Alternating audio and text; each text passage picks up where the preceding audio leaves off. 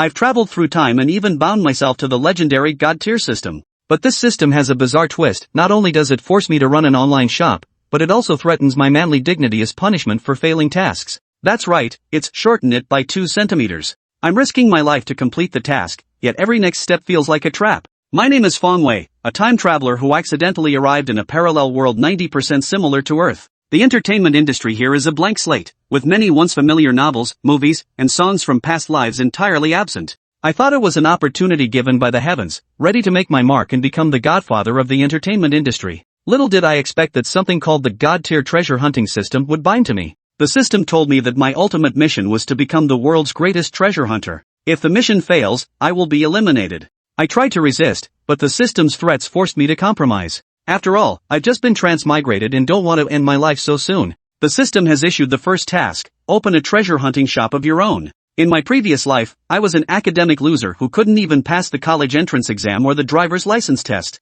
I thought opening an online store would be simple, but who knew the registration process in this world was ridiculously complicated, even requiring an exam. I scratched my head in frustration in front of the computer, failing the exams again and again. It wasn't until the system mocked me with living like a dumbass that I realized I could cheat using search engines. Finally, I passed the exam and began filling out the store information. I named the shop one more time, meaning I hope all customers will come back for more. I thought the name was incredibly creative, but the system mercilessly roasted it. Enduring the humiliation, I finished filling out all the information, thinking the task was finally complete. However, things weren't that simple. The system notified me that the task was done, but when I tried to claim the reward, I was told I needed to pay a 1,000 yuan consumption deposit first. I protest, this does not match the free store opening promotion. But the system threatened me that if I didn't pay the money, the task would be deemed invalid, and I would still be punished. To save my own skin, I reluctantly transferred 1,000 yuan. The money was paid, but the system then suggested that the store's decoration was too simplistic and advised me to spend more on upgrades. I obviously refused, but the system went ahead on its own, forcibly renovated for me, and claimed that I needed to pay 1,000 yuan. My heart is bleeding, and just like that, 2,000 yuan flew away without a trace. Finally, the system informed me that the task was perfectly completed, and I could finally claim my reward. I clicked on the mission reward, and a skill book titled Divine Tailoring Techniques appeared before my eyes. I flipped through the skill book, and its contents transformed into words and images, flooding into my mind. As knowledge was instilled, the skill book vanished, as if it had never existed. Chapter 4, The 10,000 Yuan Dress. Ah! My nimble hands are itching to get started. I must cut the fabric immediately. Fong Wei rubbed his hands together, eager to try out his newly learned tailoring skills. First, buy the tools. Fong Wei began searching on digging for treasures. Host, no need to go through all that trouble. The tools you need will be delivered automatically in a few minutes. Finish what you were saying, Fong Wei replied warily. What else? I've already said everything. Just tell me how much it costs. I'm not refusing to pay. Host, this time it's free. No charge. Free? Are you sure? Just so you know, if you try to secretly transfer money later, I'll go all out against you. Fong Wei threatened. He simply couldn't trust this unscrupulous system. It had already left him with psychological scars from its past scams. This system guarantees it's absolutely free. But the question is, do you even have any integrity? I don't see it. Host, this is blatant contempt for the system, but this time it's absolutely genuine. Fine, I'll trust you one more time. Fong Wei said, half convinced. This is the system's investment in you, host. Please don't give me that asked for it look. Oh, I see. That puts my mind at ease. The thought of getting it at cost price without spending a single penny made Fong Wei's heart leap with joy. All the profits from these sales would be his alone. What kind of clothes should I make to list? At your current level, host, you can only make one type of garment, the cheongsam. The divine tailoring skill has only unlocked the method for crafting cheongsams. A cheongsam? That doesn't seem mainstream. Is there even a market for it? Fong Wei worried. How you sell it is your business. Just focus on completing the task. Fine, you're the boss. You call the shots. Fong Wei sighed helplessly. Before long, an ornate table materialized before Fong Wei's computer. Then, a compact cutting machine was placed on the long table. Several boxes lined the edge of the table filled with fabric, thread, and accessories. Materials and tools are now gathered. Host, you may begin making clothes. Hearing the system's prompt, Fong Wei snapped back to reality, eager to show off his skills. Without further ado, he began sewing. Fong Wei laid the fabric on the table, loaded a spool of thread into the machine, and everything began to operate. Cutting, embroidery, sewing, every action flowed seamlessly. 10 minutes later, the work was complete. A stunningly beautiful and ornate qipao appeared before his eyes. If someone had ever told Feng Wei that such exquisitely crafted garments existed in this world, he would never have believed it. But now, he believed. Right before his eyes, and made by his own hands, what room was there for doubt? The qipao crafted by the host is complete. The second task is now issued. Sell 10 kipeos, each priced at 10,000 yuan. Task deadline, 1 week. Task reward, 1 lottery draw opportunity. Task penalty, host's height reduced by 2 centimeters. Feng Wei glanced at the second task and nearly jumped out of his skin. System, you're not messing with me, right? Who in their right mind would buy a qipao for 10,000 yuan? Feng Wei figured the system must be desperate for cash, charging 10 grand for a dress and demanding 10 sales within a week? Who the hell would buy such an expensive dress? That's just plain crazy. Besides, could you stop making this a punishment? It really pisses him off. It was as if the system wouldn't function unless it treated everything as punishment. But come to think of it, if the punishment were something trivial, Feng Wei might not even bother with the system. Host, have faith in yourself. As the greatest treasure hunter in the future world, the items in your shop are undoubtedly the finest and most expensive. How could anyone else compare to you? That's in the future. Right now, I'm just a rookie treasure hunter. Feng Wei frowned. He was sure that if he actually quoted that price, he'd get reported. Even if his cheongsam was breathtakingly beautiful, it didn't guarantee anyone would pay that price for it. That's precisely why you need to focus on promotion now. Once this garment sells, your commission will be 10. What? System, say that again if you dare. I didn't catch that. Feng Wei's eyes widened in fury. Meaning the host will only receive 1,000 yuan from the final profit. Why? Money I earned with my own skills. Why should I share it with you? Because all the materials were provided by this system. I'll kick your sewing machine to pieces. You provide the equipment, I do the work. Why do I only get 10%? No way. At least a 50-50 split. Feng Wei was deeply displeased, feeling his labor had been insulted. The materials provided by this system are the cream of the crop. You, host, are merely providing hard labor, and labor is cheap. Oof. If I could get my hands on you, you wouldn't be talking like this. Don't sweat the small stuff. Once your level increases, your share will naturally grow. Really? I'm being honest here, don't lie to me. Feng Wei blinked innocently. Absolutely. So keep pushing forward, host. Feng Wei felt a surge of hope, his entire body brimming with renewed vigor. Looking at the cheongsam again, its vibrant colors and silky smooth texture made it undeniably exquisite. Too bad he was a guy, otherwise he'd have wanted to try it on. Host, any other questions? None. Why? Since there are no further questions, get to work. You only have 1 week. I'm not in a hurry, why are you? Feng Wei was annoyed. Getting such a measly cut while being forced to work his ass off, they're practically sucking every last drop of value out of him. Isn't this just like Zhoubapi? If the punishment for failing the mission weren't so severe, Feng Wei would have ignored this unscrupulous system entirely. The early bird catches the worm. I'm merely advising you, host. The early worm gets eaten by the bird. Sometimes you just can't rush things. Feng Wei muttered to himself. Chapter 5, The Unsellable Cheongsam. The second hand ticked furiously as Feng Wei snapped photos of the garment with his phone.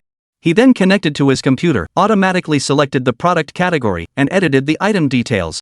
He listed the cheongsam, noting the size and adding various descriptions in the product details. Everything was ready. Open for business. Feng Wei sat quietly before his computer, waiting. Minute after minute passed, yet not a single customer visited his shop. Feng Wei felt a pang of melancholy. Damn it, not even a single visitor? System, my heart feels so cold again. I already warned you earlier. Also, please don't come to me only when you have no other options. Otherwise, I'll feel completely unwanted. How could you think that? You're my savior. Without you, I couldn't survive. I can't leave you. Ugh. Host, please spare me the nauseating rhetoric. I can't take it anymore. System, hurry up. Do you have any magic tools that can boost foot traffic in the shop? Like hell I do. If I had something like that, why would I need you, host? Ha? System, how'd you learn to curse? You're the one who corrupted me, damn it. Back in the day, this system was an innocent child. The moon hung over the willow tips, deep into the night. Feng Wei was still glued to his computer, fighting off sleep. How badly he wanted to hear that ding sound right now. Ding. Finally, in the early hours of the morning, Feng Wei thought he heard the most beautiful sound in the world. It seemed as though money was calling out to him. Who could possibly keep him awake all night, glued to his computer? Who could make him set aside his dreams just to sell a single piece of clothing? That's right, it's all about the money. Feng Wei tapped away at the keyboard. Come again, dear customer, welcome to Come Again Shop. It's a pleasure to serve you. Following the sincere greeting, he added a friendly smiley face. It must be said, for the very first customer to visit his shop, Feng Wei was absolutely dedicated. Let me give it a shot, boss, this Chonsam is nice. I'll take it. Holy crap, did I really just run into such a sucker? Fong Wei felt a flutter of excitement. Who'd have thought I'd make a sale on opening day? Talk about dumb money.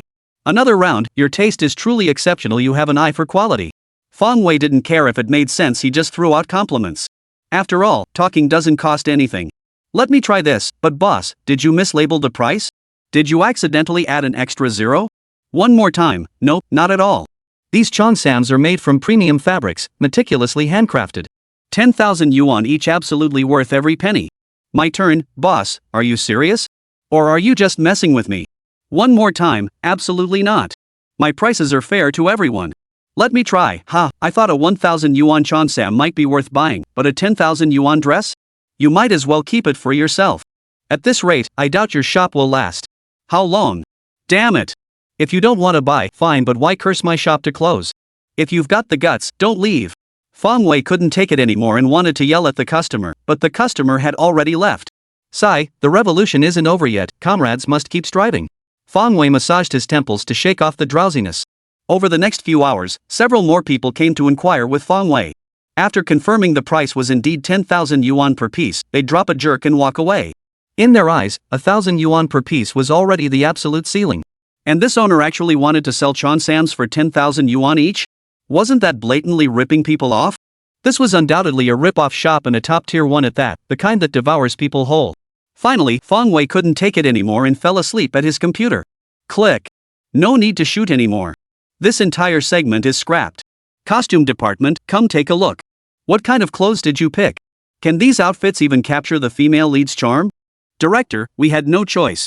There are few Chongsams available on the market, and custom-made ones wouldn't be ready in time. We could only make do with these. Then what good are you? Get moving and find some. In a certain studio, Lian, the lead director of the celibacy production team, was raging. All this chaos stemmed from the costume department's ill-fitting Chongsam for the female lead. The female lead in this film is a stunning beauty, and a gorgeous Chongsam would perfectly highlight her allure. But right before filming, Lian discovered the Chongsams the costume team had prepared were absolute trash. Wearing this dress, the actress looked nothing like a seductive beauty, she looked downright disgusting. How was she supposed to attract the male lead? How could he even continue filming this movie? Xiao Wei, while this is the costume department's fault, it does affect your role. When you have free time, you could browse treasure hunting sites to see if you can find a Chongsam that suits your taste. Rest assured, the production will cover the expenses. Lian turned to address the film's female lead. Yes, director. I'll keep an eye out, Tang Wei replied. This was her first time as the lead actress, so naturally she was incredibly invested. Alright, let's call it a night then. Get some rest. Tomorrow, search online thoroughly. This production halting for a day means significant losses. Lian said with a worried look. All departments wrap up. Tang Wei returned to her room. Though exhausted from a full day of filming, her mind was still preoccupied with the Chongsam issue. As the director had said, it was crucial to her character. How could she possibly act as if nothing mattered? She opened her computer and logged on to dig treasure. Tang Wei began scouring online shops one by one. Any shop that sold Chongsams, she would click in to take a look. However, Chongsams were scarce on the market at the moment, and the craftsmanship of most was subpar. After searching for a long time, Tang Wei still hadn't found what she wanted and was on the verge of despair. Although she had already been confirmed as the female lead, she couldn't allow a single dress to jeopardize her acting career. Tang Wei instinctively clicked on a shop. Suddenly, before her eyes appeared a cheapao of exquisite craftsmanship, breathtakingly beautiful, beyond words. Chapter 6, The Buyer Arrives. At first glance, Tang Wei knew this Chongsam was meant for her. If she could wear this Chongsam, she would undoubtedly portray the character in a way that captivated audiences, radiating irresistible charm. It was practically made for her. Tang Wei was overjoyed, having feared the film would be delayed for ages due to costume issues. Unexpectedly, the situation took a turn for the better. She found the perfect outfit the moment she stepped onto digging for treasures. Was this fate? Tang Wei hurriedly asked the owner of the clothing store if she could buy every Chongsam in the shop. Online, it showed the owner was also online. As for the price, she hadn't given it much thought. After all, she wasn't the one paying. Even if she had to pay, she would buy them without hesitation. A chance to become wildly popular was right before her. How could she possibly let it slip away? For this film, for fame, she had already sacrificed so much. She sent a message, but no one replied. Tang Wei sent 5 or 6 more messages in quick succession, still no response. What's wrong with this boss? Does he not even want to make money? Tang Wei stamped her foot in frustration. Her current state of mind couldn't wait until tomorrow. This had to be settled today. Yet her messages vanished without a trace, like stones sinking into the sea. With no other options, Tang Wei set her alarm for the next day, washed up quickly, and drifted off to sleep. Ding dong! Ding dong! Ding dong! A series of message alerts still failed to rouse the soundly sleeping Feng Wei. The next day, morning had arrived. Holy crap, someone finally bought my clothes, but I actually fell asleep last night? Looking up at the computer, Feng Wei stared in disbelief and shouted. The screen displayed over a dozen message notifications. 2:31 a.m., alluring beauty, boss, are you there? 2:50 a.m., alluring beauty, boss, I want to buy clothes. 8:40 a.m., alluring beauty, I just want to ask, boss, are you still in business? Seeing someone genuinely willing to buy his ridiculously expensive clothes, Feng Wei didn't even bother wiping the sleep from his eyes. He frantically started typing away. Try again, dear customer, welcome to my shop. Sorry, I fell asleep last night. On the other side of the computer, Tang Wei was waiting so long she felt like she was about to wither away. Suddenly, the computer responded, and she felt like bursting into tears. Enchanting beauty, no problem, boss. Is this cheongsam only available in one size? Are there other sizes or colors? I'll take them all. Feng Wei's heart skipped a beat. Could this be a scam? It all sounded so unbelievable. But he couldn't afford to overthink it. A dress costing 10,000 yuan was beyond the reach of ordinary families, let alone buying the entire collection. Only someone incredibly wealthy or utterly reckless would do such a thing. Host, please don't waste your last shred of sanity doubting this. This is a genuine buyer. Oh, that puts my mind at ease. Though why does your message make me want to punch you? Feng Wei said, his lips twitching. But wait, she wants the entire collection? If I make 9 more pieces, won't that complete my weekly goal of selling 10 cheongsams? Ha! I'm so lucky, Feng Wei said triumphantly. He'd thought this task would be tough to complete, yet it looked like he could wrap it up perfectly the very next day. Host, please note, one ID can only purchase quantity 1 from the same link. What? Why? You have this ridiculous rule? Feng Wei exclaimed. No choice. It's the policy. If someone buys 2, all consequences are the host's responsibility. You figure it out. System, are you deliberately messing with me? Maybe we should just call it quits. I keep feeling like we're not a good fit. Why isn't it working anymore? Why would a sincere and upright host like me end up with a sneaky system like you? I really want to return this thing. Host, please refrain from complaining. Complaining won't solve anything. Also, could you stop speaking against your conscience? Well, why didn't you warn me beforehand? At least give me a chance to prepare mentally. You never asked me before either. Feng Wei. So frustrating, I could just punch someone. Enchanting beauty, boss, why aren't you saying anything? I can afford it, I'll buy everything in your store. One more time, sorry, this is the only size I have, and each ID can only purchase 1 item. As he typed those words, Feng Wei's heart was screaming, bleeding. Damn it, the system must have been kicked in the head by a donkey. This is all money. It's cash. Handfuls of silver. Only a fool would turn their nose up at money. Feng Wei felt like the system was pushing him to the brink of stupidity. Seductive beauty, how can you be like this? You won't even make money when you have the chance? Try again, sorry, that's our store policy. Please understand. At that moment, Tang Wei, sitting beside the computer, desperately wanted to curse, understand my ass. I waited forever for you, and all you sell me is 1 piece of clothing? Seductive beauty, boss, just make an exception. You set the rules, right? Sell more clothes and you'll earn more, right? Feng Wei was torn. The simple logic of more sales equaling more profit, did he not understand that? The problem was, he genuinely couldn't do it. Try again, it's really not possible. I'm sorry. Glamorous beauty, boss, let me introduce myself. I'm a celebrity. If you sell me a few more dresses, I'll definitely promote your store. A celebrity? A female star wearing a qipao? Feng Wei was already picturing the scene. But the rules still couldn't be broken. One more time, it's really not possible. This has always been our store's policy, not just for clothes, but for all other products in the future as well. Glamorous beauty, fine, I give up. You're impressive, boss. Tang Wei was already furious. She'd been politely begging the owner to sell her a few extra items, yet he refused? He kept yapping about rules. What kind of rules were these? And he says it'll be the same in the future? If he runs his shop like this, it'll be haunted before it lasts. Chapter 7, The First Sale. Tang Wei was utterly frustrated. If she could, she'd tell the shopkeeper exactly who she was. She couldn't believe it, a beauty like her begging like this, and the shopkeeper remained unmoved? But she wasn't the type to lose her temper, so she didn't say much more. Enchanting beauty, fine, I won't waste words. I'm ready to place the order. Ship it out ASAP. Try again, thank you for your understanding. I truly apologize. Enchanting beauty, what if I don't understand? If you don't even want to make money, what else is there to say? Fong Wei choked on his words. Heaven help me, what did she mean he didn't want to make money? Deep down, he desperately wanted to make money, okay? Who the hell acts like an idiot and complains about having too much money? That's like getting kicked in the head by a donkey. But right now, it's because of the system's ridiculous rules. One more time, alright, sweetie, remember to leave a good review. Seductive beauty, you think that's likely? Try again, sis, you can't play like this. Gorgeous beauty, don't worry, as long as the dress quality is good, I'll give a positive review. Try again, you can count on that. My Cheonsams are top-notch quality, guaranteed. Seductive beauty, alright then. If the dress is good, I'll buy it using someone else's account. That won't violate the rules, right? Holy crap! Fong Wei froze instantly. How had he not thought of that? One ID can only buy one item, but someone else can borrow the account. System, this doesn't violate the rules, right? Fong Wei asked hopefully. Well, technically speaking, it doesn't violate the rules. Brilliant! Fong Wei exclaimed, envisioning stacks of cash beckoning him. Let's rewind, you're clever, this doesn't break the rules. But I'm curious, what kind of production requires this many Cheonsams? Fong Wei was genuinely puzzled. Even if she was a celebrity, demanding the entire stock of Cheonsams right off the bat seemed a bit excessive. Seductive beauty, mind your own business and just sell your clothes. Tang Wei, sitting beside the computer, flushed slightly.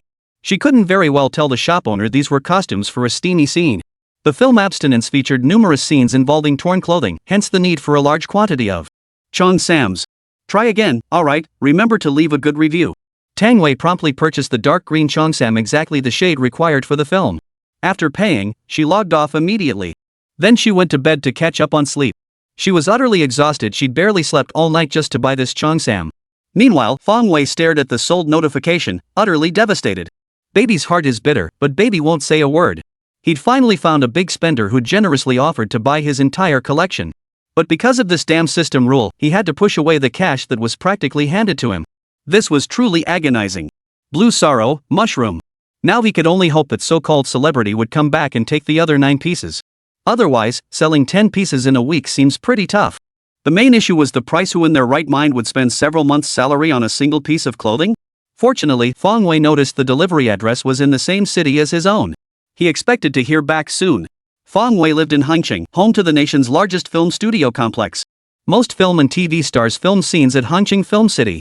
Some celebrities even spent over 300 days a year in Hangqing, earning nicknames like Prince of Hangqing within the industry. So when Fong Wei saw the delivery address, he believed the enchanting beauty's claim she must be a celebrity.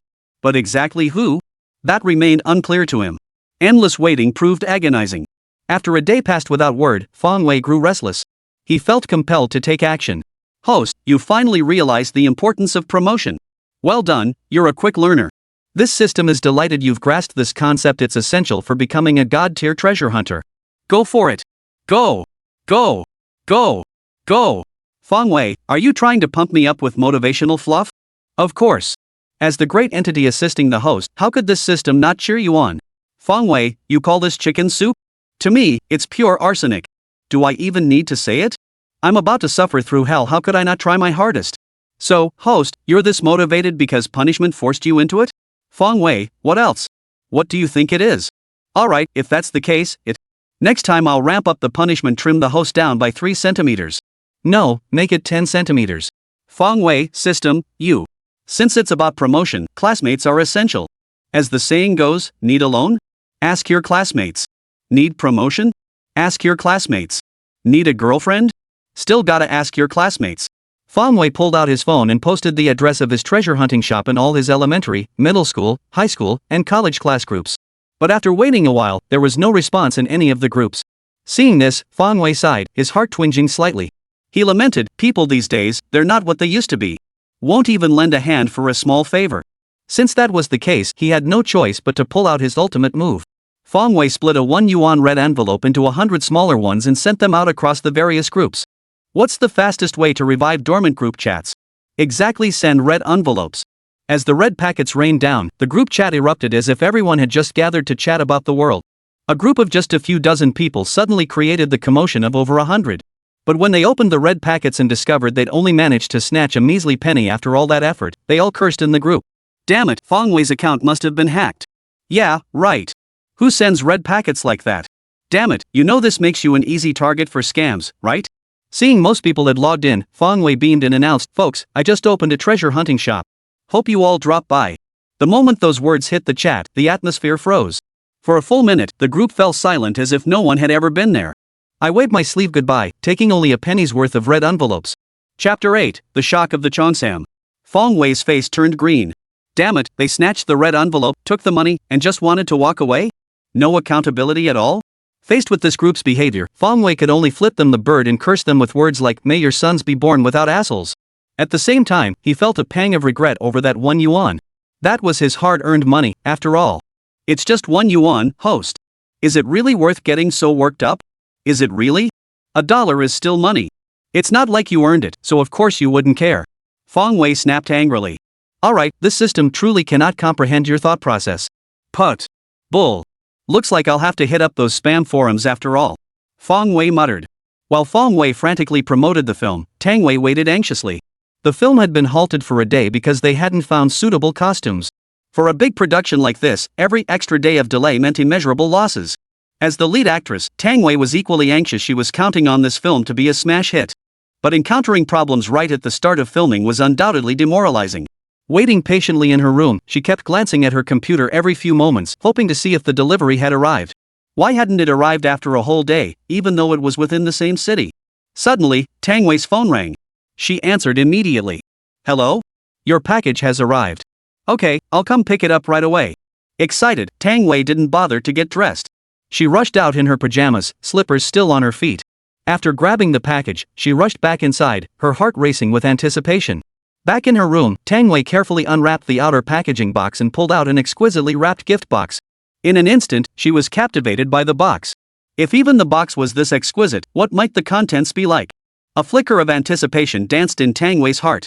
The moment she opened the box, she was stunned, utterly amazed. The fabric was soft and silky, carrying a hint of antique charm, both elegant and mysterious. The perfectly tailored neckline accentuated the graceful beauty of Eastern women. The visual design at the neckline added a touch of allure. The width was uniform, exquisitely refined. Tang Wei could hardly believe her eyes, even though she had seen this Cheongsam in photos. But the awe of seeing it in person far surpassed the photos.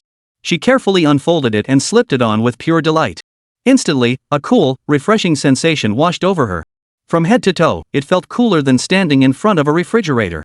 She glanced at her reflection and was stunned by the person staring back at her. Was that person in the mirror really her?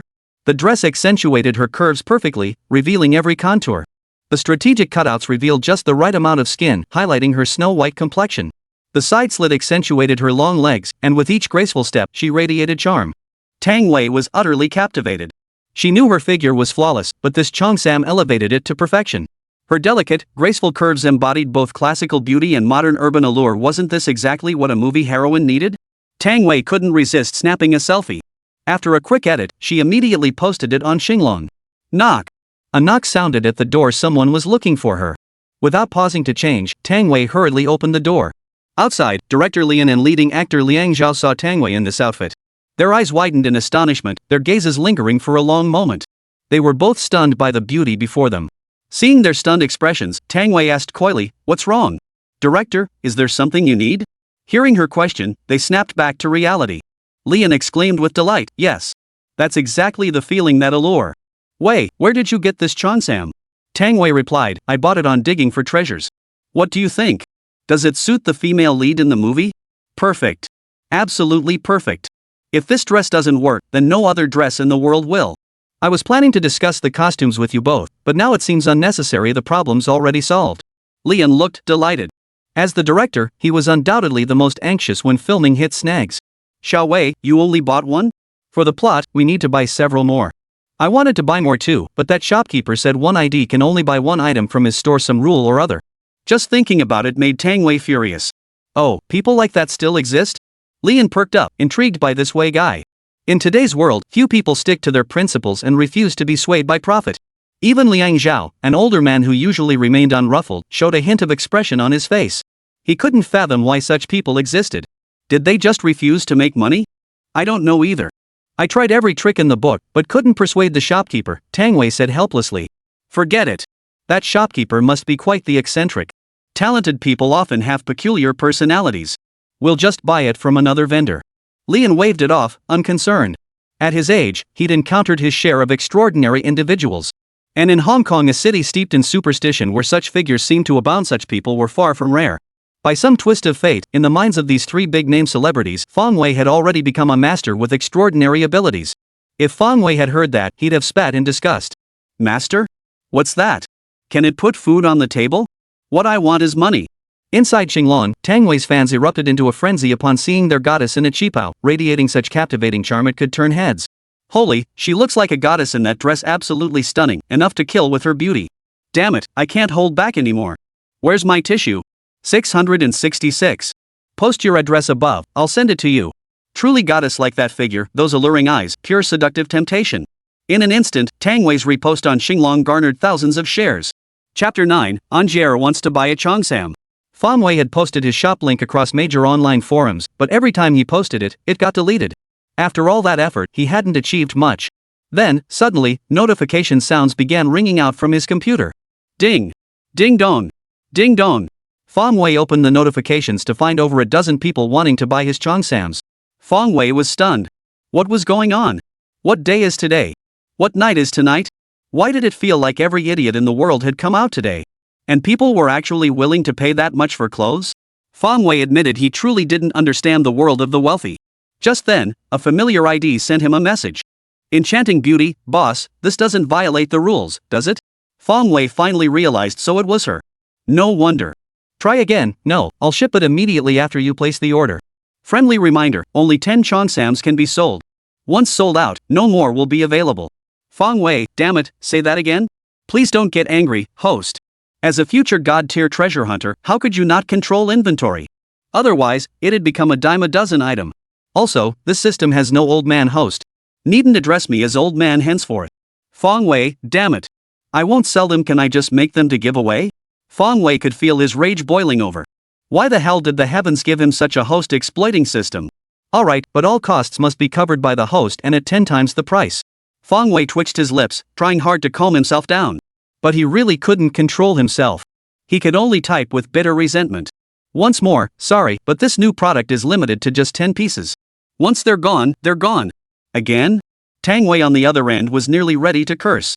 How could he change his story so soon after saying it? What kind of rule is this? Lian noticed the tension and gestured to the flustered Tang Wei, signaling her to calm down. Right now, snapping up the remaining 9 pieces was the sensible thing to do. Tang Wei understood the director's meaning and didn't press the issue further. Seductive beauty, fine, I'll take all 9 remaining outfits. Ding dong! Ding dong! The computer displayed the sold notification, and all 9 remaining garments were snapped up. Seeing the order placed, Fong Wei rushed to complete the remaining garments in one go. Then it was time to ship them out. With the task nearly complete, Fong Wei felt elated, walking as if the wind were at his heels. Meanwhile, Lian and the others breathed a sigh of relief.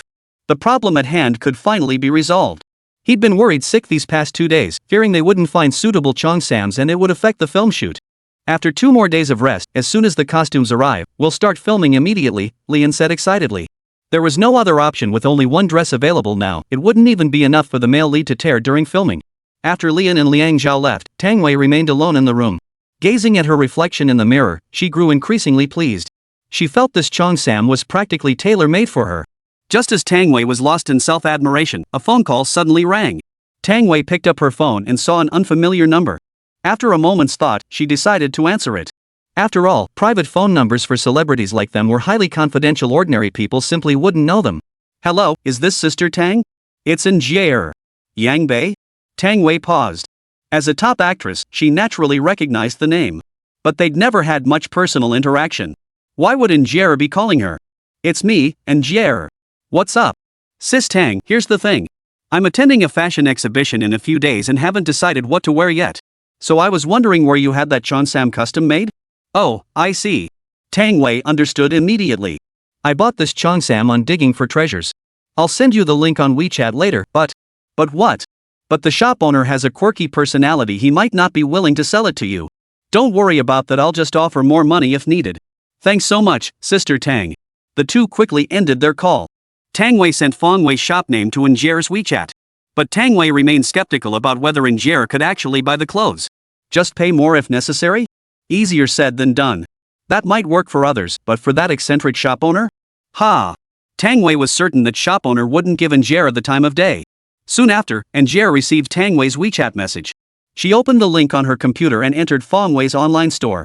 Seeing the same cheongsam Tang Wei had worn, she confirmed this was the right shop. Glancing at the price, Angier was slightly taken aback. But it was just surprise she was determined to have this dress. Normally, she wouldn't take fashion shows this seriously, a perfunctory appearance would suffice. But this time was different. Besides inviting her, the organizers had also invited another big-name actress, Fan Xiaobin. Fan Xiaobin possessed a face as beautiful as peach blossoms, radiating stunning beauty. Moreover, her fashion designer was internationally renowned. Their shared appearance on stage was, at best, a collaboration, but in reality, it was a battle of glamour, each vying to outshine the other. In terms of looks, Angel didn't feel she was outmatched by Fan Xiaobin. However, when it came to fashion styling, she lacked confidence. After all, Fan Xiaobin is known as the queen of fashion. Even on the grandest international stages, she could outshine everyone and steal the spotlight. So this time, to avoid a crushing defeat, Angeli pulled out all the stops. She scoured every possible source, all for the sake of finding a single suitable outfit. Yet the results fell far short of her expectations.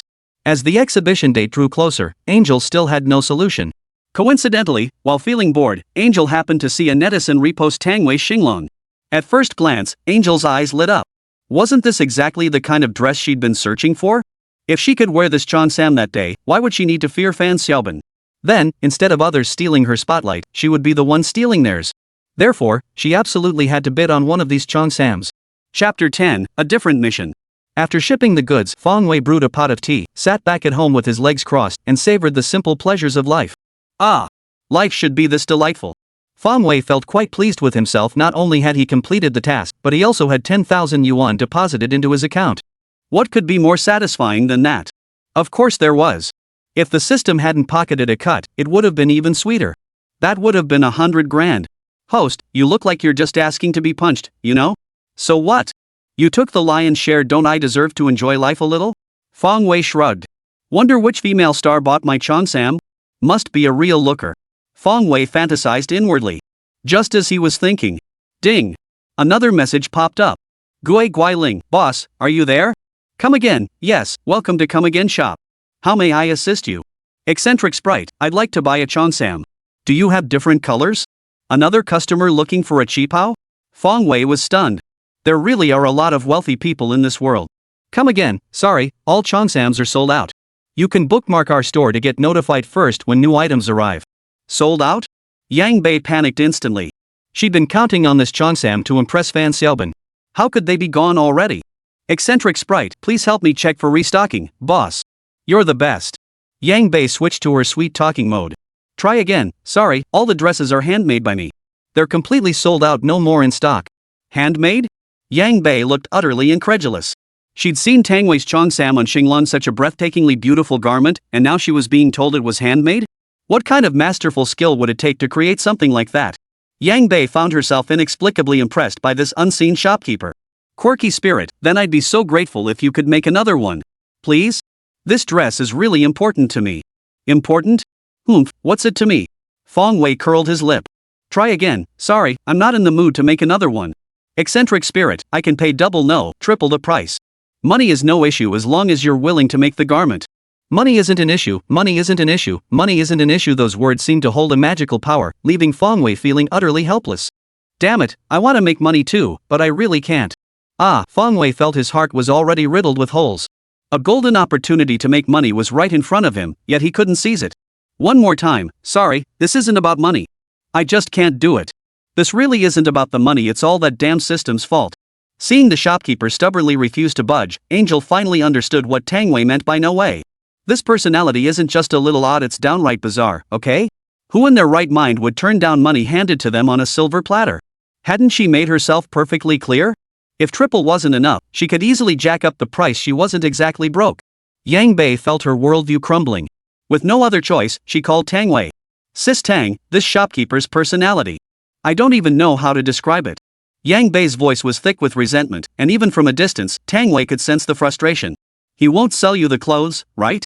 I heard from the director that this shop owner might be a real character, someone with strong principles who won't break the rules. What should I do, Sister Tang? Is this outfit really that important to you? Yeah. I don't have much experience either, but books say that to break through the rules of people like him, money won't work, it takes sincerity. I suggest you go see him in person and talk it out face to face. Face to face? That's actually a good idea. Yang Bei blinked, her mind made up. Eccentric genius, boss, I know you have many rules, and it's hard to explain everything online. Let's talk in person. Meet in person? Feng Wei considered it. He intended to refuse, but judging by this guy's tone, he was clearly loaded. Who knows? If they built a good relationship, he might become a major client down the line? One more time, alright. Call me once you arrive in Hengcheng. Receiving the reply, Angier wasted no time. She packed up an assistant and left home immediately. She lived in Shanghai, just a short flight away from Hengcheng, no more than an hour. An hour later, Angier was already standing on the streets of Hengcheng. She dialed the number. Hello, boss? I'm already in Hengcheng. Where should we meet? That fast? Feng Wei was stunned. He'd assumed they wouldn't meet until at least the afternoon.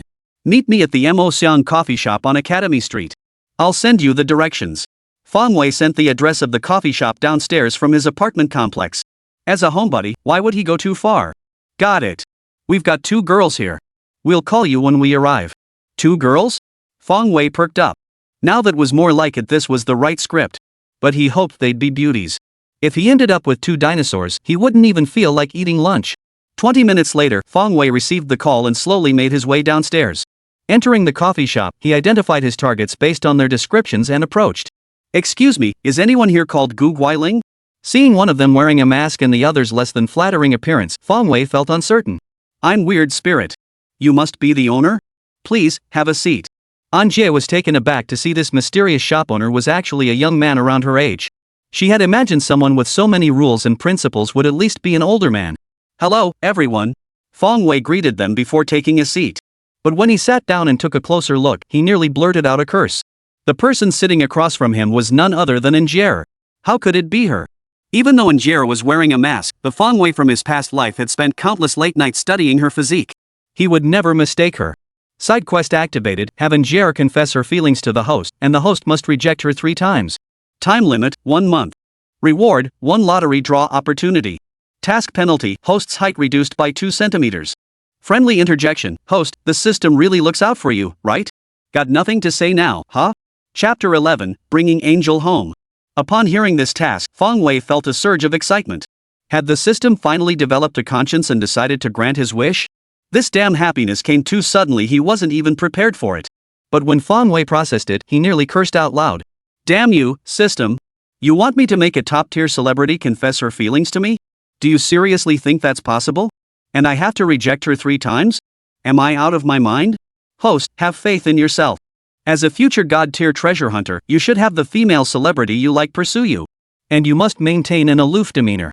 Feng Wei, you're ing here to screw me over, aren't you? Forget 3 rejections, I doubt there'll even be a first one. Host, you've never dated before, have you? Feng Wei, how'd you know? Your complete lack of emotional intelligence and questionable IQ give it away. Feng Wei, that's beside the point. The real question is, how am I supposed to complete this mission now? So easy. Host, you can make Angier develop feelings for you, then wait for her to make the first move. But when you refuse her, don't be too blunt, it's best. She feels there's still hope. That's all it takes. Feng Wei, really? You're just a system, how do you know so much about this stuff? This system is the greatest entity. What don't I know?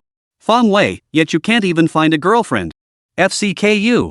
While Feng Wei was mentally conversing with the system, the coffee Angier had ordered earlier arrived. Seeing the person she came to see, Angier didn't beat around the bush and stated her purpose directly. Mr. Feng, I'm here to commission a cheongsam. I hope you can make one for me.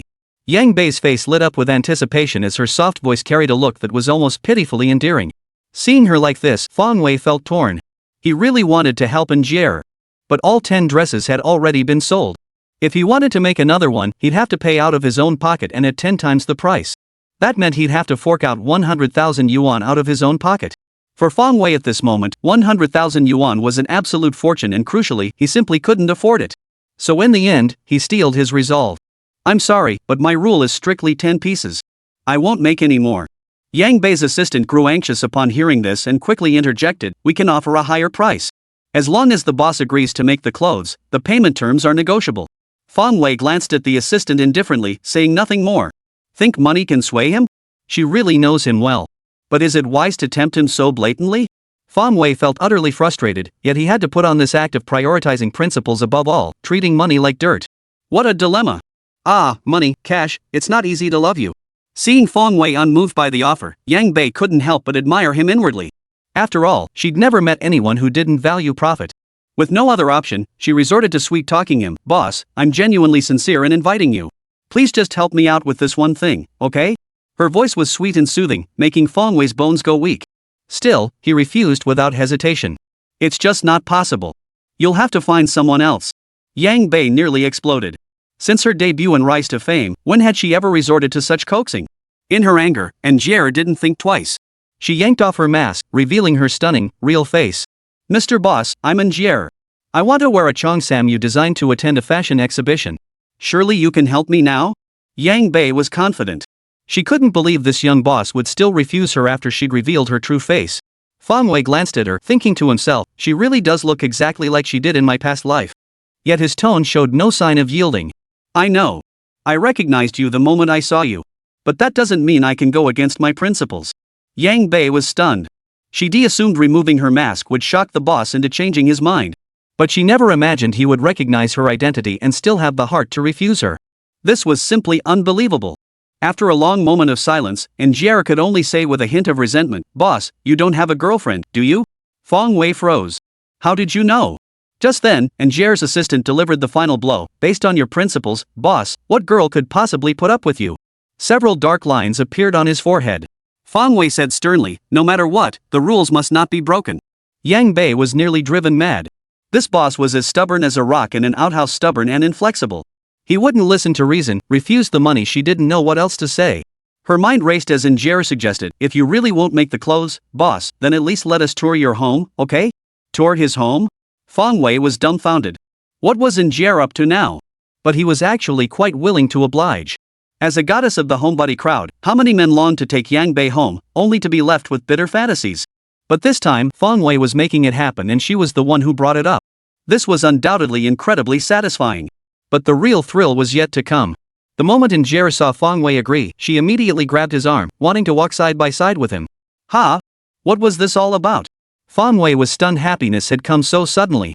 Breathing in the subtle fragrance emanating from Angier, Fong Wei felt as if he were in a dream. When had he ever imagined he'd one day get so close to the goddess of his dreams? Was this the perks of being a legendary treasure hunter? Seemed not so hard to handle after all? At that moment, Fong Wei finally began to take his role as a god-tier treasure hunter seriously.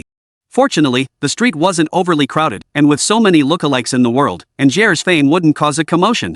Even so, the stunningly beautiful Angel still drew some attention.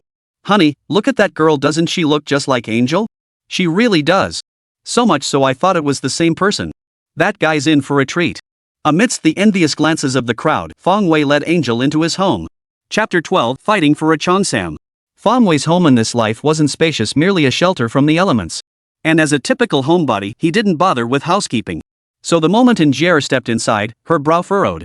She never imagined that the owner who could craft such exquisite cheongsams whose craftsmanship bordered on masterful could be so disheveled in daily life. This place is a bit basic, huh?" Even with Fong Wei's thick skin, he felt embarrassed. He spotted his own discarded underwear lying on the sofa. "It's okay, I don't do housework either, and besides, guys are all like that," Angel said understandingly.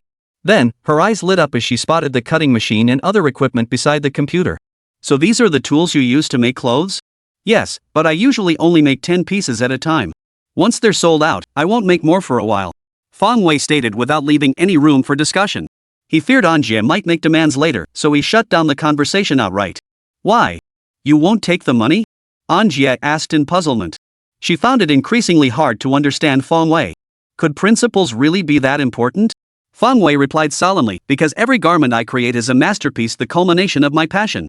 If anyone could buy them, what would set them apart from mass-produced clothes?" His words rang with righteous indignation, noble integrity, and unyielding pride. Those who didn't know Fong Wei well like Angier actually bought it. Yang Bei's eyes sparkled with admiration. Having been in the entertainment industry for years, she was no stranger to the scheming and deceit within the circle, but this was the first time she'd encountered someone with such unwavering integrity. Even the system couldn't help but comment. "Host, you're pulling off this act brilliantly. Full marks from this system, don't let it go to your head." Fong Wei, "But I don't actually like pretending to be cool. What I love is money, cash, dough, money. You get it? Can you understand the pain in my heart?" "I can. As an entity integrated with the host, this system fully understands your current state of mind. But the rules cannot be broken." "Fong Wei, your bull rules. So I just wasted my breath? Yang Bei's face was filled with admiration, and even her assistant was looking at Feng Wei with unusual eyes. The more people they encountered, the more they realized individuals unmotivated by profit were increasingly rare. If you find money too vulgar, boss, you can propose other conditions. As long as it's within my power, I'll do anything you ask. And Jier hadn't given up yet. Anything? Feng Wei gazed at that angelic face, a wicked thought flashing through his mind. But outwardly, he maintained a righteous facade. This isn't about conditions, the rules simply cannot be broken. Boss, can't I just beg you? Anjia now trembled at the mere mention of rules, resorting to pleading. I'm truly sorry, but I can't go against the original. Before Feng Wei could finish, Angel, standing beside him, leaned in close. She stood on tiptoe and planted a smacking kiss on Feng Wei's cheek. Feng Wei froze instantly. He never imagined Jier would go this far just for a dress. Boss, I truly want a qipao. Please make an exception and make one for me. Yang Bei's pretty face flushed slightly, her tone tinged with shyness. She had acted on impulse, her brain overheating in the moment. The main issue was that this boss remained so unflappably calm, seemingly oblivious to her charm. No matter how she pleaded, he wouldn't budge. So, in that moment of heat, she'd made her move. Now that she'd come to her senses, Jier felt a twinge of regret. She had done something so reckless, what must the boss be thinking of her now? But this was her first kiss. Yang Bei's assistant was stunned too. She never expected Jier to suddenly take the initiative and kiss the shop owner. Boss, after all this, could you really bring yourself to refuse? Yang Bei's eyes were brimming with tears, as if she might burst into tears if he didn't agree. Exactly, boss. Aren't you going to take responsibility? The assistant chimed in from the side. At that moment, Feng Wei was the most bewildered of them all. What the hell? What do you mean, it's already come to this? Why should he be responsible? Clearly he was the passive party here, it was Jier who made the first move, right? Feng Wei felt utterly innocent and wronged. But the lingering coolness on his cheek sent a secret thrill through him. Left with no choice, Feng Wei turned to the system for help. Dude, come on, say something. It's already like this. Host, if you could speak to me with such a gentle tone in everyday life, I'd be very pleased. Feng Wei, but I don't need your help normally. Do you really think that's possible? Heh, friendship over. We're done. Feng Wei, wait, boss. Tell me what to do first before cutting ties. Anyway, if the host wants another cheongsam made, they'll have to fork over 10 times the cost. Feng Wei, you think I can come up with 100,000 yuan? It's not about thinking I can absolutely, positively, and unequivocally confirm you can't. Feng Wei, then why are you spouting nonsense? Does the host really insist on making another cheongsam? Feng Wei, what choice do I have? Everyone's holding me responsible. I suddenly notice a new quality about you. Feng Wei, what kind of aura? Like someone who dares to take responsibility, with real manly spirit? Bull. I just think you'd make a great dad. Feng Wei, get lost. Spit it out, is there any way out of this? Of course there is. The host can run a tab, will deduct that 100,000 from future profit shares. Feng Wei, fine, deal. Feng Wei felt utterly screwed. He just earned 10,000 yuan, and before he could even warm it up, he had to hand it over to that unscrupulous system. Worse still, it seemed his earnings would be funneled into the system's coffers for the foreseeable future. Though inwardly tormented, his expression remained stern. Fine, just this once. No exceptions. I have my rules. Thanks, boss. Hearing Feng Wei finally agree, Jier's face lit up like a blooming crabapple tree. Chapter 13, The Lottery. Feng Wei then pulled the fabric directly from the box, spread it out on the table, loaded a spool of thread into the machine, and pressed the button. The machine spun rapidly, and Feng Wei kept pace with its swift movements. Cutting, sewing, embroidering, the entire process flowed seamlessly. 2 minutes later, the fabric was neatly cut and laid out on the table. 4 minutes later, the machine emitted a soft hum as the initial form of a qipao took shape. 8 minutes later, Feng Wei threaded the needle with fluid grace. Clink. 10 minutes later, the work was complete. Throughout the entire garment-making process, Anjia watched Feng Wei intently. She wanted to know how he managed to create such an exquisite cheongsam. They say a man focused on his work is the most handsome, and Feng Wei was certainly not bad-looking either. Unbeknownst to her, a figure had quietly taken root in Angel's heart. When the cheongsam was finished, an incredibly beautiful garment was presented before everyone. Yang Bei was utterly speechless. What does breathtaking beauty mean? This is what breathtaking beauty looks like. What is divine craftsmanship? This is what divine craftsmanship looks like. Even though she had seen pictures of cheongsams on Xinglong, it was only when she saw it with her own eyes that she truly understood the truth of seeing is believing. No words could possibly describe the splendor of this cheongsam. It was simply too beautiful. So beautiful it seemed unearthly. And to think it was crafted entirely by hand. It's done. Here you go. Feng Wei handed the cheongsam to Jier. The moment Yang Bei took it, she felt the fabric was unlike any ordinary material. She couldn't help but touch it again. The texture was incredibly silky and soft. A faint coolness touched her skin with every stroke, making it utterly irresistible. If she hadn't been at Feng Wei's place, where changing clothes was inconvenient, Angier would have slipped it on immediately. Overjoyed at finally obtaining the dress she'd longed for, Angier smiled and asked, "How much do I owe you, boss? Name your price." "Oh? You're actually charging for this?" Feng Wei chuckled.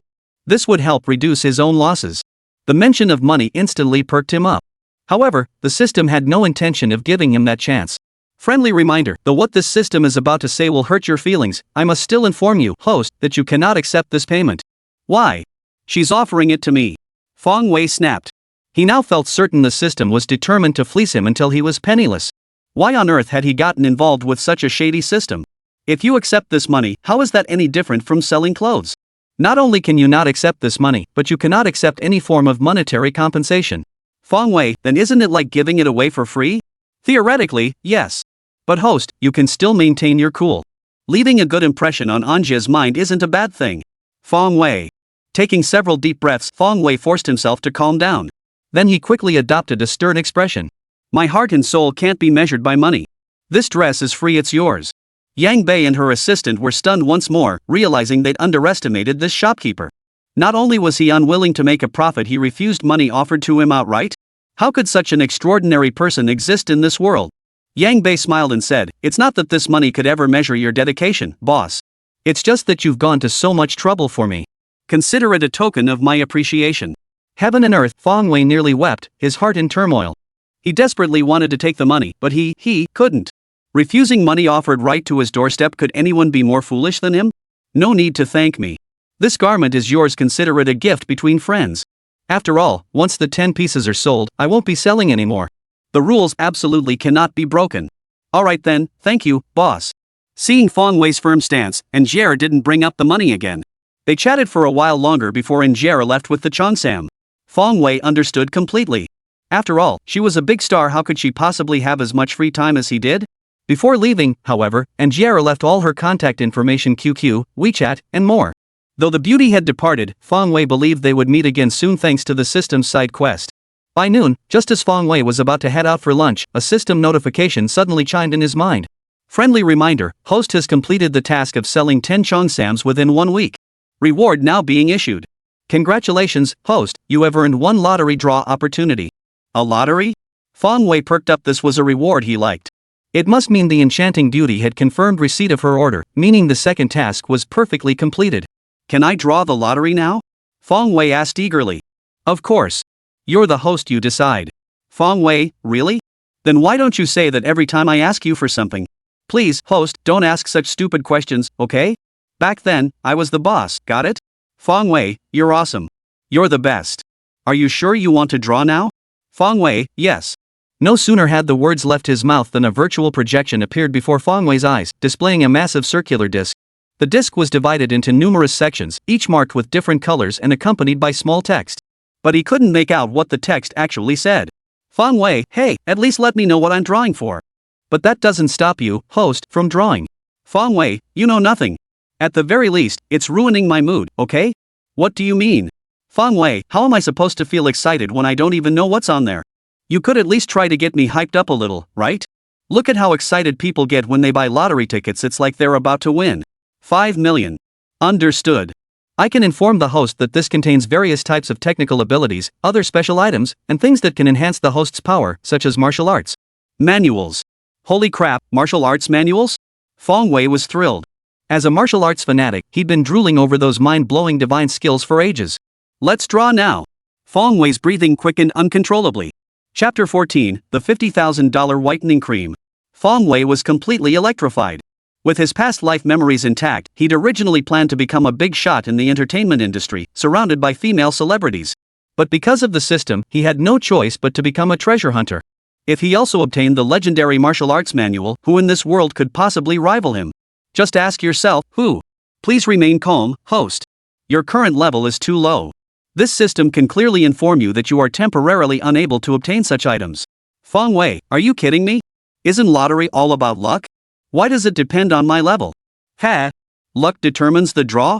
Do you even believe that yourself? Feng Wei, damn it, you're rigging the system? This system has no desire to discuss such matters with you. Just hurry up and draw. Draw now. Feng Wei snapped bitterly. He figured it out, the system was deliberately flaunting the big prizes to make him drool. But right now, the most important thing was to get a new product. The Cheongsams were all sold out. If he didn't release a new product soon, he wouldn't survive. Swish! No sooner had he spoken than a red pointer on the spinning disc began whirling rapidly, sending Feng Wei's heart racing. Hopefully it's something good. Best if it sells in bulk, just 10 pieces is way too few. That wouldn't even cover the costs. As the pointer spun, Feng Wei muttered to himself. After about 30 seconds, the red pointer finally began to slow. Another minute passed before its speed dropped sharply, seeming poised to stop at any moment. Finally, the needle wobbled to a halt in a green zone. Congratulations, host, you have acquired the cosmetic formulation technique. Moments later, a glowing skill book suddenly appeared before Feng Wei's eyes. The words cosmetic formulation technique were written in large characters on its cover. Everything unfolded exactly as it had when he acquired the divine tailoring technique. With a flash of light, all the information flooded into Feng Wei's mind. Immediately, Feng Wei realized he could currently only formulate whitening cream. Before long, the system's tools materialized out of thin air. Feng Wei carefully measured out various ingredients, blending them with practiced ease as if he'd been mastering this craft for years. In truth, the moment the information flooded his mind, he had already grasped the entire process. And just as the system had stated, he was merely the laborer. All the ingredients were provided, he only needed to combine them to create the formula. Otherwise, if one were to truly consider it, cosmetics wouldn't be so easy to produce. Soon after, a bottle of crystal clear, snow-white whitening cream was born from Feng Wei's hands. Host's Chibai whitening cream completed. Proceeding to next task. Host, sell 20 bottles of the whitening cream at a price of 50,000 yuan per bottle. Task duration, 1 week. Task reward, 1 lottery draw opportunity. Task penalty, host will be shortened by 2 centimeters. Feng Wei's mouth twitched. Normal whitening creams cost a few hundred yuan per bottle, only this unscrupulous system would dare charge such an exorbitant price. 50,000 yuan per bottle? Only this system could come up with such an absurd idea. And seriously, why does every mission penalty involve shrinking him? Can't it be something else? Feng Wei, system, you know I've put up with you for far too long, right? I know. You'd love to punch me, but you can't even touch me. Feng Wei, if you weren't such a jerk, we could actually be friends. Don't talk like that. I'm your superior. Feng Wei. Feng Wei realized he couldn't even win an argument against a system. What a disgrace to humanity. So frustrating. But every time he asked the system for help, he'd call it old man. Now the system actually took him seriously. What could he do? He'd made the connection himself, so he'd just have to swallow his pride and let the system get the upper hand. Same deal as before? I only get a 10% cut? Feng Wei asked hopefully. Host, please refrain from asking questions that insult my intelligence. As long as your level hasn't increased, the rules remain unchanged. Feng Wei, damn it. I put in the hard work, can't I get some extra perks? Regrettably, no. Feng Wei, then tell me what's so special about these whitening creams that they cost more than Cheongsams? Feng Wei was genuinely curious about this. The materials for Cheongsams were top-notch, he could tell just by looking, so charging a premium made sense.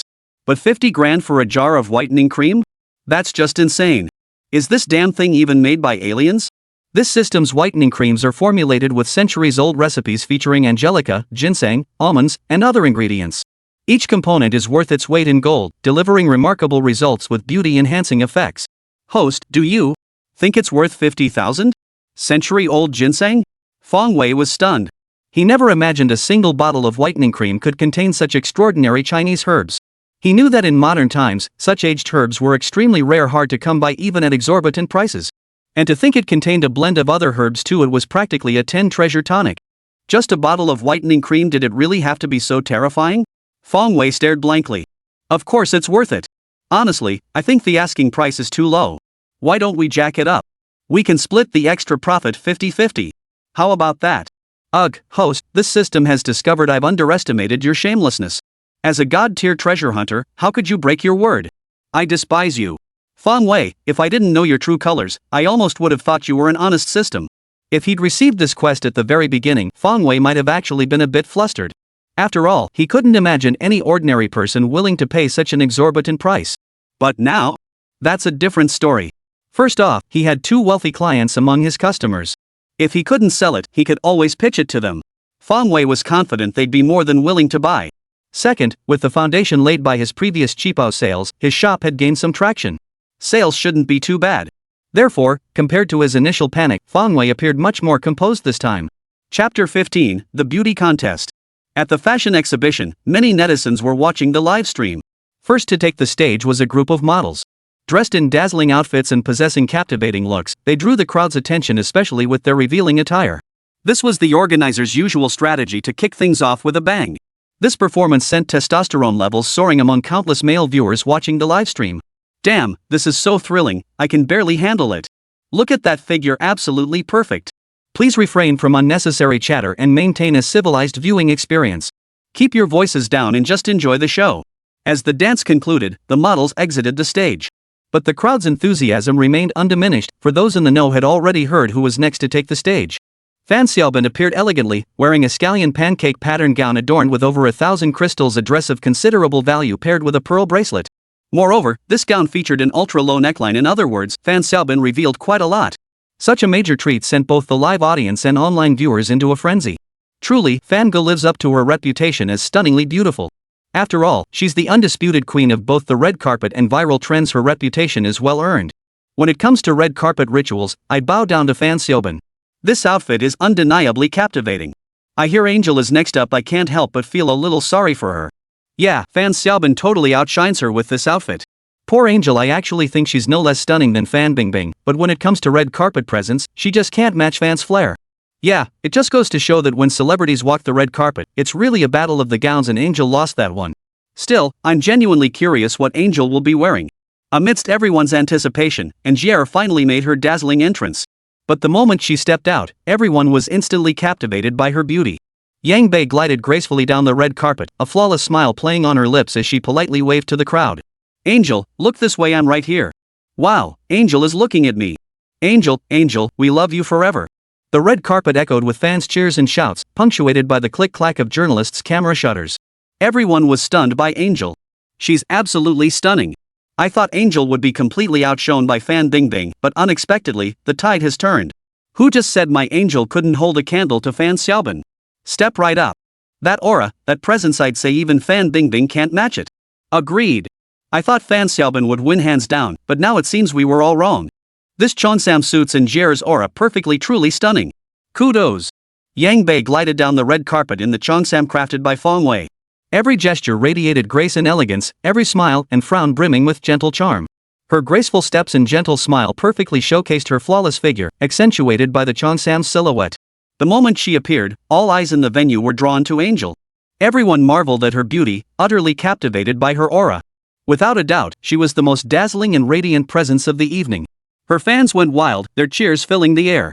When she stepped onto the stage, even the female host couldn't contain her excitement and handed her the microphone. Anjie, your cheapao tonight absolutely stunned the entire venue. The fans here are screaming for you.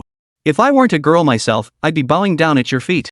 Thank you, Anjali replied with a smile as she took the microphone. She hadn't expected to cause such a stir today, since she really has that shopkeeper to thank. Thinking of Fang Wei, Angier recalled that kiss of hers.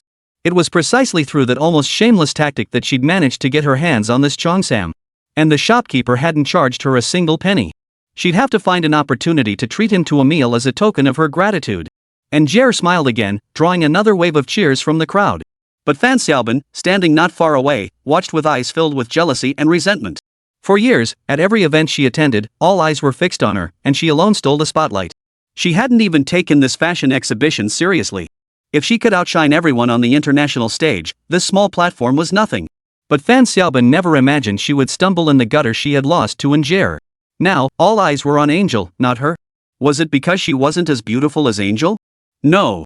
When it came to looks, Fan Xiaobin possessed absolute confidence. Perhaps someone could match her beauty.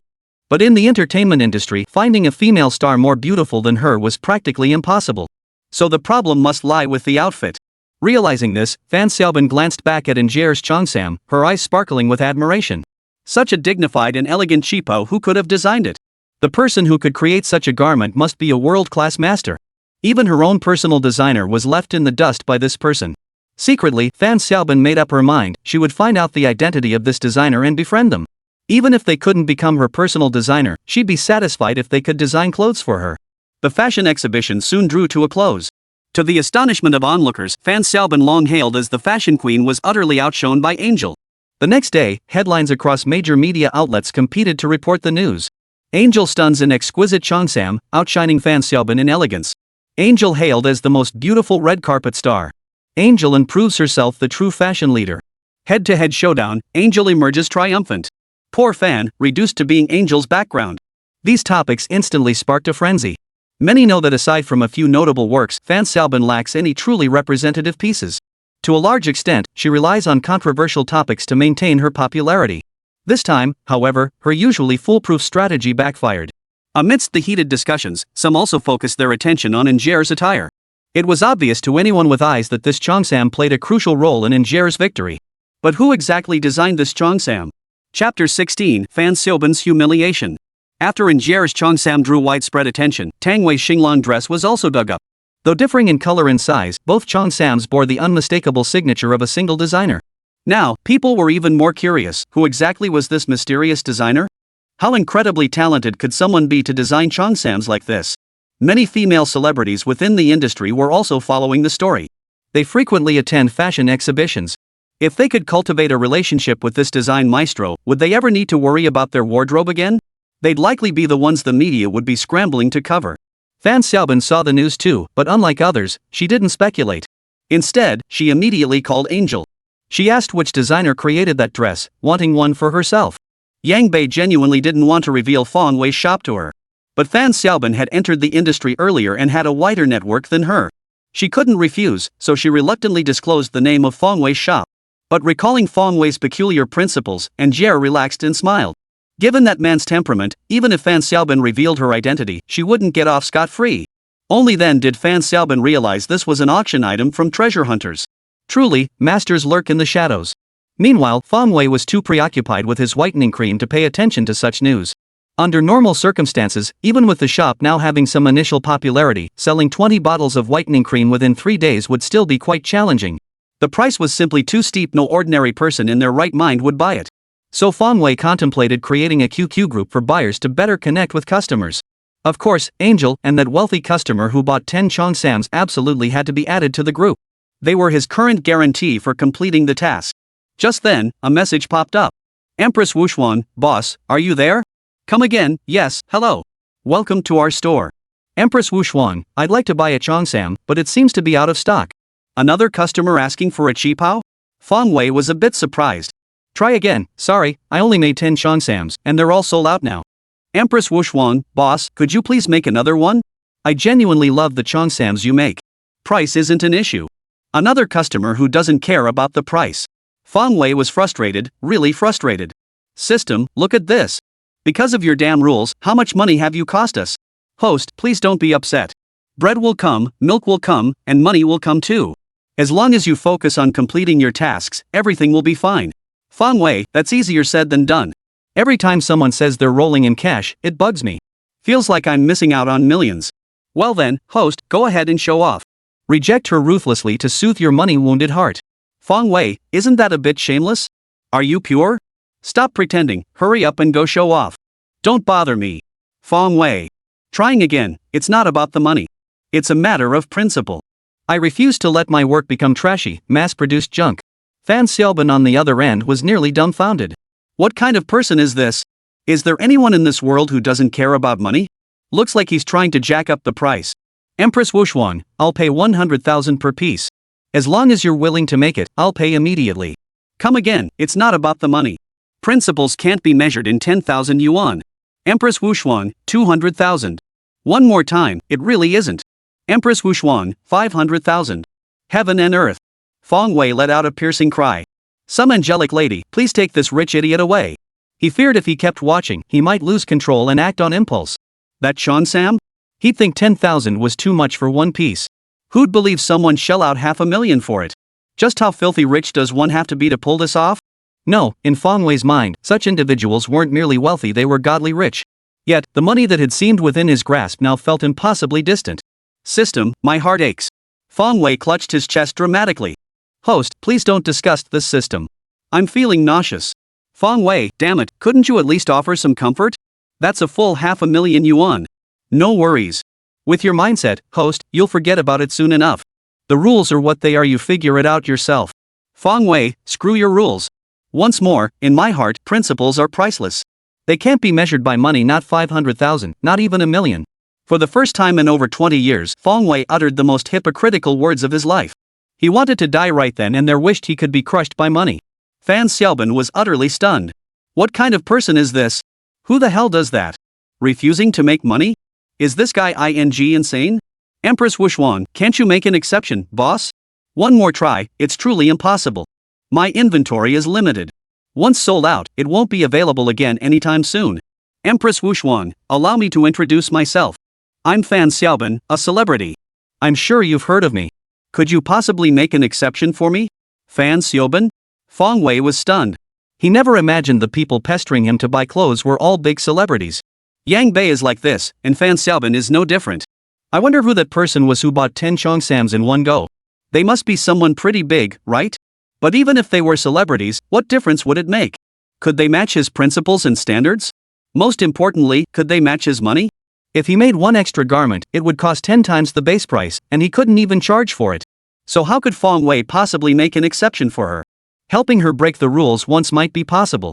Once more, sorry, the rules can't be broken no matter who you are. Chapter 17, the whitening cream is about to hit the shelves. Fan Xiaobin was furious. She'd never met anyone so stubborn before. He was practically a relic from the past. She seriously suspected he might be some kind of old-school folk artist. First off, he possessed top-tier skills, had a stubborn temperament, stuck to his principles, and most importantly, didn't care about money. The more she thought about it, the more plausible it seemed. How could a normal person not put money first? No wonder Ingier had so readily shared the shop's location. She'd clearly anticipated the owner wouldn't sell her the clothes. After pondering it, Fan Xiaobin decided to leave. Since the shopkeeper wouldn't budge no matter what, staying was pointless. But then, the shop owner sent another message. One more time, the Cheongsam is gone, but I plan to release some new items in the next couple of days. If you're interested, feel free to join my buyer QQ group. Empress Wuxuan, new items? Clothes again? Try again, no, it's whitening cream. Whitening cream? Fan Xiaobin felt a bit dismissive.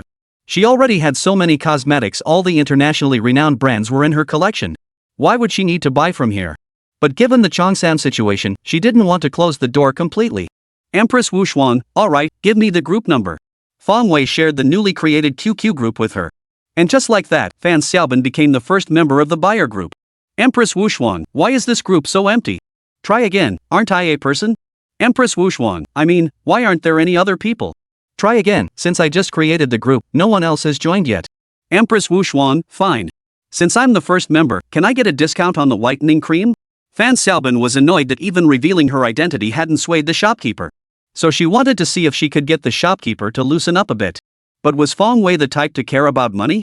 Once more, discounts are out of the question. Our store never discounts any products. Empress Wuxuan, what if I buy more? Would that still not get me a discount? One more time, sorry, each ID can only purchase one item. Empress Wuxuan, what kind of rule is that? What shop limits the quantity of purchases? Once more, my apologies, but these are our store policies. Everything operates by principle. Empress Wuxuan, boss, you're awesome. After adding Fan Xiaobin to the group, Fong Wei sent a message to Ingier and the customer who bought 10 Cheongsams, announcing new items were available. Then he posted an announcement in the shop. Our store has created a buyer QQ group. Everyone is welcome to join. New arrivals will be shared in the group first, giving you all a sneak peek. The group number is. By late afternoon, after waiting all day, the QQ group had barely reached 8 or 9 members, including Ingier and Tang Wei. Fong Wei was quite satisfied with this outcome. After all, his merchandise was priced so high that ordinary people simply couldn't afford it. In other words, the members of this group were all wealthy individuals who didn't care about the price. Fong Wei felt the time was right and announced, store policy, no discounts on any items. Each ID may purchase only one item. We appreciate your understanding. This announcement stunned those who hadn't discussed terms with Fong Wei beforehand. Lonely fireworks, holy crap, boss. Even the official treasure hunt site lets you buy 5 items during their daily specials. You're acting like you're better than the official site, and you won't even give a discount? How dare you say that? Moving mouse, exactly, boss. I joined the group just for the Cheongsam. Don't screw me over. Chubby can be handsome, boss, you're impressive, I'm impressed. But don't let the goods be subpar, or I'll curse you out. Seeing the public outrage he'd caused, Fong Wei quickly reassured everyone, no need to worry, folks. My products are the absolute best in the world, you're getting way more than your money's worth. Just look at this Cheongsam, it speaks for itself. These were all his key customers. He wouldn't dare say something like, buy it or not, it's up to you, that would be idiotic. He was counting on this group to complete the mission. If he had to say anything, it would be after the mission was complete. By then, people would be begging him. Still making a fuss? Still skeptical? Just wait, he'd blow their minds. After Fong Wei explained, the group finally quieted down. Deep down, they believed this mysterious shop owner was someone with real capability. Who in their right mind would pull this off? Wouldn't that just drive the shop out of business? Only this rule-bound shopkeeper dared to pull such a stunt. Yang Bei had been waiting impatiently all along, eager for news about the new merchandise. Last time, she'd missed out on the cheongsam. In the end, she had to beg and plead, even sacrificing her first kiss, just to get her hands on one. But this time, she wasn't about to let the opportunity slip away. Eccentric Sprite, boss, what new items are you getting? Come again, it's a whitening cream I personally concocted using my family's secret recipe. Enchanting beauty, an ancestral secret formula? That definitely sounds promising. I'll definitely buy it. Tang Wei, who stood to gain the most from Fong Wei, voiced her support. She didn't know how effective the whitening cream was. But she understood just how good the cheongsam really was. During the passionate scene, the male lead Liang Zhao had to exert considerable effort to tear the cheongsam apart. The garment was gorgeous and beautifully crafted, truly a masterpiece. If the cheongsam is this impressive, then the whitening cream made with that ancestral secret formula must be pretty amazing too. Eccentric genius, when will the whitening cream be available? One more time, it goes live tonight at exactly 12 a.m. Everyone is welcome to snap it up. Special reminder, only 20 bottles of this whitening cream are available, first come, first served. First come, first served? The group members all chuckled. With so few members in this group and the rule that each ID can only purchase one item, what's the point of rushing? Is it even necessary? Even if they took their sweet time and bought it at 1 or 2 a.m., there'd probably still be plenty left. It's not like someone would use someone else's account to buy without even trying it first. Gui Guiling, got it, I'll be on time for the sale. Considering the cheongsam was practically free, Angel gave Fong Wei a way out. No one took this flash sale seriously, plenty to go around, no need to rush. As for the price of the whitening cream, everyone tacitly avoided asking. It's just a bottle of whitening cream, how much could it possibly cost? Most brands sold for a few hundred yuan each. This shop's quality was slightly better, a few thousand yuan per bottle was probably the absolute ceiling. Anyway, they didn't care about that kind of money. Chapter 18, no one will place an order? But when they entered the shop at midnight, everyone was stunned. Holy crap, boss, you're charging 50 grand for a bottle of whitening cream?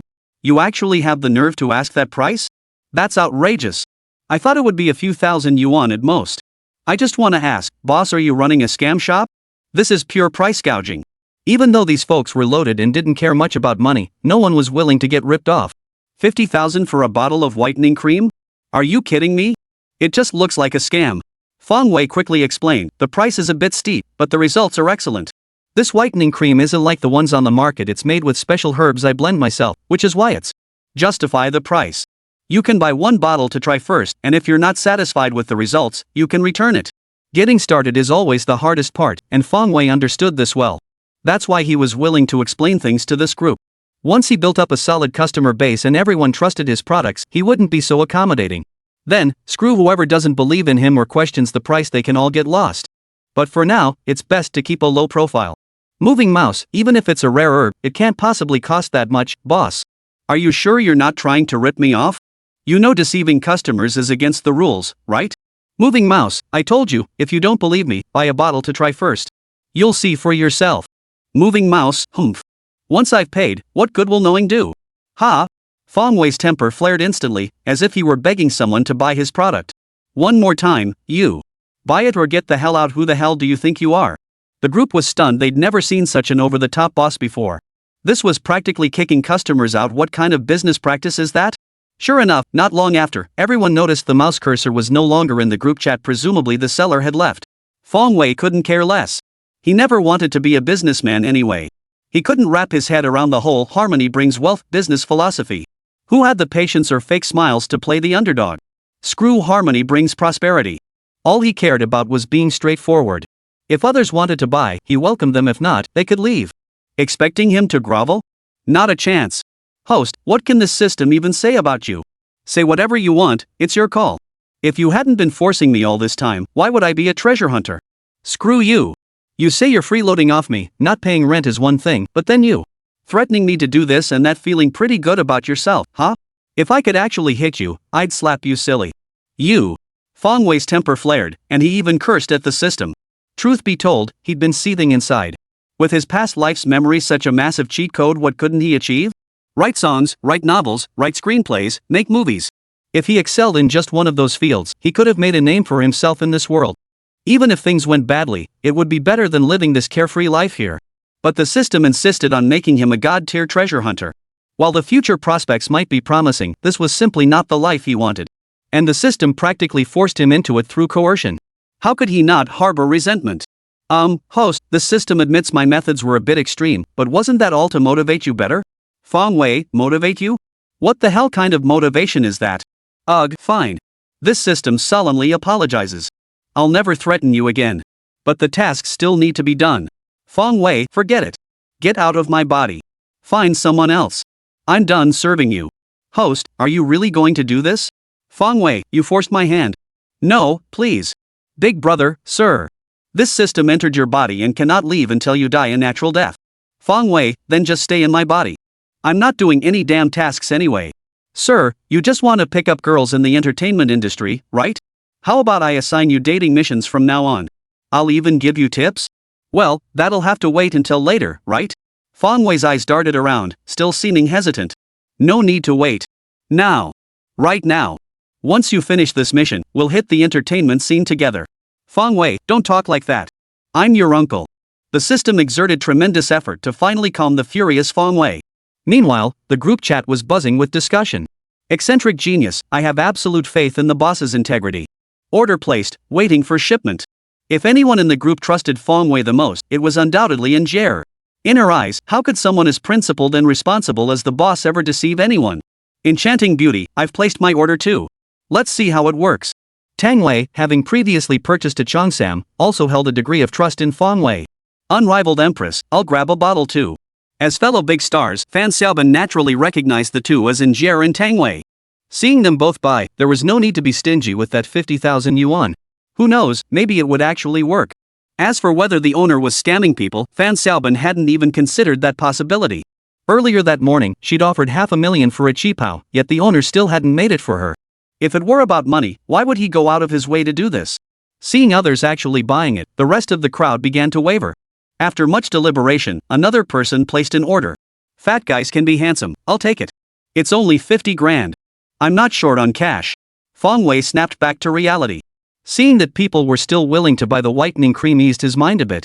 As long as they bought one bottle and witnessed the cream's effects, Feng Wei believed the remaining 20 bottles would sell out quickly. And by then, people would be begging to buy it. Chapter 19, Tang Wei receives her order. Tang Wei had been feeling a bit down lately. Due to the constant late nights filming, her lack of sleep had left her skin much rougher than before. Though makeup hid it well, every night when she removed her makeup, she could clearly see her condition. As a young beauty, how could this happen? But quitting acting was clearly out of the question. So Tang Wei pinned all her hopes on Feng Wei's whitening cream. She'd tried other brands of skincare products before. While they might maintain smooth skin, expecting them to actually whiten it was wishful thinking. Having witnessed the magic of Feng Wei's Cheongsam, Tang Wei now placed immense faith in his whitening cream. In her eyes, Feng Wei was already a remarkable man. And since he claimed this whitening cream was made from an ancestral secret formula, its effects surely couldn't be too shabby. After a day of anxious waiting, Tang Wei finally received her delivery. The moment she got the delivery call, she rushed out during her free time to pick it up. Back in her room, Tang Wei carefully unwrapped the whitening cream. Opening the box, a beautifully crafted small bottle came into view. Products from the system were always exquisitely packaged. Lifting the lid revealed a jar of crystal clear, pure white whitening cream, as pristine as fresh snow. Just one glance made Tang Wei feel as though this whitening cream was different from other skincare products. Perhaps it truly possessed extraordinary effects. She dabbed a small amount onto her finger and applied it to her face. Instantly, Tang Wei felt a refreshingly cool sensation spread across her face. It felt incredibly comfortable and soothing. After applying the cream all over her face, she looked into the mirror again. In that instant, Tang Wei froze. Was that really her in the mirror? Tang Wei couldn't believe her eyes. Though the features were similar, the reflection clearly didn't belong to someone of her current age. The reflection revealed skin as white and smooth as porcelain, delicate enough to break with a touch, with a complexion as fair as jade and cheeks as rosy as peach blossoms. How could this be the same person from just moments ago? The difference was too stark. The reflection in the mirror was clearly her 18-year-old self. If she hadn't known she'd applied the whitening cream, she might have suspected she'd time traveled back to her 18th year. Before buying it, she had anticipated that Feng Wei's whitening cream might be quite effective, better than other skincare products. But now? This wasn't just a little better. Damn, this is way too effective. This was only her first application.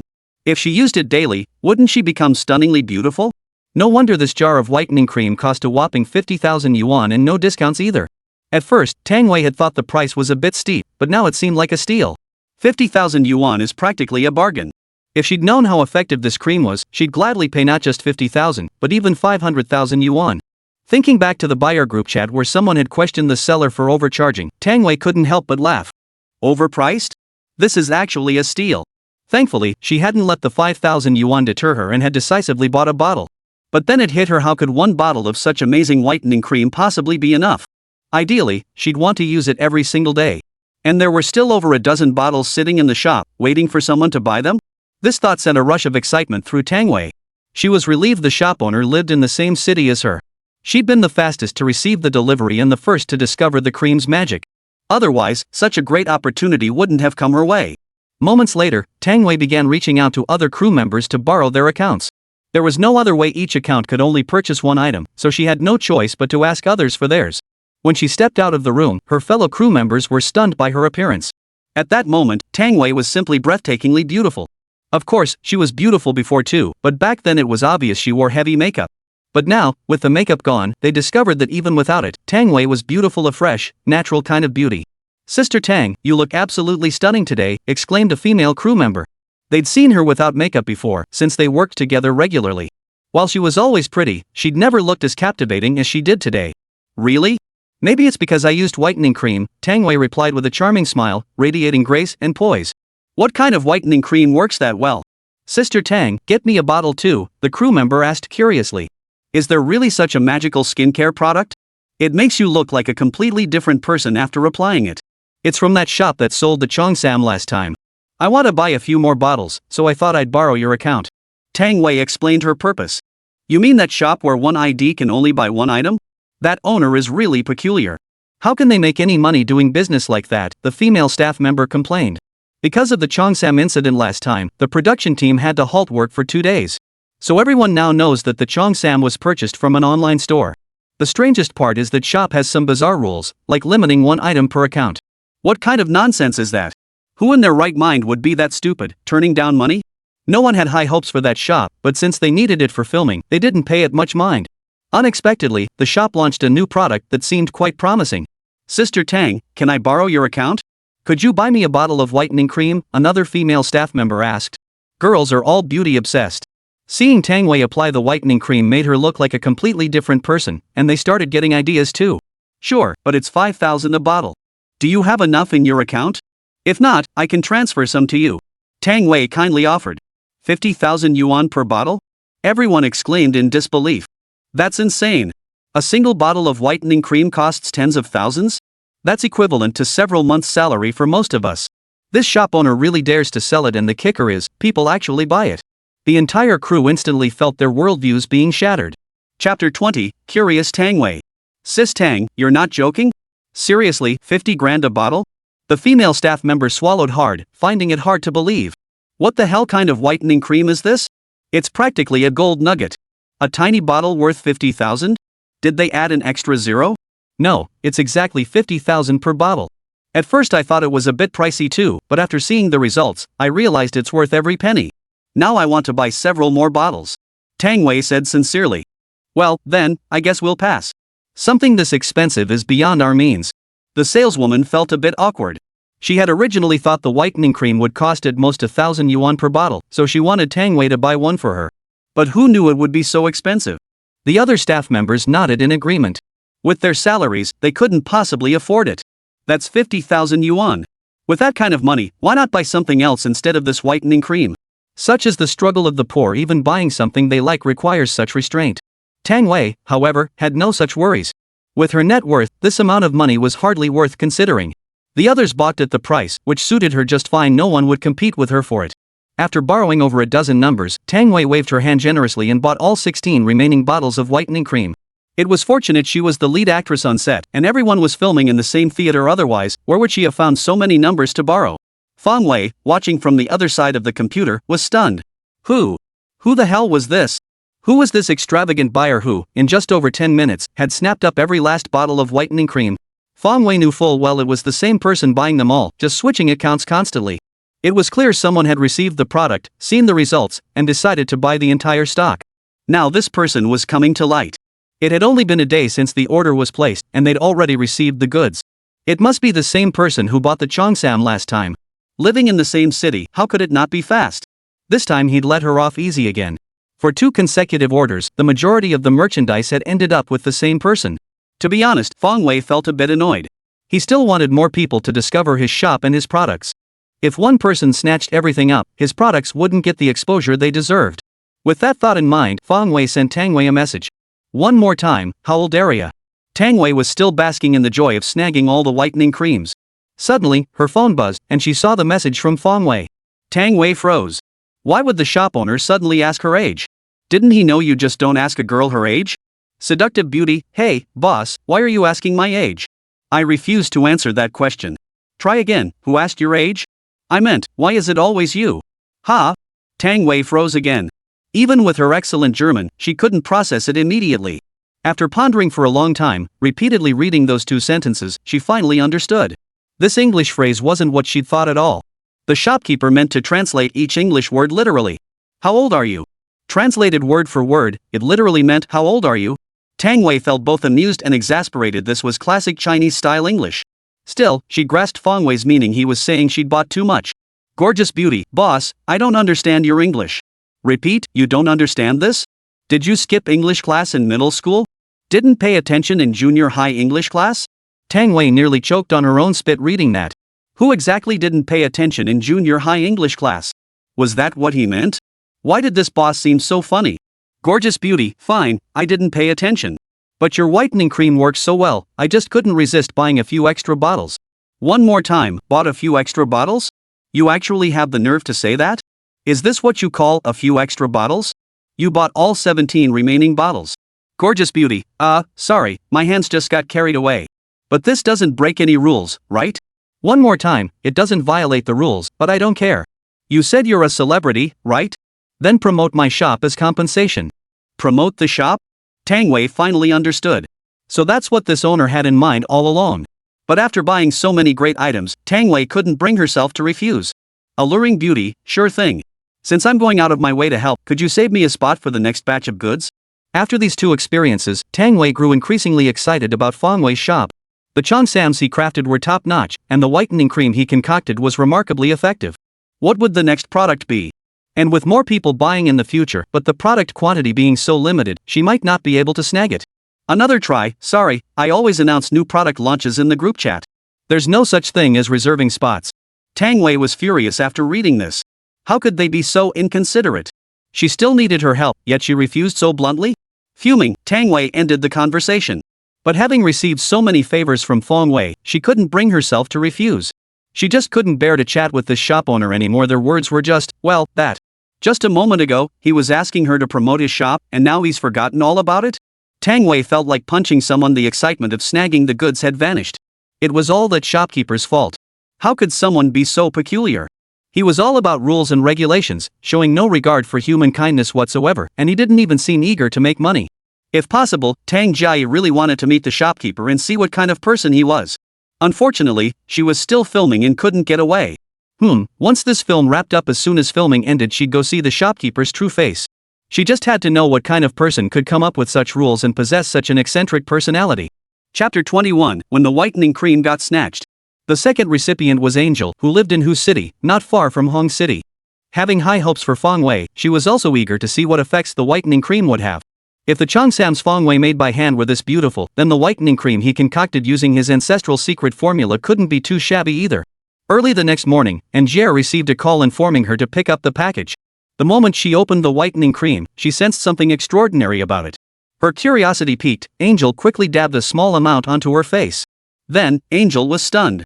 Her reflection in the mirror revealed skin as smooth and creamy white as jade, soft and rosy as if she had been given a whole new complexion.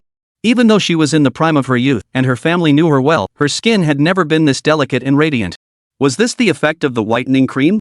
Yang Bei stared blankly at the bottle of whitening cream in her hand, her eyes sparkling as if she were gazing upon some precious treasure. No way one bottle wasn't nearly enough for something this amazing.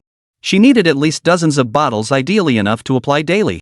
With that thought, she hurriedly logged into Dig for treasures to buy more bottles. But suddenly, Angier remembered Fong Whiting's rule: one ID could only purchase one type of product. What on earth was she to do? Yang Bei paced anxiously, racking her brain for solutions while cursing Fong Wei under her breath. Why on earth did he have to set such a rule? Wasn't this just a case of having too much time on his hands? Not only was he losing out on profits, but he was also making things difficult for others. Ha! Got it! Yang Bei's eyes lit up. If her own ID couldn't work, she could just use another account. She quickly borrowed several accounts from her friends and hurriedly logged into Fong Wei's treasure hunting shop. But when she saw all the items listed had been taken down, she froze in shock. Had they all been snapped up? Had she missed out? How could that be? There were still over a dozen bottles just a day ago. How could they all sell out in a single day? Was this some kind of joke? Yang Bei was really upset. It seemed she'd been too late again, and the good stuff had been snatched up by someone else. Weirdo, what's going on? Can someone tell me why all the bottles were snapped up? Sold out? Everyone else was baffled too. This doesn't make sense. There were plenty left just yesterday, and others weren't even interested in buying them. How could they all be gone? Chubby guy's pretty cool, no way. We only bought one bottle each. Logically, there should still be 16 bottles left. Even if other buyers snapped them up, they wouldn't have bought them all. Fat guy fell deep in thought. Given his status as a big spender, he wouldn't shell out that much to buy up all the whitening cream without seeing its effects firsthand. This was nearly $1,000,000 yuan. Who the hell was crazy enough to spend money like that? Like it was all blown in by the wind. Empress Wushuang, are you thinking of buying another bottle? Fan Xiaoban glanced at Angier and asked.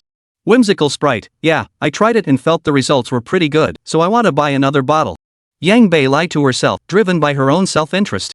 If everyone found out about this whitening cream's incredible results, wouldn't that just mean a lot more competition? But now that no one else knew, it made it much easier to get special treatment. The real culprit refused to reveal the truth, and the others remained clueless. Yang Bei had no choice but to seek out Fong Wei, the real source. After all, he was the one selling the product. Going straight to him was the only way. Gue Guiling, boss, how come there's no stock left? You didn't hide it, did you? Fong Wei couldn't help but laugh. Hide it? He'd be thrilled to sell as much as possible. It's just that the damn system rules only allow this much to be sold. Try again. Nope, one person bought the entire stock. Sold out? Yang Bei's eyes widened, a sharp pang of disappointment stabbing her heart. Someone really did beat her to it. How infuriating. This whitening cream was exactly what she needed. How could it be gone? Curious spirit, who was it? Who on earth? To snatch something that was meant for her. Try again, it was the same person who bought out the Chongsams last time. Sister Tang? Yang Bei realized. Right, Sister Tang and the owner are in the same city, so her delivery would naturally be faster than hers. Ah! Yang Bei's heart ached. She'd actually lost out because of geography. And even if she had bought them, Sister Tang's appetite was just too big. She bought the entire stock. This was like not leaving her even a single drop of soup. Eccentric genius, boss, don't tell me there are only 20 bottles again gone once they sell out? Try again. Congratulations, you got it right. Correct? And congratulations? Yang Bei felt like crying. She hadn't wanted to get it right. How she wished the boss would say with regret, there are still plenty of whitening creams left unsold. Then she could have bought up all the remaining stock. But the outcome was so cruel. Eccentric genie, boss, you can make it yourself, right? Please make me one more bottle? I'm begging you. Soon, Angier switched to her sweet talking mode. Even if it was probably useless, she had to try. What if it worked? But clearly, Angel had underestimated Fong Wei. How could he possibly abandon his principles so easily? Especially when making an extra bottle of whitening cream would cost him 50 million out of his own pocket. Once more, I'm truly sorry, but I won't be making any more moves anytime soon. Eccentric spirit, how about it, boss? Let's talk this over in person? Again, no need for that trouble. I won't make any more exceptions. Fong Wei still remembered the outcome of their last face-to-face meeting. He still hadn't paid off his debt to the system. If they met face-to-face again this time, it would be over. That's 500,000 yuan. How could he possibly afford to pay it back? How long would it take to pay that off? That's why Fong Wei was determined no exceptions this time. Don't let a moment of soft-heartedness cost you all that cash. Eccentric spirit, boss, can't you make an exception just this once?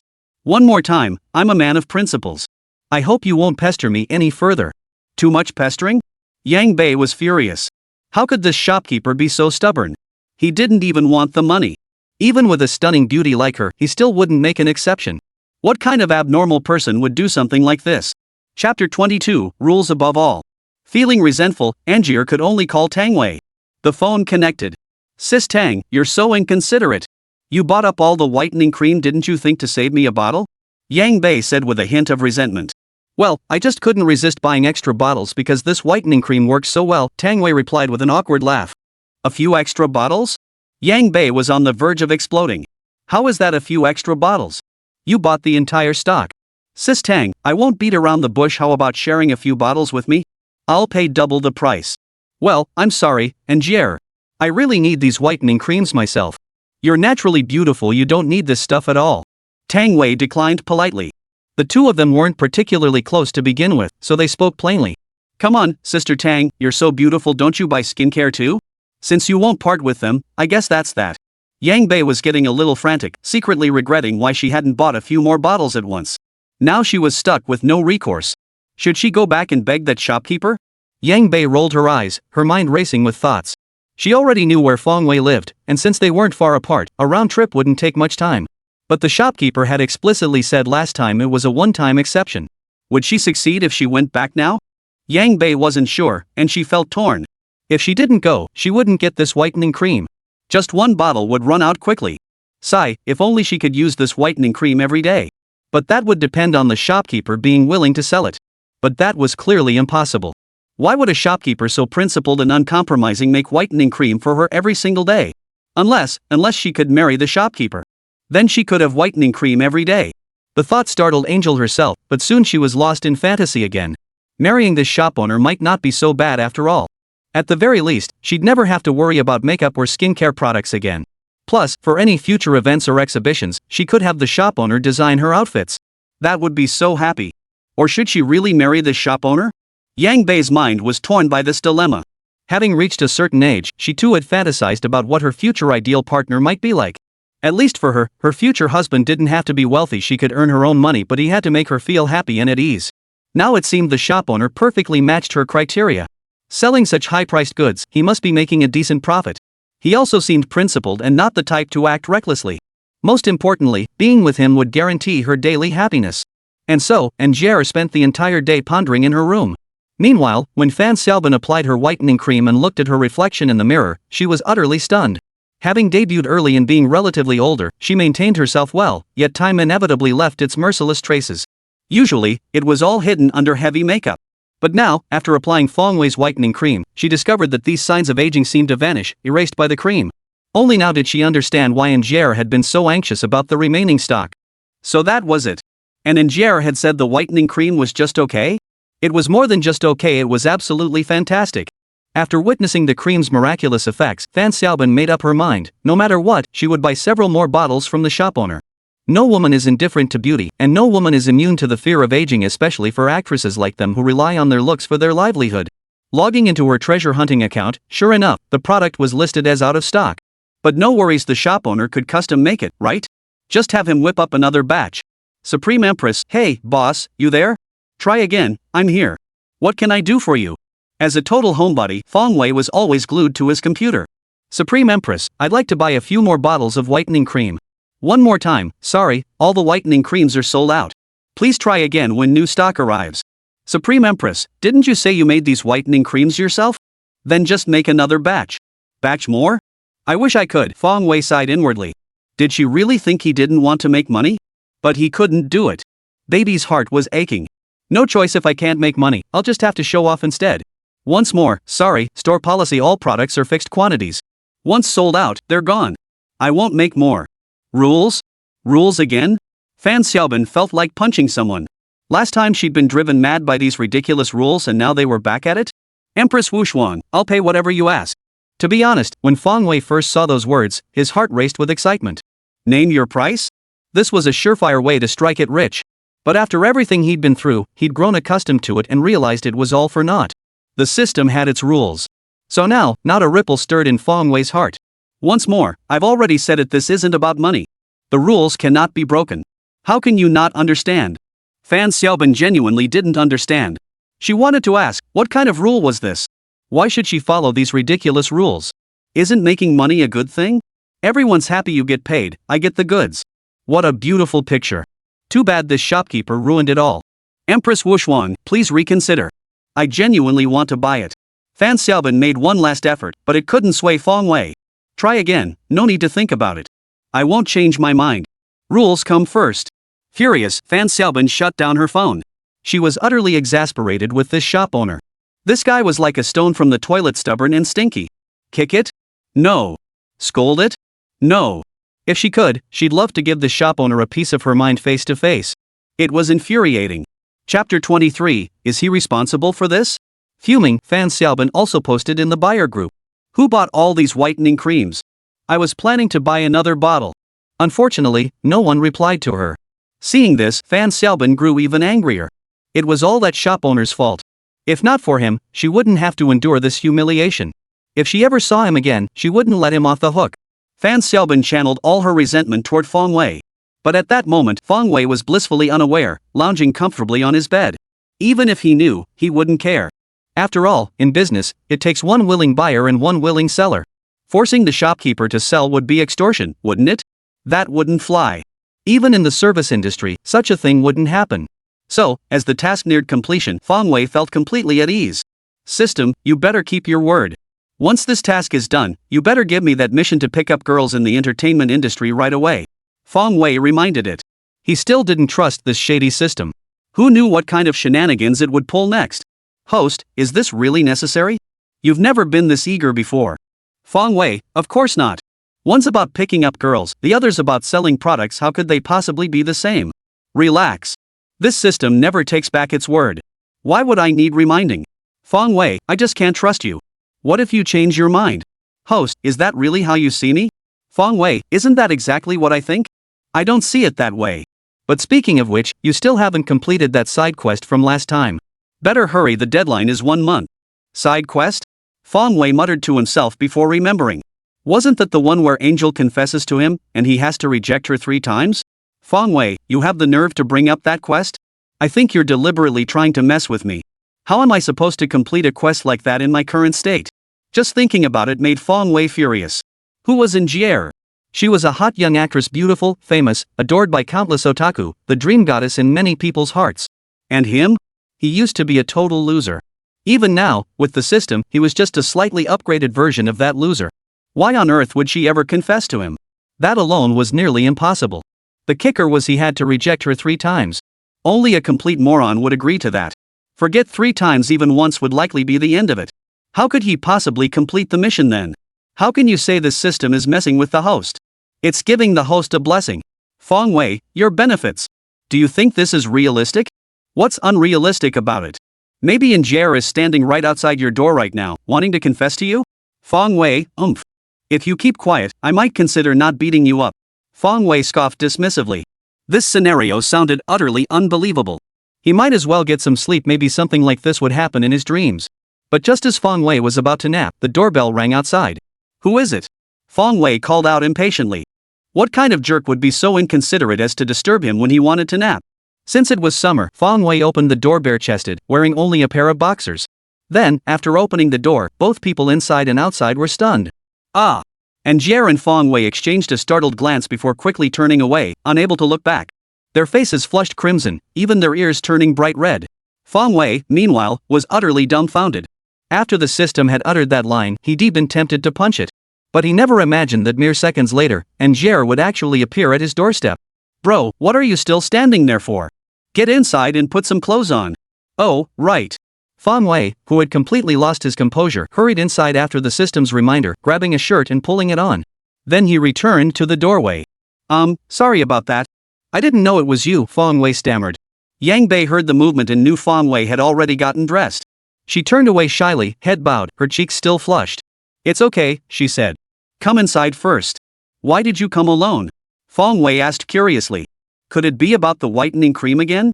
Yang Bei, still flustered, whispered softly, last time you gave me that cheongsam, you really helped me out. I've been meaning to thank you. I just happened to have time today, so I came. Oh, I see. No need to thank me. I thought you were here for the whitening cream, Feng Wei said, relieved. He was genuinely worried that Injer might pull another stunt and snatch the whitening cream from him.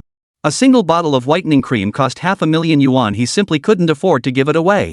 But if you'd be willing to give me another bottle of whitening cream, that would be even better. Hearing Feng Wei say this, Angier immediately seized the opportunity. Ha! Feng Wei wanted to slap himself. Why bring up the whitening cream? Look, I already said last time was a one-time thing. I have my principles. With no other choice, Feng Wei steeled his heart and refused her request. Really?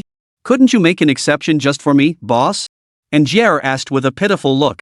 Feng Wei felt his heart melting. If only the whitening cream weren't so expensive, he'd gladly pay out of his own pocket to have one made for Angier. But at this stage, he simply didn't have the financial means. I already made an exception last time, Feng Wei replied. But this time is different, Angier pouted slyly. How is it different? Feng Wei was confused. You're in this state now, don't you think you should take responsibility for me? Like this? What the hell does like this even mean? Feng Wei finally realized that women were a tricky bunch, especially the pretty ones. What responsibility am I supposed to take this time? You were naked, and I saw you, don't you have to take responsibility? The aggrieved voice sounded again. Feng Wei was utterly stunned. He was naked, and Angier saw him, and now he had to take responsibility for Angier? This sounded so wrong. Shouldn't Angier be the one responsible for him? He knew little about the law, don't try to fool him. Chapter 24, Angier's First Confession. Feng Wei was baffled. He really didn't understand women's thinking. Have some tea. Feng Wei poured Angier a cup of tea without saying much more. Yang Bei sighed inwardly. It seemed unlikely Feng Wei would make another exception today. After swallowing a mouthful of tea, Angier carefully surveyed the room and found a topic to broach. Boss, I see your living conditions aren't great. Why not think about selling more goods to make money? Your merchandise. Goods aren't unsellable. Whenever this thought crossed his mind, a faint sadness would wash over Feng Wei. The thought of making money crossed his mind every single day. But the most painful thing in this world was precisely this: he could make money, yet he stubbornly refused. Put nicely, it was about principles, being noble and different from ordinary people. Put bluntly, he was an idiot, as if a donkey had kicked him in the head. The worst part was that he still had to put on that high and mighty act. Ugh, so annoying. Money is just a means to an end, but I must hold on to my principles. Feng Wei lied, betraying his conscience. Are principles really that important? More important than money? Angel asked. As a modern woman, she didn't quite grasp this concept of principles. Wasn't that something for old fogies? It's very important. In my view, far more important than money. Feng Wei nodded, continuing with a pained expression. He was genuinely impressed by his own pretentiousness. By now, anyone who'd interacted with him probably thought he was the kind of person who valued principles above all else. But the truth was, he wasn't that kind of person at all. What he wanted was money. What good were principles? Could you eat them? Could you spend them? But since he'd started this charade, he'd see it through to the bitter end, even if it meant shedding tears along the way. Yang Bei was nearly bowing down in awe before Feng Wei. She knew his life wasn't easy, and he clearly had the ability to improve it. Yet, for the sake of principle, Feng Wei had abandoned that path. How to put it? Perhaps Angier might think he was a bit foolish, but deep down, she admired him more than anything. After all, in her 20-odd years, this was the first time she'd met someone so unmoved by profit. Moreover, someone with Feng Wei's character was undoubtedly someone you could trust completely. Yang Bei admired Feng Wei's uniqueness, lost in her own thoughts. Seeing Angier remain silent, Feng Wei also fell quiet. A moment of silence fell over the scene. Host, this system dares to bet that Angier has already developed a favorable impression of you. Really? You're not just making this up? That's way too fast. Feng Wei found it hard to believe. Between this meeting and their first encounter, they'd only met twice and barely exchanged words. And she already liked him? That sounded too unreal. Host, it just means you're so damn good at faking it that Angel actually bought it. Feng Wei, huh? If that's really the case, then I'd give myself 100 points for pulling it off. If all it took was putting on a show to win the goddess's favor, then what more could he say? Absolute perfection. Thinking about it this way, all the humiliation he endured suddenly seemed insignificant. What good is making a fortune if it can't win the goddess's heart? Come to think of it, maybe it could. Wait, could he marry a goddess like Angel? There are plenty of rich people in the entertainment industry, yet Angel hasn't shown interest in any of them. Feng Wei felt a surge of excitement. He sensed the peak of his life was approaching. Yang Bei noticed the awkward silence and felt a bit uncomfortable too. After a long pause, she blushed and said, "The first time we met, I already thought you were special. I never imagined you'd be someone with such strong principles and boundaries." Was she complimenting him? Feng Wei felt a rush of satisfaction. Still, he played it humble, "Not really. It's just that there are certain things I absolutely must stand by." Well done, host. Your act of pretending to be cool has reached perfection. If I didn't know you, I almost bought it. Feng Wei rolled his eyes. He'd said lines like this countless times over the years. Even waking from a deep sleep, he could instantly put on airs, let alone when he was fully alert. Yang Bei listened and felt even more admiration for Feng Wei. To hold on to certain things, how cool that sounded. Was there anyone more principled than the shopkeeper? Yang Bei's heart pounded wildly. This whitening cream works so well, using it yourself wouldn't be against the rules, right? Use it myself? Feng Wei was dumbfounded, he'd never even considered that. System, if I use it myself and don't give it to others, do I still have to pay out of pocket? Well, technically no, you are the host, after all. Feng Wei, then why the hell didn't you say so earlier? I thought I'd have to pay even for my own use. You never asked. Feng Wei was annoyed. He decided he'd use several more bottles of whitening cream to compensate for his mental distress. Using it myself definitely doesn't break the rules. I just don't want my stuff to become a commonplace thing. Feng Wei replied, slightly puzzled, unsure why Angier was asking this. Then your girlfriend using it wouldn't be against the rules either, right? Angier pressed. Probably not, Feng Wei replied nervously. As sharp as he was, he sensed something was off. Could Angier be hinting at? Sure enough, after a long hesitation, Angier finally voiced her thoughts. Feng Wei, how about letting me be your girlfriend? With that, she lowered her head, her face flushing crimson. Feng Wei was stunned. Angier had spoken so softly he thought he misheard. But seeing her reaction, he knew he hadn't. The goddess Angier actually confessed to him? This was simply unbelievable. Just thinking about it made Feng Wei stammer, unable to believe any of it. The crucial thing was that the system had just told him this not long ago. Feng Wei, system, you bastard can even tell fortunes? How did you get everything right? Not bad. Can I tell you this is all just me guessing? I don't know how to read fortunes. Feng Wei, your guesses are pretty accurate. Wish you'd shown up when I was taking my college entrance exams. You're still thinking about that? Better figure out how to refuse this offer. Feng Wei. If he could, he'd genuinely rather not refuse. Angier is so beautiful, and she's actively confessing to him. Would he be crazy to turn her down? But under the system's mission, he had to be that crazy person. Chapter 25, Paying Rent. Is it really worth going this far over a bottle of whitening cream? This joke isn't funny at all. Feng Wei feigned ignorance. Deep down, he understood that Angier's confession was more about the whitening cream than genuine affection. So, it was just a joke, right? She actually turned him down? Yang Bei couldn't believe it. She looked up at Feng Wei, stunned that her own confession had been rejected. How brain dead could this guy be? But upon realizing the object of her confession was Feng Wei, she felt relieved. Someone so principled and unique couldn't possibly be like everyone else. Besides, she wasn't even sure herself, was her affection for Feng Wei stronger, or was it her affection for the whitening cream? Or maybe both? Angier felt confused. After sorting through her thoughts, she let the earlier topic drop. Yeah, just for a bottle of whitening cream. Since you won't sell it to me, boss, I have no choice but to become your girlfriend. That way, I can use it every day, right? I'm truly sorry, but I absolutely cannot break the rules, Feng Wei said apologetically.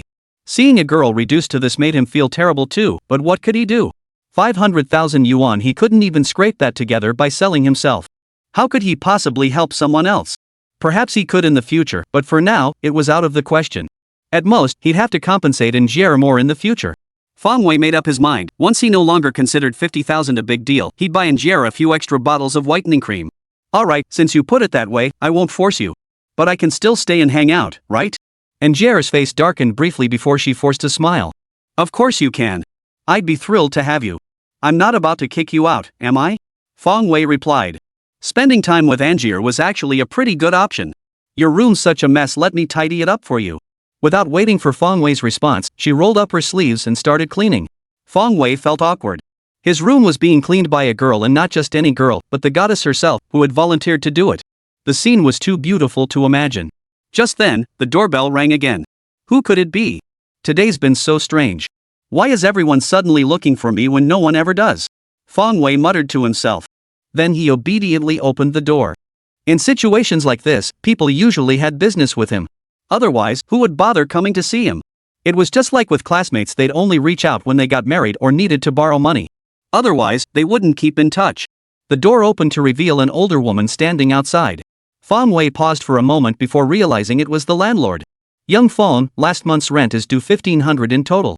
The moment she saw him, the woman cut straight to the chase, demanding payment. 1,500? Feng Wei frowned, sensing trouble.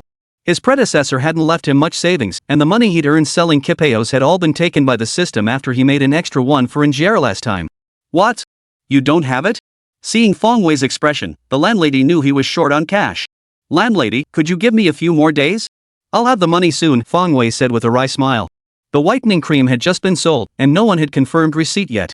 He genuinely couldn't come up with 1,500 yuan right now. Give me a few more days? Auntie retorted. Little Fong, do you know how many people come asking about renting this place every day? If you can't pay the rent, you can move out. There are plenty of others willing to take your place. Seeing Fong Wei.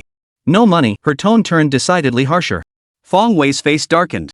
Wasn't she basically saying he'd be evicted if he couldn't pay? But he genuinely couldn't produce the money right now. What's wrong? Can't you pay the rent? And Jer noticed the commotion at the door and asked Fong Wei.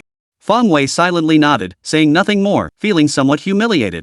Just moments ago, he'd been telling Jer that principles mattered more than money, that having enough was sufficient. But now, judging by this situation, his money clearly wasn't enough.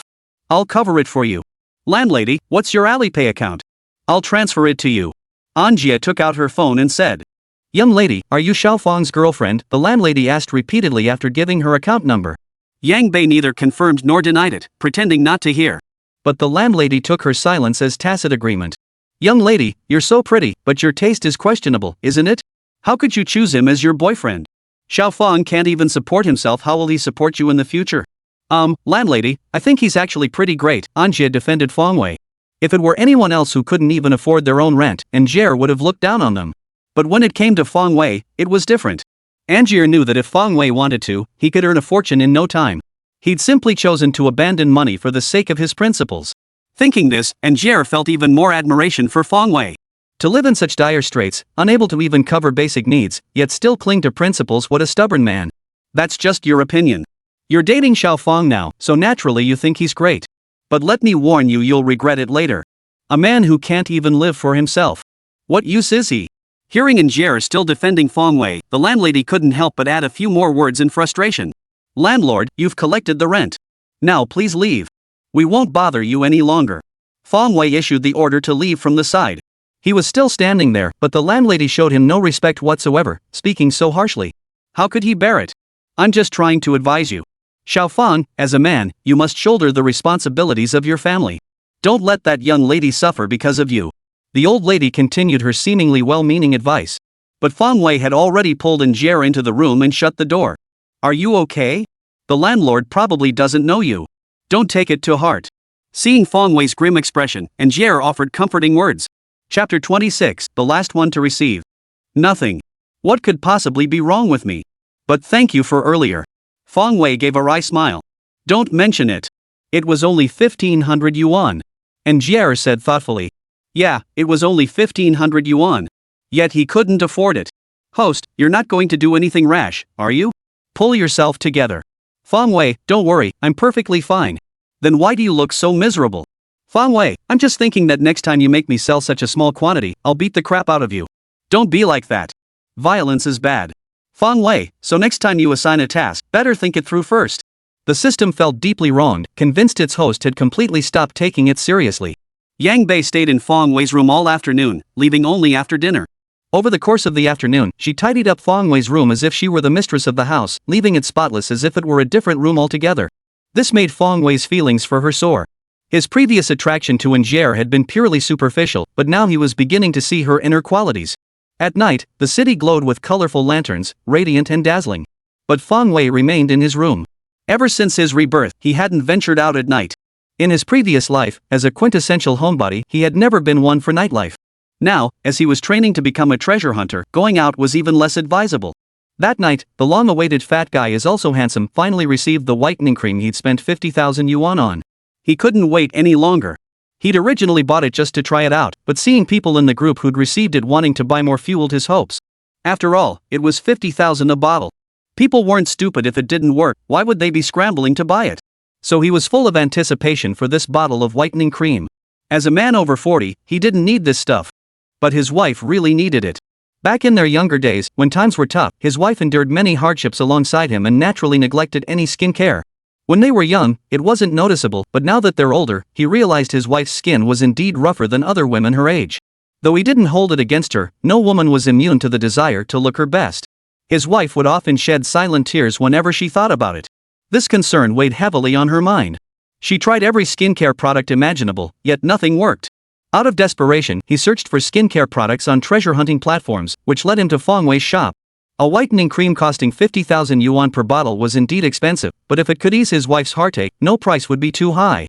Fat Guy applied some of the whitening cream to his own face, intending to test its effects firsthand and see if it lived up to the hype. But when he looked in the mirror, he realized he had underestimated the cream's power. Due to age and work, his skin had long since become sallow and devoid of any radiance. Yet now, the reflection in the mirror showed a face that appeared so fair and smooth it was simply unbelievable. You definitely get what you pay for, the chubby guy mused. With such mind-blowing results, selling it for 50,000 yuan a bottle was absolutely worth every penny. Not only that, but people were snapping up every last bottle available. No wonder the remaining dozen or so bottles of whitening cream were snapped up so quickly. It must be because others heard about the cream's effectiveness and rushed to grab it. Sigh. At this moment, he couldn't help but lament how far away he lived, being the last to receive his order. Now everything had been snatched up by others.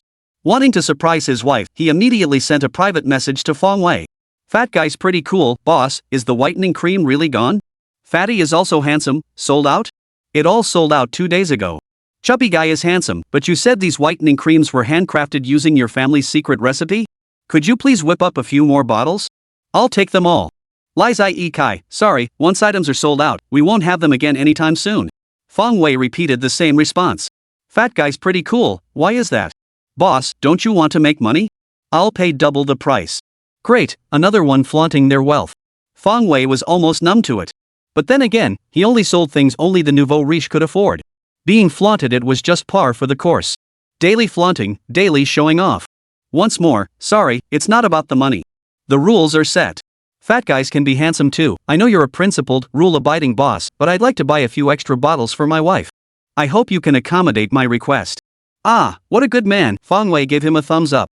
These days, a nouveau riche who thinks of his wife and everything he does is actually pretty decent. Fong Wei had to give him props, but that wasn't a reason to bend the rules. Try again, sorry, I admire your spirit, but the rules can't be broken. Fat Guy is pretty cool, rules again? I hate these rules. He was getting a little frantic, almost to the point of anger. In all his years in business, he'd never encountered someone like this shop owner before. Isn't harmony good for business? Isn't making money good? Wouldn't it be better if everyone was happy? Why hurt each other? One more time, you're not the first to say that, and you certainly won't be the last. Fong Wei chuckled. Seeing others get the short end of the stick made him feel a little better. Fatso was quite handsome, is there really no room for negotiation? He was making one last desperate attempt. Though the odds were slim, he had to try. You've got to have dreams, what if they come true? But in Fong Wei's case, it seemed a bit unrealistic. Fat Guy is pretty handsome, one more time I'm truly sorry, but I'm afraid not. Fat Guy's pretty cool, alright, boss, you're ruthless. With no other choice, Chubby's pretty cool had to give up. Chapter 27, Good things shouldn't be kept to yourself. Though he hit a wall with the shop owner, Chubby but Handsome wasn't ready to give up entirely. He rushed to the buyer group to ask around. Chubby but Handsome, who the heck bought up all the whitening cream? After waiting a long time, no one replied. He then messaged Queen of Unparalleled Beauty, Whimsical Sprite, and Enchanting Beauty. In his view, the whitening creams must have been bought by the other three who had purchased them. No one else had the guts to do it. But exactly who it was, he had no clue. Yang Bei was constantly on her phone and was the first to see the message. Eccentric spirit, I have no idea who it was either. Anyway, it wasn't me. Although Tang Wei hadn't sold the whitening cream to her, she couldn't reveal much either. Fan Xiaobin replied quickly. Unrivaled Empress, I was actually thinking of buying a few more bottles. Chubby Still Handsome had also seen the messages from the two girls and realized it probably wasn't them. That left only one person. It wasn't until much later, after finishing filming, that Tang Wei finally had time to pick up her phone and see the messages in the group chat. She saw over a dozen messages in QQ, all from one person. Tang Wei clicked to read them and only then realized they were asking her to resell the whitening cream. Honestly, she was deeply reluctant. She hadn't even wanted to respond. Even when Njera personally called her asking for it, she refused. So why would she give it to a stranger? But after reading the message's content, Tang Wei was moved. Women are emotional creatures, especially someone like Tang Wei who was of marriageable age. She often found herself daydreaming about what her future husband would be like and how he would treat her. Now, witnessing another man go out of his way to surprise his wife, how could she not be moved? It was truly touching. This man was a good man. As Tang Wei's heart was touched, her mind also changed. She already had 16 bottles of whitening cream. Selling a few off would leave her with plenty left over. It wasn't an unreasonable trade. Seductive beauty, is all this true? Fat Guy is handsome too was thrilled to see her respond. After waiting so long, he finally got a message. It hadn't been easy. Chubby guy is handsome, absolutely true, more real than gold itself. Why would I lie to you about this? I'm a grown man, why would I use this stuff? Tang Wei began to believe him. Indeed, judging by his tone, he was a man and men really didn't use this sort of thing. Gorgeous beauty, alright, since you're such a devoted husband, I'll sell you 2 bottles. I'll stick to the original price, 50,000 per bottle. Fat guy's pretty cool, no, forget the original price. I'll pay 100,000 per bottle. But could you spare a few more bottles? Now that she'd achieved her goal, it was time to haggle. Tang Wei frowned slightly. This guy was actually trying to negotiate terms with her. But for his wife's sake, she couldn't really say much. Enchanting beauty, 2 bottles is already generous. I haven't even given them to others who asked. Chubby guy's pretty cool, how about 150,000 per bottle? I'll take 5. That means the rest you're giving away for free. Indeed, Tang Wei had bought 17 bottles at 50,000 each. If she sold them this way, she'd effectively acquire 12 bottles of whitening cream for just 10,000. Most people would be thrilled to flip them, it was a huge profit. But Tang Wei wasn't just anyone. She didn't need the extra tens of thousands, what mattered to her was the whitening cream. If Fang Wei saw this, he'd be absolutely devastated. He'd worked so hard to sell those products, only for someone else to turn around and make several times the profit with a single resale. Fortunately, Tang Wei had no intention of selling them. Seductive beauty, sorry, I can't accept that. I'll only sell 2 bottles, any more than that is out of the question. Chubby guy's pretty cool, no way, sweetheart. Can't you spare a few more bottles? I'm serious. Alluring beauty, sorry, just 2 bottles. We'll go by cost price. Fatso's pretty handsome too, alright then, my bad for being so abrupt. I'll pay double the price, I can't let you part with it for nothing. He was a reasonable man who wouldn't fly off the handle just because someone refused to sell him something. Fat guy is pretty cool transferred 200,000 yuan to Tang Wei's Alipay account that very night. But since it was too late, Tang Wei had to wait until tomorrow to ship the item. He didn't mind. Someone who could afford that much whitening cream wasn't going to be short on money, it was only 200,000 yuan. No need to rip anyone off. After wrapping up her chat with Fat Guy is also handsome, Tang Wei was about to hit the hay when another message popped up. Empress Wushuang, Xiao Wei, are you asleep? Seeing Fan Xiaobin's message, Tang Wei gave a wry smile. She knew exactly why he was contacting her. Enchanting beauty, Sis Binbin, I'm still awake. Fan Xiaobin was both older and more popular than Tang Wei, so she naturally couldn't treat her the same way she did in Jir. Empress Wushuang, I heard you snatched up all the whitening creams in the store, over a dozen bottles? So it was about that after all. Tang Wei's expression darkened. She had suspected as much. Both were in the same group chat, there was no hiding it now. Enchanting beauty, yep, I saw the results were pretty good, so I bought them all. Pretty good? Fan Xiaobin really wanted to retort this wasn't just good, it was downright miraculous. Unrivaled Empress, how about transferring a few bottles to me? Don't worry, I won't shortchange you, I'll pay double the price.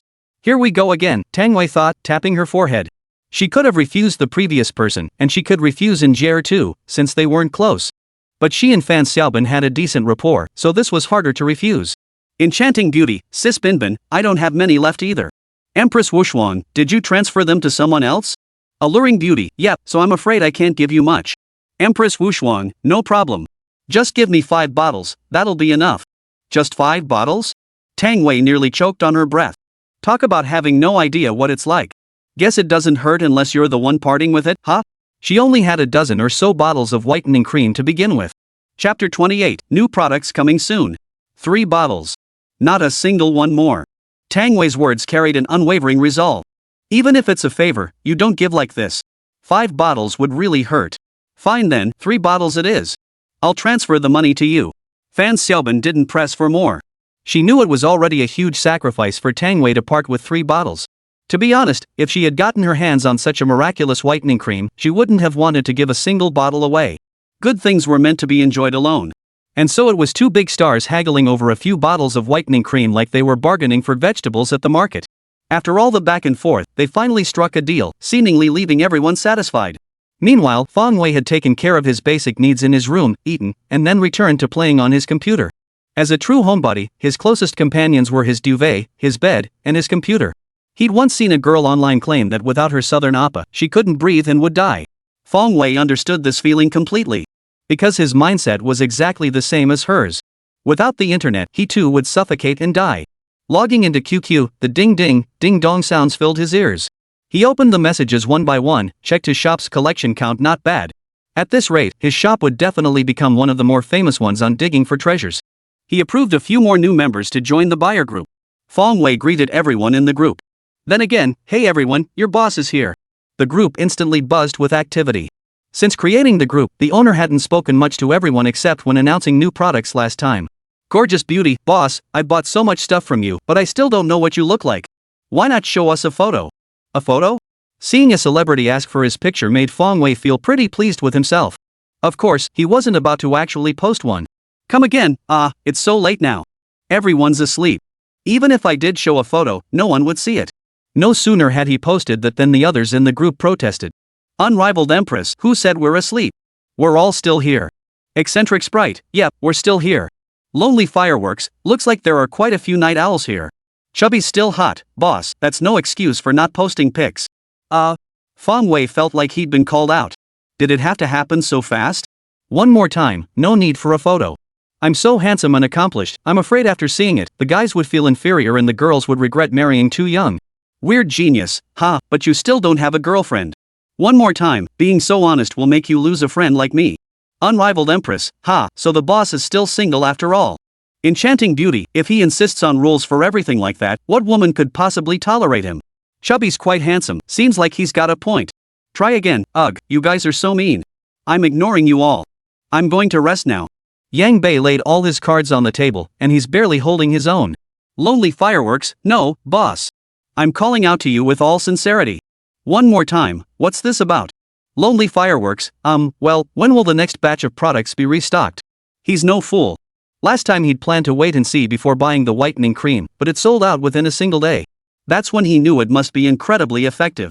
He'd been kicking himself for not acting decisively last time, but next time, he wouldn't hesitate. He'd be the first in line. First come, first served. "No, you won't even get the soup." The moment he said that, the group fell silent. Others also wanted to know the next listing time to seize the opportunity first. After these two transactions, everyone believed the shop owner's goods were truly exceptional. While the price might be a bit steep, the quality and results speak for themselves. It's absolutely worth every penny. This was evident from how everyone scrambled to get their hands on it. One more thing, the next product listing might be within the next day or two. I'll notify everyone in the group when it's ready, so please be patient. Answering this question made Fong Wei feel quite pleased. People inquiring about the listing time meant they wanted to buy and were doing so proactively. It won't be like last time, where I had to explain things over and over. This is the right way to do things. "Weird genius, boss, you're not doing limited quantities again, are you?" Yang Bei was genuinely fed up. Every time it was her turn, the goods were sold out. How could she tolerate this? But the thing is, once it's sold out, it's gone, no haggling allowed. "Try again, yes, but I'll try to get more this time." "Lonely Fireworks, that's good to hear. This time, I'm definitely snagging one." "Enchanting beauty, one piece won't be enough. I'll definitely snag a dozen or so." "Eccentric Sprite, bring it on. I won't let this slide. I can't contain the primal power surging through me." "Unrivaled Empress, bring it on. Who's afraid of who?" Suddenly, the group chat thickened with tension, the air thick with the smell of gunpowder. Everyone was brimming with fighting spirit, determined to battle others to the death for the merchandise. The newcomers, unaware of the situation, looked utterly bewildered. Is it really necessary to put on such a show just for a few items? As if not buying today meant they'd never get another chance. Could there really be a shortage in the treasure hunt? Besides, if one shop doesn't sell it, just go to another. Why put all your eggs in one basket? They couldn't make sense of it and could only keep quiet. But deep down, they began to regard Fong Wei's shop with a newfound respect. If customers take such care with their purchases, this shop must have its own unique appeal. At the very least, they can rest assured they won't be getting ripped off. But they didn't pay much attention to it. It was precisely this oversight that cost them a prime opportunity in the ensuing product rush. Chapter 29, Shop Owner Level Up. "One more time, boss, I've got stuff to do. Gotta bail for now." After posting this in the group chat, Fong Wei fell silent. He feared Injere might expose all his secrets, which would be troublesome. Closing QQ, Fong Wei prepared to sleep. Lately, he'd noticed his sleepiness growing worse. Just then, a sudden notification chime sounded from the system. Host has completed the task of selling 20 bottles of whitening cream within 1 week. Rewarded with 1 lottery draw. Congratulations, host, on completing the mission. You have now leveled up to level 2. Ultimate goal, this system will help you become the world's greatest treasure hunter. Host, Fong Wei verified and confirmed. Not the kid next door from the Wang family. Gender, male verified, no gender reassignment surgery performed. Age, 22 verified, no errors. Household register is accurate. Level 1, 0 EXP requires 100 EXP to reach level 2. Physical attributes, average physical strength and other ratings. Online store talent, God tier tailoring skills, cosmetics formulation skills. Shop owner overall rating, the best of the worst. Items, none. Abilities, God tier tailoring, cosmetic formulation. Popularity, 153 store favorites plus product favorites. You're a rookie treasure hunter who's just getting started, host. Keep pushing forward. Ultimate mission, become the world's greatest treasure hunter. Failure penalty, host erasure. Glancing at his current level, Fong Wei felt he had made progress. As long as you complete the mission within the allotted time, everything will be fine. Host, you currently have one lottery chance available. Would you like to draw now? Do it now. Fong Wei didn't hesitate for a second. If he didn't use this chance, he feared he might not sleep a wink tonight. Then, a massive circular disc appeared in his mind. Start the draw, Fong Wei commanded directly. The disc spun rapidly, showing no signs of stopping anytime soon. Fong Wei felt a flutter of excitement, yet held no expectations. After all, he had no idea what was marked on the disc. As long as it wasn't a martial arts manual, anything else would do. As long as it was a reward, his demands were simple. Even the system couldn't stomach his attitude. Host, couldn't you at least pretend to be excited or show some anticipation? Come on, give us some reaction. Fong Wei, I am excited. Isn't this reaction enough? Why does it look so half-hearted to me? Fong Wei, besides martial arts manuals, I've lost all interest in everything else. Damn it, I should have never said there were no martial arts manuals last time. Fong Wei, who told you to be so honest? And pulling strings behind the scenes? Screw you. Ugh, fine. This system takes the blame. After chatting idly with the system for a while, the pointer on the lottery wheel finally came to a stop. The text in the corresponding section gradually appeared. Ding. Congratulations, host, you've unlocked the dress category. Dresses? More clothes? Fong Wei felt a bit bummed. Fong Wei, why am I still selling such low-level items even though I'm already level 2? What else? What do you think we should sell, host? Fong Wei, what about something like a miracle cure? Something that can bring the dead back to life. That stuff makes a killing. Just one pill could set you up for life. Heh, host, is your head still in the clouds? Do you really think you can handle something like that right now? Fong Wei, huh? Actually, there is. System, don't lie to me. Fong Wei was overjoyed. He'd only been joking around, never expecting to actually trick something out of it. Of course. As the greatest system in the universe, how could I not have such things? But could you please be more careful with your words next time? Fong Wei, I'm starting to realize I'm not just cannon fodder in your world. I get blasted constantly. Host, this system observes you're becoming increasingly self-aware. Excellent, excellent.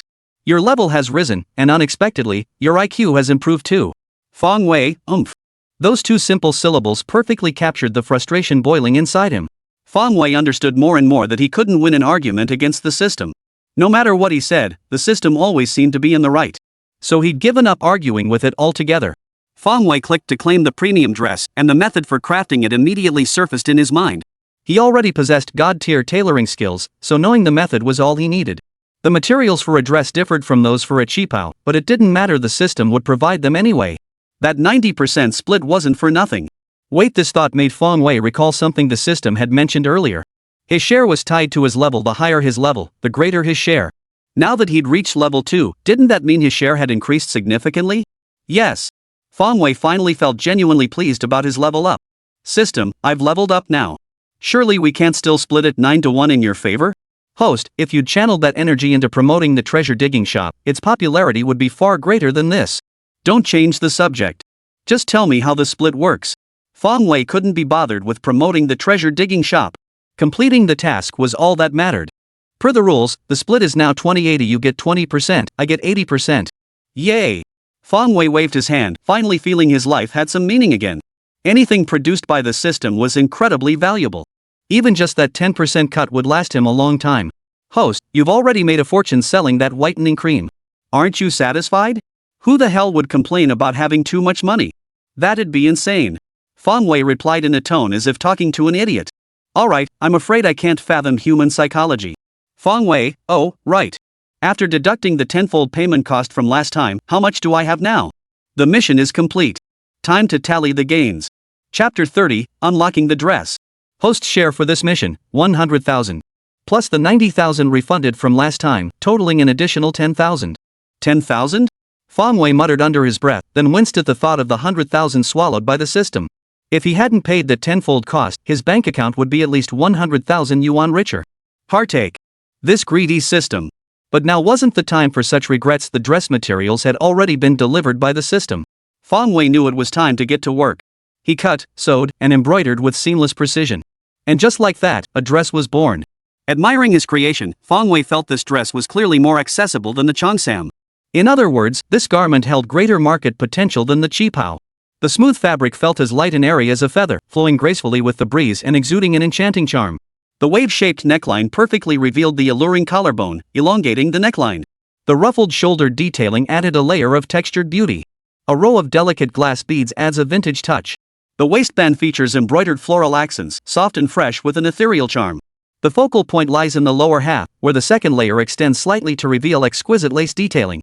The entirely hand-embroidered details further elevate the dress's exceptional quality. Holding it in your hands, you can feel its subtle coolness.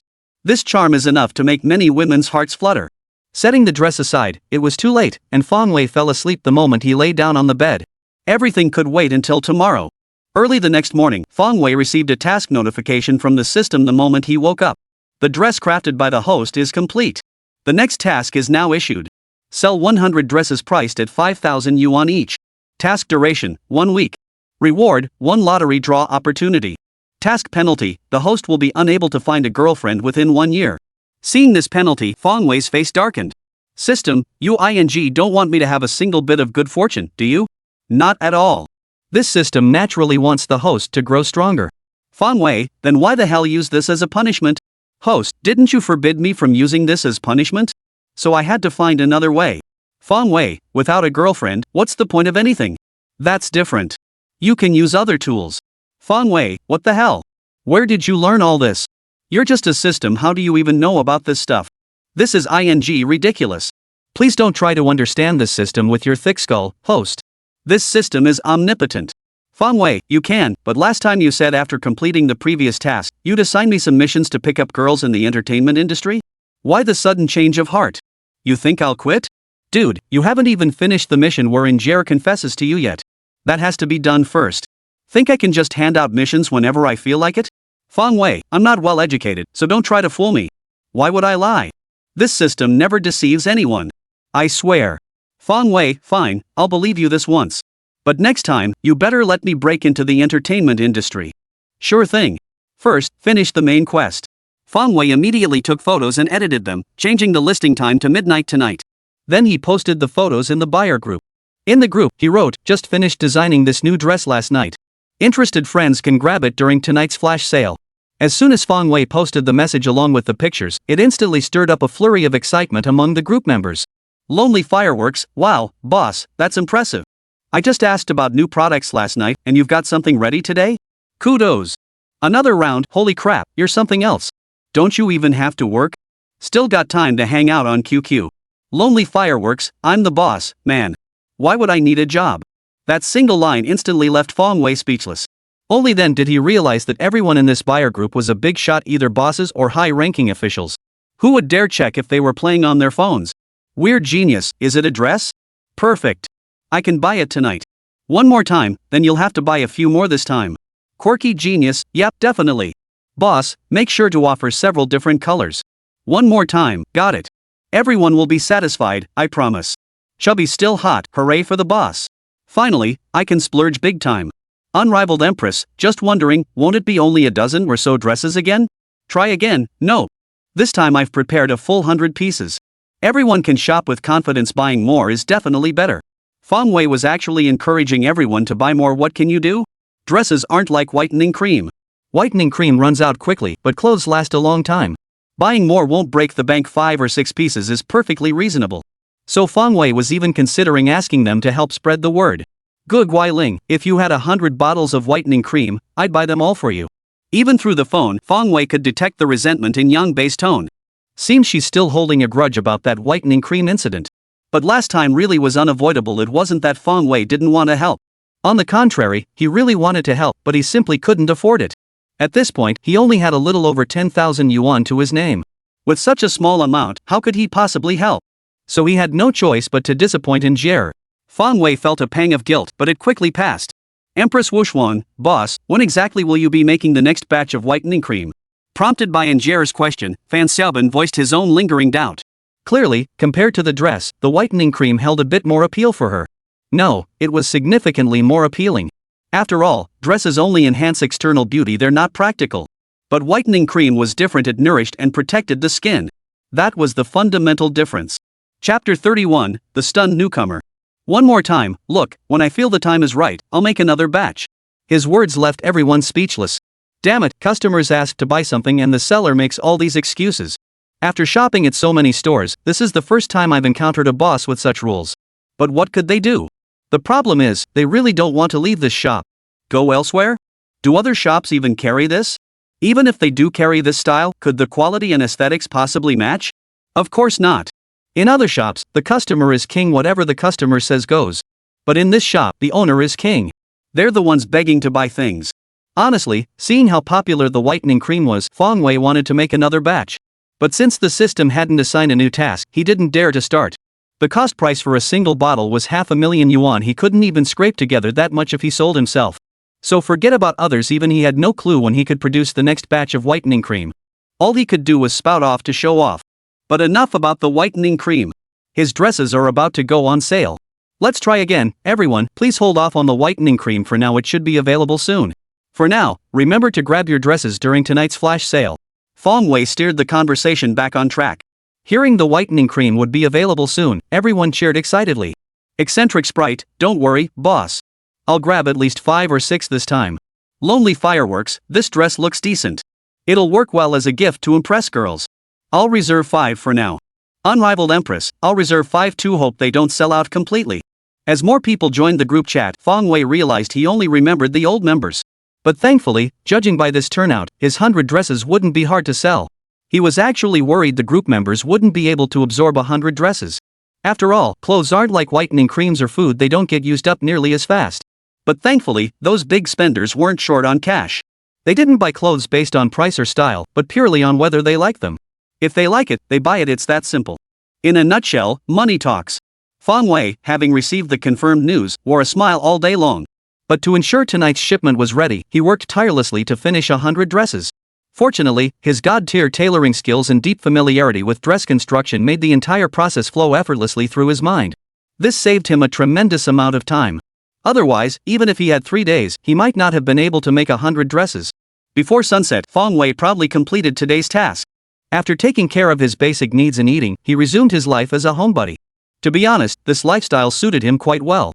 Staying home all day is enough to get by, no need to go out to work and kowtow to others. But Feng Wei still couldn't shake his obsession with conquering the entertainment industry. As he put it in his heart, having finally gotten the chance to cross over, how could he not do something truly earth-shattering? Becoming some high-ranking official and making the country stronger? He couldn't do that. Becoming a martial arts master who struck fear into both the underworld and the authorities, a true hero?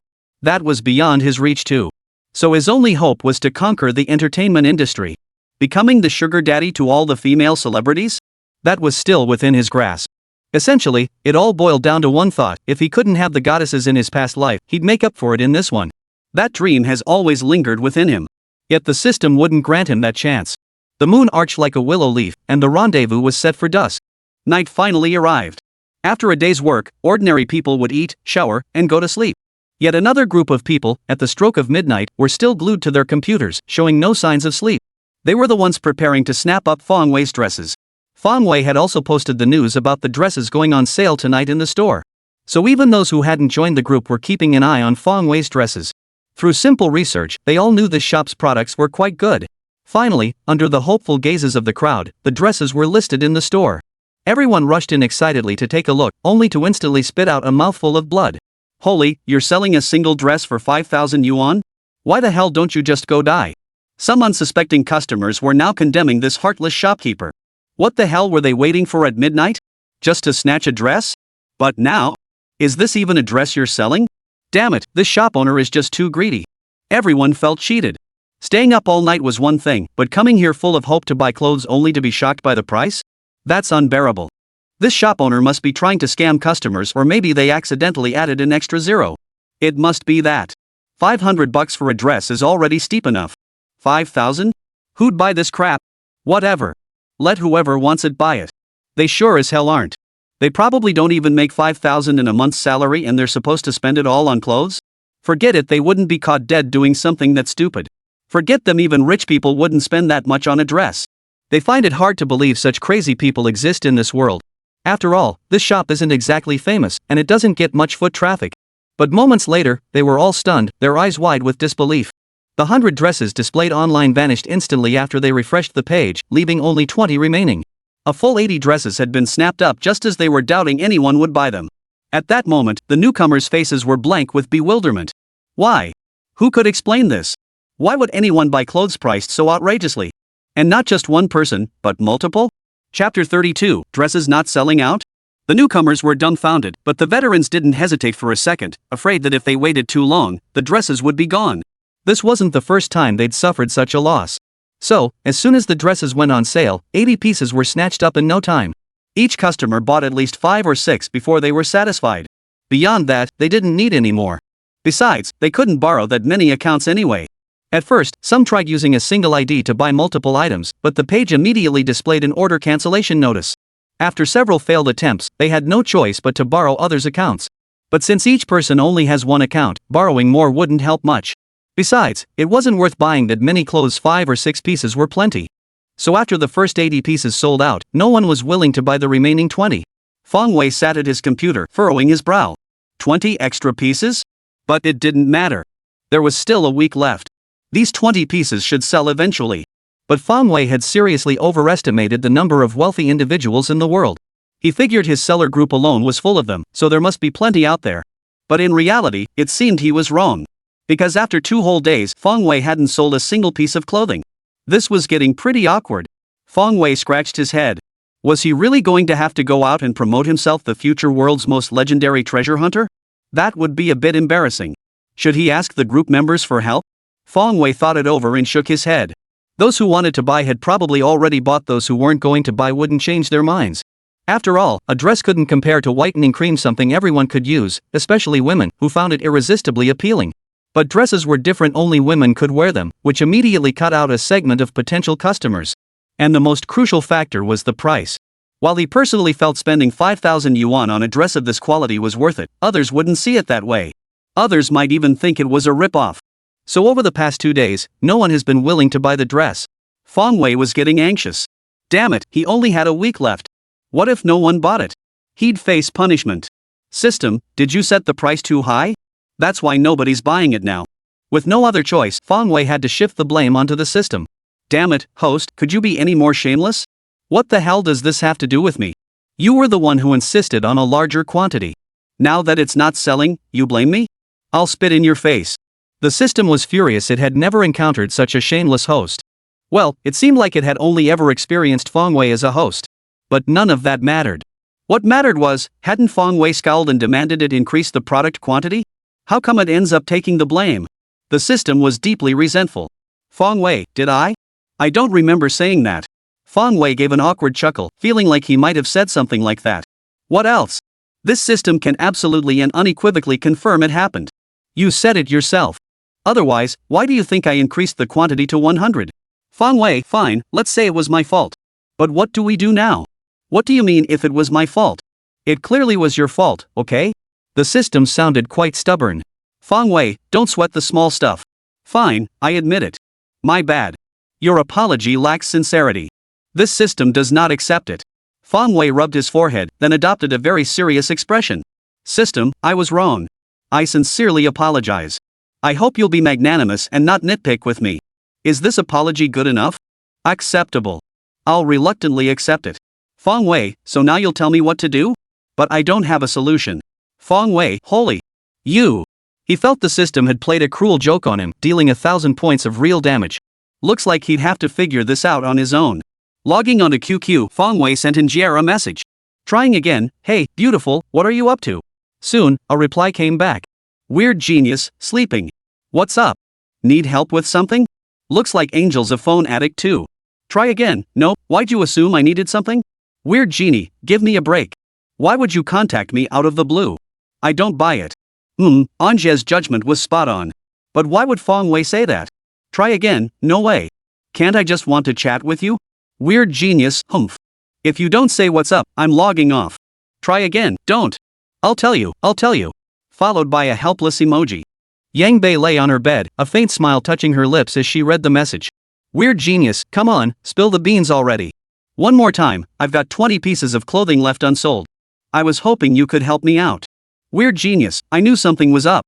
But you've already sold 80 pieces in just 2 days, that's pretty good. Try again, the problem is, after you guys bought them, nobody else would buy them. Weird genie, maybe it's low foot traffic. I'll help promote it for you. Yang Bei was always reliable, and Fong Wei's spirits lifted slightly. With a big star like her doing some casual promotion, she'd definitely clear out those last 20 pieces. One more time, thanks, but it'd be best if you could do it within a few days. Weird genius, why? Try again, because my rule is that all merchandise must sell out within a week. Otherwise, it's my own fault for not being skilled enough. With no other choice, Fong Wei had to make up this excuse. He couldn't very well say it was a system task failure to complete it would mean punishment, no girlfriend for a year. Eccentric sprite, alright, I understand. Yang Bei was speechless. What kind of rules were these? Of all the people she knew, Fong Wei had the most rules. But he was also the most unique. Chapter 33, Anjia helps spread the word. After Yang Bei agreed to help, Fong Wei finally felt relieved. Though there were still a few days left, it was always best to be thoroughly prepared. After putting down her phone, Yang Bei's face also beamed with a happy smile. This was the second time she'd helped Fong Wei, including with the rent payment last time. Truthfully, she couldn't even pinpoint her own feelings toward Fong Wei. Perhaps she liked him a little, but she wasn't sure. If it was simply because she liked buying things from his shop, that seemed too simplistic. But if she truly liked him, they'd only met twice, wasn't that moving too fast? Yang Bei wasn't sure, her mind felt a bit muddled. But she knew one thing for certain, helping Fong Wei made her genuinely happy. Besides, she'd been putting in so much effort to help him. Next time he got something good, if he didn't give her a bigger share, even the heavens wouldn't approve. By afternoon, Anjia finally got a call from the delivery guy, telling her to pick up her package. Yang Bei dashed out excitedly, took the package, and found 5 dresses in different colors inside. Back home, she couldn't wait to unwrap them. She removed the outer packaging and opened the boxes. The next moment, Anjia's eyes nearly popped out of her head at the sight of the dresses. Her hands trembled slightly with excitement as she pulled out the dresses and immediately slipped one on. Then she stood before the mirror, admiring herself, quietly becoming a beautiful woman. The delicate high collar was both elegant and dainty, perfectly hugging her curves. The design was simple yet sophisticated, with meticulous craftsmanship. Every detail radiated refinement, tenderness, and grace. The vibrant colors and exquisite patterns added to its charm. Anyway, Anjia felt that wearing this dress gave her a unique charm. She had long trusted the quality of Fong Wei's shop, yet each time she brought home an item, it never failed to surprise her. It seemed she had underestimated Fong Wei's products all along. It was truly a case of made by Fong Wei, guaranteed excellence. From the Cheongsam to the whitening cream, and now this dress, each item brought her a unique experience. And how could someone so young like Fong Wei possibly create such things? Yang Bei grew increasingly curious about Fong Wei and marveled at his talent. Yet this exceptionally talented individual adhered to so many rigid principles. To uphold them, he'd rather live in squalor, eat poorly, and even struggle to pay rent.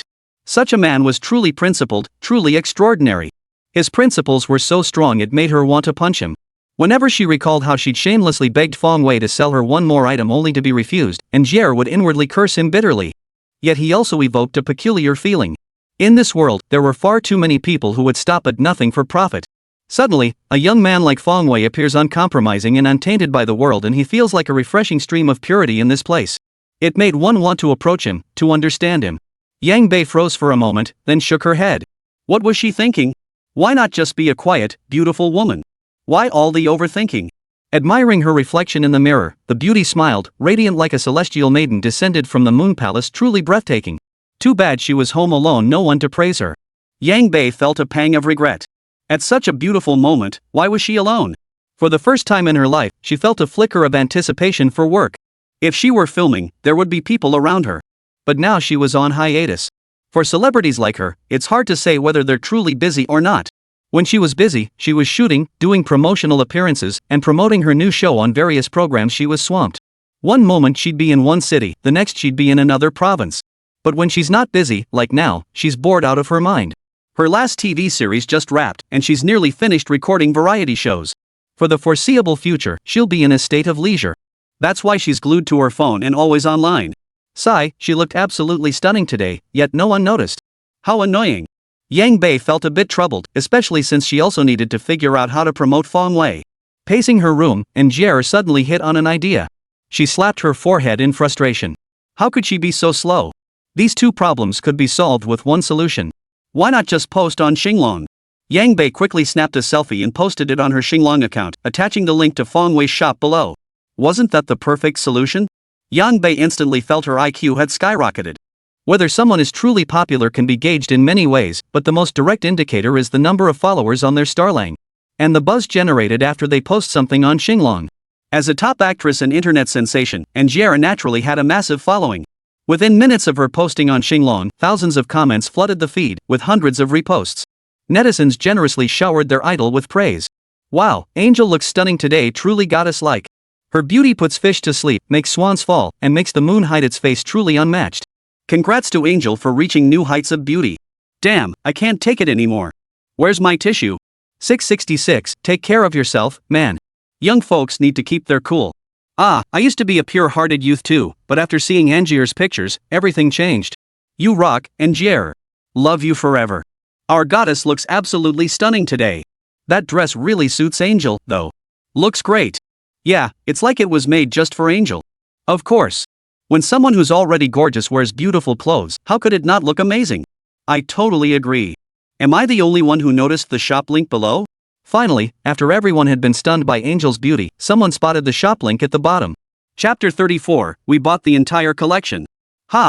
Looks like it there really is a website link. Earlier, everyone was either staring blankly at Angel's pictures or heading to the restroom. No one had noticed this link. Clicking the link, everyone discovered they'd entered a treasure hunting shop. Could it be that the goddess opened a treasure hunting shop? That was everyone's first thought. This was major news. None of the top celebrities had ever sold items on Dig Treasure before. But when they saw the dresses inside the shop, they instantly understood Angier's intention. Turns out Angel was promoting the shop. Who knows what perks the shop owner gave Angel to get her to promote it on Starling. Still, the dresses in this shop actually looked pretty good. Just the appearance alone is appealing. Plus, the goddess herself tried them on. How stunning she looked. No question about it, one word, buy. The otaku crowd had made up their minds spend a little cash on a dress, just to give the goddess some face. She's even promoting it on Weibo. How could her fans not support her? Wouldn't that be disrespecting the goddess? If they won't even buy her a single piece of clothing, what right do they have to call themselves her fans? But when they saw the price tag, holy. This dress costs 5,000 yuan? Are you kidding me? Did you accidentally add an extra zero? They all felt uneasy. The group of otaku guys all panicked, their hearts filled with doubt. Logically, some designer clothes selling for thousands is normal, and some even go for tens of thousands? But those are actual brands, world-renowned ones at that. But this shop? It doesn't look like a place that sells designer clothes at all. This is unbranded, right? Then why the hell are you charging so much? Otaku fans can't take it anymore. Finally, they get a chance to support their idol with real money, but why the hell did you jack up the prices so high? This is consumer fraud, isn't it? So what if the clothes are nice? Can good looks put food on the table? Honestly, if this shop sold designer brands or was run by Angel herself, shelling out 5 grand for a shirt wouldn't be a big deal. They could bite the bullet and buy it.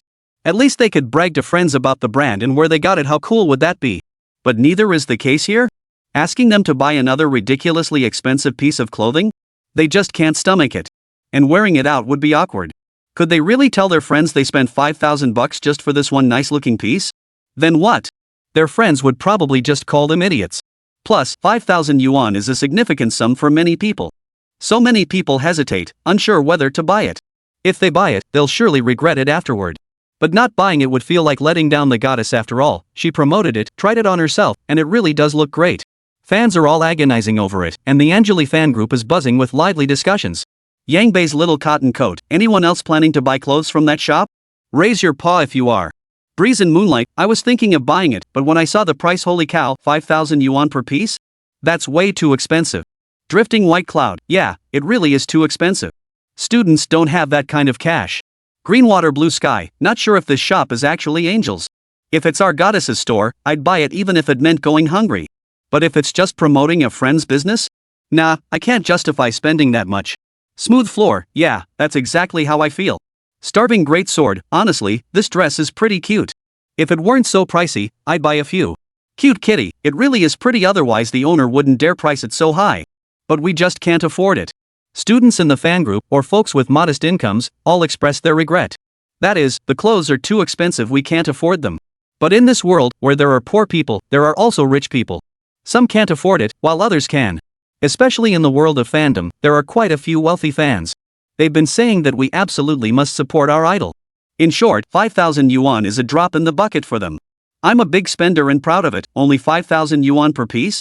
Not that expensive. Sold. A life of boldness needs no explanation. Supporting Angel, I'll just buy a dozen or so pieces. I'm just a legend, what's the big deal about a dozen? If you don't buy at least a few dozen, how can you call yourself a true fan of the goddess? The underdog who hit the jackpot. Since we're all just supporting Angel here, why don't we just buy out the rest of the dresses? Arrogant rich and handsome guy, that's doable. Total cost shouldn't be much. The advancing rich kid, alright, I'm in. After discussing among themselves, the wealthy fans decided to pool their resources and purchase every single dress. Their words screamed one thing: money talks. At this moment, those who couldn't or wouldn't buy the dresses fell silent, watching these rich kids show off. At any time, in any setting, people naturally form cliques. Clearly, this was a conversation among the wealthy clique. Others couldn't interject. Especially since they had no intention of buying anything. For these big spenders, the very presence of others made their show-off antics feel exhilaratingly satisfying. Otherwise, what's the point of showing off in a group full of rich people?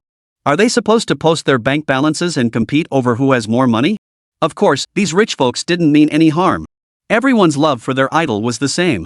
It's just that, relatively speaking, they're willing to go further for their goddess. So when the idol promotes Xinglong, they naturally throw their full support behind it. The specific way we show our support? We're buying out the entire store's inventory. Chapter 35, showing off in full swing. The wealthy fans, brimming with enthusiasm, confidently logged into their accounts. Then they prepared to go on a buying spree, determined to clear out the entire store's inventory. But when they looked closer, they discovered there were only 20 dresses left in the store. What the hell? What's going on here? The rich guys were dumbfounded. Seriously, a store should at least have a few hundred pieces of clothing in stock, right? Otherwise, selling just these few pieces wouldn't even cover the costs. Especially since this shop was indirectly endorsed for free by Superstar Angel. Without hundreds or even thousands of items, how could they possibly justify Angel's star power? What the hell kind of magic leaves you with only 20 pieces? What the hell? Are you out of your mind? Several wealthy customers secretly cursed the owner as an idiot who couldn't make money even if he tried. And they were actually planning to buy up all the remaining stock together? Now it looks like they're not buying a damn thing. With only 20 pieces left, any one of us here could easily buy the whole lot. Guys, what do we do now? This measly amount isn't even enough to fill our teeth. I'm a rich guy and proud of it. Let's split it evenly. The shopkeeper's an idiot, he won't even make money when he has the chance. What else can we do, said the loser who'd reached the pinnacle of life. Alright, there are 5 of us total. 4 pieces each. These clothes aren't bad for picking up girls, at least they look decent. The cocky rich guy said. Alright, agreed. 4 pieces each, and no one gets to buy more. The other 2 nodded in agreement. With the allocation settled, it was time to make the purchase. But when they tried to buy 4 items, the page displayed an error: order cancelled. Unable to purchase. What the hell is this? The rich guys were stunned. Did Wabao even have this kind of feature limiting how many items a buyer could purchase? But even if quantity limits exist, this isn't how you implement them. They're here to buy stuff, right? Shouldn't the shop owner want them to buy as much as possible? Why would they worry about them buying everything out and impose quantity limits? Do they think these customers won't pay? Damn it, a few big spenders can't stand it. They felt deeply insulted. In other stores, everyone was practically begging them to buy more clothes. But in this shop, their rich aura was being overshadowed. Buyers want to buy more, but the shopkeeper won't let them. What's that all about? The big shots were furious, and the consequences were severe. After some discussion, they sent a representative, a lowly nobody who'd hit the jackpot, to negotiate with the shop owner. The loser who hit the jackpot: shopkeeper, why did my order get cancelled when I tried to buy 4 dresses?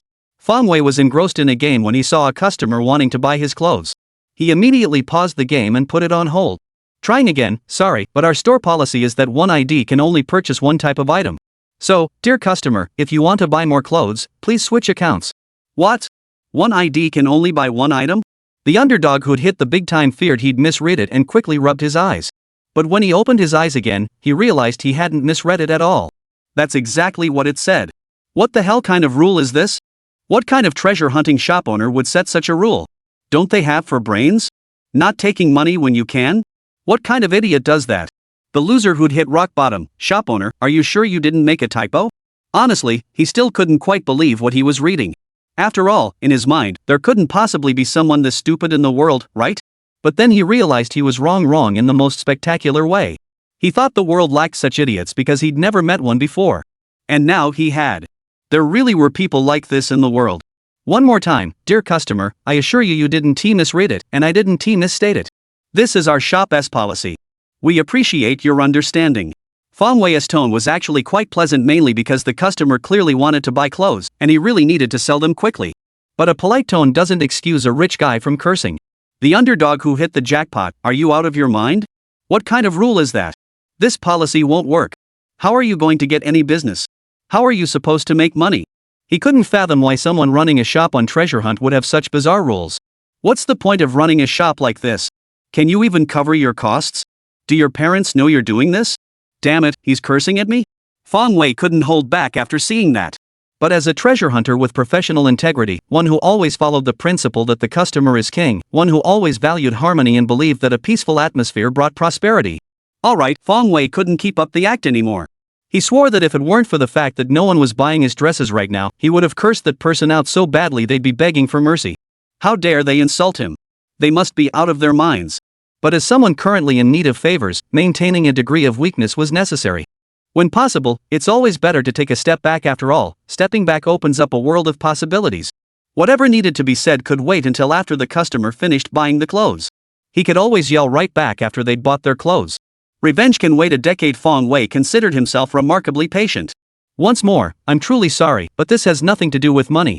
Everything must follow our store's rules. I hope you can accept that. By now, Fong Wei had perfected the art of putting on airs. Not a trace of awkwardness remained. He'd even convinced himself he was a principled, rule-abiding person. Pretend enough, and you start to see it as your true nature. Ha! This guy seems kinda interesting? The once ordinary guy who'd hit the big time found himself intrigued by this shopkeeper. What's the point of principles or rules these days? Isn't this the era of money? The loser who'd hit the big time chuckled. Coming from a wealthy family, he'd seen all kinds of people over the years. But strangely enough, he'd never encountered anyone quite like this shopkeeper before. Chapter 36, The Rich Guy Gets Humiliated. The underdog who hit the big time, are you sure about this, shopkeeper?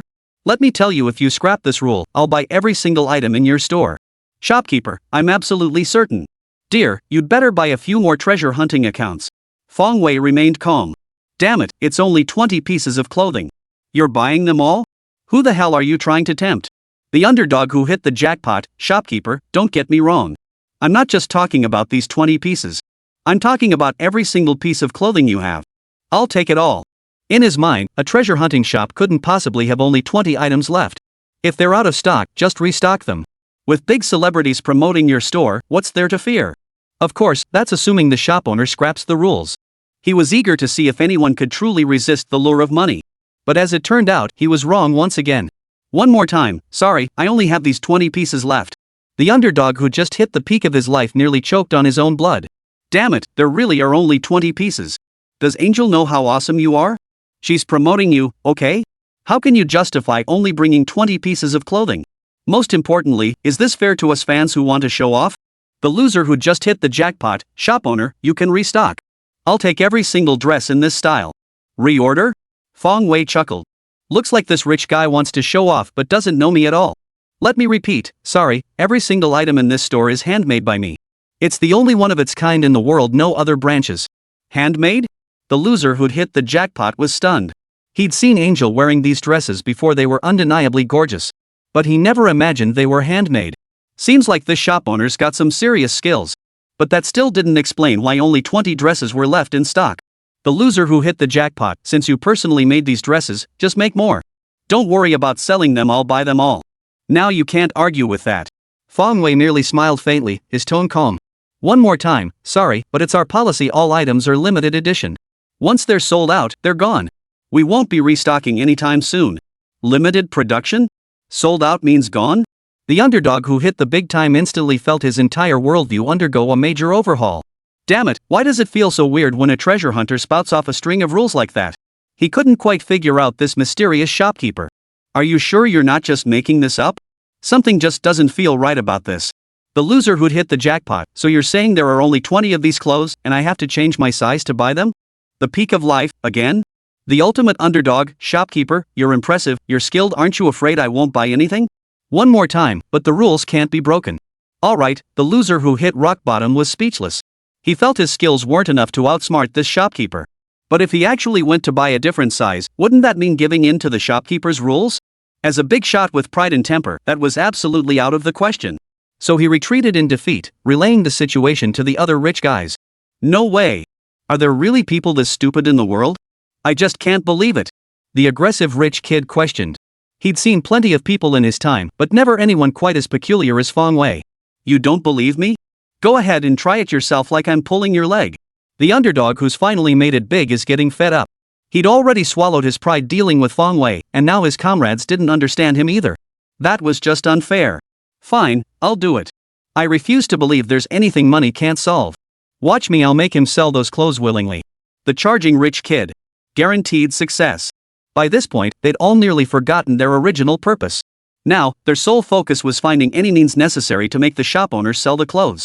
Fine, I won't just watch, I'll be waiting to see how humiliatingly you come back. The loser who'd hit the jackpot sneered. Humph, I doubt things will turn out the way you hope, the aggressive rich kid declared with unwavering confidence. The other three watched the two spar with keen interest. Life was too monotonous and boring, occasionally witnessing such a scene was quite entertaining. After logging into his account, the rich kid tried it out and discovered he really couldn't buy multiple items of clothing. Did he really need to switch accounts to make the purchase? After pondering, he decided to message the shop owner instead. Meanwhile, Fong Wei watched the underdog who'd supposedly reached the pinnacle of life. After all this time, there was still no sign of movement. He began to feel a little anxious. Was he backing out of the purchase? Sigh, how could someone his age be so inflexible? So afraid of a little hassle? Just change it, what's the big deal? Is it really worth walking away over? He'd gotten his hopes up for nothing. Just then, another message popped up. Aggressive rich kid, shop owner, why can't I buy multiple items here? Business coming in? Fong Wei hurriedly tapped the keyboard and replied quickly. Attempting again, sorry, store policy 1 ID can only buy 1 item. If you really want clothes, please switch accounts. Until just now, the rich kid on the rise hadn't believed such idiots existed in this world. He'd always assumed the rags to riches stories were lies. But after seeing this message, he realized there were still many people in this world he hadn't encountered like this shop owner. Seriously? You actually pulled this? So people like you really exist? Chapter 37, The Furious Tycoon. The advancing rich kid, but I'm buying in bulk. Can you waive this rule, shop owner? A large purchase? Fong Wei was confused. This guy sounded just like that loser from earlier. He also claimed he wanted to buy all the clothes in the store. But the problem is, that's all he has. Try again, sorry, I only have 20 pieces left. The rich kid on the rise, but you can make clothes yourself, right? Just make a few more, I'll buy them all. He refused to believe it, and in his panic, blurted out that Fong Wei could actually make clothes himself. At this point, Fong Wei realized this guy wasn't just similar to the previous customer, they were clearly working together. Did they really want to buy such a large quantity of clothes? That didn't make sense. There were plenty of people in the world who could make clothes. Why did they have to come to him? For a moment, Fong Wei even suspected they were deliberately trying to trick him. But driven by curiosity to see what they were up to, Fong Wei played along. One more time, sorry, it's our shop policy, all items are limited edition.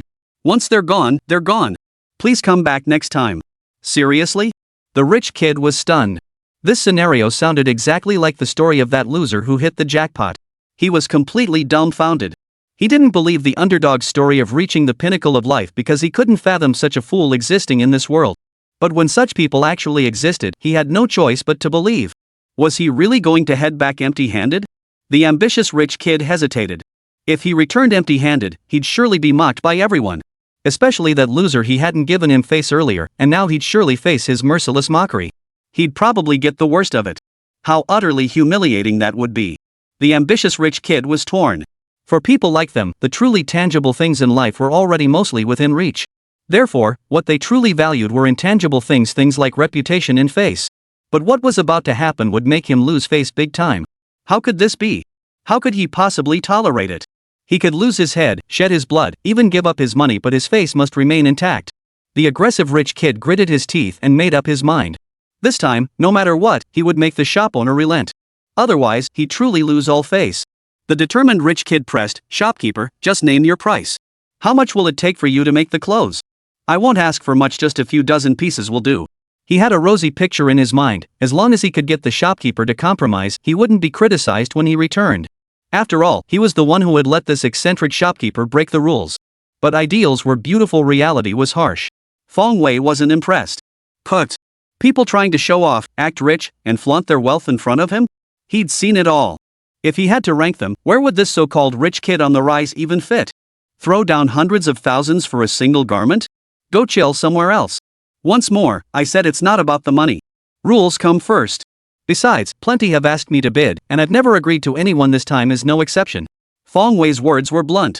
First, they made clear that no amount of money could outweigh the rules. Second, he made it clear that among his customers, there was no shortage of wealthy individuals. Therefore, he hoped this rich kid on the rise would stop flaunting his wealth.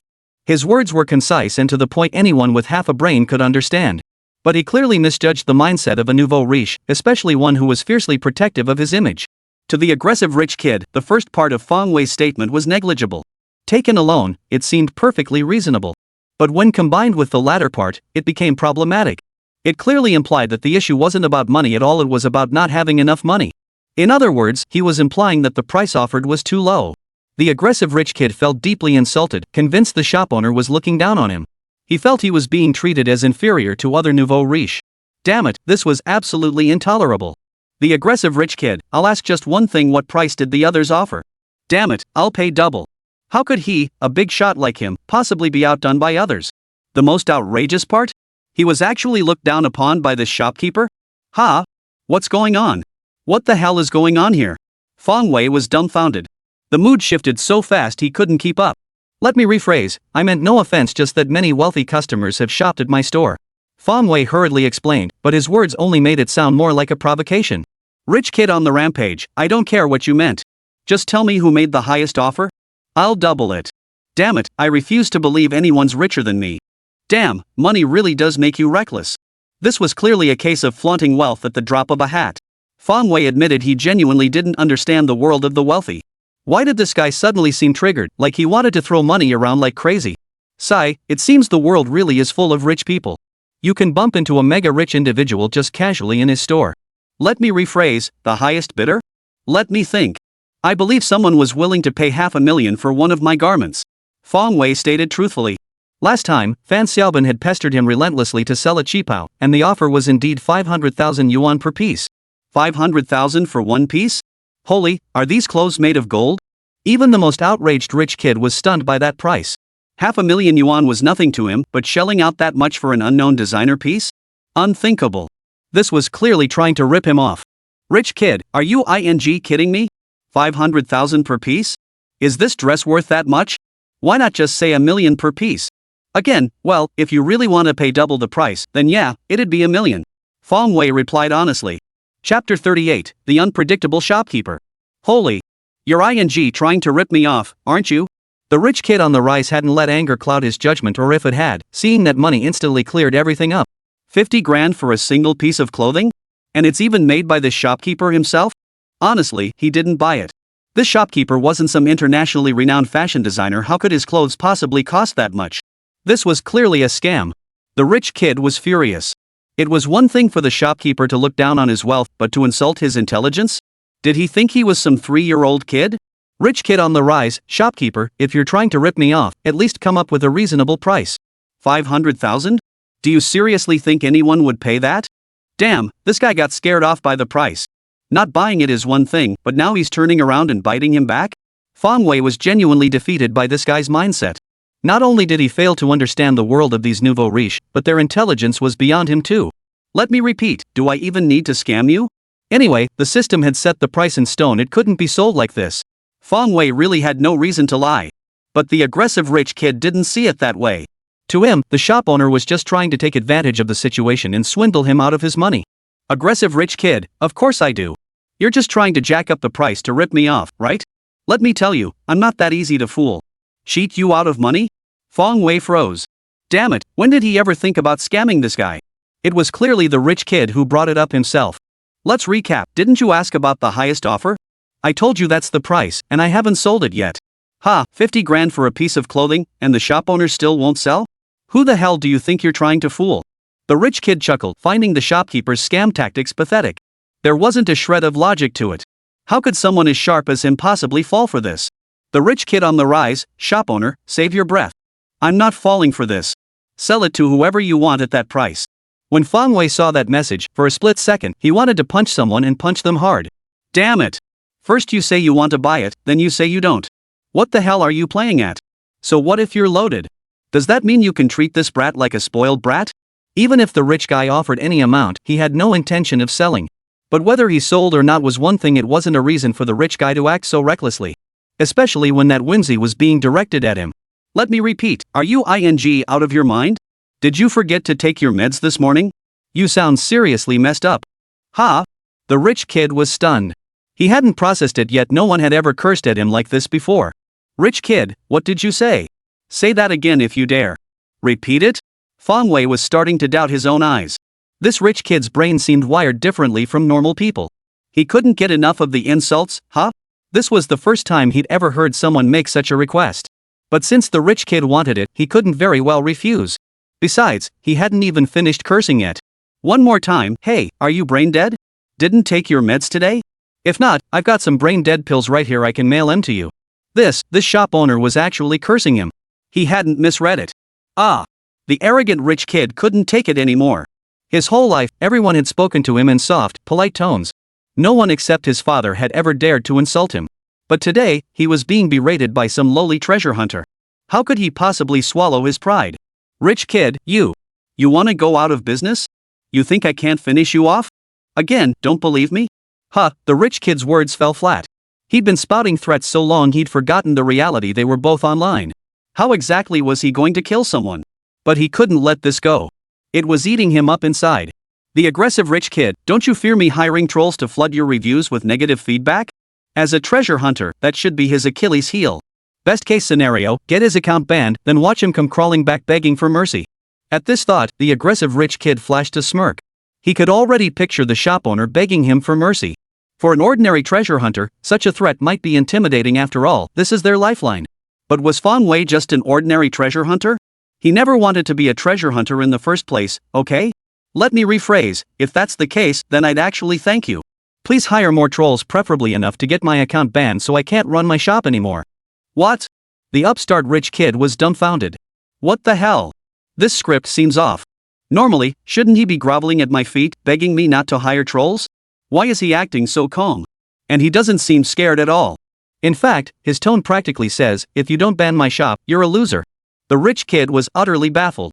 This shop owner was seriously weird. This isn't how a treasure hunter should act. You can have all your rules and refuse to sell more items, fine. He spouts a whole spiel, people might not fully accept it, but they can understand it. But now he's facing a ban, so why is he still so cocky? Where does he get the nerve? Are your parents aware of your calm demeanor? Why does he feel like this shop owner doesn't even want to run the store anymore? The rich kid on the rise felt more and more that this shop owner was a mystery. He's like he's from a completely different world compared to everyone else. Other treasure hunters are perfectly normal, the customer is always right. But this guy?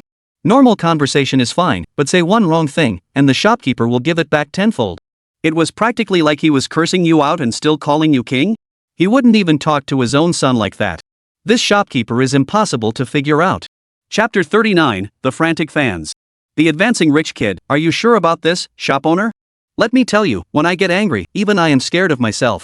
Aren't you worried you'll never be able to run a treasure-digging shop again? He still couldn't believe the shop owner was so nonchalant. If he really didn't want to run the treasure-hunting shop anymore, then why not just close it? What else would he sell? This shop owner must be putting on an act. Yeah, definitely. One more time, damn it, you still don't believe I'm crazy? I told you hire more trolls to get me banned already. What the hell is wrong with you? Can't you understand plain speech? You're as dumb as a rock. Holy. The rich kid on the rampage was nearly losing his mind.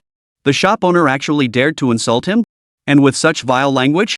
But it seemed like he really had no way to fight back. Should he really hire trolls? It almost seemed like the shop owner was practically begging him to hire trolls to get him banned. Why on earth? He just couldn't wrap his head around it. Could some angelic lady step up and give him a reason? Who says the world of the wealthy is incomprehensible to others? This bizarre world, even the rich don't understand it. Could it be that the shop owner never wanted to open the store in the first place, and all this was forced upon him? Is that why he's so desperate for someone to report him or leave him a bad review? The charging rich kid now seemed possessed by a detective spirit, meticulously analyzing the shop owner's every move. Only then did he realize that from start to finish, this shop owner never acted like a proper treasure hunter should. And all those rules he set up? purely to get his shop shut down. It seemed his hunch was spot on. The shopkeeper had no desire to be a treasure hunter at all. That's why he kept refusing transactions and even tried to lure him into hiring paid commenters. He almost fell for it. This shopkeeper is utterly shameless. How could someone act like this? Could he be any more shameless? The up-and-coming rich kid was furious. This was clearly a setup. Fortunately, he was quick-witted and saw through the shopkeeper's scheme. Otherwise, he would have played right into the shopkeeper's hands. But now? Since the shopkeeper wants to shut down his business so badly, he'll make sure that never happens. Forget hiring trolls, he'd actually support the shopkeeper's business, ensuring it thrived. That way, he could torment the shopkeeper thoroughly. He was truly clever. With that thought, the ambitious rich kid abandoned his plan to get Fong Wei to abolish the rules. Instead, he started chatting with the other big spenders in the group. He shared all his analyses. The aggressive rich kid. To sum it up, this shop owner just doesn't want to run the place anymore. That's why he made all these rules. So even if we talk ourselves hoarse, we can't let him break them. After a lengthy monologue, the aggressive rich kid finally succeeded in articulating his reasoning. Then he kept spamming the group chat with emojis. As if to say, see? I was right, right? Quick, praise me. Quick, tell me I'm smart. But it seemed like no one was buying his argument. The underdog who hit the big time, and this is the result after all your chatting with the shop owner? The ambitious rich kid, yeah, so? Isn't my analysis thorough? Unique? The underdog who hit the jackpot, I was arguing with you earlier, but now I see I was wrong. The rich kid on the rise, what? Are you convinced by my perspective? Starting to admire me? The underdog who hit the big time, you're overthinking it. I just figured hanging out with you too much would drag my IQ down. Not worth it. The aggressive rich kid, what the hell do you mean by that? He couldn't take it anymore. He'd been mocked and insulted by that mysterious shop owner, but he never expected to get berated again back in the group chat. What the hell was this all about? The underdog who hit the big time, all I can say is, you've really had it rough growing up. You deserve a break. Rich kid on the rise, you bastard. If you were back in our neighborhood, I'd have punched you already. The underdog who hit the jackpot, Seeing the two about to erupt into a full-blown argument, others rushed in to stop them. Arrogant rich and handsome guy, honestly, the rich kid does have a point, though it's a bit of a stretch. Proudly wealthy, cut it out, everyone. We're all in the same group, what's there to argue about? Let's just decide what to do now. Are we buying the clothes or not? I'm just a legend, whatever the shop owner's scheme is, since those are his rules, we'll play by them. It's his loss if he won't take the money. I'll buy one that'll cover my goodwill. That's all that matters. Tough life needs no explanation, I'll buy one too. The clothes actually look pretty good. 2 out of 5 had made their stance clear, and the others had little to add. No one wants to make the shop owner back down. Haven't you seen how 2 people got pushed to the point of arguing? Better stick to the rules and buy like normal folks. Each logged into their own account, bought one piece, and finally ended this show-off expedition. But when they re-entered the shop, they found the 20 dresses were nearly sold out. It made sense with Angel's immense popularity. Her fan base certainly extended beyond this one group.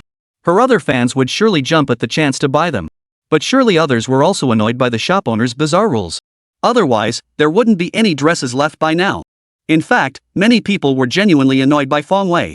Driven by a desire to support their idol or to wear the same outfit as her. Fans were all on board, even thinking of buying multiple pieces so they could switch them up. But what no one could have anticipated was that the store wouldn't allow multiple purchases.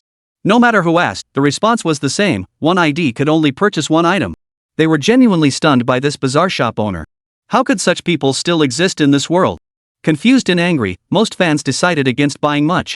If one ID can only buy one item, it felt like they were begging to buy, so they simply decided not to buy at all. Because of this, the arrogant rich kid managed to buy a single item of clothing. And just like that, Fong Wei's shop became famous. Across Angier's fan groups and chat rooms, everyone was buzzing about the legend of Fong Wei. They all wanted to know who on earth was the owner of this shop to be so utterly bizarre. Chapter 41, Tong Tong's Plea. After being bombarded with questions from countless fans, Fong Wei finally learned that it was Angier who had intervened. No wonder so many people had asked him that afternoon why they couldn't buy multiple items. Angier really delivered, and of course, her fans were amazing too. The 20 dresses that had been weighing Fong Wei down sold out completely within a single afternoon. Many customers even came back asking if there was any remaining stock. Faced with this, Fong Wei could only helplessly restock again. Store policy. Whenever Fong Wei successfully pulled off a smooth bluff, another post cursing him would appear in Angel's chat section. The gist of it went like this. The shop owner featured in Angier's free promotion is actually an idiot? How can there be so many weirdos in this world? Idiots come every year, but this year they're especially plentiful. Not taking money when you can is a jerk, and today, I actually met one. Thankfully, Fong Wei doesn't hang out in the chat section, or else I wouldn't be in such a relaxed mood.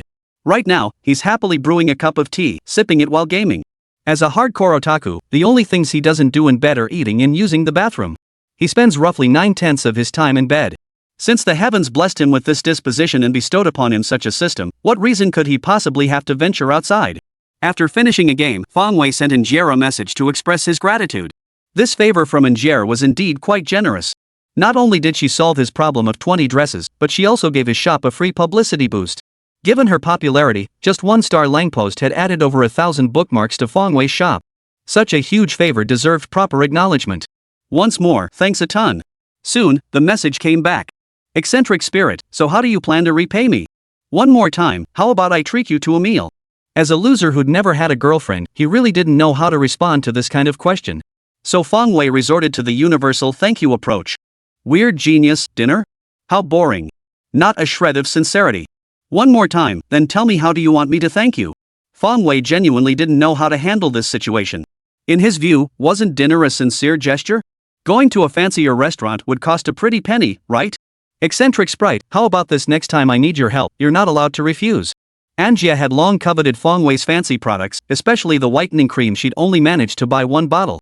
But frustratingly, no matter how much she pestered him, Fong Wei never budged. So this time, she planned to secure a verbal promise from Fong Wei in exchange for what she needed.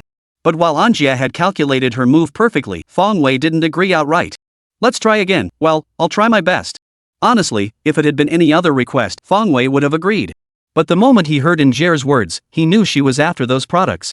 But the biggest problem is that he has no control over these goods. Paying 10 times the cost, and he couldn't accept outside funding either. It could bankrupt Fong Wei. Even selling him off wouldn't raise that much money. So Fong Wei dared not agree, fearing he might ultimately fail to deliver. That would be incredibly awkward. Gu Guiling, oh, fine then. I'll come find you when the time comes. Yang Bei's eyes darkened, a bitter expression crossing her face. Even now, did he still value those so-called rules more than her? Yang Bei's heart ached, as if something had clogged it. Anjia, already in a foul mood, had no energy left to chat with Fong Wei. No matter how much they talked, he'd still be fixated on those elusive rules and principles. At that moment, she suddenly despised the very word rules. But why did Fong Wei insist on clinging to them so stubbornly? She didn't understand, and she didn't want to think about it. On the other side, Fong Wei had also sensed Injera's disappointment in her words. As sharp as he was, he instantly grasped her thoughts. Then, he too was at a loss for words. Some things simply couldn't be explained. Could he possibly tell her about the system? Could Anjia accept all this? Could he even explain it clearly? Fong Wei didn't know. Some things were meant to be kept bottled up inside, never to be shared with others. So, he'd leave it all to time to resolve. He believed that one day, either Angel or someone else would understand him. Closing the chat window, Fong Wei no longer felt like playing games. In his life, whenever something troubled him, he would sleep it off. There was no problem a good night's sleep couldn't fix. If it did, then 2 nights would do the trick. How wonderful it was to sleep, then he wouldn't have to think about anything. That way, he wouldn't feel troubled anymore. Before long, Fong Wei drifted off into dreamland. At that moment, Anjia unexpectedly received a call from her close friend Tong Tong. Hello, Leah, what's up? What's wrong? Feeling unwell? You sound so down. No, I'm fine. What's up? What do you need? Yang Bei was indeed in a bad state at that moment, but she didn't specify what it was about. Tong Tong didn't press further, mainly because she had something truly important to discuss. Anjia, do you happen to have a fashion designer in your circle? A fashion designer? No, I don't. Yang Bei was puzzled. When had she acquired a fashion designer? No? Then who designed the cheongsam you wore to the fashion exhibition last time? Could you give me his contact information? Oh, you mean Fong Wei. Anjia understood now, though she'd never really thought of him as a fashion designer. Oh, you mean him? He's a friend of mine. A friend? That's great.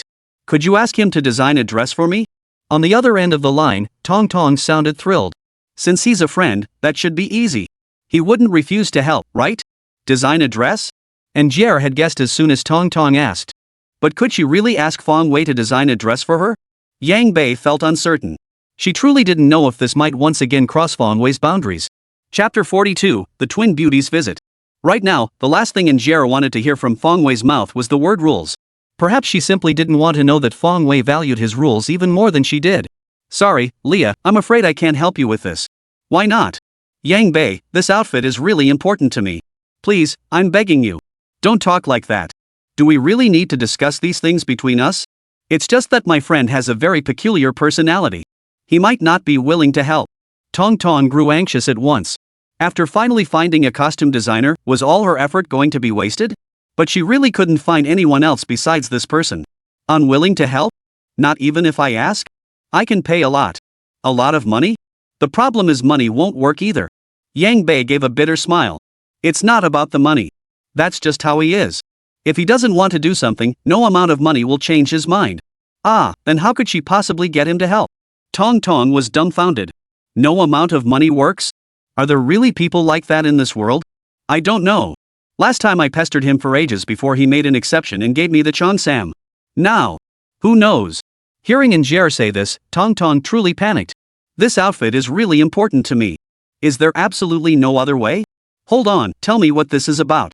I know other designers if need be, I'll find someone else to help. Yang Bei offered reassurance from the side. Then Tong Tong explained her predicament. It turned out Tong Tong was auditioning for the lead role in a TV drama called Han Palace Beauties, The World, a story centered around the imperial harem of the Han dynasty. She passed the audition smoothly, and the director had already made the decision, officially casting her as the lead. But when she tried on the Han dynasty costume, problems arose. Being of ethnic minority descent, her facial features differed somewhat, making the production's costumes appear mismatched and awkward on her.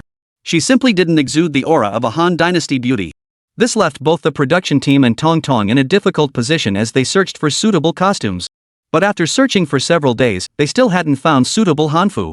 Although she had been cast as the female lead, if they couldn't find one soon, she might have to relinquish the role. The director was determined to make the film perfect, leaving no room for flaws. Especially when it came to the female lead, this was a major problem. Consequently, Tong Tong grew increasingly anxious. Was she really going to have to relinquish her role to someone else? As a fellow actress, Injer understood her predicament. If someone else snatched her role, she'd feel just as resentful.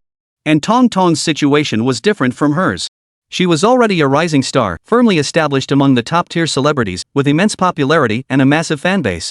Tong Tong, however, hadn't reached that level yet. She still lacked any truly representative works.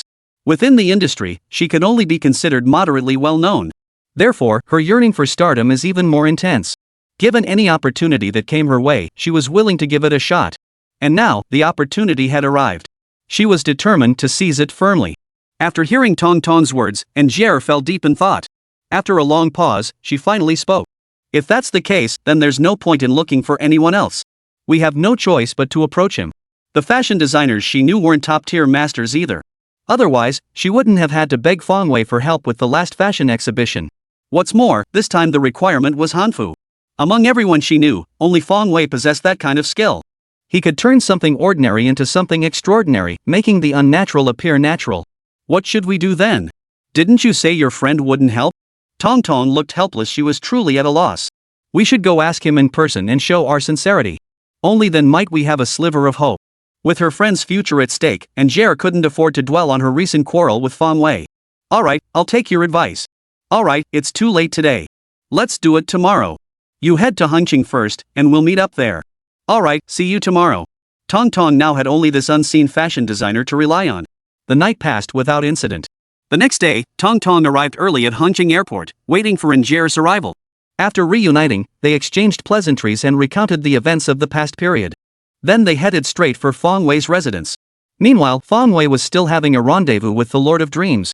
He had gone to bed too early the night before, only to wake up in the middle of the night. After that, he couldn't fall back asleep. He finally drifted back to sleep as dawn approached. Anyway, his life was free and easy. No such thing as early to bed, early to rise. Bang! Not long after settling back down, Fong Wei heard a knock at the door. But being a lazybones, he naturally ignored it. While he slept, he adhered to one principle: whether urgent or trivial, everything could wait until after he'd finished sleeping. Bang! The knocking persisted. That guy must be sleeping in. Outside the door, Injer said with certainty. Could he have gone out to buy breakfast? A hint of doubt flashed in Tong Tong's beautiful eyes. No way. At this hour, he's definitely still asleep. Yang Bei's tone was firm. Looks like you know this friend pretty well, Anje. He must be a guy, right? Tong Tong teased with a mischievous smile. Not at all. He's just a regular friend. Yang Bei lowered her head, looking a bit embarrassed. No way. Are you sure he's just a regular friend? Tong Tong had only intended to tease Injere, but seeing her reaction, it suddenly felt like there might be something more to it. I already said we're just friends. Knock on the door already, don't forget what we're here for today. Yang Bei quickly changed the subject. The moment Tong Tong remembered the main task, her expression turned serious. She stopped teasing Injere and knocked on the door with a bit more force. Thud. The sound echoed again. Damn it, who is it? What bastard is disturbing my sweet dreams? Fong Wei couldn't take it anymore. He could pretend not to hear it once or twice, but what the hell was with this constant pounding? How was he supposed to sleep? This was seriously messing with his sleep, okay? He threw on some clothes and stormed to the door. Opening it, he froze in shock. Standing outside were two stunningly beautiful women. The torrent of curses Fong Wei had prepared instantly evaporated. Chapter 43, Help That Can't Be Offered. One of them was Injere. Fong Wei recognized her immediately, having met her not long ago. As for the other woman, Fong Wei squinted. Why did she look so familiar? Ah, Tong Tong. He finally remembered. The woman before him looked exactly like Tong Tong from his past life. And you always claimed to have principles. Now that you see a beauty, you can't take your eyes off her, can you? Yang Bei stood nearby, watching Fong Wei stare intently at Tong Tong. A hint of jealousy tinged her voice. Ah, no, I just find her look familiar. Fong Wei, realizing his mistake, hurriedly explained. He certainly didn't want to ruin the carefully cultivated image he'd worked so hard to build. She's a good friend of mine. Her name is Tong Tong. She's also a celebrity. You've probably seen her on TV. Hearing his explanation, Injere's expression finally eased. So it was her after all. Tong Tong. Fong Wei smiled. This world really was remarkably similar to his previous life. What brings two beautiful ladies to see me so early? Fong Wei asked, yawning. He was genuinely feeling sleepy. Do you expect us to stand outside and talk? Yang Bei retorted. Judging by her tone, she was still holding a grudge about yesterday's incident. Right, my bad. Please, both of you ladies, come inside. Fong Wei didn't dwell on it. After all, ladies always have their privileges. A little tantrum now and then is actually quite charming. Of course, not everyone can pull that off. At least for Fong Wei, he genuinely had feelings for Injere. So he didn't really mind. If it had been someone else, he probably wouldn't have bothered. And if it were a guy? He'd have kicked him out long ago. Why wait for someone to throw a tantrum? Looking for a beating, huh? The three of them sat down on the sofa in Fong Wei's room. Can we talk about what's going on now? Fong Wei asked. Truthfully, he had a vague idea what this was about, and he knew it was probably Tong Tong needing his help. Otherwise, Injere wouldn't have come along with Tong Tong. Sure enough, after a moment of hesitation, Tong Tong finally brought up her matter. I humbly request your assistance, sir. This play is truly important to me. Not sure how else to address him, Tong Tong respectfully called him sir. After hearing the whole story, Fong Wei finally relaxed. He'd been wondering what it could be. He'd been on edge the whole time, dreading having to refuse. Turns out it was just this? This was simple, dead simple, in fact. He could handle it with ease, since he had absolutely no idea how to make hanfu. Didn't he know his own limitations? He could make kipeos, and now he'd added a dress to his repertoire, even managing to whip up a skin whitening cream on the side. But beyond that? He's completely clueless. Fong Wei opened his mouth to refuse. Unexpectedly, the system spoke up. Host, as your great assistant, this system must inform you that you can indeed be of help. What? Fong Wei was baffled. He hadn't learned how to make hanfu among all the things he'd studied, so how could he possibly help? While the principles of garment making might be similar, the details were different, and that's what made the clothes look distinct. So the question remained, how could he possibly help? Fong Wei, system, stop messing around. I never learned how to make hanfu, okay? Host, you haven't learned hanfu tailoring, but as the greatest entity in the universe, this system has a solution. Fong Wei, you'd die if you didn't brag about that, huh? If you have a solution, just spit it out. Stop rambling. Host, you may purchase a hanfu garment from this system for a certain amount. Fong Wei, purchase from you?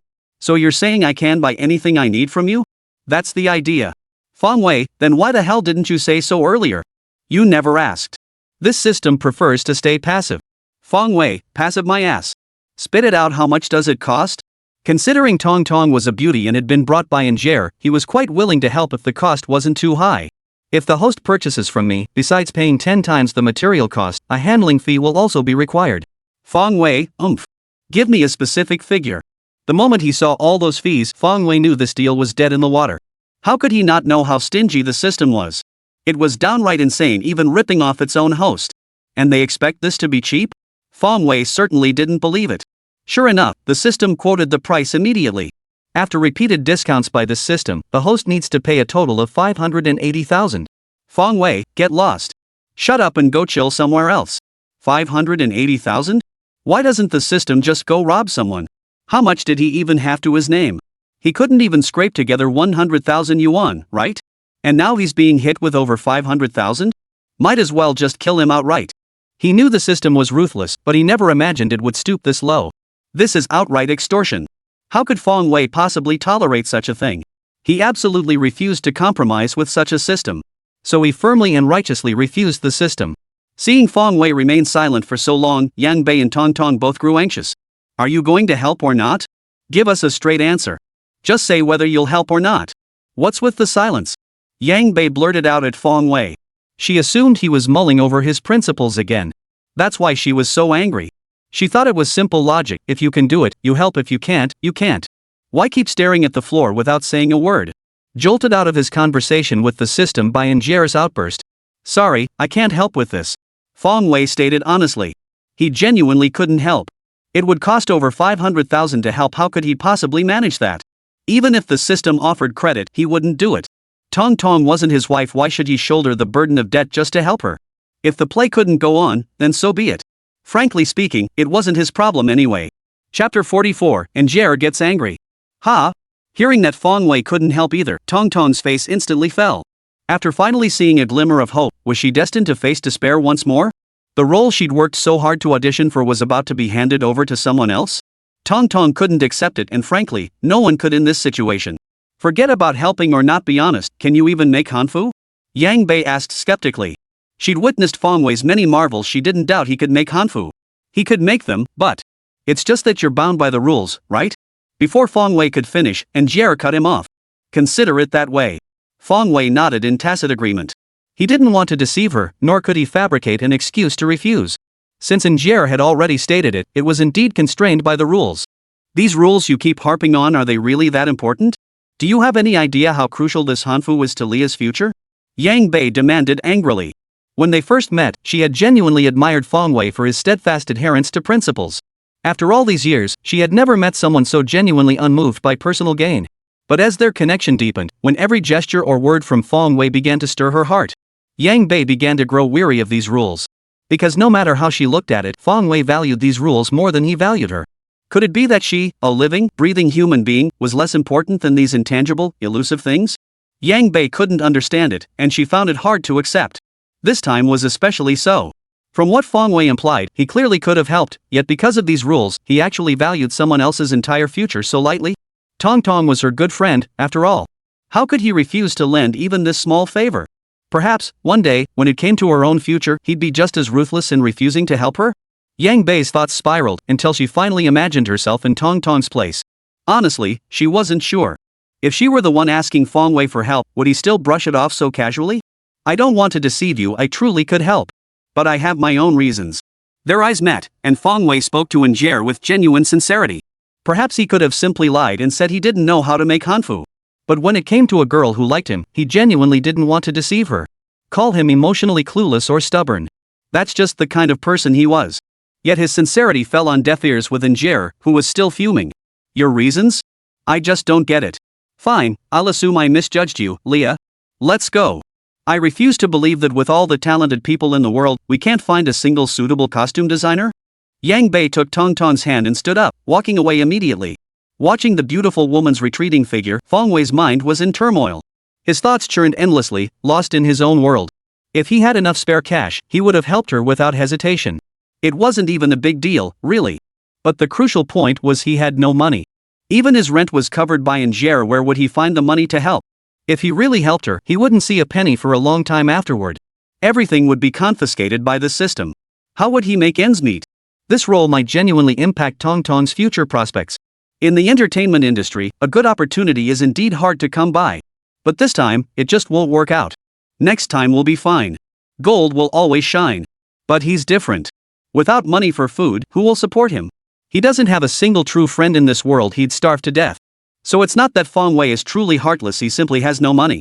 He hoped Njier would understand. Fong Wei had nothing more to say, only time could fade these memories.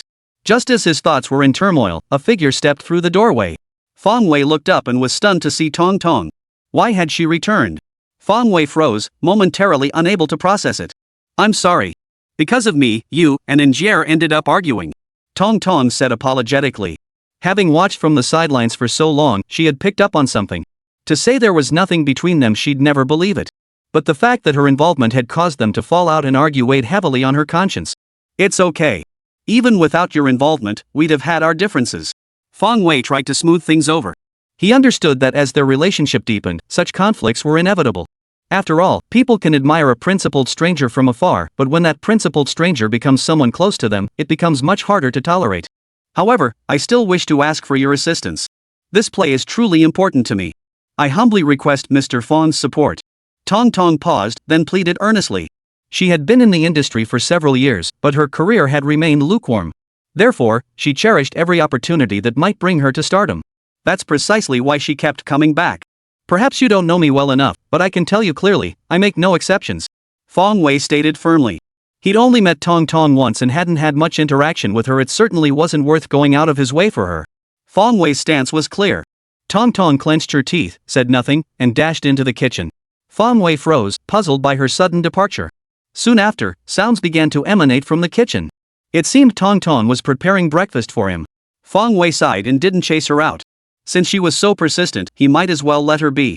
With such a stunning beauty preparing breakfast for him, he simply couldn't bring himself to send her away. He pulled out his phone and sent a message to Injier. Right now, he was more concerned about what Injier was actually thinking. He hoped she wasn't overly upset.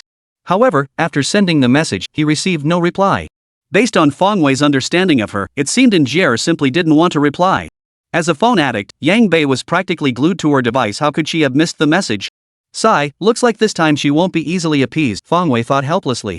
Chapter 45, The Beautiful Nanny Tong Tong. Before long, Tong Tong had breakfast ready and brought it out. A few eggs, a bowl of noodles, and a glass of milk, simple yet nutritious. Here's breakfast. Eat up. Tong Tong placed the breakfast on the table and called out to Fang Wei. Thank you. Please join me for breakfast. Fang Wei said to Tong Tong, who was still standing. Seeing her intention, he realized she wanted to watch him eat. That's out of the question. Fang Wei certainly didn't have that habit. He picked up his chopsticks and took a bite of noodles. Not bad at all, much tastier than what he cooked himself. Since he always stayed cooped up in his room, his fridge was stocked with noodles and similar foods.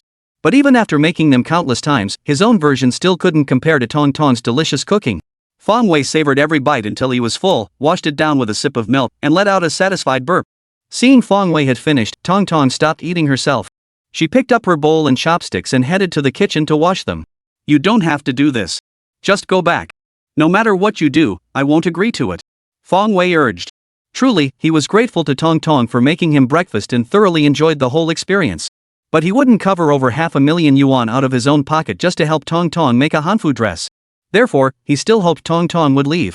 That way, before she'd done too much, he could make his exit. Otherwise, after staying so long and still refusing to help, it would seem rather unkind. Yet Tong Tong remained silent, her eyes gleaming with unwavering resolve. It seemed as though she would persist until Fang Wei agreed. Seeing no response, Fang Wei didn't bother to say more. If she wanted to do it, she could go ahead. His room was such a mess anyway, it really did need tidying up. Fang Wei turned on his computer and started watching the latest popular TV series. But despite its hype as the hottest show, in Fang Wei's eyes, it was utter trash. What the hell was this? The special effects and scene choices weren't even the worst part. The plot alone was unbearable. In this urban drama, the male lead and female lead had been together for dozens of episodes, about to get married, and then he cheated. Cheating. Yes, Fang Wei hadn't misread it, the male lead was cheating. When Fang Wei first saw the synopsis, his immediate thought was, the writer must be out of their mind. Could the plot really go this way? He'd never seen anything like it. What kind of male lead doesn't end up with the female lead? At the very least, they're supposed to be in love, right? But what the hell is this cheating business? In the end, the male lead ends up living with the other woman. So Fang Wei just couldn't wrap his head around it.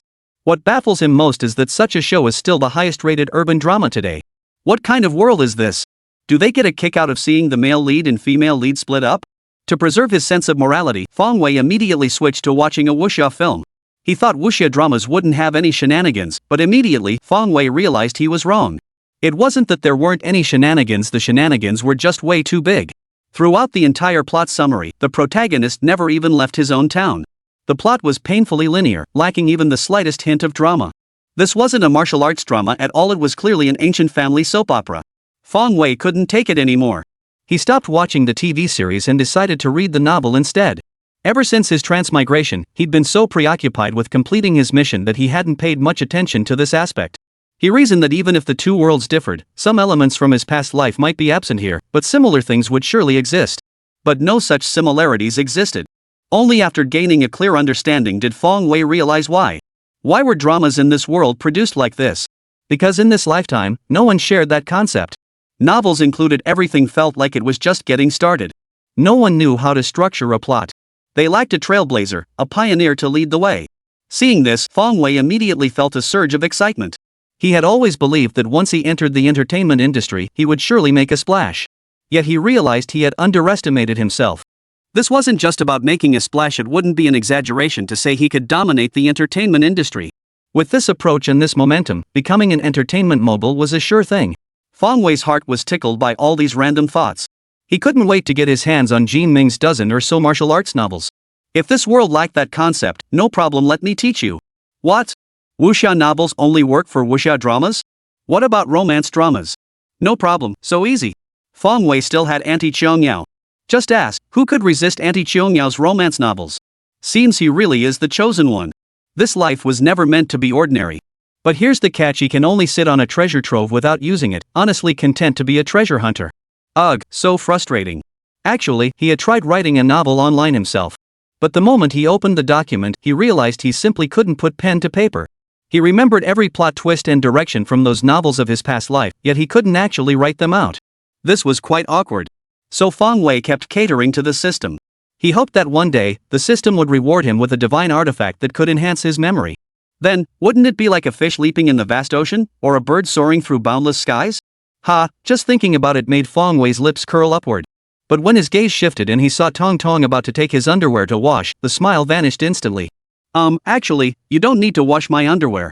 Fong Wei hurriedly got up from his desk and called out to Tong Tong. Seriously, no need. Fong Wei felt a bit flustered. His mind kept racing. Doesn't Tong Tong feel shy at all? Why was he the one blushing first in this situation? He was a man, after all. But as a single guy who'd been alone for over 20 years, he really was shy. Besides his mom, this was the first time in his life a girl was washing his underwear. Chapter 46, Tong Tong's accommodation issue. You really don't need to bother washing these. I'll handle it myself. Fong Wei rushed over to Tong Tong, saying frantically. It's fine, I don't mind. We're all grown up now, who would be bothered by this? Tong Tong remained calm, casually tossing Fong Wei's blue underwear into the bucket. Seeing this, Fong Wei felt like crying. Tong Tong didn't mind, but he certainly did. In all his years, no one of the opposite sex his age had ever seen his underwear. If the timing had been right, he might have joked about Tong Tong having to take responsibility. But seeing Tong Tong's utterly unruffled expression, Fong Wei couldn't bring himself to say much. He could only hand over his little underwear. Then, he slowly walked back to his computer. Sigh. He suddenly realized how shy he was. Even a girl was more uninhibited than him. No way, this couldn't be allowed. Fong Wei couldn't stand it anymore. He decisively fired up a game to dominate his opponents. Sure enough, only in the game could he truly let loose. Seeing his support Sona AFK, Fong Wei unleashed a torrent of insults. He seemed determined not to stop until he'd cursed her until she was crying her eyes out. Finally, unable to take it anymore, the Sona player typed out a line. She timidly typed, "Bro, can you please stop yelling? I'm a girl, I don't know how to play anymore." A girl? Fong Wei froze for a second. Then he cursed even more fiercely. So what if you're a girl? Is being a girl so great? Does being a girl mean you can just AFK? And he's not allowed to scold her? What country's law is that? For the sake of harmony and Summoner's Rift and to foster a pleasant gaming atmosphere, Fong Wei couldn't let this kind of person off the hook. Can't play anymore? What kind of whining is this? It just sounds off, disgusting, yeah, disgusting. Fong Wei let loose, hurling every curse and trash talk he could muster. He can't bring himself to do it because it's a girl? What a joke. Fong Wei could only laugh at such naive people. Who does he think he is? A man who's been single for 20 years. His emotional intelligence was below average. If I can't trash talk her to death, how dare she just disconnect? The Sona player was so flustered by the abuse she couldn't even respond. Finally, the rest of the teammates couldn't stand it anymore. Bro, is this really necessary? She just AFK'd, no need to trash talk her like that. Hearing someone finally speak up, Sona finally dared to respond. Exactly. It's just a ranked game. I didn't expect you to talk to her like that. Is it really that big of a deal? Fang Wei felt even more resentful seeing someone defend the AFK player. What the hell? AFK players have the right to speak now? Seriously? You think AFK players have the right to speak? Why don't you go play ranked matches? What the hell are you doing here tanking my game? I'm the one who always screws others over, no one screws me. And you got screwed over and you're actually defending this jerk? How dumb are you? Is your brain fried or something? Fang Wei was on a roll in the game, tearing into two people until they were speechless. Looks like I'm still pretty uninhibited. Check out how sharp my words are, I wouldn't hold back even if it were a girl. Fang Wei thought to himself. His earlier shyness was completely forgotten. It wasn't that he couldn't let loose, it was just that Tong Tong was way too loose. Of course, if it weren't for getting reported and having his account banned, Fang Wei would feel even more satisfied. By the time the game ended, Tong Tong had almost finished washing the clothes. After hanging them up, she dried her hands and proceeded to tidy up his room. She simply never stopped. Fang Wei felt embarrassed and guilty watching her. Truth be told, he did enjoy having a beautiful woman help with the housework. But the thought of having to refuse her requests later made guilt well up inside him. But after calling out a few more times for Tong Tong to go home and getting no response, he simply stopped caring. Let her do whatever she wanted. It wasn't like he was losing anything. With that, Fang Wei settled back into his game with a clear conscience. Checking the transaction again, he saw many buyers had already confirmed receipt. One after another, 5,000 yuan transactions flowed into his Alipay account, making him beam with delight. But the thought of handing over 80% to that blood-sucking system made him feel uneasy. The system got the lion's share without lifting a finger. It really rubbed him the wrong way. Most importantly, what exactly was the system using the money for? Fang Wei couldn't wrap his head around it. Could the system actually spend money? That just didn't make sense. Fang Wei scratched his head and decided to stop thinking about it. He had asked the system about it before, but it never answered. He figured it was probably because his level was too low, he wasn't qualified to know yet. Fang Wei speculated. After a quick tidy of the room, everything was nearly done just as lunchtime approached. Tong Tong remained silent as ever, washing rice, preparing vegetables, and getting straight to work on lunch. She acted like a housekeeper, meticulously attending to every detail of Fang Wei's daily life. It made Fang Wei feel a bit uneasy. He was used to eating whenever he could, sometimes going hungry, sometimes eating casually. Having someone wait on him like this felt good, but beyond that, he didn't know what to make of it. At the dinner table, Fang Wei tried again. Why are you doing this? You should go back and see if you can find a top-tier hanfu designer. Watching Tong Tong bustle about all morning, he genuinely didn't want her to keep going. Because no matter how they tried, it wouldn't work out. Don't worry about it. Angier told me that among all the people she knows, you're the only one with this skill. Besides you, I don't know any other good costume designers. Anyway, I've made up my mind about you. This time, Tong Tong finally responded. But Fang Wei couldn't muster any joy. What did she mean by settled on him? Did she think this was a marriage proposal? If Tong Tong meant something else, he'd be thrilled. But now? Forget it. He wanted to run away fast enough, happy my ass. After lunch, the afternoon slipped away. Fang Wei had thought Tong Tong washing his underwear was already something he couldn't accept. But he never imagined something even harder to swallow was coming. What? You're staying here tonight? Staring at Tong Tong's earnest face, Fang Wei exclaimed in disbelief. Chapter 47, Fang Wei softens. Holy crap, Fang Wei was stunned. Let's be real, they'd only just met, and Tong Tong was already moving into his place without a second thought. Was this really okay? Doesn't she feel afraid? Even though he wasn't the sharpest tool in the shed, he was still a man, after all. Fang Wei silently admired Tong Tong's courage. If it were him, he'd never dare do such a thing. How dangerous. A man and a woman alone together in the same room. Little did he know, Tong Tong was actually nervous too. She'd heard from Angier that Fang Wei was a man of strong principles and strict boundaries. Only after observing him all day did she dare make this request. Otherwise, how could she have dared to act this way? She was confident in her own beauty. Why don't you just go back? I only have one room and one bed. Fang Wei reluctantly uttered. The idea of sharing a bed with her hadn't even crossed his mind. It was simply impossible. So now the question was, who would sleep in this bed? Fang Wei still wanted the bed. But could he really say that in front of a girl? It's fine, I'll take the couch. Tong Tong declared firmly. Her mind was made up, she wouldn't leave until Fang Wei was so worn down he'd agree to her request. That's not right. Why don't you take the bed, and I'll sleep on the couch? Fang Wei felt a wave of relief wash over him, but he put on a false smile and said, No need. I wouldn't be comfortable in your bed anyway. This is fine. Tong Tong replied. Alright then, I'll get you a blanket. Fang Wei went into his room, picked out a thin blanket, and placed it on the sofa. It was summer now, and though the nights were hot, it was still easy to catch a chill. Fang Wei felt uneasy. But Tong Tong had a stubborn streak. Since Fang Wei hadn't agreed to her request, she decided to keep pestering him. After buying a few changes of clothes and daily necessities like towels from outside, Tong Tong entered the bathroom. After washing herself and her clothes, it was Fang Wei's turn to bathe. Fang Wei stepped into the familiar bathroom, yet for some reason, he felt it had changed today. Sniffing the air around him, he detected a faint fragrance lingering in the air. Could this be something Tong Tong left behind? A ripple of emotion stirred within Fang Wei. Before long, Fang Wei finished washing and emerged carrying his clothes. "Let me wash your clothes for you." As soon as she opened the door, Tong Tong addressed Fang Wei. Before Fang Wei could respond, Tong Tong snatched the clothes from his hands. "But there's the underwear I just changed out of in there." Fang Wei struggled to express his inner turmoil at that moment. In one single day, he'd had the same girl wash 2 pairs of his underwear? Just thinking about it made him cringe. Yet she acted as if nothing had happened. Seems like he's the one holding back. Fang Wei made up his mind, he needed to spend more time practicing in the game. He believed that with enough effort and practice at trolling people, he could absolutely let loose. Holding on to that conviction, Fang Wei returned to bed in a foul mood and fell asleep. Early the next morning, he was roused by the commotion of Angier and Tong Tong just when he was feeling sleepy. The night slipped by unnoticed. The sun was already high in the sky when Fang Wei finally woke up leisurely. He glanced at his phone, it was almost 9 o'clock. In summer, when dawn breaks at 5, this was already quite late. Stepping out of the bedroom, Fang Wei stretched lazily. Through sleepy eyes, he noticed Tong Tong was still asleep on the sofa. Who knew she was such a little lazybones too? Fang Wei chuckled and tried to wake her up. "Mum." Tong Tong mumbled in response, rolled over, and slowly opened her eyes. "You're awake? Hold on, I'll make breakfast for you." The moment she saw Fang Wei standing before her, Tong Tong thought she should get up to make breakfast. But her voice sounded weak. "What's wrong? Are you okay?" Fang Wei asked with concern. "Something's off with your voice." "I'm fine."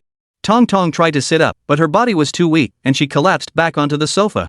At that moment, even if Fang Wei were a fool, he would have sensed something was wrong. He placed the back of his hand on Tong Tong's forehead, and an intense heat instantly radiated through him. "You're burning up. Did you catch a chill last night?" Fang Wei exclaimed urgently. If only he'd known, he would have let Tong Tong sleep in the bed. He felt a pang of guilt himself. How could he have let a young woman sleep on the sofa when he knew better? A pang of guilt flashed through Fang Wei's mind. It was definitely his fault. With the weather like this, sleeping on the couch was a recipe for catching a cold if you weren't careful. Plus, girls just weren't built as sturdy as boys. He should take her to the clinic now. She couldn't just keep running a fever like this. "You've caught a cold. Let me help you to the clinic." Fang Wei addressed Tong Tong, then regardless of whether she understood, he grabbed her arm to help her up. Unexpectedly, Tong Tong showed no intention of seeing a doctor. Instead, she pushed his hand away weakly and said, "No need. It's just a little cold. Nothing serious. I'll go make breakfast for you." "What do you mean, just a little cold? You have a high fever that won't break. It could damage your brain." Seeing Tong Tong so careless with her own health, Fang Wei shouted, "It's fine. This isn't the first time. If it was going to damage my brain, it would have happened already. Making breakfast for you is more important." Though her voice was faint, her tone was resolute. "Are you crazy? Is it really worth pushing yourself this hard?" Fang Wei shouted. He truly didn't know how to reason with her. Who would treat their own bodies so carelessly? A high fever can really fry someone's brain. Seeing Tong Tong still acting recklessly, he decided to head to the kitchen to make breakfast. Fang Wei finally couldn't hold back. "You just want me to make you a hanfu, right? Fine. Go see a doctor first. Once your fever breaks, I'll make it for you right away. It'll fit you perfectly. Okay?" Fang Wei admitted it. He finally softened. Seeing Tong Tong, who was normally a stunning beauty, now feverish with pale lips, yet still insisting on making him breakfast and refusing to see a doctor, Fang Wei just couldn't bring himself to refuse. Chapter 48, Buying Hanfu. True, this body belonged to someone else. But he simply couldn't bear to watch Tong Tong suffer through this high fever. At this moment, he had long forgotten the price he would pay if he agreed to Tong Tong's request. Perhaps he had always known, but compared to Tong Tong's health, he was willing to pay that price. "You mean it? You're willing to help me?" Though her face remained grim, a flicker of joy appeared in Tong Tong's eyes. "Fine, I'll do it. I give in." "You win," Fang Wei retorted irritably. Then he helped Tong Tong up again. This time, Tong Tong didn't resist. After spending the day with her, Fang Wei had come to understand her personality. Tong Tong was undoubtedly a fiercely competitive person, willing to push herself to the limit without regard for her own well-being. That was precisely why Fang Wei had softened. He feared that if he didn't agree now, Tong Tong might genuinely let herself run a high fever indefinitely. Of course, Tong Tong wasn't using her health to threaten Fang Wei. She simply wanted to win him over through her actions, hoping he would change his mind. Fong Wei understood this perfectly well. He helped her to a clinic by the roadside. When they took her temperature, it was over 39 degrees Celsius. Fortunately, they had arrived quickly enough, otherwise, it was hard to say what complications might have arisen. Though Tong Tong was a celebrity, her fame wasn't widespread enough to make her a household name. She was also out without makeup, looking pale and unwell. Consequently, no one recognized her. After the doctor diagnosed Tong Tong with a fever from catching a chill, they immediately prepared 4 drips for her. These days, private clinics tend to administer 4 drips for virtually any ailment, major or minor, followed by a prescription. During the 4 drip, Fong Wei couldn't just leave Tong Tong alone. He sat beside her, silently playing with his phone. You might seem a bit cold-hearted, but I can tell you're actually a pretty good person. After a while, Tong Tong's complexion improved slightly, and she began chatting with Fong Wei. Really? Well, thanks for the compliment. Fong Wei replied nonchalantly. Pretty good person? Was he just giving her the nice guy label? Don't you know that phrase has lost its original meaning? Then why do you have so many rules? Tong Tong pressed further. She remained utterly curious about Fong Wei. So young, yet so capable, yet bound by those old-fashioned rules of the elders. He was just full of oddities from head to toe. I told you yesterday I have my reasons. Fong Wei replied helplessly. The system dictated it. What choice did he have? Besides, he couldn't very well claim the system was behind all this, could he? So, the blame had to fall on those elusive, intangible rules. Indirectly speaking, it fell on his own shoulders. Alright, maybe we've misunderstood you. I think you should explain things properly to Angel. Tong Tong tried to console him. Because of her, Angel and Fong Wei had argued, and she felt terribly guilty about it. If it can't be explained clearly, just let it go. Fong Wei gave a bitter smile. His relationship with Angel had always been complicated. If he had to say he liked her, there was a bit of that both in his past life and this one. He'd always felt fond of her. But for various reasons, he always felt it was unrealistic. Therefore, he dared not believe in it. And the matter of the system was impossible to explain. He would never reveal the system's existence to anyone, making it nearly impossible to explain. What if Angel asked him where these rules came from? How could he possibly answer? Passed down through generations? Come on, treasure hunting hasn't even been around for that many years. Where would ancestral come from? Besides, that's just Fong Wei's nature. He wouldn't stoop to deceiving someone he cared about. So, since it's impossible to explain anyway, it's best not to try. Let me explain for you, Tong smiled. You two ended up like this partly because of me. I'll put in a good word for you. Tong smiled. Thanks, that's very kind of you. Fong Wei chuckled. After 2 hours of 4 drip, Tong Tong's complexion had improved significantly. The fever broke quickly. The effect was quite noticeable. After picking up the medication prescribed by the doctor, the two returned to Fong Wei's home. You promised that once my fever broke, you'd make me a hanfu outfit right away. You're not going back on your word, are you? Seeing Fong Wei hesitate, Tong cautiously asked. She genuinely feared that Fong Wei had only made that promise earlier to persuade her to seek medical treatment. Fong Wei rolled his eyes. What did Tong take him for? Was he the type to break his promises? Well, he certainly was when it came to others. But when it came to Tong, he never intended to break his word. You're not trying to steal my secrets, are you? After a moment's thought, Fong Wei came up with this ploy to distract Tong. The room was just this size. If he suddenly pulled a garment out of the system, it would be impossible to explain. Should I step outside then? Tong froze for a moment before stepping outside. She never imagined Fong Wei would be this strict about following the rules. Not even allowed to watch? Do you think I'm teaching some legendary martial arts technique? Sewing is one of those skills you absolutely can't learn without hands-on instruction, okay? Though inwardly seething with frustration, Tong wisely stepped aside. If Fong Wei insisted on this rule, she'd simply comply. After all, she only wanted a hanfu. She never intended to learn how to make clothes herself. Watching Tong walk away, Fong Wei finally summoned the system. Fong Wei, system, I want to purchase a hanfu. Didn't you just tell this system to get lost? Fong Wei, don't sweat the small stuff. That's beside the point. The point is, I need to buy clothes now. But you don't have any extra money. Fong Wei, can't I buy it on credit? I'll pay you back later when I have the money. Think carefully. That's 58,000. It means not only this dress's income, but also your next income, and even the income after that. You won't get a single. Fong Wei, cut the crap. Just sell me the dress already. Stop spouting nonsense. When it came to money, Fong Wei couldn't keep his cool. Damn it, my chest hurts. Chapter 49, Tong's heart flutters. 58,000 yuan. Fong Wei had never seen that much money in his entire life. But nothing in life is more painful than this. He hadn't even seen a single bill, yet he was already saddled with this mountain of debt. Who knows when he'll ever pay it off? Sigh, talking about it just makes me want to cry. Blue sorrow, mushroom. Damn it. You're just a deadbeat debtor, and you're acting so arrogant? Is there no law anymore? The system couldn't take it anymore. But Feng Wei couldn't stand it either. He'd already lost everything, couldn't he even be a little arrogant and throw a tantrum? Feng Wei, if it weren't for you, you heartless system, would I have had to spend so much? You're getting off scot-free after taking advantage of me. Hurry up and hand over the hanfu.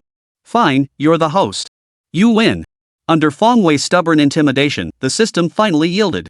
Soon, a hanfu garment materialized in Feng Wei's hands. This is a light purple front opening blouse and skirt ensemble.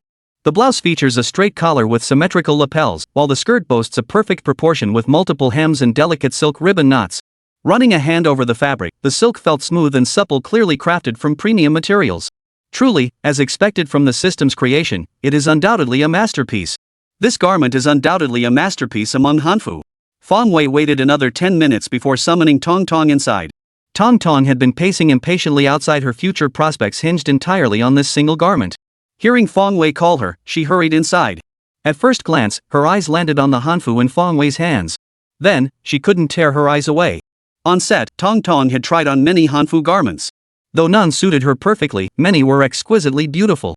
Yet, even after seeing so many, Tong Tong could confidently say that none of the costumes on set could compare to the one in Feng Wei's hands. This pale purple front-opening Ruchuan skirt featured a delicate, elegant color palette. The faint white blossoms that seemed to bloom from the hem of the skirt appeared to emit a fragrance, utterly enchanting.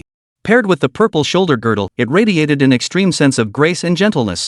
Tong Tong felt intensely that this hanfu garment would suit her perfectly. Overcome by excitement at finding her perfect match, she didn't even notice Feng Wei standing nearby. She took the garment from his hands and slipped it on. This left Feng Wei staring in utter astonishment. Thankfully, Tong Tong was merely draping the hanfu over herself. Even so, Feng Wei couldn't help but admire the beauty changing her clothes. Once Tong Tong had the hanfu on, Feng Wei gazed at her in the flowing gown. She radiated the aura of a lotus flower beauty, exuding the grace and elegance of a refined young lady. Feng Wei was utterly mesmerized. At that moment, Tong Tong was exquisitely lovely, gentle and beautiful, like a genuine ancient maiden. Tong Tong gazed at her reflection in the mirror, deeply satisfied. The flowing gown draped over her form, her posture and demeanor indistinguishable from those of ancient women. Now, her lead role should be secure, right? She couldn't believe that with this entire outfit, the director would still say she wasn't suited for hanfu. Tong Tong's joy overflowed, her delight evident in every expression. Thank you so much. I absolutely love this dress. How much is it? Tong Tong asked with a smile. Although she'd been pestering Feng Wei, she never considered not paying. In her mind, such a beautiful outfit would easily start at 5 figures. Fortunately, she'd been in the industry for several years and had saved up a little. To her surprise, Feng Wei had no intention of accepting payment. It's on the house. I'm giving this dress to you. That's not right. I've already caused you so much trouble. If you don't accept payment, I'll feel terribly guilty. Tong Tong grew flustered at his words. What did Feng Wei take her for? She never intended to renege on the debt. It's not about the money, it's about the rules.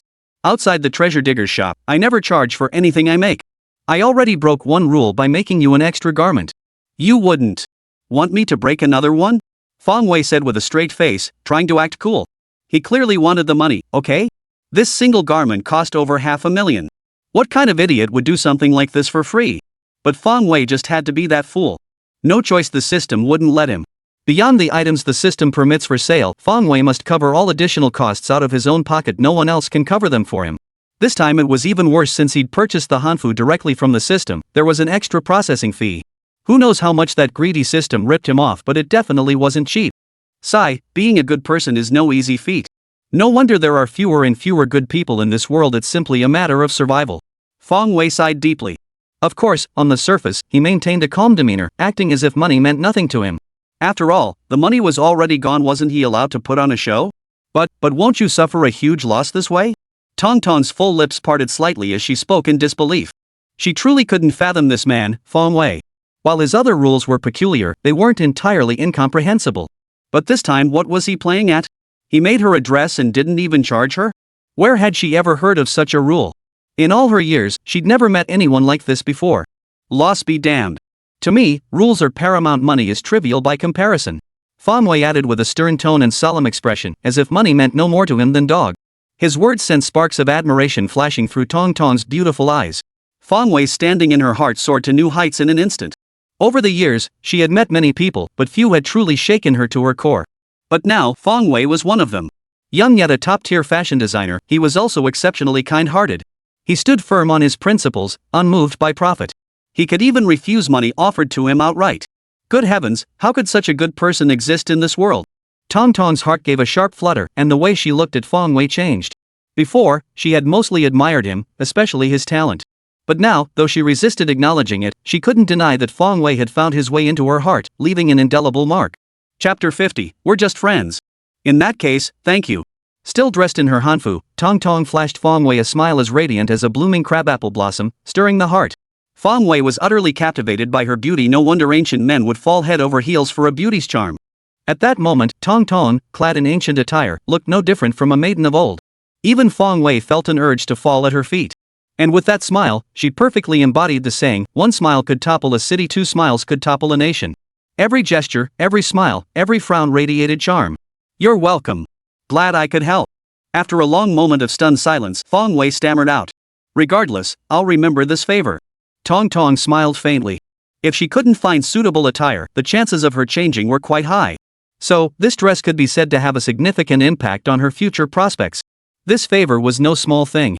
What's more, Fong Wei went to all that trouble without charging a single penny. Such integrity earned her deep admiration. Now that the dress is finished, you should hurry back to the set. Better safe than sorry. Fong Wei urged. Alright, thank you. Tong Tong slipped off the hanfu, folded it neatly, and placed it in a bag. Then, neither of them spoke. Tong Tong knew that the moment the clothes were finished was the moment she had to leave. Yet for some reason, she felt reluctant to leave. She'd only been here for a day. Fong Wei also realized that from now on, no one would cook for him or wash his clothes. What was meant to happen would happen. Tong Tong wasn't the type to be coy.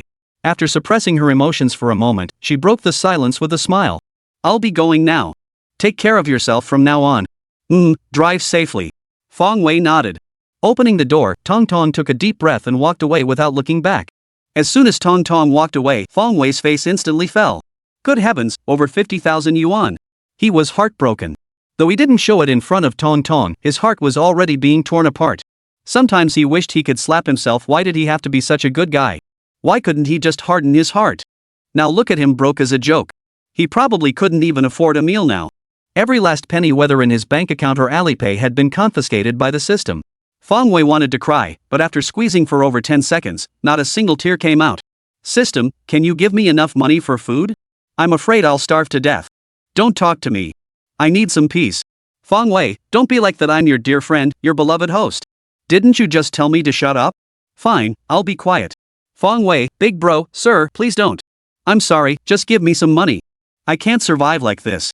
Human language can't even begin to describe your shamelessness, host. But no matter what you say, you won't get money, and you won't get your life back either. I warned you, you just wouldn't listen. Fong Wei, damn you. Fong Wei was speechless, tears streaming down his face. Why should I pay back debts I earned through my own efforts? It makes no sense. After leaving Fong Wei's room, Tong Tong couldn't calm her own heart. Perhaps she would never have the chance to come here again. She pulled out her phone and dialed in Jer. The call connected. Hey, Leah, what's up? Still no agreement? And Jer asked urgently as soon as she answered. After the two of them left the room yesterday, Tong Tong insisted on pestering Fong Wei to agree to help her with this favor, so Jer had gone back first. At this moment, she had no idea what had transpired. No, he agreed. I have the clothes right here. Tong Tong chuckled. With her troubles resolved, she couldn't help but smile. Ha! He agreed? How did he agree? Tell me quickly. Yang Bei immediately asked, a hint of jealousy in her tone. She recalled how she'd pestered Fong Wei twice before. The first time, through a series of misunderstandings, she'd given him her first kiss, which had made him make an exception. The second time, no matter what she said, Fong Wei refused to agree. But Tong Tong had only just met Fong Wei. How did she get him to make an exception? Yang Bei was filled with curiosity, even a touch of jealousy. Why would he make an exception for Tong Tong? Yet refuse to do so for her? For a moment, Jer's mind raced with conflicting thoughts, leaving her utterly confused. Here's what happened. Tong Tong recounted everything that had happened over the past 2 days to Jer in meticulous detail. She deliberately left out the part about washing the underwear. After all, such matters were difficult to discuss with Jer. Oh, I see, Jer realized with sudden clarity. So it seemed Fong Wei was the type who spoke harshly but had a soft heart. He wasn't as rigid as she'd thought. Yang Bei felt she'd misjudged Fong Wei a bit and wondered if she should call him back. She hadn't replied to his text from yesterday because she was upset. So, Fang Wei's actually a pretty decent guy. Don't hold it against him. Tong Tong continued. If the two of them could make up, it would ease her mind a bit. Okay, I understand. Yang Bei replied casually. And Jer, there's something I'm not sure if I should ask. Just say it. Why are we still being so formal with each other? Alright, here goes. What exactly is your relationship with Fang Wei? After hesitating for a long time, Tong Tong finally voiced the question on her mind. Looking at these two, calling them boyfriend and girlfriend seemed premature, but to say they had no relationship at all, she didn't believe that either. So, driven by some unknown impulse, she asked the question. Nothing, we're just regular friends. Yang Bei was caught off guard and hurriedly replied. Oh, I see. Well, I should head back to the set now. See you next time. Yeah, see you next time. After hanging up, Tong Tong breathed a sigh of relief. It seemed Jer and Fang Wei were just interested in each other, not actually dating. For some reason, hearing this news actually made her feel lighter inside. Could it be? The thought startled her. She shook her head, forcing herself to calm down and stop dwelling on these random thoughts. Chapter 51, The Man Living Off Others. Fang Wei stared at the 12 yuan and 25 jiao in his desk drawer, pondering how he could spend this money perfectly. Because that was all he had left on him right now. The system's efficiency was nothing short of extraordinary. The moment Tong Tong left, Fang Wei discovered his Alipay balance had already dropped to zero. This was clearly an attempt to starve him to death. He hadn't even had breakfast yet. Luckily, there were still some leftovers in the fridge he could manage today. But what about tomorrow? Fang Wei felt lost and deeply troubled. He couldn't count on the income from the dress. By the time buyers confirmed receipt, Fang Wei wouldn't even see a penny before the system transferred it away. So the question arises. How was he supposed to make ends meet? Oh heavens above, earth below, is there no angelic sister to save me? To repay you, I'd gladly give myself to you. Fang Wei wailed to the heavens. Host, stop wailing. Those angels aren't blind yet. After you've said all that, who'd still want to come save you? Fang Wei, get lost. I don't want to talk to you. Right now, his resentment toward the system ran deepest. If it weren't for this heartless system, would he even have to worry about food? Would he need to beg angels for help? No choice. Life, huh? Thinking of this, Fang Wei recalled another brain teaser. This brain teaser had previously been considered one of the two most difficult questions of modern times, on par with if your wife and mother fall into the water, who do you save first? That is, which came first, the chicken or the egg? If you say the chicken came first, then where did the chicken come from? If you say the egg came first, then how did the egg come to be? This question was once deemed unsolvable. Countless geniuses have stumbled over its answer. To many, it seemed the question had no answer at all. But never underestimate the ingenuity of the human mind. There truly is such a genius who has articulated the answer, and it has gained universal acceptance. Who exactly was this legendary figure? His name remains unknown, lost in the vastness of the internet. Yet his answer has been perfectly preserved. The answer is, the chicken came first. Why? Then how did the first chicken come to be? Further response, necessity. The moment these words appeared, countless netizens were instantly blown away. How on earth did someone come up with such an awesome answer? Netizens all agreed this genius must possess extraordinary talent, otherwise, how could such an incredible answer exist? Since the identity of this genius remains unknown, netizens could only express their admiration with endless 666s, flowing like a mighty river, unceasing and boundless. From then on, the only perplexing question plaguing the masses was, who should be saved first? Now, Fang Wei is driven by necessity. At most, he'll be going hungry tomorrow. He couldn't possibly resort to that kind of thing just because life was tough. Ah, life is so dull.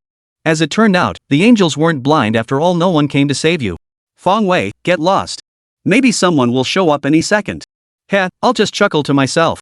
The system's voice had barely faded. Fang Wei's phone rang. He glanced down to see it was Angel calling. Hey, what's up? Need something? Fang Wei's tone was indifferent. But to Jer, it sounded like he was upset. Sorry about that. I misunderstood you. Yang Bei apologized softly. She had previously thought Fang Wei adhered to rules to an inhuman degree, capable of disregarding others' futures. But now it seemed he still had quite a bit of humanity after all. At least he knew how to care about people. It's fine. I wasn't angry. Fang Wei replied. You're really not upset? Why do I feel like you seem pretty unhappy? No, you're overthinking it. Fang Wei insisted stubbornly. Though he was indeed a bit displeased, his nature wouldn't let him voice such feelings. Can I ask you a question? Go ahead. Why do you always stick to these rules? What's the point? Like this time you could have helped directly, but you went out of your way to help indirectly instead? Yang Bei chose her words carefully, asking cautiously. She knew that without this answer, it would likely leave a lingering shadow in her heart. So she decided to ask now and get a clear answer. That way, she could understand Feng Wei better in the future. Tong Tong had been telling her all along that Feng Wei had his reasons. But what exactly were those reasons? Yang Bei wanted to know. When Feng Wei heard the question, his heart sank. He knew full well that one day, someone would inevitably ask him this very question. But when Njie brought it up, it was harder for him to answer, because he didn't want to lie. After a long pause, Feng Wei finally spoke slowly. These rules are merely to uphold the principles I hold dear. The world is too noisy. Since I cannot make the entire world conform to my will, at least in the realm where I excel, things must follow my rules. As for Tong Tong's situation, first, the rules genuinely dictate this. I refuse to make exceptions by sewing clothes for others. Second, and most crucially, my financial situation simply won't allow it. Feng Wei's words were half-truth, half-lie enough to fool anyone, he thought. Ha? Financial constraints? What does that even mean? Yang Bei was baffled. She genuinely didn't understand. It's just making a dress, right? Last time she saw Feng Wei making a qipao, it looked pretty simple. The garments I create aren't just aesthetically exquisite, the materials are top tier, some even imported from abroad at great expense. Just to make one dress for Tong Tong, I've already spent every last penny I had. I can't even afford to eat now. Feng Wei continued his lie. Indeed, the system's materials were rare, each one costly. Otherwise, Feng Wei wouldn't have had to pay such high production costs. Ah! Yang Bei was stunned. She knew Feng Wei's garments used high-quality materials, but she never imagined the cost of making a single piece could be so astronomical. No wonder his products were always in such limited supply and never cheap, so that was the reason. It seemed she had truly misunderstood Feng Wei. He genuinely had his reasons. You're not actually struggling to afford meals now, are you? Yang Bei worried. What do you think? I still owe you for last month's rent. Feng Wei said with a sigh. It's fine. If you can't afford to eat, I'll just support you. Yang Bei's eyes twinkled as she chuckled. What? Feng Wei almost thought he'd misheard. He wanted Njie to support him? Oh my god, wouldn't that make him a freeloader? Chapter 52, Njie's second confession. Feng Wei was stunned. He never expected such words to come out of Njie's mouth. But if Njie really were to support him financially, well, it kinda sounded kind of thrilling, huh? And the most pressing issue now was that he had no other choice. Besides Njie offering to help him, he couldn't think of any other way to make ends meet. Besides, a stunning beauty had taken the initiative. As a man, could Feng Wei really bring himself to refuse? Could he refuse? Absolutely not. I'm so skinny you'll have to fatten me up properly. Feng Wei joked, effectively agreeing. No problem. Just you wait and see. Yang Bei smiled, clearly delighted. Not long after hanging up, Feng Wei's phone notified him that someone had transferred 100,000 yuan to him. He tapped to view it. Sure enough, it was from Njie. This rich kid really is a rich kid, just casually tossing around six-figure sums. Feng Wei felt a surge of excitement. If only he could be that wealthy someday. 10,000? She could easily toss out millions in a heartbeat. But all that would have to wait until he had money. For now, he could only dream. But man, being supported like this feels damn good. Not lifting a finger, and 100,000 yuan just lands in your account. Of course, that was assuming he could forget about ever having to pay it back. No wonder so many people dream of being kept. If Feng Wei were a pretty boy, he'd want to be kept himself. It'd be pure bliss. But realistically, no wealthy woman would ever take a fancy to him. No way around it, he just doesn't have the looks for it. Besides, with Feng Wei's personality, he could never be that kind of person. While he didn't actively reject the idea of living off someone else, he'd never allow himself to do it. Right now, he had no choice but to accept a little help from Angel. This money still has to be repaid. The thought of repayment suddenly made Feng Wei's pupils contract as he realized something. His expression turned guarded as he asked. System, you wouldn't dare take back even the 100,000 yuan, would you? That's my life-saving money. Feng Wei suddenly remembered, could the system really confiscate this money too? What do you think? Feng Wei, hey, you can't do that. This isn't even my money, it's what I owe someone else. Feng Wei wailed, his face twisted in aggrieved protest, as if begging, please spare me. Stop playing the poor little victim. Who do you think you are? Do you think I don't know? I can tell what you ate last night just by the smell of your farts. Feng Wei, you're just talking nonsense. You were right there when I ate. How could you not know? That's beside the point. The point is, I'm not confiscating this money. Feng Wei, really? Your conscience got the better of you? Let me tell you, if you dare confiscate it secretly, I'll fight you to the death. Please stop messing around. This system has only one demand, you must repay this money. Feng Wei, no problem. I'd pay it back even if you didn't ask. Alright, that's settled. This system needs to rest. You may kneel and take your leave. Fong Wei. Though he was relieved, hearing the system's words made him want to punch something. Right after finishing his conversation with the system, Angier's call came through again. I transferred 100,000 yuan to you. Did you get it? Got it, thanks sis. You're so innocent and kind, pure as snow, full of childlike wonder, adorable and lively, truly captivating. Fong Wei's compliments flowed as freely as if they cost nothing. Wow, I never knew you had such a goofy side. Yang Bei chuckled. She'd always thought Fong Wei was such a serious person, never expecting him to have such a playful side. That's nothing. There's plenty more you haven't seen yet. Fong Wei replied. That sounds pretty nice to hear, but I wonder how many girls you've charmed with that line? Yang Bei seemed determined to get to the bottom of everything. But Fong Wei, with his low emotional intelligence, didn't pick up on anything. No way. I've only ever said that to you, okay? And honestly, I haven't really had much contact with other girls growing up. The memory of his previous life, 20+ years of miserable singledom, filled Fong Wei with tears. Over 20 years of being a single dog, who knows how many rounds of dog food he'd eaten. He really had it rough. Am I the only one? Yang Bei murmured. Fong Wei, have you thought about the future? The future? Not really. For now, I just want to be a great treasure hunter, a world-renowned one at that. Fong Wei declared grandly, revealing the system's ultimate mission. But this path doesn't seem to be going smoothly for you. What if you end up struggling to make ends meet again in the future? Yang Bei pressed further. Isn't there you? You can support me then. I'm easy to take care of. Fong Wei joked. What international joke? As long as nothing like this incident with Tong Tong happens again, with the system's help, how could he ever go hungry? Even he didn't believe his own words. He would only get better and better, becoming someone everyone looked up to. But while Fong Wei was joking, Angier took it seriously. For a moment, she thought he was confessing his feelings to her. She expected more sweet words to follow. But after waiting a while, those words never came. Well, how about this, let me be your girlfriend? No matter what happens, I'll always take care of you. After waiting in vain, Angier had no choice but to speak up herself. If she had any doubts about her first confession, this time she could say with certainty that she had truly fallen for Fong Wei. It wasn't about getting better goods, it was genuine. She, as a person, liked Fong Wei. Fong Wei was stunned into silence. With his low emotional intelligence, he just thought Angier had suddenly confessed to him again? Honestly, for a girl to muster the courage to confess twice to the same person after being rejected the first time. There was no doubt about it, this girl must really like him. Fong Wei now understood Angier must genuinely have feelings for him. Under normal circumstances, he would have been overjoyed. He'd be dancing with joy, thanking the heavens for sending such a wonderful person into his life. Then, feeling both flattered and overwhelmed, he'd accept. With the goddess taking the initiative to confess, what else could he say? But now, because of the system's mission, he couldn't accept. Not only could he not accept, he had to refuse. Chapter 53, Tong Tong is being replaced? This was a damn frustrating situation. If others found out that the goddess had confessed her feelings only to be rejected, they'd absolutely tear that guy apart. Damn it, you think you're so hot stuff? It's your lucky break that the goddess fancies you, and you're thinking of turning her down? Did a donkey kick you in the head? Okay, Fong Wei actually did think it was his good fortune, but it seemed like he wasn't exactly blessed with it right now. You're not trying to cheer me up again, are you? I can't even afford my rent, what girl would ever look at me? But thanks for the encouragement. Don't worry, I'm totally fine with it. Fong Wei pretended to joke. But inside, he was filled with bitterness. This was already the second time. After this rejection, would there even be a third chance? What if there was no next time? Then he was finished. That mission was using his own punishment. He was a little scared. It would be good if you could just let it go. Yang Bei let the words flow out before falling silent.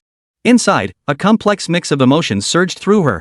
Could he really not understand what I meant? I made it so obvious, could he really not see it? Each lost in their own thoughts, they hung up quickly. Fong Wei, ever the optimist, chose not to dwell on it. He believed things would work out eventually, there was always a solution. Tong Tong returned to the film crew that very day wearing the open front blouse and skirt Fong Wei had bought for her. Though filming wouldn't begin for several more days, everyone involved had already arrived and was preparing ahead of schedule. Only Tong Tong had stepped out to handle costume matters. Most production crews were filming in Hangzhou, and Tong Tong's crew was no exception, they were in the same city as Fong Wei. Therefore, it didn't take long for Tong Tong to arrive at the production base. But when she returned to the set, she noticed everyone was looking at her strangely. Tong Tong felt puzzled but didn't ask any questions. Only after returning to her room did she call over a female staff member she was close with and ask what was going on. She hadn't grown flowers on her face, so why were they staring at her like that? Something must have happened. Sister Leah, haven't you heard the news? The staff member seemed somewhat reserved. Though Tong Tong wasn't a household name, she was still fairly well known and had a decent following. And what she was about to say would definitely be too much for the other party to handle. What news? I've been out these past few days and genuinely haven't heard anything. Tong Tong asked curiously. Well, I heard they say the director has already cast a female lead actress. The female staff member finally blurted it out. What? They cast another actress for the lead role? Tong Tong's expression darkened, her mood sinking. She'd braved wind and rain searching for the perfect costume, yet in the end, her role had been snatched away. Shooting hadn't even started yet. Could the director really not wait just a few more days? A bitter taste filled Tong Tong's heart as she struggled to face the reality. She'd missed another great opportunity. Leah, I heard they haven't finalized anything yet. The director just called people in for auditions to see if they're suitable. If they are, then. The staff member didn't elaborate, but everyone understood the implication. If another actress proved more suitable, then the lead role wouldn't go to Tong Tong. But hearing this much was enough for Tong Tong. At least she knew there was still a chance. She had signed a contract with the production team. As long as the director hadn't made a final decision to replace her, everything was still possible. It wasn't that her acting was inadequate or her appearance unsuitable, it was simply that the costume didn't fit. That issue had indeed been critical before, but now, with this front-opening Ruchuan skirt, Tong Tong radiated confidence. Once the director saw her in this outfit, he would never even consider replacing her. Gathering her thoughts, Tong Tong retrieved the front-opening Ruchuan, undid the sash, and changed into it. Elsewhere, director Li Shaoquan watched the newly cast actress draped in hanfu and nodded with satisfaction. This actress looked quite good in hanfu. She looked very natural in it, making it easy for the audience to believe she was truly in that era. When filming period dramas, this aspect was crucial. It required a strong sense of immersion to make audiences believe they were witnessing ancient times. If viewers watching a period drama felt jarred by an overly modern vibe, then the production was undoubtedly doomed to failure. That's precisely why Li Shaoquan was considering dropping Tong Tong. Tong Tong herself was actually a very suitable choice, beautiful, with solid acting skills and a certain level of fame. For a low-budget TV drama like his, Tong Tong was arguably the perfect choice. But unfortunately, when she wore the costumes prepared by the production team, her appearance just didn't look natural. It gave people a strong sense of being pulled out of the story. Thus, with no other choice, he had to find another actress. This newcomer actress was perfectly adequate. Her acting was passable, and when she wore hanfu, she exuded the aura of an ancient beauty. Her only drawback, however, was her lack of recognition. Li Shaoquan found himself torn, unsure of what to do. He simply called her in for a fitting, not yet fully committed to replacing Tong Tong. But if Tong Tong truly couldn't find suitable costumes, then he'd have no choice. In that case, no matter how reluctant Li Shaoquan was, he'd have to replace her. If the TV show aired and viewers didn't buy it, the losses would be beyond his capacity to bear. It could be said that everything now hinged on Tong Tong herself. If suitable outfits were found, the original plan would proceed unchanged with the same cast. That would be the best outcome. But if no suitable outfit was found, he'd have no choice but to break the contract and replace her. He even used personal connections to source other hanfu options, but due to style mismatches and other issues, Tong Tong always looked awkward and out of place in them. With no other options, he finally asked her to find something herself. Who knows how her search is going? If it's custom made, only a top-tier designer could create suitable garments in such a short time. But JoJo Kingdom only had a handful of top-tier designers. How likely was it to find one? Sigh. Li Shaoquan sighed deeply. If it really came to this, he'd have to let Tong Tong down. Chapter 54, A Life of Fantasy. Director, do you think this outfit looks okay on me? Liao Wenyan struck a seductive pose and smiled at Li Shaoquan. She truly hadn't expected happiness to come so suddenly. Though she was reasonably attractive and had been in the industry for several years, she'd always been stuck in bit parts. Getting a role with a few lines was already a blessing. Yet this time, while playing an extra on another set, she had been spotted by this very director. He wanted her to play the female lead in a drama? To be honest, when she first heard the news, Liao Wenyan's heart recoiled. She thought Li Shaoquan was a fraud. Who would believe such a thing? A bit part actress being offered the lead role? Was this some kind of joke? But after Li Shaoquan's earnest explanation and the persuasion from her original production team's director, she finally understood this really wasn't a joke. On the contrary, it was her chance.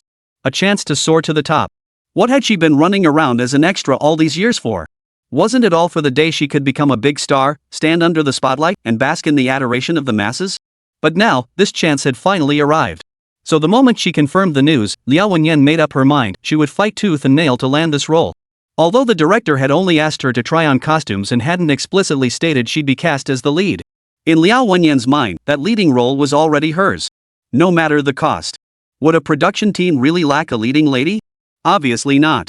But why, right before filming was about to begin, would they call an unknown like her in for a costume fitting? It must be because the original lead actress had issues, either scheduling conflicts or the director's dissatisfaction. Regardless of the reason, this situation presented her with a golden opportunity. Alright. Xiao Liao, you look quite striking in Hanfu. Let's run through the scene again and see how your performance holds up. Li Xiaoquan nodded as he spoke. Liao Wenyan's features were indeed well suited for period dramas, otherwise he wouldn't have singled her out from the crowd of extras. Thank you, director. Liao Wenyan responded sweetly. Having spent so much time on set, she'd long since mastered the art of currying favor. And she'd learned a crucial lesson: when you have no fame or status, you must keep your head down. In the 9 provinces kingdom, actors were plentiful, one more wouldn't make a difference. But once your fame and status reached a certain height, that was the moment to hold your head high. Liao Wenyan had once witnessed a big-name star on set, and even the director had to treat him with utmost deference. Yet he didn't even give the director a second glance. That's the power of talent and fame. Having witnessed such scenes, Liao Wenyan yearned even more to become a major star. Of course, for now, she could only keep a low profile. Liao Wenyuan picked up the script again and began rehearsing the lead female role by herself. Her performance once again earned Li Xiaochuan's silent admiration. It must be said, Liao Wenyan's fundamentals were quite solid. Even though she had never played a character with so many scenes before, she grasped the role's nuances perfectly. Though there were still some minor flaws, as a newcomer, she was already quite competent. Alright, Liao, you did well. Head back for now. We'll contact you when needed. Li Xiaoquan said flatly. Though he was quite taken with Liao Wenyan, he couldn't make a final decision until Tong Tong returned. After all, Tong Tong was the lead actress for this production. He'd wait a few more days to see how things played out. Director, is it because I didn't perform well? I can go back and practice more. Liao Wenyan grew anxious the moment she heard Li Xiaochuan's words. The implication of his words wasn't exactly flattering. If interviewers were truly interested in someone, they'd usually offer the role on the spot. Those told to wait for a call rarely heard back. Was her skyrocketing dream about to shatter? Oh, no, you did very well. It's just that the situation here is rather complicated. We'll need a few days to determine the outcome. But I can tell you this, there's an 80% chance this role belongs to you. You're welcome. Li Xiaoquan offered a reassuring smile. Though he had to wait for Tong Tong's return to know the outcome, he still didn't hold much hope for her. These next few days would just be going through the motions. Top-tier fashion designers aren't that easy to find. Even if she did find one, would they agree to design for her? And to have the clothes made within such a short time frame? All of this was simply too difficult. That's why he'd spoken to Liao Wenyan this way, to prepare her mentally. But doing this meant he owed Tong Tong a favor. But there was no other way. He'd have to find a better role for her next time to make it up to her. Li Xiaoquan thought to himself. Really? Thank you, director. I'll never forget your guidance. Upon hearing this, Liao Wenyan bowed repeatedly to Li Xiaoquan in excitement. Her face radiated uncontrollable joy. An 80% chance, what did that even mean? It was practically a done deal, they just didn't want to commit fully, hence the 80% phrasing. To Liao Wenyan, her chance of landing the lead role felt like a sure thing. No one could challenge her now. How could she not be overjoyed? For years, she'd dreamed of becoming a superstar, adored by millions. Now, she finally had this chance. Once this TV series aired, she would have successfully taken the first step toward stardom. Then came endless film offers and a dazzling stardom. She would become a revered diva, adored by millions. This is the life that truly belongs to her. Yes, work hard, learn diligently, and ask questions. Your future is limitless. Li Xiaochuan's words were filled with encouragement. Yes, I will. Liao Wenyan nodded firmly. Everything seemed so natural. But then, a pale purple figure slowly approached the two, a captivating smile gracing her face. Chapter 55, The Leading Lady Controversy ends. Tong Tong walked over step by step, radiating confidence, dressed precisely in a front-opening ruchuan. Li Xiaoquan heard footsteps behind him and turned, about to unleash a tirade. Didn't they know he couldn't be disturbed during auditions? What were the staff downstairs even doing? After working with him for so long, they still made such a basic mistake? Anything could wait until after the audition. But when Li Xiaoquan turned around and saw Tong Tong standing there, he froze for a moment, then stared in disbelief. Is this really the same Tong Tong who looked so out of place in Hanfu? Good heavens, she looked absolutely stunning in this outfit. Her eyes shimmered like rippling waves, her waist slender as a willow. Her face bloomed like peach blossoms, her hair like green silk. She looked so natural, so exquisitely beautiful. At this moment, Tong Tong, dressed in an ancient-style gown, radiates grace and dignity, exuding the aura of a refined young lady. She truly resembles a lively and charming young maiden from ancient times. This image is absolutely perfect for the female lead of this drama. No, not just suitable, perfectly suited. If even Tong Tong in this moment doesn't fit, then no one else in this world could possibly be the right choice for the female lead of this drama. Li Xiaochuan's eyes lit up as he gazed at Tong Tong, his expression as if he were looking at a golden ingot. As a director, he naturally hoped to create an outstanding television drama. But he could only offer guidance from the sidelines. For a classic TV drama to truly shine, it all comes down to the lead actors. Only when these two pivotal figures deliver outstanding performances can the drama reach greater heights. And right now, Tong Tong already possessed every physical quality required of a leading actress. He was filming Han Palace Beauties, the world, and at the very least, the female lead had to be beautiful. And right now, Tong Tong was absolutely stunning. Leah, where did you find this dress? Li Xiaoquan asked excitedly, his voice trembling slightly from sheer excitement. A friend of mine made it for me. Director, do you think this dress suits me? Tong Tong smiled. It suits you perfectly. If only we'd known you had such a talented friend, we wouldn't have gone to all that trouble. Li Xiaoquan remarked. His idea to replace the female lead was primarily for the sake of the TV series. There was no other way. Tong Tong's appearance was simply too unsuitable. Deep down, he still didn't want to replace Tong Tong. Now that Tong Tong had found suitable clothes, things would be much easier. I only just found out that friend is a top-tier fashion designer. Speaking of Fong Wei, Tong Tong told a little white lie. Alright, you're back. Now hurry up and memorize your lines, we start filming in a few days. Li Xiaoquan exclaimed excitedly. As for any thoughts of replacing him? Those had been tossed thousands of miles away. Come on, he's not blind, why would he need to replace anyone now? Forget replacing her. Even if Tong Tong wanted out now, he'd have to beg her to stay as the lead. After seeing Tong Tong in this costume, Li Xiaoquan felt all other period drama beauties were mere nobodies. No one else could hold a candle to her. This role was meant for Tong Tong alone. Only she could perfectly embody the female lead. Alright, I'll head back right away. Tong Tong flashed a bright smile. Since the director had spoken, her role was now secure. Truthfully, she had anticipated this outcome. After all, it was only the costume that didn't fit, no other issues had arisen. Now that the costume had been found, the role was still hers. As for those harboring ulterior motives like Liao Wenyan, they were simply overthinking things. Liao Wenyan overheard the director and Tong Tong exchange a few words, as if they just decided on a role. And during their conversation, they completely ignored her, as if she were superfluous. By the end, the sharp-witted Liao Wenyuan had figured it out. It seemed Tong Tong was the female lead. And the director showed no intention of recasting. How could this be? What about me? Director, what about me? What about me? Liao Wenyan urgently asked. This is her career path, after all. As for you, Liao, I'm sorry, but I have to tell you the lead role has already been cast. Li Xiaoquan said with a hint of regret. Li Xiaoquan delivered these words calmly. But to Liao Wenyan, it felt like a bolt from the blue, utterly unacceptable. Sorry? Apologies? She hadn't come to hear this. She wanted the lead role. Director, didn't you tell me to wait for your call? Didn't you say I had an 80% chance of landing the lead role? Why did this happen? Liao Wenyan cried out, her voice filled with anguish. Her heart felt like it had plummeted into an abyss, never to rise again. If something is destined to have no ending, then why give her hope?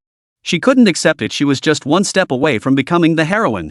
Yet that final step stood before her like a river, an impassable barrier she couldn't cross. Xiao Liao, what are you saying?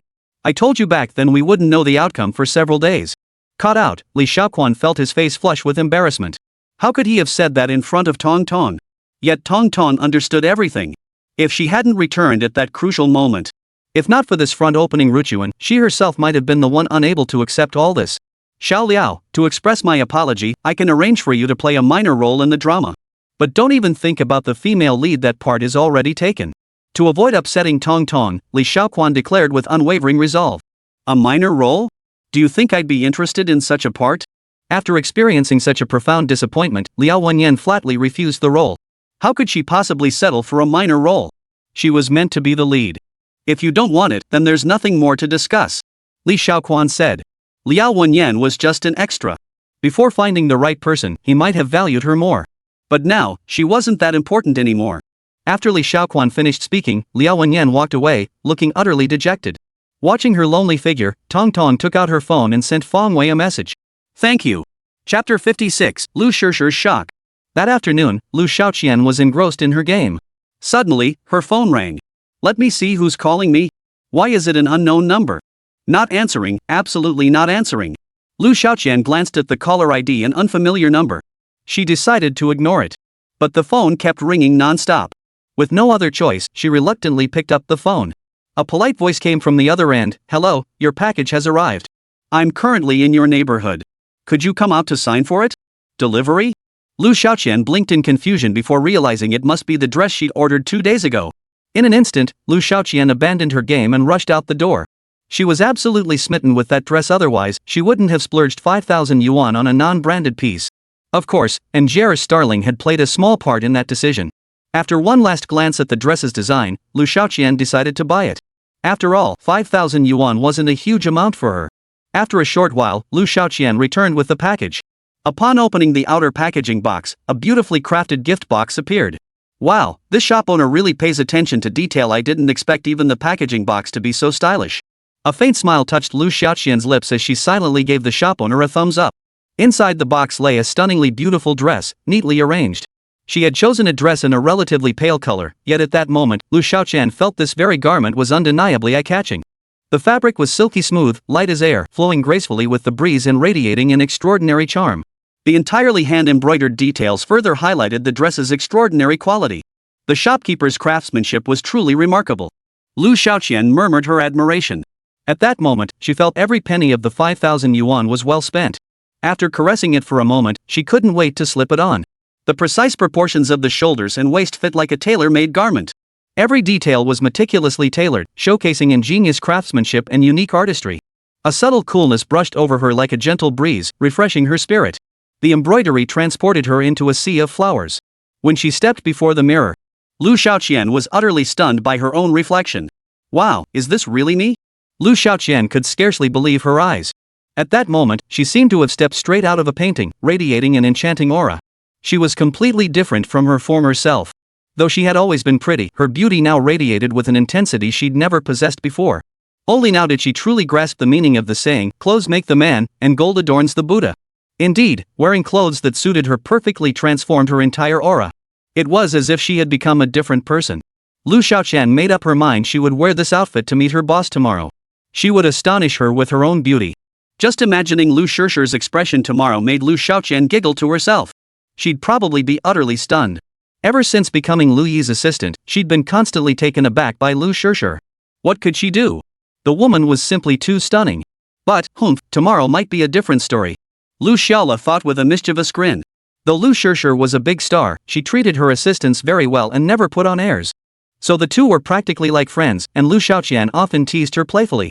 Finally, Lu Xiaoqian made it through to the next day. As soon as dawn broke, she got up, applied her makeup, and dressed herself up beautifully. Then she slipped into the dress she'd bought. With everything ready, Lu Xiaoqian set off for Lu Shishir's home. It was Lu Shishir's break time, so neither of them had much to do. But since they were close friends, Lu Xiaoqian often invited Lu Shishir to go shopping or do other things together. After a long trek, Lu Xiaoqian finally arrived at Lu Shishir's house. She pressed the doorbell. "Who is it?" A clear voice came from inside the house. "It's me, Xiaoqian." Lu Xiaoqian replied. Footsteps soon followed. Lu Shishir opened the door, glanced at Lu Xiaoqian standing outside, and froze in surprise. Lu Xiaoqian wore a dress with a wavy V-neck that perfectly showcased her alluring collarbone, making her neckline appear even more slender. The ruffled detailing at the shoulders added a beautiful layered effect. Her entire appearance radiated softness and freshness, exuding an ethereal aura with a hint of exquisite elegance. Paired with her meticulously applied makeup, she looked like a goddess descended from heaven. After a long moment of shock, Lu Shishir finally snapped back to reality.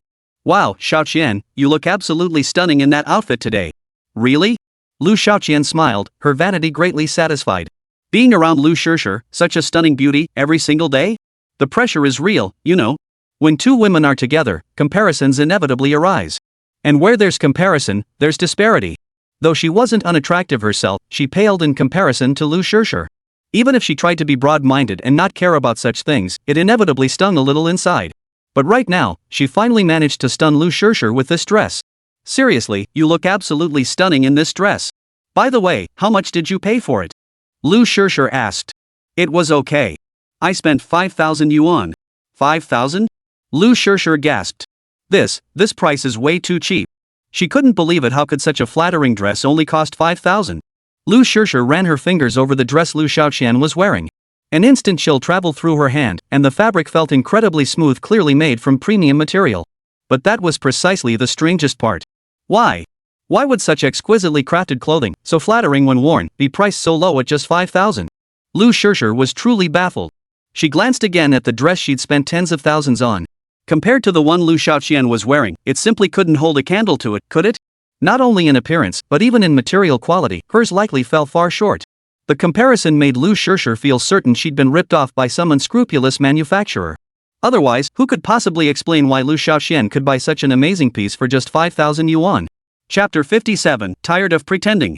While inwardly cursing the merchant's greed, Lu Shishir couldn't help but envy Lu Xiaoqian's good fortune. Hey, Xiaoqian, where did you get this dress? After coveting it for ages, Lu Shishir finally asked for the store's address. Let's go shopping first. I'll send you the store link after we're done. Lu Xiaoqian replied with a smile. They had made plans yesterday to go shopping together. Today she wouldn't back out now, would she? But Lu Xiaoqian was right. Seeing how beautiful the dress was and comparing it to her own clothes, Lu Shishir suddenly felt a pang of envy. How could she possibly be in the mood for shopping now? We can go shopping another time, but I want to buy this dress now. Besides, the clothes in specialty stores aren't even as nice as the dress you're wearing. A hint of resentment tinged Lu Shishir's tone. In short, she just wanted to buy. Fine, whatever you say. Lu Xiaoqian sighed helplessly. She then sent Feng Wei's shop name to Lu Shishir's WeChat. As for Feng Wei's peculiar rules, Lu Xiaoqian didn't elaborate. Frankly, she wasn't quite sure what kind of temperament the shop owner had. Besides, in her view, a big star like Lu Shishir shopping at a treasure hunting store, no matter what the rules were, surely they could make an exception. All Lu Shishir needed to do was hint at her identity, and the shop owner would probably be begging her to buy. Lu Xiaoqian was confident that unless the shop owner was a complete idiot, he wouldn't dare enforce his rules on Lu Shishir. After obtaining the shop's name, Lu Shishir visited Feng Wei's online store. She glanced around, only to find all the dresses were sold out. No way? Had she arrived too late? Lu Shishir frowned. Then she sent a message. Poetic mood, hey, boss, you there? But there was no reply. It was still early, and Feng Wei was sleeping in. Are you there? Urgent call for the boss. Lu Shishir sent another message. Still no reply. What's going on? Lu Shishir tapped the table lightly, her voice urgent. Sure, maybe it's too early. The boss might not be up yet. Why don't we go shopping first? Lu Xiaoqian suggested. Anyway, she'd already bought the clothes she wanted and just wanted to go out and show them off. No way. I absolutely have to buy this gorgeous dress today. Lu Shishir embodied the shopping spirit of women to the fullest. She wouldn't rest until she got the clothes she wanted. Her tone was so firm and her attitude so clear it was jaw-dropping. Alright, I'll listen to you. Lu Xiaoqian said with a sour expression. She had gone to such lengths to look her best and had finally found the time to go out and attract attention, but now it seemed that opportunity had vanished. Lu Xiaoqian felt a bit down. No way, next time, she would dress even more beautifully and go out to enjoy the feeling of everyone staring at her the whole time. It took over an hour before Feng Wei finally woke up from his slumber. Then came getting dressed and turning on the computer. As a seasoned homebody, brushing teeth and washing his face? Those were things he'd do right before eating, okay? After logging into his shop, Feng Wei discovered several messages waiting for him, all from the same person. Ha? A new customer? Feng Wei was slightly surprised. Regular customers would join the buyer group and contact him via QQ. Direct messages like this were rare these days. Looks like another person wanting to buy clothes. But he'd sold out of all his clothes. Sigh, he was going to have to disappoint someone again today. Wonder if it's a guy or a girl. Still, as a legendary treasure hunter, he treated everyone equally whether they were guys or girls. With not a shred of guilt, Feng Wei quickly replied to the message. Trying again, sorry, dear. Last night was sunny and cloudless, perfect for sleeping. I just couldn't help oversleeping. Lu Shishir had been waiting in front of her computer screen for over an hour, and now the shop owner had finally replied. She felt like she'd been through the ringer. Just as she was about to vent her frustration, she read the reply and couldn't help but chuckle. Sunny skies? Not a cloud in sight? Why not just go to the moon while you're at it? Looks like this shop owner is a bit of a goofball too. After laughing it off, Lu Shishir's frustration faded and she got straight to the point. Poetic charm, shop owner, I'd like to buy a dress. Do you still have any in stock? Try again, sorry, dear, the dresses are all sold out. Feng Wei repeated the same line he'd been saying lately. Ever since Angel promoted his shop on Xinglong, business had been booming. Many buyers wanted to buy a dress, hoping to wear the same style as the goddess. But Feng Wei had turned them all down without exception. Mainly because he genuinely had no more dresses left. This time was no different, he turned them down without batting an eye. Poetic charm, shop owner, could you restock? I really love this dress. One more try, every item in this shop is handcrafted by me personally. It's one of a kind in the world, no more stock available. Every time Feng Wei said one of a kind, it felt so high-end, like it was sacred or something. Handmade? Purely by hand? Lu Shishir was taken aback. As someone in the entertainment industry, she knew a thing or two about clothing. Glancing again at the dress Lu Xiaoqian wore, she realized that such an exquisite garment could only be crafted by a top-tier designer working entirely by hand. Who would have thought such a master could be found on digging for treasures? Truly, the masters are hidden among the people. Poetic charm, then I'd be grateful if you could make one for me, shopkeeper. A hint of respect tinged Lu Shishir's words. However, Feng Wei didn't take the compliment. One more time, sorry, but it's our shop policy I won't make extra clothes. Once they're sold out, that's it. Feng Wei had already reiterated the policy countless times, but with more and more new customers arriving, he found himself repeating it even more often. Seems like I'll have to make them check the buyer group announcements themselves from now on. Feng Wei thought to himself. Though every time someone asked about the rules, he had to put on a show, and it did feel pretty satisfying. But playing it cool gets old after a while. Right now, Feng Wei was truly sick of it. He didn't even feel like putting on airs anymore. Chapter 58, I'm a real superstar. The rules? What's that? When Lu Shishir first saw those two characters, she was utterly baffled. What rules are needed to run a treasure digging shop? Isn't it all about selling more and making more money? Why is this extra thing here? Well, Shishir, this shopkeeper is a bit eccentric, not like other treasure hunters. Seeing Lu Shishir's utterly bewildered expression, Lu Xiaoqian offered an explanation from the side. But she couldn't think of a better way to describe Feng Wei. Weirdo was the closest she could come up with. Oh, I see. Lu Shishir seemed to understand something and nodded. Then she replied. Poetic charm, I can pay double the price. She figured that no matter how eccentric the shopkeeper was, he wouldn't turn down money. Could he possibly be so eccentric that he'd refuse money? Lu Xiaoqian read the message and nearly fell over. Sis, how could you say that? She truly believed Lu Shishir had understood, but it turned out she hadn't grasped it at all. Just honestly reveal your identity. Who wouldn't give face to a big star like you? But what's with the price hike? Isn't that looking down on the shop owner? Though Lu Xiaoqian didn't know Feng Wei well, she'd heard legends about him in the group chat. Rumor had it that someone once offered hundreds of thousands for one of his garments, only to be firmly turned down. Now Lu Shishir thinks doubling the price will make the shop owner make an exception? That's just too far-fetched. No way. Lu Xiaoqian certainly didn't believe it. Sure enough, the shop owner's refusal came through quickly. Once more, please don't insult me with your money. My clothes and my heart and soul are priceless. On the other side of the computer, Feng Wei wore a stern expression, dismissing the double offer with disdain. A mere 10,000 yuan? What's there to discuss? If you've got the guts, go ahead and throw money at him. Sigh, pretending to be cool is exhausting. Lu Shishir couldn't believe her eyes. Clothes are priceless? How could she not believe it? She considered raising the offer again, but Lu Xiaoqian stopped her. Hey, Shishir, don't raise it. The shop owner isn't the kind of person you think he is. Could he really not care about money? Lu Shishir's expression changed, her face clearly saying, I don't believe it. Seems like he really doesn't. Lu Xiaoqian smiled wryly. Then she recounted the legend of Feng Wei to Lu Shishir. What? He wouldn't sell it even for hundreds of thousands? Lu Shishir gasped in astonishment upon hearing this. So there really are people in this world who don't care about money. Thinking back to how she just wanted to add a few thousand more, Lu Shishir felt a wave of embarrassment. If he didn't even consider hundreds of thousands worth, how could he possibly care about her measly few thousand? She'd been overthinking it. Poetic sentiment apologized, I'm sorry, I didn't mean to. I just really wanted that dress. Lu Shishir apologized. Do it again, it's fine. I understand how you feel. Feng Wei remained calm. What's wrong with insulting him with money? If it weren't for the system's rules, forget insulting him, I'd just smother him with cash. The more, the better, he wouldn't mind at all. Poetic sentiment, but I really do want a dress. Lu Shishir pleaded. Why is it so hard to find a dress I like? Try again, I'm truly sorry about this, the dress is sold out. If you genuinely like our store's products, you can join our buyer group. When the next item is listed, I'll notify you in the group. In the group. Feng Wei took the opportunity to promote his next product. Poetic mood, can't you make an exception, shop owner? Try again, no. Lu Shishir wanted to plead with Feng Wei again, but Lu Xiaoqian wasn't having it. Shishir had already lowered herself this much, and the shopkeeper still dared to refuse? This is absolutely intolerable. Shishir, step aside. Let me talk to him. Seeing Lu Xiaoqian volunteer, Lu Shishir stepped aside. After all, her own pleas had been futile. Poetic sentiment, shopkeeper, do you know who I am? This sudden shift in tone left Feng Wei momentarily stunned. Who are you? How should I know? I'm not a damn fortune teller who can predict the future just by hearing your name. One more time, I don't know. Feng Wei replied honestly. Poetic charm, let me tell you, I'm a big star. Try again, oh. A big star, huh? Feng Wei breathed a sigh of relief.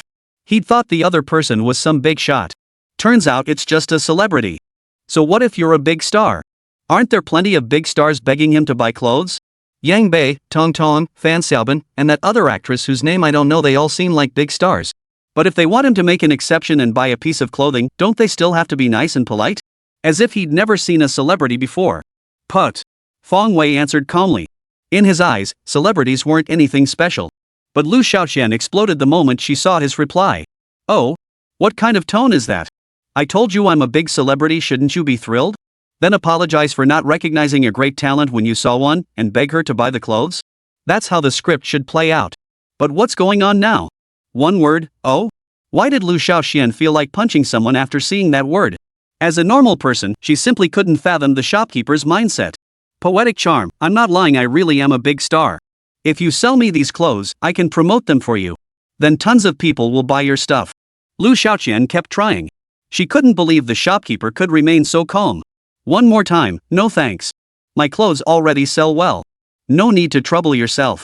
Feng Wei rolled his eyes. If you have time to say all that, why not just tell me who you are? And you keep going on about being a big star, how do I know you're not faking it? Ah! Lu Xiaoqian was driven to distraction. Was this shopkeeper a complete blockhead? Wasn't her meaning clear enough? Why wasn't this shopkeeper moved at all? Or was he some reclusive master who looked down on celebrities? Lu Xiaoqian was baffled. Chapter 59, Yi Suwen's Troubles. Xiaoqian, don't say it. With my celebrity status, people look down on me. Lu Shishir, watching from the side, had figured it out. This shop owner couldn't care less about publicity stunts, nor did he act like other fans who get all excited just seeing a celebrity. How can that be? You haven't even bought the clothes yet. Lu Xiaoqian pouted. She could tell that Lu Shishir genuinely wanted to buy a dress. But the shopkeeper actually refused to sell it? And he refused to sell it even after she revealed her celebrity status. This was simply unacceptable. Was she supposed to send him private photos of Lu Shishir? Absolutely not. Forget it. If I can't get it this time, I'll try again later.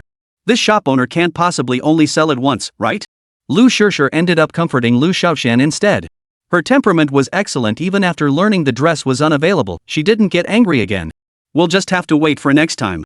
Poetic sentiment, shopkeeper, you're something else. I'll remember you.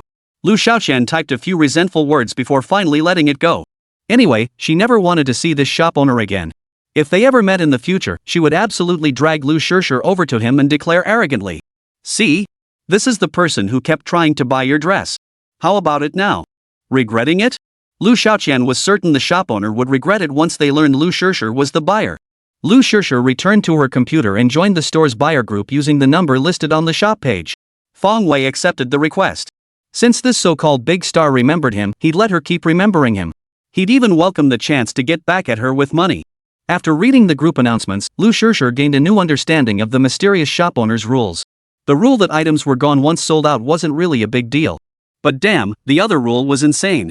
One ID can only purchase one item? Can you believe such a rule exists in this world? At least, Lu Shishir hadn't believed it before. But now, after her brief interaction with Feng Wei, she believed it. Judging by the tone of their chat, this shop owner is absolutely capable of pulling something like this off. And he's probably the only one who would. What other treasure hunters aren't in it for the money? They'd be thrilled to sell as much merchandise as possible. Who in their right mind would come up with such a rule? Yet here he was, the shopkeeper, imposing this very rule. And she has no choice but to accept it. Scrolling through the group chat, everyone was buzzing about what the shopkeeper's next item would be. And they're all determined to snatch up this limited quantity item. This shop owner was something else. Lu Shishir had no words. This was a breath of fresh air among treasure hunters. Still, the thought of not getting the dress left Lu Shishir feeling annoyed. Meanwhile, on the other side, Yi Suwen was also troubled by her own worries. She had been in JoJo for half a year now. Though her angelic face, curvaceous figure, and fiery dance moves had earned her a dedicated fanbase. But people inevitably grow tired of things, especially when she streamed daily, making her a constant presence in her fans' lives. Initially, perhaps many tuned in to watch her streams. But over time, viewers lost their novelty and drifted away. Recently, Yi Suwen noticed a significant drop in her live stream audience. Meanwhile, another beautiful new streamer on the platform has seen a significant increase in followers. Her popularity has now fallen behind Yi Suwen's. Clearly, viewers had found novelty in the newcomer and migrated over. Yi Suwen knew that if she didn't take action soon, her popularity would be stolen by someone else. How could that be acceptable? Yi Suwen absolutely refused to let that happen. So she kept brainstorming ways to regain her audience. But her live content was limited, mainly dancing, occasionally singing, and when all else failed, throwing a tantrum or calling someone appa. Asking her to showcase other talents was a bit much. Therefore, the solution had to come from within: singing and dancing. Singing Korean songs wouldn't work, her audience was all from Kyushu and wouldn't understand. If she sang Chinese songs, she didn't know any. After much deliberation, Lee Soo-won concluded she should focus her efforts on improving her dancing. Dancing couldn't be done casually. Live streaming platforms were cracking down hard now, and going too far could get her banned. Finally, Lee Soo-won came up with a solution: she could change outfits. She would change outfits for each dance. This variety of styles would definitely be endlessly charming. Wasn't there a saying in the 9 provinces kingdom about the allure of uniforms? This approach would definitely be fresh and innovative. Since she was buying clothes, she had to find something special and beautiful. So Lee Soo-won began hunting for treasures. Shopping at specialty stores just wasn't as satisfying as digging for treasures. Then she stumbled upon a shop called One More Time. This shop had very few items for sale, only cheongsams, whitening creams, and dresses. But the cheongsams and dresses here were exceptionally beautiful. Beautiful doesn't even begin to describe them. They were simply beyond compare, unique in design and exquisite in appearance. They were exactly the kind of clothes she had been searching for. So, once she finally understood the shop's information, she joined the buyer group. Then she saw the rules posted in the announcement. Frankly, she couldn't comprehend these rules. But seeing how many people accepted these rules without complaint, she realized the shop owner was a principled person who wouldn't easily make exceptions. Still, she desperately wanted to buy the cheongsam and the dress. Especially the cheongsam, such an exquisite, elegant garment with the style of the 9 provinces kingdom. If she wore it, it would surely draw a crowd. So no matter how difficult it might be, she was determined to speak with the shop owner. To see if she could persuade him to make an exception just this once. If all else failed, she was prepared to pay a price. With this resolve, after much deliberation, Lee Soo-won finally clicked the voice call button on QQ. Chapter 60, Appa, will you sell it to me? Having been in Kyushu for over half a year, Lee Soo-won could barely manage simple conversations in Chinese. As for typing? Forget it. So she opted for voice communication. Fang Wei had just turned down Lu Shishir and was about to start a game when the voice call invitation popped up. Who could this be? Fang Wei was a bit confused. Why not just type if there's something to say? Why voice call him? Fang Wei made up his mind: if a rough voice answered, he'd hang up immediately. An unpleasant voice was one thing, but deliberately trying to scare someone was another matter entirely. Fang Wei wouldn't tolerate someone scaring others with impunity. Especially when the target was him. The voice call connected. A crisp voice came from the other end. Boss, are you there? Lee Soo-won asked in her broken Chinese. Ha? A girl? Fang Wei was thrilled. And a girl with a really nice voice at that. But her speech, not very fluent. Yes, I'm here. Little sister, what can I do for you? Fang Wei replied in a voice that was, well, not exactly creepy, but definitely overly gentle. Boss, I want to buy a cheongsam and a dress. Lee Soo-won said haltingly. Her Mandarin wasn't very good, she had to pause and think after every word. Hearing this, Fang Wei realized this girl probably wasn't from JoJo. If any native JoJo speaker dared to speak Chinese like that, their elders would absolutely beat them to a pulp. Your accent doesn't sound like you're from JoJo? Fang Wei inquired. Well, I'm from Silla. I came to Kyushu for work. Lee Soo-won replied timidly. Oh, a Silla girl? Fang Wei grew even more excited. In his previous life, he'd watched countless Silla films and had always admired Silla girls. While most people preferred films from Dongzhou, Fang Wei was definitely an outlier among the masses. He had always cherished Silla films above all else. He even thought Silla girls were far prettier than Dongzhou girls. Now that he'd finally met a Silla girl, how could he resist flirting a little to satisfy his pleasure? Hey, how old are you? Fang Wei pressed on. I'm 27. Lee Soo-won answered somewhat reluctantly. No matter what country they're from, girls never readily reveal their age. 27? That's a bit older than him. Fang Wei pondered for a moment, but then his eyes lit up. Because right now, words like mature woman and sophisticated lady filled his mind. So, are you married? Fang Wei pressed on with his questions. No, I don't even have a boyfriend yet. Lee Soo-won replied with a hint of annoyance. Why was this shopkeeper persistently asking her personal questions? She just wanted to buy a dress. No boyfriend? Fang Wei was surprised. Could it be that this girl is too ugly for anyone to want her? Fang Wei thought to himself. Logically speaking, if she were pretty, she should have plenty of suitors. And at her age, not having a boyfriend really doesn't make sense. So this girl must be rather unattractive. Ah, what a pity, such a beautiful voice, yet it didn't land on the right person. What a shame, what a shame. The thought that he'd just been flirting with a 27-year-old spinster who might have been covered in pockmarks and had distorted features made Fang Wei feel a bit queasy. His teasing mood vanished instantly. You want to buy a cheapao and a dress, right? Yes, yes. Isuan nodded repeatedly, relieved to finally get down to business after all this time. Sorry, we're sold out. Upon realizing there was a high chance the customer wasn't a beauty, Feng Wei's attitude did a complete 180. His tone turned serious, tinged with a hint of sternness. In short, he adopted a strictly business-like stance. I know, boss, your rule is that once something's sold out, you don't make it anymore. But I really want to buy some clothes. Boss, could you make a few pieces especially for me? Isuan rambled on for a while, pausing frequently. It must have been tough for her. No. Since it's a rule, it can't be broken. I'm sorry. Feng Wei refused with righteous conviction. Seriously? He turned down a big celebrity. Would he make an exception for a non-beautiful girl from Silla? Hearing the shopkeeper's firm tone, Isuan couldn't help but feel anxious inside. She'd long known this shopkeeper was strict and difficult to deal with. Now it seemed the rumors were true. What else could she do? She'd heard in the group chat that even money wouldn't work. Many had tried offering higher prices, but the shopkeeper had turned them all down. Isuan wasn't short on money. Her signing fee from the live streaming platform alone was substantial. If money could really solve this, it would be easy enough. But unfortunately, this shop owner wasn't someone you could buy off. Isuan's eyes twinkled as an idea struck her. Appa, please sell me the dress, okay? Her voice was like a nightingale song, sweet and melodious, soft and delicate, flowing with grace and charm. It practically melted Feng Wei's bones. This feeling, damn, it felt amazing. What did you say? I didn't catch that. Feng Wei said deliberately. Such a beautiful voice, how could he possibly listen to it just once? He absolutely wouldn't do that. Appa, please, just sell me the clothes, okay? Isuan cooed again in her sweet, high-pitched voice. This time, her voice was like a nightingale emerging from the valley, soft and melodious, lingering and enchanting, filling his ears with delight. Feng Wei felt as if someone were singing right beside his ear. No, I can't listen to this anymore. Feng Wei shuddered. He feared that if he listened any longer, he wouldn't be able to resist and would agree to this girl's request. This cheongsam and dress combo cost over 100,000 yuan. Where would he even find the money for that now? He was still deep in debt to the system from that time with Tong Tong. But fair's fair, this girl's voice was damn beautiful. It was the first time he'd ever felt this way. Just hearing her voice alone could make him feel so damn good. It was utterly intoxicating, utterly blissful. If he could have, Feng Wei would have listened to it 10 or 8 times over before he'd be satisfied. Especially that Appa, a genuine Silla girl calling out like that, just felt so much more real, you know?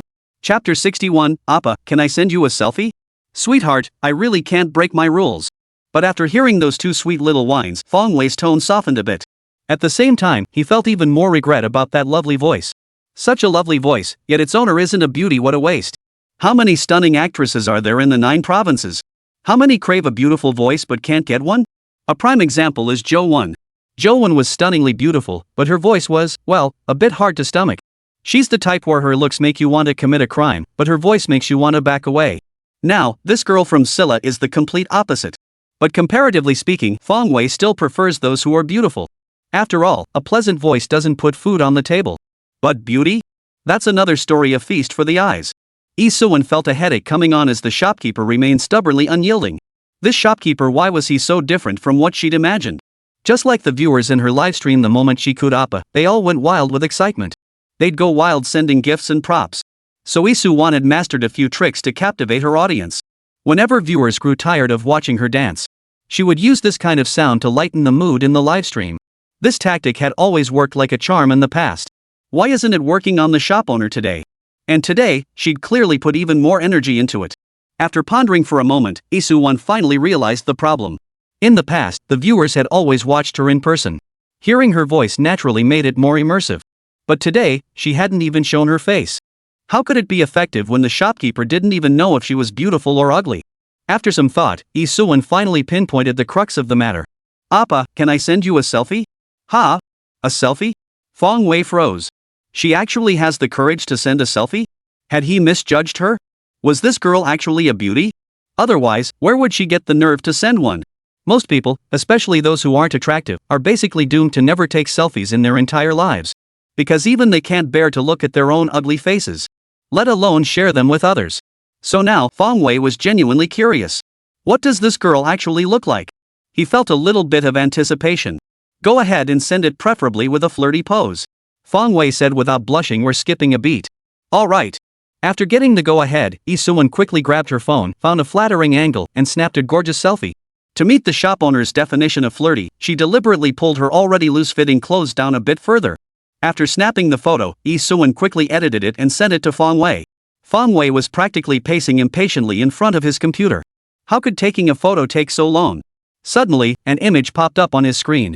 Fong Wei immediately clicked it open and zoomed in. Then, he was utterly stunned. The woman in the picture possessed features as delicate as a painting, a face as beautiful as a flower and as graceful as the moon. She exuded an ethereal, almost unearthly charm, a face like an angel's, a figure like a demon's. If this woman wasn't considered a stunning beauty, then Fong Wei must have been blind as a bat. Who would have thought? The girl Fong Wei had always considered plain had transformed into a stunning beauty.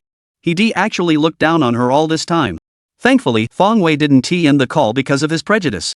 Otherwise, he'd have slapped himself silly afterward. Look at this picture, how gorgeous! And that outfit so revealing. But the longer he looked, the more familiar she seemed. In his past life, there was a beautiful Scylla streamer who looked just like this. Her name was something like Lee Soo-won. Hey, is this really you? Fong Wei hesitated to confirm. But why was he calling her sister again? Appa, of course it's me. I just took this photo a moment ago. Lee Soo-won pouted as she spoke. But inside, she was bursting with delight. The shop owner Appa must have been stunned by my beauty, which is why he asked that question. She was quite confident in her looks. Whenever she walked down the street, every guy who crossed paths with her would give her a second look. Some even stumbled and fell just to catch another glimpse of her. Young lady, may I ask your name? Fong Wei inquired.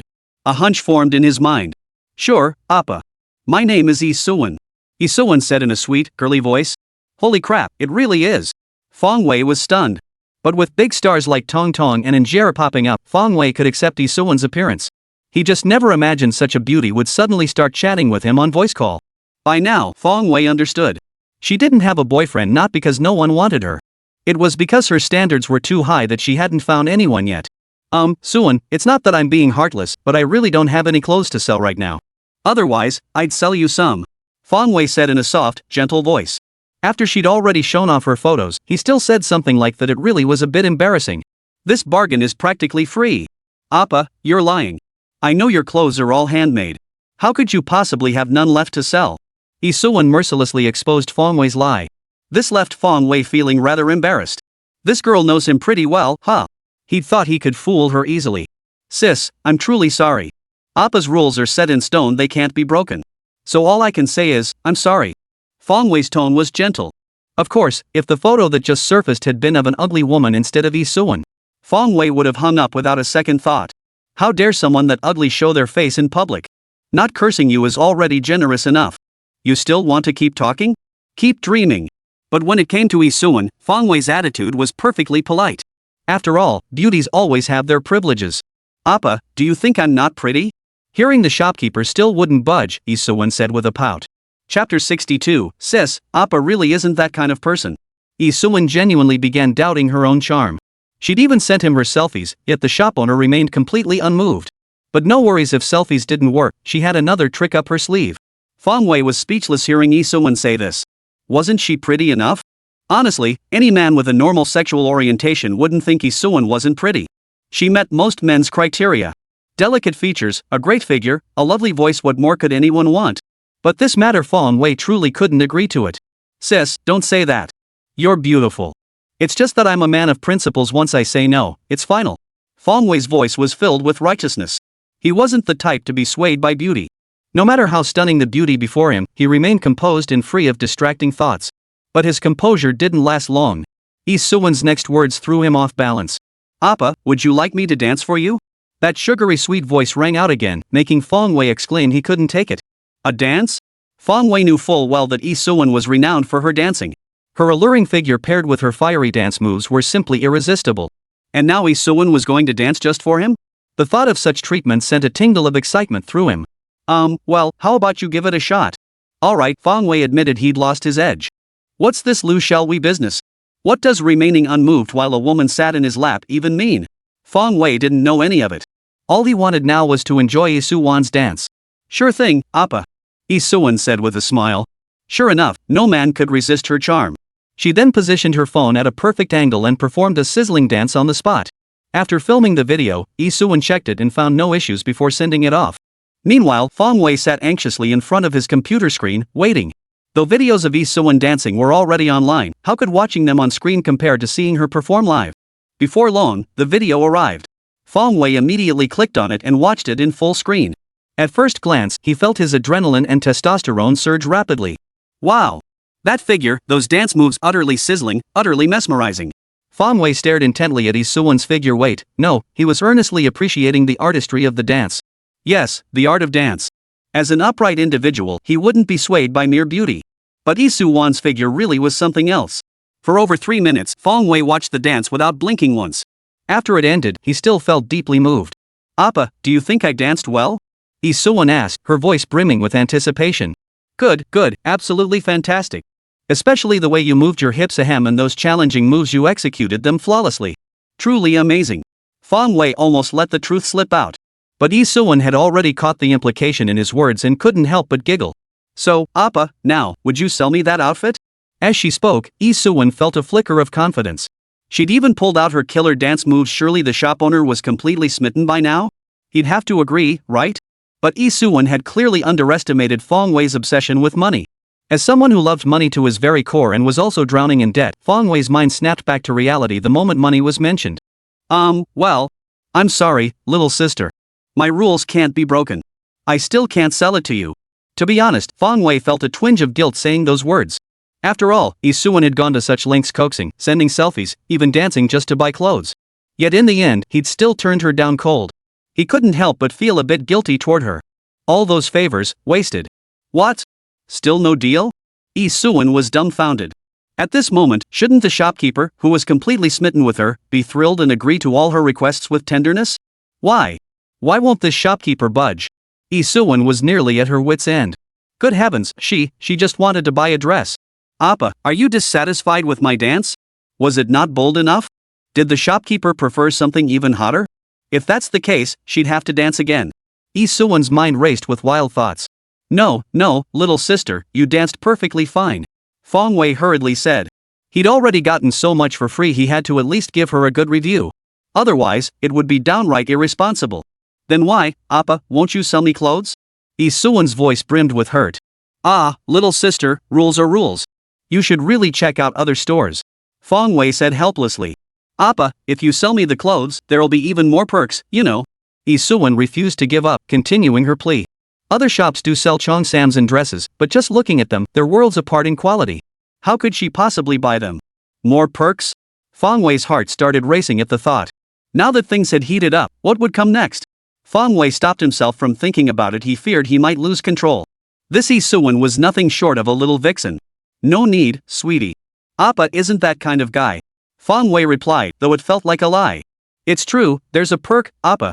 Don't you want to hear what it is? Lee Suwon's voice came through again. Stop listening, sis. Appa really isn't that kind of guy. Fong Wei felt like crying, but he stubbornly refused. Such a great opportunity, but he couldn't seize it. Lee Suwon tried to say more, but Fong Wei had already hung up the call. Ah! Lee Suwon was furious. She angrily tossed her phone aside. All that effort had been for nothing.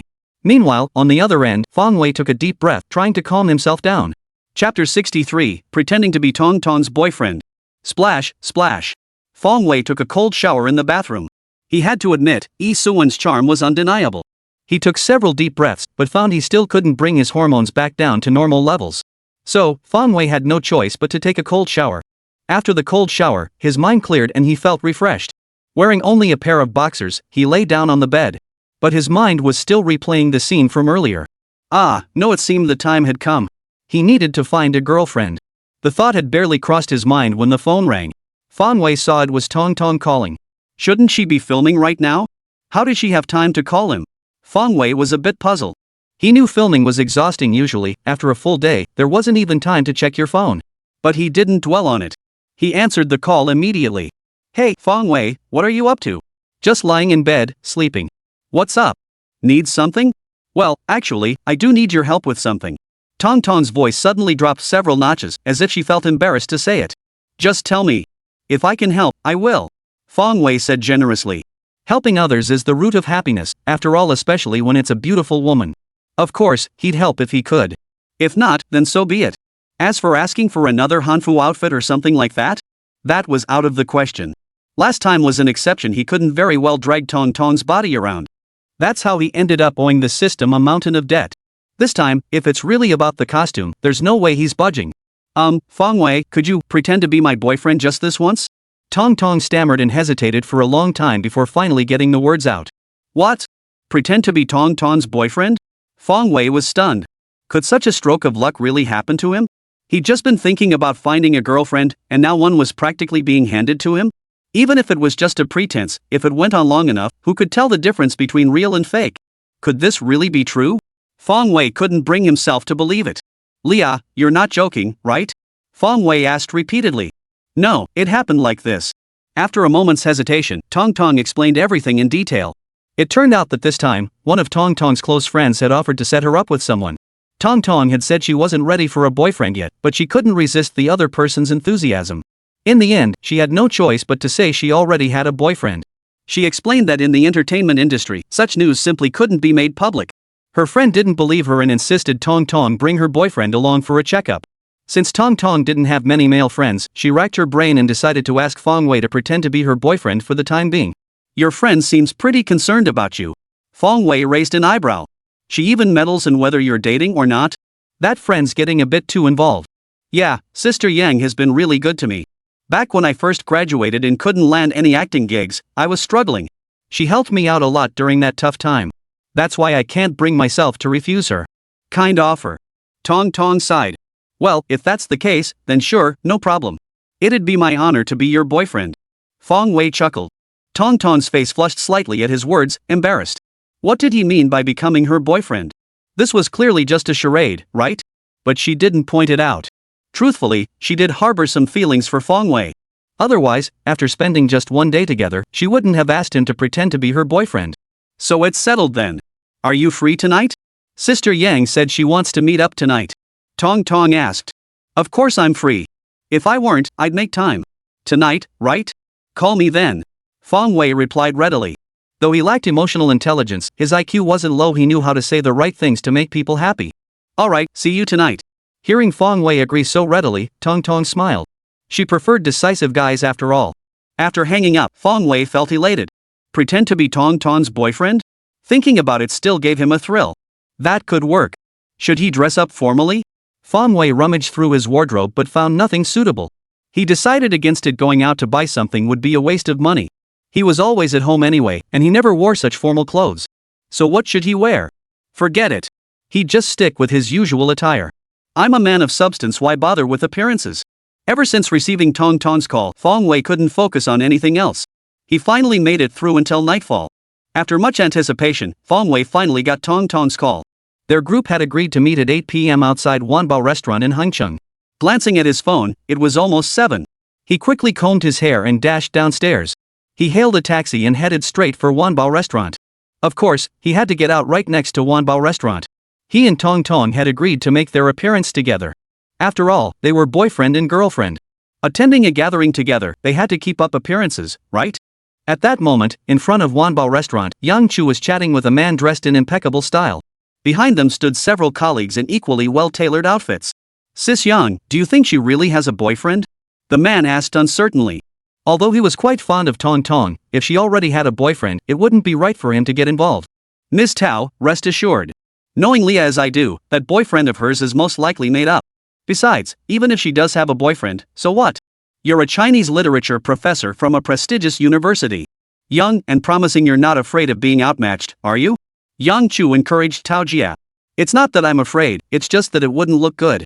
Tao Jia replied sheepishly. It still feels like I'm stepping in where I shouldn't. Still, he'd made thorough preparations to make a good impression on Tong Tong this time. The colleagues behind him were there to back him up, each a graduate of a prestigious university.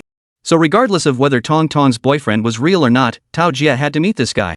He wanted to see what kind of skills this person possessed to actually be chosen by the goddess. Chapter 64, Poetry Contest? Evening. 7:50 p.m. Outside Wanbao restaurant, Tao Jia and his group scanned the area, waiting for Tong Tong and her mysterious boyfriend to arrive. Finally, after what felt like an eternity, Fong Wei and Tong Tong appeared, arm in arm. The pair, handsome and lovely, looked like a golden boy and jade girl. Oh, this must be Leah's boyfriend. Hello, I'm Yang Chu, a good friend of Leah's. Yang Chu extended his hand and smiled at Fong Wei. You must be Sister Yang.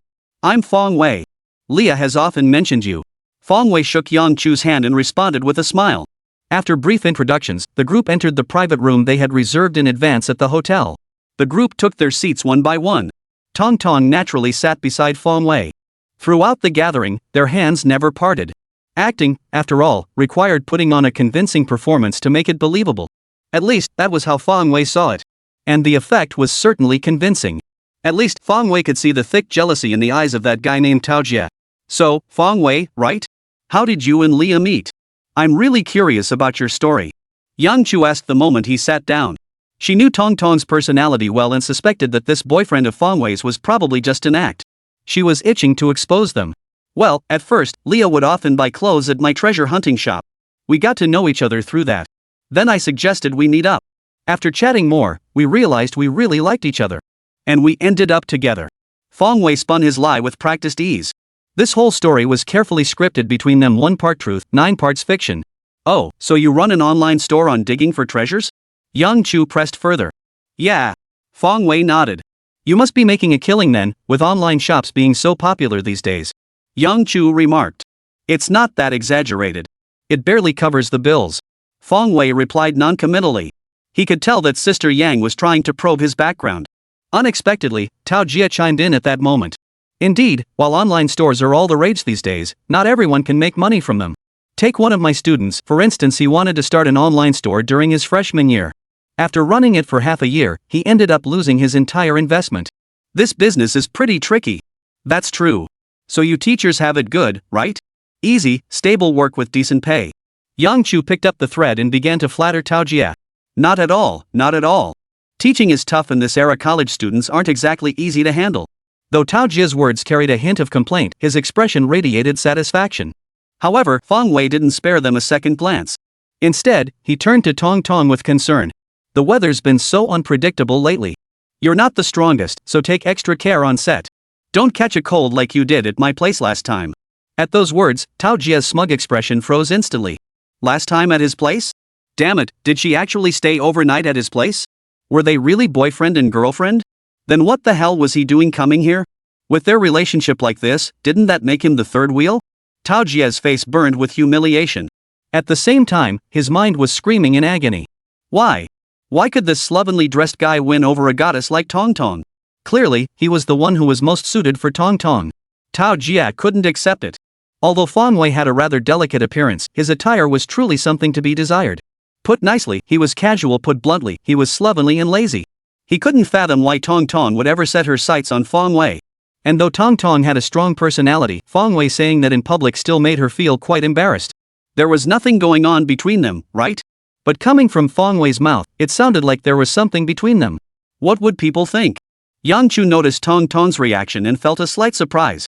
Could she have misjudged the situation? Was Fong Wei really her boyfriend? Yang Chu couldn't be sure anymore. Clearly, something was up. The food won't be served for a while yet. Why don't we play a game to pass the time? Seeing the awkward silence, one of Tao Jie's colleagues suggested. Sounds good to me. We've all got nothing else to do anyway. A little activity to liven things up would be nice.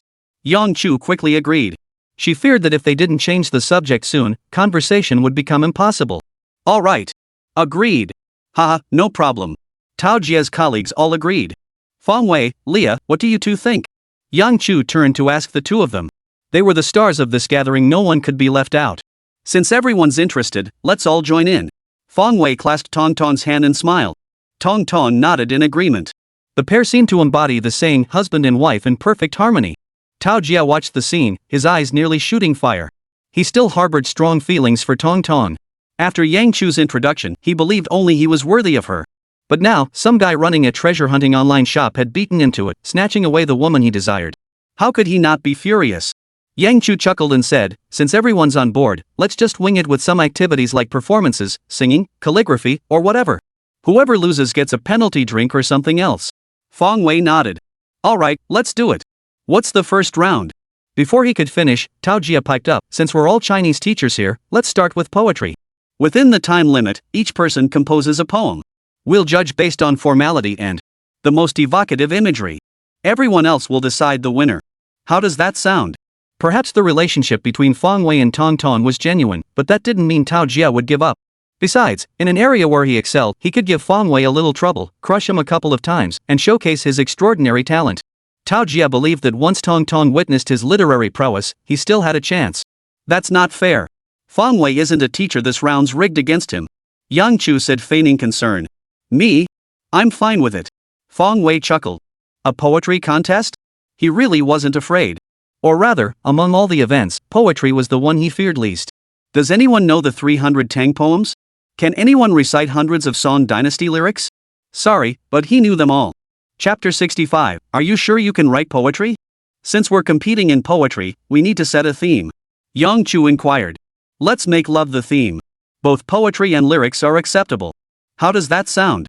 Tao Jia perked up when Fang Wei agreed. This time, watch me crush him. All right. Agreed. Agreed. Tao Jia's colleague chimed in. After everyone agreed, Tao Jia called the waiter and had ink and brush brought over. Such high-end hotels are well equipped with amenities. After all, some literati enjoy indulging in such pretentious displays of refinement. But they couldn't be too particular or elaborate, just simple writing desks and basic writing implements. The brush and ink were brought over. Yang Chu chuckled. Professor Tao, you're a top student from the Chinese department. Why don't you go first? In poetry competitions like this, the first performer always has an advantage. As the competition progresses, everyone loses that sense of novelty, inevitably feeling that later entries pale in comparison to the earlier ones. Unless, of course, someone composes a truly exceptional verse that leaves everyone speechless. But in this day and age, who could truly compose such a classic poem? That's why Yang Chu wanted Tao Jia to go first to make a good impression on Tong Tong. Of course, going first also requires confidence. Because he didn't have much time to think, he had to compose a poem on the spot. Clearly, Tao Jia possessed that confidence. Although Fang Wei was likely Tong Tong's boyfriend, Yang Chu still didn't think much of him. A treasure hunter. If he could make big money, fine. But if he couldn't make money and could only scrape by, what good was that? Could he really compare to a university professor? Yang Chu herself was a teacher, and she believed Tao Jia was the perfect match for Tong Tong. Therefore, she wanted to help bring them together. Tao Jia understood Yang Chu's meaning and immediately smiled. Alright, I'll take the first shot. Bear with me. Tao Jia walked slowly to the desk, stood steady, and paused briefly, seemingly deep in thought. As a Chinese literature professor, his command of language was profound. Composing a topic on the spot was well within his capabilities. By now, everyone's appetite had been thoroughly whetted. Here we go. Mr. Tao looked perfectly calm and collected, radiating confidence. Well, of course. After all, old Tao graduated from a prestigious university, he's got the skills. But writing poetry on the theme of love? That's no easy feat. If the imagery is good, it's fine, but if it's weak, it just comes off as whining for no reason. The crowd murmured among themselves, each secretly pondering what they would write when their turn came. They certainly didn't possess Tao Jia's level of skill. Meanwhile, after a brief moment of contemplation, Tao Jia's eyes gleamed with clarity. He raised his hand, firmly grasping the brush. As if inspired, he began writing immediately. Regular script characters leapt onto the paper. Years of holding hands like a dream. Tear-stained eyes gaze upon flowers in the fading breeze. 10 miles of peach blossoms still remain. But the one beneath them is no longer seen. Without pause, the poem flows in one breath. As Tao Jia lifted his brush to write, the onlookers couldn't help but cheer. Good. This poem is splendid. It has real depth. Professor Tao's literary talent is truly remarkable, no wonder he's a top student. This poem is truly excellent, the imagery is spot on, and to compose it in such a short time is flawless. I doubt any of us could compose poetry this fine. This round goes to Teacher Tao. Yang Chu clapped and said, Teacher Tao, what a splendid poem. Tao Jia smiled modestly. Sister Yang, you flatter me. It was merely a moment of inspiration, hardly worthy of serious literary consideration. Not at all, Teacher Tao. Your poem avoids the clichés of love and takes a fresh, profoundly evocative path. Yang Chu was generous with her praise. Exactly. This poem is truly excellent. If it had directly written about love, wouldn't that just be whining without cause? Another male teacher chimed in. Fang Wei rolled his eyes upon hearing this. So expressing love directly is just whining for no reason? Damn it, it's just that you guys can't write it yourselves, right? But fair is fair. Tao Jia's poem is genuinely well crafted, especially those final 2 lines. 10 miles of peach blossoms still remain, but the one beneath them is nowhere to be seen. It shares a similar poetic essence with his previous life's verse. The face is gone, who knows where it is gone, the peach blossoms still smile in the spring breeze. Of course, the latter was the superior composition. Still, to compose such poetry on the spot is quite impressive. At the very least, it was a respectable level of skill. After Tao Jia finished, the other teachers took turns stepping up to show off their skills. Yet none matched the depth of Tao Jia's verse. Soon, only Tong Tong and Fang Wei remained unwritten. Noticing the collective gaze, Tong Tong hastily waved her hands and said, I'll pass. You can ask me to perform something, but when it comes to writing poetry, I'm truly hopeless. Admitting this made her feel a little embarrassed. Not only could she not write poetry, she didn't even know how to hold a brush. But as a beautiful woman whose profession had little to do with poetry, everyone could understand her hesitation. Now it seemed only Fong Wei hadn't written anything. Before the contest began, Fong Wei had declared he had no problem with poetry.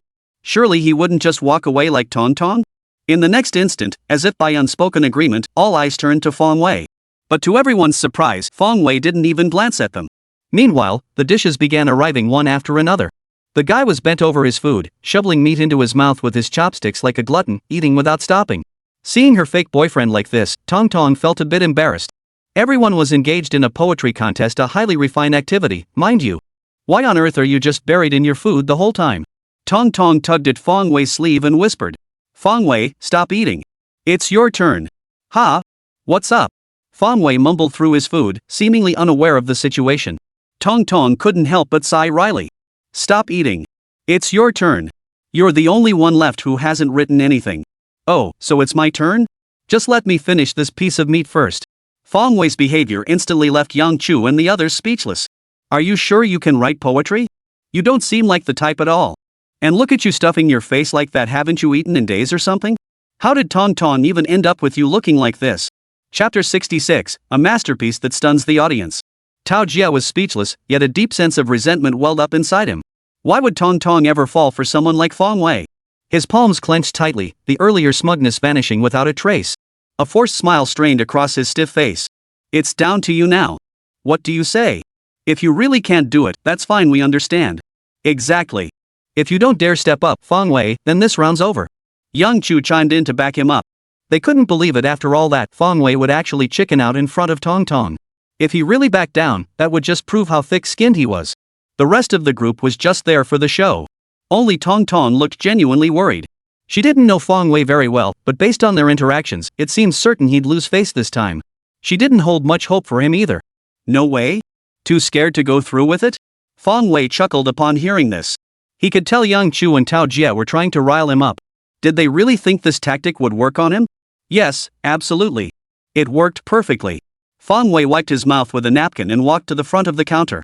He glanced up at the people seated at the table. Love is the theme, right? No restrictions on poetry?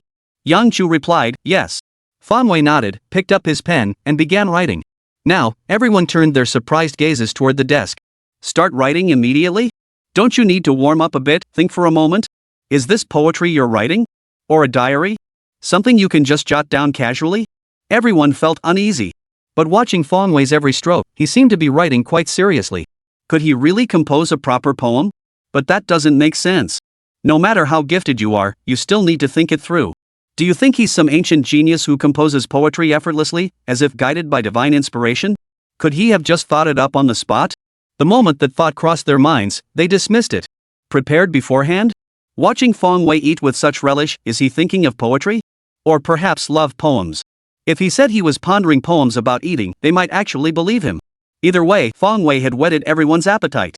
They were dying to see what on earth Fong Wei was writing. Fong Wei, pen in hand, wrote it all in one fluid motion. The pen fell. The poem was complete. The moment Fong Wei stopped writing, everyone swarmed around him in a rush. They stood around him, craning their necks to peer at the paper. The first thing that caught their eyes was Fong Wei's calligraphy. They had assumed that as the owner of a treasure hunting shop, his education level couldn't be very high. But upon seeing his calligraphy, they were instantly stunned. His seemingly loose yet elegantly executed calligraphy was truly masterful.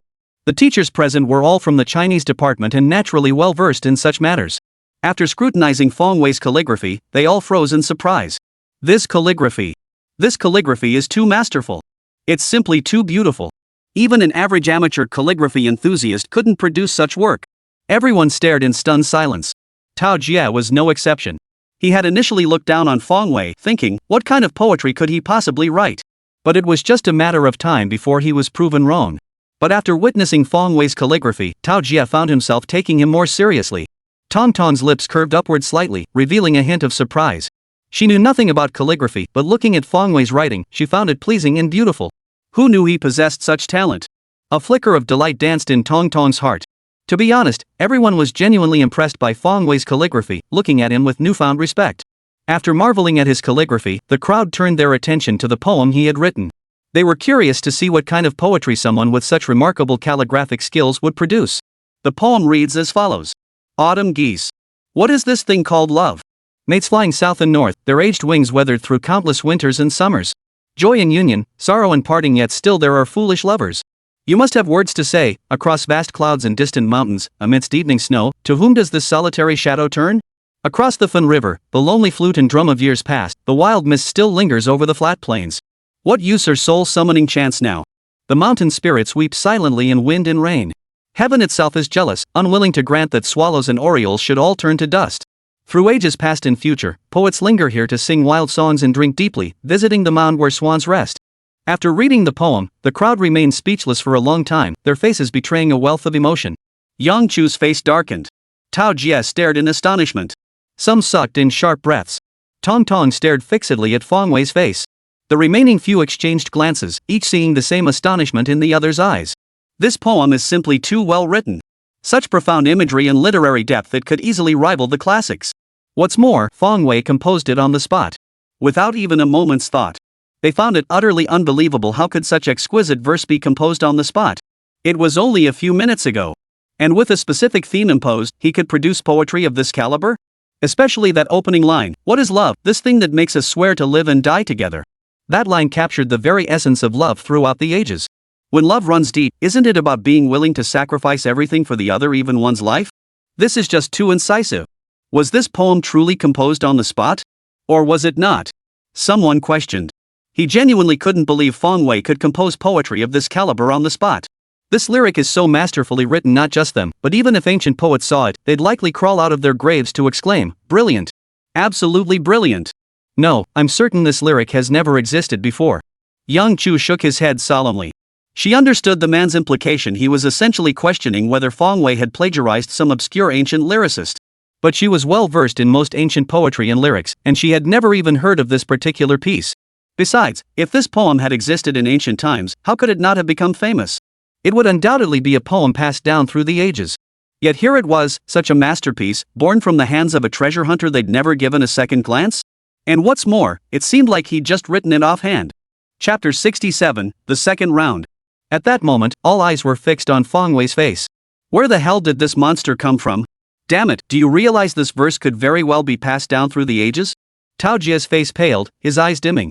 He knew he'd been soundly defeated this time. The two poems weren't even remotely comparable. His own poem might be said to possess a certain artistic conception. But Fong Wei's lyrics? They transcended mere poetic imagery. It was, without a doubt, a perfect piece of poetry, a work worthy of worship by countless people, destined to be passed down through the ages. After basking in the astonished stares of the crowd, Fong Wei plopped back into his seat and began to eat. Watching him devour his meal with such gusto, everyone found him increasingly likable. Before, they had found his manners frivolous, uncouth, and lacking in refinement. But now, after revealing his extraordinary talent, only one word came to mind, unrestrained. Yes, that was it, unrestrained. A man of literary talent truly stood apart. Fong Wei's face remained calm, as if he had done the most natural thing in the world. But inside, he was bursting with pride. Taking poems from his past life and writing them in this world, making them his own original creations, quite the sense of accomplishment. What a satisfying way to show off. And this piece he composed was no ordinary verse. Originally titled Moyu, Autumn Geese, it was composed by Yuan Haowen. It was a classic among classics in the realm of love poetry. Especially the first line, its reimagined version became a household saying in my past life. What is love in this world, that it makes people pledge life and death? It has been used in numerous artistic and cinematic works, demonstrating its profound influence. It was one of the most treasured poems from his past life. If this poem couldn't intimidate them, Fong Wei might as well smash his head against a wall. The crowd exchanged glances, and one of them asked, "Who won the first round?" The moment those words left his mouth, everyone else including Tao Jie stared at him as if he were an idiot. What the hell? Who won? Of course Fong Wei won. Why would anyone else even bother competing? Are you kidding me? Yang Chu understood everyone's meaning and announced, so in the first round, Fong Wei takes the first win. With a winner, there must be a loser. The group picked the person who wrote the worst poem and assigned a punishment, chugging a whole bottle of beer in one go. The teacher didn't hesitate, grabbed the beer, and downed it in one gulp straight from the bottle. The first round concluded, and the dishes were served. By all accounts, it was time to eat. But no one seemed inclined to eat. This was utterly humiliating. A group of renowned Chinese literature professors from prestigious universities had actually been outdone in poetry by someone who ran a treasure hunting shop. Where could they possibly hide their faces now? Especially Tao Jie, he'd been counting on this chance to put Fong Wei in his place and impress Tong Tong. But now, they were the ones left looking foolish. Not only had he failed to impress Tong Tong, he'd actually played right into Fong Wei's hands. Didn't you see the stars in Tong Tong's eyes when she looked at Fong Wei? It was infuriating. Indeed, after this incident, Tong Tong's admiration for Fong Wei had deepened. Who would have thought that Fong Wei was also a talented scholar? She didn't quite grasp the meaning of this poem. But she understood the first line. What is love in this world? This line was straightforward and direct, yet it struck a chord deep within her heart. Girls are emotional creatures. How could Fong Wei's revelation of love's essence not make her feel a spark of affection? How about another round? Someone said reluctantly. Sure, even though the dishes are already served, just one round really isn't enough to satisfy us. Another chimed in. Since everyone's in such a good mood, let's have another round. Yang Chu decided. As the eldest present and familiar with both sides, she took charge of the decision. The others didn't object. Fong Wei, you agree, right? After the decision was made, Yang Chu asked Fong Wei as if seeking confirmation. Of course. I'm all for it. Fong Wei shrugged indifferently. If everyone wanted to play, he'd play along. What should we play in the second round? One of them asked, eager to test his limits. He couldn't believe they wouldn't beat Fong Wei in the next round. How about we fix a specific lyric title? We'll fill in the words. Tao Jie gritted his teeth. Fill in the lyrics? One of them gasped in surprise. Isn't that pushing it a bit too far? Composing lyrics with a fixed poetic form is incredibly difficult. Composing a good lyric is hard enough, let alone when you're restricted to a specific form. And to do it within a set time limit? That's just adding insult to injury. It seemed old Tao was determined to see this through to the end. But for the sake of their group's reputation, after a moment's hesitation, everyone nodded in agreement. Since Tao Jie proposed it, he must have confidence in his plan. But Fong Wei? Not so sure. The others still harbored a hint of doubt about Fong Wei's talent. Perhaps he had just gotten lucky last round? This time, with the specific lyric style mandated, luck wouldn't be an option. Let's see what he's really made of. As for whether Fong Wei could produce another piece like last round's, no one even considered it. Come on, do you think classic poetry is like cabbage, something you can just whip up whenever you feel like it? Especially within the allotted time. They wouldn't believe for a second that Fong Wei could produce another classic lyric.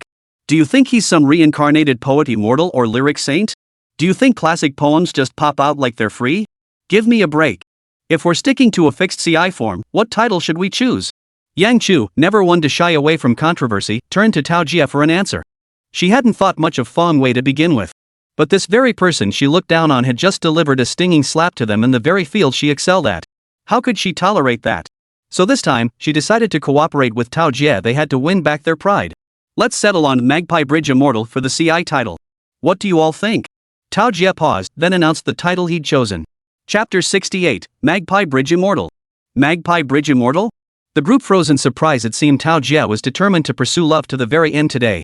Moreover, if this was the chosen title, composing the lyrics would become even more challenging. They couldn't very well write a lyric about something else, could they? It was essentially mandating a love theme. Named Magpie Bridge Immortal, any verse on another subject would seem utterly incongruous. Fong Wei's expression was quite something after hearing the title. He had been wondering what kind of title it would be. He'd been fretting about getting some obscure topic he'd never memorized before. Turns out he worried for nothing. Alright then, no objections? If not, let's begin the second round.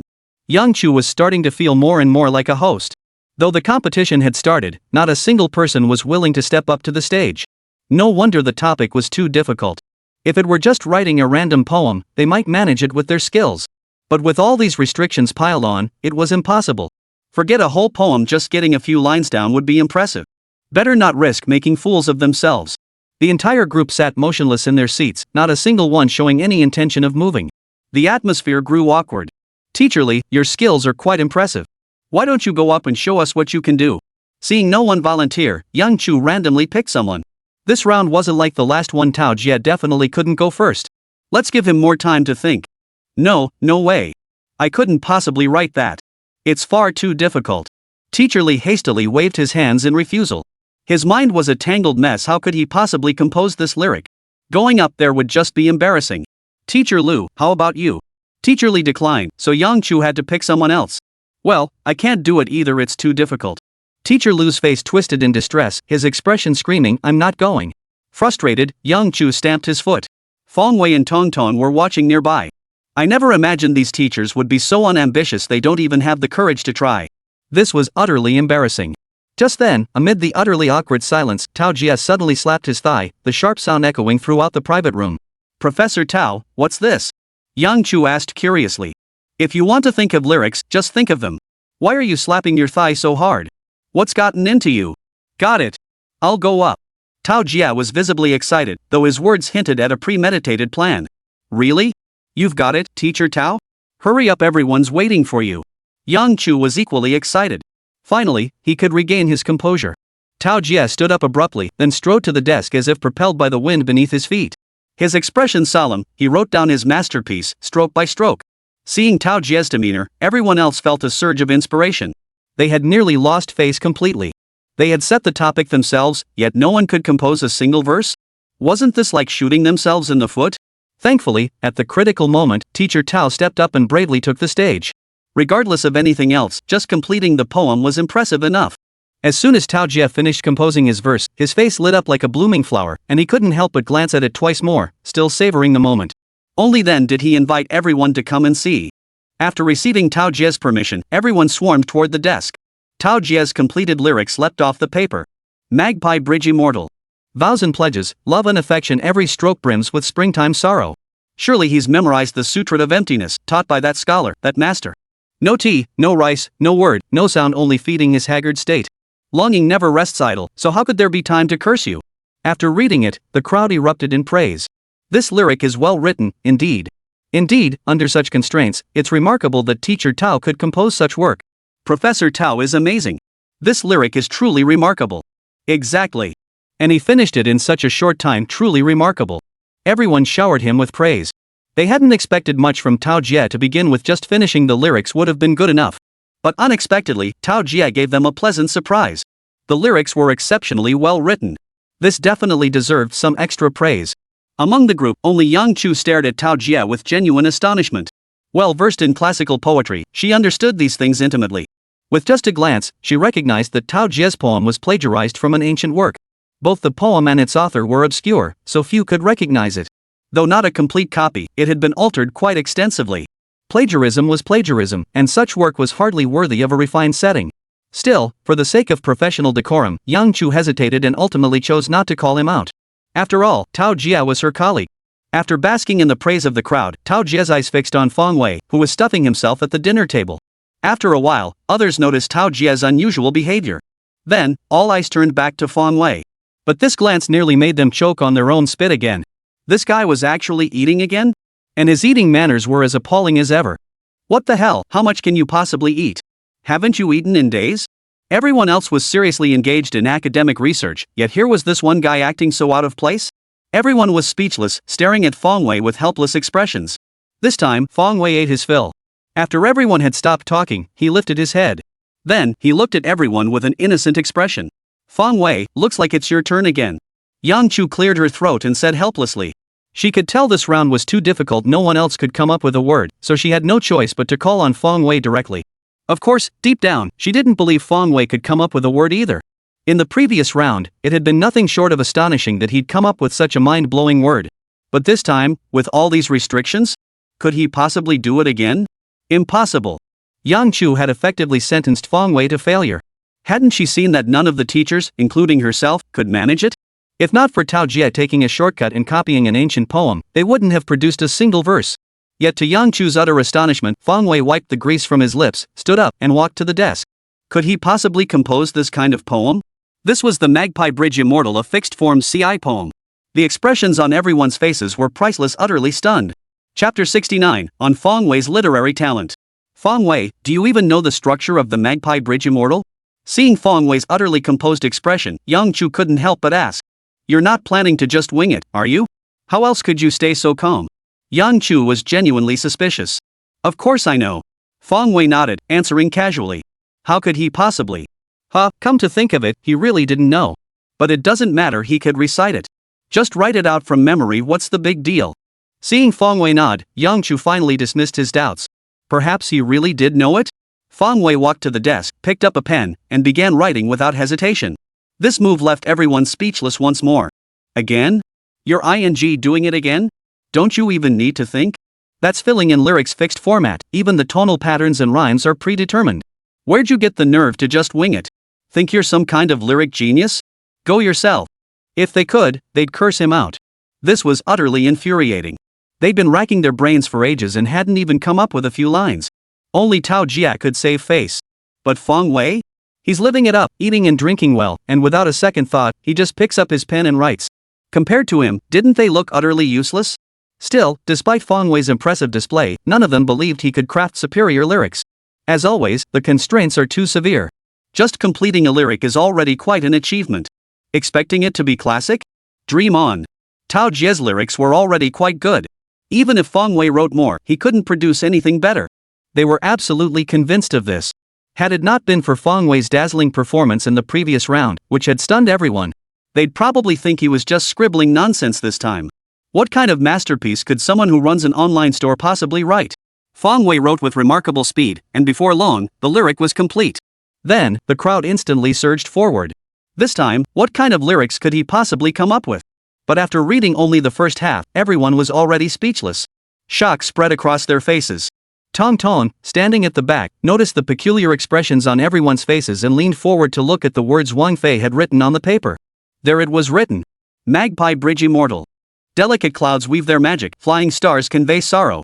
Across the distant Milky Way, when golden wind meets jade dew, their single encounter surpasses all earthly joys. Tender feelings flow like water, a rendezvous as fleeting as a dream. How can one bear to look back at the Magpie Bridge's return path? If love endures through time, why must it be confined to day and night? After reading the poem, Tong Tong covered her mouth. Her gaze toward Fong Wei brimmed with admiration. This poem was written so beautifully. Even someone like her, who knew little of poetry, felt Fong Wei had written it beautifully. The final two lines were truly divine. If love endures through time. Reading it, she felt a pang of pity for the love it described. This poem is absolutely better than whatever the Tao Jia fellow wrote. Fong Wei truly possessed remarkable literary talent. To compose lyrics with such profound imagery. If Tong Tong felt this way, others certainly did too. After reading this Magpie Bridge Immortal, they looked at Fong Wei with expressions of pure awe. Bro, who are you? What rock did you crawl out from under? How can you be this amazing? Under all those constraints, composing on the spot without a moment's thought and still managing to write such a masterpiece? This time, when it came to poetry, they were utterly convinced. No choice but to admit defeat. Over here, they're racking their brains, struggling for hours without a single idea. But these guys? They didn't even know what thinking was, they just picked up their brushes and wrote. Most importantly, it was so damn impressive. If Fong Wei was really just an ordinary treasure hunter, they'd never believe it. Treasure hunter? Capable of writing poetry like this? You don't pull a stunt like this. This is just too much. Fong Wei, you're really a treasure hunter? Yang Chu swallowed hard, asking in disbelief. The others pricked up their ears, afraid to miss a single word. Yes, I'm just an ordinary treasure hunter. Fong Wei's expression was innocent. He truly wasn't lying. But clearly, no one believed him. Just an ordinary treasure hunter? I fell for your nonsense. Are you trying to pull the wool over my eyes? Go to any treasure hunting shop and pick a random shopkeeper. If he can write poetry like this, they'd eat.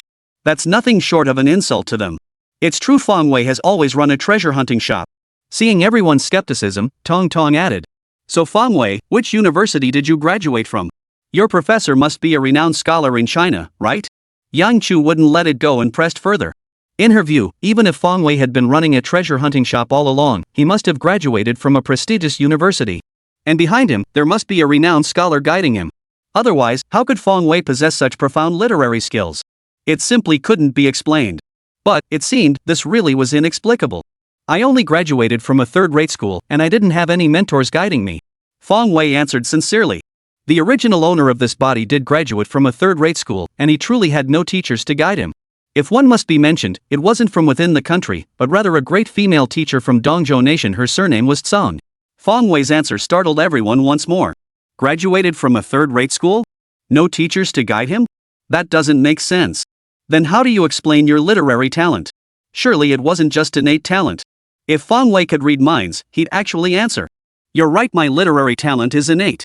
He came from a past life, his mind brimming with tang and song poetry. That's what you call innate. To put it bluntly, in this life, those poems and lyrics became his own. That talent for writing poetry? Yep, it was inborn. Don't envy him too much, he's just that kind of awesome guy. Any subject matter, poetry, lyrics, or prose he could recite, compose. Basking in the stunned gazes of the crowd, Fong Wei wore an utterly nonchalant expression. As if to say, what's the big deal? Is this poetry really that impressive? I can whip these out effortlessly. Chapter 70, still competing? It's just writing poetry. What's the big deal?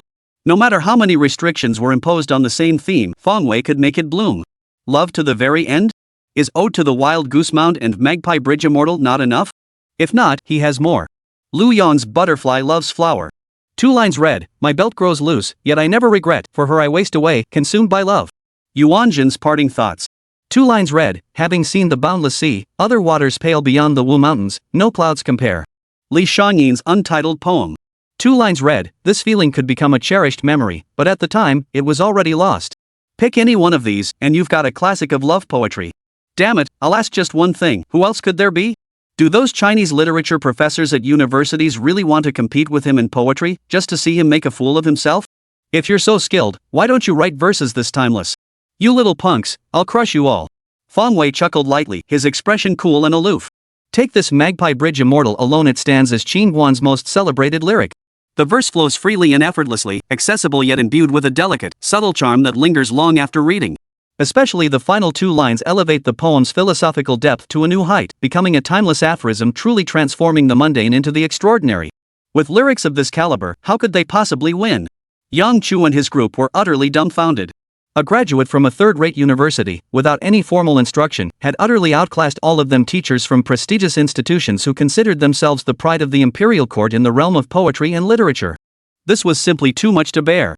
The gap was simply too stark. It was as if Fong Wei was slapping them in the face. And after he slapped their left cheek, they weren't satisfied, they offered up their right cheek for another slap. Those 2 rounds were heartbreaking to watch. Then there was Fong Wei's expression, as if saying, so what if he's a Chinese literature professor? Isn't he still trash? Let him get beaten to a pulp. The entire group's faces were turning beet red with embarrassment. Especially Tao Jie, his face flushed red, then purple, nearly dying of shame. He couldn't even hold a candle to someone he looked down on. And this person was a treasure hunter? A treasure hunter whose circumstances were a million miles away from his own? Yet, in the end, he was the one humiliated? He was on the verge of questioning the meaning of life. All those years of studying, it was all wasted on a dog. Who could tell him why? If the occasion weren't so inappropriate, Tao Jie would have stormed off in shame and fury. It was utterly humiliating, utterly disgraceful. And all of this happened right in front of his dream girl. He had hoped to showcase his literary prowess and impress the fair maiden. Instead, he'd made Fong Wei look good while making himself look like a fool. Tao Jie lowered his head, unable to meet anyone's gaze. The expressions on the others' faces weren't much better, all filled with shame. Only Fong Wei remained, stuffing his face as if nothing had happened. Whenever he was particularly enthusiastic, he'd smack his lips with obvious relish. Tong Tong stared blankly at Fong Wei beside her, lost in her own thoughts. All she knew was that moments ago, Fong Wei had effortlessly composed 2 exquisite love poems, and the sight of him doing so had been utterly captivating. It was truly captivating. A man of such literary brilliance and romantic charm, what woman wouldn't be captivated? The room fell silent for a long while. Finally, Yang Chu sighed helplessly and said awkwardly, based on everyone's opinion, Fong Wei wins this round. The last place finisher will face the penalty. As he spoke, everyone's gaze shifted toward Tao Jie, who was keeping his head down. There was no way around it, only 2 had participated this round.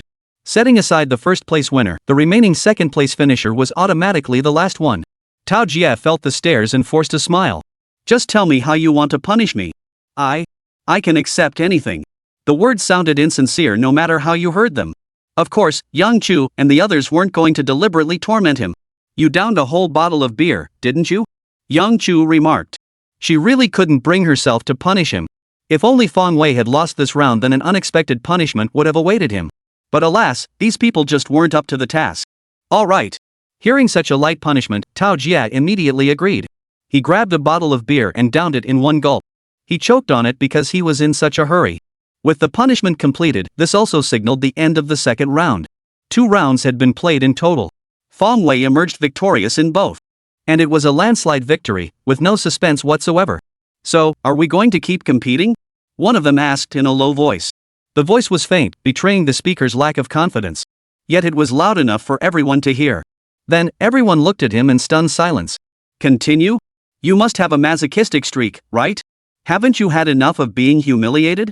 With this guy's insane skill and demonic talent, how are we supposed to compete? He could beat us all in every possible way. If you keep competing, aren't you just shoving your face up to him, begging for a slap? How could we possibly measure up to him? Yet, just as everyone's expressions turned grim and they'd all given up, another voice rang out. Compete? Why not compete? Holy! Everyone nearly cursed out loud at that remark. Who the hell was this idiot who hadn't embarrassed himself enough? It doesn't matter if you haven't embarrassed yourself enough, they have. They don't want to be humiliated any further. But now, someone's being so clueless they want to drag everyone down with them. Isn't this just screwing over your teammates? When everyone turned to see who had spoken, they realized it was Tao Jia, the very man who'd lost 2 consecutive matches. Then, everyone fell silent, saying nothing more. If anyone here harbored the deepest resentment toward Feng Wei, it was undoubtedly Tao Jia. After all, he was his romantic rival. And the whole reason this group had come here was to cheer Tao Jia on. Now that Tao Jia refused to accept defeat and demanded another match, his supporters couldn't very well object. Mr. Tao, are you sure? Do you really want to compete one more round? Yang Chu interjected as the mediator. Yet his words were meant to dissuade Tao Jia. When it came to poetry, they had absolutely no chance of winning. The gap was simply too vast. Feng Wei could single-handedly outclass the entire group. Under these circumstances, there was no point in stubbornly holding on. It was simply not a wise move. Chapter 71, Couplets? Of course, how could 2 rounds be enough to satisfy us? Tao Jia protested indignantly. At the very least, we need to save face. At the very least, we have to win 1 round, right? A whole group of us can't get wiped out by just one person. Most importantly, we can't embarrass ourselves like this in front of the goddess. Are you really sure about this? Yang Chu still hesitated as he asked. There was no other choice. Feng Wei was simply too overwhelming.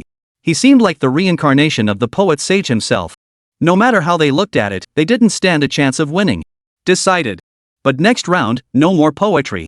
Tao Jia cleverly changed the rules. After all, no one had specified poetry as the mandatory contest from the start.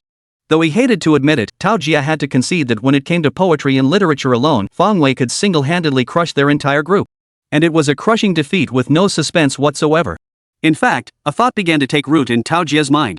Forget them. Even if a contemporary master of Chinese studies showed up, they probably couldn't beat Feng Wei. So, poetry was a lost cause, utterly pointless to pursue. But he could always change the topic. Instead of poetry, they could compete in other areas. They were legitimate top students from prestigious universities. Their literary foundation was undeniable. Beyond poetry, they possessed expertise in many other areas. But Feng Wei was different. Could he be this impressive in anything besides poetry? Absolutely not. The others were initially puzzled by Tao Jia's self-inflicted suffering, but their eyes lit up the moment they heard about changing the rules. Right. If Feng Wei excels at poetry, then they just don't have to compete in poetry. Why hadn't they thought of that? Exactly. We've already had 2 rounds of poetry. Let's switch topics. Let's compete in something else. Yes, anything but poetry. If it's not poetry, then there's hope. The crowd, who had been looking downcast moments ago, perked up instantly upon hearing the topic change. Damn it, without poetry, Feng Wei is nothing. What the hell are they afraid of? They're determined to turn the tables. Everyone was fired up. Finally, they had a chance to shine. This time, they'd really give Feng Wei a taste of his own medicine. Alright then, if not poetry, what should we compete in? Yang Chu asked excitedly. Finally, a chance to redeem themselves. Otherwise, they'd have no face to return to school. How about a couplet contest? We take turns presenting the first line, and the rest of us complete the second. We'll see who comes up with the most and who comes up with the least. Tao Jia raised an eyebrow, his tone tinged with challenge. Besides poetry, he was also quite skilled at composing couplets. The other teachers were no different. Those in the literary field had their skills to prove it. Couplets? Couplets? Excellent. That's perfect. Couplets demand considerable skill, and they're not even closely related to poetry. Truly a brilliant idea. Teacher Tao is truly ingenious. The teachers exchanged smiles and began discussing among themselves. Haha, that's doable. As long as it's not poetry, we've got nothing to fear. Alright, let's do it. We'll show what we've got. Yang Chu smiled too, glancing at Feng Wei beside him and thinking, let's see you show off now. Now that we're not competing in poetry, I'll see how you win. Tong Tong cast a worried glance at Feng Wei. Changing the rules like this was clearly targeting him. Could Feng Wei still perform as brilliantly with couplets as he did with poetry? Tong Tong worried he might lose. But when she saw Feng Wei, she instantly realized her worries were unfounded. Feng Wei showed no reaction whatsoever, sitting as calmly as ever. Having eaten his fill, he occasionally sipped his tea, radiating complete composure. Yang Chu feigned concern, smiling as he asked, Feng Wei, what do you think about the couplet contest? Sure, no problem. Fang Wei replied with a smile, his eyes narrowed. Seeing him so unflappable, Yang Chu felt a bit deflated. The reason was simple: every time she changed the topic, she would deliberately ask Fang Wei a question, but his answer was always the same. No problem. What was even more crucial was that Fang Wei consistently crushed them every single time. How could Yang Chu not feel uneasy? Could this round end the same way? Chaos swirled in Yang Chu's mind, but he forced himself to cut off the thought. No, it won't. This time it's a couplet contest.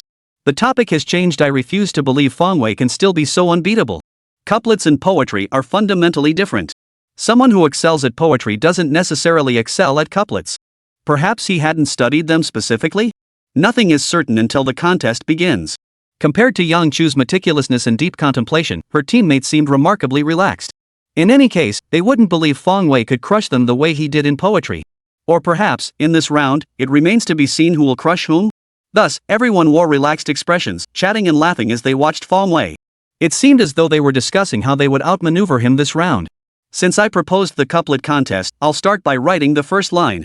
Tao Jie seemed to have forgotten the earlier awkwardness, grinning as he spoke. He rose, walked to the desk, picked up a brush, and wrote the upper couplet. After he finished, everyone gathered closer to take a look. The upper couplet read, flowers and leaves, green and red, rain and wind, clear and cold. This upper couplet is quite good. It has a certain poetic charm. Vivid and colorful, truly excellent. Old Tao's skills are quite profound. After reading the upper couplet, the group immediately burst into praise. Yet they also pondered, how on earth would one match this? Though the characters in the upper couplet are simple, the lower couplet is no easy task to match. First, every character must be a reduplicated word, ensuring smooth pronunciation. Moreover, it must carry a certain artistic conception to avoid sounding trite. The most challenging part was the strict requirement for the rhythm of the couplet. So for a moment, no one could figure out how to match the lower couplet. Seeing everyone struggle to come up with their own couplet, Tao Jie's face instantly lit up with a smile as bright as a flower. Indeed, couplets were the true script. This time, Tong Tong would surely have to look at him with new respect. After all, his literary talent was truly outstanding. But before Tao Jie could bask in his triumph for long, Fang Wei stepped forward, picked up a brush, and smoothly penned the lower couplet to match the upper one. Chapter 72, A Spectacular Rout. The moment Tao Jie saw Fang Wei approach the desk, his expression turned as grim as someone suffering from constipation, utterly priceless. Damn it, no way. You can actually match couplets? Are you sure you're not just scribbling nonsense? No one else could come up with anything. The others watched Fang Wei with equally expressive faces, silent as if admiring a handsome man. Fang Wei, however, wasn't burdened by such thoughts. He was straightforward. It was just an upper couplet, right? What's the big deal? He could match it. With a flourish, the lower couplet flowed out. Everyone looked down. The lower couplet read, mated for life, day in and day out, joyous in content. Then, everyone was speechless. Only the twitching corners of their mouths perfectly conveyed their inner thoughts. It felt like a herd of wild horses galloping through their minds. Turns out, you bastard, you actually know how to compose couplets. And you seem pretty good at it, too. They felt a bit intimidated.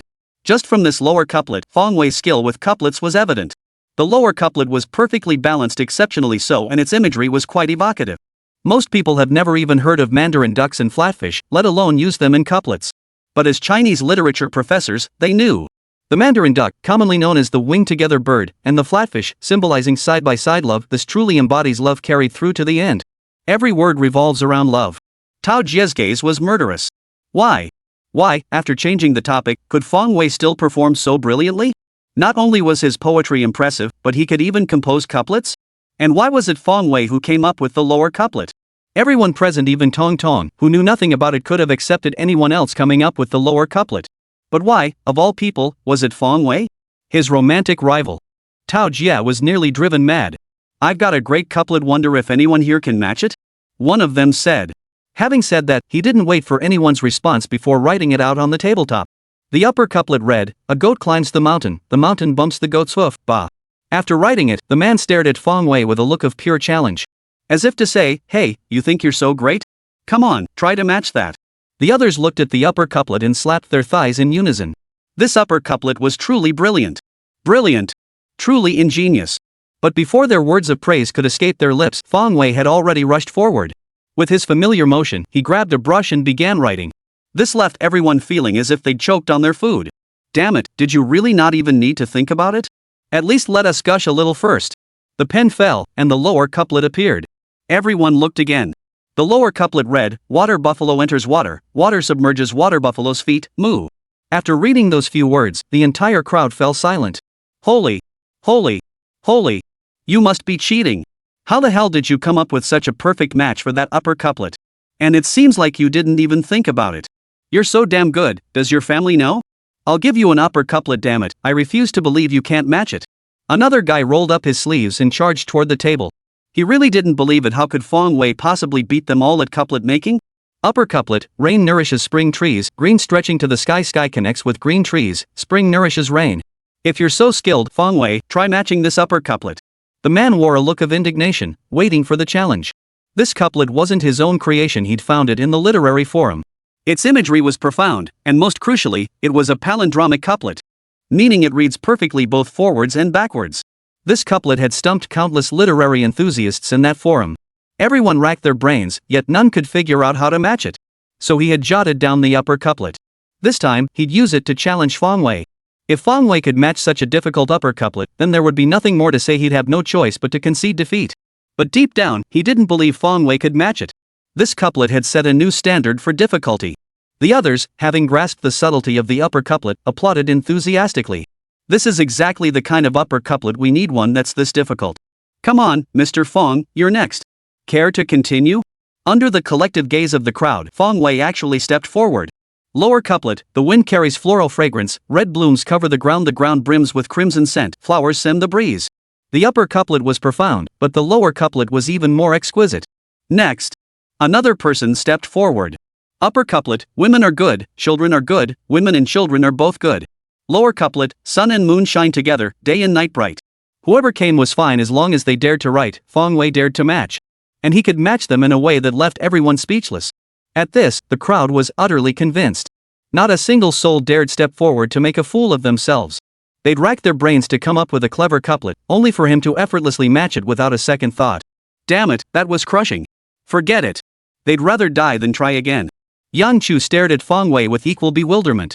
Good heavens, is this really just an ordinary treasure hunter? Where in the world does such a prodigy exist? He's a master at poetry, and now he's this good at composing couplets too? Heaven, take him away. With him in the world, Yang Chu felt even they, the professional scholars, would be ashamed enough to hang themselves. Comparing people to people is enough to drive you mad. After Fong Wei nonchalantly produced another upper couplet, not a single soul in Yang Chu's group dared to challenge him. They were all completely intimidated. Fong Wei, you've matched so many upper couplets, why don't you give us one to match? Seeing everyone once again at a loss, Yang Chu had no choice but to let Fong Wei propose an upper couplet.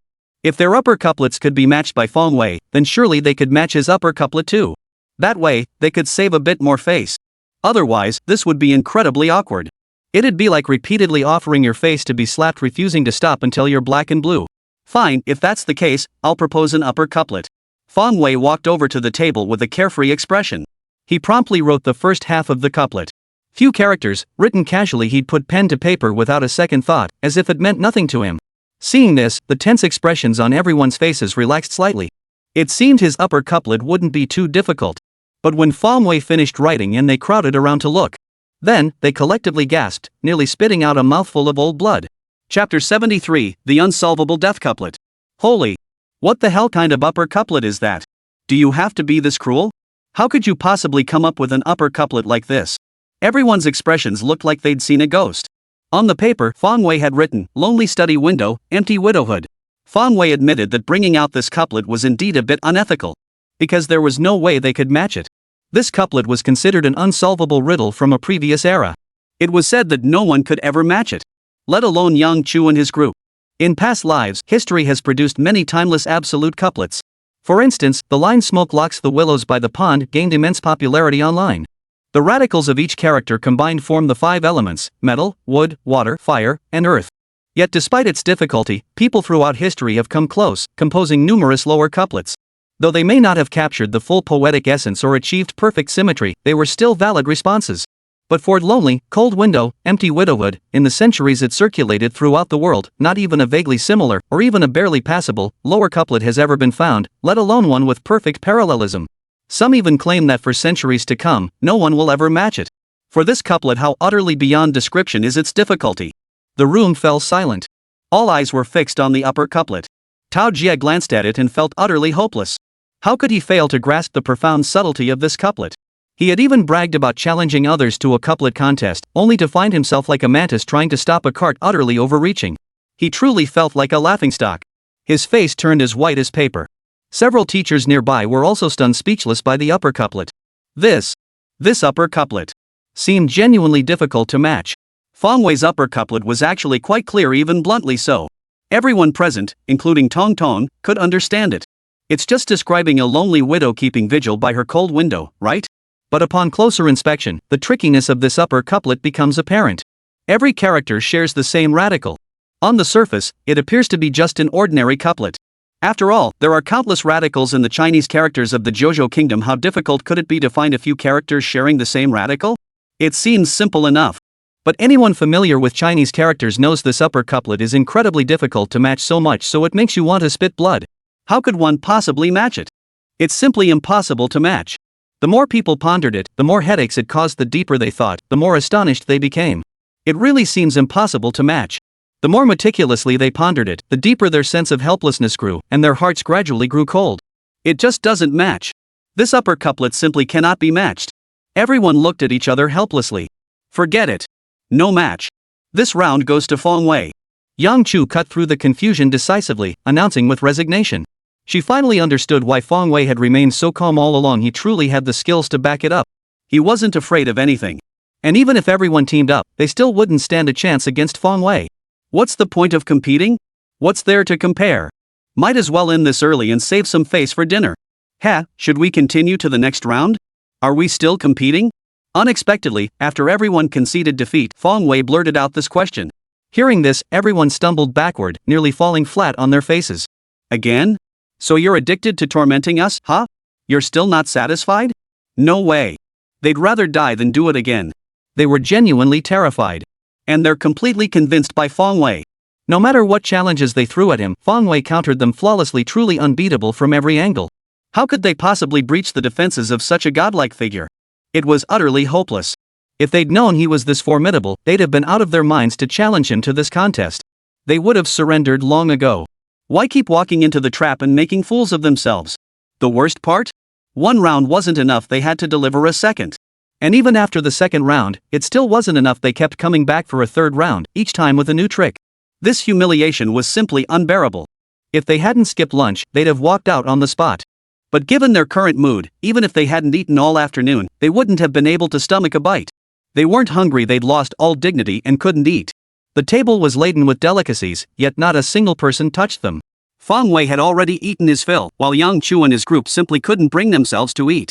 As for Tong Tong, being a lady, she couldn't possibly eat alone when everyone else hadn't touched their chopsticks.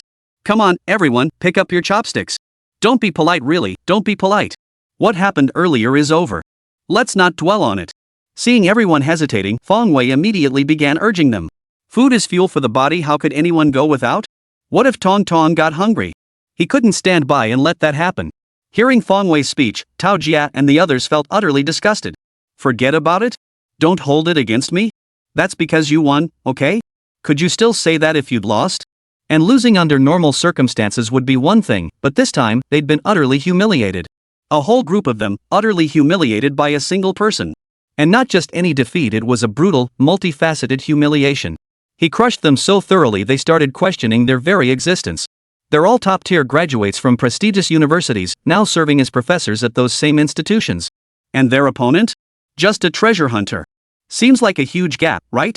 Yet in this seemingly one-sided contest, the entire group ended up sinking. All those years of education, and they're no match for someone running an online store? That's utterly demoralizing. If that's the case, what's the point of all those books they've read? All that studying, and they still can't hold a candle to a treasure hunter. Sigh, life is just too tough. These days, who doesn't have a tough time? Yang Chudao, Tao Jia, and the others picked up their chopsticks without much enthusiasm, collectively questioning the meaning of life. They almost blurted out, "What's wrong with this world? Why is a treasure hunter so damn awesome?" Fong Wei glanced at their expressions and chuckled to himself. He thought to himself, do you really think I'm just some ordinary treasure hunter? No, I'm not. I'm the man destined to become a god-tier treasure hunter. And I've got the ultimate cheat code, my memories from my past life. Chapter 74, Staying Overnight at Tong Tong's Place. Inside the private room, after the competition ended, Tao Jia and his group reluctantly picked up their chopsticks. Not a single unnecessary word was spoken throughout the meal. Yang Chu had intended to introduce Tao Jie to Tong Tong, but now, not a single word was spoken. She couldn't bring herself to say it either. What could she possibly say in front of her boyfriend? If Fang Wei had performed poorly, she could have at least interjected to highlight Tao Jie's virtues: his refined manners, elegant demeanor, and exceptional literary talent. But now? Forget it. They'd just treat it as a group gathering. With all this delay, by the time everyone finished eating, it was nearly 10 o'clock. After settling the bill, the group gradually dispersed. At the entrance of Wanbao restaurant, only Tong Tong and Fang Wei remained. It's so late. It's not safe for a girl to be out alone. How about I walk you home? Fang Wei suggested. That would be too much trouble for you. Tong Tong lowered her head, replying with embarrassment. Should I walk her home? What's the trouble? Girls really do need to be careful. Fang Wei didn't have any ulterior motives, he just felt uneasy about leaving Tong Tong alone so late at night. Then I'll trouble you. Tong Tong murmured softly, her voice barely above a whisper. Do you live at the Hunqing production base? Fang Wei asked. He recalled that when Tong Tong came to buy Hanfu last time, she mentioned landing the lead role in a period drama. No, some things came up, so I'm still staying in my rented place. Tong Tong replied. Just as filming for the TV series was about to begin, an unexpected change occurred, so production hasn't started yet. Otherwise, she wouldn't have time to come here. Alright then, we'll call a cab to take you home. Fang Wei said. MHM. Tong Tong nodded in agreement. They hailed a taxi, got in, and headed toward Tong Tong's residence. Her rented apartment wasn't far from Hunqing Film Studio after all. She spent most of the year filming on set, so living too far away would be inconvenient. Several minutes later, Fang Wei dropped Tong Tong off at the entrance of her building. Both seemed somewhat distracted at that moment. After a moment's hesitation, Tong Tong asked, would you like to come up for a while? As she spoke, a blush spread across her cheeks, leaving a faint flush on her face. No boy had ever been inside her room before. And this time, she was the one inviting someone in. Sure. This time, let me see your room. Fang Wei chuckled. Last time Tong Tong visited his place, she had tidied up his room spotlessly. Now, he was naturally eager to see hers. Besides, in his previous life as a nobody, Fang Wei had always been curious about the lives of these female celebrities. Now that he had this chance, he wasn't about to let it slip away. Upon hearing Fang Wei's agreement, Tong Tong said no more. She simply led the way up the stairs. Fang Wei followed behind her, his face brimming with curiosity. Upon reaching the 6th floor, Tong Tong finally stopped, pulled a key from her bag, and unlocked the door. Click. She flipped on the light, illuminating the surroundings. Instantly, Fang Wei caught the scent of floral petals filling the room. Is this what a girl's room looks like? Fang Wei wondered curiously. But it really was quite fragrant. His own room couldn't compare at all. Then, his eyes fell upon the lavish decor. A sofa, a table, and all the necessary furniture were present. A plush, shaggy rug covered the floor, with a tea table and set placed upon it. It was a luxurious blend of Eastern and Western design. The entire room was meticulously designed inside and out. However, as a celebrity, though not yet a top-tier star, Tong Tong had gained some fame after several years of acting. Her savings should have been sufficient to afford such a room. Your place is pretty tidy. Fang Wei chuckled. Compared to his doghouse, Tong Tong's place was definitely a golden palace. Thanks, but it's nothing special, just tidy up regularly. Tong Tong replied with a smile. Even though she knew Fang Wei was just paying her a casual compliment, for some reason, it made her feel exceptionally happy. Sit down and have some tea. Tong Tong said. Sure thing. Fang Wei plopped down onto a stool at her invitation. Then Tong Tong picked up the teapot and poured him a cup. After finishing a cup, Tong Tong said, go ahead and drink while I change clothes. Fang Wei paused for a moment, but nodded understandingly. Girls, you know, they change clothes pretty often. They often wear one outfit outside and another at home. Unlike us guys, whether out or at home, if we don't feel like changing, we just stick with the same outfit. The most extreme example Fang Wei had ever seen was his high school physics teacher. That woman changed her clothes more often than she ate meals. Since physics classes were scheduled frequently back then, she'd often teach in the morning and again in the afternoon. That's how Fang Wei noticed his physics teacher had already changed outfits by the afternoon. The strangest part was that during evening study hall, she'd change into yet another outfit. Thus, he could fully understand Tong Tong's behavior. Not long after, while Fang Wei sat quietly sipping several cups of tea, Tong Tong emerged after changing her clothes. At first glance, Fang Wei was utterly transfixed. Tong Tong in this outfit, it was like she was a completely different person. Tong Tong was undoubtedly beautiful, but the Tong Tong Fang Wei knew had a fiercely independent personality, reflected even in her clothing choices. But now, dressed in this casual outfit, her style had transformed. She seemed like a delicate little woman, the kind who clings to her man. Another cup of tea went down. It wasn't the tea that intoxicated him, it was her. Fang Wei sat there feeling strangely unsettled for a moment, just as he was about to excuse himself and leave. Suddenly, a sound came from outside the window. Fang Wei hurriedly looked outside. Holy crap! It's actually raining? Fang Wei was stunned. The weather was perfectly fine when he came up just a moment ago. How could it have changed so quickly in just a moment? There was nothing to be done. Fang Wei had no choice but to stay seated and strike up a conversation with Tong Tong. He'd planned to wait for the rain to stop before leaving, but they ended up sitting and chatting for over an hour. And the rain showed no sign of letting up. Damn it! Why is my luck so damn bad? Fang Wei thought to himself. If only I hadn't come up to sit here. Now look at me, I'll probably get soaked walking downstairs. And I still have to walk a ways to get to the taxi stand. This is just too miserable. Unexpectedly, Tong Tong suddenly spoke up. With rain this heavy, it won't let up anytime soon. Why don't you just stay over at my place tonight? Chapter 75, The Perfect Wife and Mother. Holy crap! Fang Wei was stunned. What did Tong Tong just say? She actually wants me to stay the night here? This was a lot to process all at once. No way he needed to process this properly. But after a moment of stunned silence, Fang Wei understood. Tong Tong didn't mean anything by it. It was just that the rain was too heavy to go downstairs, and there were no umbrellas at home, so she was simply asking him to stay the night. It was perfectly normal after all, they'd been in the same room before. So, should he stay? Fang Wei rubbed his chin, hesitating. Two voices echoed in his mind. One urged, stay. The rain is pouring down, you'll get soaked if you go out. Besides, what a chance to stay at Tong Tong's place. The other voice countered, agreed. It's right. After much internal struggle, Fang Wei finally decided to stay. Seeing Fang Wei agree, Tong Tong felt an overwhelming blush. Truthfully, she'd regretted saying it the moment the words left her mouth. She silently blamed herself for being too abrupt. As a girl, she had taken the initiative to suggest this. What if he refused?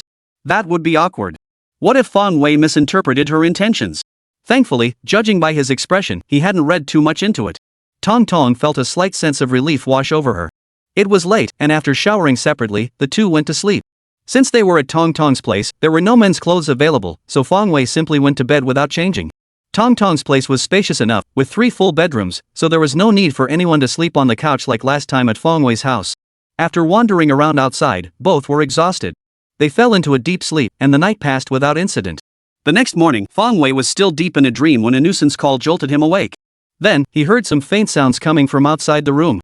Fang Wei quickly got out of bed and opened the door, immediately catching the aroma of stir-fried vegetables. Stepping into the kitchen, he saw Tong Tong bustling about alone. She had changed into ordinary clothes and was wearing an apron. Fang Wei awkwardly called out, "Leah, so early?" He felt genuinely ashamed. Look at her up before 7 making breakfast. As for him, he usually wouldn't open his eyes until 9 or 10 in the morning. Tong Tong turned around from stir-frying, offering a gentle smile. You're awake. How did you sleep? Fang Wei gave an awkward smile, not bad. Tong Tong turned back to her work. Go sit outside and wait. The food will be ready soon. We're about to eat. All right. Fang Wei replied and stepped outside. Last time at his place, he'd sampled Tong Tong's cooking. It was genuinely good. This time, he was in for another treat. A few minutes later, the final dish was stir-fried to perfection. Spotting this, Fang Wei rushed over to help. Let me carry it. Tong Tong had done all the cooking he had to pitch in somehow. 3 dishes and a soup in total.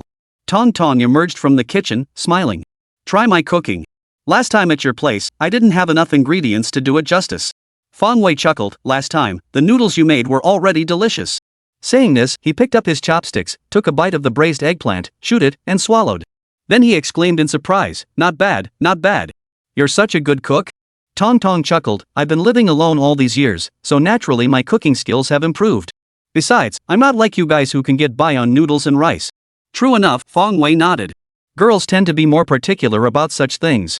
But if Tong Tong said she'd been living alone all these years, hadn't she ever had a boyfriend? Fang Wei didn't press further. That sort of thing wasn't appropriate to pry into. But over the years, he hadn't heard any rumors about Tong Tong. As they chatted and ate, they polished off all the dishes. Most of it was eaten by Fang Wei. Since arriving in this world, he hadn't had such a filling breakfast. Tong Tong seemed satisfied too. Full? Yeah, I'm stuffed. Fang Wei rubbed his belly as he spoke. There's still soup left. Let me pour you a bowl. Before Fang Wei could react, Tong Tong had already ladled a steaming bowl of soup for him. As he sipped the soup, Fang Wei couldn't help but admire Tong Tong's thoughtfulness. Ah, what a wonderful person she is, so thoughtful, kind-hearted, beautiful, and with a great figure. She's practically the epitome of a devoted wife and mother. Whoever marries her must have ancestors smiling down from the family graves. After finishing breakfast, Feng Wei sat for a while before suggesting he should leave. Outside, the rain had stopped last night. He wanted to go back and catch some more sleep. Besides, he couldn't find any other excuse to linger.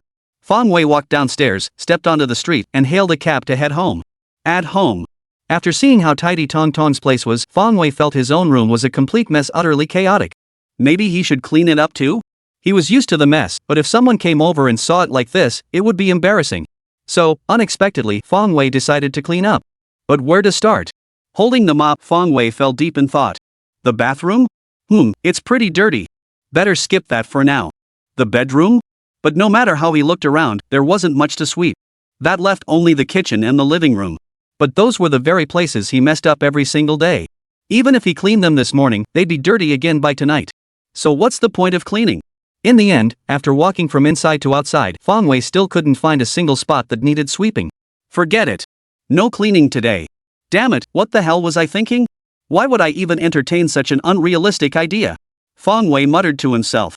He couldn't even understand himself anymore. Was he out of his mind? This is how it is. It's messy.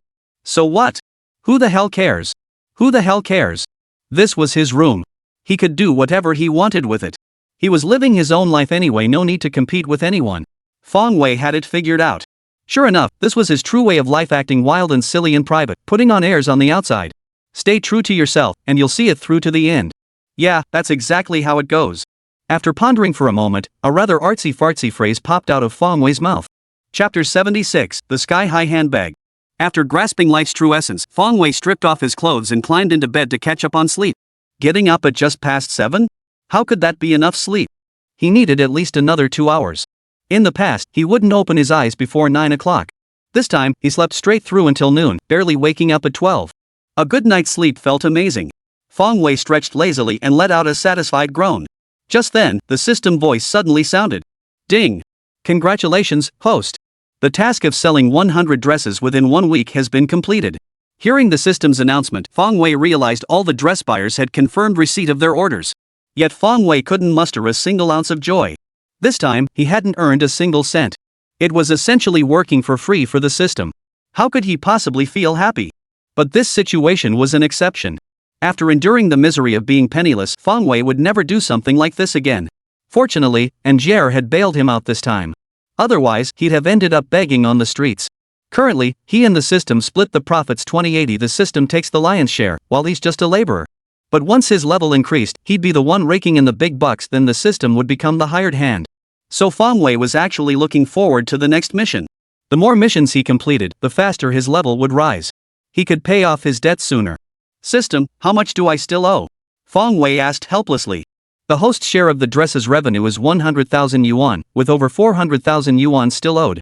Alright, Feng Wei realized he shouldn't have asked. Judging by this, the road to paying off the debt is going to be a long one. Hurry up and reward me with the next item? Feng Wei asked urgently. He wasn't even thinking about martial arts manuals anymore. Earning some money came first. Alright, please proceed with the item lottery. The spinning wheel appeared once more. This time, since Feng Wei had voluntarily given up other skills, the options were all different items. Feng Wei called out start. The pointer spun for several minutes before finally landing on an item. Congratulations, host. You have won the classic handbag. A bag? Feng Wei hesitated. This was going to require him to make something, wasn't it?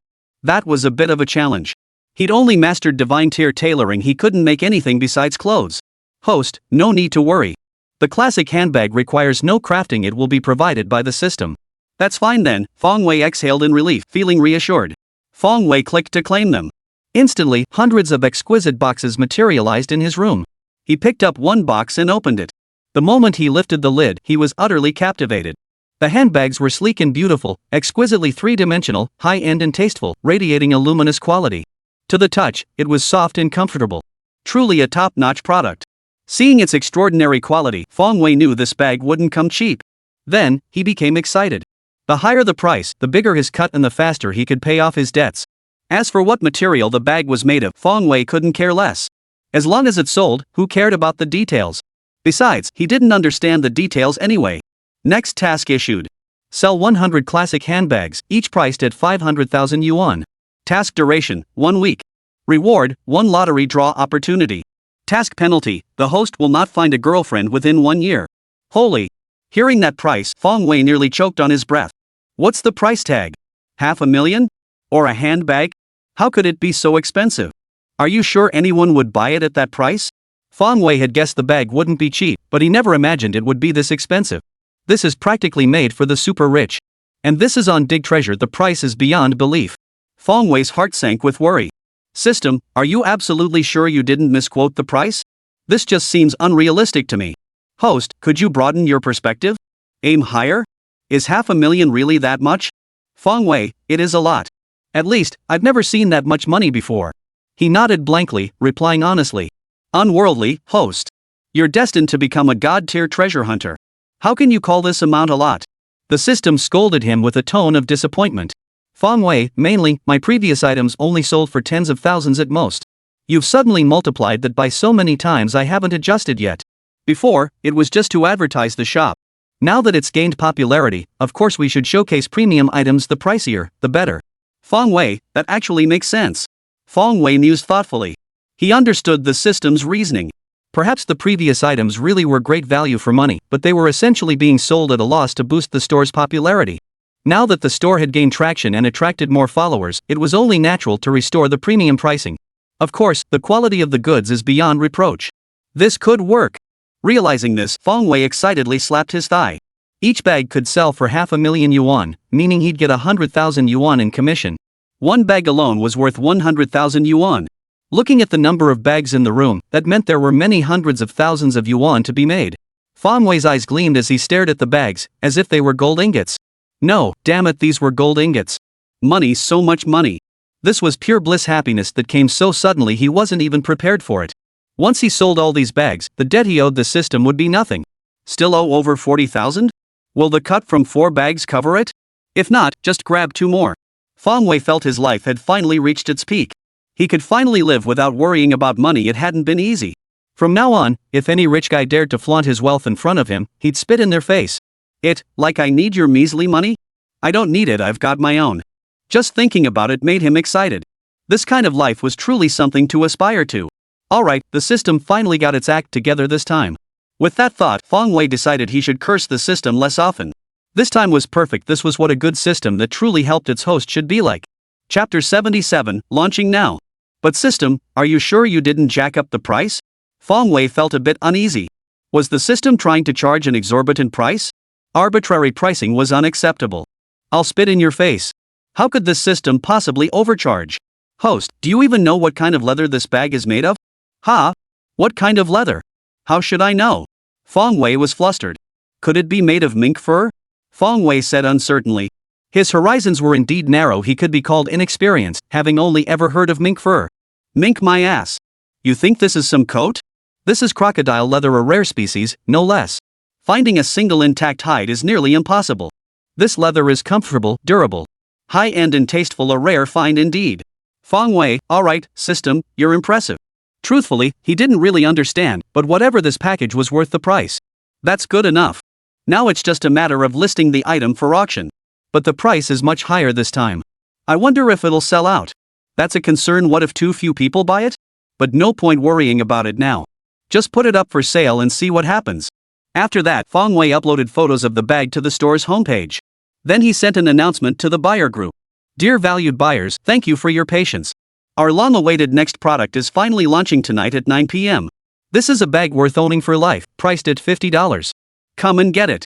What are you waiting for? Act now. Fong Wei also shared several images in the group to stimulate interest. The buyers in the group were all serious shoppers with deep pockets. Fong Wei was counting on these very people. The moment this announcement dropped, the group exploded with activity. Lonely fireworks, holy crap, 50 grand for a bag? Shop owner, are you trying to break the bank? Autumn maple leaves, true, the price is a bit steep, but it's not completely unreasonable. Spoiled rich kid, it's only 50 grand. Didn't get anything last time, but I'm buying this one. Black sweater, fair enough, that's pretty flashy. Since that's the case, I'll grab one too. What to do on rainy days? Why is it so expensive? Didn't the items used to cost just tens of thousands each? Monster wanting to fight Ultraman, big deal. Shopkeeper, give me 10 of these. I'll take them all. Lonely ugly duckling, 666, this guy's got some serious swagger. In the group chat, after Fong Wei's post, new and old members alike joined the discussion. After all this time, the group had grown from just a handful of people to dozens. And they're all pretty well off. So when a bag priced at 500,000 yuan appeared, no one batted an eye. Handbags priced at 500,000 weren't unheard of. Some were even pricier. The most expensive handbags apparently cost tens of millions each. The key lies in quality and aesthetics. If both are met, spending 500,000 is justifiable.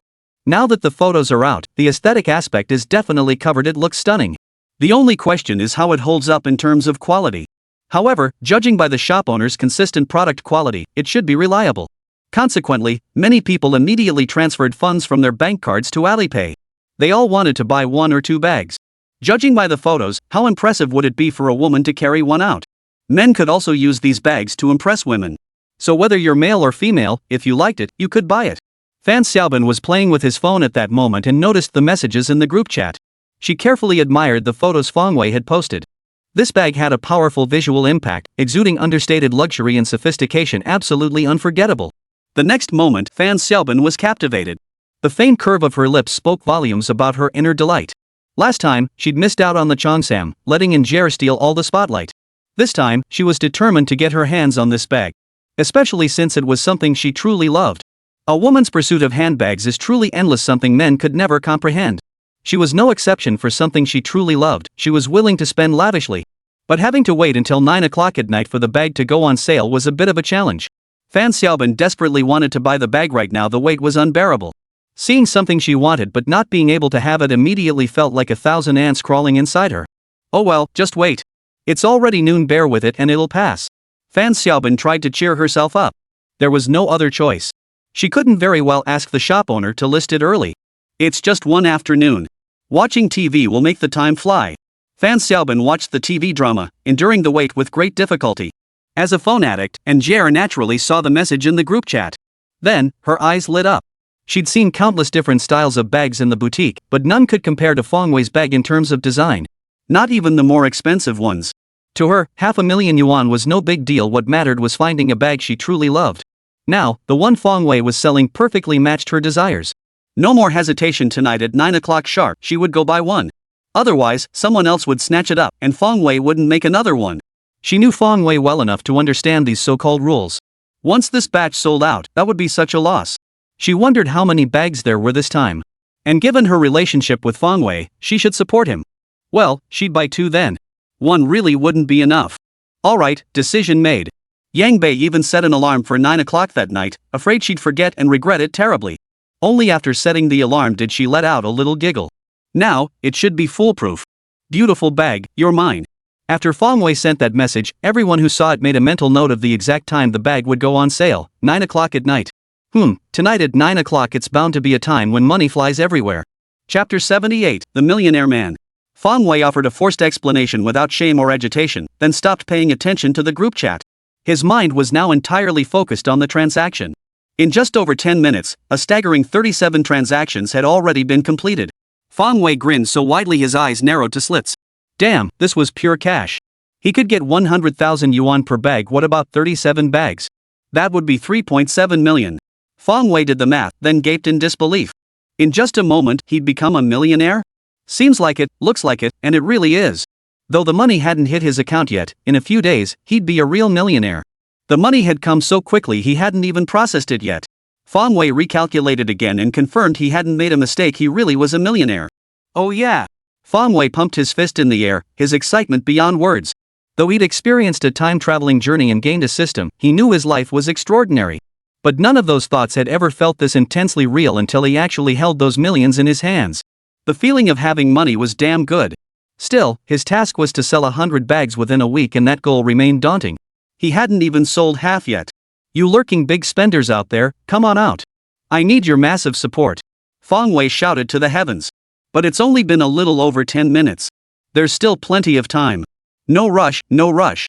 Fong Wei reassured himself.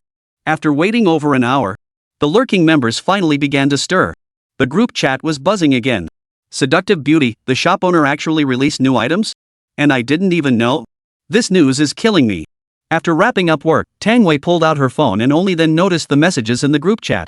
Filming schedules were incredibly busy, and it had been a full day before she could even touch her phone. After checking her phone, she learned that Fong Wei had listed new products. Tang Wei hurried back to her room.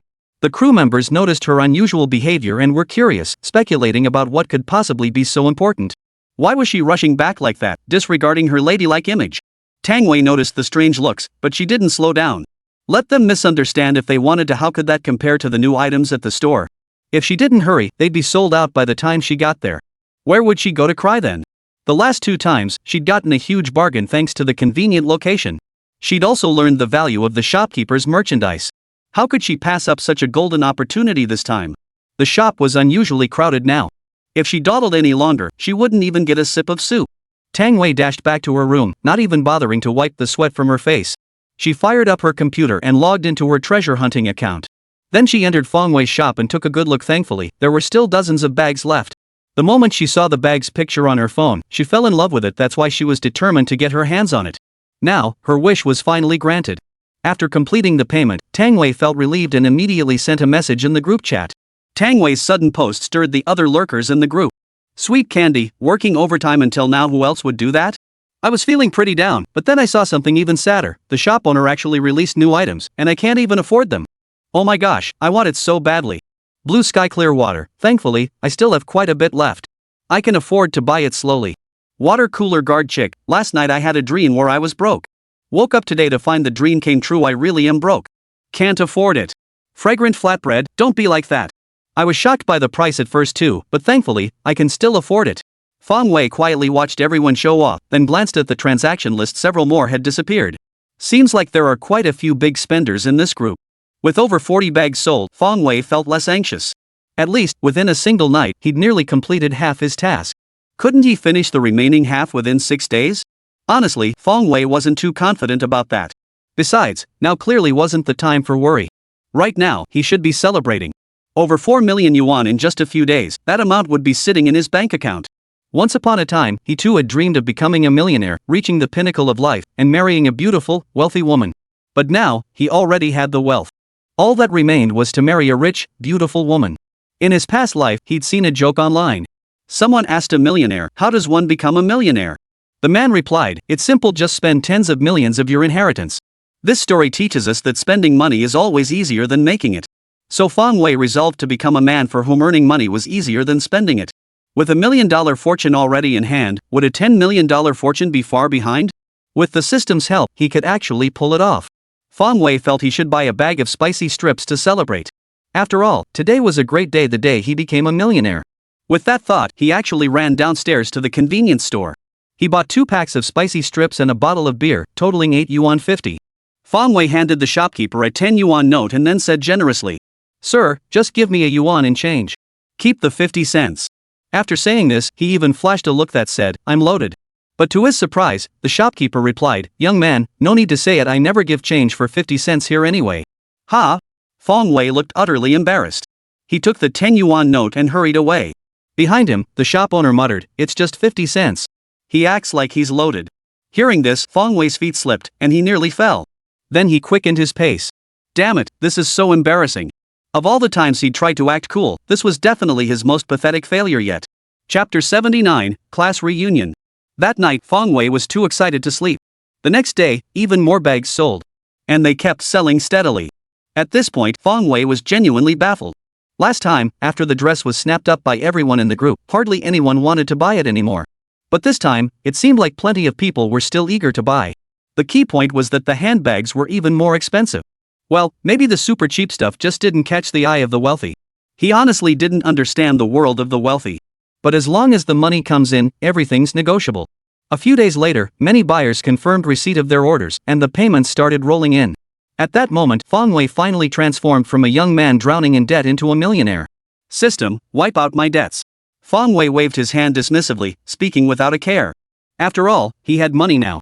40-odd thousand wasn't much, it only made sense to pay it off quickly. Host, no need to remind me. This system has already automatically deducted it. Damn it! Fong Wei's mouth twitched. Was he being too nosy? Turns out the system was more proactive than he was. Then, Fong Wei transferred another 100,000 yuan to Injera. Upon seeing the message, Yang Bei was about to ask if Fong Wei had enough money. But then she thought better of it and couldn't help but laugh. Given the total transaction value of this batch of bags, this 100,000 yuan was merely a drop in the bucket. Still, Anjera was genuinely happy for Feng Wei's success. Why would someone so talented cling so rigidly to the rules? It was so much better to earn more money like this. With his debts finally paid off, Feng Wei felt a wave of relief wash over him. This life was truly satisfying, doing nothing all day, just selling a few things and raking in huge sums. This was exactly what the system was meant to do. For the first time, Feng Wei held a favorable view of the system's existence. Ring.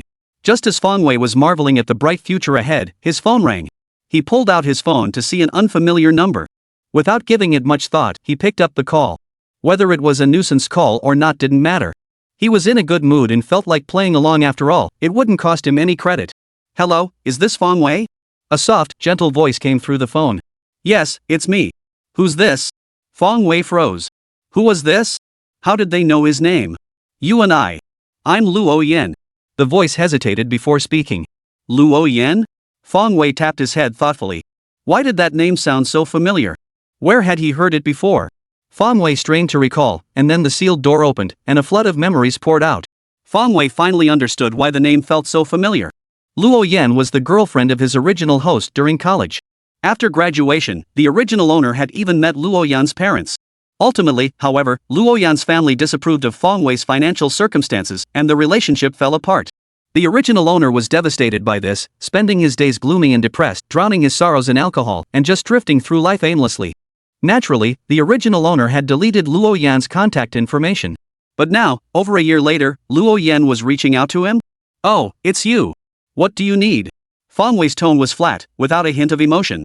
Perhaps the original owner still harbored lingering feelings for her, believing she was the most important woman in his life. But things had changed now. Feng Wei felt nothing for her, so there was no need for excessive warmth. Well, the classmates from our class in Hengqin are planning a reunion. So I was wondering if you'd be interested in coming? Over the phone, Luo Yan sounded a bit disappointed. Come on, why not? Feng Wei chuckled. He'd been cooped up in his room all day and was getting bored. He was just thinking about when he could go out and have some fun. Now was the perfect chance, a class reunion to attend. He was also curious to meet the people the original owner had known. Alright, it's settled then. See you tonight at the Grand Hotel. Luo Yan didn't say much more before hanging up. If she hadn't felt guilty toward Feng Wei all this time and wanted to know how he was doing, Luo Yan wouldn't have initiated this call. But now it seemed he had moved on. This eased her guilt somewhat. After hanging up, Feng Wei's mind began to replay the original owner's memories.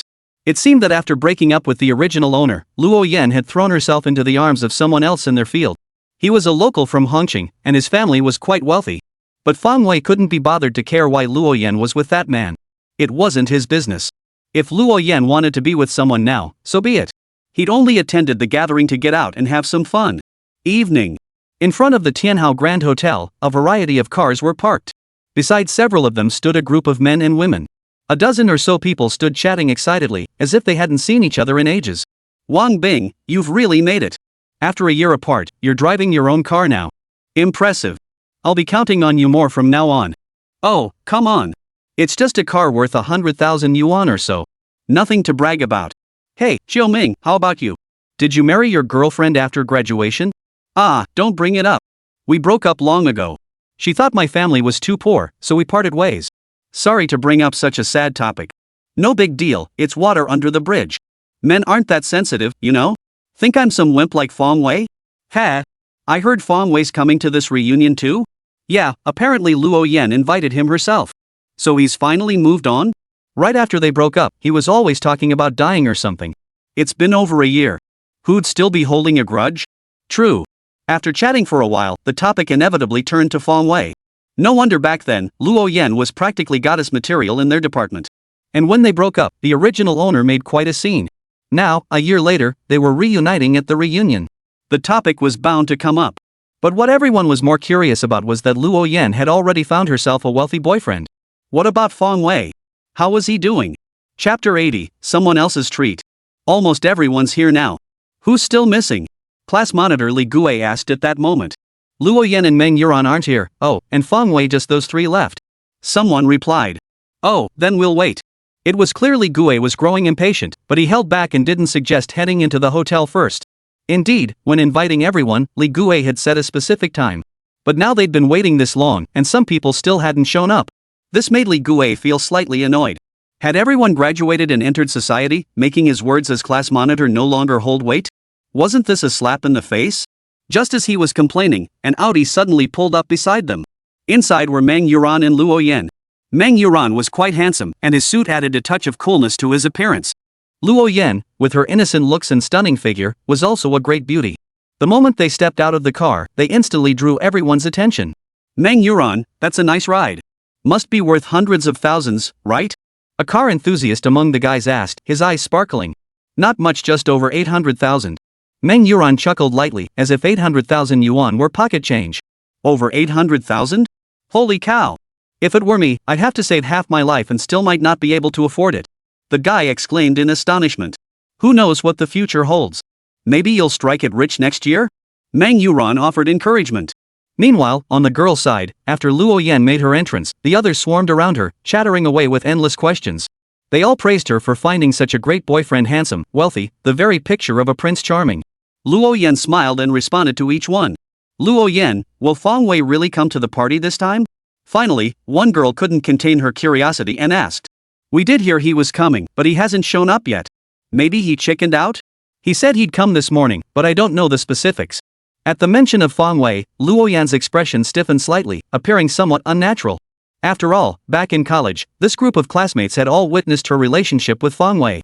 Now, times had changed, and the man by her side was someone else. You two are here, we've been waiting for you. Now that everyone's arrived, let's head inside. Li Gui nodded at the two of them and suggested. Wasn't Fong Wei supposed to come too? Shouldn't we wait for him? One of the girls asked. With so many of us here, we don't need to wait for just one person. Once we're inside the private room, we can just send him the address. Meng Yuran stepped forward and spoke up. All right then. The others didn't object. After all, Fong Wei was the one who was late, and who knows if he'll even show up. Luo Yan hesitated, studying Meng Yuran's face as 1,000 thoughts swirled through her mind. She knew Meng Yuran had always been bothered by her past with Fong Wei. Otherwise, he wouldn't be singling out Fong Wei like this. But since she had chosen him, it wouldn't be right to speak up for Fong Wei. Just as everyone turned to enter the Grand Hotel, a familiar figure appeared before them. Hey, look! Isn't that Fong Wei? A sharp-eyed classmate exclaimed. Hearing the commotion, everyone looked ahead. Sure enough, who else could it be but Fong Wei? Hey, everyone, long time no see. Fong Wei walked up and greeted the group. Fong Wei, what took you so long? Don't you know we've been waiting for you forever? Li Gui, seeing Fong Wei still wearing a smile without a trace of remorse, was furious. His tone was far from friendly, a stark contrast to the reception given to Meng Yuran and Luo Yan, who were equally late. Of course, he had also noticed Fong Wei was dressed in cheap, street stall clothes. He assumed Fong Wei must be struggling now, which gave him the nerve to speak like that. He wouldn't have dared speak like that to Meng Yuran. Sorry, I missed the bus earlier, so I'm a bit late. Fong Wei scratched his nose and chuckled. Missed the bus? Hearing this, everyone looked at Fong Wei with astonishment. Missed the bus? Just take a cab. Why wait for the next one? The real question is, how can you even bring yourself to say that? How embarrassing. But seeing Fong Wei's nonchalant expression, they didn't press the issue. They could tell his situation wasn't exactly rosy. Alright, let's hurry into the hotel. Li Gui wore a look of utter disdain, not even glancing at Fong Wei as he strode ahead. Luo Yan, who was being held by Meng Yuran, wore a complex expression, lost in her own thoughts. At that moment, Fong Wei finally laid eyes on the woman who had haunted the original host's thoughts. He had to admit Luo Yan was undeniably beautiful class beauty material. No wonder the original owner couldn't forget her. But in Fong Wei's eyes, that was all she was. Compared to Anjer and Tong Tong, Luo Yan fell a notch below, far from the kind of beauty that could stir his heart. Entering the private room at the hotel, everyone took their seats one by one, gathering around the same table. It's fate we're all gathered here tonight. This round's on me, no need to be polite. Order whatever you fancy.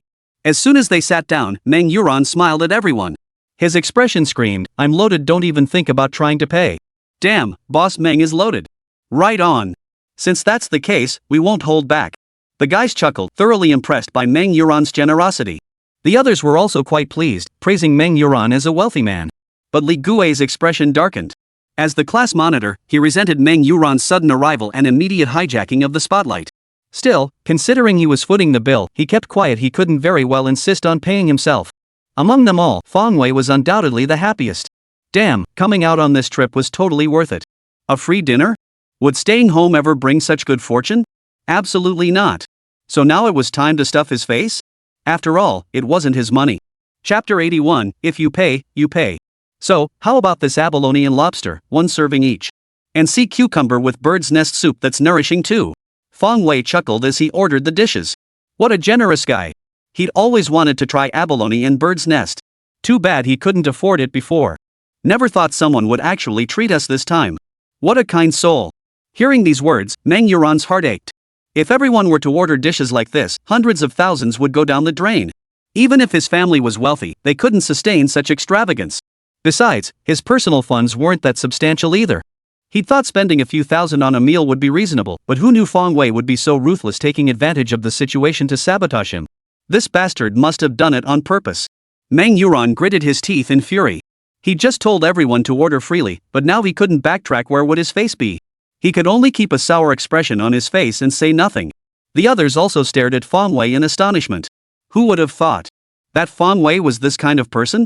But remembering that Meng Yuran was Luo Yan's current boyfriend, everyone understood. Deep down, Fong Wei clearly hadn't let it go. But someone still spoke up. Ordering such expensive dishes isn't right, it'll cost a fortune. Fong Wei immediately bristled. Meng Yuran hasn't said a word. Why are you meddling? What's wrong with that? Does our Mr. Meng even need this money? He told us to order freely. If we don't, wouldn't that be disrespecting him? Right, Meng Yuran? Fong Wei turned to ask Meng Yuran. Exactly. Everyone, give me some face and eat freely. I'm not short on money. Meng Yuran nodded with a dark expression. Damn it, he'd put on this act so he'd see it through to the bitter end, even if it meant swallowing his pride. He finally understood the meaning of that saying. See? I told you they didn't care. Why did you have to go and worry about it? At the last moment, Fong Wei turned to the man from earlier and said, what was that saying again? The emperor isn't worried, but the eunuch is. That's exactly what this guy is like. With that, the man immediately fell silent. Enough, Fong Wei. I wronged you in the past, and I apologize. But you have no reason to make things difficult for you Ran because of me today. At that moment, Luo Yan suddenly stood up and glared at Fong Wei. She truly couldn't believe it. Just 1 year after graduation, why had Fong Wei turned into this? Back then, he had been so honest and trustworthy. The others watching the scene were enjoying the spectacle. Looks like coming today was totally worth it. Fong Wei froze at her words, looking up at the standing Luo Yan and blurted out. Are you out of your mind? Who did it for you? He genuinely couldn't understand where this woman got her confidence. Who the hell was doing it for her? He just wanted to enjoy a simple meal of abalone and bird's nest. Alright, Fong Wei admitted it. There was also a tiny bit of wanting to mess with Meng Yuran. He figured it was just payback for the original owner. But the current Fong Wei absolutely wasn't stirring up trouble because of Luo Yan. Wasn't that the case? Luo Yan's eyes widened in disbelief. Of course not. Do you really think you're that irresistible? That after all this time, I'd still be pining for you? Those words instantly made Luo Yan's eyes redden. Truth be told, Fong Wei didn't care for Luo Yan either. She was far too materialistic. She hooked up with Meng Yuran right after breaking up with the original owner. It was a wonder the original owner still thought about her. If it were him, he'd never waste a second on a woman like that. That's precisely why he was being so blunt. Alright, Fong Wei, that's enough. At this rate, this meal will cost us hundreds of thousands. Li Gui interjected with a fair warning. Exactly. If you want to eat abalone and bird's nest, go eat it yourself. What kind of skill is it to spend someone else's money? You're overestimating Fong Wei. Look at him. Does he even seem like someone who could afford this stuff? That's true. After briefly watching the spectacle unfold, most people sided with Meng Yuran and began criticizing Fong Wei. While there were extenuating circumstances, Fong Wei had clearly overstepped. And most importantly, Meng Yuran's family runs a company, while Fong Wei clearly isn't doing well for himself.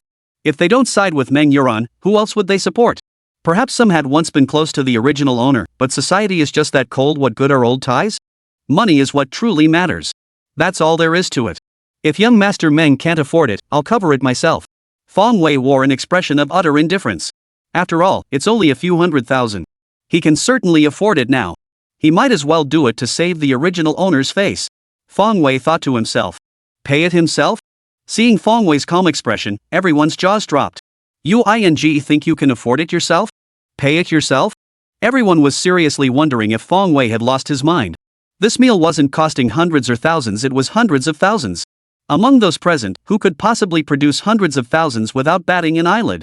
Haven't you seen Meng Yuran's face darken without a word? And now they were actually hearing Fong Wei insist on paying himself? Ha! This was easily the funniest joke they'd heard all year. Don't be ridiculous, Fong Wei. Do you even know how much this meal costs? Can you really afford it?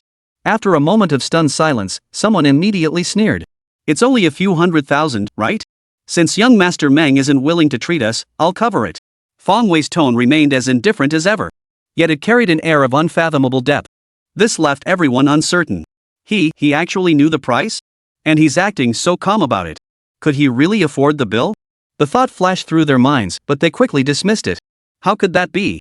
They weren't strangers to Fong Wei. Back in college, he'd barely scraped by, constantly taking on part-time jobs to cover tuition. And now, how long had it been since graduation? Just over a year. No matter how hard he worked or how successful he became, how could he possibly transform from a penniless student into someone who could casually spend hundreds of thousands? That's just unrealistic. Chapter 82, you guys order whatever you want, but... Fong Wei, if you want to treat me, I won't mind. Actually, I'm a bit short on cash lately. After a long pause, Mang Yuran chuckled softly, the stiffness in his expression gradually easing. If anyone else had said that, he would have insisted on paying. No matter how much it hurt his wallet, he couldn't lose face in front of so many classmates. But coming from Fong Wei? Mang Yuran couldn't care less. Fong Wei paying? Ha, what a joke. Could he even afford it? He was just showing off, and in the process, he was setting himself up to pay. But would he fall for Fong Wei's trick? Fine. If Fong Wei wanted to show off, he'd grant him that wish. Let him strut around all he wants. Just wait and see how he handles this astronomical bill when the check comes. At this thought, Mang Yuran's lips curved upward slightly, revealing an almost imperceptible smile. Alright then, this meal is on me. Go ahead and order. Fong Wei shrugged indifferently, waving his hand to signal everyone to start ordering. Wait, is Fong Wei really treating us? The classmates exchanged glances in pairs, their eyes filled with disbelief. Then, they all turned their gaze toward Fong Wei. They say that after graduation, former classmates undergo changes after being tempered by society. But now it seemed Fong Wei had changed quite a bit. In just over a year, he'd become someone they couldn't quite figure out. After a brief moment of stunned silence, however, excitement began to build. After all, someone was treating. So they ordered freely. They called over a waitress. Soon, a female server entered carrying a thick menu. Mang Yuran took the menu. Let me order. I know which dishes are better here. The others didn't mind anyone could order, as long as they got to eat. Mang Yuran flipped through the menu, his eyes drawn to the most expensive dishes. What's this golden shark fin pot? It's a soup pot for one person. You heat the broth, add the ingredients, and cook them until done. The golden shark fin pot he inquired about was the most expensive soup pot on the menu, priced at over 1,000 yuan per serving. Meaning, before even ordering any dishes, just the base soup alone for the dozen or so people present had already cost over 10,000 yuan. The waitress assigned to this private room received a commission based on the guest's spending. Seeing Mang Yuran inquire about the priciest pot base, she immediately felt delighted. If this order went through, her commission would be substantial. She immediately launched into a passionate sales pitch. Sir, the golden shark fin pot is our most nutritious soup base. It's simmered using an ancient secret recipe, featuring shark fin and Chinese herbs as the main ingredients. It's not only nourishing but also beautifying. Many of our guests order the golden shark fin pot. The waitress was laying it on thick, even throwing in the skin beautifying claim. Truthfully, Mang Yuran hadn't paid much attention to what made this golden shark fin pot so special. The high price was reason enough. Once the waitress finished her pitch, he nodded repeatedly. Excellent. That's truly excellent. We'll take the golden shark fin hot pot. That nod made the waitress inwardly delighted, softening her tone as she continued. Would you like to order anything else, sir? I'll order some more dishes then. Premium marbled beef, 20 portions. Secret recipe beef short ribs, 20 portions. Assorted sashimi platter, 20 portions. And this 8 immortals crossing the sea, 20 portions. Mang Yuran deliberately pointed to the most expensive dishes, ordering generous portions, 20 servings of each. This meal, though lacking bird's nest or sea cucumber, would easily cost hundreds of thousands of yuan. Everyone was stunned into silence. How much could this possibly cost? Then they turned to look at Fong Wei, only to find him not even raising an eyebrow, as if he couldn't care less. This, everyone truly couldn't fathom. This wasn't a small sum. Among those present, who possessed personal assets worth hundreds of thousands. Yet here they were, about to spend their entire life savings on a single meal. It was utterly mind-boggling. And yet, Fong Wei, the host, remained completely unfazed, not even asking about the price. Could it be that Fong Wei had truly struck it rich? Had he grown so wealthy that hundreds of thousands meant nothing to him? Fong Wei remained silent, quietly listening until Mang Yuran finished ordering. Only then did he casually remark, "Can you even finish all these dishes?" At that moment, Mang Yuran ignored the stares of others and looked directly at Fong Wei. Fong Wei, when you treat people, the most important thing is to make sure everyone eats happily, eats well, and eats their fill. Though the dishes I ordered seem numerous, each portion is just right. What do you say? We've got a big group. You can't just skimp to save a few bucks and leave us half-starved. A man should spend when he needs to, be generous when it counts, don't be so stingy. After speaking, he deliberately turned to the waitress, whose eyes were already sparkling with gold and who kept batting her eyelashes at him. Miss, don't you agree? Exactly. The portions you ordered aren't that big, we could definitely add more. The waitress nodded her head like a bobblehead. Hearing the waitress back him up, Mang Yuran's expression grew even more smug. You little punk, trying to show off in front of me. Now you're feeling the pinch, huh? Just you wait, I'll make you pay for this. But Fang Wei's expression remained completely unchanged. He lifted his gaze to meet Mang Yuran's. I said earlier that I'm treating today. You can order whatever you want, however much you want, I'm happy to cover it. But I have one request. Mang Yuran was genuinely amused inside. This kid really wants to put on airs, ha. I'll let you play the part tonight, I'll make sure you enjoy yourself thoroughly. Ever since the bill payer switched from him to Fang Wei, the smile hadn't left his face. Fang Wei, what's your one request? Mang Yuran asked with a cheerful grin. I don't care how many dishes you order, I'll cover it all. But whatever comes to the table, we'll eat as much as we can, until we're satisfied and stuffed. The leftovers? You're on the hook for those, Mang Yuran. Fang Wei said with a serious expression. Chapter 83, when everyone had eaten their fill. Me? Mang Yuran froze. Exactly. My request is simple, no waste, no returns. Eat everything you order. How about finishing it all? Fang Wei stated his demand. How could one meal be enough to fleece Mang Yuran? His family could easily afford it, this was just making him grit his teeth. It'd be far more satisfying to give him a profound lesson instead. Mang Yuran choked, then chuckled inwardly. That Fang Wei is a sly one. The dishes I ordered, since everyone else can't finish them, am I supposed to polish them off alone? He's scared, isn't he? Wants me to back down? Oof. And he dares to pull them in front of me? Once the food arrives and everyone's eaten a bit, I'll tell him tonight's total. Won't he be scared to tears? Begging me to return the dishes? What a fool. Fine. Whatever we order, we eat. No returns, no waste. Whatever you can't finish, I'll take care of it myself. Got it? Mang Yuran chuckled. Fine then. I have nothing more to say. Fang Wei sat back down. Then he smiled a genuine smile. He addressed the group of classmates. Everyone heard what Mang Yuran just said, right? If he tries to back out later, you're all witnesses. Witnesses. The group hesitated. Mang Yuran came from a wealthy family, wouldn't this put them at odds with him? Fang Wei glanced at the group and shook his head. It seemed society really was all about survival of the fittest. To avoid upsetting Mang Yuran, not a single person stepped forward to be a witness. But when he started talking about himself just now, he was so full of bravado. Oh well. All the better for the satisfying comeuppance later. Young Master Mang, they refuse to testify. You won't change your mind later, will you? Fang Wei asked Mang Yuran with a skeptical look. Back out? Impossible. A gentleman's word is his bond, one stand by my promise. Mang Yuran declared with boundless bravado. He was certain Fang Wei would end up feeling sorry and cancel the order, sparing him the hassle of dealing with the leftovers. So to him, Fang Wei's repeated confirmations were nothing but nervousness. After that, Mang Yuran ordered a mountain of dishes and discreetly had the waiter open several bottles of red wine worth tens of thousands. If you're going to play, play big. Before long, platter after platter of food arrived, carried by waitstaff beaming with delight, their faces practically blooming with smiles. The continuous serving of dishes alone took nearly half an hour. A rough estimate suggested Mang Yuran had ordered over 400 different dishes.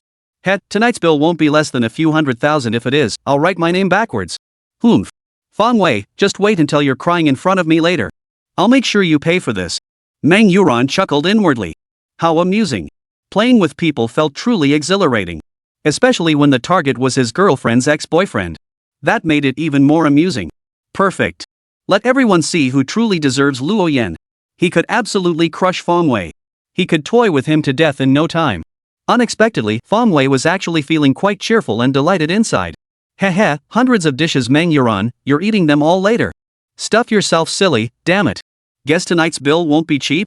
But even if it costs an arm and a leg, getting this guy dragged into hospital, it'll be worth every penny. Mess with me? Whatever. The golden, rich shark fin soup pot was already boiling. Amidst the billowing white steam, a rich aroma wafted up. This aroma was unlike anything Fang Wei had ever smelled before. It was unlike chicken or duck broth. Amidst the savory notes, there lingered an odd, peculiar fragrance. Was this the aroma of seafood soup? Fang Wei's nostrils twitched with curiosity, his appetite whetted. Each person had their own soup pot, cooking their own ingredients, eat whatever you wanted. The large dining table was laden with platters. The variety of dishes was impressive, and the portions were staggering.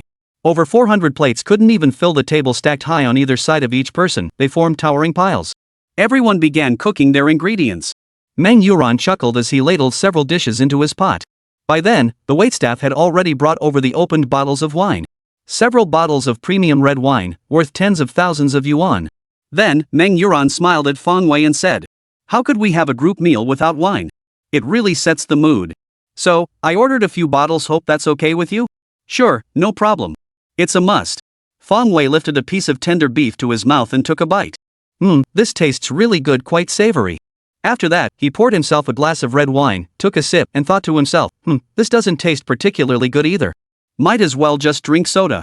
Seeing Fang Wei remain so calm, Meng Yuran's face darkened completely. Pretending? Still pretending? Fine. I'll tell you the total bill for tonight later. I'll see if you cry. Everyone's glasses were refilled. Everyone ate and drank, thoroughly enjoying themselves. As for the tension between Fang Wei and Meng Yuran, no one bothered to intervene. Let's just eat first. Honestly, if you ignored Meng Yuran's perpetually sour expression and Luo Yan's obvious discomfort, the meal itself was quite pleasant. After all, Fang Wei had never tried these delicacies before, so sampling them now was certainly enjoyable. After over an hour of feasting, everyone was nearly full. Yet on the table, over 400 dishes remained. Even though everyone had eaten heartily, they'd only managed to finish about 300 plates. That meant, with everyone's stomachs already full, over 100 plates remained untouched. As previously agreed, Meng Yuran would have to finish off all these dishes. But Meng Yuran was already completely full. Yet, gazing at the 100+ remaining dishes, he showed not a hint of anxiety. He didn't believe Fang Wei would be willing to part with that much money once he told him the price of all those dishes. Returning over 100 dishes would still recoup a significant portion of the losses. How could Fang Wei not care? At this moment, the other classmates gradually realized this too, their expressions suddenly becoming much more animated. Now this was getting interesting. Chapter 84, To Eat or Not to Eat? That is the question. Meng Yuran had been observing Fang Wei the whole time. How could this kid stay so calm? Chatting and laughing away, not the slightest bit nervous about picking up the tab later. What was he playing at? If he could actually pull out enough cash to cover tonight's bill, I wouldn't believe it for a second. At that moment, Fang Wei noticed all his classmates had put down their chopsticks, their faces still wearing expressions of lingering satisfaction. Clearly, they were all full. Fang Wei patted his belly and said to Meng Yuran, "Hey, Meng Yuran, we're all full now. Why don't you just finish off all the leftovers on the table?" Meng Yuran gave a cold laugh. "Still trying to play dumb with me? Do you even know how much we spent tonight?" With this crucial question, Meng Yuran seemed to have unleashed a powerful attack. A smug look spread across his face as he waited for Fang Wei to be knocked down. So what if I know? What difference does it make if I don't? Unexpectedly, Fang Wei showed no interest whatsoever. Right now, he only wanted to know how Meng Yuran had managed to eat all those dishes. Over 100 dishes? He couldn't possibly finish them all, even if he stuffed himself to death. You could have returned some dishes. That would have saved a lot of money, at least tens of thousands. Better than wasting it all, right? Meng Yuran asked in surprise. Damn it, this isn't how I imagined it going. Why does Fang Wei seem like he couldn't care less about the meal cost? Could he really afford it? Meng Yuran was having second thoughts now, filled with regret. Why the hell did he have to agree to this suicidal plan? Now, things were looking pretty grim. Tens of thousands? Just the leftovers could be worth tens of thousands? Everyone was utterly stunned. Just how extravagant had this meal been? Since Meng Yuran ordered all the dishes alone, no one knew the final bill. Seeing no bird's nest or shark's fin on the order, they assumed it couldn't be too expensive, maybe a few tens of thousands at most. Little did they know they'd completely misjudged the situation. Turns out this meal alone cost at least several 100,000 yuan. So what was Meng Yuran thinking, deliberately ordering only the most expensive items? No wonder he'd been so eager to order. He was trying to pull a fast one on Fang Wei. That kind of money spent would probably make anyone wince. The others weren't fools. After pondering for a moment, they pieced together the entire sequence of events. At the same time, they all secretly despised Meng Yuran. Who would have thought he was such a petty person? Meng Yuran ignored the disapproving stares, his entire focus now fixed on Fang Wei alone. He wanted to see what Fang Wei would say next. He refused to believe Fang Wei would actually accept tens of thousands of yuan just to humiliate him. But it turned out he didn't know Fang Wei at all. "I won't send the food back. You eat it. If it's not enough, you can order more." Fang Wei looked utterly serious, seemingly unconcerned about the tens of thousands of yuan. Indeed, Fang Wei truly didn't care. That was just the kind of person he was. He'd rather forego the money than swallow his pride. Whether in his past life or now, after all these years, that stubborn streak hadn't changed one bit. Besides, what difference would it make if he spent it all? He could earn it back through the system. Even if, by some remote chance, he couldn't earn it back, Fang Wei still wouldn't compromise. He'd lived through penniless days before. He'd survived that poverty, hadn't he? And now, he was nowhere near returning to those days. Seriously not backing down? Making me swallow this? Meng Yuran was utterly baffled. Damn it, you're turning your nose up at a few tens of thousands? Do you think you're me? Staring at the over 100 dishes still left on the table, Meng Yuran felt he couldn't handle it. If he forced himself to finish all this, he'd end up spending the night in the hospital. Meng Yuran couldn't help but glance up at Fang Wei. Don't look at me. Meng Yuran, you better hurry up and eat. We agreed on this earlier. A gentleman's word is his bond. Fang Wei sneered coldly, repeating Meng Yuran's earlier words. The others set down their chopsticks and cups, grinning as they watched Meng Yuran with expressions that screamed, "Bring on the entertainment." Though they refused to be witnesses and didn't want to offend Meng Yuran. But that didn't stop them from enjoying the spectacle. Is watching the show against the rules? Among them, only Luo Yan wore a look of genuine concern. She wanted to speak up, but didn't know what to say. After all, this had all been agreed upon beforehand, and Meng Yuran had publicly consented to it. Backing out now would only make things more embarrassing. But if he didn't back out, he'd genuinely have to eat over 100 dishes. Come on, everyone, move the dishes over to Meng Yuran's side so he can eat more conveniently. Seeing Meng Yuran still hesitating, Fang Wei smiled warmly and addressed the group. Fang Wei, what do you think you're doing?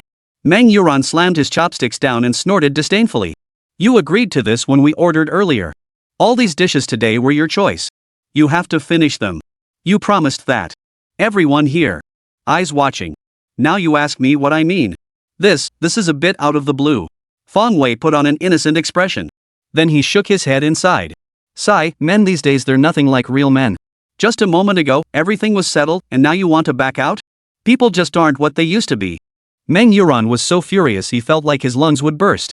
His hands trembling, he picked up a meatball, but with everyone watching, he couldn't bring himself to eat it. He wanted to slap himself right then and there. Why had he gotten so excited earlier? Ordering over 400 dishes? Damn it, that was way too much now. If only he'd ordered just over 300 dishes, how much better that would have been. Not only would he have bled Fang Wei dry, but he himself would have gotten off scot-free. That would have been the perfect ending. But there's no such thing as a regret pill in this world. Meng Yuran had brought this upon himself and would have to bear the consequences alone. He had considered backing out, but what would everyone think of him if he did?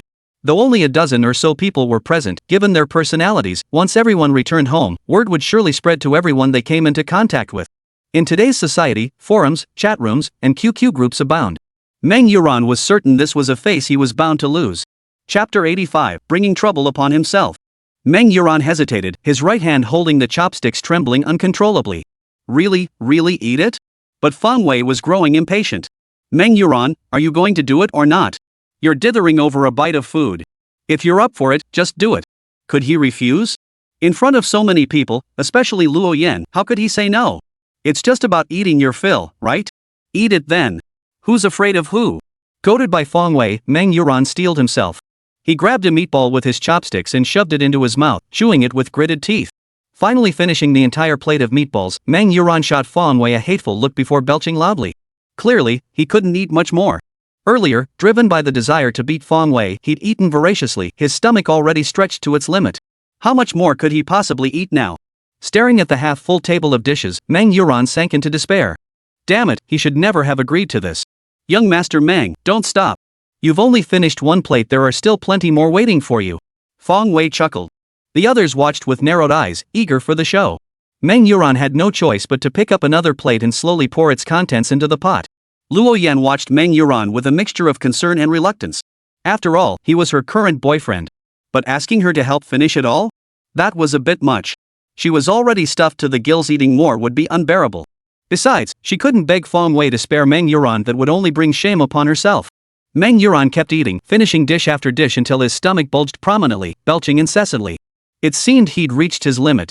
Finally, after another plate went down, Meng Yuran let out a strange cry and rushed into the private room's restroom. Ah! Even sitting outside the restroom, everyone could hear Meng Yuran vomiting inside. He vomited for over a minute, making everyone else feel queasy. Only then did Meng Yuran emerge, weak and exhausted. His handsome features were gone, replaced by a terrifying pallor.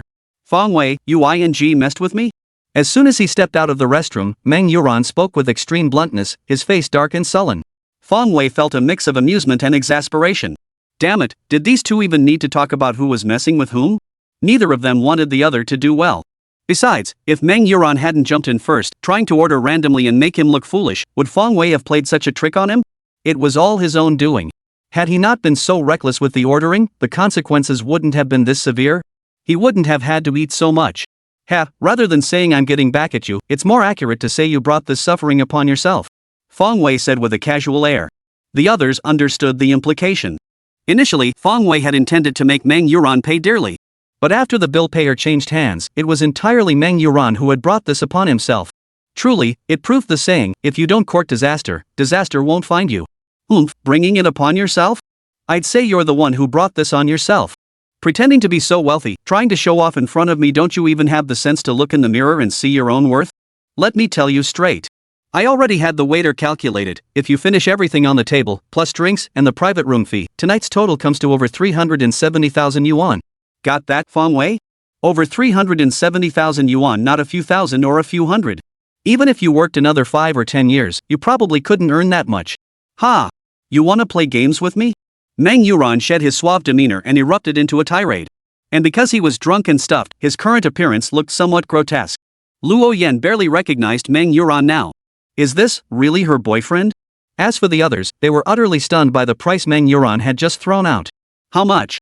Over 370,000? How could that be? A single meal for their entire group had cost that much? In the lives of ordinary people, this figure was simply unimaginable. And this is just for one meal. Thankfully, they didn't pay for it themselves. Otherwise, they'd have gone bankrupt. That much money? They wouldn't even fetch that much if they were sold. For people like them, it could only mean they were being treated. In an instant, countless thoughts raced through everyone's minds. Then it suddenly hit them, what if Fang Wei couldn't afford it? Wouldn't that mean everyone would have to chip in? They couldn't afford it. At this thought, all eyes turned back to Fang Wei. But they found that Fang Wei's expression hadn't changed at all. It was as if he hadn't heard the demand for over 370,000 yuan, or perhaps he simply didn't care about the amount? Confusion clouded their minds once more. Meng Yuran stared intently at Fang Wei, convinced that upon hearing this figure, Fang Wei's expression would be truly remarkable. Disappointment, regret, worry, fear, all of it. Then he'd come running back to beg for help. That way, he could reclaim all his dignity. In the end, wouldn't he still have to rely on him? Yet the imagined scene never played out. Fang Wei remained unchanged, his face expressionless. Even upon hearing the figure of 370,000, he didn't so much as raise an eyebrow. 370,000? Is that a lot? Indeed, it was a substantial sum. For the Fang Wei of the past, forget about producing 370,000 yuan on the spot. Even if he worked tirelessly for decades more, he likely wouldn't have been able to scrape together that kind of money. That sum was nothing short of astronomical. But now, with the system's assistance, Fang Wei had risen to become a millionaire. Coming up with 370,000 yuan was manageable. Fang Wei exhaled. Thankfully, it was only 370,000 yuan. Fang Wei's attitude felt like a series of stinging slaps to Meng Yuran's face. His face darkened completely, utterly, absolutely dark. Only 370,000? You actually have that kind of money? Meng Yuran refused to believe it. Yet seeing Fang Wei's demeanor now, he couldn't help but accept the possibility this guy might actually be able to pay the bill. The classmates who had been filled with worry were now infected by Fang Wei's calmness. What was there to fear? If the man himself wasn't panicking, why should they? Chapter 86, The Ideal Husband. Since you've always doubted my ability to pay, come see for yourself. With that, Fang Wei stood up and headed toward the exit. He never truly expected Meng Yuran to finish all those dishes. That was simply impossible. This lesson would surely stay with him for the rest of his life. Meng Yuran's face darkened, then flushed purple, his expression shifting between gloom and anger. Still, he wanted to see what Fang Wei was really made of. After Fang Wei exited the private room, he followed behind. The others weren't far behind either. Once the two men exited, they trailed after them. It wasn't just Meng Yuran, everyone wanted to see if Fang Wei could actually produce that much money. If he couldn't, the first question would be, who would foot the bill for this meal? This directly affected everyone's interests. The situation would become quite awkward then. But if he could, everyone would have to take notice of Fang Wei. Everyone knew Fang Wei's situation. Back in college, he was dirt poor. Yet now he could afford a meal costing hundreds of thousands? How could that not shock everyone? Everyone in the group had their own thoughts, except for Fang Wei. Amidst the crowd, no one noticed Luo Yan's gaze fixed intently on Fang Wei ahead. Truthfully, she wasn't sure if he could actually afford the bill. But there was no doubt that the current Fong Wei had changed tremendously compared to before. He had become more temperamental, more assertive. It felt like she was looking at a completely different person. Truth be told, she had once genuinely liked Fong Wei. But due to practical considerations, she had initiated the breakup and chosen Meng Yuran, whose family background was far more advantageous. But now, it seemed like her decision had been a mistake. Meng Yuran, whom she had once held in high regard, performed terribly at this gathering, behaving like a complete playboy. Meanwhile, the very person she had abandoned, Fong Wei, had grown remarkably composed and unflappable in the face of adversity. Seeing them side by side, Luo Yan began to doubt whether her decision back then had been right or wrong. Finally, the group arrived at the front desk. Fong Wei took the lead, informing the front desk attendant of their private room number. "Sir, your total for tonight comes to over 376,000 yuan. Would you like to pay in cash or by card?" The front desk attendant flashed a sweet smile.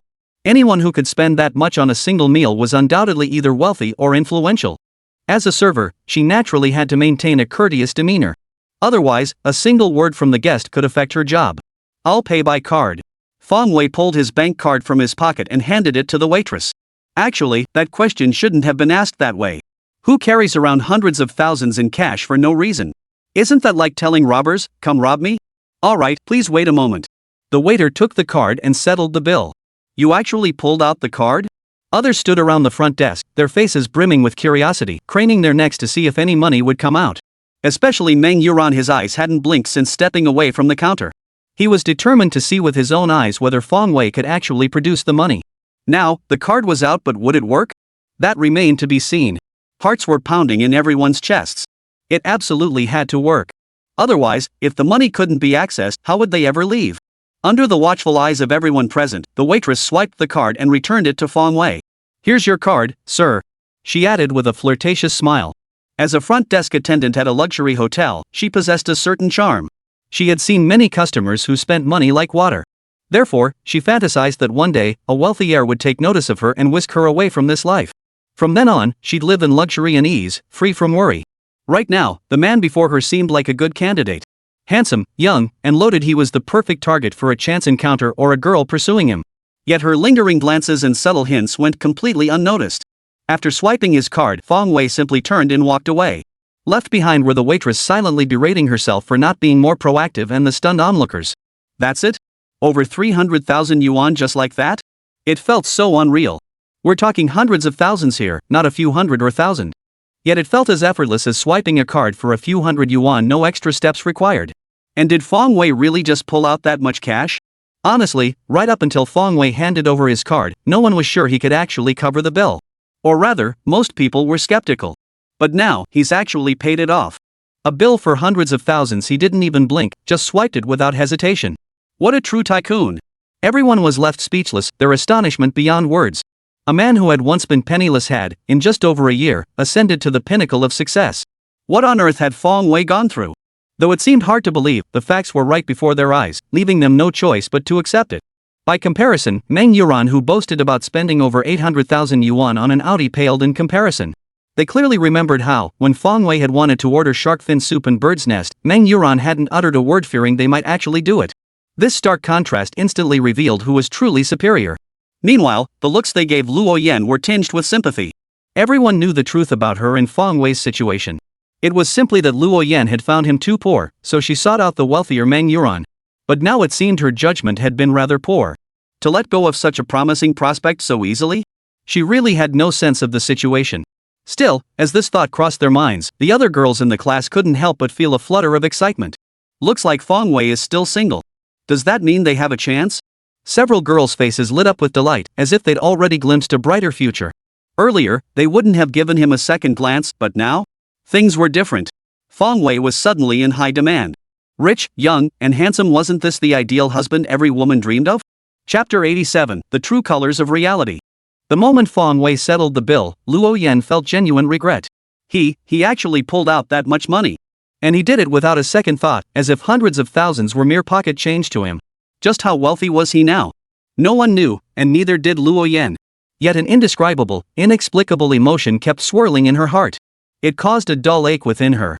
Perhaps this was the taste of regret. Once upon a time, Fong Wei had been completely devoted to her, obeying her every word. Yet she, in the end, chose to break up with him all because of money. Now, Fang Wei was a changed man, no longer the penniless figure of the past. But with that change came a shift in his attitude toward her. Now, Luo Yan no longer expected Fang Wei to love her as he once did. But why won't he even give her a proper look? He even spoke harshly to her. Whenever she recalled their sweet moments together, then thought back to Fang Wei's attitude toward her just now at the dinner table, the emotions welling up inside Luo Yan grew even stronger. But what could she do? All of this was her own choice. Since she had chosen Meng Yuran, she had no choice but to stay by his side. Luo Yan stared blankly, a bitter smile curling her lips. Damn it, are you regretting being with me now? Suddenly, a furious voice snapped Luo Yan out of her reverie. Meng Yuran's eyes were bloodshot as he stared at her, his gaze intense enough to devour her whole. Startled, Luo Yan realized the other students had already left the hotel. Only the two of them remained. No, what are you thinking? Luo Yan felt a twinge of guilt and whispered softly. Nothing? I'd say you're just itching to crawl back to Fang Wei's side. What's the deal? Now that he's got money, you're thinking of sucking up to him again? You cheap. Meng Yuran knew her guess was right the moment he saw Luo Yan's expression. She was regretting it after all. Her already pale face turned an even more ghastly shade. What did you say? Luo Yan's voice sharpened like a cat's tail had been stepped on. What do you mean? Don't you think I know what you're thinking? You want to go after Fang Wei, right? Let me tell you, it's useless. He doesn't even look at you the way he used to. Do you really think he's still the same guy who was crazy about you back then? He probably has other women throwing themselves at him now. Give up the fantasy. Meng Yuran spat out the words, showing Luo Yan no mercy whatsoever. Enough. I get it. Stop talking. Having her secret exposed by Meng Yuran, Luo Yan felt even more unable to face the truth. Good to know. Now get the hell out of here. Shifting from his usual gentleness, Meng Yuran roughly grabbed Luo Yan's hand and dragged her toward the door, utterly disregarding her feelings. Feeling the pain radiating from her right hand, tightly gripped by Meng Yuran, Luo Yan struggled desperately to pull it free, but found herself unable to move. A single tear fell from her eye as the intense pain washed over her. The consequences of her choices were hers alone to bear. As they stepped out of the hotel, Meng Yuran saw Fang Wei, who had exited earlier, already surrounded by a crowd fawning over him like stars orbiting the moon. Everyone greeted him with smiles, completely oblivious to the two figures behind him. Fang Wei, where've you been all this past year? Looks like you're doing pretty well for yourself now. Yeah, you've made a fortune. Don't ever forget us classmates, okay? How could that happen? Do you think Fang Wei is that kind of person? No way, definitely not. Knowing Fang Wei, he's a man of unshakable loyalty. Exactly. Fang Wei, we'll definitely need your help going forward. A barrage of words came at Fang Wei like cannon fire. Yet Fang Wei didn't answer a single question, merely smiling at everyone. With so many mouths surrounding him, he simply couldn't respond. Even if he could have answered, he wouldn't have said a word. Fang Wei saw through them. They were all fence-sitters. They swayed whichever way the wind blew. Such people weren't inherently bad, but it depended on who they were serving. For Fang Wei, they were no good. He couldn't stand people like this. They only came to befriend you when you could help them or when you were powerful. The moment you fell on hard times or your power waned, they'd swiftly change their tune. Fang Wei never wanted to live a life of insincerity, so this completely extinguished any desire he had to interact with these classmates. He had initially thought attending class reunions would be fun, but now it seemed that notion was clearly mistaken. What was there to enjoy? Throughout the entire event, he'd just been putting on a show, then helped the original owner teach his love rival a lesson, and after that, he was left facing the true colors of this crowd. To Fang Wei, it was utterly tedious. Fang Wei, are you still single? Suddenly, a female classmate stood at the edge of the crowd and asked coyly. Fang Wei froze for a moment before answering honestly. Yeah, I've been swamped lately and haven't had time to look. Earlier, he'd been practically forced by the system to open a treasure shop, leaving him no time for dating. He hadn't even taken action on his long-held ambition to dominate the entertainment industry and become the sugar daddy to countless female celebrities, let alone something as grand as finding a girlfriend. You haven't? The female classmate's voice instantly rose an octave. Then, could you give me your number? As she spoke, she lifted her head and stared intently at Fang Wei, afraid he might refuse. Right. Fang Wei, could you give us your number? Several other female classmates asked softly. How could such a great catch be given to just one person? After all, we're all competing for him based on our own merits. Hearing the request for Fang Wei's phone number, the male classmates fell silent, pricking up their ears to listen. Though it had only been a little over a year since graduation, phone numbers had changed countless times already. And since Fang Wei hadn't been anyone particularly important back then, they naturally hadn't bothered to remember it. But now? That was a different story. Fang Wei's number was something they absolutely needed to get their hands on. Chapter 88, Tricks. That old goat never knew what was going on in his mind. When he first saw him in the wind tunnel, the guy was still a simpleton, and the machines were already insufficient. He didn't realize Fong Wei had now been exposed to so many things, and his intellect was evolving. So approachable and carefree, it really frustrated Fong Wei. His secret crush lingered, but he still followed Xingxing's advice, discovering many different things along the way. To train Gangxing's cold resistance, he drew upon the power of the stars every night. The Starlight Sword naturally made him familiar with the stars, their constellations, and their alignments. Yet here, though the stars in this mysterious realm possessed the same immense starlight power as those in the dragon's flesh, they held no connection between them. Not only were they not arranged in constellations, but their brilliance was dim and flickering. Compared to the moon in the real world, the stars here shone without radiating light truly different. At first glance, the starry sky outside resembled a typical celestial expanse, even with its hidden starlight appearing uniform. Yet here, the stars were utterly chaotic, devoid of order or pattern, while the moon was the epitome of darkness. It differed entirely from the stars and the outside world. Old Sheep shook his head and chuckled. "You're right, Fong Wei. This sky must be the magic of the three-headed dragon protecting something important, right? Where exactly did you bring Fong Wei?" Old Yang shook his head and chuckled. "You're right, kid. This starry sky is indeed the magic of three little snakes. But what it protects? That's the hard part. It aligns with the essence of sun, moon, and stars, crystallizing the location of the New Year demon baby. If you compare it to a human body, it's the monk's flat chest." "What? The essence of sun and moon battling stars?" Fong Wei and the others must understand this practice is entirely different from human cultivation. Human cultivators, be they of divine power, sorcery, or Western teachings save for a few new monks, either recognize the infant or practice the main deity. All occur in similar contexts. Yet these species originally comprised 100 distinct kinds, each unique. Thus, monsters practicing the same mindset also choose transformation. Minor monsters and even primordial deities form their inner elixirs in different body parts, some in the brain according to their natural physique. They likewise cultivate inner elixirs in distinct bodily regions, monster babies, even principal deities. Some form in the eyes, others in the 5 viscera, and some disgusting ones even solidify in the large intestine or abdomen. The flesh of such monsters coalesces within the essence, forming the abode of the demonic spirit embryo, a place akin to the cultivation sites of ordinary practitioners, termed the eye of spiritual cultivation. First, he witnessed the monstrous and anomalous spiritual practices of monsters, which astonished him. Second, it was utterly bizarre. Thus, by common sense, the secrets of cultivating the spirit must be the highest level secrets within a monster's heart. Even close relatives and friends wouldn't be privy to them, for this place truly represents the greatest physical vulnerability of those mighty, powerful great demons. It's like the gate of a cultivator's practice. Once injured, once trained, it becomes extremely difficult to preserve. Years of cultivation could be snatched away in an instant. Thus, no matter how fierce a monster might be, it would conceal this practice in the most secretive location, guarding it fiercely to prevent injury. These three were certainly no exception. But how did this old sheep monster manage to find his place of practice? Do you wonder why old Fong Wei could bring you here? After all, the location where monsters concentrate their power is their greatest secret. Even their parents remain unaware. The old sheep monster proudly declared he had grown accustomed to his form, now cold and indifferent, feigning silence. "What is this?" "You've sealed the bodies of 3 beings for millennia using the method of forging steel from flesh and blood. It must have taken a similar body to find this place." Finding it isn't unusual, but Fong Wei is puzzled. Why didn't they pursue the Fong Weis in their original bodies after burrowing into the 3-headed form for so long? Why guard this most crucial spiritual trick instead? The old sheep demon chuckled. "Your child's mind works swiftly. You've likely guessed the reason." Indeed, the spiritual arts of these 3 little snakes are concealed behind the spine beneath the 39th bone, hidden exceptionally well. Exceptionally concealed. Had Fong Wei's elder not subjugated it with his flesh and blood, its magic would have transformed beyond recognition, and Fong Wei would never have discovered it a practice of ordinary mindfulness.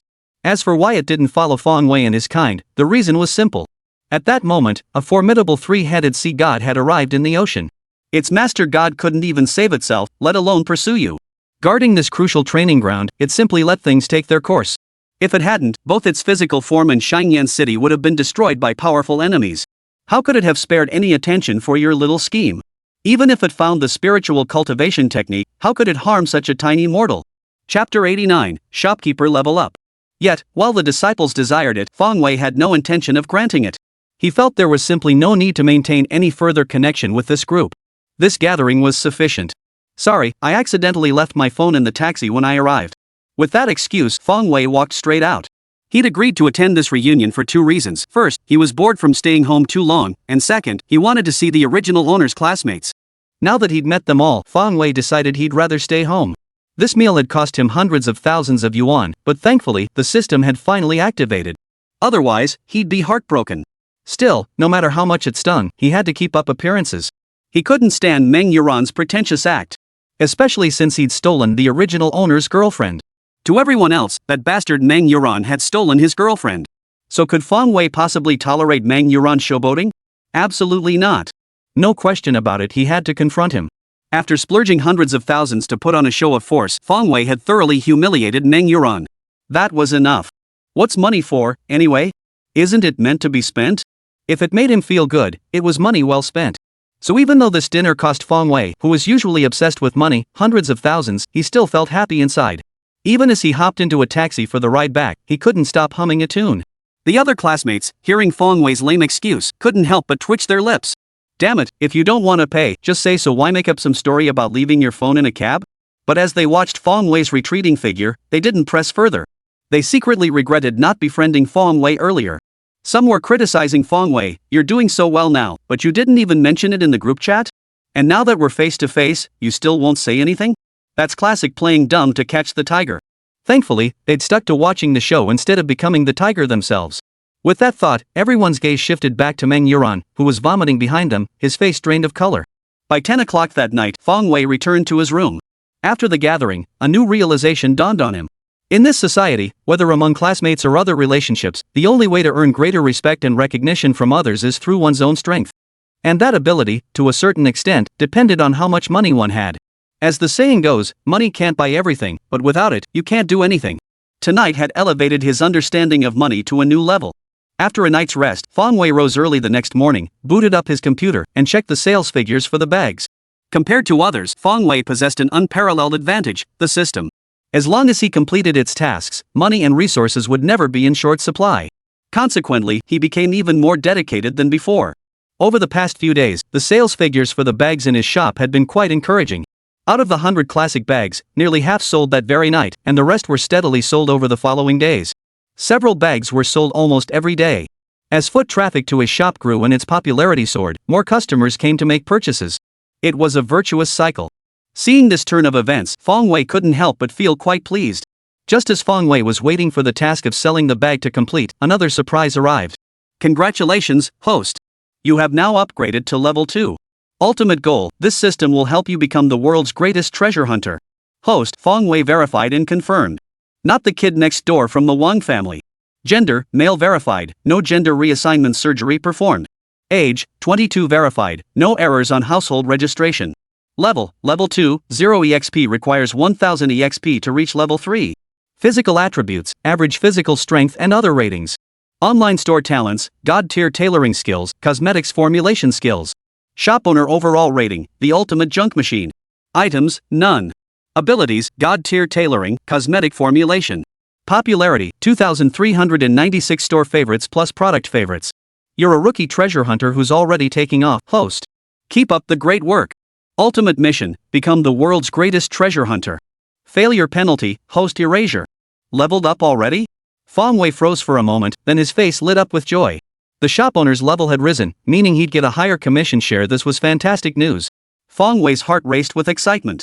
Just moments ago, he'd been thinking about working hard and making money in the future. He never expected the system to deliver such a benefit so quickly. This felt absolutely amazing. Host: is this all you've got? Do you really think a shop owner level up only has this effect? The system's disdainful voice echoed in his mind. What? Isn't that the case? Fang Wei was stunned. What could be more important than money? Fang Wei, then what else could it do? He realized this system was pretty damn cool. It could have just said whatever it wanted outright.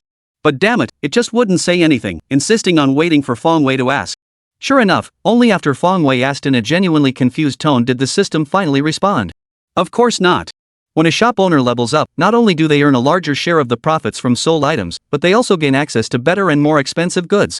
Simply put, they receive better rewards, and your host's privileges will also increase. Greater authority. Fang Wei, holy crap, there's such a perk? If the system hadn't explained it, he'd never have known. It seemed the shop owner's level was crucial after all. Better, more expensive items? Doesn't that mean more money to be made? Turns out there really is something more important than money: more money. As for this permission, what exactly is it? Fang Wei, if the shop owner's level increases, will my permissions change? Significant changes. The system's stuttering speech made Fong Wei want to slap it silly. My deepest apologies, an error occurred while setting up VIP chapters yesterday, causing subsequent uploads to go awry. As a result, duplicate chapters were uploaded. I apologize again.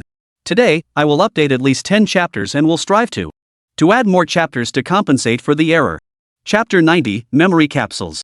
For instance, when the host privately purchases system goods, at level 1 merchant status, they must pay 10 times the cost price. However, at level 2 merchant status, only 9 times the cost price is required. Fong Wei understood immediately upon hearing this. The cost was inversely proportional to his profit share. The higher his shopkeeper level, the lower the cost required and the greater the profit. That seemed to be the gist. Fong Wei felt a surge of quiet delight. The further he progressed, the lower the system's demands became. Indeed, a good start is half the battle. Once you get through the early stages, the later ones become much more rewarding. Consequently, he even found the system's voice less irritating now. Fong Wei, oh, I see. The benefits of the shop owner level are pretty decent. Fong Wei offered a heartfelt compliment. No, you don't understand. Ha! Fong Wei froze again. What on earth does that mean? After reaching level 1, every time the host's shopkeeper level increases, they will receive an additional lottery chance. The system's voice echoed, jolting Fong Wei out of his daze. An extra lottery chance? That's a good thing. Fong Wei, system, you mean I can draw now? Fong Wei asked for confirmation. Yes, host, you heard correctly. You may now make one draw. Great. Fong Wei waved his hand excitedly. Let's draw now. Fong Wei didn't hesitate for long. Seize the opportunity when it comes. This isn't money sitting in a bank account that doubles with time. The needle began spinning on the compass. It was all random. At least Fong Wei hadn't spotted any pattern yet. He could only stare and mutter to himself, waiting for the needle to slow down before he could see clearly. Stop. Stop. Oh no, it hasn't stopped. Another consumption type. Move it. Just a little further. This time the needle obeyed, dragging itself forward a tiny bit. Move it. Move it. Not enough. So close. Under Fong Wei's impatient gaze, just as the needle seemed to have exhausted all its strength and was about to stop, it made one last faint, desperate flicker. Click. Special category. It had landed in the special category zone, with only a 1 or 2% chance. Heaven had smiled upon him. He'd hit the jackpot. Fong Wei finally let out a laugh. The reward for the draw appeared at that moment. This time, no item was acquired, no skill unlocked. Instead, a system notification. Congratulations, host. You have obtained a memory capsule. Memory capsule? What on earth is this? Could it be for enhancing memory? Judging by the name, it probably is. Fong Wei was genuinely excited. If you asked what he lacked most, it really came down to two things: money and memory. No matter what era or world you're in, money is always essential.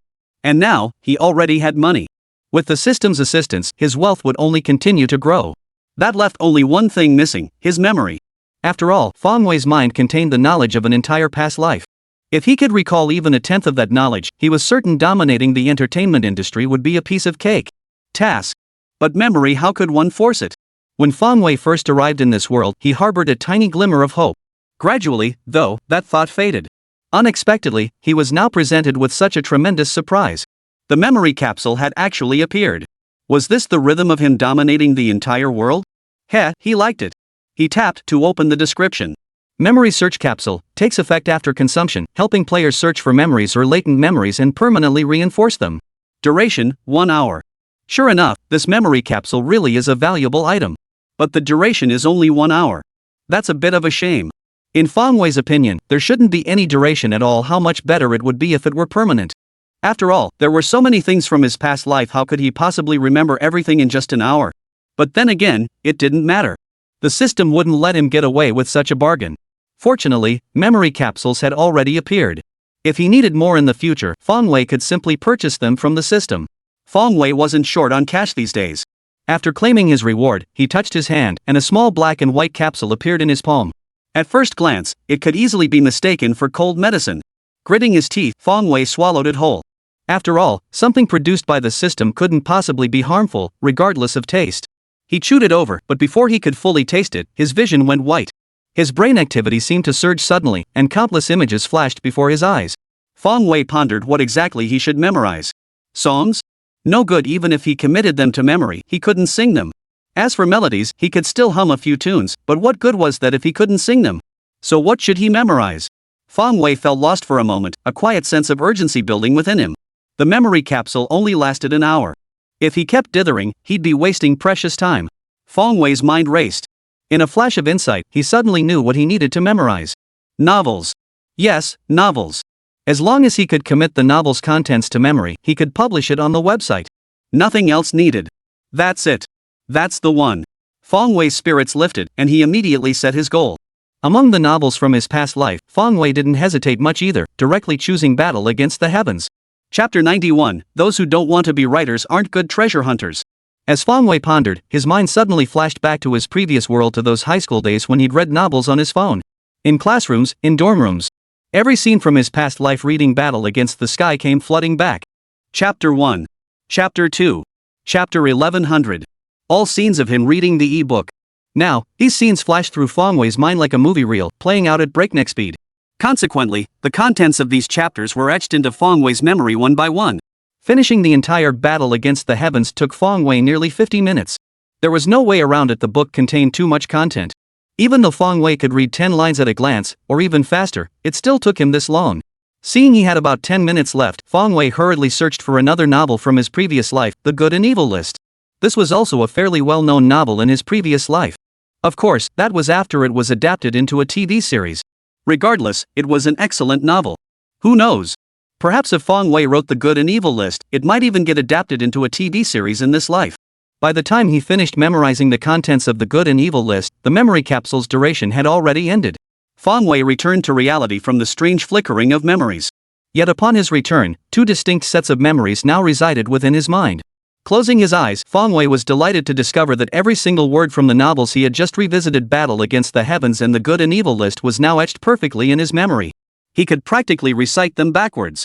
The memory capsule had unearthed latent memories within him and reinforced them. All set.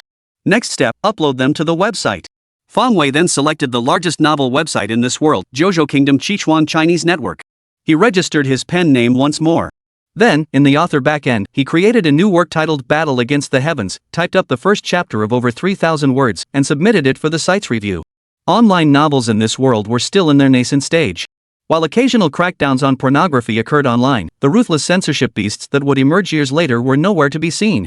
Not only was Battle Against the Heavens not pornographic, but even if it had been, no site would have refused to host it at this stage. Thus, the next day, Fong Wei's new novel Battle Against the Heavens passed review. The morning after uploading the new work, Fong Wei opened his laptop while eating his homemade egg noodles. Upon seeing the approval notification, he immediately uploaded 5 chapters. While waiting for approval yesterday, he'd been typing away non-stop. By the end of the day, he'd already written quite a few chapters. After all, he didn't need to think, he just had to type out what was already in his mind. As he uploaded the 5 chapters, Fong Wei suddenly remembered something rather frustrating. He suddenly remembered that in this world, getting a contract with Chichuan Chinese Network was extremely difficult. Still, he wasn't overly concerned. While he couldn't guarantee recreating the success his divine novel had achieved in his previous life, he doubted even securing a contract would be impossible. If that were truly the case, then Fong Wei would have nothing more to say. He'd simply shut down his computer and quit the online writing business. This industry wasn't suited for him, or rather, his novels weren't suited for this world. Still, what needed to be done had to be done. Fong Wei paused mid-bite, thought it over carefully, and decided to keep submitting chapters for a week or so. The website stipulated that once a new novel reached 30,000 words, it could apply for its first contract. Once Battle Against the Heavens reached 30,000 words, he would apply. If rejected, he would try contacting the site's editors to get an early recommendation. For the current Fong Wei, over 2 decades of life experience from his previous life had taught him that many things didn't require such rigid adherence to rules. Strict adherence to rules meant rigidity, and rigidity came at a cost. When the time was right, Fong Wei wouldn't hesitate to reach out directly to Chichuan's editors to see if he could secure a contract outright. But that moment hadn't arrived yet. Perhaps when he applied for a contract at 30,000 words, it would go smoothly. After all, in Fong Wei's estimation, the quality of this work, Battle Against the Heavens, far surpassed many already contracted works on Chichuan Chinese literature. For any web author, the initial journey is invariably grueling. It could be said that any newcomer, no matter how impressive their first work, would endure a period of grinding hardship anywhere from a few weeks to several months, or even years. Take Fong Wei's Battle Against the Heavens, for instance. Though its quality and appeal absolutely surpassed any work Fong Wei had seen on Chichuan. But when it was first uploaded, its popularity was painfully dismal. On the first day, he uploaded 5 chapters. After waiting a long time, Fong Wei checked his computer to find only 12 views, 2 recommendation votes, and 1 bookmark. Back then, the inner workings of novel websites weren't as complex as in his previous life. There were no monthly vote rankings or fan charts yet. For a new book posted on the site, the only visible metrics were clicks, recommendation votes, and bookmarks. Beyond the numbers, the only other visible feedback came from the book review section. Sadly, on the very first day Dotsang Cheong went live, the review section contained only one congratulatory comment automatically posted by Chichuan Chinese and 4 spam advertisements. Facing this desolate scene, Fong Wei couldn't help but let out a bitter smile despite his mental preparation. He muttered under his breath, "Damn it." Without another word, he uploaded a new chapter. After a moment's thought, he added a line beneath the book's synopsis. This book already has 300,000 words in the pipeline. Readers can bookmark and enjoy it with confidence. The more recommendation votes and bookmarks it gets, the faster the updates will come. Having come from an earlier era, Fong Wei knew full well that in the world of online novels, 9 out of 10 had no advanced drafts, and 9 out of 10 would quickly become abandoned projects. The vast majority of new books never even reached 100,000 words before being permanently abandoned. But to lure readers into the pit, authors almost always had a set of excuses ready. Now that Fong Wei had decided to start writing a novel, he couldn't escape the norm either, so he posted these reassuring words. Still, he didn't consider it deception. If possible, he could churn out chapters by the dozen. These days, being a web novel writer is no easy feat. Of course, being a god-tier treasure hunter is even tougher. Chapter 92, Lacking Popularity. That evening, Fong Wei opened his computer again and glanced at the popularity stats for Battle Against the Heavens. He knew full well that with the novel only officially uploaded for a day, the popularity couldn't have increased much, but he still couldn't resist checking. Sure enough, upon opening the author dashboard, Fong Wei saw that the bookmarks for Battle Against the Sky had only increased by 2. Opening the novel's webpage, he saw the click count had only risen by 7 or 8. Not a single recommendation vote had been added, and the review section had gained 2 more spam posts. The review section for Battle Against the Heavens is nearly flooded with promotional posts. Fong Wei was quite annoyed by this. The consequence of his anger was that Fong Wei logged into his personal account and, using his privileges as the review section administrator, deleted every single one of those advertising posts. You scumbags have absolutely no scruples. This is outrageous. You've nearly taken over my entire review section. With all the ads gone, Fong Wei finally felt a little better. At the same time, he felt a bit puzzled. Logically speaking, this shouldn't be happening. Dotsang Cheong was quite exciting in its early stages. How could it have such low popularity? Could it be that people in this world have different tastes? He couldn't stand the saying, "What goes around comes around, don't look down on the poor youth." Fong Wei couldn't find any explanation. How could a masterpiece from his previous life have fallen to such a state? But after some thought, he decided not to dwell on it. To be fair, he had only uploaded a few chapters so far, so it was probably too early to gauge its success. He shut down his computer and went to bed. His new book had just been uploaded. He couldn't just upload tens of thousands of words a day without restraint just to boost popularity a little. He needed to pace himself. Because for new books, there's a new releases chart. The new releases chart only includes novels under 200,000 words that haven't missed updates for 3 consecutive days. If I publish too quickly, even if Dotsang Cheong made it onto the chart, it would soon be kicked off once it exceeded 200,000 words. Staying on the new releases chart for a few extra days can have a huge impact on attracting readers for a new book. Even in this world where online novels haven't fully developed yet, there are tens of thousands of authors writing on Chichuan. Hundreds of new novels are updated daily. Standing out among hundreds of new releases was no easy feat without meticulous attention to every minor detail. The next morning, after waking up, Fong Wei first put some water on to boil in the pot, preparing to cook a bowl of noodles. He planned to have breakfast with last night's leftovers. Then he hurried to wash up. By the time he finished brushing his teeth, the water had boiled. He quickly tossed the noodles into the pot, then hurried to wash his face. By the time he finished washing his face, the noodles were boiling. Fong Wei quickly added half a bowl of cold water to the pot. He turned up the heat, and after 7 or 8 seconds, the noodles boiled again. This time they were properly cooked. Fong Wei quickly scooped the noodles out with a strainer and rinsed them under cold water. He then scooped a bowl of broth from the pot to serve as the soup base before placing the rinsed noodles into the bowl. Rinsing noodles with cold water after cooking made them smoother and more slippery to eat, a trick Fong Wei had naturally learned before his rebirth. He then scooped all the leftover food from last night into the noodle bowl, and breakfast was ready. The noodles tasted quite good thanks to the vegetable broth mixed in. Holding his bowl, Fong Wei opened his laptop, logging into his author dashboard while eating. After opening the author dashboard, he noticed 3 new bookmarks, a pleasant surprise. Smiling, he uploaded a new chapter before opening the Dotsang Cheong page. He noticed over a dozen more clicks for additional recommendation votes and 2 new supportive comments in the review section. Supporting reviews in the comments section. Although the page views hadn't suddenly hit 100 and the recommendation votes were still under 20, at least they were steadily increasing. That was better than stagnation. Fong Wei could only console himself with this thought. In this world, securing a publishing contract was far more difficult than in his previous life. Unless you had over 100,000 clicks and at least 5,000 recommendation votes, you probably didn't stand a chance.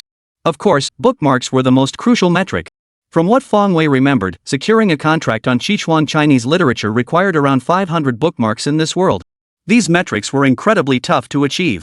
The novel industry hadn't developed significantly, so the readership couldn't match the numbers from his previous life.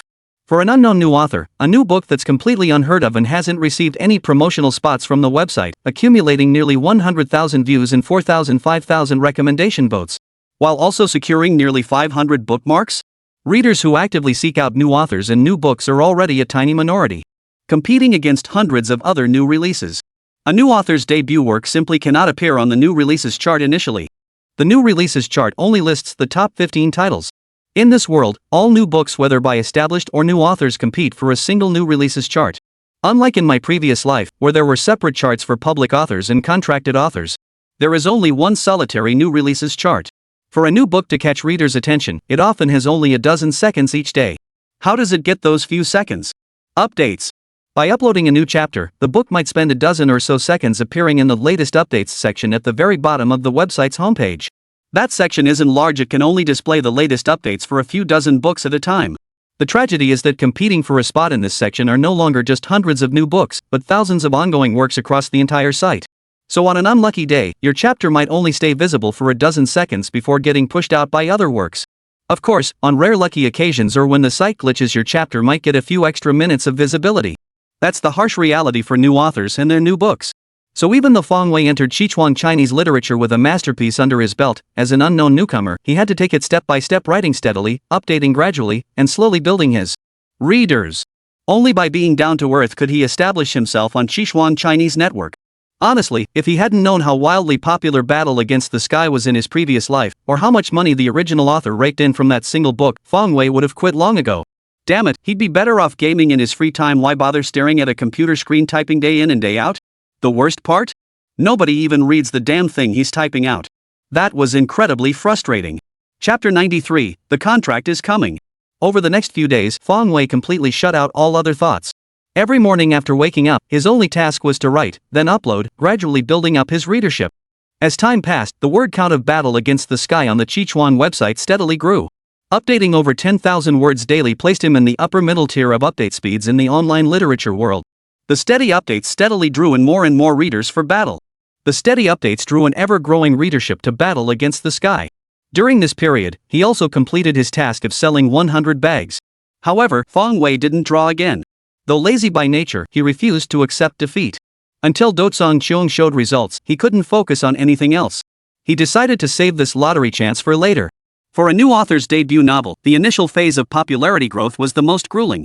Daily clicks, bookmarks, and recommendation votes often increased at a single-digit pace. But if the book had a decent title, consistent updates, and content above average, this dismal situation would gradually improve. The better the book's quality, the faster this improvement occurs. Especially as the total word count increases, more and more readers will be drawn in. What starts as single-digit daily growth may surge to triple-digit, even quadruple-digit increases once the word count hits 50,000. Once it reaches 100,000 words, daily clicks can even increase by tens of thousands. The popularity of an excellent work will snowball, growing larger and larger. A key reason for this is that once a new book reaches 50,000 words, it will appear on the Start Point New Releases list as long as it is updated within 3 days. Although only the top 15 titles on this chart appear on the site's homepage, clicking through the full list reveals new works ranked within the top 200. As a masterpiece from his previous life, Battle Against the Heavens was clearly destined to appear on this list. By the time it hit 50,000 words, Battle Against the Heavens had already garnered 3,518 clicks, 466 recommendation votes, and 282 bookmarks. That evening, Fong Wei opened the new releases chart on the homepage and found Battle Against the Sky listed at number 54. This result neither thrilled nor disappointed Fong Wei. It was a respectable position. His task now was to steadily climb the rankings in the days ahead. As each step up the ladder would boost the novel's popularity. Readers always instinctively scan the top positions when searching for new releases. If Battle Against the Heavens could break into the top 15, its ability to attract readers would increase exponentially by tenfold or even 100-fold. But precisely because the top 15 spots on the new releases chart held such immense power, every author whose work appeared there fought fiercely for that position. on Chichuang Chinese Network, the world's largest. On the website, this competition is particularly fierce. Fang Wei's efforts gradually bore fruit after Battle Against the Heavens entered the new releases chart. The morning after making the list, Fang Wei woke up, uploaded a new chapter, and checked the new releases chart only to find Battle Against the Heavens had climbed to 45th place. Returning from an afternoon stroll, he opened his computer to find the ranking had climbed again, now at 35th place. By the third morning, Fang Wei saw it had climbed again to 33rd place. By evening, after uploading the second chapter of the day, it had climbed to 28th place. The ranking kept climbing. In just 2 short days, the novel's total page views had surged past 12,000, recommendation votes neared 1,000, and bookmarks exceeded 420. This greatly boosted Fang Wei's confidence. It seemed that a masterpiece truly lived up to its name. No matter which world it was in, it had attracted a large audience. 2 days later, upon waking and opening his computer, Fang Wei immediately spotted the title Battle Against the Heavens on the new releases chart of Chichuang's homepage. Ranked 13th. At that moment, Fang Wei couldn't help but smile. Over the next few days, Battle Against the Heavens continued climbing the new releases chart. On the first day, it climbed to 11th place. The next day, it climbed to 9th place.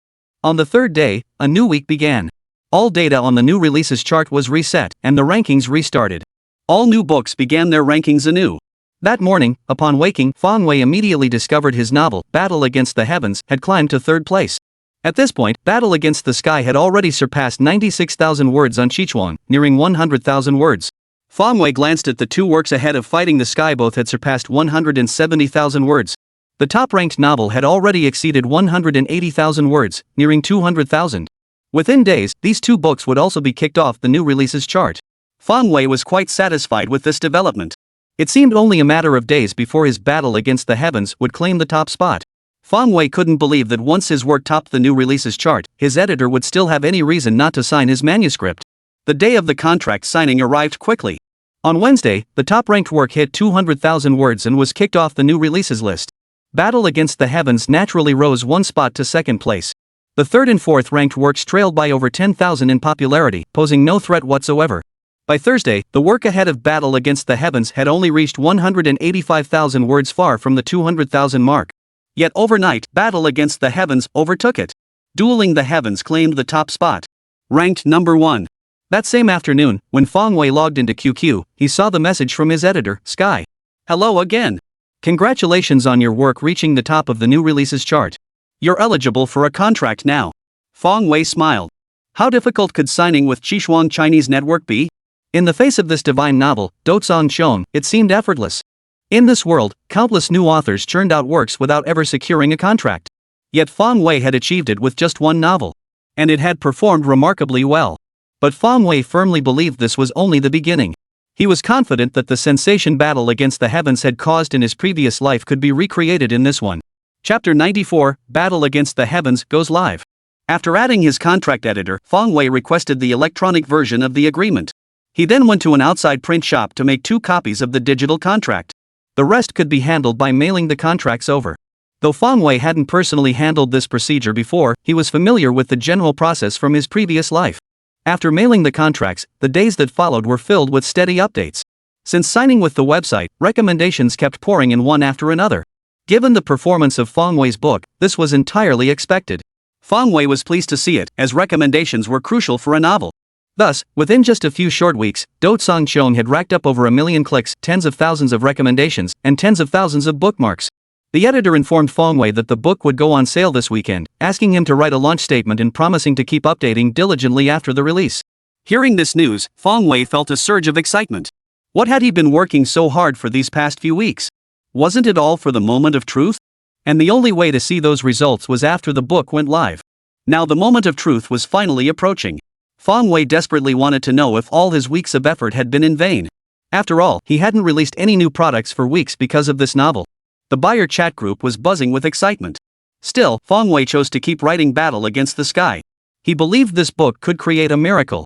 And in turn, it could bring him immense fame. Sunday arrived quickly. Fang Wei had already drafted a 300-word launch message early on, expressing gratitude to Chichuang website, his editor, and readers, while earnestly requesting subscriptions after the release. After uploading the message, Fang Wei, wanting to leave a good impression on his readers, uploaded 2 more free chapters. The release time was set for midnight. Therefore, that night, Fang Wei stayed up late, watching TV and playing games on his computer while waiting for the time to come. Hours before the release, Fong Wei couldn't focus on writing anyway. Besides, with nearly hundreds of thousands of words already drafted, he felt no pressure to update. Skipping a night's writing wouldn't make much difference. Going live was undoubtedly a major event for an online author. The performance after going premium directly impacts the author's actual earnings. In other words, how much money an author makes depends entirely on the subscriptions after going live. At least at this stage, that's how it worked. In his previous life, film studios and game companies would scout out the most popular online novels, paying millions for adaptation rights. That was where the real money was. But in this world, there was no precedent for adapting online novels into films or TV shows. Such profits seemed unrealistic. Fong Wei could only entertain such thoughts in his mind. Midnight finally arrived as Fong Wei waited. His editor, Sky, was still awake tonight. Not just Fong Wei's work was going live tonight. The moment the clock struck 12, Sky sent Fong Wei a QQ message, informing him that the VIP chapters were now accessible and ready for upload. Without further ado, Fong Wei thanked Tian Kong and logged into his author dashboard, uploading 5 VIP chapters in one go. Each chapter clocked in at over 3,000 words, totaling more than 15,000 words across the 5 chapters. In this world without a monthly vote ranking system, few authors uploaded 5 chapters at once upon release. Fong Wei didn't dwell on it. His goal was to publish at least 300,000 VIP words this month, both to earn more royalties and to attract new readers with his high update frequency. Readers to follow his work. Honestly, he wasn't overly concerned about the current royalties. This was purely about attracting readers. After uploading the 5 chapters, Fong Wei didn't go to sleep right away. Truth be told, few authors could sleep soundly when a new work was just released. Everyone would refresh the author dashboard every few minutes to check the subscription count. Although Fong Wei didn't care about the money, he still hoped for strong performance. Whether on Sichuan Chinese or other platforms, the success of a VIP work boils down to one simple metric: its performance during the first 24 hours after release. First day subscriptions. The 24-hour initial subscriptions not only determine a VIP work's profitability but also influence its subsequent placement in recommended slots. If the initial 24-hour subscriptions were high enough, Sichuan's editors would subsequently assign the work favorable recommendation slots.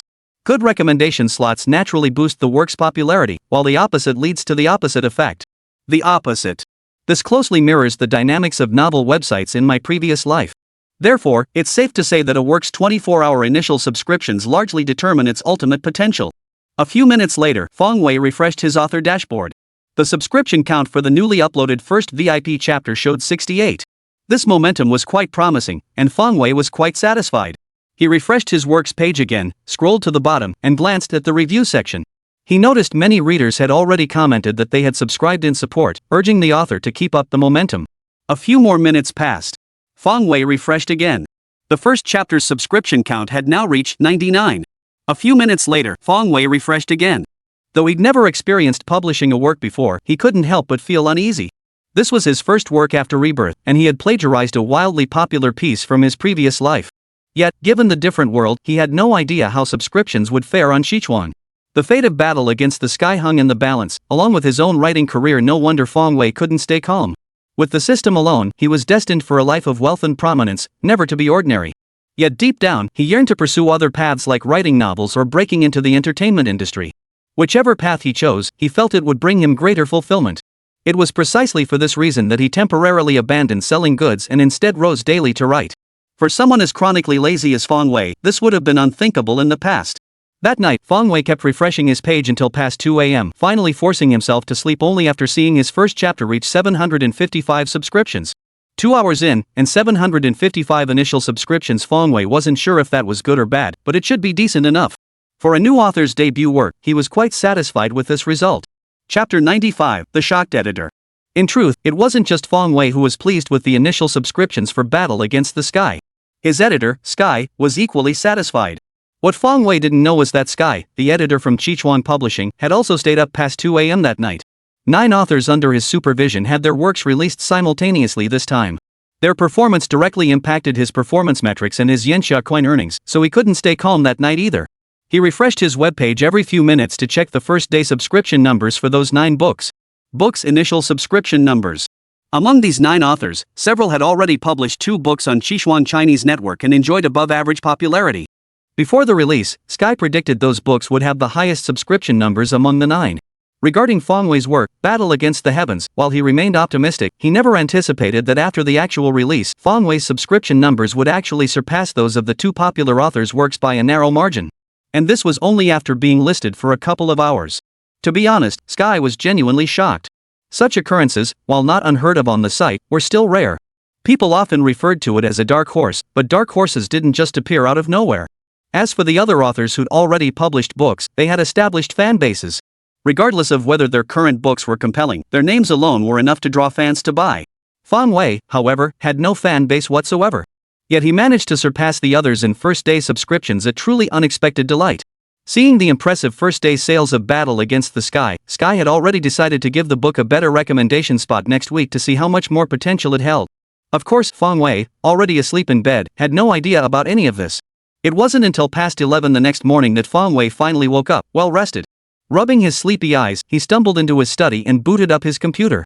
Logging into his author dashboard, he was pleased to see that the first chapter of Battle Against the Heavens had already garnered 1,942 subscriptions. The other 4 chapters also had over 1,800 subscriptions each, a promising start. Not bad for a start, considering they'd all surpassed the 1,000 mark. In high spirits, Fang Wei immediately uploaded 2 more chapters from his drafts. Across the entire Quankishuang website, he doubted anyone else published new chapters like he did. Uploading 2 at once wasn't exactly beneficial for boosting his popularity. Uploading them 2 or 3 hours apart would have attracted new readers twice over, but Fang Wei was in such high spirits he didn't care about that at all. Following these 2 chapters, Fang Wei posted a brief message. "Thanks for the massive support, everyone. The initial subscriptions are looking great. To show my appreciation, I'm treating you all to 2 more chapters today. There's 3 chapters coming up today, and for the next week. 5 chapters daily. Looking forward to your continued support." Thanks to the fantastic initial subscription numbers, Fang Wei wore a perpetual grin all day, as if determined for everyone to know just how thrilled he was. But since he stayed in his room all day, he was the only one enjoying the secret delight. Meanwhile, when editor Sky woke up, the shock was beyond words. His author was back again, and his first-day subscriptions had nearly hit 2,000. This was truly a pleasant surprise. Even with last night's build-up, Sky knew Fang Wei's Battle Against the Heavens wouldn't perform poorly, but he never imagined it would reach such heights. This was the kind of achievement usually reserved for established authors. And that was with a substantial existing fanbase. But Fang Wei? He was just a newcomer. With his very first book, he was already being compared to established top authors? Could it be? Then, a bold thought flashed through Sky's mind. Though the notion was audacious, upon careful consideration, Sky realized it wasn't entirely impossible. Could Fang Wei one day rise to the top of Qichuan? Once the thought took root, it refused to leave Sky's mind. Judging by the current momentum, it seemed quite possible. He had read the novel Battle Against the Heavens himself. It was exceptionally well written. Especially that line, "Fortunes change over time, never look down on a young man's poverty." It was absolutely electrifying. Starting with this book and building on future works, becoming the supreme deity of the site isn't just empty talk. Though today's novel websites aren't fully developed, supreme deities still exist. On Qichuan Chinese literature alone, there are 4 such figures. Each is renowned, their works adored by countless fans. Countless newcomers set their sights on these 4, aspiring to become like them. Yet years have passed. Newcomers come in waves, only to vanish one after another. Those 4 remain unshaken. No one has been able to shake their dominance. Not even a single person has come close to matching their achievements. It must be said that in this regard, Qichuan Chinese Network still harbors significant vulnerabilities.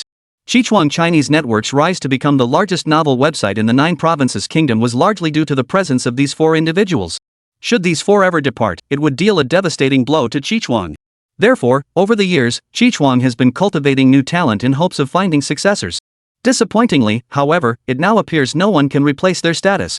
Nevertheless, Qichuan's editors have kept a watchful eye out for promising new talent. Upon seeing the performance of Battle Against the Sky, Sky's eyes lit up. Wasn't this author, writing under the pen name One More Time, exactly the person they'd been searching for? His potential was immense. For a new book to achieve such results, in terms of potential, there was likely no one else on the entire site who could compare. Moreover, his update pace was impressive. As far as Sky could tell, the book consistently posted over 10,000 words daily. Among countless authors, this update pace was head and shoulders above the rest. To make a living writing web novels, consistent updates are crucial. Even the most famous authors would be abandoned by readers if their updates weren't consistent. Therefore, with both conditions met, editor Sky has already designated Fang Wei as a key cultivation target. Chapter 96, Battle Against the Heavens ignites. Before anyone knew it, Battle Against the Heavens had been live for a full week. During this period, aside from the novels featuring the 4 supreme gods, the biggest highlight on Qichuan Chinese literature was undoubtedly the updates for Battle Against the Sky. Over 7 days, it had already reached over 30 chapters, totaling nearly 100,000 words. It seemed the author was determined to repeat the feat of topping the new releases chart within just 2 weeks. But why not? Currently, Do Song Cheong is featured on every major ranking list. A new book chart for a contracted author is hardly anything to be concerned about. More importantly, as the second week began, Sichuan gradually allocated its recommended slots to battle against the heavens. This has given Fong Wei even more motivation to update.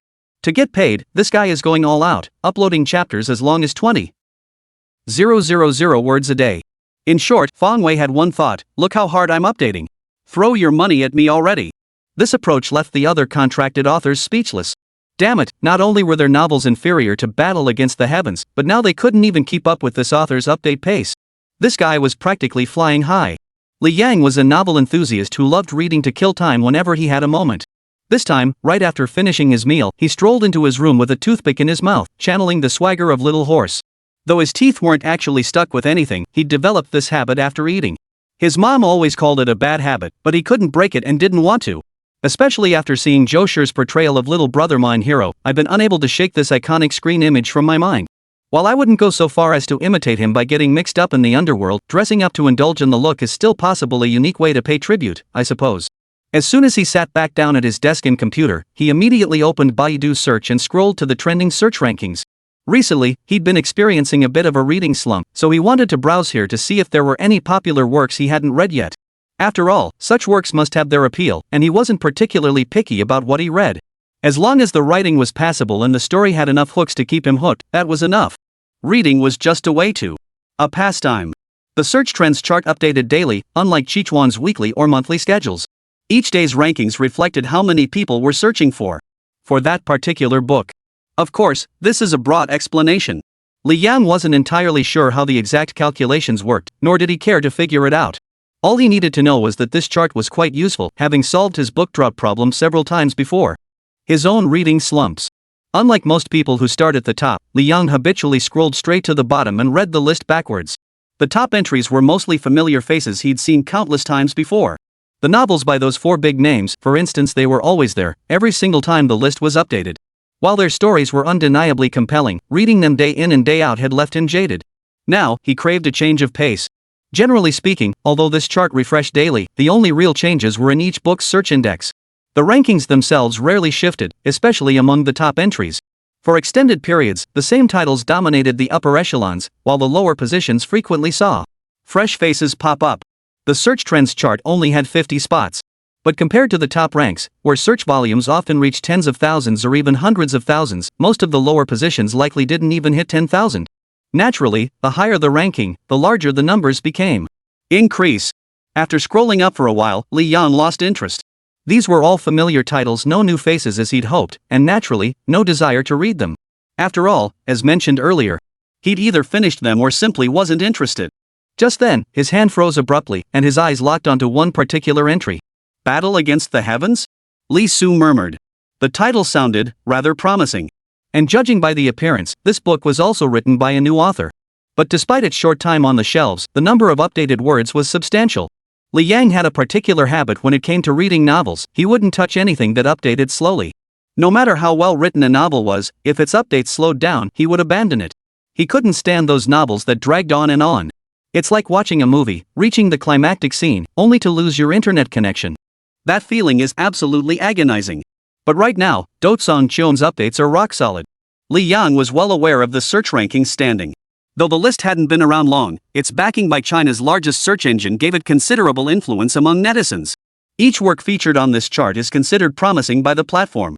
Every work featured on this chart is one the website believes has potential. In other words, the editors believe these novels are highly popular. Thus, it's evident that Battle Against the Heavens truly possesses compelling qualities. Of course, he hadn't actually started reading this new book yet. He planned to let it build up some momentum. However, becoming a patron was inevitable. Li Yang's passion lies in reading novels, so spending money for his hobby is no big deal. As long as he was happy, that was all that mattered. Li Yang clicked in. After reading the synopsis, his desire to become the guild leader grew even stronger. The synopsis seemed incredibly thrilling. Unable to resist, he clicked on Chapter 1 to begin reading. Fallen Genius? Not a bad chapter title, Li Yang murmured to himself. By the time he finished Chapter 1, his curiosity was already piqued. The protagonist is actually a useless? And he's mocked by his own clan? At the same time, he began to question the protagonist's physical constitution. What could have transformed a once promising genius into this? Driven by curiosity, Li Yang had long forgotten his plan to wait for the full release. He clicked on chapter 2 and read it with relish. Before he knew it, he'd devoured every publicly available chapter. Holy crap! That's it? Only after finishing the free chapters did Li Yang finally come to his senses. But now that he was hooked, he had no intention of backing out. Damn it, I'm going to be the top patron. A book this good not becoming the top patron would be a crime against heaven and earth. Li Yang logged into his Alipay account, ready to top up his balance. Chapter 97, Reigning Over the Web Novel Realm. Li Yang wasn't the only one feeling this way. Countless readers, after encountering Battle Against the Heavens, found themselves utterly captivated by the novel. They couldn't help but subscribe to the chapters or make donations. Within just a few days, over a dozen fans had become patrons of the book. Their successive, eye-catching donations were unparalleled on Qichuan Network. Over the next few days, Battle Against the Heavens grew increasingly popular, sweeping across Qichuan like a whirlwind. Even the novels by the four supreme deities seemed to pale in comparison under the intense impact of Battle Against the Heavens. Around this time, a post appeared in the review section of Battle Against the Heavens, listing every single chart the novel currently topped on Qichuan Chinese literature. This post also caught everyone's attention. After reading it, everyone realized this fact. This inevitably led readers to exclaim that Battle of the Heavens had ascended to reign supreme over Qichuan. And it wasn't just its own readers, many neutral observers shared this view. It could be said that Battle Against the Heavens had now completely dominated every chart it could possibly occupy. Weekly click rankings, weekly recommendation rankings, monthly click rankings, monthly recommendation rankings, update request votes rankings, review votes rankings, daily reward rankings, monthly review section activity rankings, and alliance leader rankings. On these charts, Dotsong Cheong is astonishingly ranked first across the board. This reality is undoubtedly astonishing and even thought-provoking. What exactly is the charm of Battle Against the Sky that allows it to achieve such seemingly impossible glory? The answer was actually quite simple. Dotsong Cheong had perfectly tapped into the current tastes of online literature readers, or rather, it had struck a chord with a certain segment of the audience, fulfilling their desires. Moreover, the book is genuinely thrilling. Fong Wei still remembered how, in his previous life while following this series, he felt a surge of excitement even in the early chapters. There were even several nights when he stayed up late reading it. Now, having arrived in this world especially at a time when the variety of online novel genres was still limited, this book was bound to become even more popular. And now, the success of Battle Against the Sky speaks for itself. Then, the following week, an event that was significant yet not earth-shattering unfolded online. The cumulative views for Battle Against the Sky finally surpassed 10 million. This news sent shockwaves through the online literature community. Battle Against the Heavens had been written in less than a month. Achieving such heights in such a short time was truly unprecedented. Even the four supreme gods couldn't reach this level. It was nothing short of a myth. And this myth was created by a newcomer.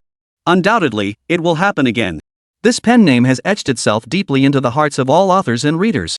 Though the name itself is somewhat vulgar, it does nothing to diminish his status as the new generation's literary giant.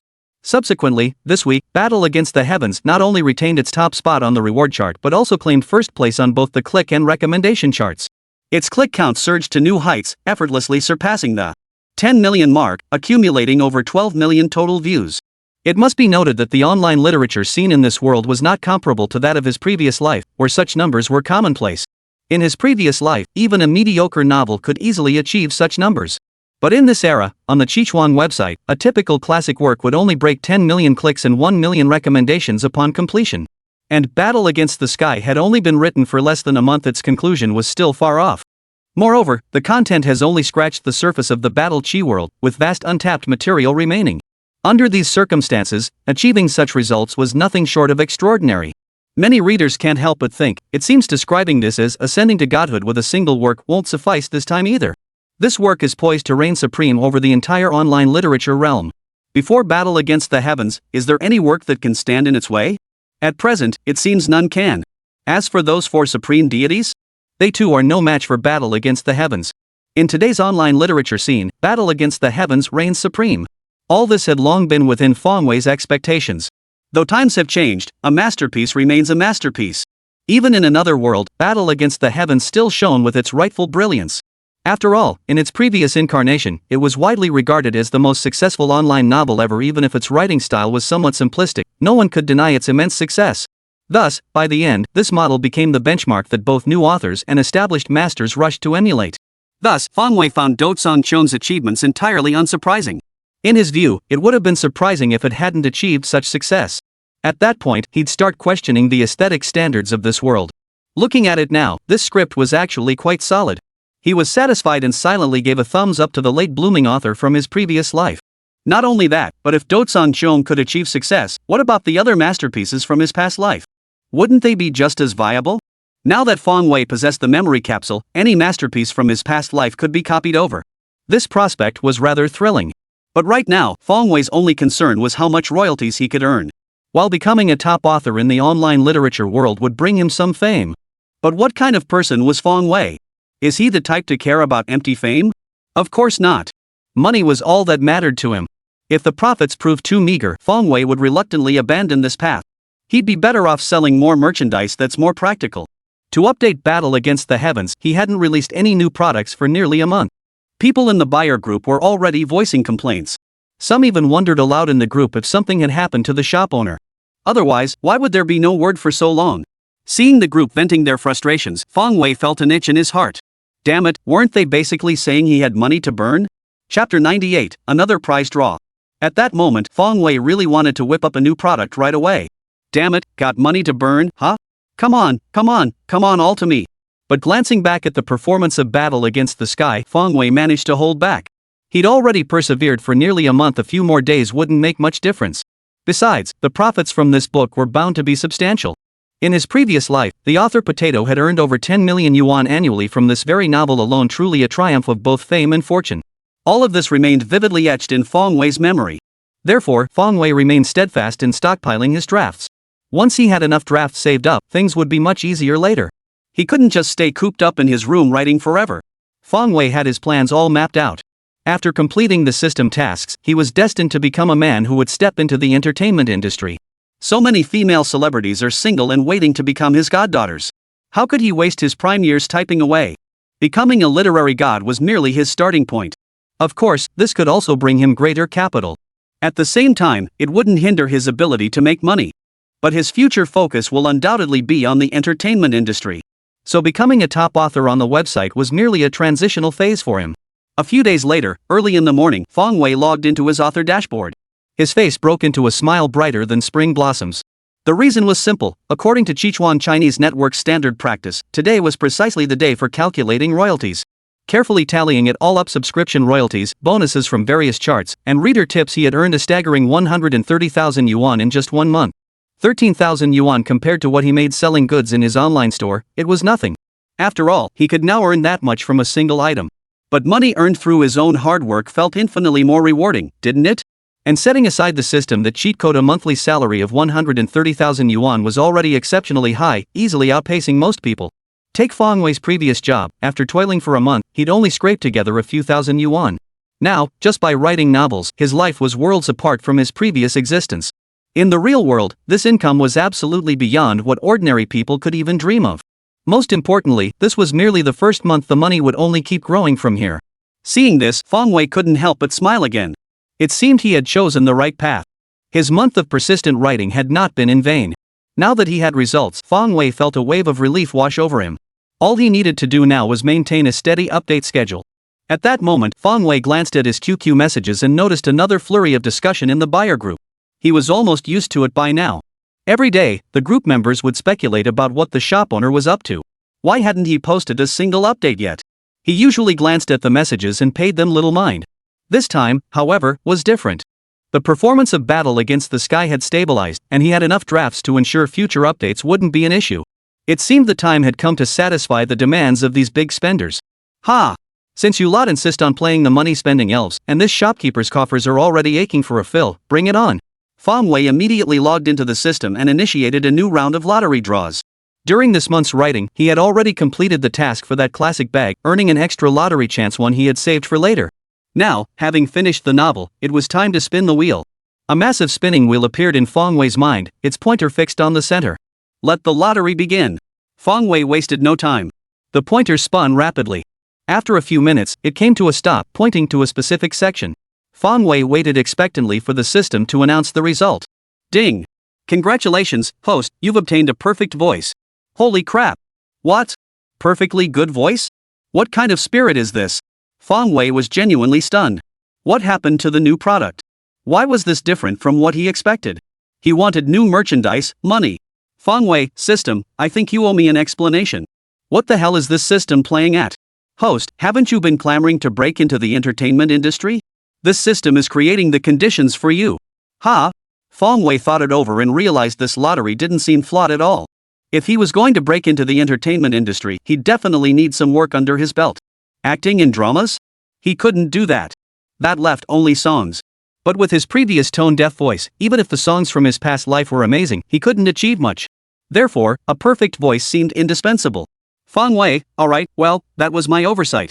But what exactly is this perfect voice for? It's incredibly useful. With a perfect voice, the songs you sing, host, will be like heavenly music resonating in the air for days on end. Fang Wei, is it really that exaggerated? Why is he so skeptical? Look at this system bragging, it's practically claiming it's the only one of its kind in the entire universe. Yes, even more exaggerated. Fang Wei, alright, I believe you. I believe you. Hearing the system's earnest tone, Fang Wei could only pretend to believe it, though he remained skeptical inside. A lingering resonance? Lasting for 3 days? What kind of realm is that? That's legendary territory. In reality, has anyone ever heard of someone achieving such a level with music? To put it bluntly, not a single one. Even in ancient times, there must have been some exaggeration involved. So Fang Wei didn't believe a single word of it, not even when the system said it. Who could possibly sing to such a level? That's just nonsense. Fang Wei simply refused to believe it. So, after claiming his reward, Fang Wei immediately launched into a rendition of Blue and White Porcelain. But the moment the first line of lyrics came out, Fang Wei froze. Is that really my voice? Was this really him singing? Holy crap, this sounds way too good. Fang Wei was stunned by his own singing voice. Then, a surge of boundless ambition welled up within him. With this kind of voice, combined with the songs from his past life, if he couldn't shake up the music scene, he might as well just go ahead and kill himself. Chapter 99, Tong Tong Song Release. Morning. After participating in the lottery draw, Fang Wei returned to bed for a quick nap. Around 10 o'clock, a phone call came through. Hello? Fang Wei yawned as he answered, rubbing his eyes to wake up. Hey, Fang Wei, what are you up to? Tong Tong's clear voice came through the phone. I was sleeping. What's up? Well, the crew gave us the day off today, so I thought I'd treat you to a meal. Do you have time? Tong Tong had a straightforward personality and didn't mince words. Sure thing. When a gorgeous lady treats, I've got all the time in the world. Fang Wei agreed readily. After what happened last time, his relationship with Tong Tong had improved significantly, and they often exchanged a few text messages. Alright, I'll meet you at the restaurant. Tong Tong confirmed the location, and they agreed to meet there. After hanging up, Fang Wei leaped off the bed. A beautiful woman was treating him to dinner, he couldn't very well be late. Besides, it was rare for Tong Tong to have free time. Actors often went 2 or 3 months straight without a break while filming. Only after wrapping their scenes could they leave the production crew. Today, something must have come up. Halfway there in a taxi, he suddenly got another call from Tong Tong. Fang Wei, I'm so sorry, but I won't be able to join you for lunch today. Tong Tong sounded genuinely apologetic over the phone. It's fine. Take care of whatever you need to do first. Fang Wei replied understandingly. Judging by her tone, Tong Tong must have had an urgent matter come up. Where are you now? I'm almost at the restaurant. How about you just come to my place? After I finish my meeting, we can eat there. Tong Tong hesitated for a moment before finally replying. Sure. Fang Wei agreed immediately. He'd been to Tong Tong's place before, so there was nothing awkward about it. Besides, Tong Tong was a pretty good cook. After bidding farewell to the taxi driver, the car turned around and headed toward Tong Tong's home. Ding! Arriving at Tong Tong's doorstep, Fang Wei pressed the doorbell. Soon, Tong Tong came out to open the door. After exchanging a few pleasantries with smiles, Fang Wei stepped inside. However, to his surprise, 4 or 5 people were already seated inside. All eyes in the room turned to Fang Wei, their expressions filled with curiosity. Leah, who is this? Director Li Xiaoquan asked. They were about to discuss private matters, and having an outsider present felt somewhat inappropriate. Oh, he's a friend of mine. He made that Hanfu outfit for me last time. Tong Tong replied with a smile. He made that Hanfu last time? Li Xiaoquan exclaimed, his eyes clearly showing surprise. He had seen that Hanfu outfit, its appearance and style were unmistakably the work of a master costume designer. But he never imagined this master could be so young. Li Xiaoquan's eyes lit up as he nodded to Fang Wei. If he could cultivate a good relationship with this master and build a positive connection, he wouldn't have to worry about future clothing needs. Fang Wei responded with a slight smile before taking a seat nearby.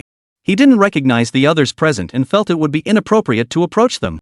After Fong Wei's arrival, the others resumed their discussion of business. Leah, we've come to you this time because we want you to sing the theme song for this production. Li Xiaoquan stated. But, director, I'm just an actress. I really can't sing. Tong Tong replied with obvious hesitation. Indeed, Tong Tong was in a bind. But to be honest, Li Xiaoquan was also in a tough spot. He had worked so hard to gather all the necessary elements for this production, yet now he was missing the singer for the theme song. Li Xiaoquan's original intention was quite good. He wanted to release the theme song before the drama aired to stoke the fire and attract more attention. He had listened to the song himself, and it was indeed quite good. Releasing it still held some promise of grabbing people's attention. But after searching high and low, he couldn't find a singer to perform it. This was quite frustrating. So in the end, Li Xiaoquan came to seek out Tong Tong. Within the drama's cast, Tong Tong held the highest standing and was clearly the most suitable choice for singing. As for whether she could sing, that was the least of his worries. These days, singers are all turning to acting, while actors are jumping into singing. That's why they say the entertainment industry is a small world. But it seems Tong Tong isn't quite ready for it yet. Little Tong, it's no big deal if you can't sing. Your voice isn't bad at all. As long as you put your heart into it, you'll do just fine. Look at all these actors, aren't they all trying their hand at singing too? The other person, looking all world weary, tried to persuade her. I really can't do it. Tong Tong was on the verge of tears. Li Xiaoquan chuckled. How about this? Why don't we let Leah listen to the song first? Li Xiaoquan had anticipated things might not go smoothly and had prepared for it. Alright, Tong Tong, give it a listen. You might just change your mind. Heh, we musicians think it's pretty good. The man chuckled, boasting to himself. Alright then, I'll listen first. Tong Tong spread her hands helplessly. She was genuinely at a loss for words. She never imagined the director would come to her about this. A crew member, catching the musician's nod, immediately played the pre-recorded track, likely a song demo. As the intro played, the musician looked utterly absorbed. Then he began to sing. Bright moon, when will you raise my cup? I ask the heavens, but I know not. The palace is in the sky. Tonight, what year is it? Honestly, the song itself wasn't bad. The melody was quite pleasant. But the moment Fong Wei clearly heard what the musician was singing, he couldn't hold back the tea in his mouth. He spit it all out in one gush. Put! The loud sound instantly drew everyone's attention. But Fong Wei didn't notice. The guy was still enjoying himself. Bright moon? When did it appear? Holy crap! This ing thing isn't the singing water melody? But who the hell told you water melody is sung like that? Chapter 100, if you're so good, write your own music. Indeed, many things from my past life are absent in this world. Still, with this 1% similarity, some things do repeat. Take water melody, for instance. It was composed by someone in ancient times and has successfully endured through the ages. Now, Li Xiaoquan and his team wanted to release a theme song featuring the lyrics of water melody set to music. But why did this musical arrangement make Fong Wei want to laugh so badly? Perhaps it's simply because the song from his previous life was too iconic. Fong Wei struggled to suppress his laughter, but others still caught it. The musician performing the song also caught the commotion, glaring angrily at Fong Wei as he struggled to stifle his laughter. Kid, are you laughing at my singing? No, you're singing great. I just can't help but laugh. Fong Wei looked equally awkward. Bull. You're clearly laughing at my singing. The musician seemed to have a fiery temper, blurting out a curse in front of everyone. Fong Wei was getting annoyed too. Some things are better left unsaid. I gave you a way out, so why are you acting like you're trying to hit on my daughter? Fine, if you say it's bad, then it's bad. Fong Wei shrugged his shoulders and said. What do you know? Sure, this song has strong pop appeal, but do you even understand it? The musician pressed on aggressively. It's precisely because the pop elements are too overpowering that this song has lost its traditional flavor. It doesn't match the essence of the lyrics. Fong Wei retorted sharply. But that's the nature of pop music. If it's not catchy and doesn't have a memorable melody, how can it be called pop music? Kid, if you don't understand, don't spout nonsense. I don't understand? Ha! Fong Wei chuckled, his expression brimming with disdain. How could he not understand? Impossible. In his previous life, there was the song Water Melody, and it had become deeply ingrained in Fong Wei's heart. It was one of his absolute favorites. He wanted to ask, how could he not understand? So you're implying my composition isn't good? The musician's face darkened. It seemed this composition was indeed his own. Sorry, but in my opinion, it really doesn't work. Fong Wei spoke his mind honestly. Fong Wei, you. Tong Tong called out, though she didn't press the matter further. She couldn't figure out why Fong Wei, who had always been so steady in her eyes, would publicly criticize someone else's work like this. Wasn't that just slapping them in the face? Li Xiaoquan stepped in to mediate, urging the musician not to take offense. Fang Wei's words, he explained, were merely youthful arrogance. But the musician didn't seem ready to let it go so easily. If you think my composition sucks, then go make one yourself. What good is all this talk? If you say I can't, I can prove you wrong. His words still carried a hint of anger. He'd been composing for years, yet today he was being looked down upon by a youngster who knew nothing. How could he not be furious when his painstakingly crafted work was dismissed as worthless? Still, his words were spoken in anger. He didn't really expect Fang Wei to compose anything. Youngsters these days? They don't know how to compose music, they're better at chasing girls. His real purpose in saying that was to make Fang Wei apologize to him. His own work couldn't be insulted. Thus, after throwing out that remark, the musician waited for the young man before him to say he couldn't. Then he could make the young man apologize. At that moment, all eyes were fixed on Fang Wei. They wanted to see what the young man would say. But they never imagined Fang Wei would simply nod his head and agree. Compose music? Sure, I'll give it a shot today. Tong Tong gasped, you can compose music? At that gathering last time, when Fang Wei recited his poems, his literary talent was truly remarkable. Tong Tong had to admit that in terms of literary talent, Fang Wei was the most gifted person she had ever met. But this wasn't about writing poetry, it was about composing music. This? Could Fang Wei do that too? To be honest, Tong Tong didn't believe it at first. But seeing the earnest look on Fang Wei's face, it didn't seem like he was joking. The others were stunned too. Holy, you actually showed up when we asked you to? Do you even know how to compose music? Don't tell me you're just doing this out of spite and making a fool of yourself. Li Shaoquan also wore a skeptical look. According to Tong Tong's introduction, wasn't this young man a master fashion designer? So why on earth would he want to compose music? The musician chuckled upon hearing this. Youngsters are like that, they can't take a hint. He'd barely said a word, and already this guy was getting all worked up. Composing music? Do you think this is some child's play? Fine, we'll listen intently, let's hear how this young man who knows nothing about music composes. Trying to provoke me? You're childish. Well, I'll be damned if I don't fall for that. Fang Wei was getting pretty fired up too. He doesn't understand music? You're damn right he doesn't understand music. But he's heard plenty of music. Today, he'd show them what the real water melody was all about. Hand me the guitar. Fang Wei declared decisively. Li Shaoquan blinked, then handed over a guitar. Like some musicians on the road, a guitar is an essential item. Fang Wei sat down like others, slung the guitar over his shoulder, and pondered for over half a minute. Suddenly, he cleared his throat, set the guitar down, and handed it back to Li Shaoquan. Li Shaoquan looked stunned. What's wrong?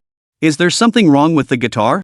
Fang Wei awkwardly stammered, no, I forgot I don't know how to talk about guitars.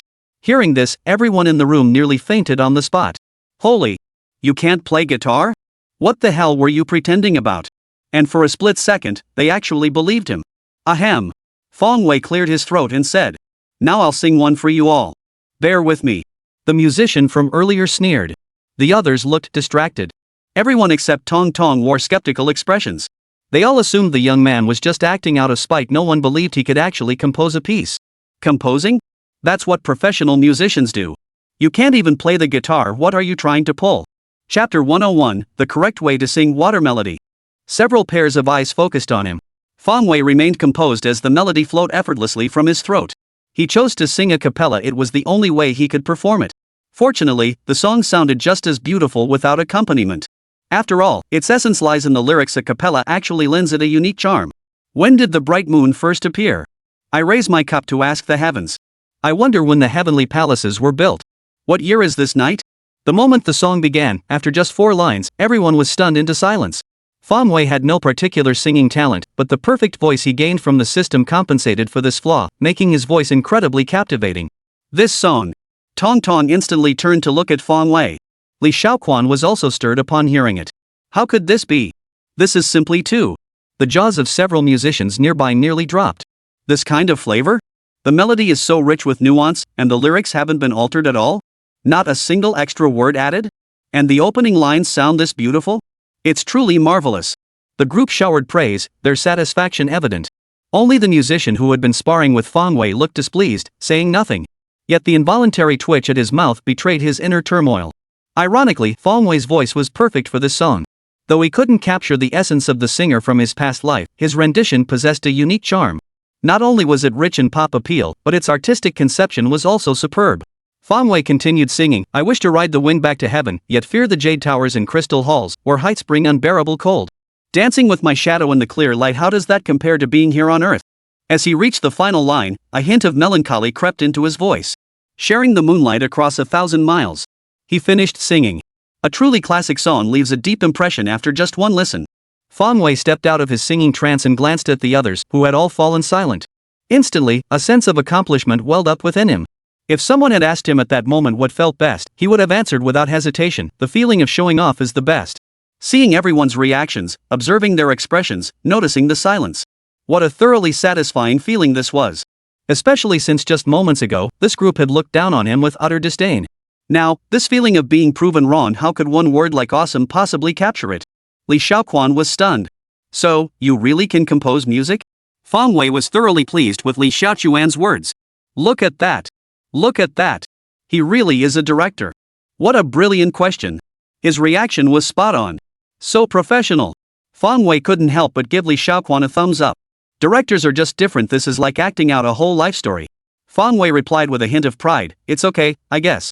Just average. I don't really understand it, just messing around. Definitely can't compare to you professionals. Li Shaoquan appraised, the song's overall flow isn't dramatic, no major climaxes or twists.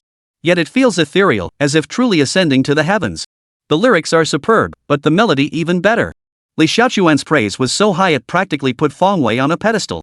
The others exchanged stunned glances. Damn it, they doubted this youngster's composing skills at first, only to be proven wrong instantly. Not only did he compose the melody, but it seemed to be a truly excellent one. The musician who had been sparring with Fang Wei wore an expression of utter helplessness.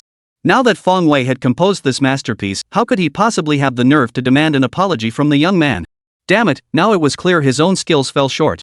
Truly, compared to this composition, his own work was like rustic mud, utterly unfit for refined company. One was the faint glow of a firefly, the other the radiant light of a full moon. How could he possibly compete? Better just wash up and go to bed. Forget it. The musician now had no intention of apologizing to Fang Wei. On the contrary, he kept praying that Fang Wei wouldn't turn around and mock him. Fortunately, it seemed the young man had no such intention. Li Shaoquan was already jumping up with excitement. Sir, your name is Fang Wei, right? We want this song. It's fantastic. I guarantee that once the single is released, it will go viral nationwide. Li Shaoquan was highly enthusiastic. If this song took off, the TV series ratings wouldn't be too shabby either. But at this moment, Fang Wei had no intention of selling it. Sorry, I'm not a professional. This tune is just something I messed around with. It's not serious. I'm not selling it. Li Shaoquan was met with a cold shower. Look, Fang Wei, the price is negotiable. Name your price. Whatever you ask, we can afford it. Li Shaoquan was playing the big spender for once. He was usually a penny pincher, having spent years as a director where every detail demanded meticulous calculation. But this time was different. This piece was simply too good. With this melody, the TV series was guaranteed to become a hit. Therefore, Li Shaoquan was determined to acquire it at any cost. Fang Wei hesitated. Well, it's not about the money. Fang Wei had almost agreed, but suddenly remembered he was a man destined to break into the entertainment industry. He still wanted to pursue singing in the future. Wouldn't it be a huge loss to casually sell a classic song to someone now? He wanted to keep it for himself to sing someday. Mr. Fang, whatever you require, just name it. We'll meet your every demand. The other musician was getting a bit anxious too. We absolutely must secure such a classic melody. But Fang Wei remained silent. He truly hadn't decided whether to sell it. Leah, say something. At that moment, the cunning Li Shaoquan suddenly whispered something to Tong Tong. Ah!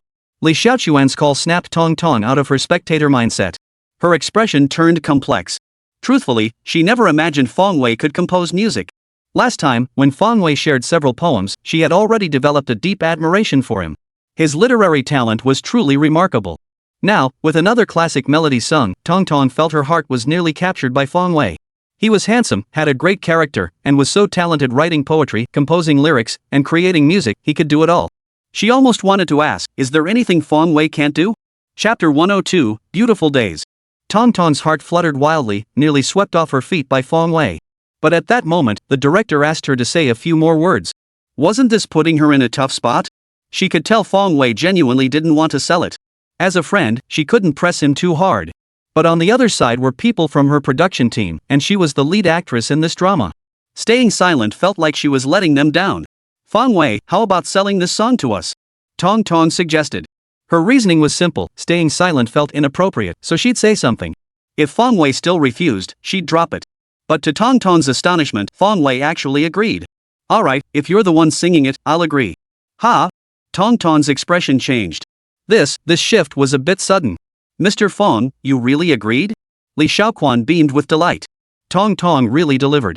The moment she stepped in, Fong Wei didn't even hesitate. Tong Tong was stunned too. She kept wondering, could it be that Fong Wei agreed because he thought she was willing to sell? Was she overthinking this? But before she even spoke, Fong Wei had clearly refused. Tong Tong was overthinking things. If it had been someone else, she might not have given it a second thought. But Fong Wei was the guy she had feelings for. When it comes to someone you like, anyone would overthink things. And Tong Tong was now caught in that very state. Rest assured, Mr. Fong, this song is definitely for Tong Tong. Li Xiaoquan guaranteed. This song was meant for Tong Tong from the start, and that hasn't changed. Alright, let's discuss the price now. Fong Wei adopted a strictly businesslike demeanor. He had actually intended to sing it himself, but upon reflection, it seemed the song simply didn't suit him. The melody clearly wasn't meant for a male voice, whether it was the vocal range or the emotional depth. It was entirely a song for a woman to sing. For him to sing it would only ruin such a fine composition. So selling it to them wasn't out of the question. Besides, he and Tong Tong were still friends. He had plenty of other great songs in his head anyway. But he wouldn't settle for less money. Fong Wei wasn't about to let his connection with Tong Tong stop him from negotiating the price with Li Xiaoquan. How about we offer 200,000 for this track? One of the musicians considered for a moment before speaking up. In the industry, this was already a very high price for a newcomer like Fong Wei.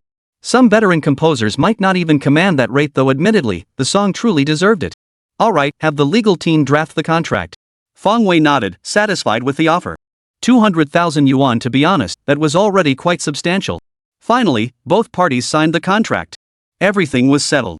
At this point, Li Xiaoquan began to take Fong Wei seriously. If his initial regard stemmed from Fong Wei's status as a fashion designer, this time he saw him as someone worth cultivating a relationship and exchange with in the future. A master costume designer was rare, but not unheard of.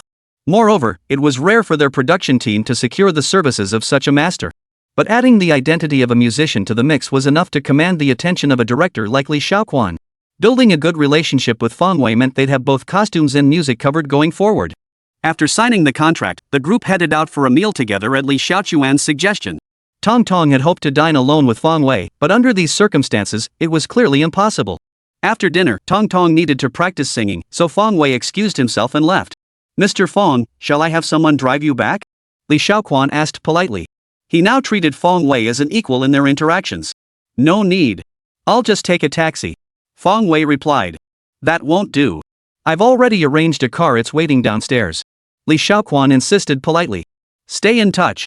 If you write any new songs, Mr. Fong, feel free to share them with us. We're always happy to hear them. All right. Fong Wei agreed verbally, but inwardly had no intention of speaking with Li Xiaoquan again. Talk? Just now, a great song vanished in the course of their conversation. Even though it wasn't suited for him to sing, it still stung. What if he came up with another song later, only to have it stolen by others through chatter? Every song in his mind was a classic among classics. Each one was irreplaceable. This couldn't keep happening. Back home, Fong Wei started playing games. He hadn't played in so long, and now that he had time, he figured he could finally relax. It was probably around evening when someone claiming to be a staff member from Tong Tong's production team approached Fong Wei. They handed him Tong Tong's recorded version of Water Melody. Upon hearing it, Fong Wei felt something was off. Tong Tong wasn't a professional singer, so her vocal performance inevitably had some flaws. Moreover, her style differed from the version he remembered from his previous life. But the song itself was still quite good, very pleasant to listen to. It lacked the ethereal, floating quality of her previous life, yet it possessed a distinct charm all its own. For Tong Tong, this is already quite impressive. Of course, the main thing is that the melody itself is beautiful. In her past life, this song was covered by many top female singers and received positive feedback. So regardless of how the style evolves, the song's quality remains unchanged. The song was released, and the payment landed in Fong Wei's account. 200,000 yuan. It was in his hands after he'd gone out for a stroll. Fong Wei found himself growing increasingly fond of this world.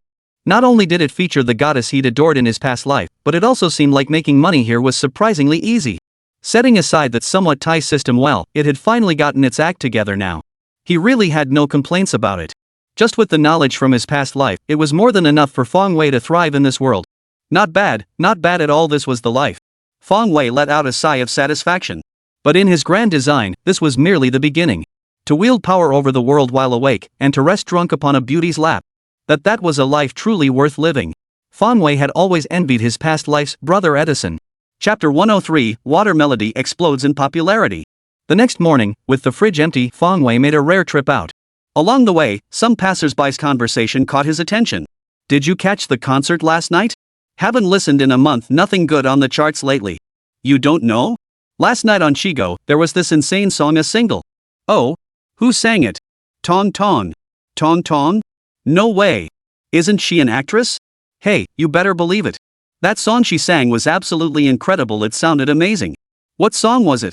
Look it up online. It's called Water Melody. It's not just good, it's incredible. Seriously? Huh, you guys are listening to Water Melody too? I listened to it last night, it's really good. I had it on repeat for 2 or 3 hours straight. Haha, me too. I thought Tong Tong, being an actress, wouldn't sing well, but damn, this song is actually pretty damn good. Is it that good? Let me look it up. Huh, who composed it? Fong Wei? Have you guys heard of him? Fong Wei? Never heard of him. That doesn't make sense. A melody this good should come from someone famous. How could no one have heard of him? For a moment, everyone who heard Water Melody started searching for Fong Wei. Some, out of curiosity, even searched for him on Baidu, but found nothing. This only made everyone even more curious. Who exactly is this Fong Wei? How could he compose such an amazing piece? And most crucially, damn it, he couldn't even be found on Baidu? This is a guy who can't even be found on Baidu. Curiosity was running wild. Within the industry, many are now paying attention to the name Fong Wei. Tong Tong is a TV actress, and not even a top-tier one. Originally, no one expected much from her new song. You're not even established in TV dramas, and now you're trying your hand at singing? Isn't this like having your cake and eating it too? Yet, it was precisely this unprofessional singer whose song went viral overnight. Industry insiders were stunned. When they woke up that morning and turned on their computers, the internet was flooded with news about Water Melody. Tong Tong's new single released, overnight sensation. Tong Tong's new song surpasses 10 million views within 10 hours of release. Water Melody, a perfect fusion of modern music and ancient poetry. At that moment, they realized they had misjudged her. With this song, Tong Tong had truly become the focus of nationwide attention. This phenomenon is known online as overnight sensation. Upon hearing the news, industry insiders rushed to listen to the song. They wanted to see what kind of charm this song possessed that could garner such widespread acclaim. Many had even resolved that if the song had even the slightest flaw, they would launch into lengthy critiques. Yet after listening, everyone fell silent. The song captivated everyone from its very first 2 lines. Then it became utterly irresistible, immersing everyone deeply in its melody. This song, it seems to be flawless after all. Deep in meaning, rich in flavor, and packed with pop appeal, truly a rare gem of a song. If one were to nitpick and find a flaw in this song, it would be Tong Tong's vocal skills. But Tong Tong isn't a professional singer to begin with, what right do they have to criticize her for that? So, everyone fell silent. Yet, the question lingered in their minds, who the hell is this Fong Wei? Who the hell is this guy? No one in the industry had ever heard of such a person. As professional musicians, they could tell this song would be a hit. The melody alone accounted for at least 80% of its appeal. Otherwise, could Tong Tong's mediocre singing skills alone have achieved this level of success? Not a chance. So Fong Wei, the composer, caught everyone's attention. To craft such a beautiful melody? That's genius. But why hadn't anyone heard of him before? Realistically, if he's a composer, he should have some recognition. He couldn't possibly be a newcomer, right? To come out of nowhere and write songs like this? Are you kidding me? As for whether Fong Wei is an outsider to the industry, no one even considered that possibility. Come on, an outsider? That's impossible. If this song was written by an outsider, then all these industry insiders might as well quit their jobs and commit mass suicide. If an outsider can write such a beautiful song, what use are these people? To make them look like fools? So everyone was secretly wondering, could Fong Wei be the pseudonym of some renowned composer? But why would he? And it's such a plain name. If he's going to use a pseudonym, he should at least pick something more sophisticated. Who in their right mind would choose such a name? It's like they're bored out of their minds. Some musicians were discreetly reaching out to verify Fong Wei's identity, but it seemed there really was no such person in the industry. Could it be he's actually an outsider? One of them exclaimed in surprise. He'd been digging around for ages and still hadn't found anything. With such a figure emerging in the music scene, it was only natural to investigate. But he'd come up completely empty-handed. Impossible. Could an amateur really compose this piece? If Fong Wei is truly an amateur, then I'll eat my own. Another one retorted indignantly. What kind of international joke is this? An amateur? Could an amateur possibly reach this level? Do you think this is some kind of sport? Where there's a distinction between professionals and amateurs? When it comes to composing, amateurs just can't pull it off, okay? That's why he scoffed at the idea, feeling bold enough to speak his mind. But the moment he finished speaking, another person seemed to receive some news. His expression turned agitated as he exclaimed. Big news, major news. Turns out this Fong Wei guy really isn't from the industry, he's just Tong Tong's good friend. The moment those words left his mouth, every pair of eyes in the room turned to the man who had just threatened to eat. Chapter 104, Everyone's coming to ask Fong Wei for songs. What? What did you say? The man was stunned. Damn it, did I just get called out that fast? He'd barely finished speaking, okay? Could he at least finish playing the fool? The musician who got the scoop spilled everything he knew. Turns out, the source of this rumor was someone who had been present yesterday. A song composed by a young guy? Just a friend of Tong Tong's? No, I don't buy it. His job must be music related, right? The man shook his head, refusing to accept this reality. Even if this Fong Wei isn't an industry insider, he must come from a musical family, or at least received training in this field since childhood. Right, that must be it. I heard he just runs an online store. An online store owner? An online store owner? A treasure hunter? The man muttered a few words, then fainted. A person with no professional musical training whatsoever composed such a beautiful piece of music and he's just a treasure hunter? How could he possibly accept that? The most crucial thing was, if he didn't get dizzy, how could he save face? He just declared that if Fong Wei wasn't in the industry, he'd eat his own. This was a slap in the face that came way too fast. He couldn't possibly go through with it. So he dramatically feigned fainting. Outside, the commotion was deafening. Everyone was scrambling to find this Fong Wei. Whether they were popular singers, struggling artists, or even TV actors like Tong Tong, they were all scrambling to connect with Fong Wei, hoping he'd compose a song for them. Then, they could ride that song to stardom. Haven't you seen how Tong Tong skyrocketed to fame with this song? If they could get another song like that, they'd be the ones to rise to fame. Driven by this very thought, even more people sought out Fong Wei. Even though Fong Wei kept his phone number secret and gave it to very few people, someone still managed to track him down. That morning, Fong Wei was gaming at his computer when an unfamiliar number rang. Fong Wei answered, "Hello, who is this?" "Hello, Mr. Fong Wei." It was a woman's voice. "I'm from Brilliant Entertainment," she said. "We'd like to arrange a song with you. The price is negotiable. As long as it's of the same quality as Water Melody, we'll take as many as you have. We guarantee. We won't pay less than what Director Lee and his team offered." Fong Wei hesitated. "Forget it. I'm not planning to pursue a career in music." Hearing that, he almost hung up. "As many as you have? You must be living in a dream world." Even if you want to buy them, would he sell? No way. He wants to keep it for himself in the future. We're in no rush. Just contact us once you've written it down when inspiration strikes. The woman's voice said. "Not planning on it for now.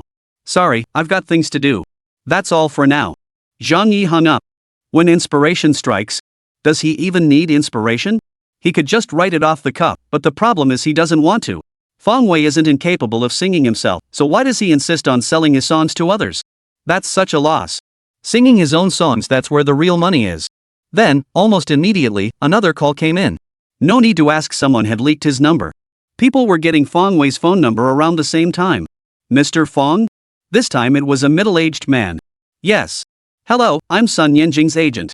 Sister Fei listened to your Water Melody and loved it so much she specifically asked me to contact you about a song collaboration." Sun Yanjing? Who's that? Never heard of her. Fong Wei hadn't even heard of her, but he figured she must be someone fairly well known in the music industry. Otherwise, this guy wouldn't be talking like this. As if it were some great honor for Fong Wei to write songs for this Sister Fei. Put. He'd be the last one to agree to that. Fong Wei was already annoyed by the tone.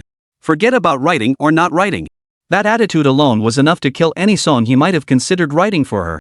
Fong Wei replied, "Sorry, but I definitely won't be writing songs anytime soon. This isn't my main gig anyway. Think it over." "Our rates are definitely competitive," the middle-aged man persisted. Fong Wei replied, "It's not about the money. Thank you for appreciating my work, but let's discuss this another time. I've got things to attend to. I'll hang up now." Indeed, he had other things to attend to. Why would he waste time arguing with this person? And it was serious business. His game had already started. If he didn't get back to it soon, he'd end up letting his teammates down. You just can't let your teammates down. No sooner had he hung up than the third call came in. "Hello, is this Mr. Fong, composer of Water Melody? Are you available now? Can we meet to discuss? I'd like to commission a song from you." He declined each one. Fong Wei quickly turned off his phone, dreading another call. These people are really something, few know his number. It was surprising they'd managed to track it down and call every single one. But Fong Wei really didn't want to take any more calls. He genuinely had no intention of selling his songs anymore. That would be like killing the goose that lays the golden eggs. The works in his mind were meant to serve him bit by bit, not others. After all, he was a man determined to break into the entertainment industry.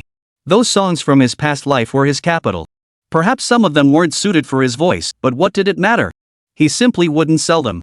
Did he have to sell just because others wanted to buy? What rule says that? Fong Wei had never heard of it. He'd deal with it later. Besides, he wasn't short on money. A song? With his current fame, it would fetch no more than 100,000 or too utterly pointless. Better to wait until he's fully entered the entertainment industry. If he comes across someone he likes, he can sell the songs that don't suit him to them. That would be perfect. He could even build some good karma for himself. Right now, these songs only bring in a pittance. So even though many people were approaching him for song commissions, Fong Wei had no intention of agreeing. Chapter 105, The Writers Association Invitation.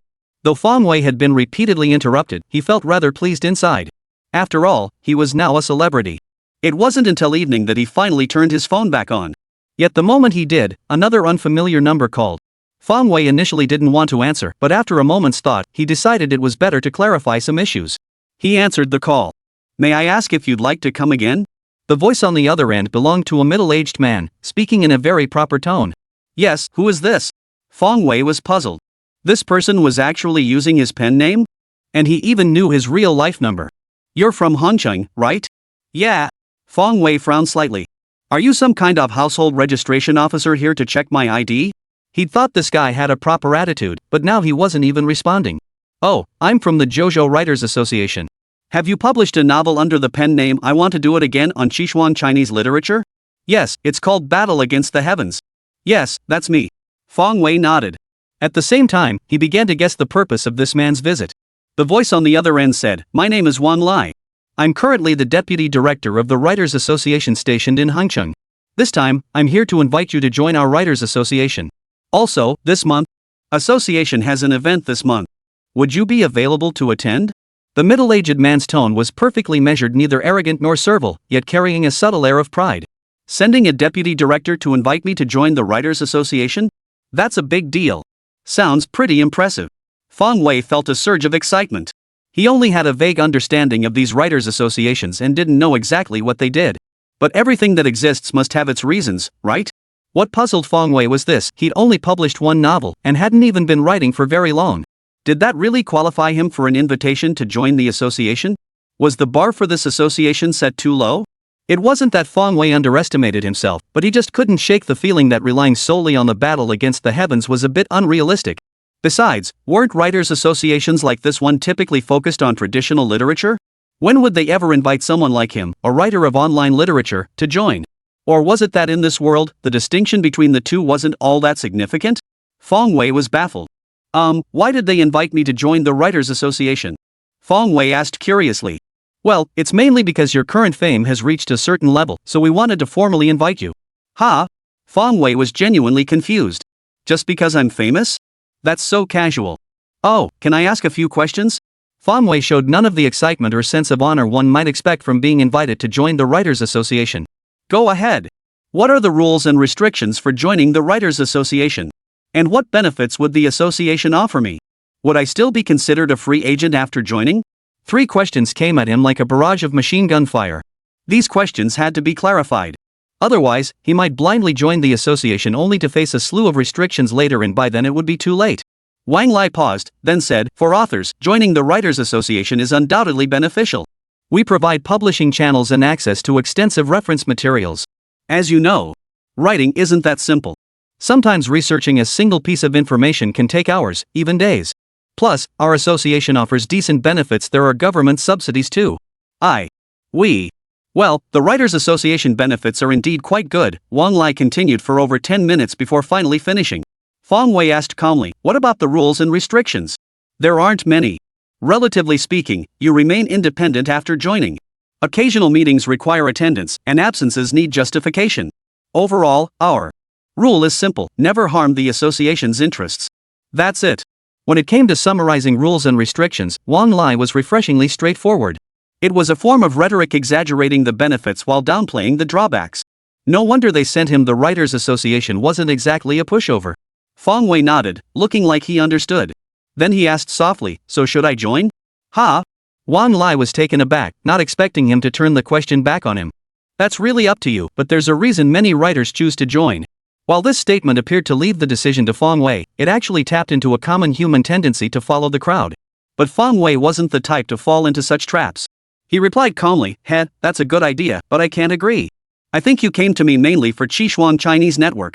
This point had just dawned on Fong Wei. Why would a traditional writers' association invite him to join? Logically, it made no sense. But upon careful reflection, Fong Wei began to see the pattern. It all boiled down to the rise of online literature threatening the status of traditional literature.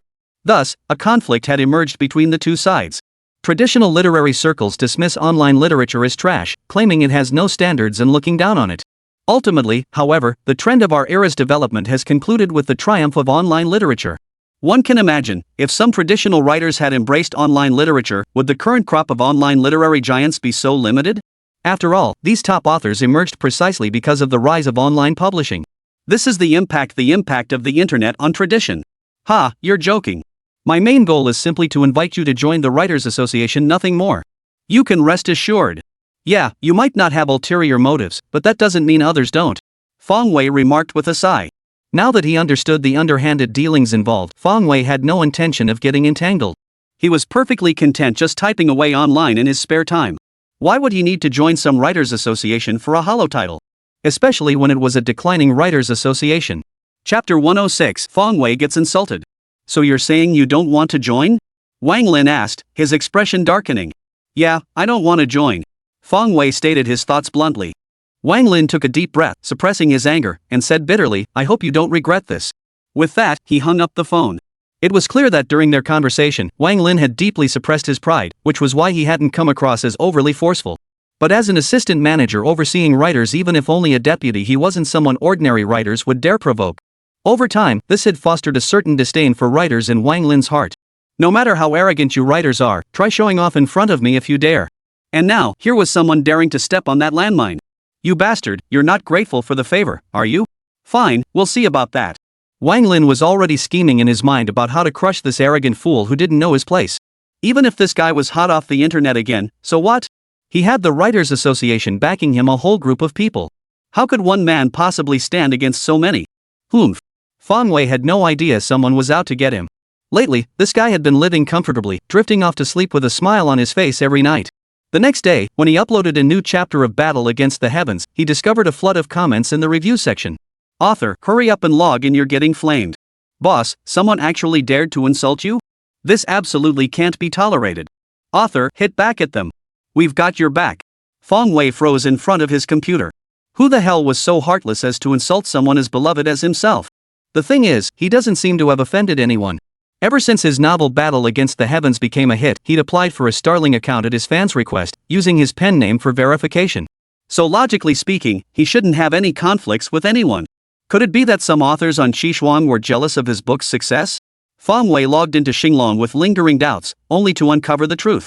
He never imagined it would be triggered by a single post from this bastard. Wang Lin. Verified, deputy leader of the Writers Association, poet, author. He also had tens of thousands of followers. Wang Lin publicly berated on Xinglong. Some online writers these days are so incredibly arrogant. They achieve a little success online and immediately forget their roots. Yesterday I met some online writer. Apparently he penned a book called something like Battle Against the Heavens and the guy's tale was practically in the air. He even looks down on the Writers Association. You're just an online writer, not even a proper author. So where do you get the nerve? It's unbearable. Below, a flood of fan comments poured in. The author of Battle Against the Heavens? Is that the guy who wanted to do it again? Who knew he was like this? Exactly. What's so great about being an online writer? Their novels are all so cliché and unoriginal. Standing with you, bro. Never reading Battle Against the Heavens again. Once he got famous, he started acting like this? This author is disgusting. Then, numerous Writers Association authors and poets reposted this Star Lang. New generation martial arts writer Zhou Yujin retweeted, today's online writers are truly outrageous. They achieve a little success and think they're the next big thing. Romance novelist Zhou Xiaohong retweeted, I read that Battle Against the Heavens book, the writing is so amateurish. How did it even get popular? Children's author Ma Wenwen, exactly. I read it and couldn't figure out what's so great about it. Where does that author get the nerve?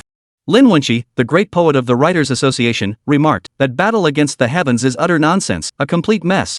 And they look down on the Writers' Association? People like this, no matter how much success they achieve online, will never accept them. Another somewhat well-known poet chimed in, Teacher Lin is giving that guy too much credit. He deserves another round of criticism. What qualifications does he have to join the Writers' Association? If he's content writing simplistic online fiction, fine. But if he has the talent, he should write traditional literature. If you've got the chops, go write traditional literature. Fang Wei, sitting at his computer, couldn't help but curse, holy, you all. Are you guys monkeys hired to entertain us? Damn it, all he did was refuse Wang Lin's invitation to join the Writers' Association. They actually got so many people from the Writers' Association to gang up and trash him on Xinglong? You think I'm easy to push around, huh? Individually, those people might not have many followers and wouldn't make much of an impact. But when they band together, the effect is massive. The Writers' Association has plenty of poets and writers in its ranks. Now Wang Lin's fans and others have swarmed Fang Wei's Xinglong account to trash talk him indiscriminately, trying to curry favor with the crowd, showing off like you're some big shot. So what if you wrote that book, Battle Against the Heavens? What a piece of trash. Everyone, don't read this guy's books, they're disgusting. Exactly. Online writers are just online writers, they can't hold a candle to traditional authors and poets. Exactly. He's just a nouveau riche upstart. What literary quality does he have? Exactly. Not only is his literary cultivation lacking, but his writing is trash, utterly devoid of literary merit.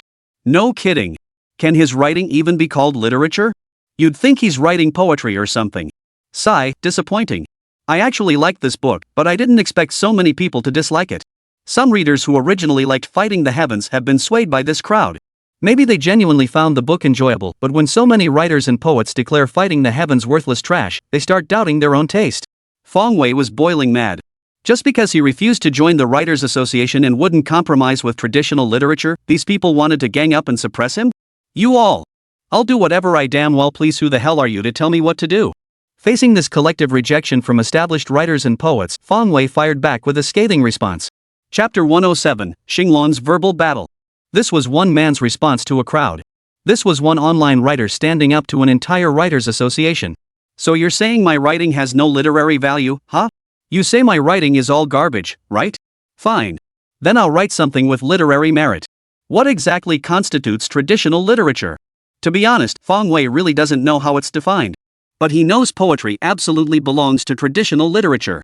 It's been passed down through generations since ancient times. Who dares say it isn't traditional literature? Who dares say poetry lacks literary value? It's just poetry, right? As if he couldn't do it. As luck would have it, he just happened to be well versed in poetry. Fang Wei wrote thus. Yufu bookstore stands deserted, lonely books gather dust, unnoticed. Long shut, today opened, only tears on paper add to sorrow. Alas, books and people meet no fate, only adding emptiness to the space where no one dwells.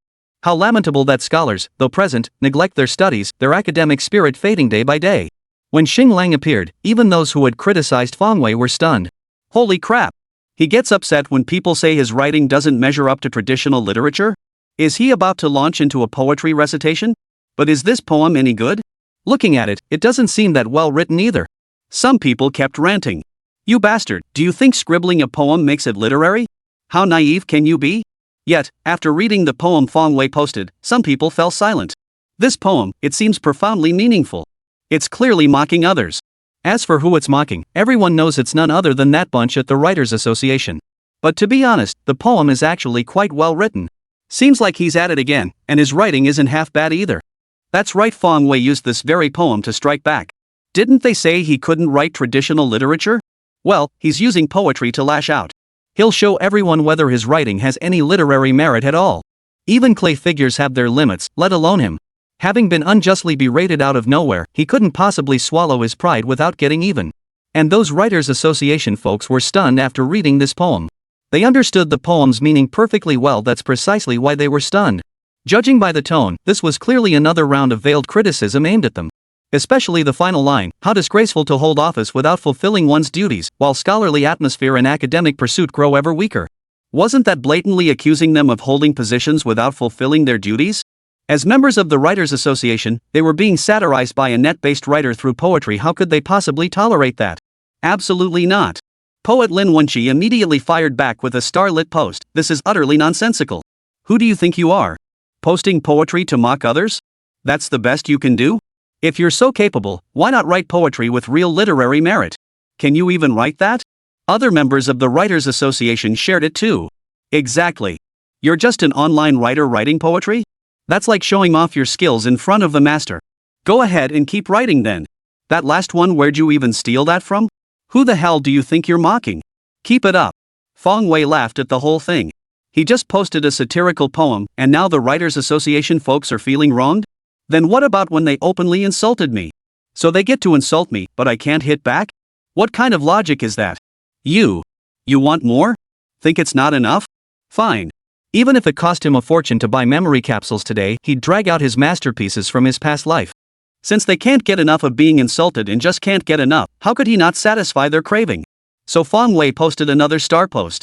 A rat has fur, but a man without decorum? A man without decorum, why not just die? A rat has teeth, yet a man lacks restraint. A man without restraint, why should he not die? A rat has a body, but a man lacks propriety. A man without propriety, why not die quickly? When this poem came out, the Writers Association folks nearly choked on their own blood. You bastard. Go to hell. You actually wrote that. Lin Wenqi's face darkened. Wang Lin's entire face darkened. Ma Wenwen was also stunned, her mouth agape. Every Writers Association member who had ever criticized Fong Wei on Xinglong now wore an extremely unpleasant expression.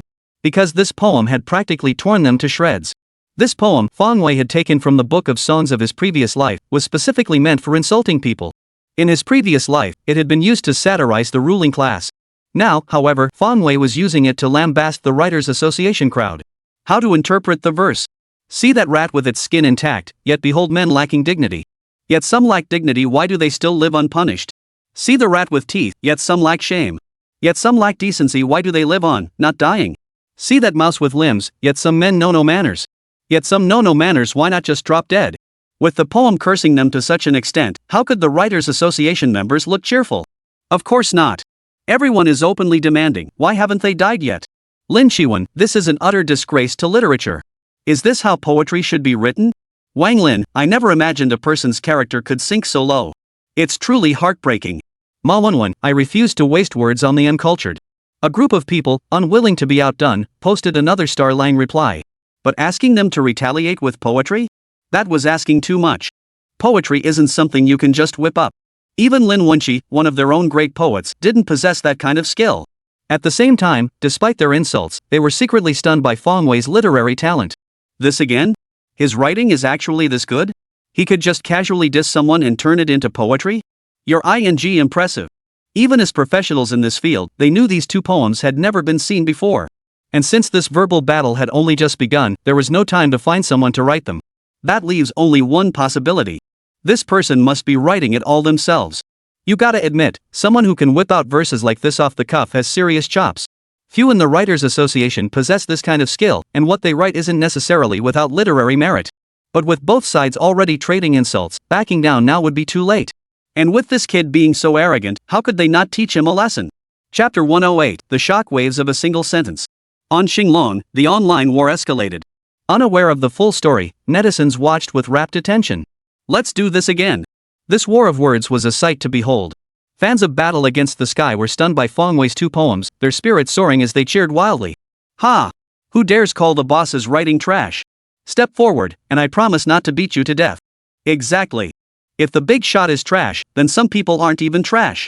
I'll ask just one thing, if you're so great, why don't the Writers Association folks use poetry to insult people? Can you even do that?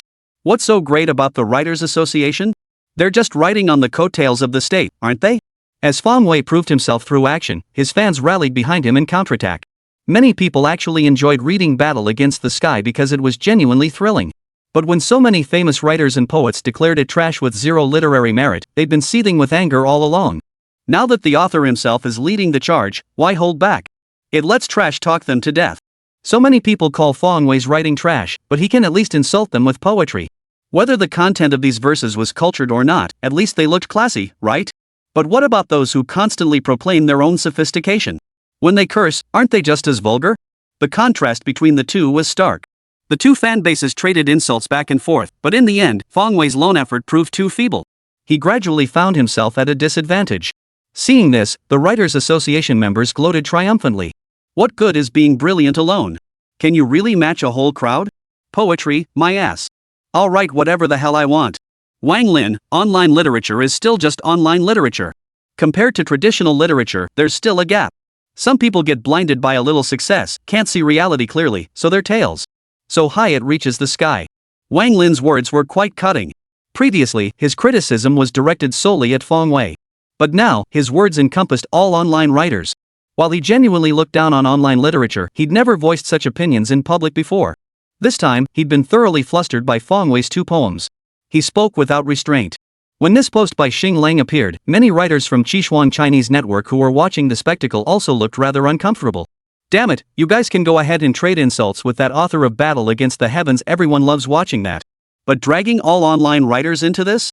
And to do it in a public forum? For a moment, many online writers seethed inwardly. Yet, even though Wang Lin had insulted them, they dared not retaliate. After all, he was a leader of the Writers Association. They didn't have the guts. Instead, they pinned their hopes on Fong Wei. You're one of us online writers, surely you won't let him get away with that? You've got to stand up for yourself. Fong Wei was unaware that many of his peers were pinning their hopes on him to fight back, but he wasn't about to let it slide either. If you look down on web literature, then look down on it. I don't give a damn whether you respect it or not. But what the hell is with you coming here to insult me? Damn it, this is where I draw the line. And so, Fong Wei's third Xinglong emerged. This time, he didn't use poetry. Honestly, there's not much to say about some things. I'm self-taught in literature, and this is only my first few attempts at poetry. It's not great, it's definitely amateurish.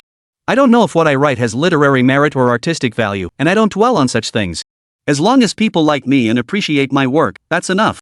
As for literary value, my personal take is simple. Compared to science, literature may seem useless. But perhaps its greatest value lies precisely in its uselessness. This passage was lengthy, yet its effect was undeniable. Everyone who reads it pauses in surprise. Why does this passage sound so profound? A latecomer to literature? First time writing poetry? An amateur? Why does this feel less like compromise and more like pouring gasoline on the fire? Damn it, you just posted 2 poems, tore others to shreds, and threatened to make them drop dead.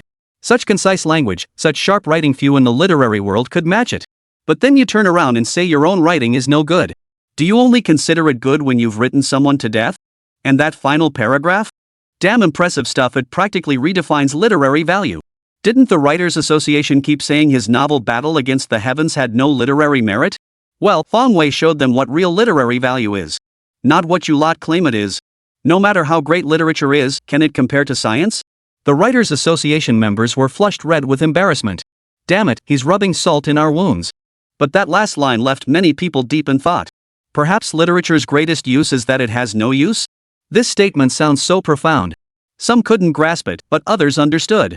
And whether they understood or not, no one spoke. They were all stunned by that final line. Their bold criticism of the author of Battle Against the Heavens was largely based on the fact that they wrote traditional literature, while the other wrote online literature, right? No matter how popular the other might be online, they only need to declare it lacks literary merit.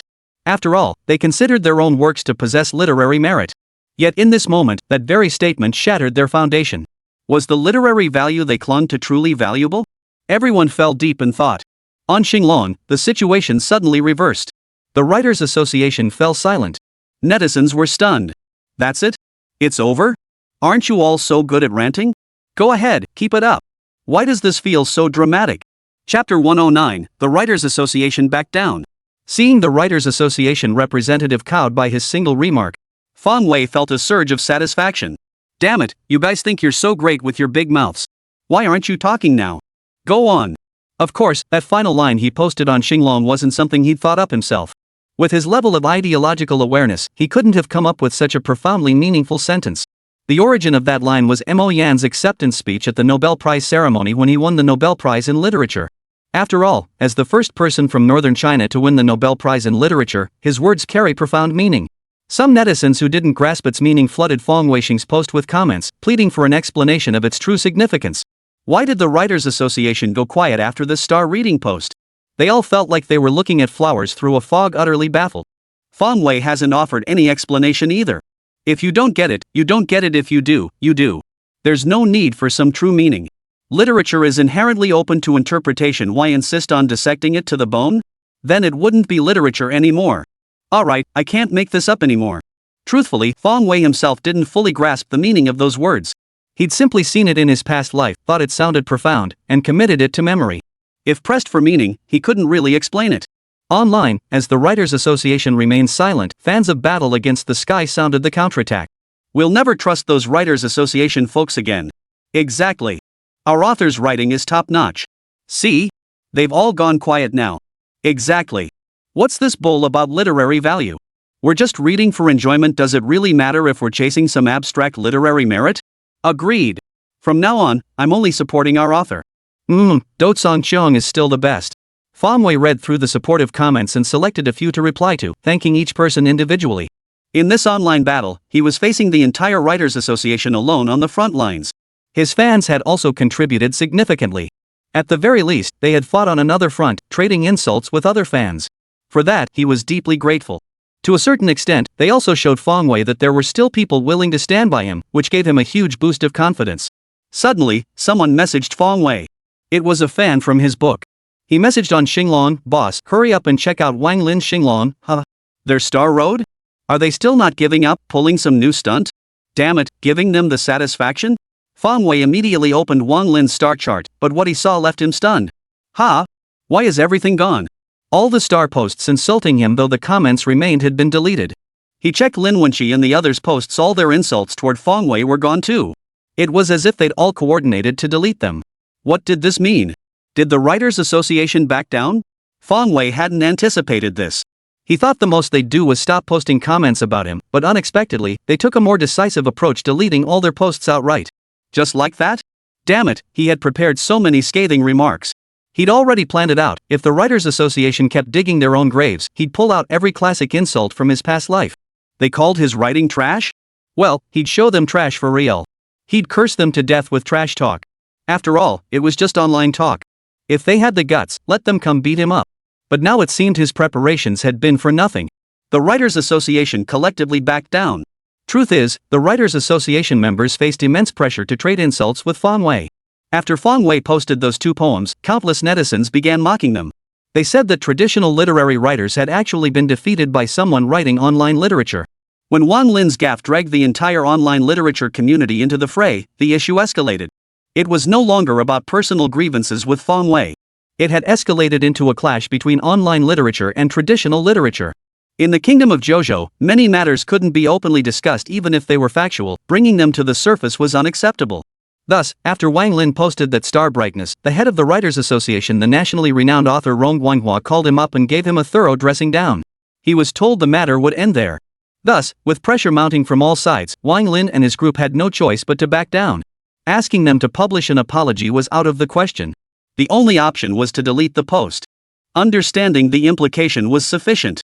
Even so, Wang Lin and the others had completely lost face. Their reputations were utterly ruined. Ironically, the very pen name they had to abandon now resonated throughout the literary world. Originally, the novel Battle Against the Heavens was already wildly popular. Given its current explosive success, it wouldn't be an exaggeration to call it the most successful web novel of the year. Never before had a novel stirred such a storm, and Battle Against the Heavens had achieved it. And now, this Do It Again had single-handedly taken on the entire crowd, using its literary prowess to deliver a resounding slap to the Writers' Association. Especially those 2 poems, perfectly crafted and rich with satire. The literary world has etched the pen name Yao Huan Lai Zai Ichwei into its memory. Perhaps this author's achievements will only grow greater in the future. Though the pen name is a bit vulgar. But that's beside the point.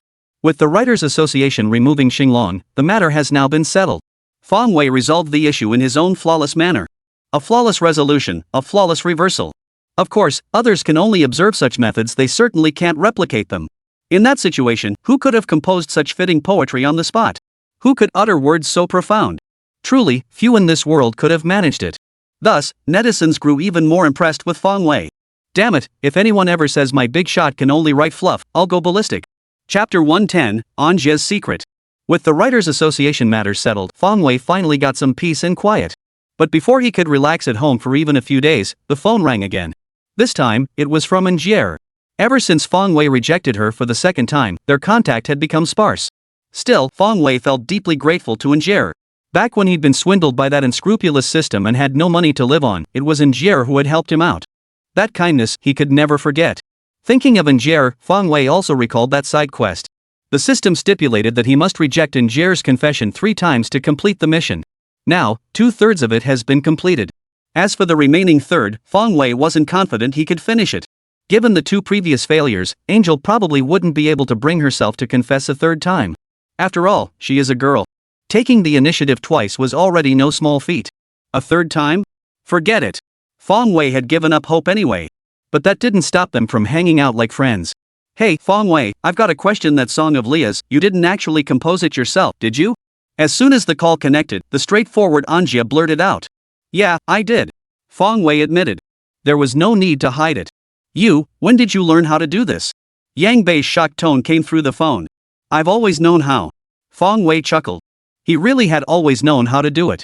Ever since he came to this world, he'd been able to, and no one was going to dispute the copyright on the tunes. Then why didn't you say anything? You never asked. Feng Wei said mischievously. I don't care. As punishment for not telling me the truth, you're buying me lunch today.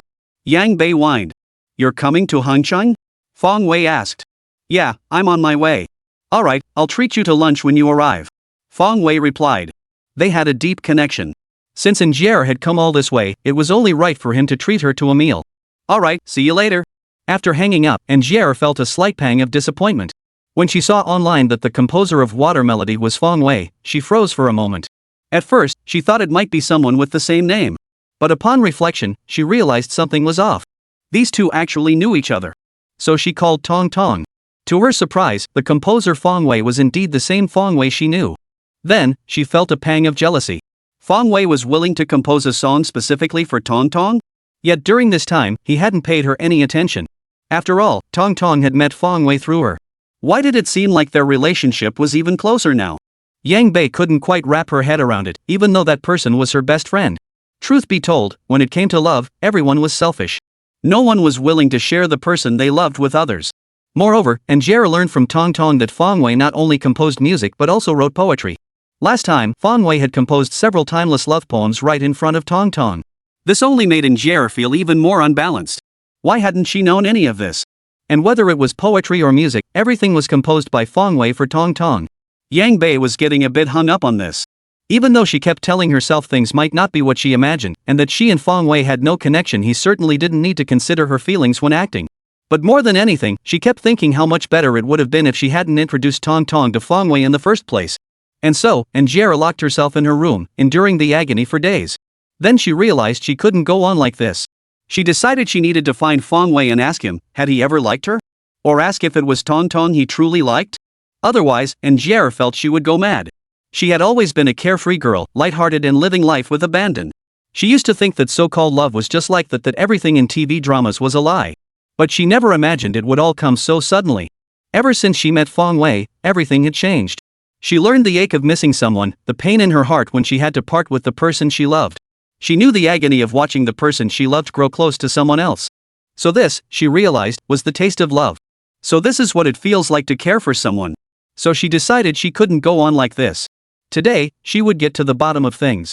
Either they would confess their feelings to each other, or she would leave with a heavy heart. Having taken this step, she must walk it through with courage. In the car, Angel's heart raced with anxiety. She felt no certainty, and today held a high chance of failure. The previous 2 rejections had already given her the answer. The first time had been half joking, hardly genuine. If Feng Wei truly liked her, he would have agreed long ago. Yet she still couldn't bring herself to believe it. She wanted to try one more time.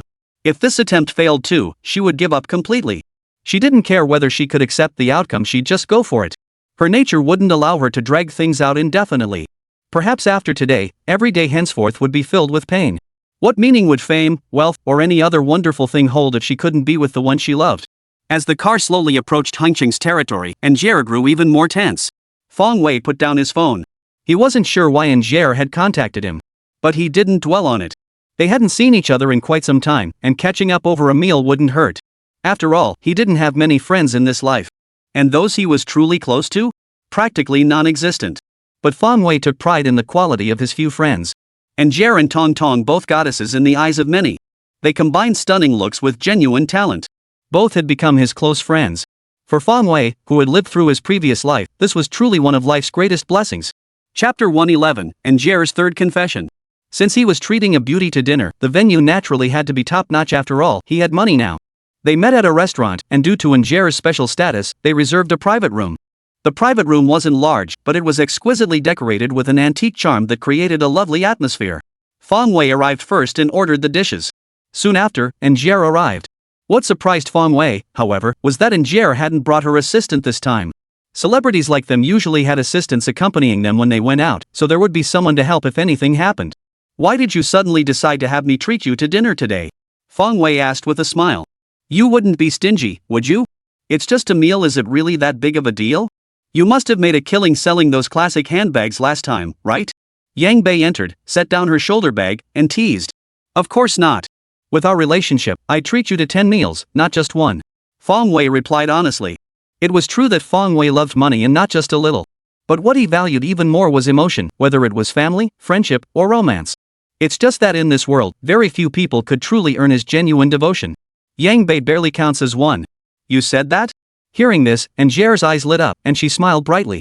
"Of course, I won't go back on my word." Fong Wei confirmed. "By the way, what have you been up to lately? You haven't listed any new products in over a month?" Once the conversation started flowing, Anjera began asking questions. She only knew that during their time apart, Fong Wei had written poetry and composed songs for Tong Tong. She wanted to know what he'd been doing with the rest of his time. "I've been busy writing a novel lately." Just then, the dishes began arriving at the table. Fong Wei answered between bites. "Writing a novel? You can write novels too?" Yang Bei's voice suddenly rose several pitches, sounding utterly astonished. Had this been in the lobby, it would have drawn attention. "What do you mean, can write novels? I've got plenty of other skills." After swallowing a mouthful of food, Fong Wei casually showed off. "What's the name of the novel you wrote? I'll check it out later." Yang Bei asked with genuine interest. She had quite a few hobbies, among which reading novels and playing games were her favorites.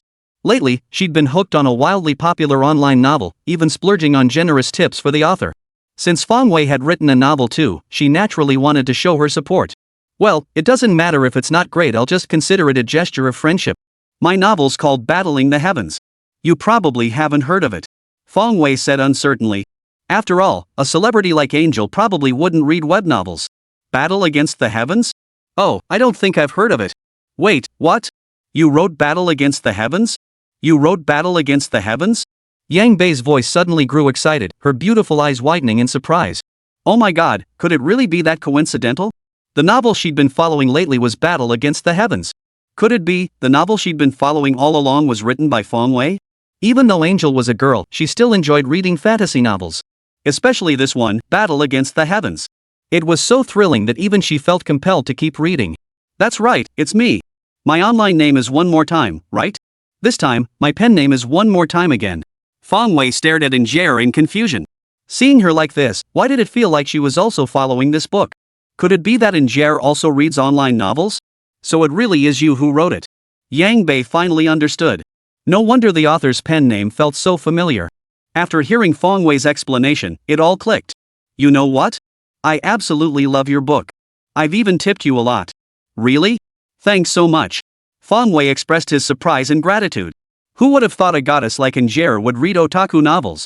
So it was you who got into that heated exchange with the Writers Association on Xinglong the other day? As a fan of Battle Against the Sky, Anjera naturally followed the recent Starling platform Flame War. Exactly. Wang Lin wanted to invite me to join the Writers Association, but I refused. So they started insulting me on Xinglong. I wasn't going to let them get away with it, so I fired back. Fong Wei explained. The Writers Association had clearly acted unfairly, and he felt no shame in speaking up. So that's how it was. Those Writers Association people are truly despicable. Yang Bei added resentfully. Compared to the Writers Association, she naturally sided with Fong Wei. Besides, Fong Wei was clearly in the right. Still, those two poems of yours were brilliantly written, such masterful criticism. At this point, Anjera looked at Fong Wei with genuine admiration. Brilliant? Well, maybe. Fong Wei gave an awkward smile. While he secretly thought his rebuke was spot on and pretty awesome, he couldn't help but wonder, why was this girl staring at him so intently? I heard you wrote a few poems for Tong Tong too? Yang Bei changed the subject and continued asking. At this point, the atmosphere grew subtly tense. Yeah, sort of. I wrote them last time we had dinner, when I was competing with her friends. Fong Wei nodded in acknowledgement. Though not specifically for Tong Tong, they were connected to her nonetheless. Then, would you be willing to write a love poem just for me? Or compose a song specifically for me? Finally, biting her lip, Anjera voiced the question in her heart. Though her words were vague, she trusted Fong Wei would understand. What is love in this world, that it commands life and death to pledge? If love endures through time, does it truly matter if we're together day and night? These poems are truly beautiful. But would you write one for me too? I truly envy Tong Tong. Yang Bei kept her eyes slightly closed, avoiding Fong Wei's gaze. She feared that when Fong Wei spoke his next words, she would be so disheartened she wouldn't know how to face the face she longed for day and night. So she simply looked away. Counting the previous 2 times, this would be the 3rd confession, wouldn't it? Chapter 112, New Product Launch. Fong Wei understood her words perfectly well, but they left him stunned. Willing or not? He didn't know. He truly didn't know. To say he didn't feel anything for Anjera would be a lie, but feelings were just feelings, not love. They hadn't reached that stage yet. Perhaps this was the realm of being more than friends, yet not quite lovers. Setting aside the system quest, if he had to be honest about taking responsibility, Fong Wei would still choose to refuse. When Anjera first made that half-joking confession, truth be told, Fong Wei genuinely wanted to accept. But the system quest held him back. Back then, he didn't know Anjera well. He was mostly drawn to her looks. Having a goddess-level girlfriend would be incredibly impressive. But now, as their relationship deepened and they became true friends, he actually had to think it through seriously. Maybe Fong Wei was being overly sensitive, but that was just who he was. Host, what the hell are you thinking? Just reject her already. Your mission will be complete. The system popped up a rare occurrence. Fong Wei, shut up, stop nagging. The system, after all, liked human emotions. Some things, it simply couldn't understand. If Fong Wei truly loved Angel from the bottom of his heart, he would have agreed even if it meant facing the punishment for mission failure. But ultimately, their relationship hadn't reached that point. Can we swap the request? I'm not just good at love poems, I excel at writing other kinds too. Fong Wei opened his mouth, then forced the words out. His words were vague, offering no clear indication of willingness. But Anjera seemed to understand. Alright, I understand. No need. Thanks for the meal. I have to go now. Yang Bei picked up her bag, leaving without touching a single bite of food. She feared that if she stayed any longer, she would break down and cry. As she turned away, a mist of tears already filled her eyes. Watching Anjera's retreating figure, Fong Wei felt a pang of sadness himself. Perhaps that's just how love is. He was indeed overly sentimental, unwilling to settle. If they were truly meant to be together, it had to be based on genuine mutual affection. Otherwise, there would always be a sense that something was missing between them. With the beauty gone, staying alone held no meaning for Fong Wei. He promptly left the restaurant and returned home. Side note, alright, I admit it, these 2 chapters turned out a bit heavy again. Honestly, aside from the system elements, many of these scenes mirror my own life. But I won't write like this anymore. If you have any suggestions, feel free to leave them in the book review section. I'll read every single one carefully, whether it's criticism or praise. The fact that you take the time to comment shows you've put thought into your reading. For that, I'm truly grateful. Thank you all for your support. Upon returning to the room, the system's notification tone sounded. Congratulations, host. The task of rejecting Angel's 3 confessions has been completed. You have earned 1 lottery chance. Another lottery chance? Fong Wei perked up, his lingering sadness fading a bit. The prizes from these draws were always top-notch. Let the lottery begin. Without further ado, his focus shifted entirely to the lottery wheel spinning in his mind. Upon receiving the command, the pointer began spinning wildly. Unable to see the specific contents on the wheel, Fong Wei didn't harbor high expectations. Still, he kept hoping to win a new product. He had no choice. He hadn't opened his online store for over a month to focus on his novel. If this continued, the buyers in his group chat would likely leave en masse. After several minutes, the pointer's rapid spin finally slowed down, eventually settling in a blurred section. Ding! Congratulations, host!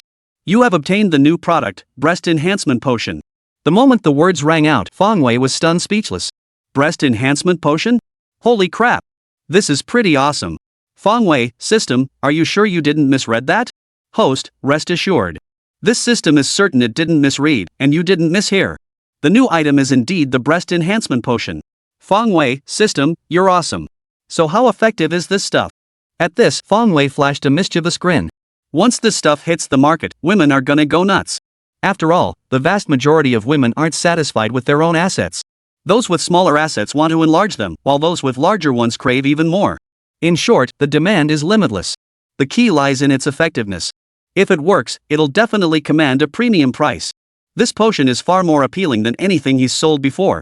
It's practically a game changer for female characters. Host, rest assured this potion's potency is rock solid. The system's tone was confident and unquestionable. After all, it was a system product guaranteed to be top-notch. Then, Fong Wei suddenly thought of a very serious question. System, what if someone's parts are already large enough, but after using our potion, they exceed the limit? This was a question worth pondering. Reaching a G-cup would be impressive, the ideal size envied by women and fantasized about by men. But any larger than that, and it would fall into the realm of a cow. That would be a bit disgusting. So this problem needs solving. Otherwise, society would descend into chaos.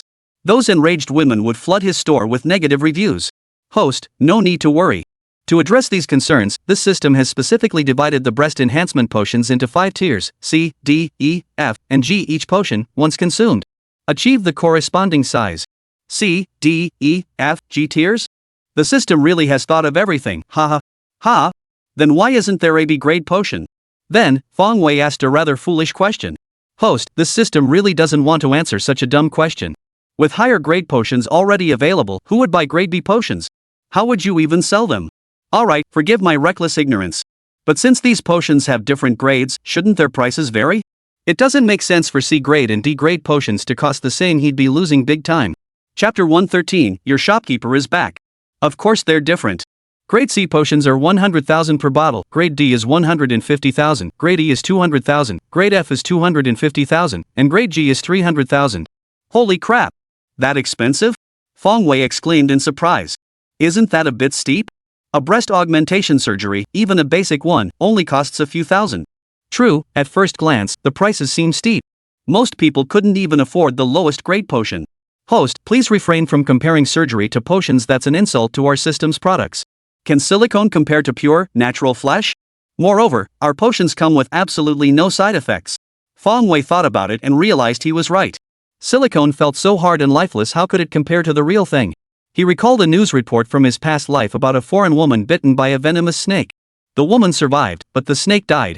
The reason? Silicone poisoning. So the surgery was still subpar. Medicinal solutions were the true path, pure natural ingredients were the ultimate solution. The next task is issued below. Host, sell 100 bottles of each of the 5 breast enhancing potions. Task duration, 1 week. Reward, 1 lottery draw opportunity. Task penalty, host is prohibited from engaging in sexual relations for 1 year. The failure penalty for this task has been updated. Fong Wei rubbed his nose and sighed softly. But compared to the initial penalty of losing a few centimeters, this was much gentler. He figured that back then, since he hadn't wanted to be a treasure hunter yet, the system's punishment had been harsher. Fong Wei silently recited, claim reward. Then, 500 colorful bottles materialized out of thin air in his room. Fong Wei logged into QQ and sent his first message to the group in a month. Once more, fellow villagers, brothers and sisters, good morning. Your shopkeeper is back. Long time no see. How has everyone been? Fong Wei had expected everyone to be thrilled to see him after such a long absence. But reality soon proved him wrong. Lonely fireworks, holy crap. Shopkeeper, did you come back from the dead? Moving mouse, shopkeeper, did they let you out? Ah, glad you're back. Glad you're back. Who hasn't made mistakes? Arrogant rich kid, you bastard actually got out? Guys, drag the shop owner out and chop him up. Black sweater, shopkeeper, get out. I don't want to see you. Just go. Sky's so blue, my sword's been itching for a fight. A flood of messages, all saying they never want to see Fong Wei again. Holy crap, do these people have to be so extreme? He hasn't posted in the group for over a month? He hasn't listed new products for over a month? Isn't he just? Alright, thinking about it, Fong Wei might have been a bit excessive. But they didn't have to be so unwelcoming either. One more time, don't you even want to know what I've been up to this past month? Fong Wei wasn't giving up and asked again. Was this popular, charming young man about to be rejected? Lonely fireworks, nope, not interested at all. Autumn wind sweeps fallen leaves, right? I thought the shop owner got busted at a nightclub? Sky's so blue, shop owner, if you must go, stick to legitimate establishments. Getting caught this time was one thing, but contracting an illness next time would be far worse. Chubby's still hot, exactly. And remember to pace yourself, young man. Take care of your health now, or you'll regret it when you're old. Holy. Fong Wei was stunned. He got arrested at a nightclub? When did he ever go to nightclubs? And why would he get arrested at a nightclub? Could he even catch a disease there? What the hell was this guy talking about? Wei couldn't understand a single word. Fong Wei was utterly confused. He felt that the civilization of Jojo Kingdom had grown increasingly profound and intricate. Even the most basic human interactions had become profoundly complex. What level of education does one need to understand what netizens are saying? He had a bachelor's degree, but apparently that wasn't enough. One more time, sigh, forget it. I was going to share some news about new products, but seeing how unwelcome I am here, I'll just leave. Fong Wei tossed out a seemingly disheartened remark. Wait, new products? The group fell silent, then the entire mood shifted. Lowly fireworks, no, shop owner, please don't. You have no idea how much we missed you while you were gone. We were practically staring ourselves blind, longing for you day and night. Skies so blue, exactly. You finally show up, so stick around a bit longer. Why the rush to leave? Autumn wind sweeps fallen leaves, yeah. This past month, your voice, your smile, your every word and action kept appearing in my dreams. I've missed you terribly. Chubby's still handsome, exactly. Just chat a bit longer, maybe talk about the new products? After all this time, Fong Wei's buyer group had grown to over 100 members.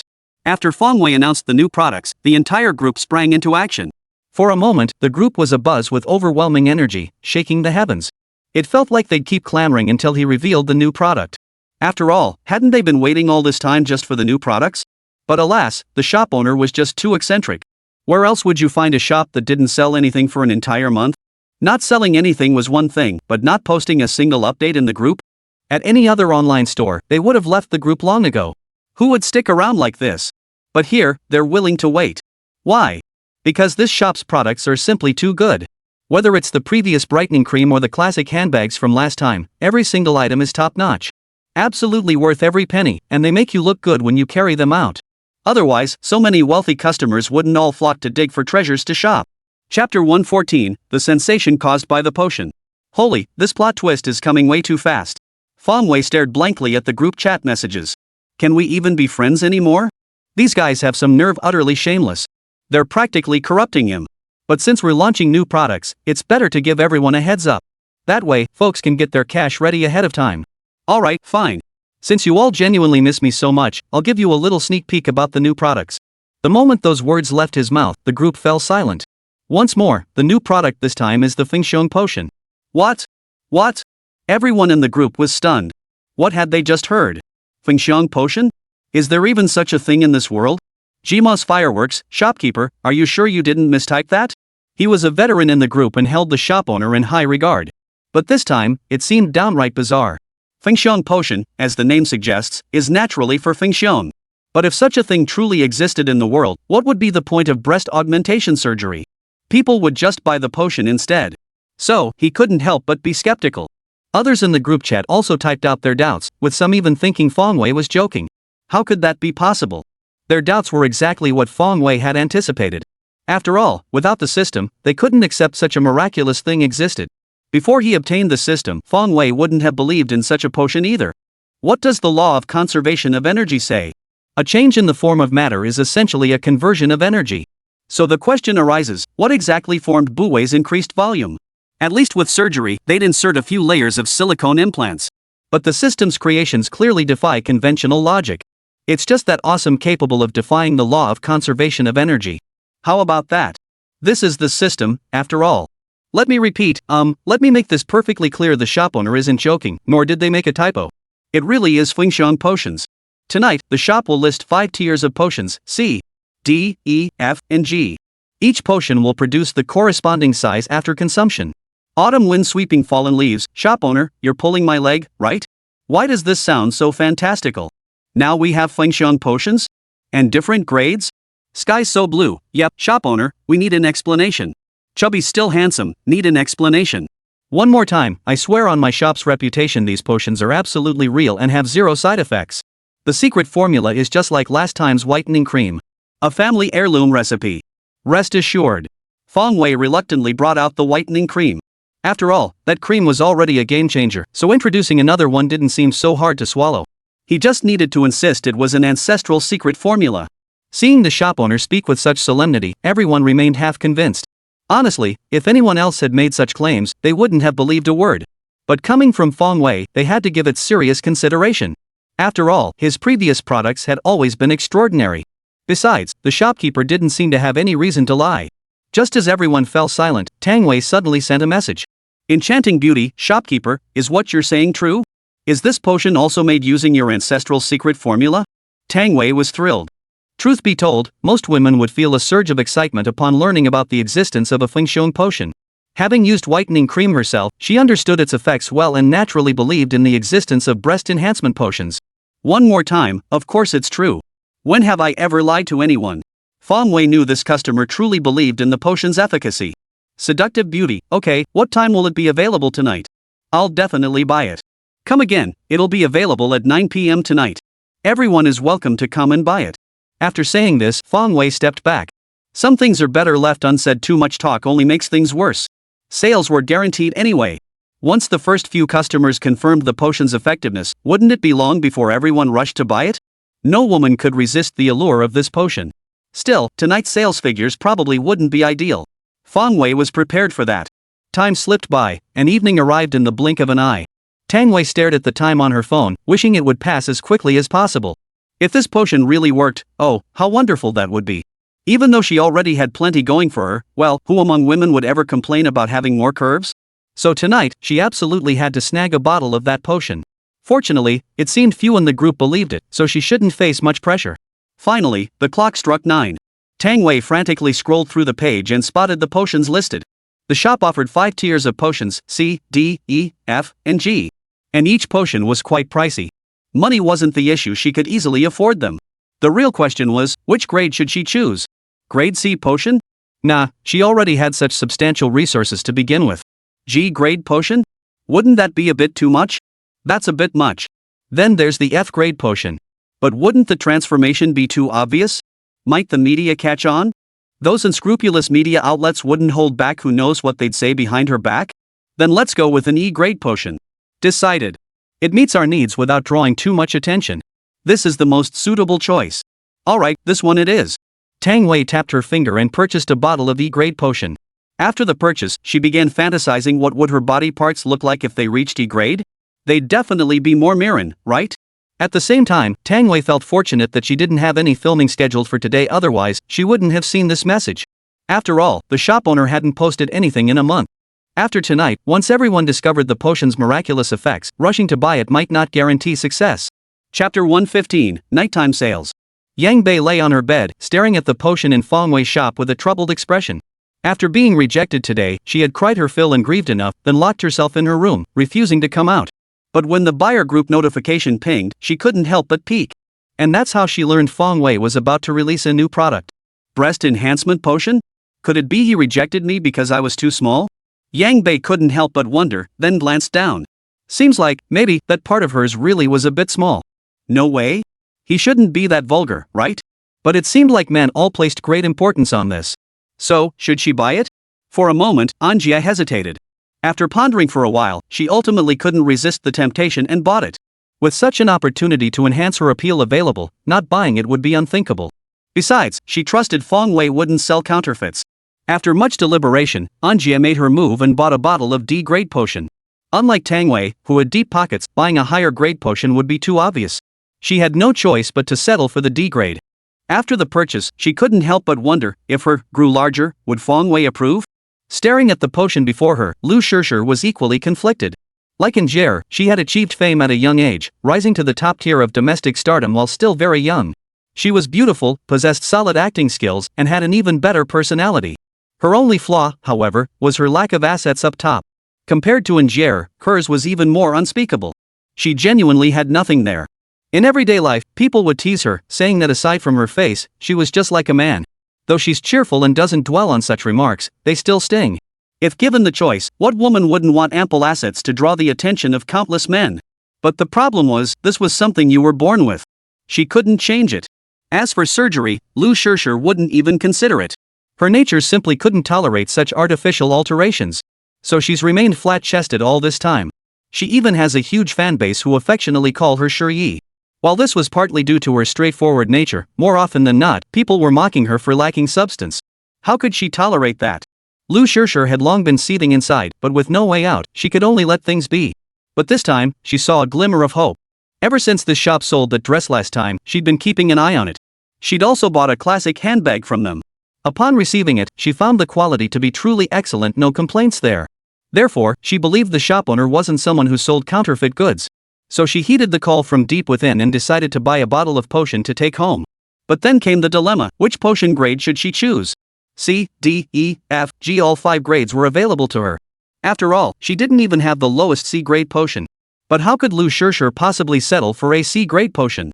After enduring years of ridicule, she had finally waited for her chance to turn the tables.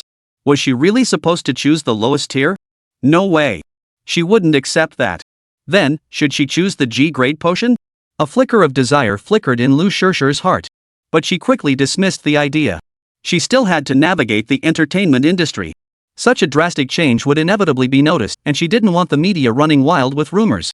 After much deliberation, Lu Shirshir ultimately purchased a bottle of grade D potion. Though she was deeply reluctant, this was her only choice. After all, the pressure from the entertainment industry could crush a person. Even if she managed to achieve a D cup, she'd likely face a storm of criticism, let alone anything beyond that. After making the purchase, Lu Shirshir breathed a sigh of relief. At least, no one would laugh at her anymore. And she, too, had become a real woman. No one would ever call her sister Shir again. Compared to Anjer and Lu Shirshir, Yi Suwon felt the least pressure. As a live streamer, she didn't need to care much about others' opinions. Moreover, the more substantial her assets, the better. After all, many otaku specifically went online to watch the show. Besides, her current assets were the result of surgery. Now that there's a potion to make them look completely natural, Yi Suwon was over the moon. No more streaming with those hard silicone implants. Just thinking about it felt amazing. With a tap of her finger, Yi Suwon purchased the G-Cup potion. All she could think was, bring it on, the bigger, the better. Tong Tong was also stunned, staring at Fong Wei's shop with a mix of amusement and exasperation. How on earth did this guy come up with such a thing? But deep down, she really wanted to buy it. Truth be told, no woman could resist the temptation of such a magical item. Even a tomboy couldn't. And Tong Tong herself was quite well endowed. Long legs, a slender frame, tall stature, and ample curves up top. Still, if she could be just a little bit better, that would be even more perfect. After a long moment of deliberation, she opted for the E grade potion. Well, the F and G grades weren't bad either. But for the sake of her image and the media, she compromised. Fong Wei had been monitoring the potion's sales figures since 9 o'clock. Although he was prepared for only a few bottles to sell, he still felt anxious. After all, this was money at stake. Even the lowest grade C-class potion sells for 100,000 per bottle, and he gets a 30% cut. That's 30,000. Not to mention the higher grade potions. All in all, even though he only took a 30% cut of the final profits, his earnings were still quite substantial. At the very least, he was satisfied for now. He kept refreshing the page until the early hours of the morning. And the outcome was enough to make him smile in his sleep. The potions were listed for a total of 3 hours, ultimately selling nearly 100 bottles. Among them, D-grade and E-grade potions were the best sellers, accounting for 60% of total sales combined. The C-grade potion sold the least, accounting for less than 10%. This outcome made Fong Wei, who hadn't held much hope, beam with delight. Damn it, judging by the reactions in the group chat, I thought they weren't going to buy anything. Turns out they were all just pretending not to be interested while secretly snapping them up behind the scenes. Chapter 116, The Shift. In short, the little girl's metaphysical intuition had finally paid off. The couple in gray had to thank them in person. Gu Jioming and Gu Ruwei didn't show up this time, but I'm certain the two were still within their sphere of influence. At that moment, the gray-clad man's face radiated gratitude. He doted on the little girl, stroking her head and smiling occasionally. Now it seemed that while this woman couldn't be called exceptionally, she possessed a certain allure, and he seemed genuinely pleased. He never criticized women. The little girl propped her chin on her fingers, staring blankly at the events that had just unfolded, then shifted her gaze to the fruit on the table. Please sit down. The two elders may do as they please. I respectfully gestured an invitation. The gray-haired man clapped his hands to his head and said, Master Gu possesses a knightly spirit, but unfortunately, he is not of our generation. As he turned his hand over, an small leather pouch. It contained a few small items, a token of my husband and wife's heartfelt wishes. I hoped Master Gu wouldn't refuse. I placed it on the table. The pouch wasn't large, but I knew its value lay not in size. As long as it could hold it, a room filled with treasures remained just as spacious. This was also the most mysterious object he had encountered. Most mysterious things he'd encountered, studied for a long time, and still couldn't figure out. It was just a rough idea, the function of a carved array. Money is but a worldly thing, merely a desire for pleasure. Giving this animal skin bag to a middle-aged man a senior like you shouldn't need such things. This cowhide bag isn't just a feeling in my antique shop, it's also a kind of fate. Relying only on my hands, I must ask the elders something, please return it. This man wasn't as awkward as I'd imagined, but I unexpectedly turned my head and saw the woman beside me shake her head. It wasn't hypocrisy, for she hadn't even seen what was inside the... I've written it down. It's written by both of you, he said, calmly tucking away the animal skin bag. He offered them tea at a higher price. Due to the rank disparity, I couldn't discern which tier these two belonged to. But it wasn't as profound as the ancient chant. In this world, there seems to be an unwritten rule. No matter how great it is, it commands respect. Just as Grandpa Forrest was called his predecessor after opening the weapons. Of course, the reason these two bowed in gratitude, being the last generation, certainly had other reasons. I couldn't insist, nor could I ignore it. The man picked up a cup and took a sip. It seemed right what I did was also very useful. Since Master Gu said that, my husband and wife have been traveling abroad for over 10 years. I wonder what the young master wishes to know. Can the younger generation first seek guidance from their predecessors? The younger generation is the old. The second embraces power more. Then he pushed the fruit plate toward the little girl in front of her. The little girl stared at her. Parents. The white woman wiped the little face and laughed. Little kitten, you greedy little thing, you just can't control your mouth. Since Big Brother gave it to you, you can eat it yourself, heh. By the time she finished eating, that chubby little hand had already reached for the plate. The gray-haired man beside her also smiled, fiddling with the little girl's hair bun, drawing her to face him fiercely. Glaring at him. Don't do that, little one. This person seemed to be in an especially good mood, as if collecting chi had been remarkably successful. He chuckled, Master Gu is young but has a unique mind. Frankly, if your roots aren't too poor, you'll make it someday. This physique can't deceive people's eyes. Before the master, it's plain to see. When I first entered the room, I feared that the so-called middle-tier figures of our generation had already surpassed it. Root quality is a matter of fate, young one. Don't dwell on it too much, it usually changes before age 13. This was clearly meant as comfort, but it lingered until I rose. Thank you. Thank you for your good fortune. You youngster really suits my temperament. We walk through the mountains, so scattered and unkempt this isn't confined to any generation. You needn't call me elder. Let's treat them as brothers we've forgotten for a year. Brothers who've forgotten a year. Haha, the elder brother's surname is Ing, he should be younger than a pavilion. The woman beside him also laughed and said, my name is Jo Yuching. I'm green, the little girl declared. She quickly swallowed a mouthful and wiped cake crumbs from her lips, prompting everyone to burst into laughter. Xing Yu approached and handed her a cup. It was Long Yu. The kind Lang Yu had drunk before. Before Long Yu could ask what it was. Thank you, big sister, her gentle voice sounded sweet. In this world, there are so many people you can't possibly adapt to. But when you speak like this, the atmosphere becomes lighter. In response to the elder brother, the younger generation would be more polite. Long Yu had to bow again, a solemn embrace. In his eyes, at his true age of 35 or 36, Ing Xiaoting showed no disrespect. To Ing Xiaoting, Long Yu was merely a playboy from a family of mortals, someone he'd never have crossed paths with. Now, he was repaying the favor of an ancient clan. Favor. I just heard the elder mention scattered repairs, but I don't quite grasp its meaning. The younger generation has always lived among common folk. This is my first time in the city. Shanxiu, Ing Xiaoting sipped his tea. I merely meant, as an attendant born into a great house, it's unsurprising you know little of scattered practice. But families and households alike are reluctant to discuss scattered cultivation. Scattered cultivation refers to those who choose solitary practice, unwilling to be bound by clan constraints. Yu Qing and I are both like that, yet we were both born into our respective families. Generally, families avoid discussing this kind of scattered cultivation mainly because they don't want their clan disciples to rebel. Ying Shading paused here, gazing at his wife with pained eyes before shaking his head and offering a wry smile. Long Yu met his gaze, wondering if his question had invaded their privacy. He quickly said, Big brother, if it's inconvenient, never mind. It's nothing. Temporary practitioners are free spirits, unbound yet lacking family resources.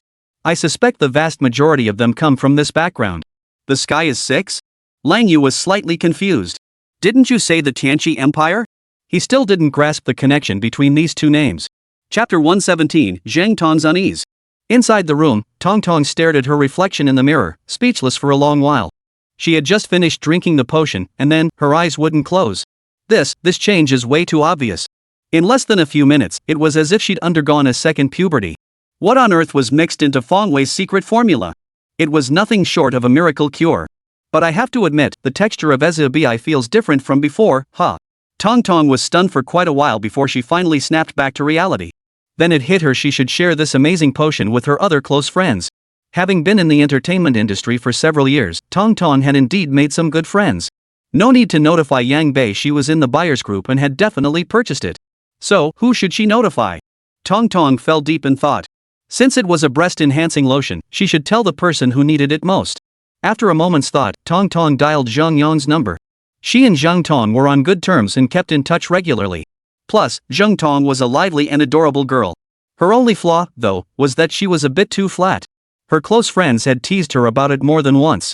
She herself was troubled by it, but unlike plastic surgery, she couldn't just stuff silicone inside to pursue superficial visual appeal. So the frustration lingered until now. Coincidentally, Fong Wei had just launched his new product, Fengxiang Potion. Tong Tong felt Zheng Tong absolutely had to know about it. Otherwise, if Zhang Shuang found out she'd missed such a great opportunity, she'd surely regret it to death. The phone connected. "Hey, Sister Leah, how come you have time to call me today?" On the other end came Zhang's sister's crisp voice. Zhang, you mentioned your chest size earlier?" After a moment of hesitation, Tong Tong realized this was a tricky subject to broach. So, these words just slipped out. "Ha? Sister Leah, what did you just say?" Zhang Tong was stunned, immediately snapping back in irritation. She thought Tong Tong had called for something important. Never in her wildest dreams did she expect it to be just to make fun of her. Sure, when everyone was together, teasing each other face to face was one thing.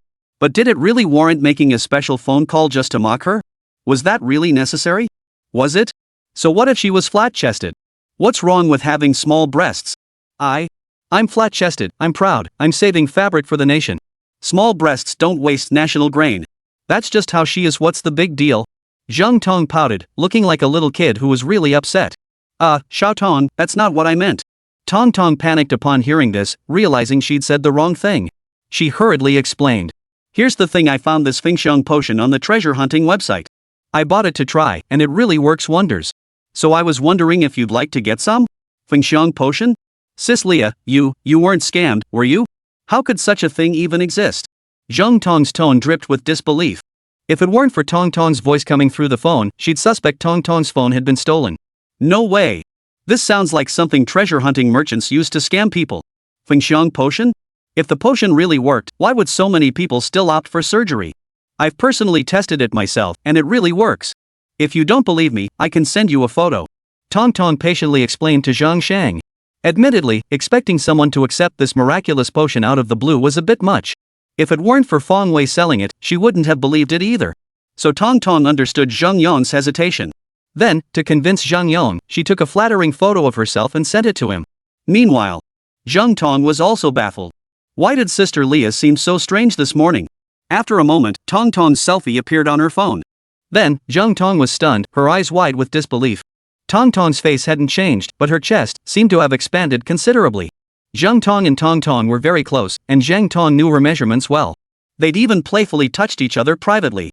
But she could absolutely guarantee that Sister Leah was nothing like what appeared in the photo. This had to be fake. Impossible. Sister Leah was well past the age for any further physical development. Sis Leah, you didn't Photoshop this picture, did you? After much deliberation, Zhang Tong could only come up with this explanation. Though she knew it seemed petty, Tong Tong had no reason to Photoshop images to deceive her. After all, Tong Tong's natural assets were already enough to completely outshine her. But aside from that, Zhang Tong couldn't think of any other explanation for the photo she was seeing. Xiao Tong, what are you saying? Do I seem like the kind of person who would do something so boring? Sure enough, after hearing Zhang Tong's analysis, Tong Tong chuckled. No, but then why? Zhang Tong was baffled. Didn't I tell you? I bought a bottle of Fengxiang potion from an online store. After drinking it, I turned into this. Tong Tong explained. No way. It actually worked? Zhang Tong was stunned. Why would I lie to you? Sis, I told you first when I found out about the effects. Haven't you always complained about being too flat? Hurry up, I'll send you the online store link. Go buy it now. If you wait too long, it'll be too late. Tong Tong urged. She and Fong Wei were in the same city, so delivery would be faster. If she rushed now, she might still snag some. Once the buyers from the first 2 nights receive their orders, everyone will know how effective it is. By then, it'll be impossible to get. This kind of thing is bound to sell out completely. Oh, okay, Sister Leah, send me the link right away. I'll buy a bottle immediately. Hearing Tong Tong speak with such urgency, Zhang Tong immediately panicked. Even if she was saving fabric for the country, she couldn't possibly be that proud. Deep down, Zhang Tong still yearned to compensate for that deficiency. So when Tong Tong said it would be too late if she waited, Zhang Tong lost her composure. Chapter 118, Lu Shishir's Frustration. Following the link Tong Tong provided, Zhang Tong quickly entered Fong Wei's shop. Then, faced with 5 tiers of potions C, D, E, F, and G, she found herself torn. She recalled Leah's sister mentioning that each letter corresponded to a different cup size. Meaning, if she wanted, she could instantly transform from a flat plane into a mountain peak. She had indeed entertained that thought. But that was just wishful thinking. If she actually bought the G-grade potion and became a G-cup, what would the domestic media say about her? Zheng Shuang couldn't bear to imagine it. So she had no choice but to abandon the highest grade potion. But which of the remaining 4 should she choose? Sigh, sometimes having too many choices is a torment in itself. After much deliberation, reason finally overpowered desire, and Zhang Tong settled on the D-grade potion. The E and F potions were too conspicuous, too attention-grabbing. So, for the sake of her reputation, she reluctantly chose the D-grade potion. She figured the D-type would be easier to explain. After making the purchase, Zheng Shuang jumped up excitedly, as if she'd finally seen herself not being flat-chested. Humph. Next time, let's see who dares to mock her. Then she spotted the shop's announcement and joined the buyers group, becoming one of its members. At that moment, Lu Shishir's beautiful eyes widened in astonishment. Look at that beauty in the mirror, curves in all the right places, a face to die for, fair skin and stunning looks. Most crucially, her assets were substantial. Was this really her? Was she dreaming? Could she finally bid farewell to her days as Shir's mistress? Lu Shishir pinched her delicate cheek soft enough to break it a touch and realized this was no dream. Then, she broke into a wide grin, completely disregarding the ladylike image she'd cultivated for years. Finally, she had waited for this day. Though, it wasn't her own doing. But setting aside any side effects, what difference did it make compared to developing it herself? What mattered was that she had it now. Humph. If anyone dared call her Master Shir again, she'd give them hell. Where are the eyes? Haven't you seen my Kianto Hukio? How does this look like a man? After discovering the potion's miraculous effects, Lu Shishir shared the same thoughts as Tong Tong. This news absolutely had to be shared with her best friend. Lu Shishir called Yang Cheng first. Phone connected. Hey, Shishir, what's up? Yang Cheng said playfully. Yeah, I've got some great news to share with you. Lu Shishir sounded very excited. What good news? Hearing Lu Shishir so happy, Yang Cheng also showed a hint of curiosity. Haha, I found something amazing in an online store. Guess what it is? At this point, Lu Shishir suddenly teased her. Is it that dress you've been eyeing? Yang Cheng played along with the guessing game. No, I told you it's a really amazing online store. How could it be clothes? Lu Shishir denied. Oh my gosh, I can't figure it out. Just tell me, what is it? Yang Cheng asked. Haha, you'll never guess, it's breast enhancement lotion, and it works wonders, too. Lu Shishir said triumphantly. Ever since she'd fixed her only flaw, she felt like she could wake up smiling in her sleep, and now the smiles just wouldn't stop. Love potion? Seriously? How could such a thing exist? Shishir, you haven't been scammed, have you?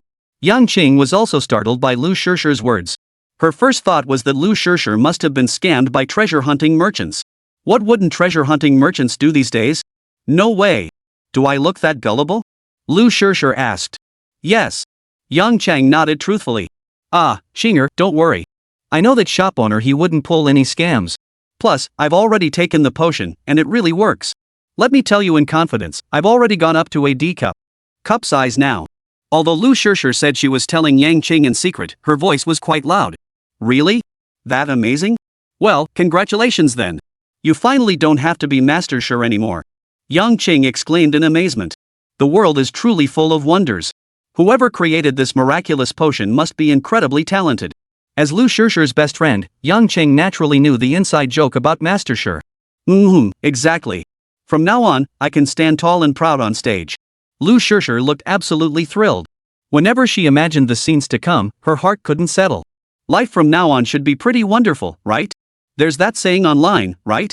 Only women with breasts can be considered real women. Now, she had become a real woman. Oh, Qingqing, I'll send you the link to that online store right now. You better hurry and buy a bottle. If you wait too long, you'll miss your chance. After solving her own problem, Lu Shishir still worried about her best friend. But to her surprise, Yang Qing replied in a leisurely tone. Send me the online store's URL. I'll take a look and see what this magical online store is all about. But I won't be buying the lotion, I don't need it. Yang Qing's words were phrased delicately, but her meaning was crystal clear. Essentially, I've got what it takes, plenty of natural assets, no need for external aids. Lu Shishir was dumbfounded. I don't need it. I don't need it. I don't need it. Those words kept swirling in her mind, refusing to fade. Come to think of it, she really was. She'd been so swept up in excitement. She'd completely forgotten that Qingqing genuinely didn't need any potions. Just growing naturally, hers were already nearly sky high. Why would she need this? But even though that was the truth, why did it feel so unsettling to hear? So frustrating. She really wanted to punch Qingqing. If they weren't apart, she'd be wrestling with Yang Cheng again. Finally, Lu Shishir sent Yang Qing the link to Feng Wei's shop with a heavy heart. Then she made her next call. Humph. If Xingqing doesn't need it, I'll just go ask Tang Tang. Shan Feng. Chapter 119, The Frenzy. Lu Shishir, Yang Qing, and Tang Ying had met while filming the same TV series. Coincidentally, that series had also become their breakthrough work, holding profound significance. Thus, the three had become close girlfriends. Now, whenever Lu Shishir found something special, her first thought was always of these two. She dialed Tong Tong's number, and soon enough, the call connected. Hey, Shishir, what's up? Missing me? Tang Ying's tone was warm and affectionate the moment she answered. Well, of course. We haven't seen each other in so long, don't you miss me? Lu Shishir exchanged pleasantries. I do miss you, but I'm busy filming right now. Once I have some free time, I'll come find you. Tang Ying chuckled. Alright, you're the one who said it. Lu Shishir replied cheerfully. Oh, and I have some great news to share. I found this amazing product on an online store, Fengxiong Potion. Would you believe it? How about it? Feeling tempted? This time, Lu Shishir didn't beat around the bush but went straight to the point. Fengxiong Potion? Shishir, you're joking, right? Tang Ying's tone was full of skepticism. Who's joking? It's real. I already bought a bottle, and it works great. Want one? Lu Shishir said. Really? It really works that well? Tang Ying was starting to get tempted. She was the type to trust others easily. After all, Shishir would never harm her. If Shishir said she tried it, the results must be good. Why would I lie to you? You'll see for yourself once you try it. I'll send you the online store link now. Hurry and buy it. If you wait too long, it'll be sold out. Lu Shishir urged. Alright, send it over quickly. I'll go buy it right now. Tang Ying replied anxiously. Something this good is bound to be in high demand. If you don't act fast, you might really miss out. Oh, have you told Xingqing about this yet? The thought struck Tang Ying, and she blurted out the question. The three of them were inseparable. If there was something good, they had to share it together. I did, but you know what she said? At the mention of this topic, Lu Shishir replied with a sigh. What did she say? Tang Ying looked equally curious. Seems Xingqing said something hurtful, otherwise Shishir wouldn't be talking like this. She said that she'd take a look at the tonic from that online store, but she didn't need to buy it. Every time she thought about that line, Lu Shishir felt utterly frustrated. Put. Tang Ying giggled. Ha, that's true.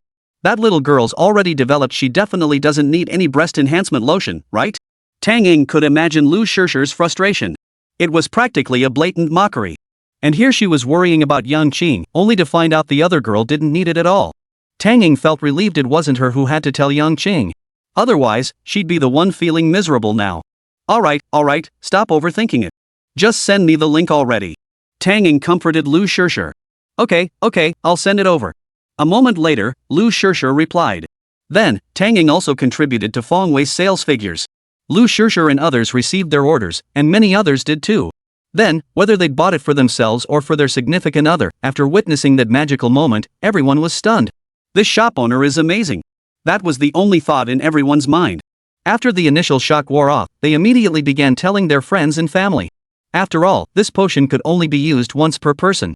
Once they'd satisfied their own needs, it made perfect sense to share the news with their closest connections. Within just half a day, Feng Wei noticed the potion was selling at an astonishing pace. Soon, the D&E grade potions were completely sold out. Sales of other tiers continued steadily. A faint smile touched the corners of Feng Wei's mouth. He had anticipated this outcome long ago. Once others learned of the potion's effects, who could resist temptation? Ah, who indeed? Women, regardless of their reasons, always want to maximize their assets. As for men, well, that goes without saying. What man could tolerate a flat-chested partner? Feng Wei certainly didn't believe there were men out there who didn't care about a woman's size. Looking at it now, this analysis was sharp and spot on. Every time a bottle of potion sold, Feng Wei would chuckle to himself, expressing the joy in his heart. This was money, after all. Yeah, an E-grade potion meant 60,000 in Feng Wei's eyes. A D-grade potion was worth 45,000. What frustrated Feng Wei was that the highest grade, most expensive G-grade potion was not selling at all. What was going on? Feng Wei couldn't wrap his head around it. If it meant achieving a G-cup bust, he'd bet his life it was the size countless women dreamed of. So why wasn't anyone buying it? What was wrong with this society? Had people lost even the courage to face their own desires? Don't worry about those judgmental eyes. Let them talk if they want to. You've got the curves, what's there to be afraid of? If everyone is so afraid of gossip and so timid, how can society progress? How can we build our beautiful home? Most importantly, how much money would he lose? Feng Wei watched the G-grade potion selling only a handful of bottles. He saw it all, and it gnawed him inside. It seems there are still very few women who dare to face others' criticism. Feng Wei felt deeply pained. Sigh, why? Time slipped by, and another day passed. Of the 5 potions, only a few bottles remained of the 3 types other than the C grade and G grade ones. Now, it all came down to who had the fastest hands and the best luck. As for those 2 extreme potions, Feng Wei had nothing more to say. The G grade potion was because no one dared to buy it, fearing the drastic changes might draw unwanted attention. As for the C grade potion, it was simply overlooked by everyone. Chapter 120, Unlucky Yi Bao. Feng Wei could actually understand why people wouldn't buy C grade potions. After all, they'd been stuck at the same level for so long. Now that a chance to level up had finally arrived, why would anyone choose the lowest tier? No one would be willing to settle for that. But what really infuriated Feng Wei was this: if you won't take the C grade potion, you could at least take the G grade potion off your hands. C grade potions were too small, G grade potions were too big. What kind of mindset was that? These guys don't even try to talk sense into them. Seriously, you're the ones who'll end up enjoying the benefits if they buy them. How can you compromise just because of others' gossip? If you want to buy them, just go ahead and buy them with confidence. If only Feng Wei had a girlfriend. If he did, he'd definitely pick a G grade potion. For a moment, Feng Wei couldn't help but grumble inwardly. However, he was relieved to see that as the other 3 potions sold out, the C and G potions were also slowly finding buyers. Though the sales volume wasn't high, it was better than nothing. These people are finally catching on. I'm quite pleased, Feng Wei nodded with satisfaction. Hurry up and buy them. If you don't, they'll be gone. Yang Bei had become melancholy since the last incident. Even after taking the potion and seeing noticeable changes in her appearance, her mood hadn't improved. Even when she dressed up beautifully, without someone to appreciate her, what was the point of it all? Seeing her assistant grow increasingly thin, Yang Bei's manager grew anxious. Taking matters into his own hands, he secured her a guest spot on an outdoor sports variety show. She heard Zhao Yingying and others would also be guests on that episode. Her assistant reasoned that getting some fresh air outdoors might lift her spirits. As for why Jer had become this way, she knew a bit about the process. Whether man or woman, when someone suddenly and inexplicably becomes like this, it must be because they're trapped by love. Not knowing how to console her, the assistant could only arrange for Jer to appear on the show. She hoped it would lift Jer's spirits afterward. A few days later, the recording for that episode began. Yang Bei showed up as promised. She didn't blame her assistant for acting on her own without consulting her. After all, staying cooped up in her room all the time wasn't exactly pleasant either. Might as well get out and clear her head. During the recording session, Yang Bei put on an act of being perfectly fine, though her smile seemed a bit unnatural. Moreover, she frequently drifted off during the recording. Yet throughout the entire process, one person never took her eyes off her. Zhao Yingying blinked her eyes, her beautiful gaze filled with confusion. She knew Yang Bei well. The two had quite a few connections. Both were ranked among the top 4 leading ladies by netizens, holding comparable status. Therefore, Zhao Yingying was also quite familiar with Jer. But this time, she couldn't quite figure it out. Why did it seem like the 2 mounds in front of Jer had grown significantly larger? Zhao Yingying rubbed her eyes repeatedly, confirming she hadn't misseen. Could it be that Jer had been eating something special lately? As one of the Taiping princesses herself, Zhao Yingying was quite attentive to such matters. In her free time, she often consumed foods beneficial for breast enhancement. Unfortunately, despite eating them for so long, she hadn't seen any results. She had even begun to suspect that the advice from online experts was all nonsense. But now, she was starting to believe it. Look how much Angier has grown. She must have been eating something special lately. Papaya? No, that couldn't be it. She ate that stuff all the time, and it never did anything. So what could it be? Zhao Yingying considered a few possibilities but eventually gave up guessing. Once the show wrapped, she could just ask Jer privately. That's what Zhao Yingying thought, but her eyes kept drifting toward Jer. They used to be almost the same age, but now the difference was becoming quite obvious. Zhao Yingying felt a pang of envy.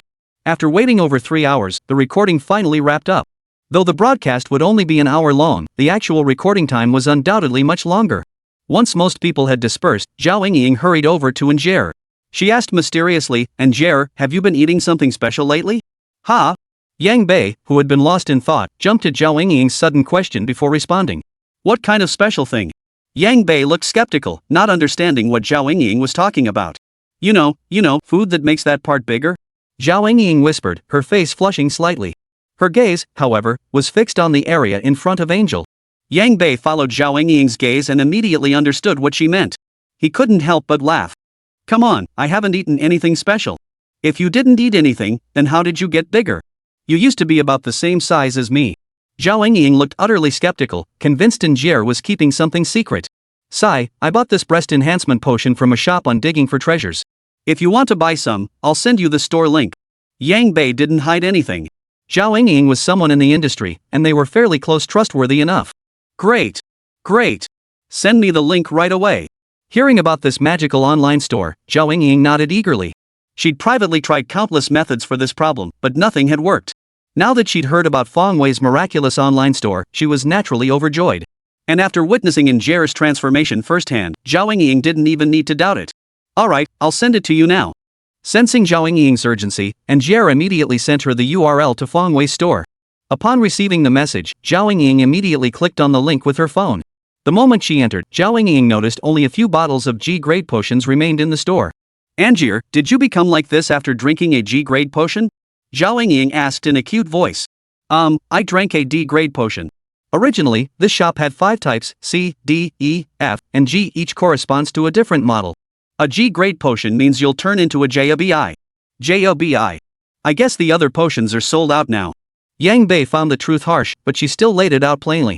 Chapter 121. Yi Bao was on the verge of tears. Ah. G-cup? Zhao Yingying gasped, then glanced down at her own chest. Wouldn't that be too drastic a change?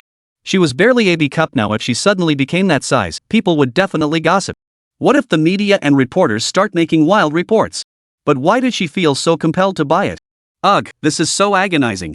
Zhao Yingying was torn. Truth be told, she really wanted to buy the G-grade potion. It was a G-cup, after all. It was the size she'd always dreamed of achieving. For a split second, Zhao Yingying seriously considered throwing caution to the wind and just buying it. But then she thought better of it and succumbed to reality. Sigh, if only there were lower grade potions that could make her like Angel. Even a C-grade potion would do.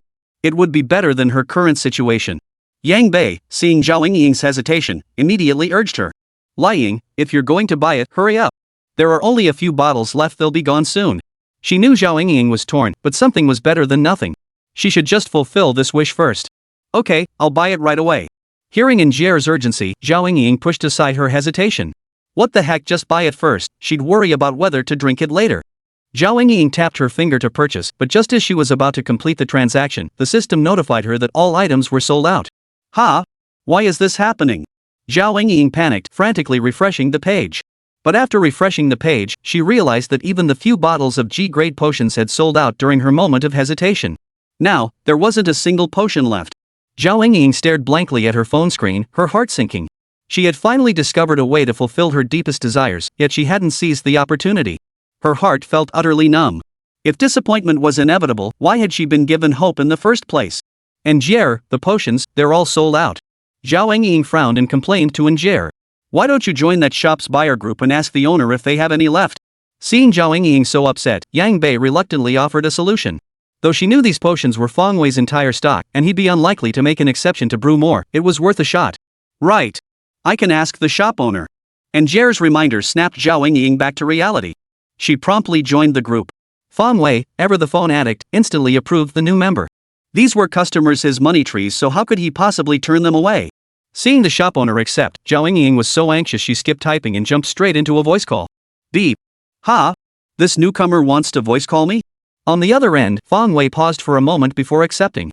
Mainly because he thought the newcomer's nickname was pretty decent, Flowery Tenderness. Probably a girl. Then he should properly tease her have a proper chat. Voice call in progress. Shop owner, is that you? Zhao Yingying couldn't wait to ask. Ha? This girl, her voice is so cute. Feng Wei chuckled upon hearing it. Yes, dear, how may I assist you? Well, I'd like to buy a bottle of grade D potion. Do you still have any in stock, shopkeeper? Realizing the shopkeeper was a man, Zhao Yingying felt rather embarrassed asking the question. She was so shy, yet she had to ask such an intimate question herself. How embarrassing. But to avoid being flat again, she couldn't care less about that now. Grade D potion? Sorry, sweetie, I'm completely sold out of those. If you're interested, I can offer you a grade G potion instead. That model is guaranteed to satisfy you. Feng Wei grinned mischievously. His face was as thick as the Great Wall itself. He felt no embarrassment whatsoever discussing this. Then, if your shop is completely sold out, I won't be able to buy anything. Zhao Yingying's cheeks flushed crimson. This shopkeeper sure is blunt. I know that model is satisfying, but the problem is it's all gone. All sold out? Sweetie, are you sure you didn't misread the inventory? Feng Wei exclaimed in surprise. He hadn't even checked the shop's sales figures for just one day. How could the C grade and G grade potions, which had been slow sellers, suddenly sell out? That's way too fast. Fong Wei hurriedly logged into the shop and found the potions were indeed sold out. Holy damn it! Turns out he'd been worrying for nothing. With the mid-level potions gone, sales of these two extreme potions skyrocketed. Maybe having something was better than having nothing after all. So what if it's a C cup? What's wrong with a G cup? As long as I have it, that's all that matters. Fong Wei couldn't help but silently applaud these women's mindset. Way to go! These are exactly the customers he needs. That's how he'll keep the money rolling in. Shopkeeper, you still haven't answered me. Do you still have any stock left? After a long silence on the phone, Zhao Yingying grew impatient. Sorry about that, sweetie. My stock is limited. Once it's gone. So I can only say I'm sorry. Fong Wei replied honestly. Though this girl's voice was adorable, there was simply no way around it. What? Sold out? Zhao Yingying's voice sounded dejected. Then, helplessly, she turned to Angier beside her and said, Angier, the shop owner said they're out of stock. What should we do? Ha? Well, then there's nothing we can do. Yang Bei was also startled by Zhao Yingying's outburst. Her relationship with Fong Wei was already awkward enough. At a time like this, she wasn't prepared to face him. Why was she suddenly being asked about this? Anjie? Are you there too? Hearing the voice of the beauty, Fong Wei asked suspiciously. He felt deeply guilty toward Angier. Fong Wei understood that Angier probably genuinely liked him. But his own nature was such that if they were to be together sincerely, it had to be based on genuine affection. He didn't want to have to cultivate feelings after they were already together. This was the main reason he had rejected Angier. Chapter 122, A Bountiful Harvest. So when he heard Angier's voice, 1,000 emotions surged through Fong Wei's heart. Yeah, I'm right here. How have you been lately? Yang Bei said into the phone. I'm fine, same as always. By the way, who is this girl? She's not a celebrity like you, is she? Noticing Angier's unease, Fong Wei quickly changed the subject. Congratulations, you guessed right. She's Zhao Yingying. Surprised, huh? After calming down, Angier smiled. Zhao Yingying? Her? Fong Wei was genuinely stunned. No wonder her voice sounded so adorable. Then, he felt incredibly satisfied with his business. Look at this now, one big star after another had joined his buyer group, waiting to purchase his products. This was truly a mind-blowing experience. In his past life, he could never have dreamed of meeting such people. But now, all those big stars are clamoring to join his buyer group. This god-tier treasure hunting system might actually be pretty great. As a result, Fong Wei grew even more satisfied with the system. Angier, do you know this shop owner? Seeing Angel and the shopkeeper chatting animatedly, Zhao Yingying blinked her eyes and asked. And from the looks of it, they seem quite familiar with each other. Yeah, I've bought a lot of things from his shop, so we're pretty familiar. Yang Bei had no choice but to lie. She couldn't very well tell her about confessing to Fong Wei 3 times and getting rejected. Even privately, she wouldn't share such things with Zhao Yingying. Besides, Fong Wei was listening in the other room. Fong Wei, are you really out of stock? I can tell Ying really wants to buy it. At this point, Angier also chimed in to help. But deep down, she didn't hold out much hope. Sure enough. Well, you know my situation, it's really out of stock. Fong Wei said apologetically. A single bottle of D-grade potion sells for 150,000 credits. If he wanted to purchase it from the system, he'd have to pay 9 times the base cost. As the host's level increases, the base cost decreases accordingly. That would mean spending 1.35 million. Good heavens, forget it. Not worth it. Though with Fong Wei's current net worth, $1 million plus wasn't exactly a drop in the bucket, he and Zhao Yingying weren't exactly close. There was no need to take such a loss for her sake. If it were for Angier, that might be different. But it seemed Angier had already bought the potion in advance. Well, there's nothing we can do about it then. Yang Bei turned to face Zhao Yingying, who looked utterly disappointed. Alright. Zhao Yingying hung up the call, her lips puckered in a pout, feeling utterly miserable. She really wanted to buy that potion, but she was just a step too late. Sigh, if only I hadn't hesitated and bought that G-grade potion earlier. What's wrong with JABI? So what if it's big? People might gossip, but they're on my own body, let them talk all they want. Suddenly, Zhao Yingying was filled with regret. But in this world, you can buy any kind of medicine except for a regret pill. Now, she could only gaze at her 2 flat, grass-like mounds and feel empty sorrow. Zhao Yingying's disappointment didn't dampen Fong Wei's spirits. He was thrilled. All the potions had suddenly sold out. Wasn't happiness coming a bit too abruptly? He wasn't prepared for this. Fong Wei had assumed neither the G-grade nor C-grade potions would sell well. Little did he know that so many women in this world were deeply influenced by Princess Taiping. He had severely underestimated the intensity of those women's passion. What a miscalculation. A complete miscalculation. Now that all the potions were sold out, it was time to tally the profits. He earned a 30% cut from each type of potion sold. C-grade potions sold for a total of 10 million, netting him 3 million. D-grade potions earned him 4.5 million. E-grade potions, 6 million. F-grade potions, 7.5 million. Grade G potions, 9 million. That adds up to a total of 30 million. Wow, no way Fong Wei's heart couldn't take it. So many zeros, he was getting dizzy just looking at them. This wasn't 3,000 yuan, it was 30 million yuan, with 4 more zeros after that. Fong Wei had never seen so much money in his life, and soon, it would all be his.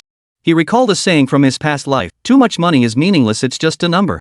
If that person stood before Fong Wei now, he'd slap them across the face twice. What the hell are you talking about? Meaningless? Just a number? Just that? I could beat you to death. I just love looking at that number. It makes me so damn happy. At this moment, Fong Wei was incredibly excited. In his previous life, having 3,000 yuan in his pocket was already pretty good. But now? That amount was multiplied by 10,000. How utterly insane was that? But he loved it, hee. The more insane, the better. His mental resilience was strong enough to handle it. Bring it on, cash. Let it come even more fiercely. Compared to that, the money I made selling that classic handbag last time wasn't much either. In just a short time, he'd gone from a millionaire to a multi-millionaire. Fong Wei was growing increasingly fond of this world. Now, could becoming a billionaire be far off? There was a joke from his past life. Bill Gates wanted to earn enough to buy a Ferrari, so he closed his eyes and silently counted. 1 second, 2 seconds, 3 seconds.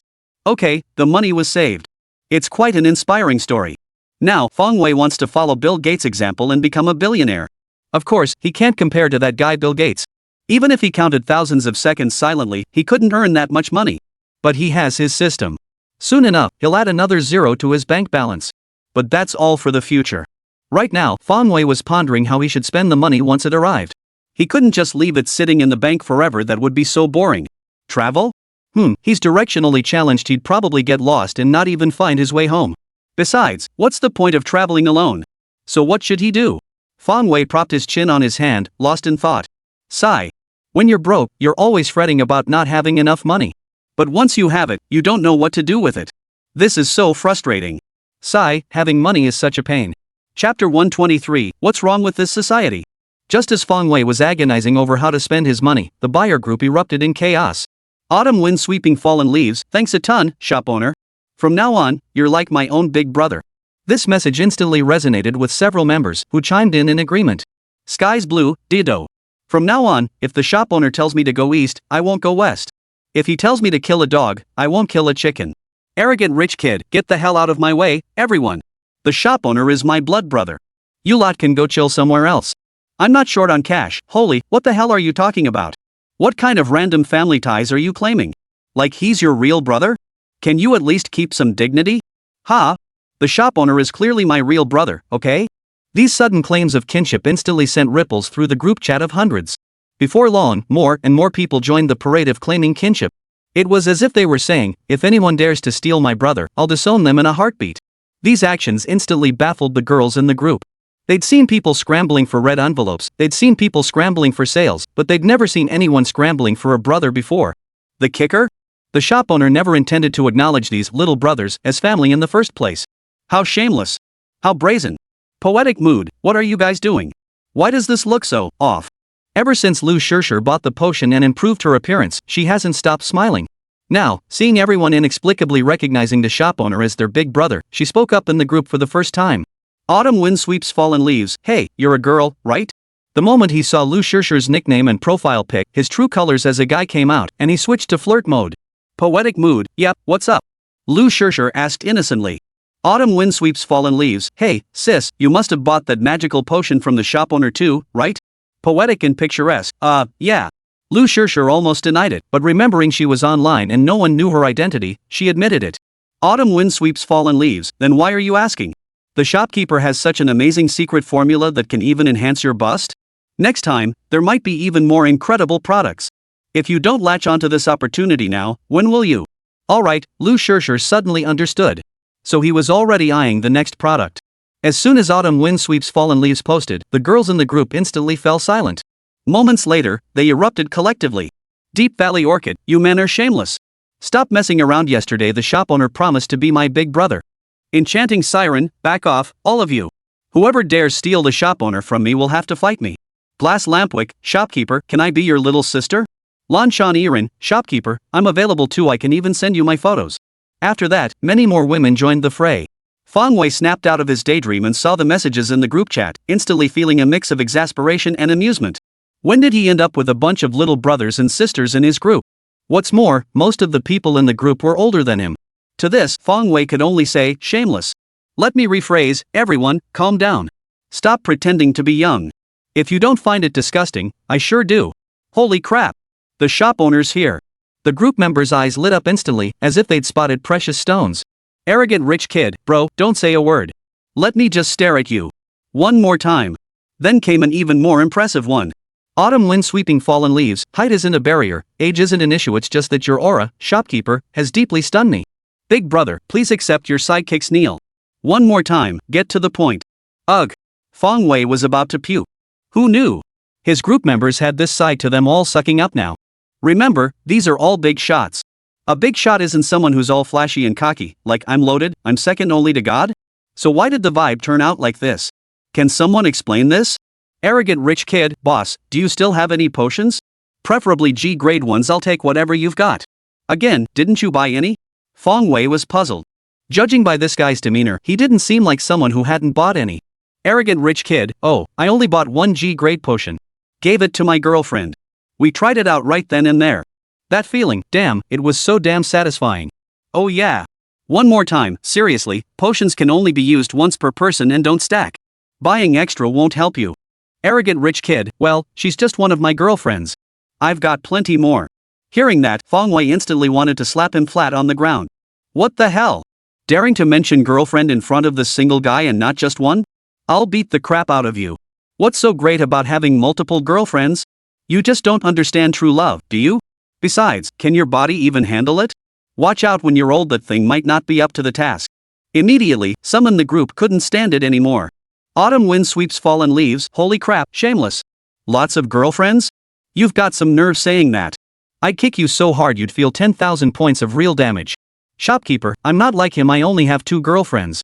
How about selling me another bottle of G-grade potion? After posting this, the guy even added a pitiful looking emoji below.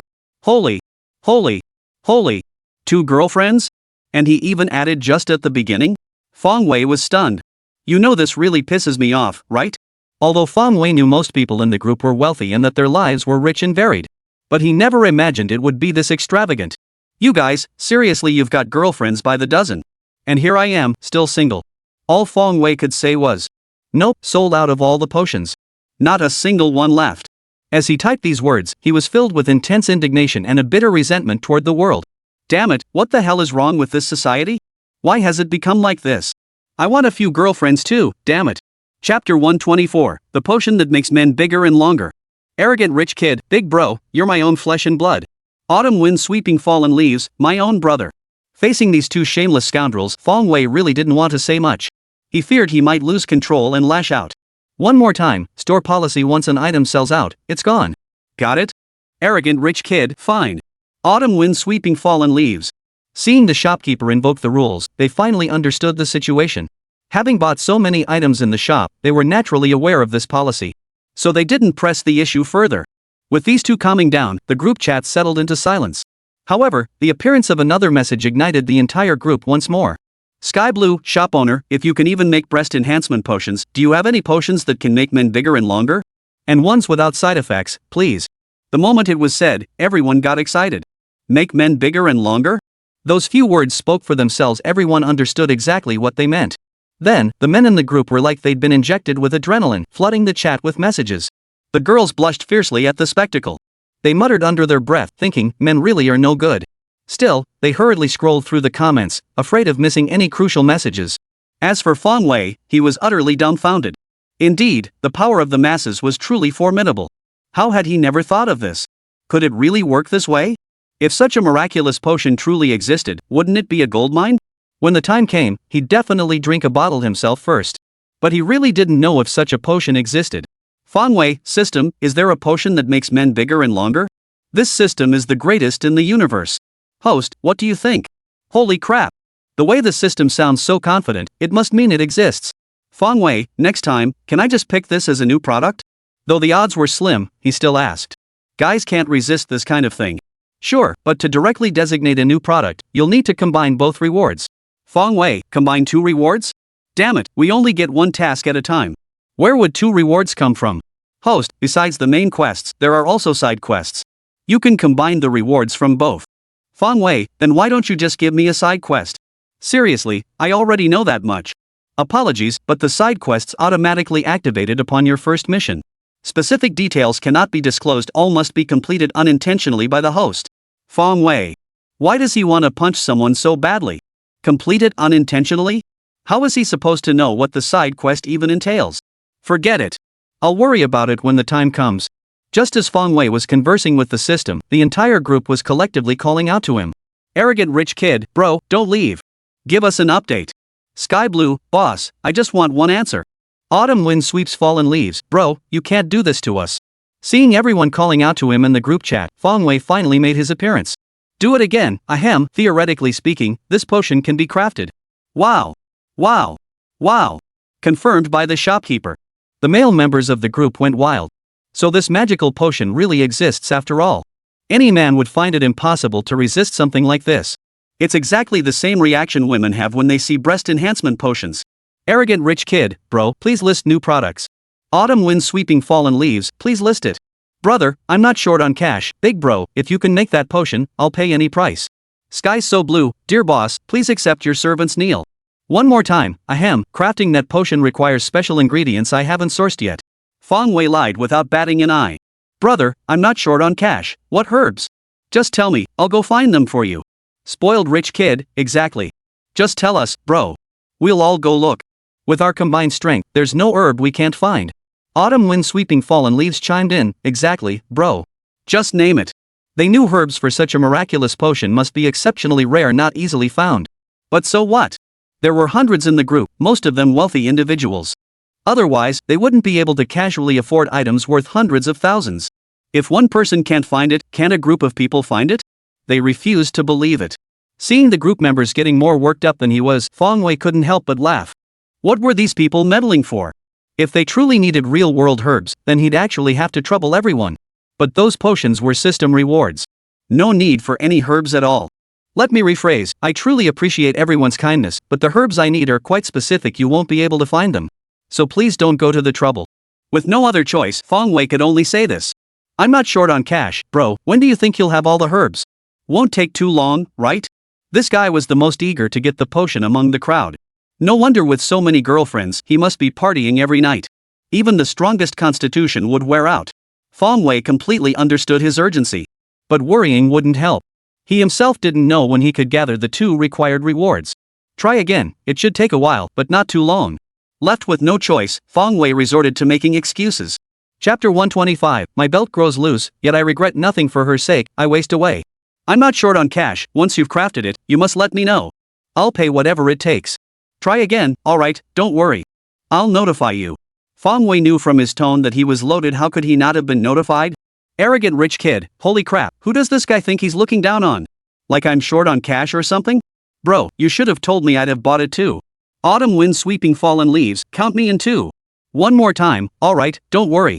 I'll notify everyone in the group. Fong Wei shook his head, thinking to himself, this really is a major undertaking. All the breast enhancement potions were sold out. Within days, buyers confirmed receipt, and the task was officially complete. Ding!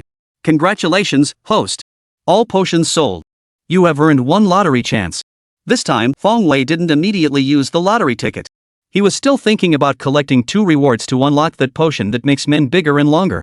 But that would depend on a certain amount of luck. After all, the system wasn't exactly reliable. No sooner had he started to warm up to it than it threw a curveball. How could he possibly complete a side quest when he didn't even know what it entailed? But after a moment of frustration, Fong Wei's mood shifted instantly, turning excited. Because he realized that completing the mission meant his money was already in the bank, right? 30 million yuan, all in his pocket. Holy crap, just thinking about it got me pumped. In the blink of an eye, he'd become a millionaire. Oh yeah. This is awesome. Then he headed downstairs to the convenience store and bought a bunch of snacks. He crossed his legs and watched TV. But after watching the show for a while, he couldn't take it anymore. What kind of crap is this? The plot was way too cliché. Forget it, he'd rather find some variety shows to watch. At least those shows could make him laugh. After flipping through several channels, Fong Wei started searching for variety shows. Suddenly, he spotted a familiar figure on the screen. Yang Bei? It was actually her? Then he noticed the person beside her. It was Zhao Yingying. Then it hit him, the voice call he'd had with Zhao Yingying just a few days ago. Could this be footage from their recent filming session? Fong Wei knew full well that all variety shows were pre-recorded. It was just that this particular episode felt strangely familiar. Fong Wei didn't change the channel. He was quite familiar with Injera and knew exactly what she was like in real life. Now was the perfect chance to see what she was like on a variety show. But after watching intently for a while, Fong Wei sensed something was off. Why did Injera seem to be in such a bad state? She kept forcing a smile and frequently seemed distracted. Even when the host asked her questions, she didn't seem to register them. Fong Wei could also tell that Injera had visibly lost weight. Though her face was covered in makeup, it still showed signs of exhaustion. How had she become like this? Fong Wei felt uneasy inside. Then he remembered how he had rejected Injera before. Could it be because of that? Fong Wei was deeply moved. Heroes have always struggled to resist the allure of beauty, but isn't the reverse equally true? What is the meaning of love? No matter how one puts it into words, it never feels right. How many truly grasp the essence of that single character? Then, would you be willing to write a love poem just for me? Or perhaps compose a melody especially for me? Unconsciously, Fong Wei recalled that day in Jier's words, brimming with deep emotion. Write a love poem just for her? Perhaps that was all she truly wanted. Fong Wei's mind was in turmoil, lost in his thoughts. To be perfectly honest, he wasn't entirely indifferent to Injera. But alas. After a long silence, Fong Wei finally logged into his Xinglong account. Then, he immediately composed and sent a message. Leaning against the tower, the breeze whispers soft, gazing far, spring sorrow darkens the horizon. Grass hues in misty light and fading light, who understands this silent longing by the railing? I'd rather drown my sorrows in wine, singing to the cup, but forced merriment tastes hollow. My belt grows loose, yet I regret nothing, for her I'd waste away. Fong Wei couldn't help but recall this verse, then sent it out. This lyric, a masterpiece by Lu Yong, a renowned poet of the delicate and refined school in a past life, stands as a classic love poem. Especially the final two lines, which have echoed through the ages. They hold a lofty status among love poems and lyrics. Moreover, the renowned late Qing scholar Wang Wei even included these two lines among the three great stages of life. Though their meaning differed from the original intent, this alone proved the timeless brilliance of those two lines. Fong Wei suddenly recited a poem, leaving his book club friends stunned. What's gotten into you, big guy? Out of nowhere you drop a poem? Who wrote this in ancient times? Seems pretty good, actually. Seriously, dude, if you're clueless, read more books. Who in ancient times wrote this? This is clearly the master's own creation, right? 666, bowing down to the author. Our author's literary talent is truly exceptional. No question about it, I'm giving this 100 likes. Even though Battle Against the Heavens is pretty simplistic, you have to admit the author's writing is truly exceptional. My sash grows loose, yet I regret nothing for her sake, I waste away. These two lines are absolutely brilliant.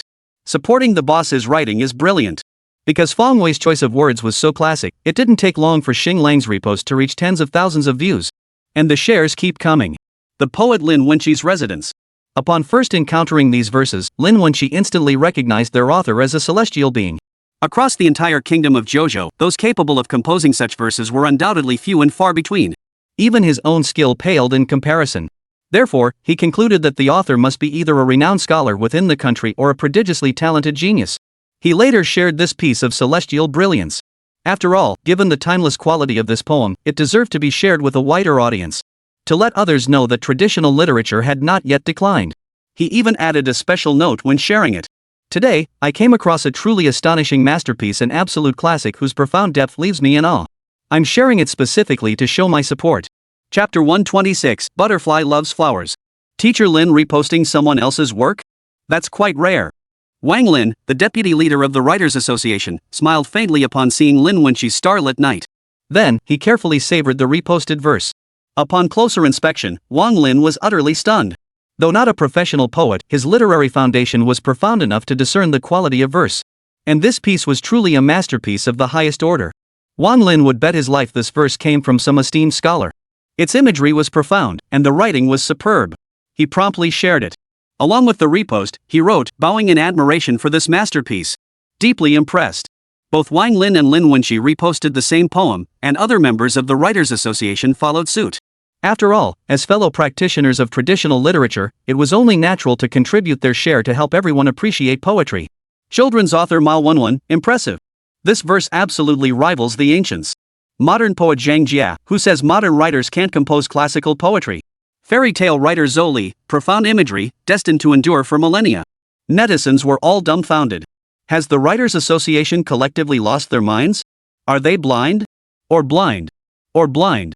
Just days ago, we watched it unfold on Xinglong, another round of mutual insults between the literary giant and the Writers' Association, both sides locked in bitter enmity. How come just days later, the Writers' Association is collectively reposting the big shot's words? And now they're showering him with praise? If that war of words hadn't been so intense, netizens would have thought they were best buds. But now it seems the Writers' Association folks aren't thinking straight. Can you people at least figure out who the lyricist is before reposting? With this kind of chaos, we'd think we're dealing with a bunch of idiots. On the spot, some netizens couldn't hold back and immediately stormed into Lin Wenqi's post on Xinglong to rant. Damn it, you moron, do you even know who wrote these lyrics? Soon, the comments section under every Starry Night reposted by the Writers' Association members was flooded. What a bunch of idiots retweeting without even knowing the author. Seriously, you've got to be out of your minds. Exactly. Thought the Writers' Association was something special? Turns out they're all idiots. Sigh, brains are a good thing, hope you guys can get some. Never mind. I'm off to the hospital to buy you all some medicine. Wonder if they sell brain pills? Fong Wei's tens of thousands of fans were already resentful toward the Writers' Association after the last verbal battle. Add in the tens of thousands of onlookers, and the uproar grew even louder in an instant. The sudden barrage of insults left the Writers' Association members completely dumbfounded. I'm so pissed off. Did we do something to make everyone so angry? No. Then why are netizens still hurling insults? The Writers' Association members felt deeply wronged. Seeing this, Lin Wenqi immediately posted a clarification. The literary community needs more exchange. This poem is so well written we merely reposted the masterpiece to appreciate it together, with no ulterior motives. We truly don't understand why anyone would insult us out of nowhere. Insult us for no reason? Lin Wenqi vented his grievances in a Starlang post. Truthfully, he felt genuinely wronged. It was just a repost of a poem. He never claimed it as his own work, so why was he being attacked? It was beyond comprehension. Netizens chuckled. More literary exchange? Then. Your exchange. Don't you bastards have any shame left? Last time you kept saying you wanted another round, calling everything he wrote garbage. Now you're sucking up to him again? Exactly. Disgusting. You probably didn't know who wrote the lyrics this time, so you just blurted out what you really think, huh? Damn it, shameless. How can there be such shameless people as you? I've seen shameless people before, but never this shameless. This time, the Writers' Association finally understands why they've been criticized. That lyric was written by the author of Battle Against the Heavens? Lin Wenqi nearly choked on a mouthful of blood. Wang Lin's face shifted between shades of anger and shock, his expression utterly priceless. Ma Wenwen was utterly dumbfounded. Zhang Jia's mouth hung open wide, his eyes filled with utter disbelief. Holy! What did they say when they reposted it? Their words were nothing but praise, nearly elevating this poem to the heavens. But here's the kicker, they were actually praising their enemy's work. The kicker? They just had a heated online spat a few days ago. The Writers' Association members instantly felt like they'd lost all face. Soon after, they could only sheepishly delete Xinglong again. All the while, they silently cursed the person who had plagiarized the lyrics onto Xinglong. If you liked that lyric, you could have just shared it. Why the hell did you have to plagiarize it? Now everyone thinks you wrote it? The Writers' Association swallowed their anger, forced to keep their frustration bottled up. Fong Wei never imagined that his unintended action had also dealt a blow to the Writers' Association. Truly, he had planted willows without intending to, yet they flourished. But Fong Wei wasn't bothered by it. His only concern now was whether Angier had seen the lyrics. Last time, Angier mentioned she was also a fan of Battle Against the Heavens and followed his Xinglong account. Would this poem find its way into the eyes of the fair maiden now? In the bedroom. As usual, Yang Bei picked up her phone the moment she woke up. With no work commitments lately, she'd been living a rather reclusive life. After some time to process, she felt a little better. Perhaps being alone could be just fine. Yang Bei had been telling herself this lately. Until she logged onto Xinglang and saw Fong Wei's poem. Though my sash grows loose, I'll never regret it, for her sake, I'll waste away. Yang Bei murmured, her mind going blank. His literary talent is truly remarkable. But for whom was this written this time? That person must be so happy, right?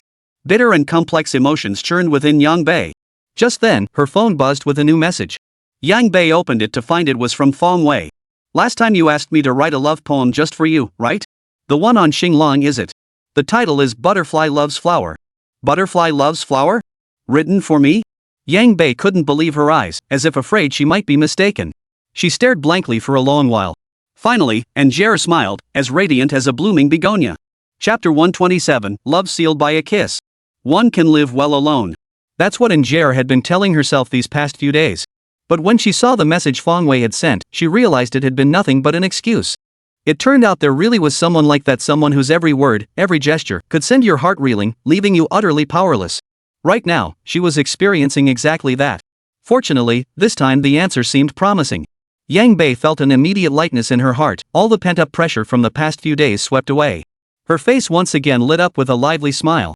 This is the love poem you wrote for me? I don't buy it. It's been days, who knows where you copied it from. Unless, you write another one right now.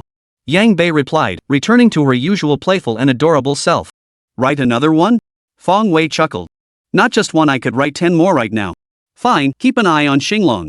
After replying to Angier, Feng Wei logged back into Xinglong and posted again. Last night's stars, last night's breeze, west of the painted tower, east of the osmanthus hall. Though we lack the phoenix's twin wings to soar, our hearts share a silent understanding. The poem drew another wave of cheers from netizens. Though many couldn't quite grasp its meaning, it just felt incredibly impressive. 666, this paper is awesome. I'm only impressed by the fact that you're doing it all over again, big shot. This is so well written. By the way, could someone explain what this means? Another love poem. Has the master fallen in love? Impressive. This poem has me bowing in admiration. I'm your lifelong fan from now on. You can write fluff stories, and now you're cranking out love poems one after another. You're amazing. Boss, I want to chase a girl too. Can you write one for me? Not drawing inspiration from these poems would be unthinkable. Girl, here I come. Netizens may not get it, but Lin Wenqi does. He studies ancient poetry. What can one say about this poem? Setting aside their respective stances, he could only offer this appraisal. Throughout history, when it comes to love poetry, none in later generations could surpass it. Not a bit of exaggeration, this poem truly deserves that praise. The entire poem paints a meticulously detailed and vividly lifelike portrait of the complex, nuanced emotions of lovers who deeply adore each other yet cannot be together forever. Lin Wenqi truly couldn't imagine any poem surpassing this one. Perhaps it would take centuries, at the very least? If Feng Wei knew what Lin Wenqi was thinking, he would surely scoff with disdain. Someone surpassing it in a few hundred years? You must be dreaming. In his previous life, this poem was penned by Li Shangyin, the most renowned love poem among his untitled works. It was immensely famous, and the phrase "a heart that understands" within it was virtually known to everyone in his previous life. For over 1,000 years since the Tang dynasty, no one has dared claim to surpass it in the realm of love poetry. Especially the final two lines, which became timeless verses, passed down through the ages. Of course, Feng Wei has cut the original poem in half here. Yet he has captured every essence of its brilliance. Yang Bei stared at the poem, utterly transfixed. This was written just for me. How incredibly happy I am. What do you think? If you want more, I can write another one. Feng Wei messaged. Enough, no need for more. I only need that heartfelt sentiment. Yang Bei replied. To receive a love poem written just for me, especially by the one I care about, that's more than enough. What could be happier than that? So, do you have time? Last time you left before we finished eating. I'll treat you again this time. After hesitating for a long time, Feng Wei finally asked. Sure, I'm free lately. Yang Bei replied. All the while, her mind raced. What does this mean? Has he changed his mind? Should I accept his invitation? He's turned me down 3 times before. Should I turn him down 3 times too? But what if he gets upset? Sigh, this is so agonizing. If you have time, I'll come find you. After sending the message, Feng Wei didn't wait for Angier's reply. He quickly tidied himself up and headed straight for Hucheng. Hucheng was quite close to Hengqing, just an hour's drive away. A little over 2 hours later, the two of them were seated in a private room at a restaurant. The scene resembled their last meeting, yet this time, the atmosphere was entirely different. Feng Wei, what do all those poems you've been posting mean? Yang Bei dared not meet Feng Wei's eyes, her head bowed as she asked shyly.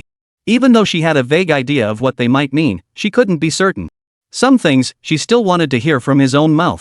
Well, it means exactly what it says in the poems. Feng Wei paused for a long time, still unable to bring himself to say certain things. I didn't understand it. Could you explain it to me? Yang Bei's cheeks flushed red. How about this, close your eyes first. I'll give you a gift. After you receive it, I'll explain everything to you. Feng Wei still didn't speak. He felt that some things were better expressed through actions. A gift? Yang Bei looked at Feng Wei in confusion, unsure what he was up to. But seeing the serious look on his face, she closed her eyes as he asked. But moments later, something covered her mouth. Yang Bei's eyes snapped open wide as she realized Fong Wei had already moved in close.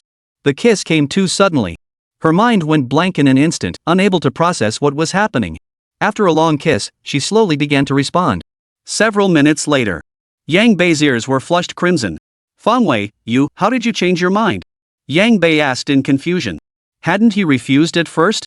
And not just once, but 3 times? After seeing you on that variety show, my heart just changed without me realizing it. Variety show? Why? She had appeared on a variety show and even had a voice call with him back then, but how could that have changed things? Because I saw how exhausted you looked back then. With such a wonderful person willing to do this for me, what more could I possibly ask for? Yang Bei, will you be my girlfriend? Fong Wei said sincerely. The moment he saw Angier, his heart was utterly moved. With such a beauty by my side, what more could I possibly want? Yang Bei murmured softly, nodding her consent. Ding! Chapter 128, Rewards Merge, New Potion Emerges. Before Fong Wei could even celebrate seeing Angier nod in agreement, the system's notification chimed in his mind. Ding! Congratulations, host. You've successfully pursued your first girlfriend, completing the side quest and earning 1 lottery chance. Congratulations, host. You have accumulated 2 lottery chances. These can be combined to designate your next new item. Hearing the notification, Fong Wei felt utterly devastated. He'd successfully wooed Angier, and this was the hidden side quest? Holy crap! This happiness came out of nowhere. What's that saying again? Wealth and beauty both? This ing thing is the real-life version of wealth and beauty. Heh, he liked it. But why at first before girlfriend? Does that mean getting a second girlfriend would be okay too? Put. He's a proper guy, how could he be two-timing? Isn't this system just encouraging him to be unfaithful? Sigh, systems really aren't good things. With Angel standing nearby, Fong Wei didn't immediately produce the item. Some things could wait. With such a lovely lady by his side, how could he waste this precious moment? After exchanging sweet nothings, the two began their meal in earnest. This time, however, perhaps due to their differing statuses, both felt rather stiff. Fong Wei didn't mind, this was their first date, after all. First times always brought nerves, they'd get used to it eventually. After dinner, the two went to see a movie together, then went shopping, doing all the things a couple should do. Of course, during this time, Fong Wei personally experienced the changes brought on by his potion. The texture felt pretty good. No side effects at all, completely natural. The only downside was that Angel was a big star, so she always had to wear a mask and sunglasses when going out. To some extent, this dampened the romantic atmosphere. Before they knew it, the sky had gradually darkened. Since they'd only just confirmed their relationship, it wouldn't be appropriate for him to stay overnight at Angel's place. Thus, he could only bid Angel a reluctant farewell. Hours later, the moon rose above the willow branches. Fong Wei returned home with a spring in his step. From now on, he was a man with a girlfriend. He bid farewell to his days as a single man. Life seemed to be getting more and more interesting. The moment he sat down at home, Fong Wei eagerly asked the system. System, can I combine these 2 rewards now to designate a new item? Yes, please specify the new item you wish to create. Yay! Fong Wei jumped up from the sofa in excitement. This was something every man dreamed of. And now he finally had the chance to get it. Fong Wei, I want that potion that makes men bigger and longer as the next product. Received. Please wait, host. Ding. Please collect your designated new product. Holy crap! That's it? Fong Wei trembled as he claimed the new item. His expression was filled with excitement. Moments later, hundreds of colorful potion bottles appeared in the room. This scene was identical to the breast enhancement potions from a few days ago. Only this time, the potions served different purposes. This batch of potions is divided into 3 tiers, one enabling men to reach 18 centimeters, another 20 centimeters, and the third 22 centimeters. 100 bottles of each tier are provided. Please verify receipt, host.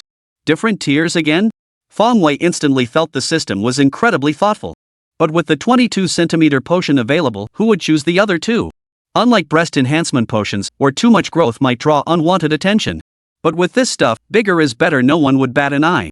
Even a 24 centimeter option would likely sell out completely. Why bother with the 18 centimeter option?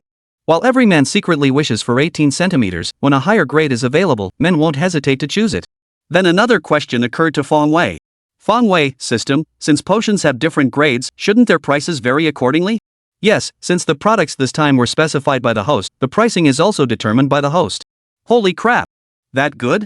This was the first time Fong Wei had ever heard of such generous terms. He gets to set the price? Meaning, as long as he can sell it, he can set any price he wants? What if he raises the price at the very end? Wow. Wow. Wow. Fong Wei felt like he was about to strike it rich. This was undoubtedly his chance to become a billionaire. This potion was different from the last one. Men would definitely pay a hefty price for it. An 18-centimeter potion? People would probably pay $1 million per bottle. And what about the 22-centimeter version? This was indeed a product combining two rewards into one. The benefits he could gain were substantial. This is nothing. Once the host reaches a higher shopkeeper level, the privileges and benefits will be even greater. Fong Wei, really? Of course. Otherwise, how could this system claim to cultivate the host into a god-tier treasure hunter? Fong Wei, I'm impressed. Alright, the future the system paints is too good to be true. He'd believe it this once. Truthfully, reaching his current level already brought him immense satisfaction. After all, compared to his previous life, things had improved immensely. But since there was an opportunity to advance even further, what reason did he have to refuse? A god-tier treasure hunter? He was certain he could reach that level. Life offers few chances to take risks. If not now, then when? But now, the question was how to set the price. Charging the same price as last time's potion? That simply wouldn't do. This time, the potion's value is far superior to the last one. Others are willing to pay for it, and not just pay, but pay whatever it takes to get it. The group members have reminded him more than once. Therefore, the price absolutely cannot be low. The 18-centimeter potion, $1 million per bottle. For the 20-centimeter potion, $1,050,000 per bottle. 22-centimeter potion, $2 million per bottle. Alright, that's settled. We'll start with these prices and adjust later based on demand. If sales are strong, we'll raise the price. If sales are weak, we'll lower it. Haha, Fong Wei realized he was truly brilliant. Chapter 129, Can my sister-in-law handle this? After setting the price, Fong Wei immediately entered his buyer group. Thanks to the previous product, the group had grown significantly. There were over 300 members. Fong Wei felt quite satisfied. For future products, he wouldn't need to seek buyers outside the group. The members alone could absorb this much volume. The group remained lively daily, with occasional chatter. For instance, they'd boast about whose house was bigger or who had more money. Well, that's just how the world of the wealthy operates. Fong Wei joined the group and kicked things off with a polite greeting. Once again, good evening, fellow villagers. This was pretty much his standard opening line, and everyone was used to it by now. The group owner spoke, and the others instantly fell silent. Then they chimed in one after another. Big spender, bro, I'm doing fine. But if you could just get that potion made, I'd be even better. Spoiled rich kid, yeah, bro, we're all doing fine. But stop wasting time chatting, get moving on those herbs already. Autumn wind sweeping fallen leaves, your humble servant begs to differ. Sky blue, your humble servant begs to differ. Fong Wei was speechless. Why does it feel like he's not welcome here? What kind of tone is this? Fong Wei was getting annoyed. One more time, you know you're asking for a beating, right? Watch out, I might not sell to you. At that, everyone immediately backed down. I'm not short on cash, no, bro, I was just joking. Autumn wind sweeping fallen leaves, yeah, big bro, don't be like that. I'm your own little brother. Sky's blue, me too. Ugh, damn it. Fong Wei couldn't help but feel the group's vibe had completely shifted. How could people be this shameless? And what's worse, his group is full of shameless people. One more time, shut up, everyone. Tonight, I'm here to share some good news. It'll be available at midnight. So everyone can relax. The moment this bombshell dropped, the group erupted in excitement. Especially the male members, they were practically howling with excitement. The group's momentum surged wave after wave, with messages flooding in non-stop. One more time, this batch of potions comes in 3 tiers, totaling 99 bottles. Everyone is welcome to purchase. Holy crap! Tiered levels? This is legit. All eyes were fixed on the level 22 potions. Yet among the crowd, 1 or 2 individuals possessed piercing eyes.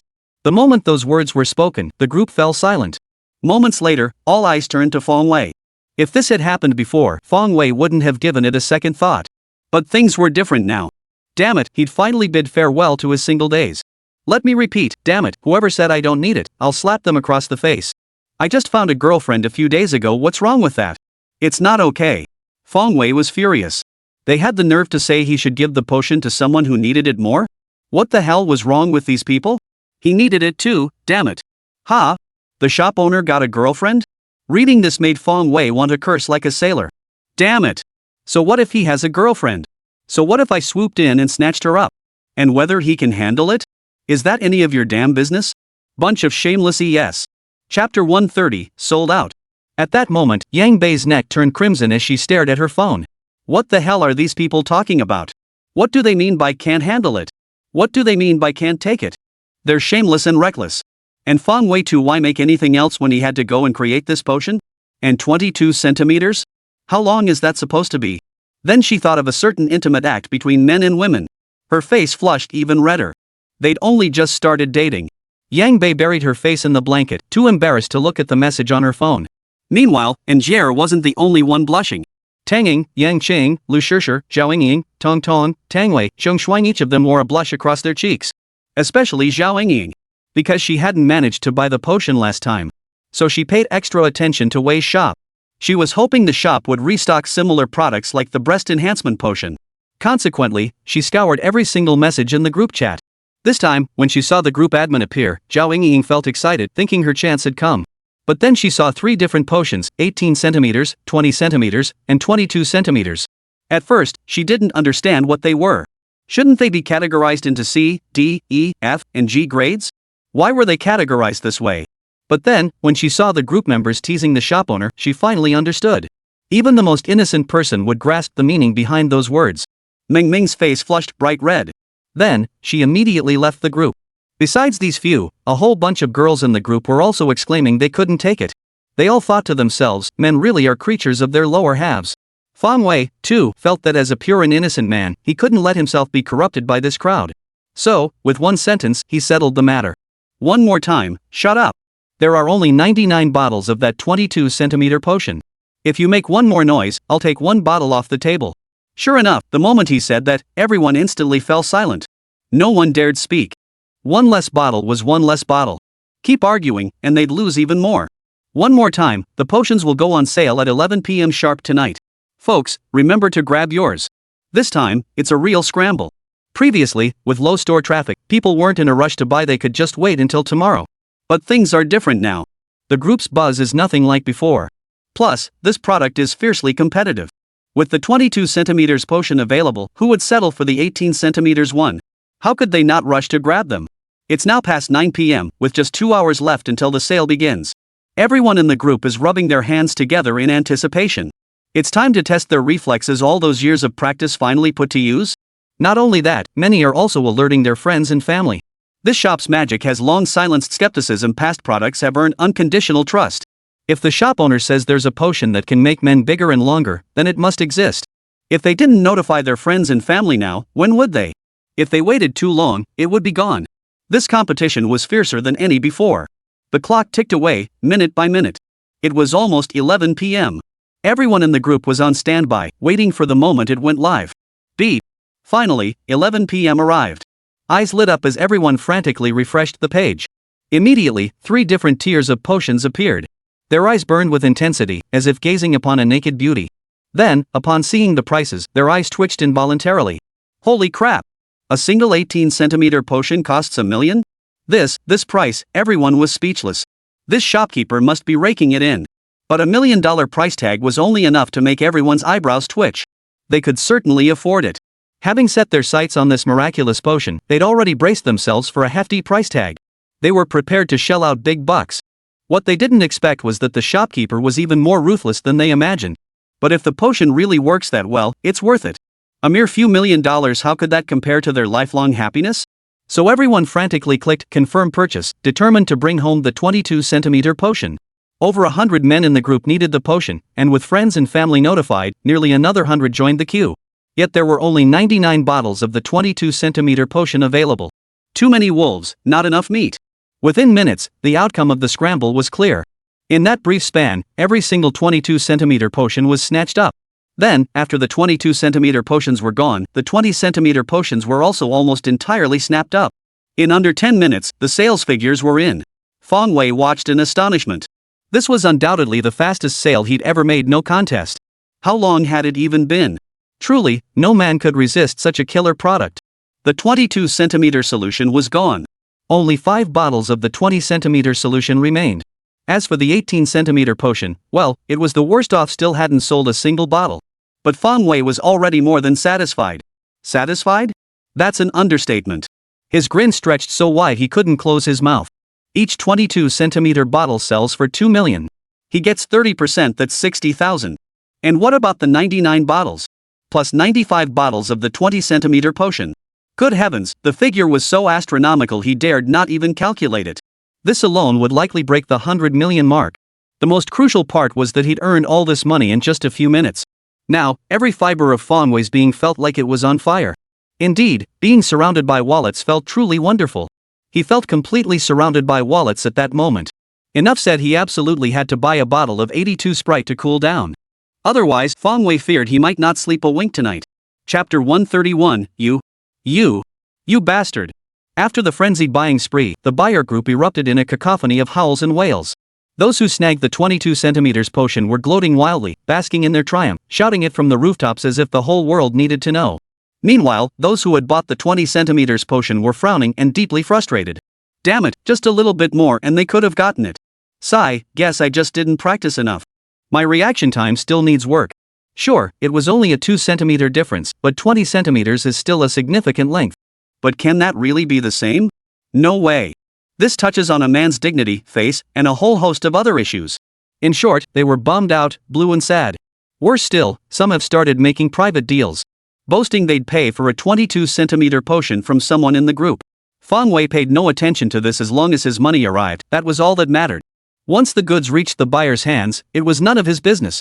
Besides, if such things could actually be traded, Fong Wei would have to give others a big thumbs up. After glancing at the group messages, Fong Wei was about to put his phone down when he received another message, this time from Angier. Why would you make that kind of potion? It was followed by an embarrassed emoji. Fong Wei felt a bit embarrassed. Damn it, he'd completely forgotten Angier was in the group too. And she must have seen the group chat earlier too. Oh man, this was getting awkward. At least their relationship status is already clear. As for why he made this potion, does that even need explaining? Men understand these things. But Fong Wei found it awkward to explain this to Angier. After I sold that breast enhancement potion last time, someone in the group asked me about it. I figured the profit margin was pretty good, so I went ahead and made it. Fong Wei told a little white lie.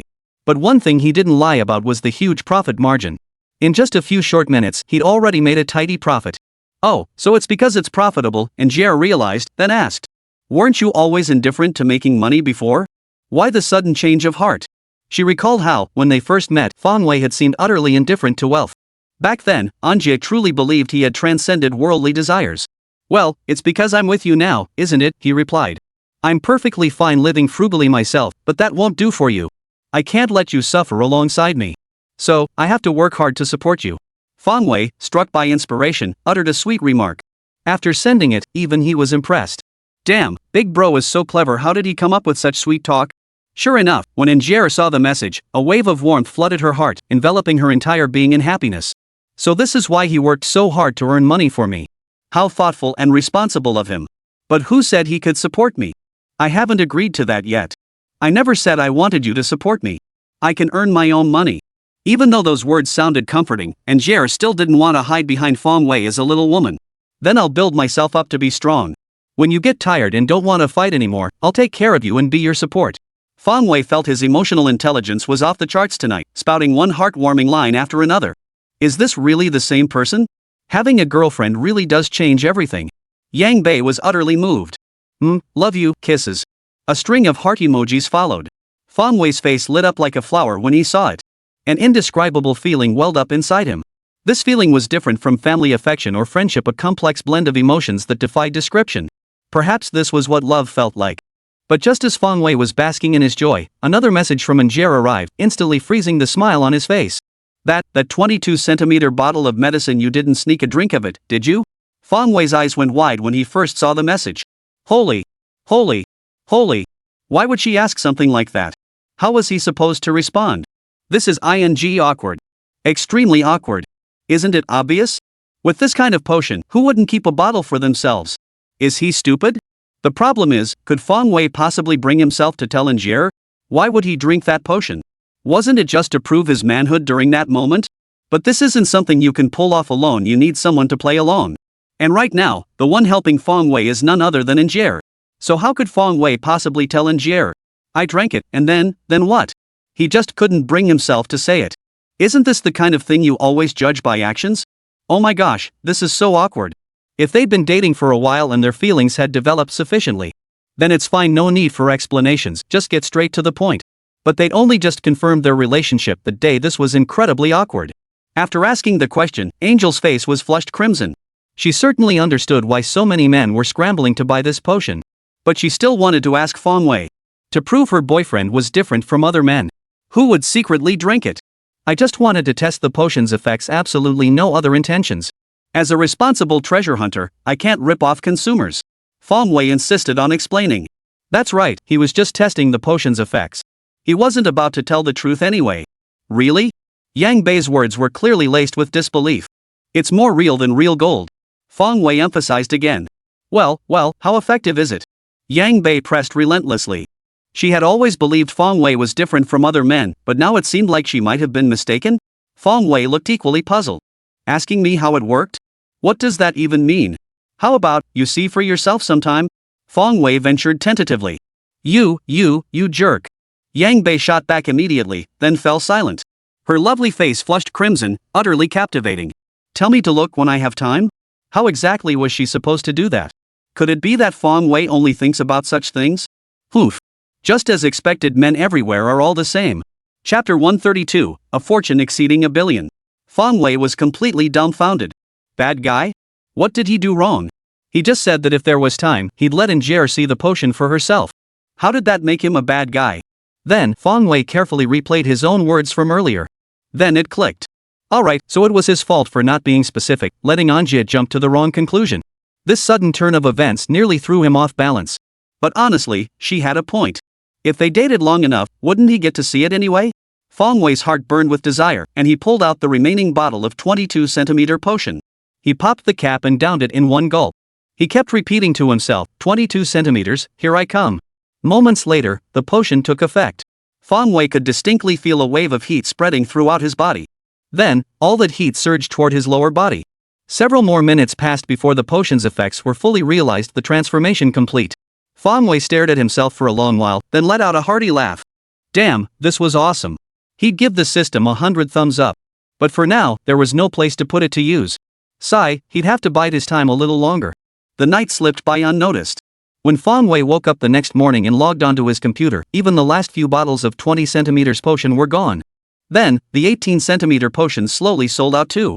With both 20 centimeters and 22 centimeters potions available, any sane person would snap these up unless they were completely out of their minds. And now that the first two were gone, those 18 centimeter potions seemed like a decent alternative. But it seemed most people hadn't reached that level of understanding yet. In a previous life, there was a post that said a man should have 3 180s. The first is 180 centimeters in height. The second is a 180 square meter house. The third is 180 millimeters. Therefore, 18 centimeters is already what many aspire to. Sure enough, 2 days later, the 18 centimeter potion sold out completely. All the potions were sold at the price set by Fong Wei. This made him wonder if the price was too low. It felt like even if he raised the price a bit, people would still accept it. But with the potions all sold out, there was no point in second-guessing himself. The current profits were more than enough to make him happy. After that, Fong Wei spent several days in his room. During this time, he frequently kept in touch with Injere, as if a day apart felt like 3 autumns. Over these days, all buyers gradually confirmed receipt of their purchases. Finally, with the last buyer's confirmation, the system beeped. Ding! Congratulations, host! Potion sales mission completed. You have earned 1 lottery chance reward. The system's official notification meant all his funds had been fully credited. Fong Wei checked his bank balance and discovered over 180 million yuan had been deposited. Holy moly! Over 180 million?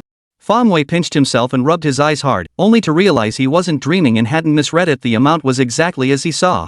Holy crap! Why was there so much? After carefully calculating, Fong Wei realized that just from this batch of potions alone, he'd received a 150 million yuan share. Add that to the 30 million from last time and his previous savings, and it all added up to this staggering figure. Fong Wei swallowed hard, his entire body trembling with excitement. No way he had to show off right now. He didn't know how else to vent his overwhelming excitement. So, with unwavering resolve, Fong Wei entered the buyers group. Showing off to these big spenders was where the real fun lay. One more time, hey everyone, how's the potion working for you?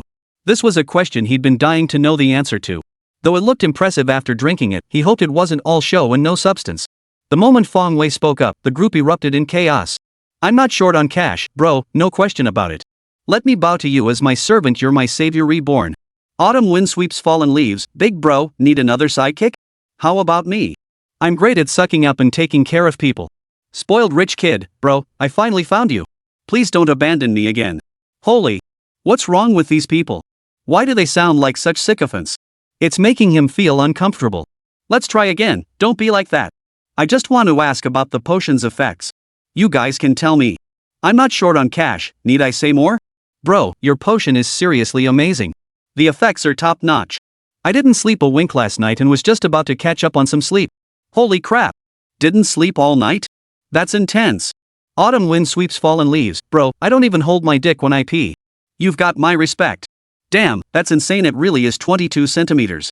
Sky's blue, how do you know that for sure? Did you actually measure it? Measured it with a ruler?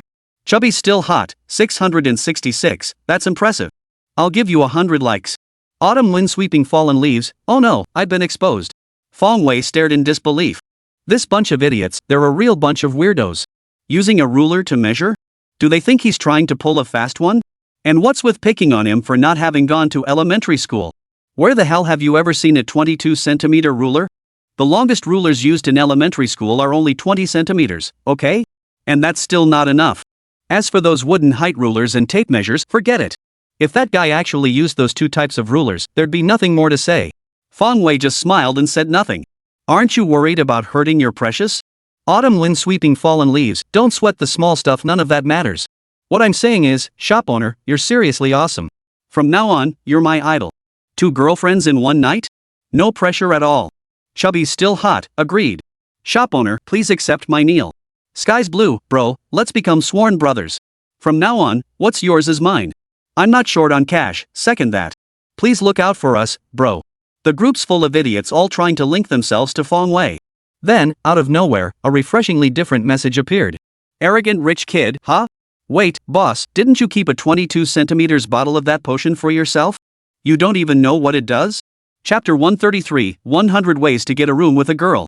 At this remark, the group members all recalled. Right. Didn't the shop owner keep a bottle of 22 centimeter potion for himself? Plus, he mentioned finding a girlfriend last time. Why does he need us to explain the potion's effects? Broke but not broke, dude, haven't you tried it yourself?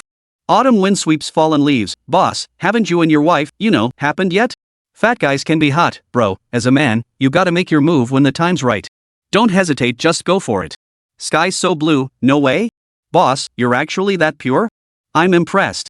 Spoiled rich kid, bro, you're not still a virgin, are you? One more time, well, we just started dating, right? It's totally normal that nothing's happened yet. Fong Wei scratched his nose, replying with a guilty look and an unnatural expression. This is awkward. He'd accidentally let his guard down and revealed his true feelings. But honestly, how long had he and Injere even been dating? Nothing happening between them. Well, yeah, it seemed, sort of, probably, should be normal, right? By the end of his thoughts, even Fong Wei felt uneasy. Alright, in front of that group of decadent rich guys, Fong Wei had to admit he was way too low class. I'm not short on cash, normal? All I can say is, bro, you're just too naive. Arrogant rich kid, boss, back in the day, I was just as naive as you. Autumn wind sweeping fallen leaves. I just want to say, men like you, big brother, are a rare breed these days. Sky's blue, if I ever become remember the innocence in my eyes. Holy crap. What do they mean by this? Are they mocking me? Suddenly, Fong Wei felt utterly disoriented. He began to deeply question the meaning of life. Had he become so isolated in his room that he'd completely lost touch with society? What was wrong with this world? Are genuinely simple-minded kids like him really that rare? One more time, no way, I just don't go out much. Don't try to pull a fast one on me. Arrogant rich kid, how could we lie to you? Boss, go for it. Trust us, you won't regret it. Money's no object, exactly. Maybe your future wife is waiting for you. Autumn wind sweeping fallen leaves, boss, go for it. We're rooting for you. Sky's blue, go for it, Pikachu. One more time, but I don't have a reason. Wouldn't it be too abrupt to just blurt it out? Everyone sighed in exasperation. In an instant, they all transformed into love gurus, showering Fong Wei with advice. Chubby can be handsome too, why do you need a reason? A man should be bold. Asking someone to come to a hotel can be straightforward. You should just tell your sister-in-law, don't go tonight. Stay and keep me company. Or just say, you're mine tonight. You're not going anywhere. It'll totally work. You can tell this guy must be a domineering CEO in real life. The cocky rich kid, bro, first invite your sister-in-law out for dinner, a movie, or a stroll, drag it out on purpose. When it gets dark, say, whoa, it's so late. Or offer, let me drive you home. Or that it's unsafe for you to walk alone, then head to a hotel. Once you're there, well, you know. Autumn wind sweeping fallen leaves, take your sister-in-law out to play, eat, and drink. Once she's completely at ease with you, suggest grabbing drinks to deep dive into a topic you two previously clicked on. The alcohol loosens tongues best. Once the conversation flows, big bro, you can do as you please. Broke? Not me, in my opinion, you should take her out for a romantic candlelit dinner, then shower her with gifts she loves until she's moved to tears. Finally, subtly suggest. Spend the night together at a hotel. Based on my years of experience navigating the dating scene, this approach is highly effective, success rate easily over 90%. One by one, they were all hyped up like they'd been injected with adrenaline, spilling their secrets to success with women. Feng Wei watched them with his jaw hanging open. These bastards gotta hand it to them, they really knew their stuff. One pickup line after another. It made him want to try it himself, just to see if he could pull it off. If it worked, wouldn't that be a huge win? But then, Feng Wei seemed to realize something and immediately cut off the others from offering more advice. Hold on, what are you guys talking about? Am I the type to resort to underhanded tricks? Since we've decided to be together, we should do it properly. When our relationship naturally reaches that point, it'll happen naturally. Don't say another word. I won't use any of your ideas. Feng Wei delivered these words with righteous conviction, utterly serious. As if he truly disdained such schemes. But was that really the case? Of course not. Damn it. Just as Feng Wei was getting excited looking at these ideas, he suddenly remembered Injere was also in this group. If he didn't make a move soon, wouldn't Injere start overthinking things? How would they ever go on dates again? Every time they met up, Injere would suspect he had ulterior motives. What's with these people? If you've got experience and ideas, send them privately. What's with posting them in the group? They're really screwing me over. But clearly, the others didn't pick up on Feng Wei's concerns. They kept digging the hole deeper. Brother, stop pretending. As men, there's no need to be embarrassed about this. Chubby's still hot, exactly. Why didn't you stop us earlier? You had to wait until everyone finished before stepping in. Boss, is this act even entertaining? Arrogant rich kid, boss, I thought you were a simple guy. Who knew you'd be so shameless? Can't even admit it? Sky's blue, people just aren't what they used to be. Autumn wind sweeps fallen leaves, bro, if you ever make it big, remember the advice we gave you. Zhao Ritian, we're just a bunch of people who quietly put in the work, only to end up with nothing to show for it. Sai, where's the justice in this world? I can't control the primal power surging within me. I could cripple every last one of you with a single punch. Feng Wei is such a pain in the ass. These bastards are screwing over their own teammates.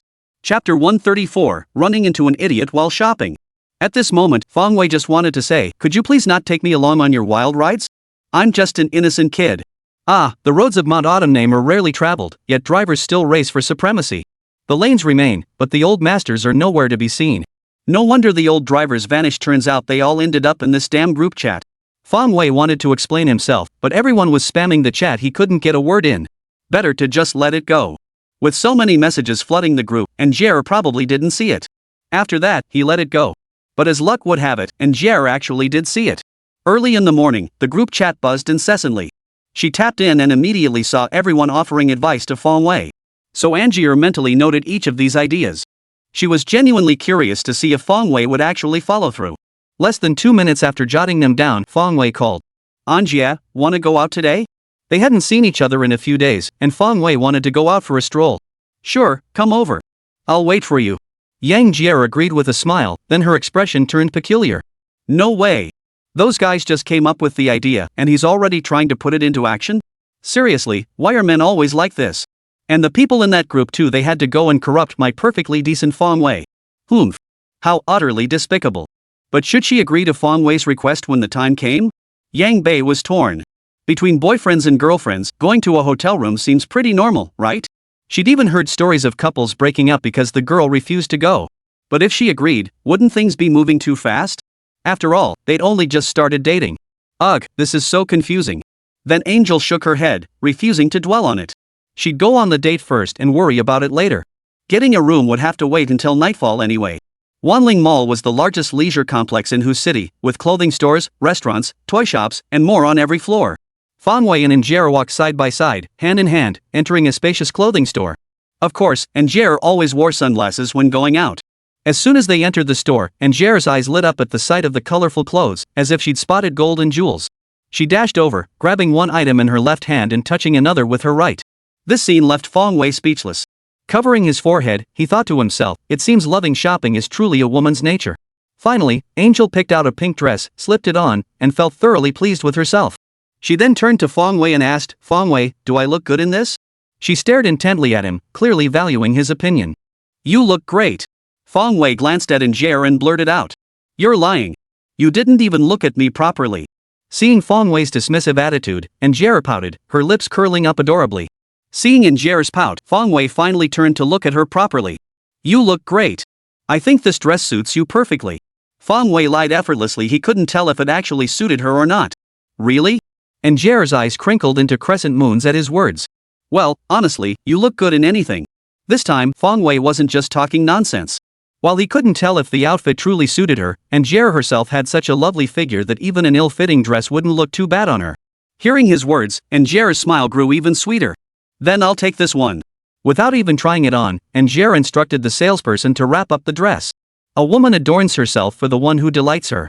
If Fong Wei thought it looked good, then she would wear it. But just then, an unexpected turn of events occurred. "Hold on, I've got my eye on this dress too." A man and woman walked in arm through the store entrance.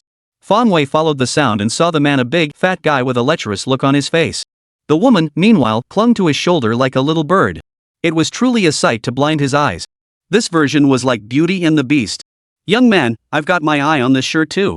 The chubby-faced man narrowed his eyes and challenged Fong Wei. He couldn't help but notice the kid's shabby outfit, which looked downright cheap. "Why should you? We picked this outfit first." Angier, seeing someone trying to snatch her clothes, declared with righteous indignation. "Go!"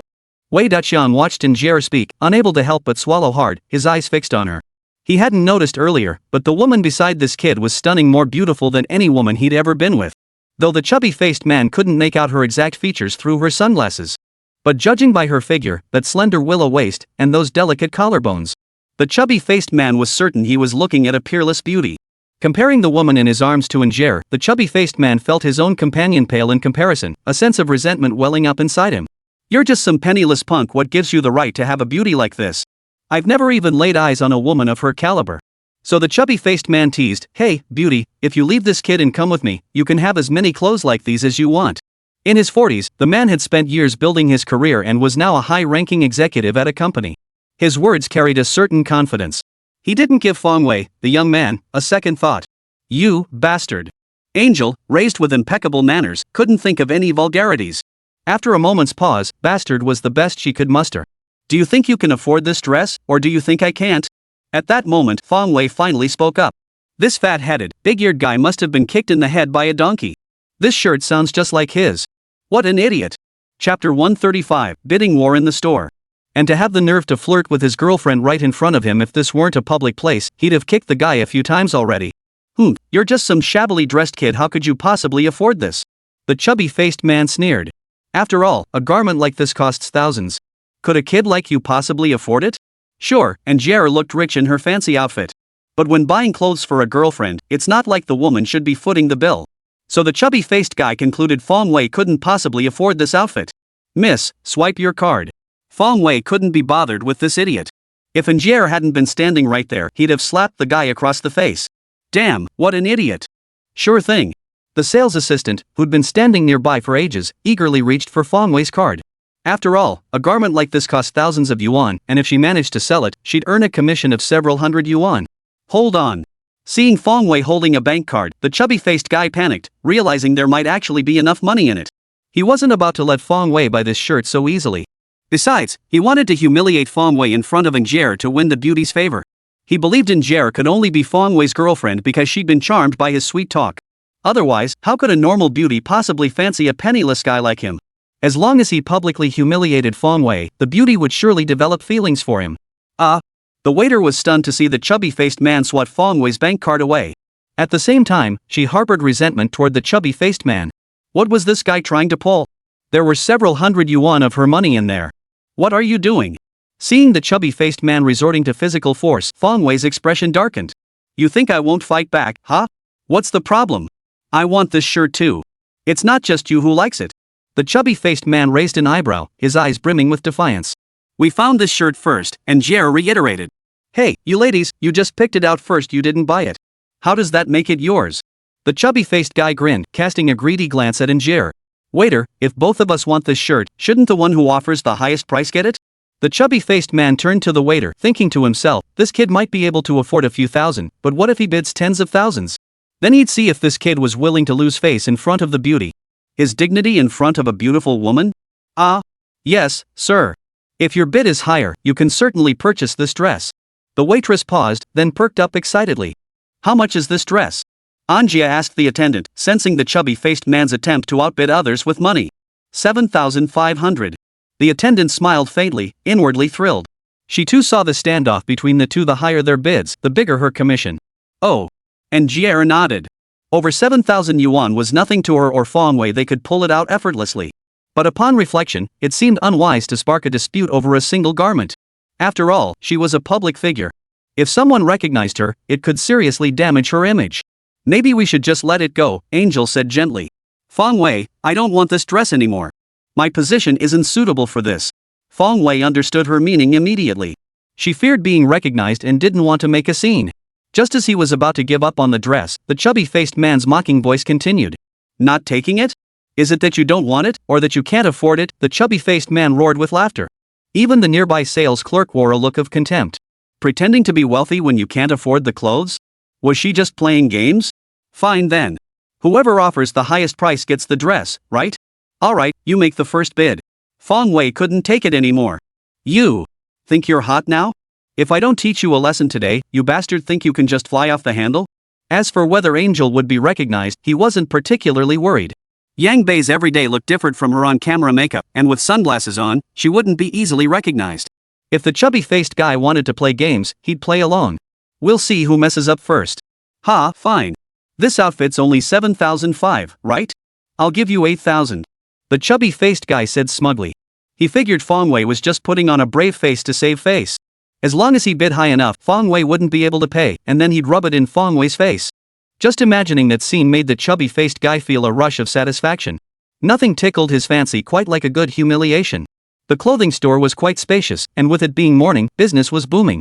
Many customers were inside. Upon hearing the exchange between Feng Wei and the chubby-faced man, they knew a show was about to unfold and began. Gathered around. Seeing the growing crowd around him, the chubby-faced man felt not the slightest embarrassment but instead grew even more smug. He wrapped his arm tightly around the woman beside him and laughed loudly. So? Can you still afford to pay over 8,000? Feng Wei glanced at the crowd and said calmly, then I'll offer 10,000. 10,000? Hearing Feng Wei's bid, the chubby-faced man initially worried he'd misheard. But then, pure elation flooded his mind. The bigger the stakes Feng Wei played, the more humiliating his fall would be later. In his eyes, Feng Wei definitely couldn't afford that much. Can you really afford that much? Ha ha. Then I'll bid 20,000. 20,000? Good heavens, this garment has reached such a price? The onlookers first glanced at the garment held by the waiter, then turned to stare at the chubby-faced man with expressions that suggested he was a lunatic. They thought this kind of shirt selling for 10,000 was already a high bid, but this guy wanted to spend 20,000 on it? Was he stupid?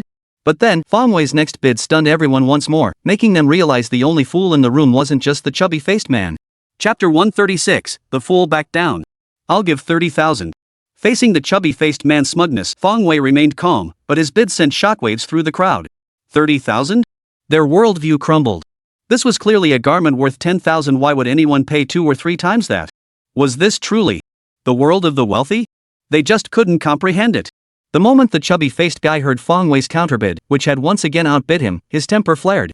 How dare this penniless punk defy me like this? Fine, let's play a game, we'll see who ends up. Outdo the other. 50,000, he bellowed, leaving the crowd utterly bewildered. Why did these two seem more and more abnormal? The waitress nearby was practically overjoyed. 50,000? Even if she only got a 5% commission on a single garment, that would still be 2,500 yuan, nearly her entire monthly salary. If this deal went through, she'd be raking it in. In the waitress's eyes, Feng Wei and the chubby-faced man were like two money-spending gods.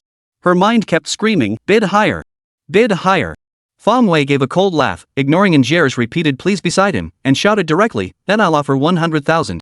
He despised pretentious people, especially those who flaunted their superiority in front of him.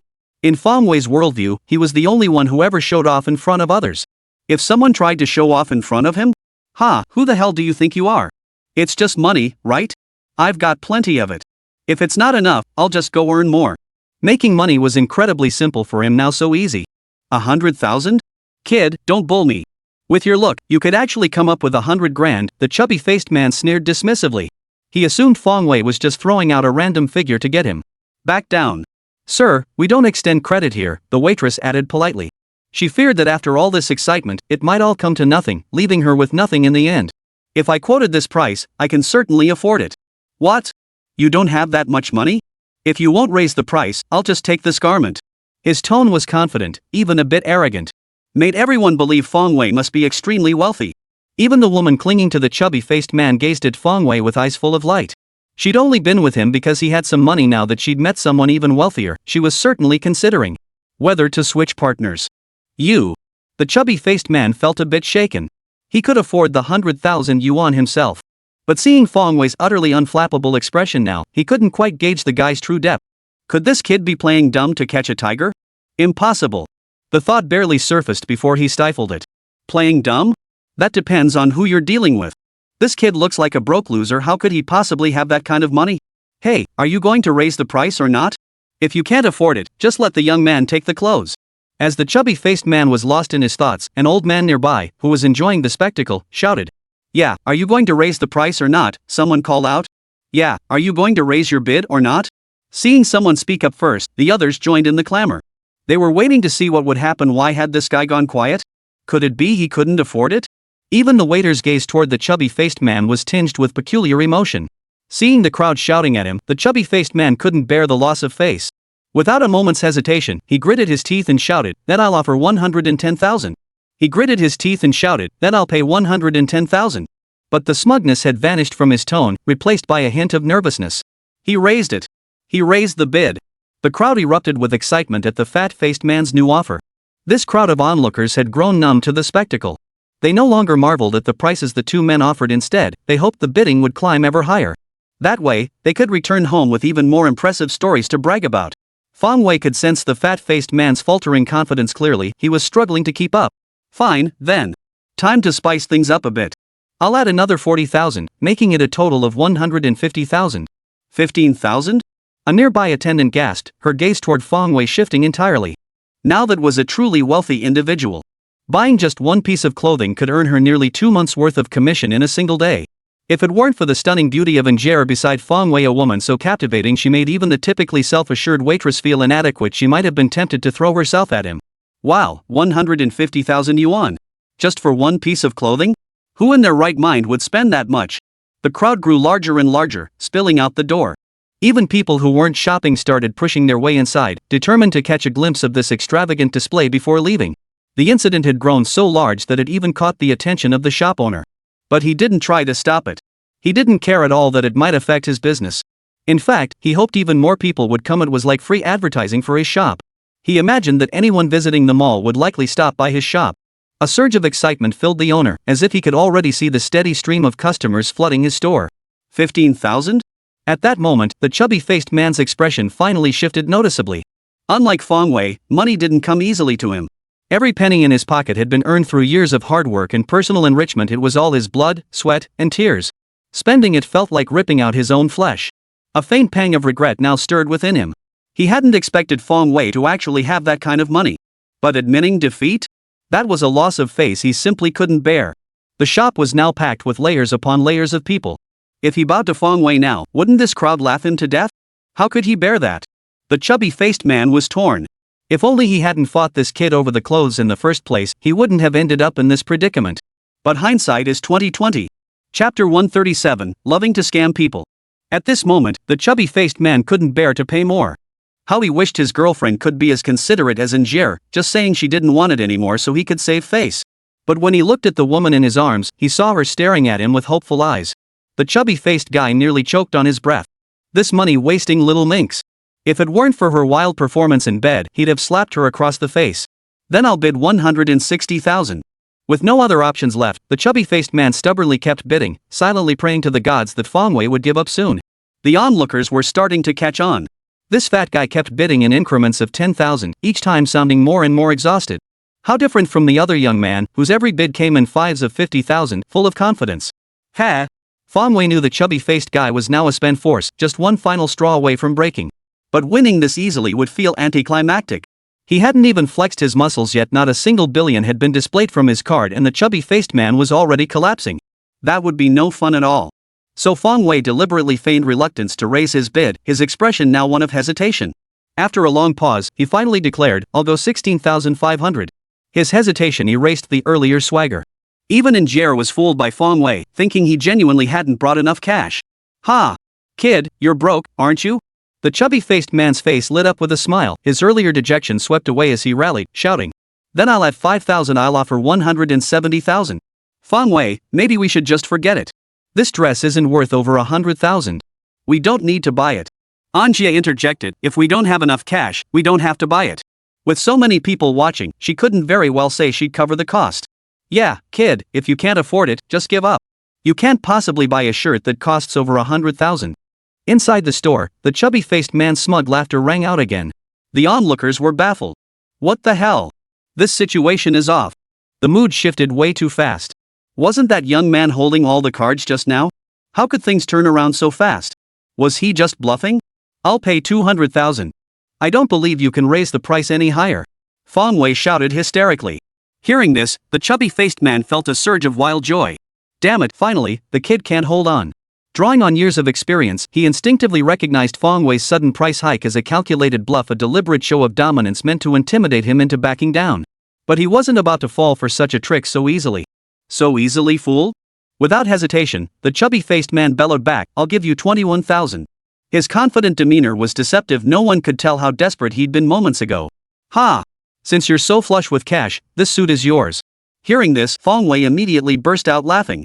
A garment worth a few thousand yuan had been inflated to over 100,000, clearly not worth it. Fong Wei wasn't that foolish to be treated like a money tree by the crowd. But giving up the fight would just let that show-off get away with it, and he wasn't about to let that happen. So Fong Wei decided to dig a hole and wait for the chubby-faced guy to fall into it. "Want to snatch the clothes, huh? Here, take this coat worth over 200,000 yuan. He certainly wasn't buying it himself. Heh, he was quite fond of playing tricks on people. Ha! The chubby-faced guy sensed something was off. Shouldn't Fong Wei be acting disappointed right now? How come he's so happy after losing the bid to me and losing face? That doesn't make any sense. You've got some nerve. Sai, you're just not the sharpest tool in the shed. The guy's digging a pit for you to fall into a shirt that should cost over 7,000, and he made you shell out 210,000 for it. Yet you're still beaming. I really don't know what you're thinking." Just then, a bystander who'd witnessed the entire scene cut to the chase. "Ah. So that's how it is." After that person spoke up, the crowd finally understood. "I knew it. That's why the young man suddenly couldn't keep up with the bidding, it was a trap all along." In an instant, the crowd pointed fingers at the chubby-faced man, their words dripping with mockery. "I thought he was some big shot with deep pockets, 21,000, no less. Turns out he's just a sucker. Yeah, he got scammed and didn't even realize it, acted like he won the whole thing. What do you know? That's what they call being rich but dumb, okay?" Hearing the surrounding murmurs, the chubby-faced man's face turned grim. This kid actually set him up, and he stupidly walked right into it. Isn't this just treating him like a fool? "Kid, you screwed me over." After a while, unable to bear the crowd's pointed stares any longer, the chubby-faced man finally shouted angrily, "I didn't screw you over. You're the one who's clever, richer than me, and snatched this shirt." Fong Wei chuckled, as if none of this concerned him. And Jier, standing nearby, couldn't help but giggle at Fong Wei's shameless act of playing innocent after getting the upper hand. "You!" The chubby-faced man fumed. Though not the sharpest tool in the shed, he wasn't stupid, he knew perfectly well Fong Wei was mocking him. "Hey, just pay up already." The old man watching chimed in again, afraid the chubby-faced man might run off without paying. If he really did that, they wouldn't get to see the fun. They'd waited this long just to see if he'd pay up, right? "Sir, what do you say?" The waitress nearby addressed the chubby-faced man. Though her words trailed off, everyone understood the implication. She was urging him to settle the bill. "Me." Seeing Fong Wei and the crowd watching him with theatrical eyes, the chubby-faced man felt utterly helpless, like he wanted to cry but couldn't. Paying? His heart rebelled against the idea, filled with resistance. This was 21,000 yuan. How much would he have to embezzle to recoup that? Chapter 138, How about we stay at a hotel for the night? At that moment, the chubby-faced man desperately wanted to abandon everything and just walk away. But all those eyes were fixed on him. More importantly, the place was packed inside and out. Forget walking out, there wasn't even room to move in the hallway. Besides, would this crowd of gawkers who loved a good spectacle let him leave? The chubby-faced man knew the answer even without thinking. With no other choice, the chubby-faced man reluctantly pulled out his bank card, forcing a smile. The crowd burst into laughter at the sight of his forced smile, which looked more like a grimace than anything else. What's this called? Don't ever try to show off. Think you're so great? You were going to spend 100,000, over 100,000, on a single piece of clothing? Then go ahead and spend over 200,000. See if it hurts your wallet. The waitress couldn't care less about the chubby-faced man's mood. She eagerly snatched the card and swiped it quickly, afraid he might change his mind at the last minute and ruin her sales performance. Judging by the chubby-faced man's expression, that scenario wasn't entirely out of the question. Sir, your card. This garment is now entirely yours. The saleswoman beamed with delight, flashing a charming smile. But the chubby-faced man clearly wasn't in the mood to appreciate it. He flung the garment at the woman beside him. Then, under the stares of everyone present, he struggled his way out the door. He couldn't bear to stay in this place a moment longer. The crowd watching dispersed in pairs as the chubby-faced man walked away. As they departed, however, they lingered in the moment, savoring the events that had just unfolded. Such things were rarely seen, after all. As for Fong Wei and Angel, the appearance of the chubby-faced man had killed their mood for shopping, so they too left the clothing store. Since it was a date, they naturally wanted to savor their time together. At noon, they dined at a Western-style restaurant. Fong Wei couldn't really taste anything, but the one redeeming quality was the romantic ambience and atmosphere, perfect for couples. Afterward, they spent the entire afternoon cuddling in Century Park in Shanghai. After dinner, they dashed off to the cinema and watched 2 movies. While watching the films, Fong Wei formed new perspectives on societal trends. 80% of the people at the cinema were couples. And of that 80%, 90% weren't actually there to watch the movies. Especially the couple sitting in front of Fong Wei all night long, hugging and kissing. Don't you ever get sick of kissing? Don't your teeth hurt? And that guy next to them, where the hell are you putting your hands? In the dark, you actually dare to do that kind of thing openly? Have you given a damn about anyone else's feelings? Fong Wei was furious, his face twisted with cynical disgust. Ah! What can possibly save you, this society? Under the weight of his worries, even his hands couldn't stay still. Sigh. Since I can't change the world, I'll just adapt to it. Anyway, I've got a girlfriend too. You think you're the only ones? When Yang Bei first met others, she looked completely unnatural. But when she noticed Fong Wei's restlessness, she shot him a playful glare, said nothing, and let him have his way. After 2 movies, Fong Wei couldn't recall the plot. Few probably could lost in the warmth of her touch. After leaving the theater, the two strolled along the long street under the night sky. It was already 10 o'clock at night. Feeling the lingering scent on his palm, Fong Wei's mind began to wander. Was it time to say goodbye? Or should he try out the idea suggested by those jerks in the buyer's group? This time, this place, this atmosphere, it was perfect timing, perfect location, perfect conditions. He'd regret not trying. Besides, those guys had claimed their plan had a success rate of over 90%. That really got Fong Wei thinking. Anja, it's so late. Going back alone might not be safe. How about we stay at a hotel for the night? Fong Wei stammered out the question. Though he had a thick skin, this kind of thing was surprisingly hard to bring up. Whoosh! Yang Bei blushed instantly upon hearing this. Her heart felt like a little deer was wildly galloping inside her chest, thumping wildly. She had seen the group chat messages, and when she left home this morning, she had already braced herself. She'd imagined Fong Wei would pull off some sophisticated romantic gesture. But he just came right out and asked. Who asks like that? At the very least, he could have made a romantic confession or set the mood with something touching, right? Then she could at least put on a show and reluctantly agree. But now, how could she possibly say yes? And that excuse was pretty lame, too. It's unsafe to go back late? This is downtown. It's brightly lit everywhere, and the streets are full of people. Besides, she wouldn't be walking home. She could just take a cab straight to her building. Yang Bei was speechless. Fong Wei's questions were practically making her cry. But deep down, she didn't know how to respond. Agreeing would mean handing herself over tonight. Though this day would come eventually, and Jer still hoped to wait until they'd been dating longer. If she refused, she feared Fong Wei would get upset. After all, they were already boyfriend and girlfriend. This sort of thing seemed perfectly normal. Finally, under Fong Wei's intense gaze, Jer shyly nodded her consent. She had already decided she would marry no one but Fong Wei in this lifetime. Since this day was bound to come eventually, tonight wasn't out of the question. The moment Fong Wei saw Jer nod, ecstasy surged through him. He immediately took her hand and pulled her toward a nearby hotel. All the while, he mentally gave the others in the group chat a thumbs up. Holy! These ES ideas actually worked, damn it. No wonder they're all seasoned players in the game of love. Impressive. She's got guts. He's impressed. Could tonight finally be the night he shed his years of virginity? Ha! Just thinking about it got him excited. Chapter 139, The Business of Booking Rooms. Your view of the Apocalypse Empire is correct. It represents the nation we inhabit today. Historical records state that the Apocalypse Empire was one of the 6 great empires of Tianxia, with the Grand Duchy of Romania serving as its vassal state. The empire was so vast that few could traverse its borders, though the gates of Wonderland and the supreme sovereign might have managed it. This is beyond the reach of our generation. The greatest threat lies in the forest of divine retribution. It's a demonic kingdom several times larger than the 5 empires combined. This is the heart of the 6 great empires, while the 5 empires are merely its periphery. The speaker spoke without intent, but Lang Yu listened intently. It was too vast, too immense. Simultaneously, a profound realization solidified within him: this was absolutely not their original world. Ing Xiao watched Lang Yu's dazed expression, still feeling a sense of accomplishment. Then he said, truthfully, knowing this won't help us. If you don't enter the gate, you might never leave the duchy in your lifetime. Just like us, even after joining the alliance, how many of us know where headquarters is? Brother Ing, did I hear you say there are truly immortals in this world? Of course. Every immortal gate has fairies. They say these beings can effortlessly traverse the 5 regions. Haha, but enough of that, it's none of our concern. In our mortal world, fairies are rarely seen. Even during the Immortal Gates grand elections held every 10 years, only a handful are sent out. It seems Xiao Tingzi heard about them too, though she never witnessed it firsthand. Lang Yu didn't feel comfortable asking again. But something stirred within him. Fairies were said to be omnipotent. Perhaps, in that realm, returning to the mortal world wasn't impossible after all. After taking a sip of tea, Lang Yu naturally changed the subject. In response to the elder brother, since he had chosen to part ways, he must be stronger than the disciples of the clan gate. Ing Xiao shook his head. That's not the reason. On the contrary, the scattered practice method is far inferior to the clans. Resource competition is fierce. But overall, scattered disciples are still the clan's weaklings.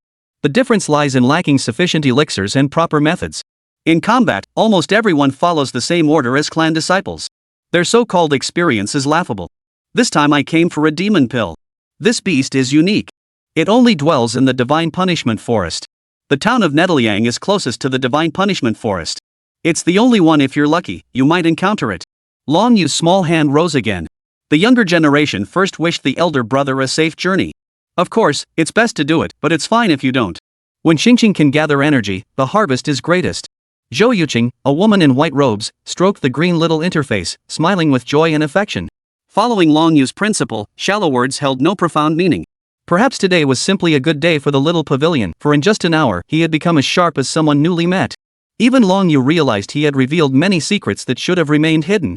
Long Yu asked no further questions, instead turning to the matter closest to his heart. Brother Ing, do you know who the 4 sons are? You asked them. There are only 4 children. Oh. Lang Yu was stunned. 4 sons? They weren't alone? Only a few men emerged in the final 2 years. Xiaoqi was the grandson of Cheng Zhou Rong, the youngest son of the left general. Wen Yuxian was the son of the elder brother who enjoyed dressing as a woman. Luo Zongyan was the only son of Shunzi. These 4 men conspired together, leveraging their family's influence, and remained untouchable. This was known as the 4 Sons Fragrant Conspiracy. I don't know what bad idea I had this time, but I ended up in this remote city of Urticaria. Lang Yu, hearing this background, found it truly difficult. Possessing vast funds. Heh, Lang Yu chuckled. I didn't know what this meant, but I raised my hand and pinched my nose. If in a past life, someone familiar with this gesture would surely understand. Though Ing Xiao couldn't follow, his expression grew slightly grave. Speaking of these 4 sons, most were teenagers. Gongsun was said to have the most brilliant ideas, while Luo Zongyan was a good-for-nothing, yet he still carried an air of mystery.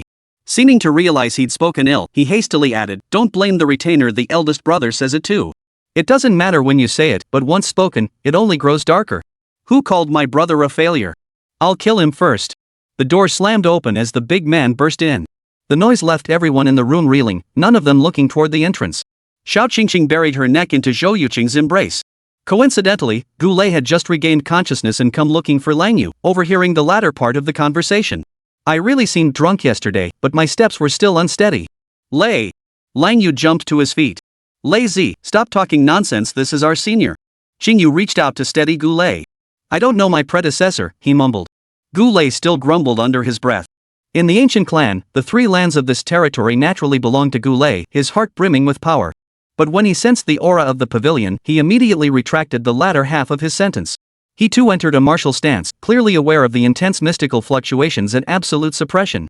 Shaking his head, he snapped back to reality. Oh, it's you, Ing. Must be the old man. I thought someone was talking about my brother.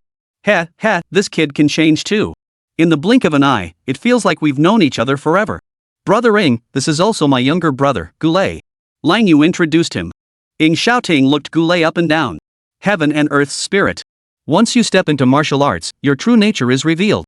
This youngster seems to have a direct pulse. Though I'm getting on in years, I'm just an ordinary person who confesses to others. Big brother? To call such a figure brother, what about that boy Lang Yu? Goulet's heart was truly filled with admiration. He extended his thumb toward Lang Yu and gave him a thumbs up. Big brother, I just heard who the loser is. What are you talking about? Goulet was completely taken aback. You call an ordinary person big brother right away? Lang Yu replied, the elders were just discussing those 4 sons. You startled us, truly an untimely awakening. Just in time, Goulet chuckled, settling into the chair Ching Yu had brought over. The old cow grabbed Lang Yu's cup and took a sip. Which of those 4 sons came from where, big brother? Chapter 140, I'm just renting a room. Fong Weiru sat on pins and needles, unable to even blink. Behind the glass. Yang Bei was still shifting positions. But because of the glass, she couldn't really see much, only a faint, white blur. Yet it was precisely this sensation that created a certain hazy beauty. After a dozen seconds. Splash! The sound of running water filled the air. Yang Bei began her shower. Fong Wei couldn't take his eyes off the sight, it was a real treat for the eyes. A while passed. The sound of water stopped, and Injera began drying herself with a towel. Fong Wei stopped watching at this point. He'd seen enough of what he should see, and plenty more of what he shouldn't would come later. He promptly turned around, maintaining a very proper posture as he gazed out the window. A little while later. Squelch, squelch, the slippers emerged, dripping with water. Are you done? Fong Wei asked, trying his best to sound calm. MHM. And Jer gave only a single syllable. Had the room not been so quiet, he might have missed it. Then, Fong Wei turned his head to glance over. He thought Injera wouldn't be wearing anything, just underwear and a towel would suffice, so his heart was racing with excitement. But to his surprise, Injera had put everything back on. She looked almost exactly the same as before she'd taken a shower. Alright, it seemed she was still too shy. Wearing something revealing would probably make her feel embarrassed. Fong Wei stood up. You go ahead and sleep. I'll take a shower too. This time, Injera didn't respond. She simply lifted her leg and climbed into bed. Fong Wei felt a bit nervous. He was getting closer and closer to success now. Stepping into the bathroom, Fong Wei felt a bit awkward at first. But he washed anyway. After finishing, he noticed a problem: there was only one bath towel in the room. In a cheap hotel like this, the amenities were bound to be subpar. Without a second thought, Fong Wei grabbed the towel Injera had just used and dried himself off. He took a closer sniff. There was a scent, very faint. It was that unique scent only girls possess. Fong Wei finished drying himself with a dazed look, then stepped out. The moment Injera heard the sound, she knew Fong Wei had emerged. She lowered her head even further, too embarrassed to lift it and look. Now that the door was open and she'd taken a bath, what came next was self-evident. For any girl, no matter who she was, it was bound to be an awkward moment. Watching the beauty's bashful expression, Fong Wei rubbed his hands together, his heart racing with excitement. Just as he was about to make his move, a sudden noise came from outside the room. Is this place such a mess? Could I be mistaken? Would Jiang Bei really live here? Probably not. But someone claims to have seen her. Enough complaining. That's just how we journalists roll, better safe than sorry. Alright then, everyone, keep searching. Fong Wei froze in disbelief upon hearing this. What the hell is this? A bunch of reporters showed up at the door? And it seems like they're specifically here for Injera? Damn it all to hell. What the hell is wrong with you people? It's past 11 at night, why the hell aren't you sleeping? Why are you all out here wandering around? And worst of all, if you're gonna wander around, why the hell do you have to come ruin my good time? Fong Wei was furious, his eyes practically shooting fire. Yang Bei, hearing this, panicked instantly. Forgetting all shyness, she looked up at Fong Wei and asked. It seems like reporters are here. What should we do? As a top-tier domestic star and leading actress, she was already a hot topic. If the press caught wind of this now, it would undoubtedly damage her image. Even if Fong Wei was her legitimate boyfriend, it wouldn't matter. The media excelled at exaggerating and taking things out of context. And netizens who don't know the truth will jump to conclusions. Don't panic. The reporters don't know our exact location. They can't possibly go knocking on every door. Fong Wei reassured her. At this point, Injera was completely flustered. As the man, he had to stay calm and step up.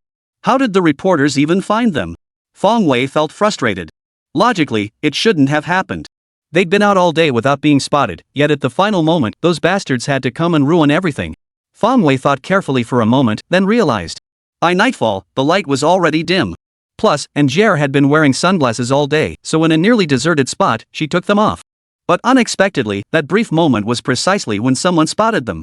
It just goes to show how recognizable Njere really was. If it had been anyone else, let alone at night, even in broad daylight in a sparsely populated area, they might not have been recognized. But right now, Fong Wei wished Angel's fame weren't so immense. Everything had been going so perfectly. He'd been excited the whole way home. The room was ready, he'd taken a shower, and Fong Wei was about to take off his pants when damn it a bunch of reporters showed up. Hell. Fong Wei was utterly frustrated, deeply frustrated. If he could, he'd kick each of those damn paparazzi asses flying. They were nothing but a cancer on society. Because of them, how many celebrities' private lives have been exposed? Because of them, how many people have suffered? But none of that was the real issue. The real issue is what the hell are you doing ruining my good time? Seeing Fong Wei's calm expression, Yang Bei's heart gradually settled. She walked over to turn off the light, then moved to the window, pulling the curtains aside slightly to peer down below. 1 car. 2 cars. More and more people were arriving. Some were clearly journalists too obvious, some even carrying cameras. Others were ordinary citizens, or perhaps fans of Njere. After all, it's so late only fans would be willing to come out at this hour. So many people had gathered. Some must be residents from the nearby apartment buildings. They came down in their pajamas. They were nearby, so as soon as they heard the commotion, they came down immediately. It's in our nature to love a good spectacle. In short, the situation was dire, extremely dire. Fong Wei never imagined that simply wanting to book a room with his girlfriend would lead to such a huge commotion. Chapter 141, Which Bastard Snagged the Goddess? Downstairs, murmurs filled the air. Angel came here? I heard so. I'm so excited. Where is she? Where is she? Why can't I see her? All these reporters? Holy crap, have they all lost their minds? What's there to freak out about? It's Angel. She's all over the place lately. Everyone's watching her every move. Exactly. This kind of scene isn't unusual. Top-tier celebrities get this kind of attention. Seriously, if anyone should be freaking out, it should be me. Angel doesn't have a boyfriend, right? So why's she at a hotel? Damn it, which jerk managed to snag Angel? Don't let me find out, or I'll find out. I'll definitely fight him to the death. Ah. My angel, my goddess. Damn it, I'm not leaving today. I'll see who it is. This hotel has only one entrance. Block it off, and whoever comes out will be found out. One by one, over 100 people gathered in the residential courtyard, and the numbers kept growing. Many had come seeking fame, though who spread the word remained unclear. Inside the house, Yang Bei drew the curtains, her heart sinking. After all, she was just a girl. Even though she'd faced the camera for so long, this kind of situation was a first for her. So, it was only natural to feel afraid. Fortunately, Fong Wei was by her side at that moment, giving her a sense of security. But then again, if it weren't for Fong Wei, she wouldn't have ended up in a hotel like this. Let's go online and check it out. Yang Bei suggested. Fong Wei immediately opened his phone to connect to the internet. He didn't even have to search for anything the moment he opened the newsfeed. A photo of a woman's profile appeared prominently on the front page. Black shirt, high heels, hand in hand with a man, and right beside them was the sign of a budget hotel. Though only a profile shot and somewhat blurry in the nighttime lighting, those with keen eyes could still discern Angel's distinctive features. The headline was even more sensational. Njere spotted on late-night date with mysterious man. Angel and mysterious man hand in hand enter budget hotel to check in. Angel's boyfriend surfaces. Who is this mysterious man? Each headline was more sensational than the last, though the reports all covered similar ground. They all claimed that since her debut, Angel had never been involved in any scandals. Yet late tonight, a couple on the street reportedly saw Angel holding hands with a mysterious man. And then entering a budget hotel together. As for what they did at the hotel, well, everyone knows. After reading it, Fong Wei nearly fainted. Damn it, how skilled are these people? He felt like slapping them all across the room. Though, even if what they reported seemed accurate, it was all factual. But is it really okay to pry into someone else's privacy like this? Their legitimate boyfriend and girlfriend, okay. He's unmarried, she's unmarried. There's absolutely nothing wrong with that. But just because Angel is a celebrity, it's caused a lot of unnecessary trouble. A legitimate relationship? He's unmarried, she's unmarried? None of that matters to the media. They can spin anything into a sensational story. Especially when there's actual substance to it. Fong Wei was losing his mind. Should he leave first? No one recognized him anyway, and it would be easier to explain if Njere was alone. But upon reflection, it wouldn't work. That photo clearly showed Njere with a mysterious man. The moment she showed her face, there'd be no way to explain it away. Therefore, Njere absolutely couldn't show her face. It was best to just watch how things unfolded. Meanwhile, the internet was in complete uproar. This news was too explosive. Everyone was gasping in disbelief. Oh my god. My goddess. No way. Who the hell hooked up with my goddess? Who? Step thee out here. I'll settle this with you. Ah, this is killing me. Did you even do it in a budget motel? My heart is bleeding. You beast, let go of my goddess. I can't accept this. Who is it? Which bastard got lucky enough to win Angel's favor? Damn it, I'll hunt that bastard down and cut him into 1,000 pieces, rip out his heart. Of course, most people were just joking around. Almost every netizen jumped on the bandwagon. Some supported her, saying others were overreacting. Others opposed, clamoring to flay the mysterious man alive to vent their fury. In short, this had become a huge deal. Fang Wei was dumbfounded, unable to suppress a bitter smile. Damn it, so what if he managed to get a goddess as his girlfriend? Is this really necessary? 1,000 cuts? Ripping out hearts? Young men, don't walk down the path of crime. You know this is against the rules, right? What left Fang Wei utterly speechless, not sure whether to laugh or cry, was when he casually checked his buyer group. And what did he find? Those bastards in the buyer group were cursing too. I'm not broke, damn it, which bastard snatched my goddess? I hadn't even started chasing her yet. Autumn wind sweeps fallen leaves, goddess. All the good cabbages get trampled by pigs. Chubby's still hot, it's over, a flower's definitely been planted in cow dung. Sky's so blue, shop owner, bro. My heart's breaking. Quick, send some healing potions to calm my nerves. Spoiled rich kid, strongly condemn this shameless act. Angel belongs to all of us, not that bastard. And taking the goddess to a hotel? That jerk actually went to a budget motel? What a moving mouse, so infuriating. That guy is a scumbag, shameless, utterly disgraceful. It seems quite a few people in the buyer group are Njier's fans. Little did they know, Njier was lurking in the group. Fang Wei's mouth twitched uncontrollably as 1,000 curses raced through his mind. Criticize my ass. Son of a. What do you mean Angier belongs to everyone, not just one person? She's clearly his alone, right? And what's wrong with booking a room? Damn it, wasn't that your idea in the first place? This morning, some asshole said, men should act when they need to, don't be a wimp, just go for it. Fang Wei took that advice to heart. But now? These jerks are turning on him? You all.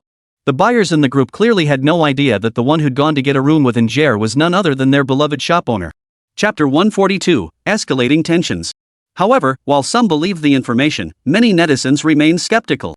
How could Njier go to a budget hotel? Impossible. Maybe that woman just looked a bit like her. Yeah, you're right. I don't believe it either. Angel wouldn't date anyone. There are plenty of look-alikes in this world. Could this be a mistake? It's possible. What kind of people are those reporters? Can you trust what they say? Then, Angel's team also stepped forward. The current developments have forced them to take action. Both the studio's official Xinglong and Angel's team Xinglong issued statements. Regarding the current rumors, we are deeply angered. The person in the photo is not Angel. Please do not believe these rumors. If Angel were truly in a relationship, we would inform everyone. Watching all this unfold, Fang Wei gained a deeper understanding of celebrity PR teams. Having such a team, it must be said, can be quite convenient at times like now.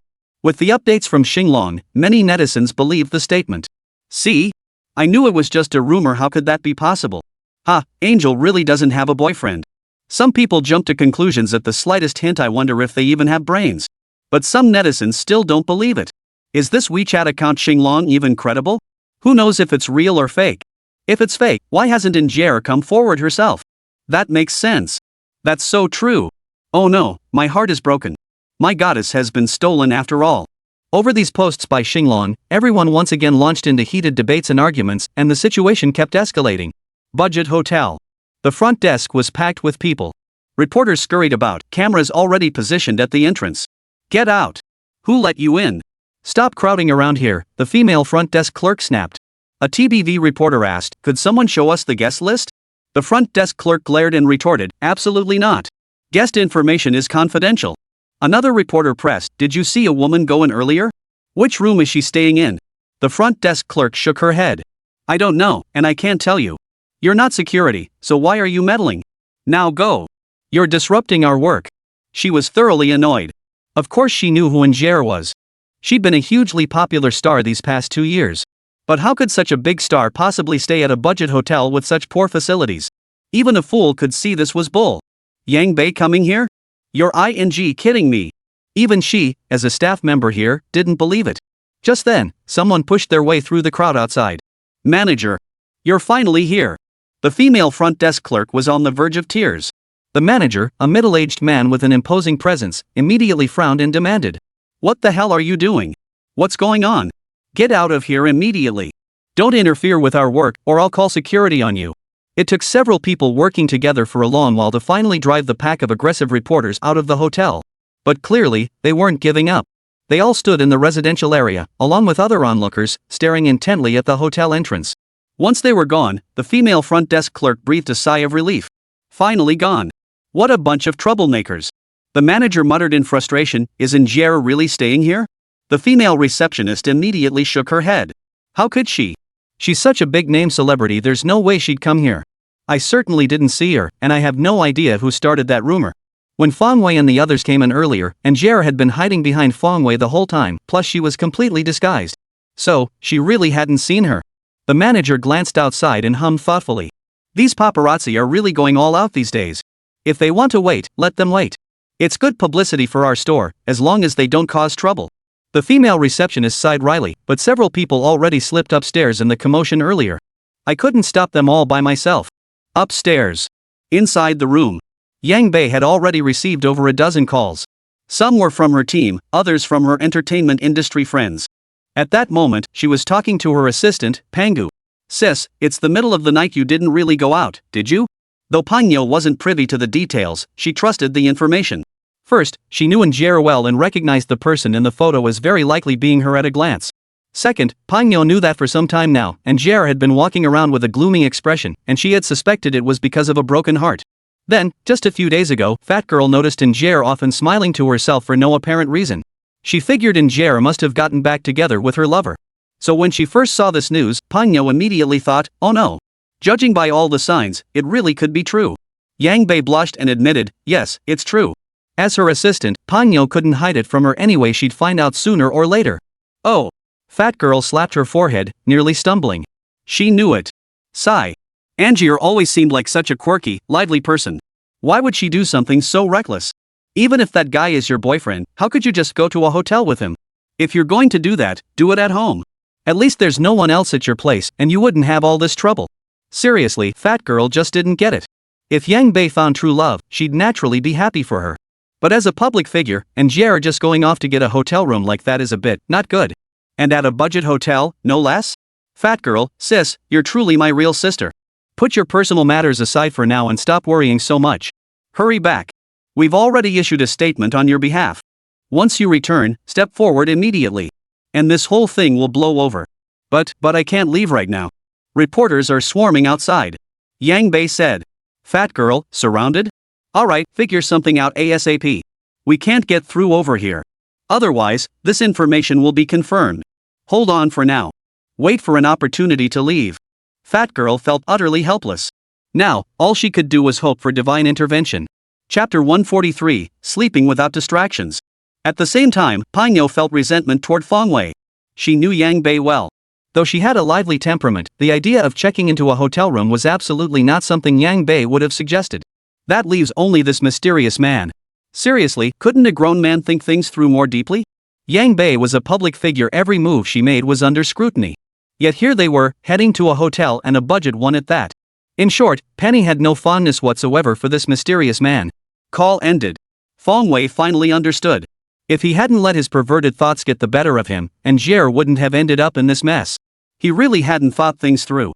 He should have just gone straight to Njer's place. Just as Feng Wei was about to apologize, he suddenly heard footsteps outside again. This place is ing Tai. Right? Could the information have been wrong? Would Njer really live here? I don't know.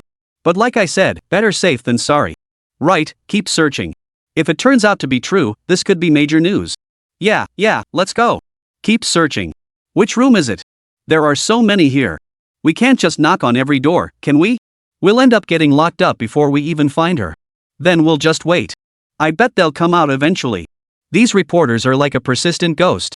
Feng Wei and Njer exchanged a glance, both looking awkward. Who would have thought their first time renting a room together would lead to something like this? How truly memorable. Before long, shouts erupted again from downstairs. Angier! Angier! Njer, I love you. Goddess, don't fall in love. That jerk, put your hands down. Don't touch my goddess. Well, these fans seeing Angier hadn't appeared, they'd resorted to shouting instead. Who are you to forbid Angier from falling in love? How meddlesome. Why are fans like this? Feng Wei rolled his eyes. If it weren't for those damn reporters ruining everything, he wouldn't just be touching her hand right now. After shouting for a while, they must have gotten tired, and the noise gradually died down. Then, everything went quiet. Fat girl told me to find a chance to leave. Fong Wei, what should we do? Yang Bei asked. Being a girl, she genuinely didn't know how to handle this situation and naturally looked to her boyfriend for guidance. Given the current situation, there was no chance of getting out. We'd have to wait until around 3 or 4 in the morning. By then, the crowd surrounding this place would thin out, and we could look for an opportunity to escape. Fong Wei thought for a moment before continuing. At 3 or 4 in the morning, people who've been up all night are desperate for sleep. Besides, Fong Wei didn't believe that crowd would stick around that late. So that time would be perfect. Alright, I'll go with your plan. Yang Bei nodded. Then the two fell silent. It was only just past 11. Since they had to wait until dawn, they naturally needed to get some sleep first. They couldn't just sit there waiting. So, after all that had transpired, they found themselves back at the issue of sleep. Fong Wei naturally yearned to share a bed with the beauty, but after what had just happened, it was clearly inappropriate to pursue that now.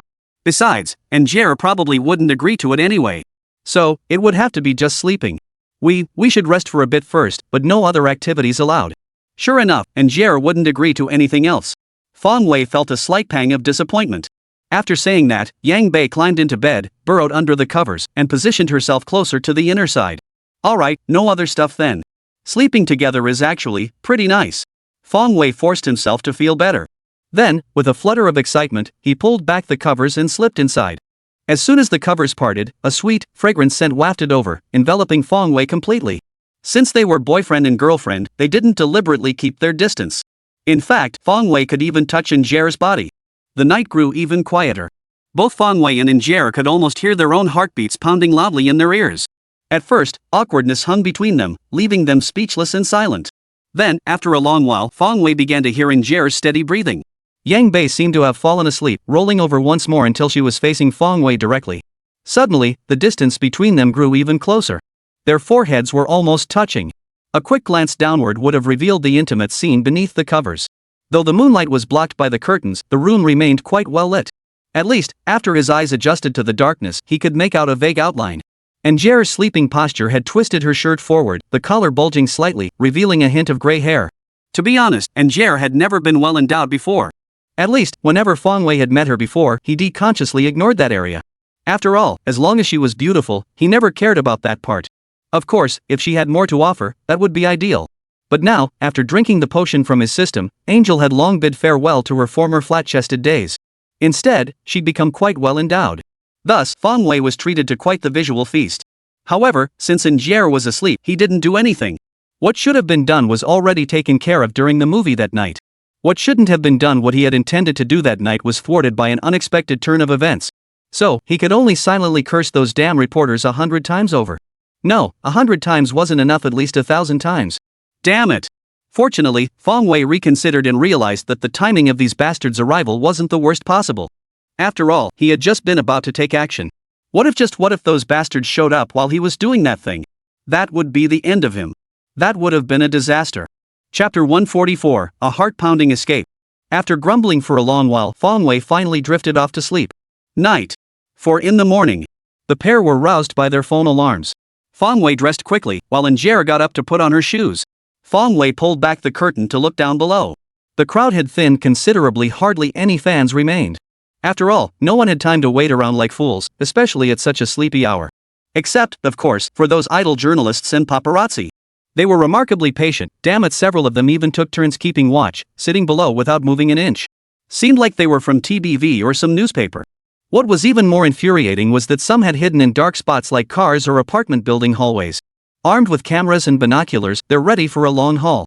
If it weren't for Fong Wei's sharp eyes, anyone else would have missed them entirely.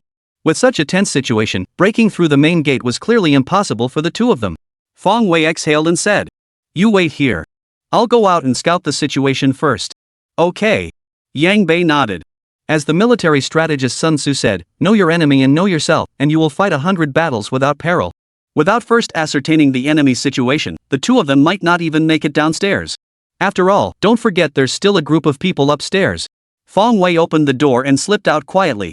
It was already the wee hours of the morning, and the hallway was deserted. Fong Wei cautiously made his way toward the staircase. The elevator was out of the question too enclosed, too many unknowns. Who knew where those people might be lying in wait? Fortunately, since the hotel owner had kicked most people out, only the initial few had made it into the building. Otherwise, with so many reporters upstairs, he wouldn't even need to walk. If everyone staked out a spot, they'd eventually catch them. After all, Angel and he couldn't stay holed up in a hotel room forever. Once one person got the scoop, everyone would get the information. Fong Wei crept cautiously up the stairs, careful not to make a sound. As he neared the first floor, his guard dropped for a moment. But the moment he reached the first floor, a figure lurking around the corner made him jump in fright. A man sat on the ground, propping his head up with both hands as he dozed off, a camera slung over his shoulder. Clearly, this guy was the reporter staking out the spot. Fong Wei froze instantly. Thankfully, the guy was asleep. Damn it, he just won't give up. Still lurking? And right at the corner downstairs, the only way in. Whether coming down the elevator or the stairs, he'd spot the situation immediately. Fong Wei tiptoed downstairs and noticed the front desk staff dozing off too. His heart instantly eased. Thankfully, as things stood, he just needed to get downstairs without being spotted by these two. And judging by their state, they wouldn't be waking up anytime soon. But now that he was downstairs, the question remained, how was he going to get out? Exit through the main door? Don't even entertain that thought.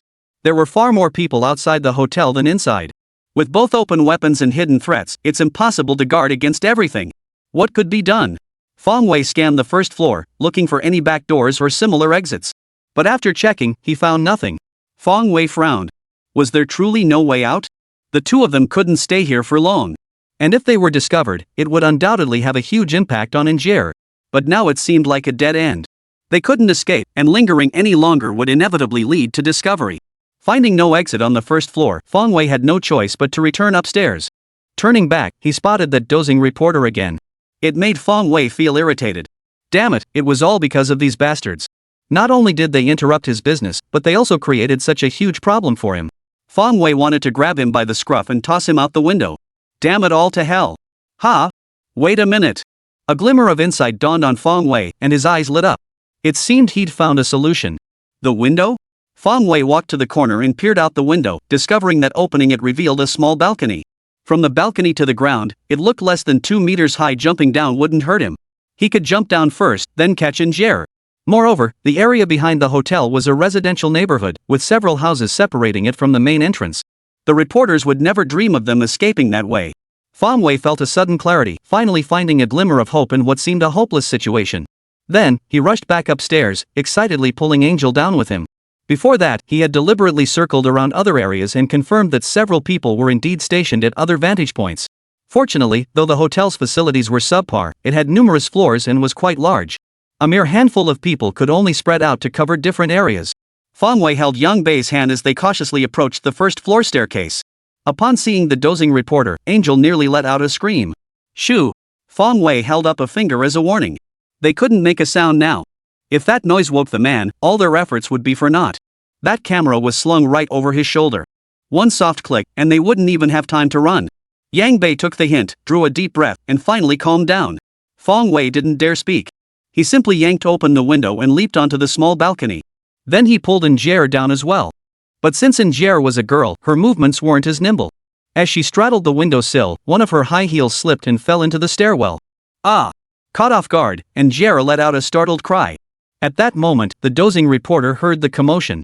His body jerked awake, and he shot upright. What was that sound? He looked left and right, fearing someone might have passed by him and missed the big scoop. At that moment, since Angel had just crossed the windowsill and the two dared not move, afraid of being spotted by the reporter. They clung to each other from behind in an awkward position, holding their breath. The reporter remained suspicious, refusing to give up. Fong Wei was genuinely terrified that this bastard might suddenly turn around at any moment. Chapter 145. Quick, who's that guy? This was awkward. Injere's eyes and brows were flushed with embarrassment, yet she dared not step down from Fong Wei. She could only hold him tightly, frozen in place. Fong Wei felt the softness in his arms while cautiously glancing toward the reporter lurking around the staircase corner. Nervous and exhilarated. A peculiar sensation welled up inside him. Damn, this is thrilling. It felt just like having an affair. After standing up, the reporter glanced upstairs, then darted a look down at the first floor, shaking his head repeatedly. Watching this scene, Fong Wei felt his heart pounding with fear. Damn it, please don't turn around. Luckily, after glancing around several times, the reporter didn't notice anything. He yawned, sat back down on the steps, and drifted back to sleep. Fong Wei breathed a sigh of relief. This nerve-wracking experience was more than he could handle. He gently lowered Angier from his body and retrieved her high heels. Then, gripping the edge of the small balcony, he slowly lowered himself down. Finally, he let go. Thud. He landed. As long as he lowered his body a bit, his feet wouldn't be far from the ground, making it relatively safe. However, Fong Wei stumbled slightly upon landing before regaining his balance. Upon seeing Fong Wei stumble, Angier crouched motionless on the balcony. Her expression was one of deep hesitation, clearly afraid to jump. Fong Wei thought about it. Indeed, asking a woman to jump like that wasn't feasible, she simply didn't have the strength. He then looked up and whispered, "Come down bit by bit. I'll pull you up. That way, it'll be fine." Yang Bei hesitated for a moment. She tossed down a pair of high heels. Then, mimicking Fong Wei, she gripped the balcony edge and lowered herself down. Fong Wei caught her from behind, and Angier landed safely. Though the posture wasn't exactly graceful, given their relationship, it didn't really matter. As he caught Angier, a line from his past life suddenly came to mind. "The most romantic thing I can imagine is trying every position with you." Alright, Fong Wei admitted it, he was being wicked. But in this situation, it was hard not to let his mind wander. Thus, the two successfully escaped the hotel. Behind the hotel lay an ordinary residential neighborhood, with houses crisscrossing in every direction. After Angier put her shoes back on, the two weaved through the alleyways. It was past 4 in the morning, and the streets were nearly deserted. After walking for over half an hour, they finally reached a safe zone. The stars still lingered in the sky, though a faint white glow was beginning to appear. Summer mornings always arrived earlier. After regaining their composure, Fong Wei and Angier exchanged a glance and then smiled. They never imagined that something as simple as checking into a hotel room would cause such a commotion. This time, Fong Wei gained a new perspective on celebrities in the entertainment industry. These paparazzi were absolutely relentless. Celebrities had no privacy whatsoever. Looks like from now on, if you want to do anything, you'll have to do it at home. After all, Angier lived in a high-end gated community with security outside. The reporters couldn't get in. But after missing this chance, the next time they wanted to do something, it wouldn't be so easy. Who knows how long we'll have to wait. Sigh, Fong Wei felt a bit regretful. Then he said to Angier, "Let me drive you home." Angier nodded. With things getting a bit heated now, they didn't dare take a taxi. So they walked together down the early morning streets. Fortunately, holding hands and walking together, even as the cold night wind blew, their hearts remained warm. Once, Fong Wei had read a line in a book, "If you're with someone you love, everything you do feels happy and joyful." Now, he was beginning to understand that feeling. After walking for over an hour, they finally got Angel home. Then came the parting. Fong Wei knew that at this stage, he couldn't stay by Angier's side. Only then could she handle the online comments properly. But just as Fong Wei was about to leave, Angier suddenly embraced him and kissed him on the cheek. Then she quickly went inside. Fong Wei froze, feeling the coolness on his cheek, and smiled. Their relationship was growing stronger by the day. After all, if last night hadn't taken an unexpected turn, Angier would have already given herself to him completely. With a girlfriend like this, what more could he possibly want? Fong Wei left the residential complex, hailed a taxi, and returned to Hangcheng. Staying would only hinder matters, so he left the rest to Angier to handle. Upon returning home, Yang Bei immediately contacted her assistant and team members. Before long, her assistant, Pangu, arrived at Angier's residence. Pangu wore an exasperated expression, her eyes brimming with reproach. "Sis, you're going to drive me crazy, aren't you?" Yang Bei looked apologetic as she replied. "Sorry, Pangu. I won't do it again." In truth, the role of an assistant wasn't particularly prestigious, and Angier really didn't need to explain herself like this. In the entertainment industry, many celebrities treated their assistants like beasts of burden. But Angier was kind-hearted and always treated Fatty like a friend, so now she seemed like a child who'd made a mistake. "Next time? Sis, you're so forgiving, you actually want a next time?" This time alone has already caused a storm. Hearing Angier's words, Fat Girl instantly bristled. Then, as if something occurred to her, she looked at Angel hesitantly. After a moment's hesitation, she finally asked, "Angia, last night, you didn't give yourself away, did you?" Before waiting for Angier's reply, she muttered to herself, "Of course you did. You booked the room, how could you not do that kind of thing? That guy couldn't resist either. But Angia, I have no right to meddle in your personal affairs. Still, I have to remind you. Since you've given so much, you absolutely must make that guy take responsibility. Otherwise, you'll be the one who loses out, having given him everything." Yang Bei's face flushed as red as the chubby girl's. This day had definitely seen her blush more times than ever before. She stammered, "Fat girl, what are you talking about? We haven't done that kind of thing yet." "What? Not yet?" Pangu gasped in surprise. Then came disbelief. "You're so beautiful, and that guy actually managed to hold back? Right, tell me, who is this guy anyway?" Chapter 146, How did he win you over? Just thinking about the identity of that mysterious man filled Fat Girl with confusion. She'd been with Angier for so long and had never seen her get close to any guy. Could it be they'd only started dating recently? Angier hadn't taken on many gigs lately, mostly resting at home, so she hadn't been following her around constantly. Thinking about it now, that guy must be pretty skilled. He'd managed to win her over in just over a month? No way.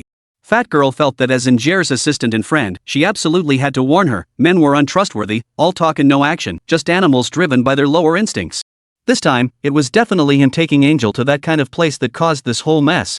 So she took the initiative to ask who this man really was. Well, actually, you've met him before. Yang Bei lowered her head, speaking coyly. Thinking of Fong Wei, she couldn't help but smile. I've seen him? Could he be someone in the industry? You haven't been hanging out with any male celebrities, have you? Upon hearing this, the chubby girl immediately began mentally scanning the male celebrities who'd collaborated with Angel. But after racking her brain for ages, she couldn't find anyone matching. It's that guy who sold me the Chong Sam last time. Didn't we go to his place? After listening to her wild guesses, Angel finally blurted out Fong Wei's name. The Chong Sam seller? You mean that treasure hunter? Fat Girl exclaimed in surprise. She certainly remembered Fong Wei and not just vaguely. After all, she lived nearly 30 years, yet this was the first time she'd ever encountered someone like him. Or rather, the first time she'd seen such an idiot. Who in their right mind wouldn't want to make more money? And he keeps spouting some nonsense about rules? What kind of moron does that? Side note, truthfully, the protagonist never had any rules to begin with. It was just an excuse made up because he was broke. Maybe I didn't explain it clearly at the start, so I apologize. Also, regarding the reviews, I read every single one and replied to many, but for some reason, they never showed up. So there's nothing I can do about that. To all the readers who commented, whether you're cursing me, praise me, I just hope you're happy. Thank you all. Fat Girl immediately thought, thank goodness this guy doesn't have a girlfriend. If he did, she'd definitely dump him. And she'd always been skeptical about whether Fong Wei could ever find a girlfriend. What woman would be blind enough to fall for such a stiff guy? Yet Fat Girl never imagined Angel would actually start dating him. At that moment, Fat Girl's worldview crumbled. As a goddess, Angier had no shortage of admirers. Not only did she reject them all, but she ended up with a treasure hunter who might not even be able to support himself? Angia, tell me, what sweet talk did he use to charm you? You're just too naive. How could you trust a man's words? Don't end up getting played in the end. Fat Girl was worried, deeply worried. One was a treasure hunter selling clothes online. Though he had some talent in fashion design, he was too rigid, barely scraping by to support himself. The other is a top-tier domestic star, a leading actress whose career prospects are limitless. How could these two possibly be together? Their statuses are worlds apart. They weren't even from the same world. The more she thought about it, the more the chubby girl felt they were mismatched. If she could, she'd urge Angier to think it through carefully. In her eyes, what was so great about Fong Wei? He must have charmed Angia into falling for him with sweet talk. But what Angia said next left Panny gaping in astonishment, her mouth forming a perfect O. No, he didn't deceive me. I was the one who pursued him. Yang Bei admitted to her own failure. Though in the end, Fong Wei did write 2 love poems as his confession, that was merely a change of heart. Truth be told, she was the one who pursued him. Oh my god. Yang Bei, you must be joking, right? You're actually pursuing him, just some online shop owner digging for treasures? The chubby girl pressed her forehead, feeling her worldview crumbling. How could that be? Why? Who could possibly give her a reason? If Angel wasn't standing right in front of her, she'd never believe it. No joke, I was the one who pursued him. I can't even explain why. Maybe when your own love comes along someday, you'll understand you don't need a reason to like someone. Yang Bei uttered a sweet, poetic line. And her heart was sweet too. Exactly. That's how it is, you don't need a reason to like someone. It doesn't matter what their status is or whether they have money, as long as she likes them, that's enough. Well, young lady, you've got guts. Seeing Angier's blissful expression, she was clearly lost in the depths of love's whirlpool. Fat Girl could only admit defeat. But deep down, she didn't quite agree with that statement. Do you really need a reason to like someone? Maybe that's true. But living with someone requires reasons. Can you survive without money? Not everyone is like Angel, who never lacks money. Even if the guy is dirt poor, she could manage on her own. But for ordinary people? Could that really work? Fat Girl had other grievances. Clearly, she didn't know that in recent times, Fong Wei had amassed a fortune worth hundreds of millions. Even if Angel quit showbiz, he could still afford the life she desired. Since you pursued him, I have nothing more to say. Plump Girl shook her head, looking somewhat disappointed, then changed the subject. But in your situation, you can't just give yourself away so quickly. Why? Yang Bei asked in confusion. If two people genuinely like each other, isn't that kind of thing pretty normal? Sigh, you were the one who made the first move. If he gets it so easily, he won't cherish it. He might just toss you aside before you know it. Fat girl patiently advised. No way. I trust him, he's not that kind of person. Yang Bei was startled at first, but ultimately chose to trust Fong Wei. Chapter 147, Tong Tong's Drunken Night. Sai and Jer, men are all like that. That's why you have to protect yourself. Fat girl said earnestly.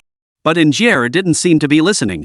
The plump girl could only sigh softly. Indeed, when people are in love, their IQ drops to 0. Just past 8 in the morning. Fong Wei finally returned home. The moment he entered the door, he burrowed into his bed. For someone like him, who averaged over 10 hours of sleep daily, last night's rest was nowhere near enough. Last night, he'd been too preoccupied feasting his eyes and savoring that sweet fragrance. So he hadn't slept much at all. Now that he was back in his room, it was time to make up for it. He slept like a log, finally waking up just past noon. Instantly, he felt refreshed and invigorated, his entire being revitalized. Then, a serious thought struck Fong Wei. With his insatiable need for sleep, what would become of his nightlife? He couldn't just sleep through the next day too, spending a whole day and night in bed. This was a serious matter. Given the current situation, he needed to resolve this problem as soon as possible. After mulling over various thoughts, Fong Wei opened his computer to check online news. Yesterday's incident had caused quite a stir, and since it involved Jer, he couldn't help but be concerned. After observing the latest online comments for a while, Fong Wei finally felt reassured. It seemed Jer and her team had handled the situation well. Online, almost no one connected Jer to the woman in last night's photo. It all began to turn around with a single post from Xinglong. It was just past 7 in the morning. Yang Bei posted on Xinglong. Woke up feeling super cute. Then I spotted a few news articles about me. But I was already asleep by 11 last night, no idea why you're linking. The person in the photo with me? Feeling blue, mushroom. She added a pouty emoji and a few selfies. Coincidentally, Shanghai was shrouded in a mysterious fog this morning. Yang Bei's selfies at home captured the fog outside. Now, no one could claim the photos were photoshopped or fake. Her personal intervention also had a significant impact. Online opinions were now overwhelmingly in her favor. I told you, how could Jer possibly go to a hotel room with someone else? This is clearly media hype. Exactly. And they went to one of those budget motels? Those idiotic reporters don't even stop to think, would Angel really stay at a place like that? Sigh, the world is full of idiots.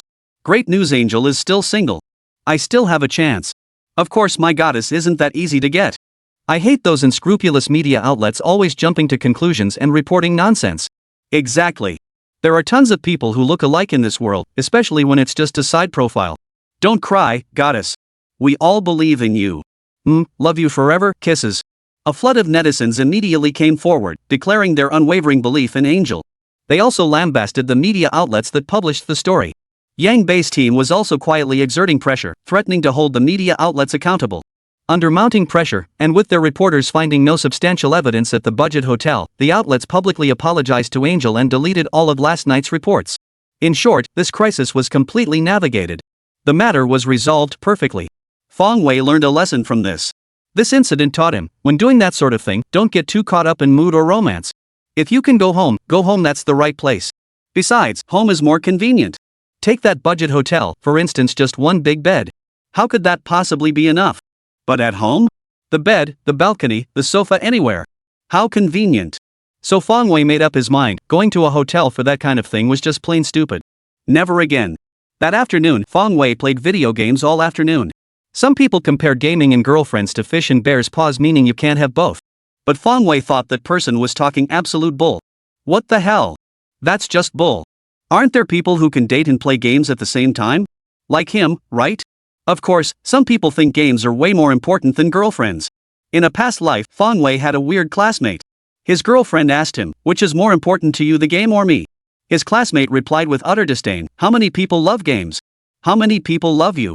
You, of all people, dare to compare yourself to a game? How delusional are you? And that was the end of them. Fong Wei silently muttered, doomed to be alone, but he actually admired his classmate's guts. Holy, you're so bold, aren't you afraid she'll change your password? Time slipped by unnoticed, and before he knew it, evening had fallen once more. Fong Wei was about to cook for himself when he received a call. It was Tong Tong. He answered. Fong Wei, are you home? Tong Tong's voice came through on the other end. But something sounded off this time. Yeah, I'm here. What's up? Fong Wei asked in surprise. Could you come over to my place? Tong Tong seemed to hesitate for a moment before finally asking. Come to your place? Are you inviting me over for dinner? Fong Wei chuckled. Consider it that. Alright, I'll head over now. After hanging up, Fong Wei immediately tossed the vegetables he was holding aside. Damn, it feels great not having to cook for myself. A free dinner is still pretty nice. Tong Tong's cooking skills are pretty good. She stir-fried the vegetables quite well. After quickly tidying up the kitchen, Fong Wei went downstairs, hailed a cab, and left. He'd been to Tong Tong's place once before and even stayed overnight there. So he knew the way. Originally, Fong Wei had assumed Tong Tong was simply inviting him over for dinner. But when he arrived at her place, he realized that might not be the case. Tong Tong was seated at the table wearing a short skirt outfit. On the table lay stir-fried dishes and several bottles of red wine. By now, Tong Tong had already finished one bottle and was beginning to show signs of intoxication. Chapter 148, The Sudden Confession. You're here? The moment Tong Tong saw the person she'd been longing to meet, a bittersweet smile touched her lips as 1,000 thoughts swirled through her mind. He had finally come. She had naturally seen last night's news, but unlike others who were uncertain, Tong Tong had long understood the truth. She knew both Angier and Fong Wei. Everyone else was fixated on Angier, questioning whether it was really her. Yet the moment Tong Tong saw the photo, she knew there was a 70% chance it was Angier. They were simply too familiar with each other. The resemblance was undeniable. Then, looking at the man in the photo, she recognized Fong Wei's silhouette from his back. Thus, Tong Tong confirmed beyond doubt that the two in the photo were indeed Fong Wei and Angier. If one resemblance was just a coincidence, what about two? Surely it couldn't be coincidence for both? After learning the truth, her heart was in turmoil.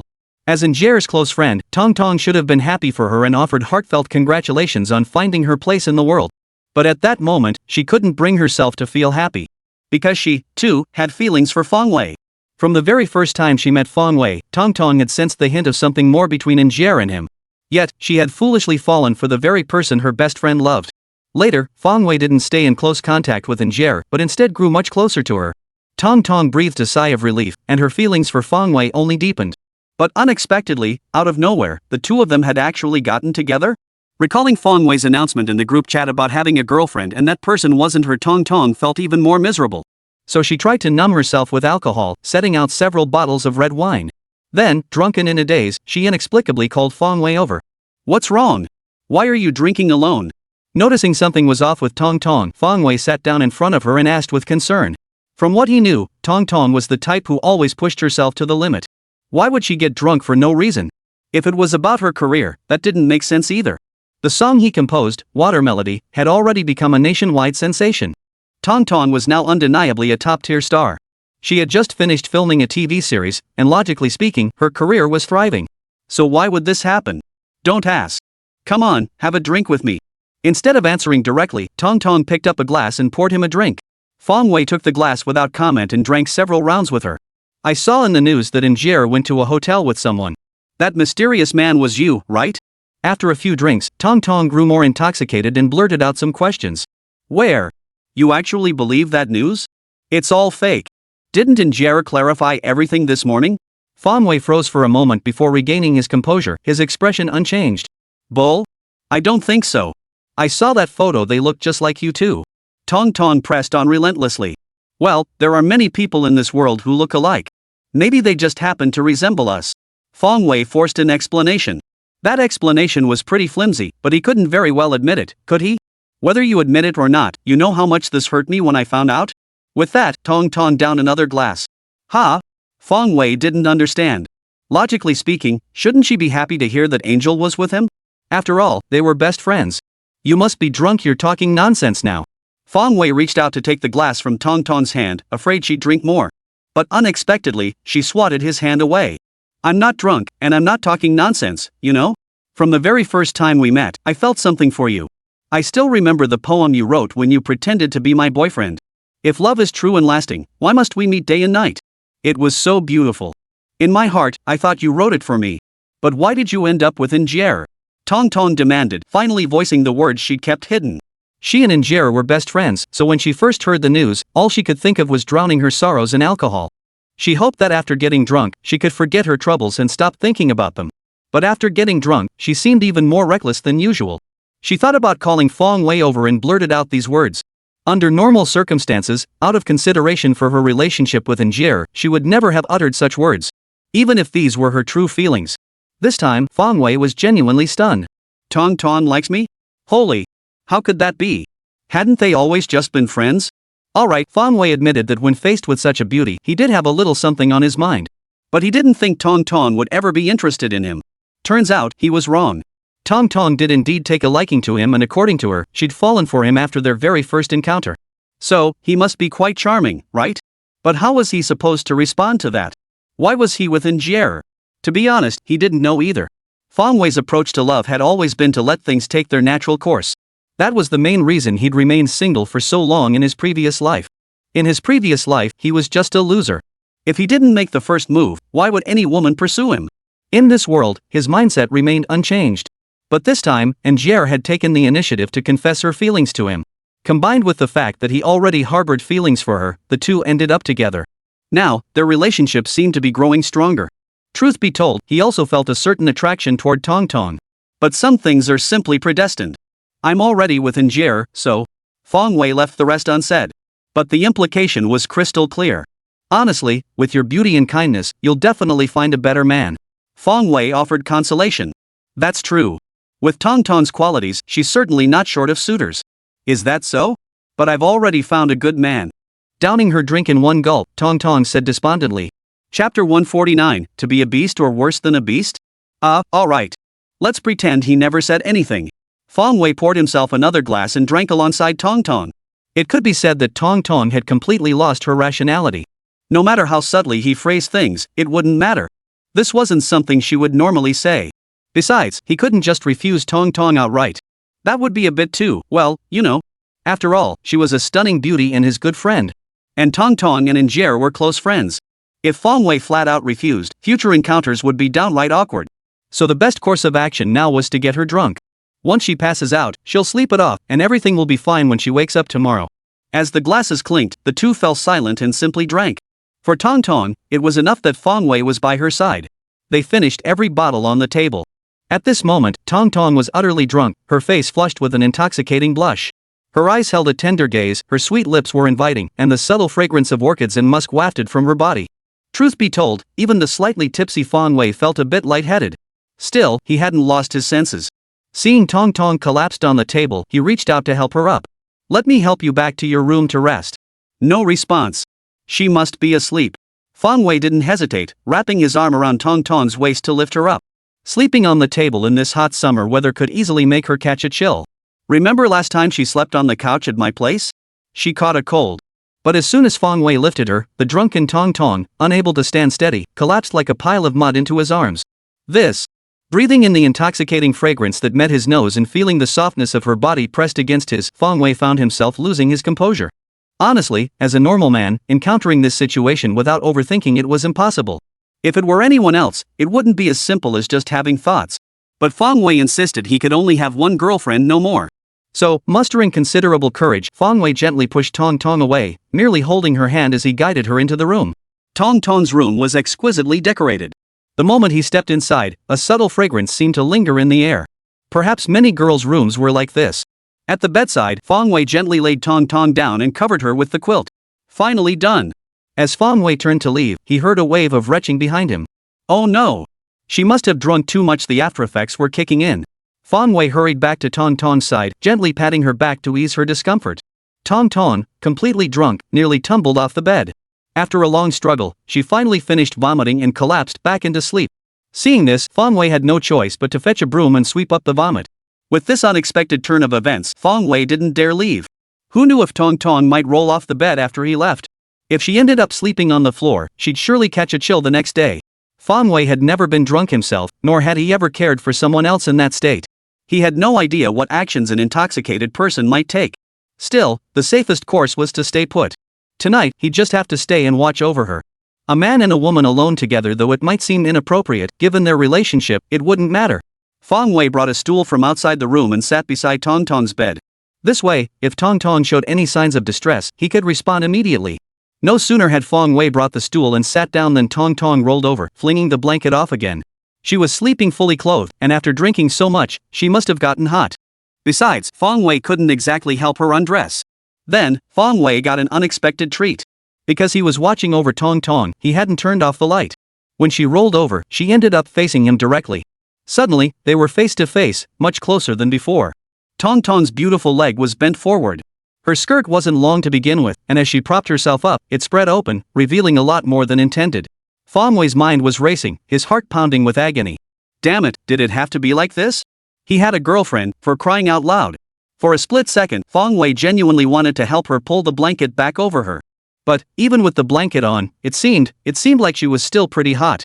Alright, Fong Wei admitted it, he had his own little thoughts too. But every time he tried to glance toward the opening of her skirt, thoughts of Angel would flood his mind. Was this considered cheating? Nothing concrete had happened yet, but mentally, he was already harboring those kinds of intentions.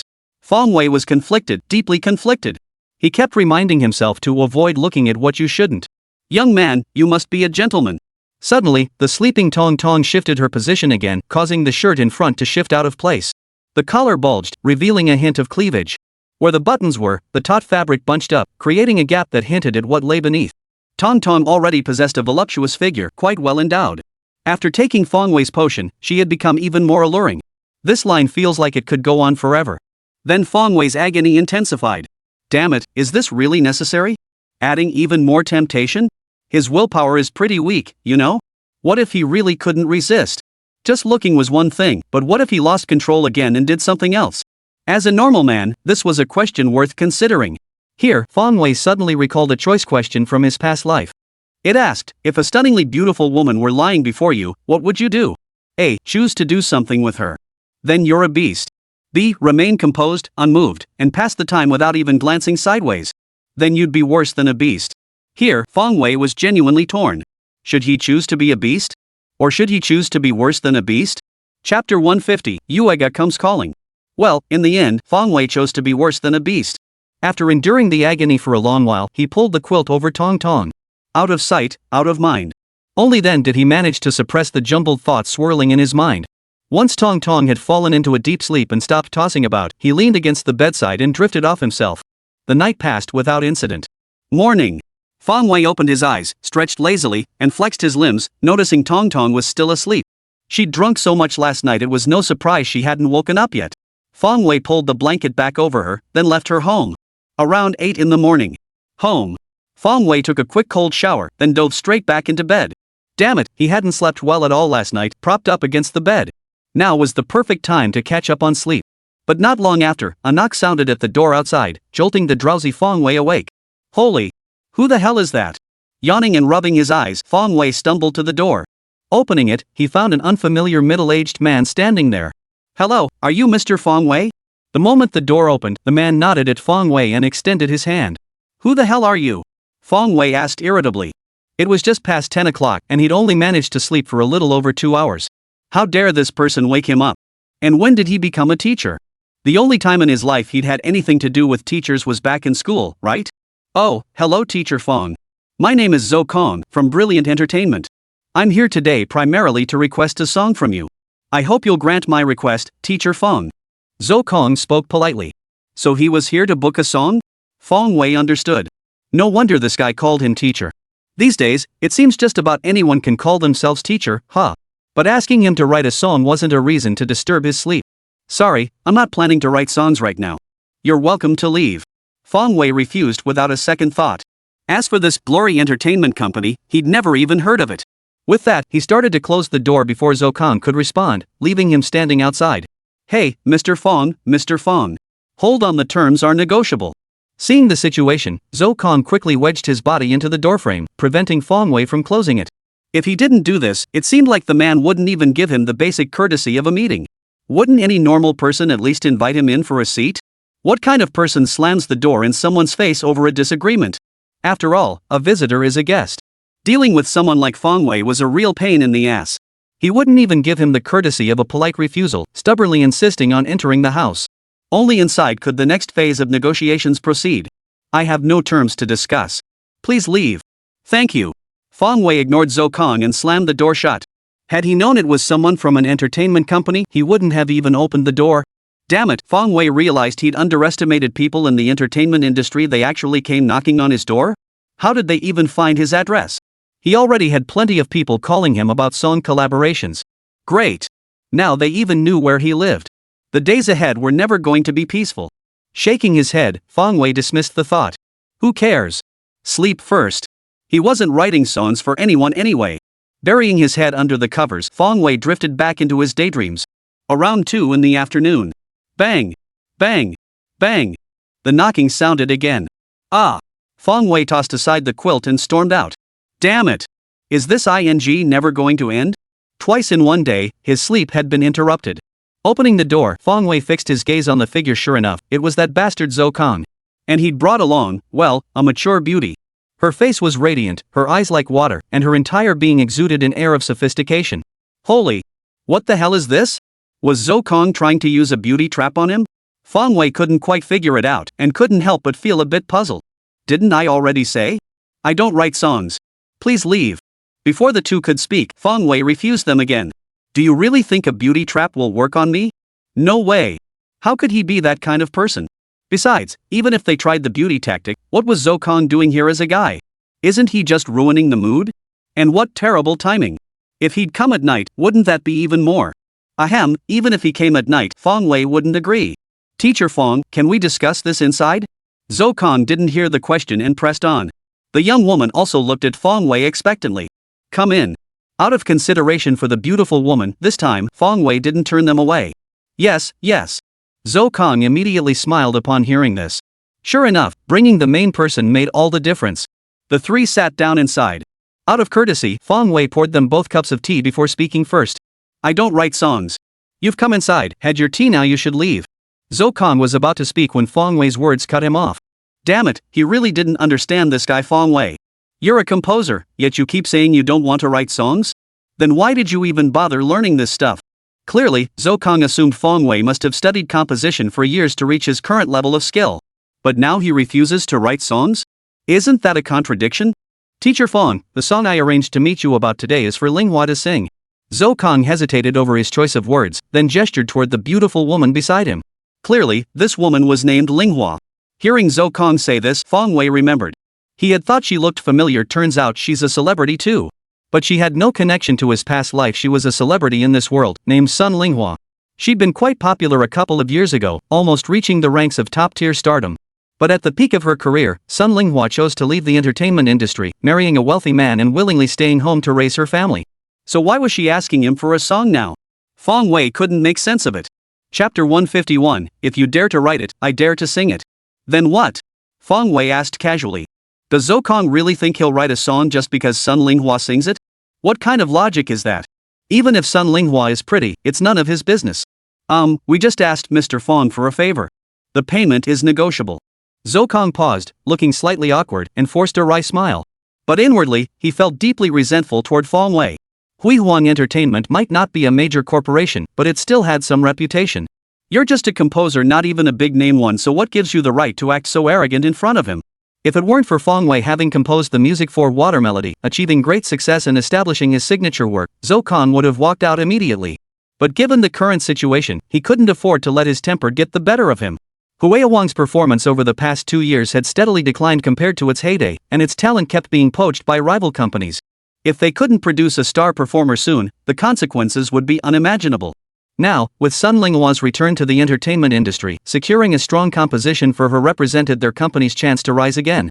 That was why Zhou Kong was now humbling himself to beg Fong Wei. Although Fong Wei had only composed one song, Water Melody, it had been immensely successful. Industry insiders praised it highly, with some even comparing it to heavenly music rarely heard on earth. Didn't that actress Tong Tong rise to A-list status solely on the strength of this song? If a TV actress could achieve that, what about Sun Manhwa, who was originally a singer? That's why Zhou Kong had been enduring it all along. Outwardly unconcerned, he forced a faint smile. Teacher Fong, Manhwa was also a top-tier singer 2 years ago, but she left the entertainment industry after getting married. However, she recently divorced her husband and has a 1-year-old child to raise. She's planning to return to the music scene. So please, lend your support. Zhou Kong explained why Sun Manhwa wanted to return to showbiz. In a way, he was hoping Fong Wei would take pity on her plight and agree to help. But Fong Wei's focus wasn't on that. He remarked, so that's why Sun Manhwa gave up being a wealthy housewife to return to singing. She got divorced. But why the divorce? Domestic violence? Incompatibility? Was the child not his? A blazing fire of gossip ignited within Fong Wei's mind. It wasn't that he was overthinking things, it was simply that in his previous life, information about such matters was far too abundant. It was just that in his previous life, he hadn't had access to such things. Now that he had the chance in this life, naturally he wanted to learn more. But he couldn't just come out and ask Sun Linghua why she got divorced, could he? Wouldn't that be like digging up dirt on someone? Even if he did ask, Sun Linghua wouldn't tell him anyway. To be honest, Sun Linghua was still quite beautiful. One could only wonder what her wealthy husband was thinking. Teacher Fawn, please help us. Sun Linghua chimed in from the side. Compared to Zhou Kang's insincere flattery, however, she seemed more genuine. She bowed directly to Fong Wei. No, I can't accept that. Fong Wei hurriedly stepped aside, dodging the bow. He hadn't planned on helping anyway. Sun Linghua grew anxious at Fong Wei's reaction. When she divorced her ex-husband, she fought for custody of their child and ended up with almost no money, essentially leaving with nothing. That's why she returned to the music industry for her child's sake. But the entertainment industry changes rapidly. Though she'd only been away for 2 short years, her place among the top stars was long gone. Only her die-hard fans were still waiting for her comeback. If she wanted to earn more money and recapture her former glory, her only chance was to release a classic song. But creating a classic song is no easy feat. Even the greatest songwriters produce only a handful of timeless hits in their entire careers. Moreover, such songs are already claimed by others, there's no chance for her to perform them. For now, Fong Wei was the most suitable candidate. Sun Linghua had heard his composition, Water Melody, and it was undoubtedly a classic song. Its profound imagery and rich classical charm make it a masterpiece. That's precisely why their company went to such lengths to track down Fong Wei's address and personally visit him to demonstrate their sincerity. Yet, unexpectedly, he remained unmoved, showing no inclination whatsoever to compose music. He wouldn't even discuss the terms. This left Sun Linghua feeling bitterly disappointed. Her voice trembled as she pleaded. Mr. Fawn, please, I'm begging you. Help me out. I didn't return to the entertainment industry for my own fame. I just want to give my child a better life. As she finished, tears welled up in her eyes. Holy crap! She's crying? That's unnecessary, right? Fong Wei was dumbfounded. Damn it, someone watching might think he'd done something to her. But her words struck a chord with Fong Wei. Being a single mom raising a child must be incredibly tough. So Fong Wei considered whether he should write her a song, one that wasn't particularly great from his past life. Of course, he scoffed at her claim that she wasn't doing this for fame. Who in the entertainment industry doesn't crave fame? Was she kidding me? Well, to be honest, my skills are limited. The song I'd write probably wouldn't be very good. Fong Wei muttered self-deprecatingly. No, Teacher Fong. Your talent is evident to all. How could you say your skills are limited? The moment he sensed Fong Wei's tone softening, Zhou Kong immediately flattered him. Exactly, Teacher Fong, you're too modest. Sun Linghua chimed in with her own compliment. Actually, I've been working on a song recently. It's quite popular, but I was afraid you might not dare to sing it. Fong Wei considered for a moment before replying. Oh, Teacher Fong, you have a new piece? That's fantastic. Zhou Kong exclaimed. But my voice isn't suited for songs like Water Melody. Sun Linghua expressed her concern. Her voice is a bit too deep to pull off those tender ballads. Don't worry about that, this song suits you perfectly. I just feared you wouldn't dare to sing it. Fong Wei chuckled. What's there to be afraid of, Teacher Fong? If you dare to write it, I dare to sing it. Sun Linghua declared confidently. Chapter 152, the lyrics are done, now sing it. Alright, I'll write out the lyrics for you now. Seeing Sun Linghua's confidence, Fong Wei smiled. Sun Linghua and Zhou Kong exchanged glances upon hearing Fong Wei's agreement, excitement flashing in each other's eyes. We talked him into it, finally got this guy to agree. What a struggle. Fong Wei fetched paper and pen from his room, carefully writing out the lyrics stroke by stroke.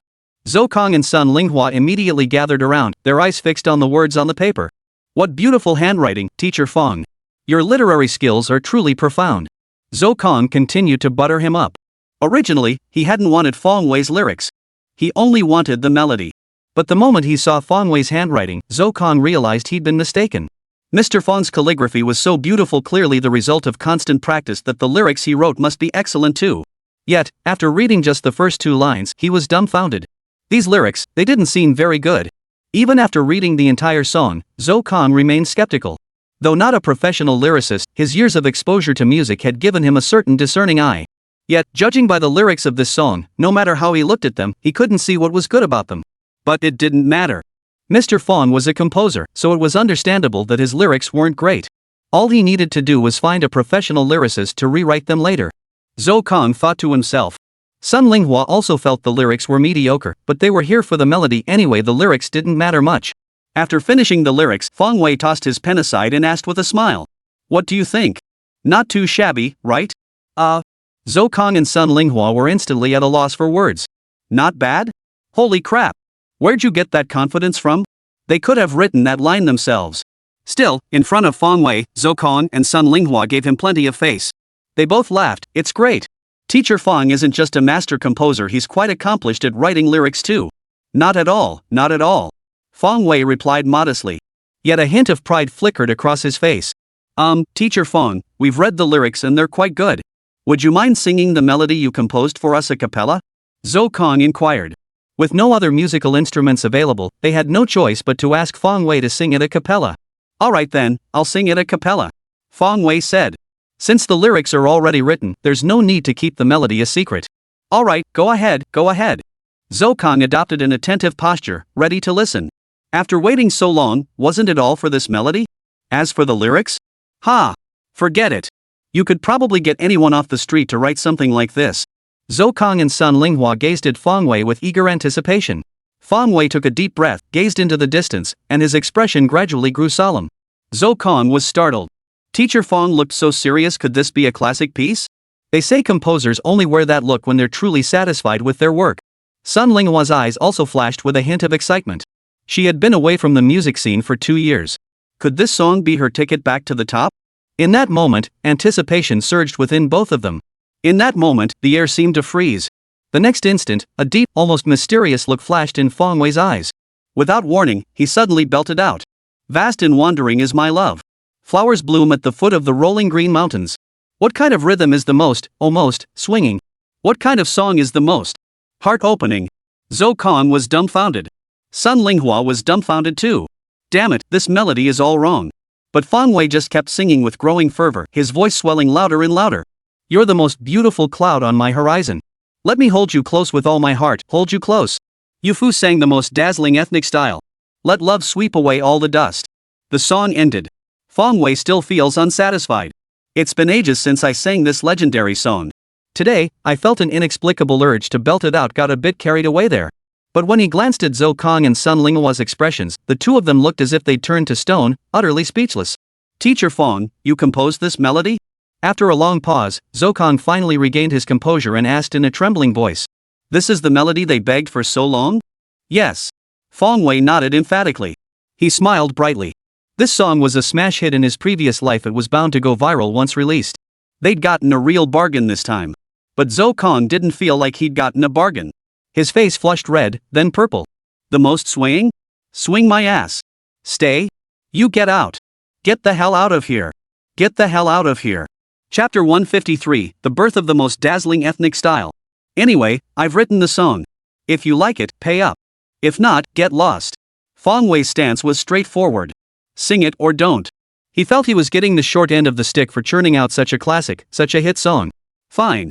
I've seen enough of Mr. Fong's talent for today. Linghua, let's go. Zhou Kong was furious and tried to pull Sun Linghua away with him. A song like this? We don't need it. Any composer at their company could write something better than this. Zhou Kong genuinely couldn't fathom how someone of Fong Wei's caliber could have produced a classic like Water Melody. Never mind, he doesn't need to figure it out. But in the future, whenever he met industry insiders, he would make sure to praise Fong Wei's talent, how truly remarkable and astonishing it was. However, while Zhou Kong wanted to leave, Sun Linghua didn't. Zhougo, what if we take this song back and discuss it with everyone? Sun Linghua hesitated before asking. Though at first listen, the song was jarring, extremely jarring. But upon closer reflection, the entire song was quite catchy. At the very least, it had high potential for widespread popularity. So it wasn't entirely without merit. Take it back? What's the point of keeping a song like this? Zhou Kong was nearly furious. Who would have thought Sun Linghua would actually like this song? This is nothing short of an insult to good music. Hey, what are you saying? Isn't this song good? The moment he heard Zhou Kong insulting his taste, Fong Wei couldn't stand it. At the very least, he still loved listening to the most spectacular ethnic style. Wasn't this indirectly insulting him? Not good? Good my ass. In his fury, Zhou Kong let out a curse. Mr. Fong, please don't take it personally. Brother Zhou didn't mean it. We'll just head out now. Sun Linghua, seeing this, hurriedly tried to smooth things over. Then she practically dragged Zhou Kong away. Of course, she also took the paper with the lyrics written on it. After reading the reviews last night, I thought about it and decided to just set up a discussion group. Anyone who wants to vent at me or offer suggestions is welcome to join. We can also chat about the plot and such. Youth like this. Glory Entertainment headquarters. A group sat stiffly in a meeting. After Sun Linghua sang the most dazzling ethnic style, everyone fell silent, collectively speechless. After a long pause, a composer slammed his fist on the table and shouted, "How can we possibly use this song? No way. I strongly oppose Linghua singing this track." Sun Linghua was now the entire company's hope. Otherwise, the company wouldn't have held a special meeting just for one artist's song. Therefore, the first song performed must be meticulously selected, preferably a classic. And it absolutely cannot be this so-called stay or whatever most swinging song. I oppose it too. From the first time I heard it, I wasn't optimistic about it. Zhou Kong also voiced his opinion. "Yeah, we can't sing this song. That water melody composed by Fong Wei before was actually pretty good. I've always praised him, but who knew he was such a fraud?" Another person exclaimed passionately. "Exactly, we can't sing this song. Yeah, I'm against it." The entire group shared the same opinion, spit flying across the conference table as they argued. Most present were professional musicians who'd long harbored reservations about Fong Wei. How could someone who isn't a professional in the field receive such high praise? And this song is truly heavenly. How often can one hear it in this world? To be fair, water melody is quite good. But can one song alone elevate Fong Wei to the status of a master composer? Take this instance, Sun Linghua needed a song. Yet the company's first thought wasn't of them, but of that outsider, Fong Wei. This alone has left them deeply dissatisfied. Why? So when they heard the most spectacular ethnic style, the group erupted in opposition, seemingly intent on tearing Fong Wei down completely. They'd be thrilled to see him lose face completely. "Everyone, please calm down." Xiu Huihuang, CEO of Brilliance Entertainment, raised his hand to halt the verbal assault. He then turned to ask Sun Linghua. "Linghua, what do you think of this song?" "Well, I think it's quite catchy. It's okay, I guess." Sun Linghua considered for a moment before offering a fair assessment. "Catchy? What good is that?" Zhou Kong said dismissively. "No, it matters. It matters a lot." Xiu Huihuang countered. "Ha?" Zhou Kong froze, not understanding what the boss meant. I wonder if everyone noticed Linghua only heard the song once live, yet she remembered the melody perfectly and sang it back to us afterward. That proves this song has high memorability. And after hearing it, we could all recall a few lines ourselves. Xiu Huihuang explained eloquently. The entire group fell silent, eyes widening in astonishment. Upon reflection, it seemed undeniably true. Sun Linghua could sing it after hearing it just once. And when they tried to recall the song, they could hum a few lines too. Keep in mind, they'd only heard it once and they'd listened with considerable skepticism. With any other song, they would have long forgotten the lyrics. But now, this one stuck with them. So I think Linghua should give this song a try. Seeing the knowing looks on everyone's faces, Xiu Huihuang made the decision. Though they still disagreed internally, the boss had made his decision and they didn't openly oppose it. They'd let Sun Linghua sing it first. If the market response was poor, they could always criticize Fong Wei later. With the decision made, the next step was to discuss copyright issues. Huihuang Entertainment dispatched Zhou Kong once again. He plastered on a smile, addressing him as Teacher Fang at every turn. Since the boss had accepted the song, he had no choice but to keep playing along. Fong Wei, however, basked smugly in Zhou Kang's flattery. In the end, the song lyrics and music included sold for 300,000 yuan. Honestly, in Fong Wei's estimation, this song was worth well over $1 million. But since it was a different world, he couldn't be sure. So he decided to test the waters with this song first. Once it blew up, the price would skyrocket. And so, the wildly popular hit song The Most Spectacular Ethnic Style from his previous life was finally born. Chapter 154, Controversy. The moment it was released, the song The Most Spectacular Ethnic Style utterly stunned netizens, industry insiders, and fellow singers alike. "Holy! Is this even a song? Who wrote this?" exclaimed a renowned composer. "Zhang Linghua? Didn't she quit showbiz 2 years ago? How's she back? And singing this kind of song? What a load of nonsense." A female singer sneered. "Listening to this song is the dumbest thing I've done today. Hey, isn't this composer the one who wrote Water Melody? How could he produce something like this? Sigh, his talent has dried up. Looks like I really overestimated him. Humph. Utterly meaningless. The most dazzling ethnic style? How laughable." Since this song was crucial to the survival of Brilliant Entertainment, Xiu Huihuang poured massive resources into promoting it. But when it was first released, most people weren't optimistic about it. Even those who said they weren't optimistic were just saving face. Deep down, many industry insiders thought the songwriter was a complete idiot. Can ethnic style really be done like this? Is this the ethnic style you made up? Looks like Fong Wei's talent has dried up. His water melody was so good. Who knew his next piece would be this kind of thing? While mocking Fong Wei, these people also began questioning the sanity of Sun Linghua and Xiu Huihuang. The composer being an idiot is one thing, but how did these two end up being idiots too? Is this song even singable? And they're wasting so many resources on promotion? What a waste. Why not just pay someone to throw together a tune? What really infuriated the musicians was that not only was Fong Wei the composer, but he was also the lyricist. Seriously, are you trying to reach for the stars? You're handling both lyrics and composition, huh? Why the hell are you scribbling nonsense like this? Now let's see how you'll get out of this one. They wouldn't believe it if they weren't cursed to death. Right then, a bunch of industry insiders started betting on this song. Old Joe, come on, let's make a bet. If the most dazzling ethnic style becomes a hit, I'll treat you to meals for a whole month. Bet my ass? Why would I bet on a sure thing? In short, if this song goes viral, they'll eat their own feces live on stream. Online, netizens were stunned. After hearing this divine song, I'm bowing down. No kidding, I'm genuinely bowled over, gotta admit it's brilliant. Oh my god, this is killing me. Who the hell wrote this song? I'm in awe of anyone who could craft something like this, utterly bowled over. This song is so out there. But you know what? It's actually pretty catchy. It's not just good, it's damn catchy. Oh man, I'm totally brainwashed by this song now. Me too, it's all I can think about now. Isn't Fong Wei the guy who wrote Water Melody? How'd he end up writing this kind of hit song? Sigh, money's hard to come by these days. Yeah, I used to really like Sun Linghua too. Who'd have thought she'd end up singing this kind of song? Just pandering to the masses. She's trying to regain popularity, so she resorted to this method. Netizens flooded the comments with all sorts of reactions, praise, insults, mockery, you name it. But not a single person believed this song would go viral. They just treated the most dazzling ethnic style as a joke. A song like this could go viral? Are you kidding me? Swing? Stay? Swing my ass. Stay my ass. Renowned music critic Huang Wufu even publicly slammed Sun Linghua and Fong Wei by name on Xinglong. Today's singers have no bottom line, they'll even perform the most dazzling ethnic style. Sun Linghua actually wants to use this song to make a comeback? Utterly delusional. As for Fong Wei, his earlier song Water Tune, but this new song? I can't even bring myself to comment on it, I just can't stand listening to it. Huang Wufu's criticism was blunt, naming names outright, and his disdain was palpable. This post by Xing Lang immediately garnered shares from numerous music critics. Many felt the most dazzling ethnic style trend was rather lackluster. What's the point of it? Every song carries meaning and depth, expressing a particular emotion. Only then can it truly be called a song. Even if a song's melody isn't particularly catchy, it can still be good if the emotion hits the mark. Everyone acknowledges this. But where exactly is the depth and meaning in the most dazzling ethnic style? Can someone tell me what purpose this song serves? It's just chaotic shouting throughout, either swaying or staying put. Are you just playing around, bouncing up and down? Sure, the whole song is catchy as hell, but is catchiness alone enough? A song with no substance? You won't listen to it twice after the first time. Xing Lang's comment below received a lot of support from netizens. I also think most dazzling ethnic style isn't great, agree.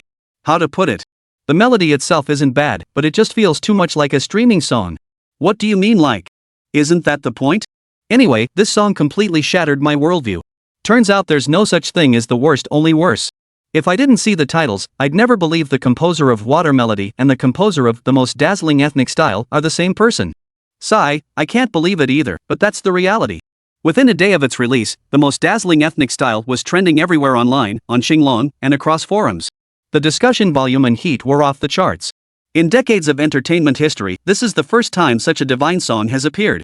The entire song lacks coherent content, as if it were cobbled together haphazardly. The melody is also quite jarring, unlike traditional songs. Yet, it must be said that the lyrics are surprisingly catchy, and the song itself is quite enjoyable. In short, the most dazzling ethnic style is highly controversial.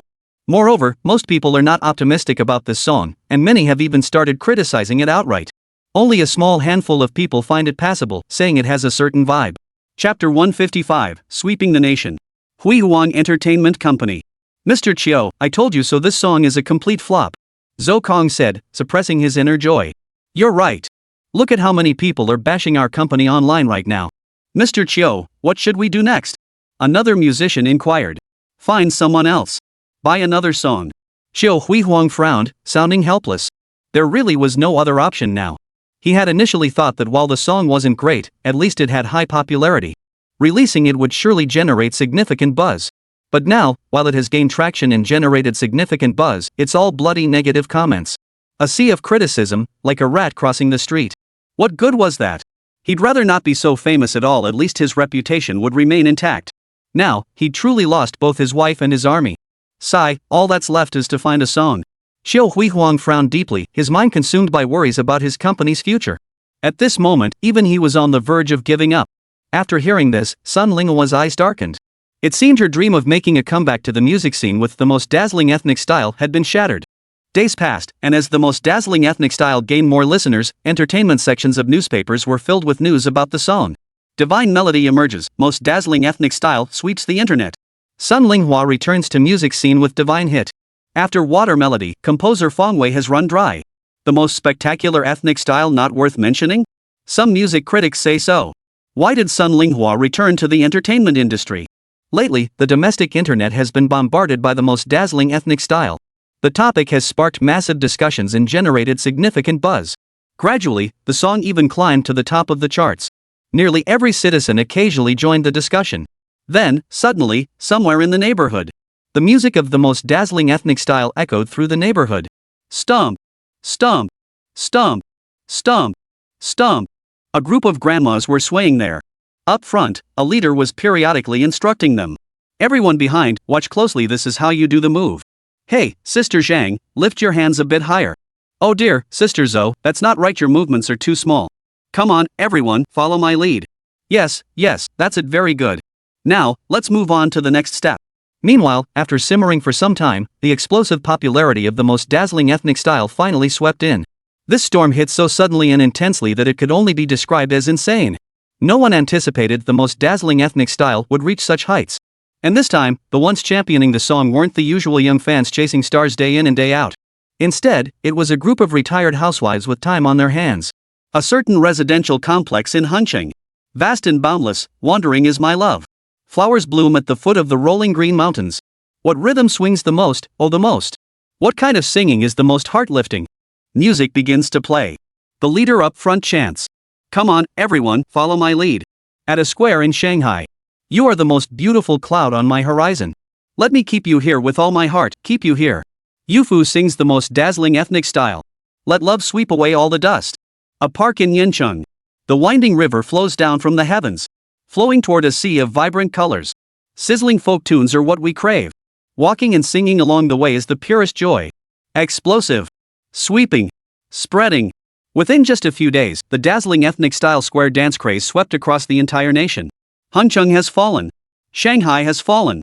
Yancheng has fallen too. As if overnight, a spring breeze arrived and 1,000 dances of all shapes and forms bloomed. How bad has it gotten? It's reached the point where unless you stay home, you'll see huge groups of middle-aged women dancing in your neighborhood or at the square the moment you step outside. Some can even hear the haunting melody of the most dazzling ethnic style from their homes. Because, damn it, my house is right near the square, I can't help but hear it.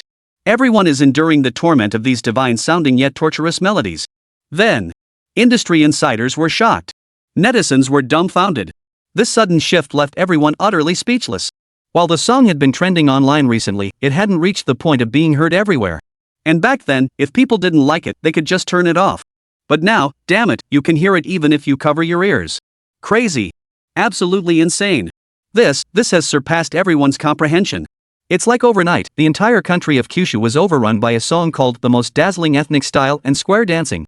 Xinglong was already buzzing with chaos. Holy crap, what the hell is wrong with this world? Everyone's gone mad. Good heavens, the antis have all been unleashed. Every morning at 6, every night at 10, damn, they're so damn punctual. Sigh, don't even get me started, Yancheng has already fallen. Heh, whose city's gone down too. Damn it, I'm truly amazed. Whoever wrote this is a god. Sun Linghua went into seclusion for 2 years, and the moment she emerged, she caused a huge stir. And that guy Fong Wei, he wrote this song. These two have literally opened a whole new world for the antis. Ha, makes sense. Seriously, I'd love to beat them up. Ah, enough talk, hand me a machete. I haven't slept a wink in days, getting woken up every morning by the noise. Exactly, it's so disruptive. Life has become unbearable. The media are scrambling to cover it. The public is having heated discussions. Finally, even experts and regulatory agencies have gotten involved. It's clearly become a social issue. There's no escape. I hear this song at home, I hear it on my way to work, and I hear it at work. 24 hours a day, sometimes even in my dreams, I'm hearing this damn song. Good heavens, what on earth is going on? Chapter 156, the highlight of the interview.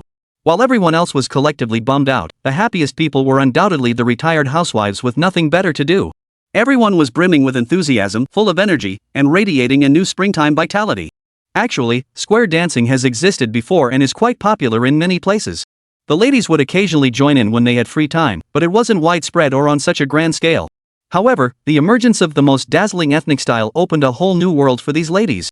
It was like dropping a bomb, instantly spiraling the situation out of control. Square dancing unified its steps and swept the nation. Before, when grandmas met, their greetings were always, "Hey, have you eaten yet?" Or they'd ask, "Which market has cheaper produce?" Now, their greetings are all the same. "Let's go dance in the square. Let's get this ethnic groove going. La, la, la, la, la." Of course, it wasn't just the ladies who were thrilled. Xiao Huihuang and Sun Linghua were too. Listening to the music drifting up from the company building below, their expressions were absolutely priceless. Then came sheer ecstasy. Holy crap, is this going viral? At first, they were a bit unsure. But after a few days of this, they finally knew for sure, the most dazzling ethnic style was really taking off. Sun Linghua was on the verge of tears. The pressure on her was immense. After a 2-year hiatus from the music scene, she had to sing this song upon her return to regain popularity and capture everyone's attention. Yet in the early days after its release, she was lambasted as a dog.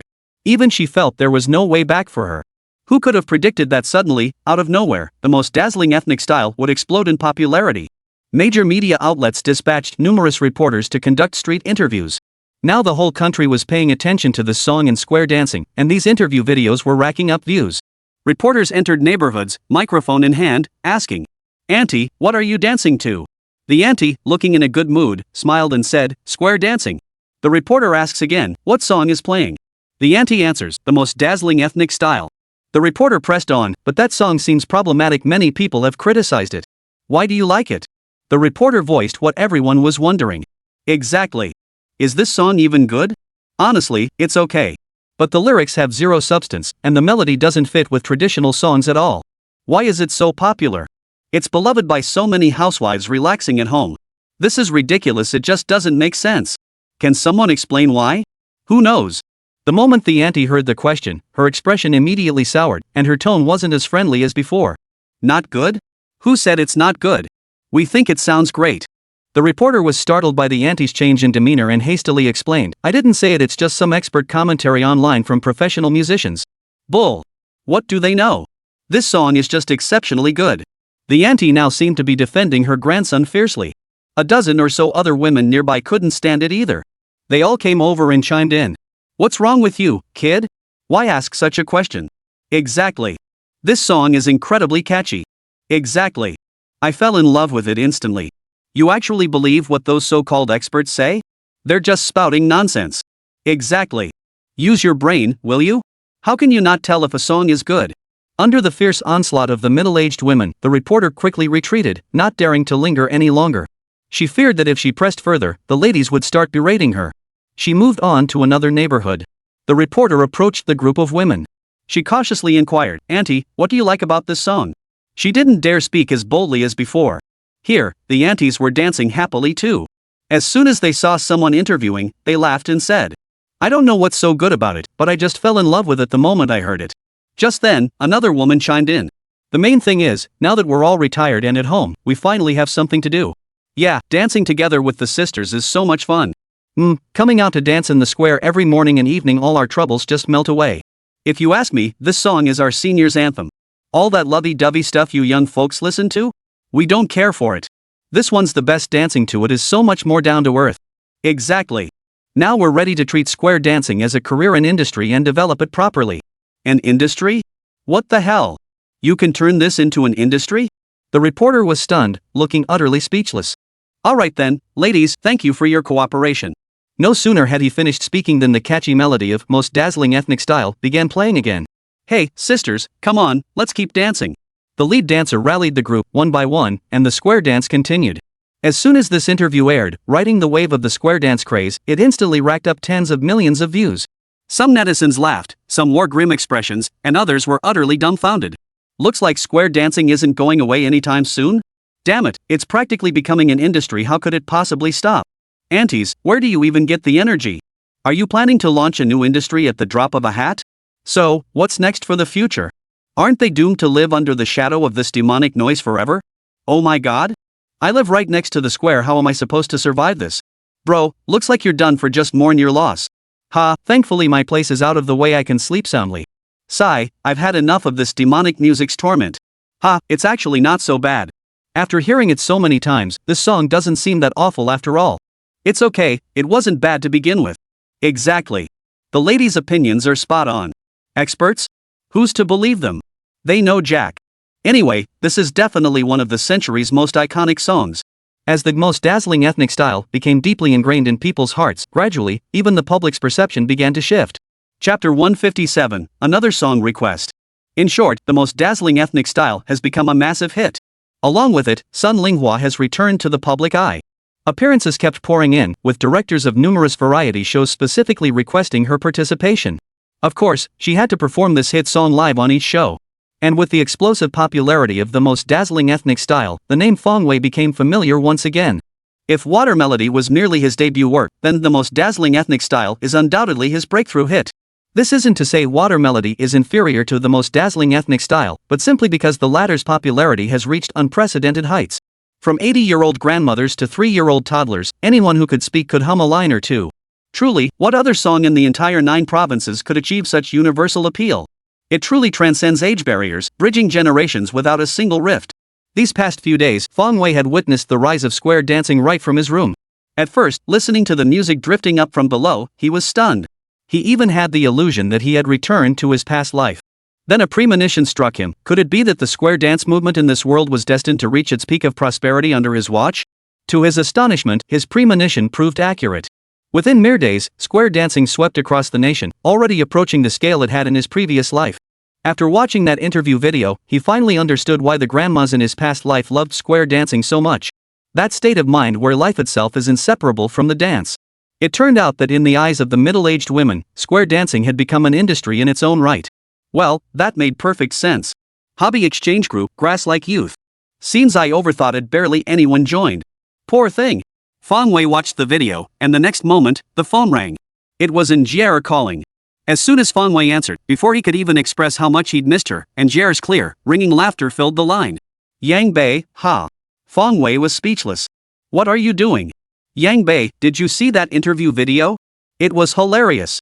Seriously, why did you suddenly write a song for Sun Linghua? And why did it turn out to be such a hit? If it weren't for the identical names and the fact that Angiera knew Fong Wei had composed music before, she'd never have believed that the most dazzling ethnic style was written by her boyfriend. Is this really the same literary genius who penned lines like, "If love endures through time, why should we care about morning and night, and, though my belt grows loose, I never regret it for her sake, I waste away"? Why did she feel the person who wrote this song was such a goofball? Well, Sun Linghua came looking for me, didn't she? She kept complaining, so I had no choice but to write a song for her on the spot. Fong Wei rolled his eyes and muttered in frustration. Even though the song became a huge hit, hearing it come from Angiera's mouth just felt so off. Alright, you're impressive. I'm convinced.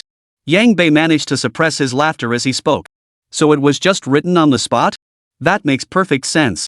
Of course it was. Don't you know who your boyfriend is? I'm talented in so many ways, you'll find out soon enough. Fong Wei teased. Stop bragging.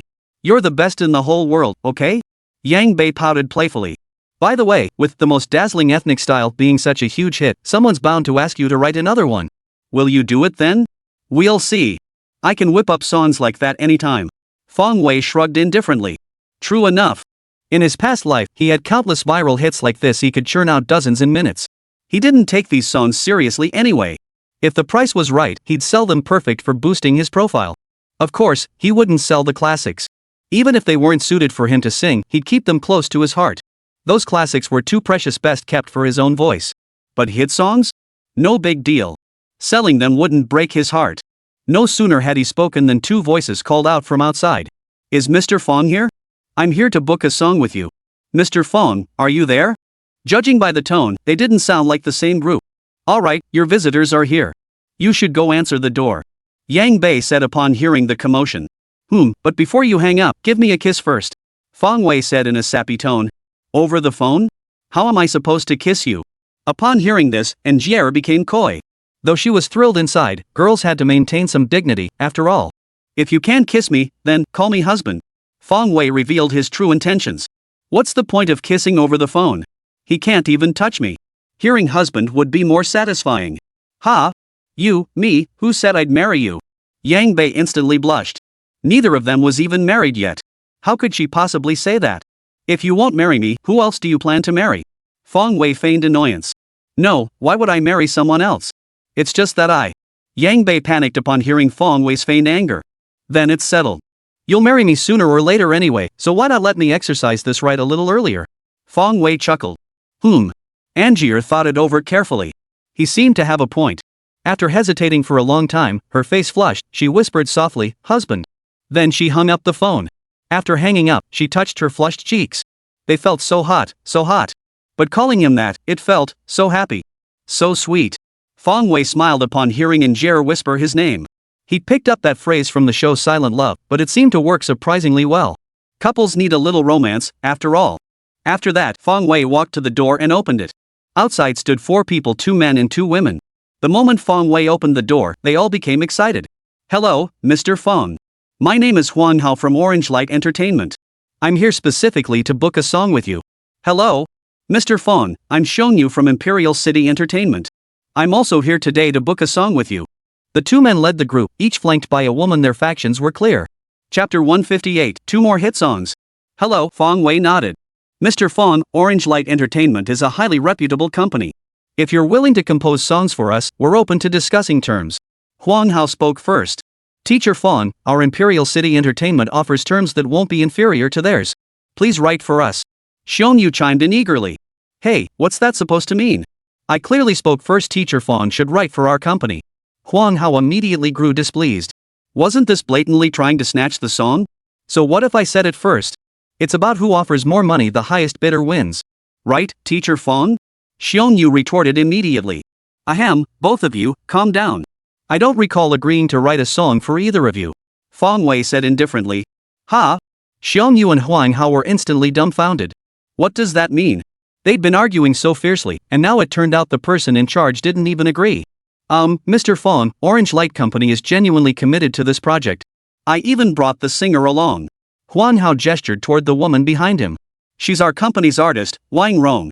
She's already in her 30s, but her career in the music industry has been lukewarm. After hearing about your songs, Teacher Fong, she specifically came here hoping to request one. Since he planned to visit, Huang Hao naturally came prepared. He'd heard that the folks from Brilliant Entertainment had brought Sun Linghua along and had a good whinge about it, so he figured he'd follow suit and bring Wang Rong. Ha? Wang Rong? Fong Wei looked at the woman behind Huang Hao, a vague memory surfacing. She bore a striking resemblance to a female celebrity from his past life. Seeing Fong Wei scrutinizing Wang Rong, Xiong Yu grew anxious. He hurriedly said, Teacher Fong, I also brought the singer. Take a look. Her name is Li Yi. This girl has had it tough too.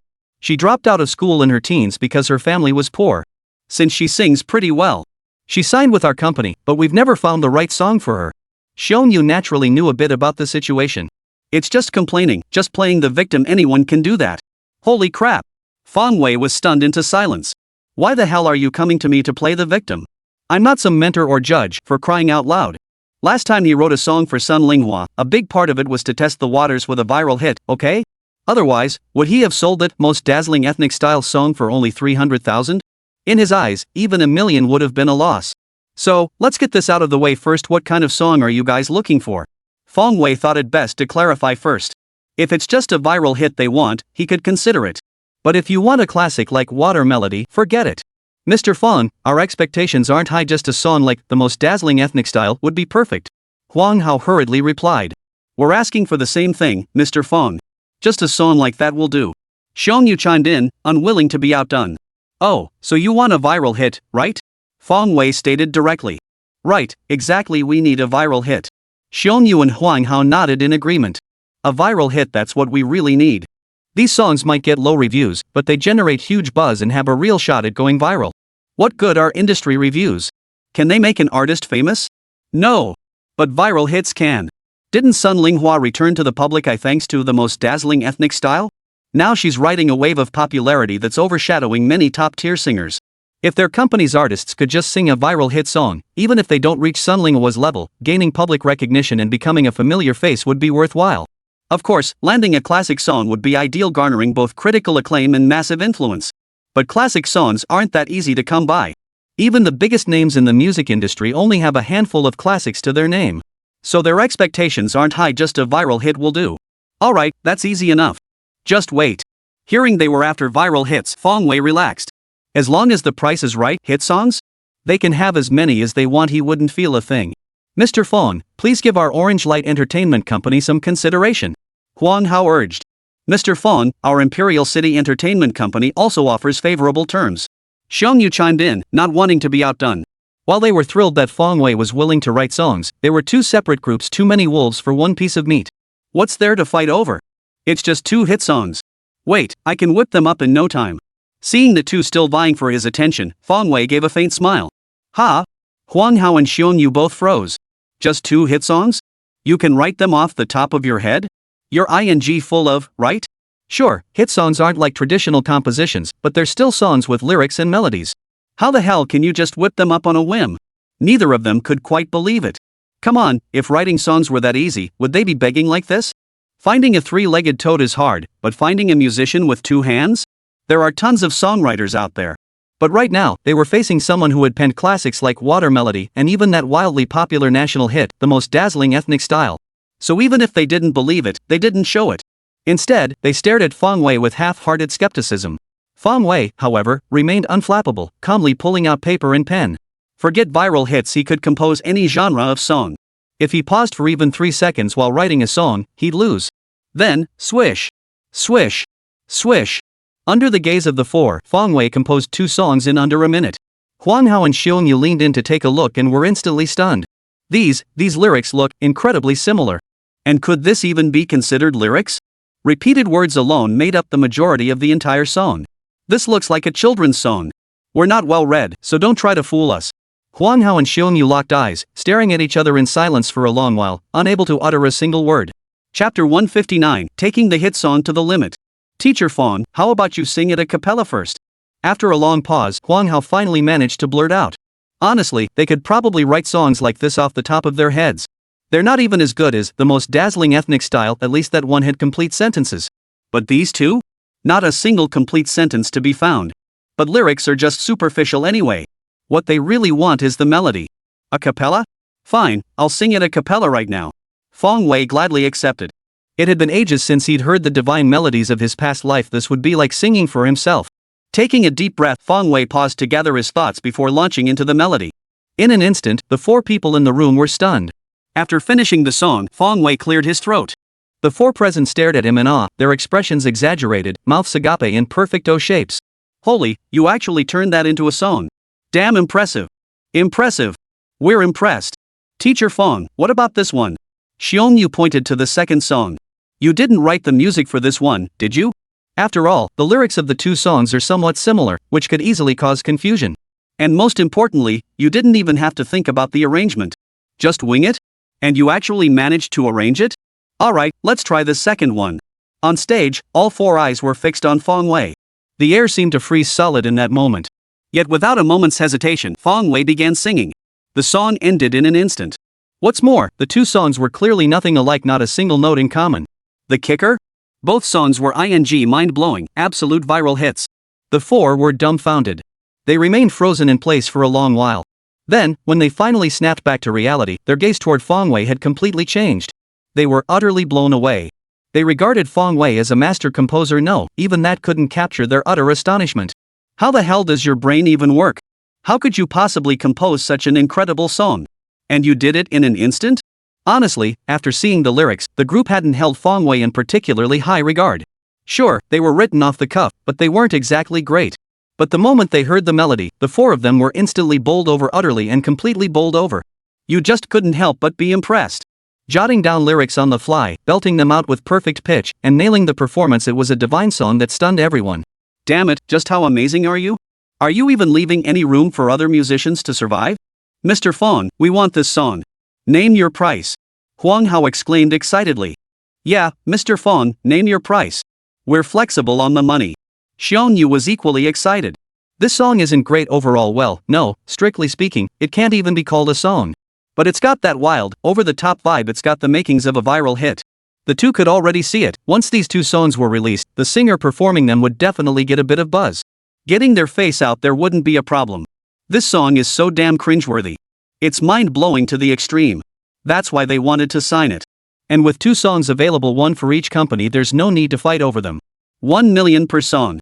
The contract can be signed immediately. Fong Wei said indifferently. The losses incurred on the most dazzling ethnic style had to be recouped from someone else. 1 million per song? Huan Hao gasped. That's just outrageous. After all, the highest rate for musicians in the industry is only a few 100,000 yuan per song. Fong Wei was clearly aiming to break the industry record. No haggling here. If you think it's unreasonable, you can leave. I'm not short on cash anyway. Seeing the two of them open their mouths to haggle, Fong Wei cut straight to the point. Sure, you can hire him to write songs, but only if he crafts viral hits, and the price better reflect that. Otherwise, what's the point? Alright, Mr. Fong, let's sign the contract then. Looking forward to a great collaboration. The two made a call to consult their company president. Moments later, having received instructions, they both agreed. Happy collaboration. Fong Wei shook hands with them and signed his name on the contract. That very night, both sides recorded the songs they'd received. The next day, they were released. With the most spectacular ethnic style trend currently at its peak, they naturally wanted to ride this wave of popularity. Then, netizens were bombarded with that haunting melody once more. The moment they clicked play, they were stunned by the very first line. Look, there's a little chicken over there. Look, there's a little chick. Little chick peep peep peep. Little chick peep peep yo. Little chick peep peep peep. Chick a dee dee dee. From the first sentence to the last, my mouth never closed. What a thunderbolt. Thunderous laughter. Netizens were utterly dumbfounded, left speechless and stunned. What the hell is this? Another viral hit? And seriously, you call this a song? You're not even as good as the most dazzling ethnic style. Look, there's a little chick over there. You and your little chicken. Little chicken Beepo? You must be from a chicken farm, right? Who sings this song? Lee? Never heard of her. What the hell is wrong with her? Giving up on treatment to sing this kind of song? Forget it, let's see who wrote it. Who the hell is this genius who can write such a refreshingly unique song? Then, as netizens focused their eyes, Fong Wei's name stood out clearly before them. Fong Wei? Him? The guy who wrote the most dazzling ethnic style? Holy crap! Netizens were blown away. Truly impressed. But amidst the awe, there's a hint of resentment. Damn it, you wrote the most dazzling ethnic style, and now you think you haven't ruined enough people's lives? Now you're dropping a second one? How bored the hell are you? It's only been a few days. Why can't you just write something like Water Melody? That song was so beautiful, with such profound imagery, poetic and picturesque. Why go off the rails like this? You're clearly determined to keep churning out these divine tunes. Chapter 160, The Resentment Towards Fong Wei. Online, the discussions were also heating up. 666, another divine song. I'm getting brainwashed by these hits these days. I'm totally brainwashed by these hits. What's infuriating is that now, whenever I hear the lyrics to the most dazzling ethnic style, I can't help but start singing the next line. Ha, bro, you're on point. Damn, I thought I was the only one. Turns out there are others like me. Sigh, looks like Fong Wei is on his way to becoming a hit song composer. Looks like it. The most spectacular ethnic style hasn't even been out for that long. But here's the thing, is this guy going to torment us? What if those aunties turn this song into a square dance routine? No way. Doesn't sound like their kind of thing, does it? Ha, you think you know what the ladies like? I beg to differ. Netizens shared their views on the viral hit, finding it both hilarious and a bit scary. Just listening to it, the song is actually pretty funny. But people are genuinely worried, what if the aunties come up with a new square dance routine? We've already suffered enough with that most dazzling ethnic style song. More of the same? Forget it, just thinking about it gives me the creeps. And it's not impossible, who can really predict what the aunties will come up with next? Regardless of the comments, the song has indeed gone viral. Within just over 3 hours of its release, downloads hit over 100,000. It's all over the forums and discussion boards. In one chat room, someone posted this. Hey everyone, have you heard this song, Little Chicken BB? I'm totally blown away, it's amazing. Fong Wei is such a genius. I bet anyone who can find a song more shocking than this one. I'll eat my own feces live on stream. Below, a flood of upvotes followed. 666, OP is seriously bold. I'm bowled over too, gotta admit it. That's true, Fong Wei really is a genius. I have no idea what he was thinking, but how did he come up with a song like this? OP is definitely bold, but I just wanna ask, which platform are you planning to stream eating on? Ha! The OP was completely stumped by the last commenter's question. Which platform should I stream eating on? Damn it, find me a song that's even more shocking first. Right then, he immediately replied. Bro, you gotta find an even more outrageous song first to fulfill the bet. The other side responded just as quickly. Heh, OP, go listen to Little Chicken before you talk to me. Chick? There's a song called that? The OP froze. He immediately opened the music app and searched for Little Chicken Little Chicken. After finding it, he clicked play. And then, nothing happened. Upon hearing the lyrics, the OP felt like dying. Hen hen hen hen hen hen. Cluck a day. Chick chick chick chick chick chick. Cluck a day. Hen hen hen hen hen hen. Cluck a day. Rooster rooster rooster rooster. Ooh. Ooh. Ooh ooh. Ooh. What kind of song is this? Ha! Who can tell him what this song is? After hearing Chickadee, he truly believed it was the most cringeworthy song in all of Kyushu, even worse than the most dazzling ethnic style. It's the king of terrible songs. That's why he dared to post this. If anyone could find a song more cringeworthy than Chickpea, he'd livestream himself eating feces. Because in his eyes, there simply couldn't be any other song more cringeworthy. Who could possibly top it? Want him to eat on stream? No way. But he never imagined his face would get slapped so fast, so hard smack. Damn it, there really is a song that's even more outrageous.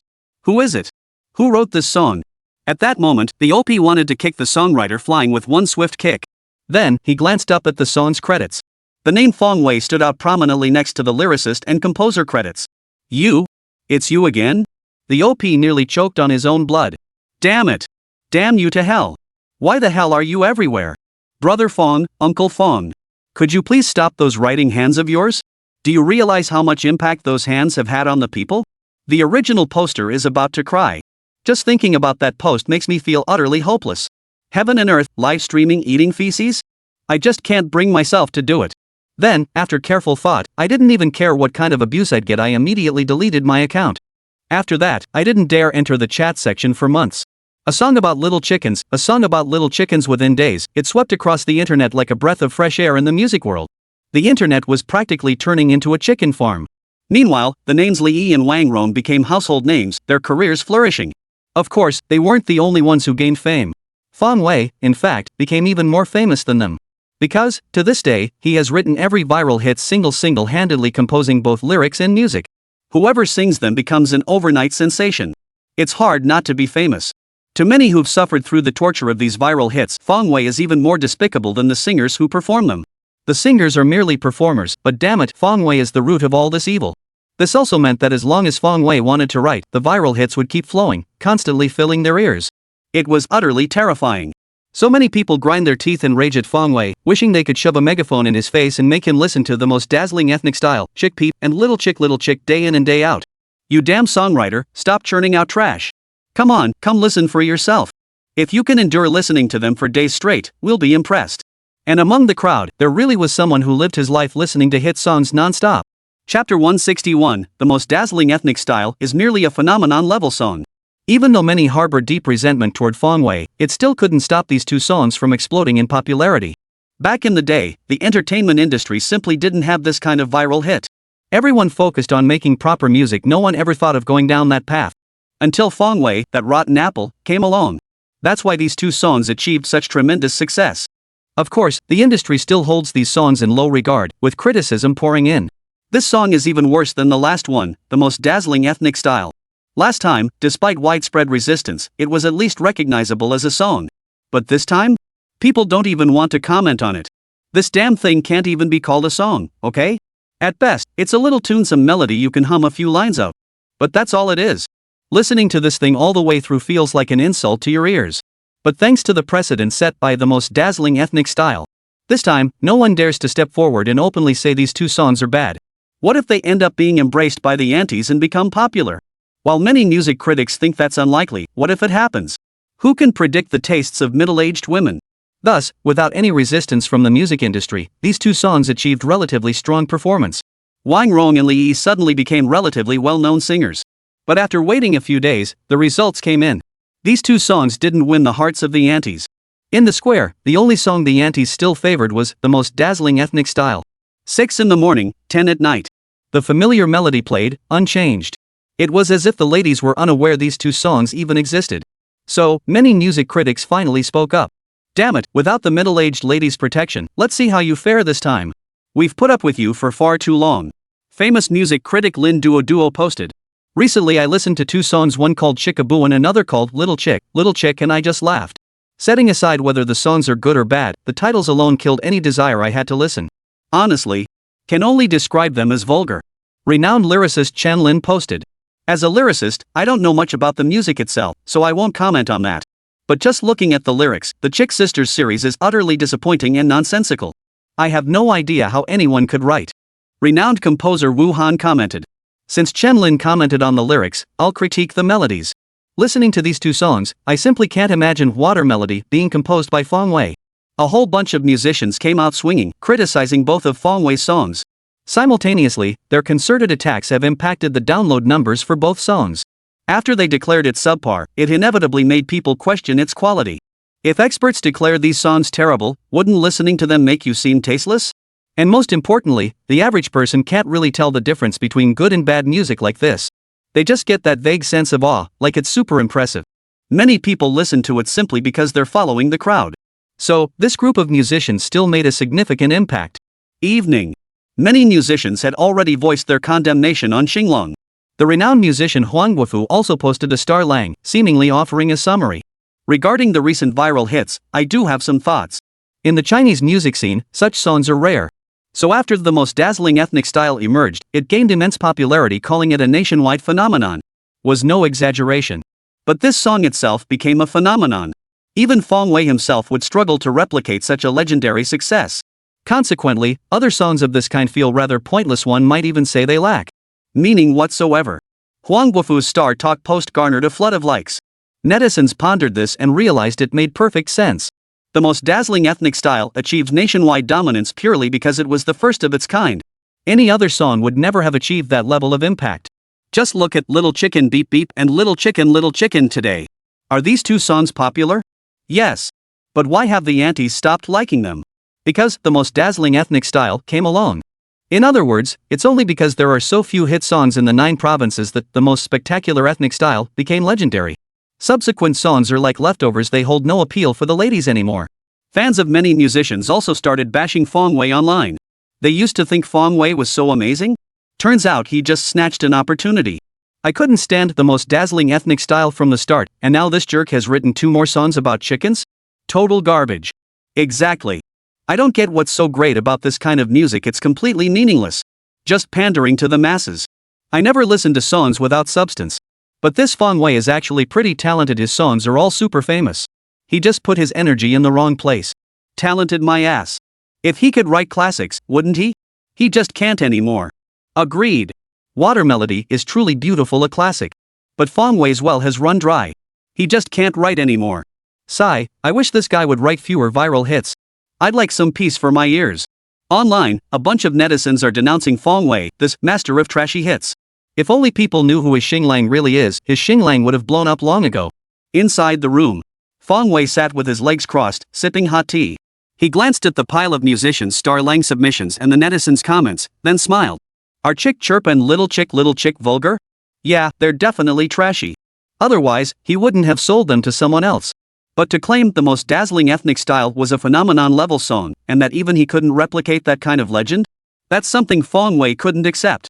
Not only does he disagree, but I'm sure the duo from his past life would disagree too. Is the most dazzling ethnic style really that awesome? It was huge. In the past life, it even crossed borders and spread worldwide. But when it comes to songs that can stand shoulder to shoulder with the most dazzling ethnic style, there's only one damn song that can. Chapter 162, the song that rivals the most dazzling ethnic style. With that thought, Fong Wei pulled out his phone and dialed Zhou Kong at Splendid Entertainment. After their last collaboration, Zhou Kong had left his contact info, saying to reach out immediately if he had any new songs. This time, it came in handy. Hello, Mr. Fong, what can I do for you? Zhou Kang's tone was respectful. His attitude had been decided when the most dazzling ethnic style brought significant profits to their company. Yeah, I've written another new song recently. If you're interested, you can come by. Fong Wei said. Interested? Absolutely. How could I not be interested in your songs, Teacher Fong? Zhou Kong eagerly interjected. Although Fong Wei's songs were highly controversial and even collectively criticized by industry insiders, they were undeniably popular. In the entertainment industry, going viral is what matters most. Other industry insiders may tear into him on Xinglong, but what good is writing songs that don't go viral? Alright, come over now. Bring a male singer, this song isn't suited for a female voice. Fong Wei thought for a moment before saying. Understood. I'll be right over, Mr. Fong. Please hold on. Zhou Kong lowered his tone even further. After hanging up, he immediately went to discuss it with Qiu Huihuang and selected a male singer. Singing a song written by Fong Wei meant the chance to become famous, so it definitely warranted careful consideration. After selecting the male singer, Zhou Kong rushed straight to Fong Wei's home. He dared not keep Fong Wei waiting. What if Fong Wei got angry and gave the songs to another entertainment company? Right now, plenty of people were eyeing the songs he had in hand. Zhou Kong and his team entered the house. This song I have is no less than the most dazzling ethnic style. You'd better tell your boss what price they can offer. Fong Wei cut straight to the chase without beating around the bush. This time, he wasn't going to beat around the bush. What? Not inferior to the most dazzling ethnic style? Mr. Fong, you're not joking, are you? Zhou Kong gasped in astonishment, his eyes wide with disbelief. Just how massive was the impact of the most spectacular ethnic style? As an insider at Brilliant Entertainment, how could he not know? It was the magic bullet that saved the entire company. It propelled Brilliant Entertainment from the brink of collapse to a company with a solid reputation. And this all happened within a mere fortnight. Do you really think I'd be joking with you? Fong Wei said calmly. No, I'll make the call immediately. Seeing the seriousness on Fong Wei's face, Zhou Kong couldn't stay calm. He walked to a corner and dialed Xiao Huihuan's number. Before leaving, Xiao Huihuan had assured him he could handle anything. But now, the situation had escalated beyond his control. He needed authorization to continue the negotiations. After a moment, Zhou Kong hung up the phone, his face radiating determination. After all, the boss had said that no matter the cost, they had to secure this song. He had nothing left to lose. Deal done? Fong Wei raised an eyebrow. It's settled. Name your price, Mr. Fong. Zhou Kong chuckled. Fixed price, 3 million. Fong Wei stated. Okay, deal. Zhou Kong hesitated for a moment but ultimately agreed. A song that rivals the most dazzling ethnic style is worth that price. But their company wouldn't make much profit from it. This scene left the male singer behind Zhou Kong utterly speechless. A 3 million yuan deal, just like that? No haggling at all? And just writing one song can earn 3 million? Holy, that's insane. That's like how many times more than the highest rate in the industry? The male singer was baffled, but after pondering it, he felt a sense of balance. This song worth 3 million yuan is about to be performed by him. Just thinking about it fills his heart with excitement. Meanwhile, Fong Wei had already finished writing the lyrics. As soon as Zhou Kong saw the lyrics, he burst out laughing.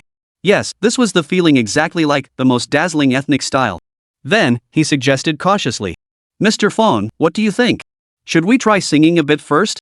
As more songs were written, this process became familiar to everyone. Everyone knew that when Fong Wei wrote songs for others, he didn't discuss guitars or other instruments, just a cappella was enough. Alright, everyone, listen carefully. Fong Wei cleared his throat and delivered a flawless performance of the song. The song ended. Zhou Kang's face broke into a huge smile. At first, he'd been a bit skeptical about this song. After all, the most dazzling ethnic style was incredibly popular, and creating something comparable was no easy feat. But now, after hearing Fong Wei's performance, Zhou Kong had no doubts left. This song, in terms of feel, could absolutely rival the most dazzling ethnic style. How's this song? Worth 3 million? Fong Wei asked. Absolutely. How could your song not be worth it, Teacher Fong? Zhou Kong nodded eagerly. Alright then, let's sign the contract. Fong Wei said. He had sold that previous song, the most dazzling ethnic style, at a bargain price. This time, he was determined to ask for a hefty sum. But he hadn't expected Zhou Kong to agree so decisively. It seemed he had underestimated the profits brought by the most dazzling ethnic style. But it didn't matter. Money-wise, he wasn't short on cash. A few million was nothing to him now that he was a billionaire. What mattered more to him was fame. In life, people pursue nothing more than money, fame, power, and pleasure. Now that he had money, he naturally became more passionate about the other three. Alright, Professor Fong. Zhou Kong didn't hesitate and signed the contract immediately. Then he returned to the company to begin recording. Online, discussions about Little Chicken Beep Beep and Little Chicken remained as heated as ever. After watching those music critics' reviews of Xing Lang, many people also began to question these two songs. After all, these songs hadn't exactly won over the antis. It seemed the industry insiders had a point. So more and more people joined the discussion. But that very night, while the heated debate was still raging, another viral hit emerged out of nowhere, instantly drowning out all discussion. Chapter 163, Wrote a Love Song? I think Mr. Huang Wufu is absolutely right. The explosive popularity of the most dazzling ethnic style was just a fluke. The middle-aged ladies, retired and with nothing to do at home, naturally fell for that song. Look at Little Chicken Sister's song, didn't it also win over the middle-aged ladies? Songs didn't catch the grandma's attention? In the Emperor Penguin group, a netizen typed out a lengthy comment. Exactly, makes sense. Totally agree. This makes perfect sense. I used to think Fong Wei Duo was talented, but now it seems it was just luck. Yeah, looking at his recent songs, only the most dazzling ethnic style is worth mentioning. The other two? Ha! Sigh, don't even mention it. He's already run out of ideas. Below, many group members chimed in agreement. Suddenly, someone chimed in. Hold on, everyone, Fong Wei's written a new song. Go listen to it. What? Another song? The group was stunned. Holy crap! How long has it even been? You wrote another new song already? Seriously? Surprised as they were, everyone still rushed to listen as soon as they saw the message. They wanted to know just how terrible this new song could be. How unbearable it would be. But when they searched for the song title on music platforms and saw the tags, it turned out to be a love song? Ha! Wait a minute? Haven't Fong Wei been churning out viral hits lately? How come he's turned over a new leaf? Could it be that he couldn't take all the criticism anymore and decided to write something proper? Come to think of it, that could be it. After all, nearly the entire music industry is boycotting his songs. Anyone would crack under that pressure. Still, Fong Wei's serious songs are worth looking forward to. After all, he is the one who wrote classics like Water Melody. So everyone clicked on the song with high hopes. They wanted to see what kind of song Fong Wei could create when he was in a serious state. Perhaps another masterpiece like Water Melody? Yet, the moment the music began, every listener froze in shock. A sudden sense of foreboding washed over them. A fierce rhythm instantly filled the stage. This music? This beat? No way! The moment the singer opened their mouth, the audience immediately began staggering and swaying. I planted a seed. It finally bore fruit. Today is a great day. I plucked a star for you. I pluck the moon for you. I make the sun rise for you each day. I'll become a candle, burning myself just to light your way. I give you everything I have, just to make you happy. You make every tomorrow of mine meaningful. Life may be short, but my love for you is eternal. Never leave. Never abandon. You're my little apple. No amount of love for you is ever enough. Your rosy cheeks warm my heart, igniting the fire. Fire. Fire. Fire. Fire. Fire. Netizens are stunned. Speechless. Holy crap. Is this a love song? You call this damn thing a love song? I'm so sick of you. Is this what love songs are supposed to be like? I actually fell for your bull. Damn it, this is another blatantly viral hit, right? Fong Wei, Big Brother Fong, Old Man Fong. You're something else. Awesome. Everyone who's heard this song has the most priceless expressions on their faces. Light the fire of your life? I'll light your house on fire, you hear me? Enough already. Whoa. I'm impressed, truly impressed. Little Apple? 6666. After hearing this song, I calmly lit up a cigarette. Then I thought, I'm gonna beat the crap out of that kid. Who's coming with me? I'm in. Damn it, I'm in. Let's teach him a lesson for writing such crap. Sigh, Fong Wei can only write songs like this now. His songwriting speed is still pretty fast, but the quality? I'll just laugh at that. Netizens erupted in heated discussion once more, propelling Little Apple back to the top of the trending charts. By the next day, Little Apple had undeniably gone viral. It appeared on numerous charts across various platforms. But this time, many music critics didn't wait. They published their reviews of Little Apple first thing in the morning, tearing it to shreds. These critics held nothing back after all. Unlike the last time with the most dazzling ethnic style, they wouldn't get called out. What was there to fear? Criticize away. Who knows, maybe riding the song's wave of popularity could boost their own fame. The explosive success of the most spectacular ethnic style was pure luck, a fluke that coincided with the right timing. Such a miracle couldn't possibly be replicated. Lin Duo, after listening to Fong Wei's Little Apple, its only redeeming quality is the strong rhythm and repetitive melody. Beyond that, it's utterly worthless. Chenlin Fa Xinglan said, as for the lyrics of Little Apple, they're crass and vulgar, lacking any depth or meaning whatsoever.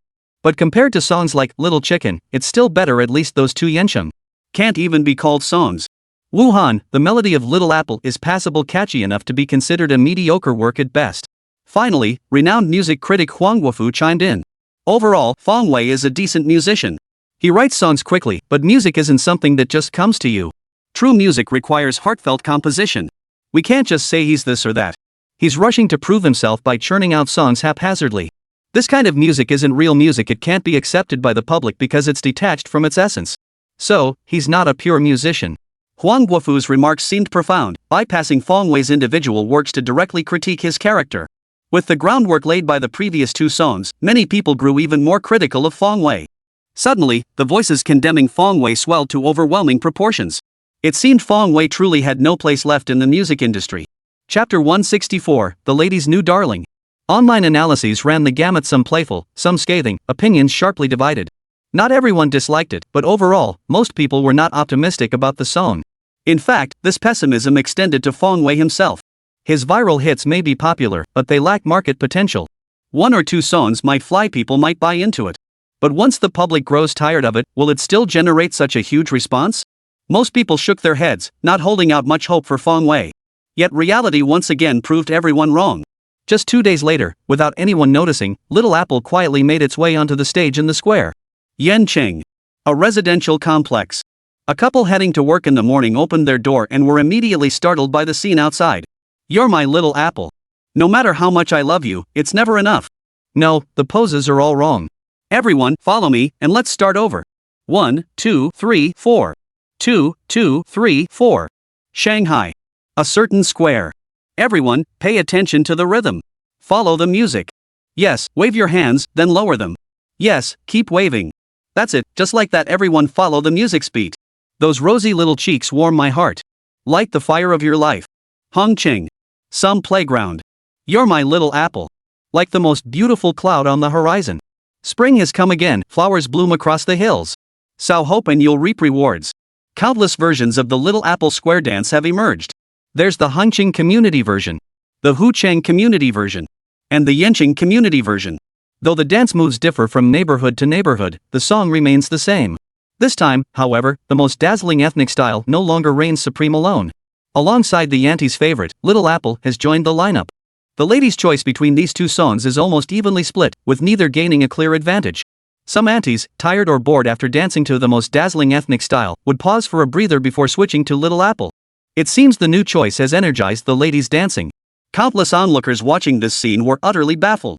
Netizens were dumbfounded. Industry experts were dumbfounded. Everyone was dumbfounded.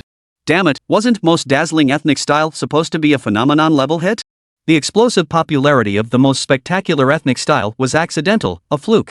Fong Wei can't replicate this miracle. But damn it, is this still a coincidence? Or a fluke? Whoever in the industry said that you better step the out here. I swear I won't beat you to death. The media were stunned by this scene. And so, within just a few days, the entire narrative shifted. Fong Wei releases another divine hit. Little Apple stuns the crowd. New square dance hit, Little Apple. Following the most dazzling ethnic style, Little Apple conquers the nation overnight. Said the most dazzling ethnic style miracle couldn't be replicated? Little Apple emerges. Crazy Little Apple. Crazy ants. The 9 provinces have fully entered the era of square dancing. Square dancing may become the new norm. Why has Little Apple gone viral? Fong Wei, a godfather figure of viral hits. Saying Fong Wei's viral hits are useless? They've already added bricks and mortar to seniors' leisure activities. News is flying everywhere. Shocked the nation. Many believe that the most dazzling ethnic style was already a miracle, that no song could surpass it, and that such a miracle could never be replicated. Not even Fong Wei, the composer behind the most dazzling ethnic style, could do it. Because too many factors were involved. The subsequent release of 2 songs by the Little Chicken Sisters further proved this point. That's why industry experts dared to name names in their evaluations on Xinglong. In reality, this is indeed the case. It aligns perfectly with what music professionals have stated. It has no depth, it has no meaning. But they never imagined Fong Wei would take it to another level, crafting a song as iconic as the most dazzling ethnic style, Little Apple. Who says legends can't be replicated? Who says miracles can't be repeated? Now it's been done. You decide what to make of it. Where are the professional composers? The lyricists? The music critics? Where are you? Come out now. If the most dazzling ethnic style couldn't represent anything, but the emergence of Little Apple can officially declare. China has truly entered the era of square dancing, and the songs Fong Wei writes are not without meaning. Fong Wei remains remarkably calm about it all, for he knew the outcome all along. If the most dazzling ethnic style went viral, how far could Little Apple be from exploding? In their previous incarnation, these 2 songs were collectively known as the twin titans of square dance. The grandma's absolute favorites. The only rival to the most dazzling ethnic style was Little Apple. And Little Apple had no rival but the most dazzling ethnic style. Beyond these 2, who could possibly rival them? Chicken Bibi? Little Chicken? They're not even in the same league, okay? Fong Wei couldn't help but feel a little proud. That square dance anthem from his past life, the one that drove back the ox spirit and serpent deity, had truly flourished under his own hands. Perhaps this is fate. Everything in this world, after reaching a certain stage of development, inevitably gives rise to certain phenomena. The entertainment industry in this world was also highly developed. Retired grandmas were just missing this kind of inevitable product. Fong Wei had merely brought it forward. On Xinglong, a swarm of netizens emerged, flooding the comments section of those music critics' Xinglong posts. Where's Lin Duo Duo? Come out already. You had the guts to start Xinglong, so show yourself. 666. Professional musicians know what they're talking about. Every word hits the nail on the head. I've always wondered, these songs sound great, so why do people keep bashing them? Some people just can't stand seeing others succeed, so they spread baseless rumors. Where's Mrs. Huanghua? Weren't you the loudest back then? Claiming most dazzling ethnic style was just a one-off phenomenon, impossible to replicate. But look around now. Little Apple everywhere. Online, people are really fed up with these industry insiders. Chapter 165, New Product Launch. Yet no matter how much netizens berate them, not a single expert has stepped forward to defend their stance. They simply couldn't bring themselves to do it. When the most dazzling ethnic style first emerged, many had spoken out in criticism. But they were proven wrong. After Little Chicken released 2 new songs, they deliberately waited a while to gauge the public reaction. The result? These 2 songs didn't generate much buzz. That's why they dared to denounce Fong Wei. It seemed like they had one. Thus, when Little Apple came out next, they wasted no time in continuing their critiques. They thought they had this one in the bag. But unexpectedly, they were slapped in the face again, hard and stinging. What face could they possibly have left to defend themselves? Especially Huang Guofu this time. He'd embarrassed himself beyond measure, becoming the laughingstock of netizens. Every time, his analysis of Xinglong's content seemed the most profound and plausible, yet it was all bloody nonsense.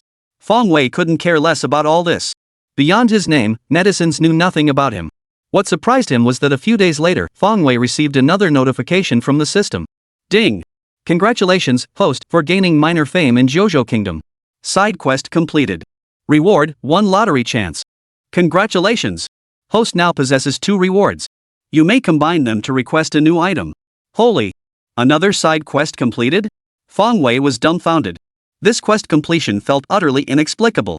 But upon reflection, Fong Wei realized there was a pattern to it. Last time, it was when he found his first girlfriend. This time, it was when he gained some fame. Whenever he achieved a certain milestone in life, a side quest would complete itself. Oh! Fong Wei suddenly understood. His system was the God-tier treasure hunter system, so the main quest was naturally to complete treasure hunting missions. The side quests, meanwhile, were tasks related to his personal life. Alright, he liked this. Fong Wei felt a little excited. That meant he could earn system rewards even without selling treasure hunting items. But what kind of items should he specify this time? Fong Wei pondered, feeling a bit conflicted. System, can I specify martial arts manuals? After pondering for a moment, Fong Wei voiced his idea. He'd long coveted the martial arts manuals within the system, but previously could only rely on luck from the lottery. Unable to process. Host's level is too low, insufficient permissions. As expected, it failed. Then what level do I need to reach to specify a martial arts manual? Fong Wei inquired. Host, you need to reach level 5. Level 5? That doesn't seem too high. His current shopkeeper level was already 3. Didn't that mean he only needed to level up twice more to obtain martial arts? Ha! Fong Wei waved his hand, expressing his excitement. Ha! Wait a minute. Another thought struck him. If he could already request martial arts manuals at level 5, wouldn't he be able to request even more extraordinary items as his level increased? Superpowers? X-ray vision? He'd been coveting those for ages. Especially X-ray vision. If he had that ability, wouldn't he be able to see everywhere he went? Just thinking about it got him excited. But it's still too early to think about that. For now, he should focus on selling items to level up. So what item should I target now? Or would it be better to split the draws into 2 separate attempts? Fong Wei pondered. Seems like splitting it into 2 draws might be better. That way I could get an extra prize, but then I might not get a new item. Host desires martial arts manuals. At this point, you may specify health-enhancing elixirs. Pills? Holy crap! Fong Wei was stunned. This stuff sounded pretty awesome. Wasn't it supposed to appear in fantasy novels? Host, you can think of them as modern-day pills. Oh, that makes more sense. Fong Wei realized. What exactly makes these health-enhancing pills so effective? Fong Wei no longer doubts the effectiveness of anything produced by the system. But he still needed to understand exactly what made it so good, that way he could properly explain it to the group. It can improve physical constitution and strengthen the foundation. Fong Wei, I don't get it. The phrase sounded impressive, but he genuinely didn't grasp the meaning of fortify the foundation and nourish the root. Simply put, it makes women's bodies less delicate. It boosts men's vitality, strengthens their liver and kidneys, and makes 7 or 8 times a night no problem. Fong Wei, holy. If you'd said it like that earlier, I would have understood right away. So it's just about having boundless energy and being able to go all night long? Damn it, he'd been wanting something like this for ages. System, I want to order that new product, the one that lets you go 7 or 8 times in one night. Fong Wei shouted loudly. This is a good thing. Host, this is a physical enhancement pill. It has a name, Forging Body Pill. It is not some pill that allows 7 or 8 times in one night. The system sternly corrected Fong Wei's mistake. Well, I just didn't remember it. Forging Body Pill, got it. Fong Wei said apologetically. Who'd remember the name of a pill if they knew it could let you go 7 or 8 times in one night? This is ridiculous. Please wait, host. Ding. The designated new item, body tempering pill, is ready for collection. Please retrieve it, host. Alright. Fong Wei hurriedly claimed the reward. Instantly, 100 bottles of body tempering pills materialized in the room. He uncorked one bottle to find a pill nestled inside, emitting a faint, delicate fragrance. So this is the body tempering pill? Ha! From now on, I'll be a man who can go 7 or 8 times in one night. No, probably more than 7 or 8 times. The system said 7 or 8 times wouldn't be a problem. That means if I really want to, 8 or 9 times is possible too. Oh ho ho! That's pure bliss. Naturally, he'd keep one bottle for himself. Since he was the host, consuming this bottle of body tempering pills counted toward his mission requirements.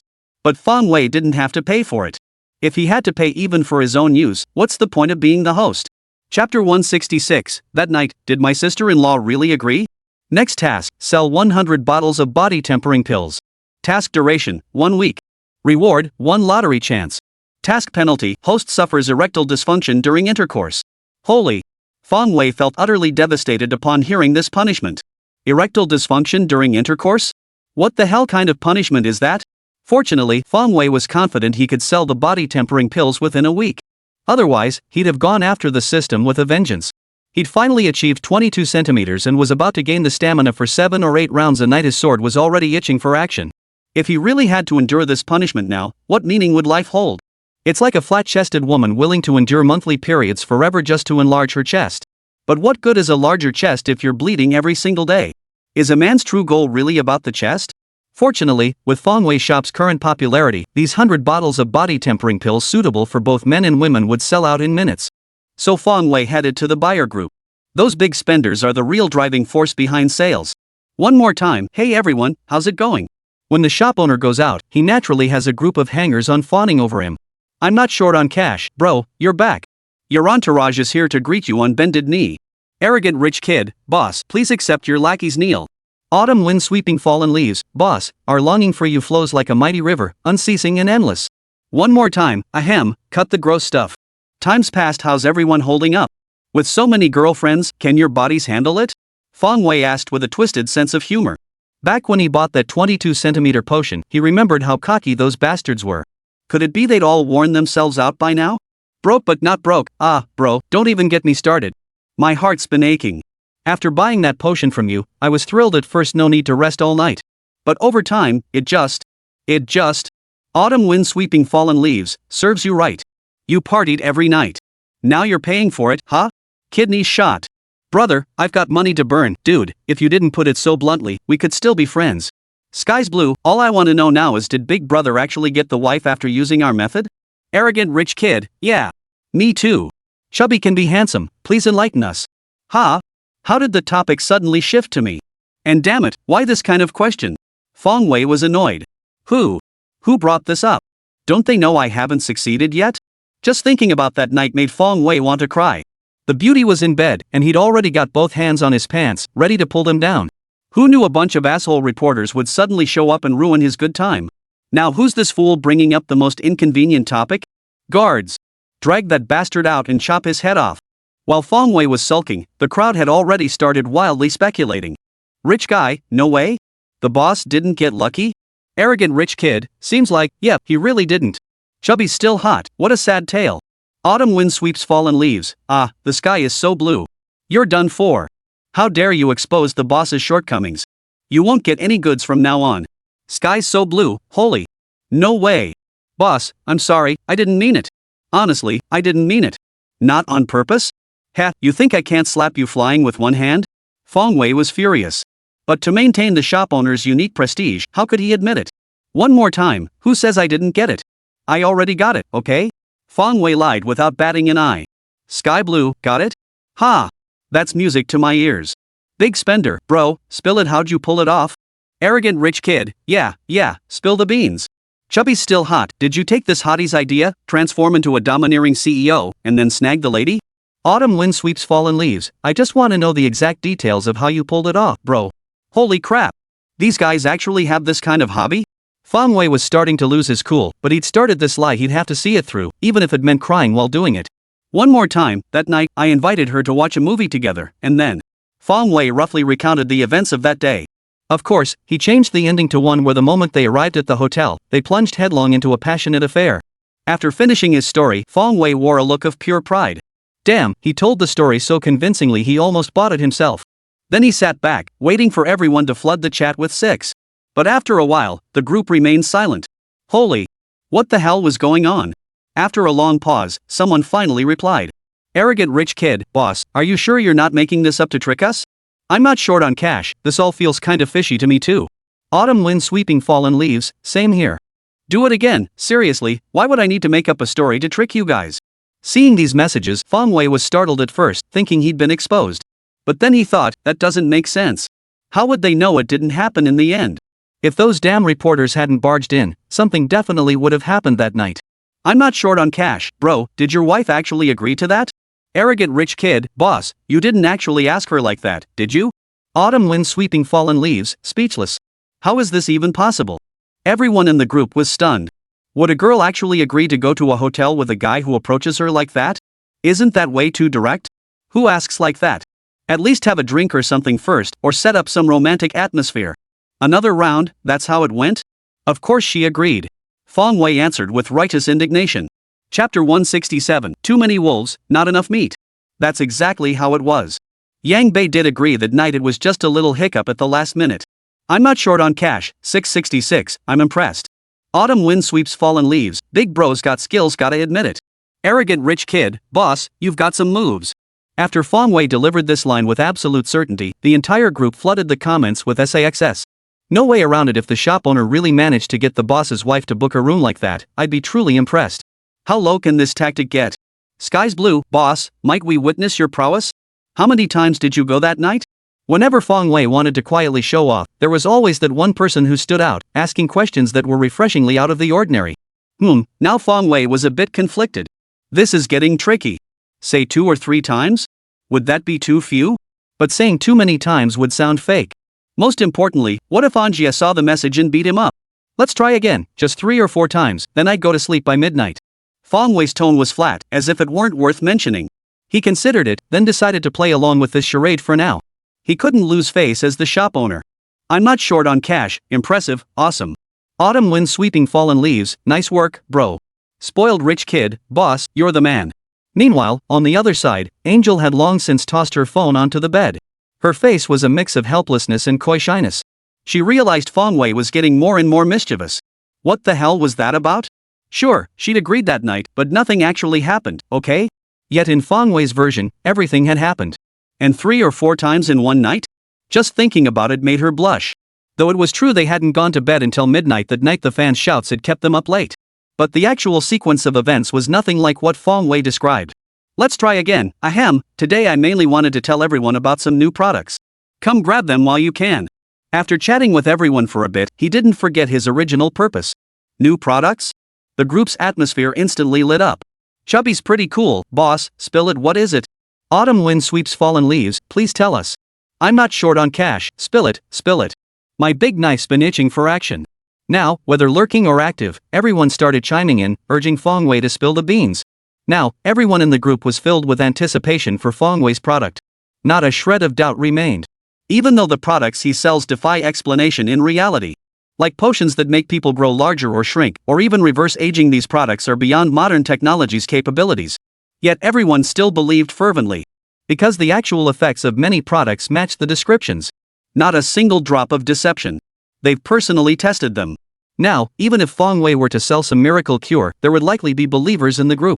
Once more, this time, I'm selling a type of pill that strengthens the body and builds stamina.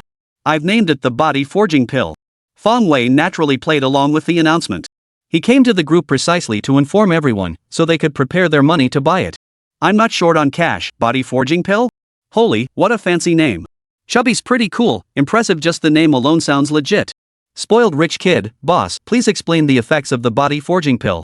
Autumn wind sweeps fallen leaves, yeah, boss, tell us. We need to know what we're getting into. One more time, the main effect of the body forging pill is to strengthen the foundation and nourish the essence. Of course, you probably won't understand that. Simply put, it enhances your physical constitution. For men who take this, can go 7 or 8 times in one night, and the best part is, there are absolutely no side effects. Fong Wei gave a brief explanation. Finally, he revealed what he considered the most compelling incentive. He was certain that once people learned of this benefit, it would absolutely cause a sensation among everyone. Sure enough, the moment the group saw the phrase 7 or 8 times in one night, they exploded. What did strengthening the foundation and nourishing the root even mean? They had no clue. That sounded like some esoteric Taoist health theory. But 7 or 8 times a night? That they understood. Truth be told, any adult would grasp the implication. And crucially, it came with absolutely no side effects. Suddenly, that so-called body tempering pill became incredibly impressive. With certain drugs, 7 or 8 times a night isn't hard to achieve. Even more is possible. But that would cause significant harm to the body. But now, with the body tempering pill, that concern is completely eliminated. No side effects whatsoever. How incredibly tempting is that? I'm not short on cash. Holy, bro, I love you. I absolutely adore you. I want it. I want that pill. Arrogant rich kid, damn it, no one better try to snatch this from me. I'm reserving one body tempering pill. Autumn wind sweeping fallen leaves, big bro, allow me to express my deepest respect. You're such an understanding, selfless, and awesome leader. I'll gladly take this pill. Chubby's still hot, hell no. How could such a divine elixir be without me? Upon hearing of the forging body pill's miraculous effects, the group instantly went wild, howling with excitement they couldn't contain. After so many transactions, the shopkeeper's integrity was undeniable. If he said there were no side effects, then there likely weren't. What are you waiting for? Hurry up and express your excitement. Hold on a second, everyone, please calm down. There are 99 body tempering pills in total, plenty for everyone to grab. 99? Holy crap. Arrogant rich kid, boss, why is the quantity so low this time? Only 99? I'm not short on cash, yeah, exactly. Last time with the potions, weren't there hundreds each? Autumn wind sweeps fallen leaves, sigh, this time it's a classic case of too many wolves and not enough meat. The buyer group already has over 500 members, but only 99 body tempering pills? That's classic too many wolves, not enough meat. Chapter 168, My sister-in-law really can't take it. Just as everyone was complaining, a splash of red suddenly appeared amidst the sea of green leaves. Night Enchantress, the shopkeeper is being so stingy. How can there be so few? Her nickname and avatar stood out like a crane among chickens amidst the sea of male avatars, instantly drawing everyone's attention. Stunned, they forgot their complaints and began teasing this rare creature. After all, girls rarely spoke up in this group. After all, they were facing a group of seasoned veterans. When a girl finally surfaces, how could they resist teasing her? Glancing at her profile, 27 years old. Just right. Brothers got money, sis, this body tempering pill is clearly for men. What did you buy it for? Autumn wind sweeps fallen leaves, yeah, sis, this big brother's curious too. Spoiled rich kid, ignore these jerks, sweetie. Come on, let big bro chat with you properly. Their tone was utterly sleazy, like a gang of thugs. Damn it, even Fong Wei couldn't stand watching this. How did such scum end up in his group? Shameless, vulgar, and utterly disgraceful. Worst of all, they were hitting on girls right in front of him, and all he could do was watch helplessly. Damn it, he wanted to have some fun too. But since Njera was in the group, he forced himself to hold back to avoid straining their relationship. That's why he disliked this bunch even more. Yet when confronted with everyone's flirtatious remarks, the girl's response was bold and unapologetic. Night Enchantress, what the hell? Can I buy this for my husband to use? Holy! The entire group was stunned. This girl was so damn fierce. And she's married? Suddenly, everyone's animal instinct, interest was piqued. They loved a feisty girl like this. I'm not short on cash, little sister, never would have guessed you'd be married so young. But I bet your marriage isn't exactly harmonious, huh? Chubby's still hot, yeah, sweetie, wanna have some fun with big bro? Arrogant rich kid, well, even though you're older than me, I'm totally into older women. Autumn wind sweeps fallen leaves, I'm game too. Miss. Holy. Fong Wei couldn't stand it anymore seeing how shameless the people in the group were. I'd love to slap each of them across the face and send them flying. Damn it, they're showing off and didn't even invite me. But as it turned out, this fierce girl wasn't someone you could mess with. Night Enchantress, look at all of you talking big, think you're better than my husband, If you're so tough, then don't buy any body tempering pills. If any of you buy them, you're a total wimp. You won't be able to get it up. Suddenly, the group fell silent. Dead silence. Everyone was dumbfounded. Her words left them utterly speechless. Indeed, roses may be beautiful, but they have thorns not easy to pick. Seems like this girl is a force to be reckoned with in real life too. Then, everyone silently mourned for this girl's husband. Marrying a wife like this must be tough on the poor guy. Most people wouldn't stand a chance against her. Especially since this guy doesn't seem to perform well in bed. Otherwise, she wouldn't be buying these body-forging pills. Faced with her fiercely assertive response, no one dared to tease her further, lest they end up looking like fools. Fong Wei watched with amusement. Damn it, you shameless jerks got what you deserved, didn't you? He was laughing his ass off. At the same time, he felt relieved that he hadn't gotten involved. Otherwise, how embarrassing would that have been? But the conversation took an unexpected turn, circling back to him once more. Sky's so blue, boss, why are there only 99 body tempering pills this time? Did you snatch one again? Damn it, he's been found out. And it was this guy again. Fong Wei realized that Sky Blue was remarkably good at noticing things others overlooked. He always managed to pinpoint the crucial details. But saying it out loud like that? He wasn't happy about it. Doesn't he realize this will cause a stir in the group? Sure enough, after Sky Blue pointed it out, the others noticed the issue too. Instantly, everyone started protesting. Big spender, bro, how could you do this? You're a supplier, is it really fair to compete with us for products? Autumn wind sweeps fallen leaves, life's already tough enough, why must you push us so hard? Spoiled rich kid, boss, you've changed. This isn't who you used to be. Chubby's still hot, I protest. We must unite and resist the shop owner's tyranny. Below, a crowd rallied behind the protest proposal. There was barely any meat left to begin with, and now the shopkeeper wants to snatch another portion? How are we supposed to survive? Most importantly, boss, aren't you the supplier here? Is it really okay to snatch your own merchandise? Just make another one, old man. Man, why make life hard for both men and women? Fong Wei glanced at the messages flooding the group chat, smiled faintly, and shrugged it off. Would protesting even help? Of course not. If protesting worked, why would we need security to suppress it? Such a good thing? Of course he had to keep a share for himself. 7 or 8 times in one night, how many men dream of that? Would he listen to the crowd and sell this elixir? No way. Fong Wei smirked smugly while glancing at the group chat messages. But the next few messages would not let him stay calm. Autumn wind sweeps fallen leaves, bro, 3 or 4 times a night is already plenty. You've taken that 22-centimeter potion, if you go 7 or 8 times a night, your wife really won't be able to handle it. Rich kid, spot on, makes perfect sense. Arrogant rich kid, I'm impressed by this analysis, bro. Well done. Chubby's still hot, 666, boss, you gotta listen, I guarantee this advice is spot on. Sky's so blue, exactly, bro. Your stamina's impressive, but your wife can't handle it. So, keep that body tempering pill for us. Chapter 169, sold out. Holy crap. Fong Wei stared in disbelief, speechless. Why do these jerks always care about this kind of thing? And he can't even argue back. Well, I guess there's some truth to it, but seriously, are you guys being this dirty really okay? How can a pure soul like me save a bunch of dirty-minded people like you? Guys like him never even think about this stuff, okay? Forget it. These people's minds are just too dirty. As pure as he is, he can only express his dissatisfaction through silence. So he simply announced that the product would go live at 11 p.m. tonight, then left the group. Meanwhile, his heart ached inwardly. Sigh, truly, the world is going to hell in a handbasket. In this day and age, having multiple girlfriends is somehow justified? This kind of thing actually benefits the relationship between spouses or couples, right? He was promoting harmony between the two. Besides, if you're talking about whether it's tolerable or not, how would you know without trying it first? Right?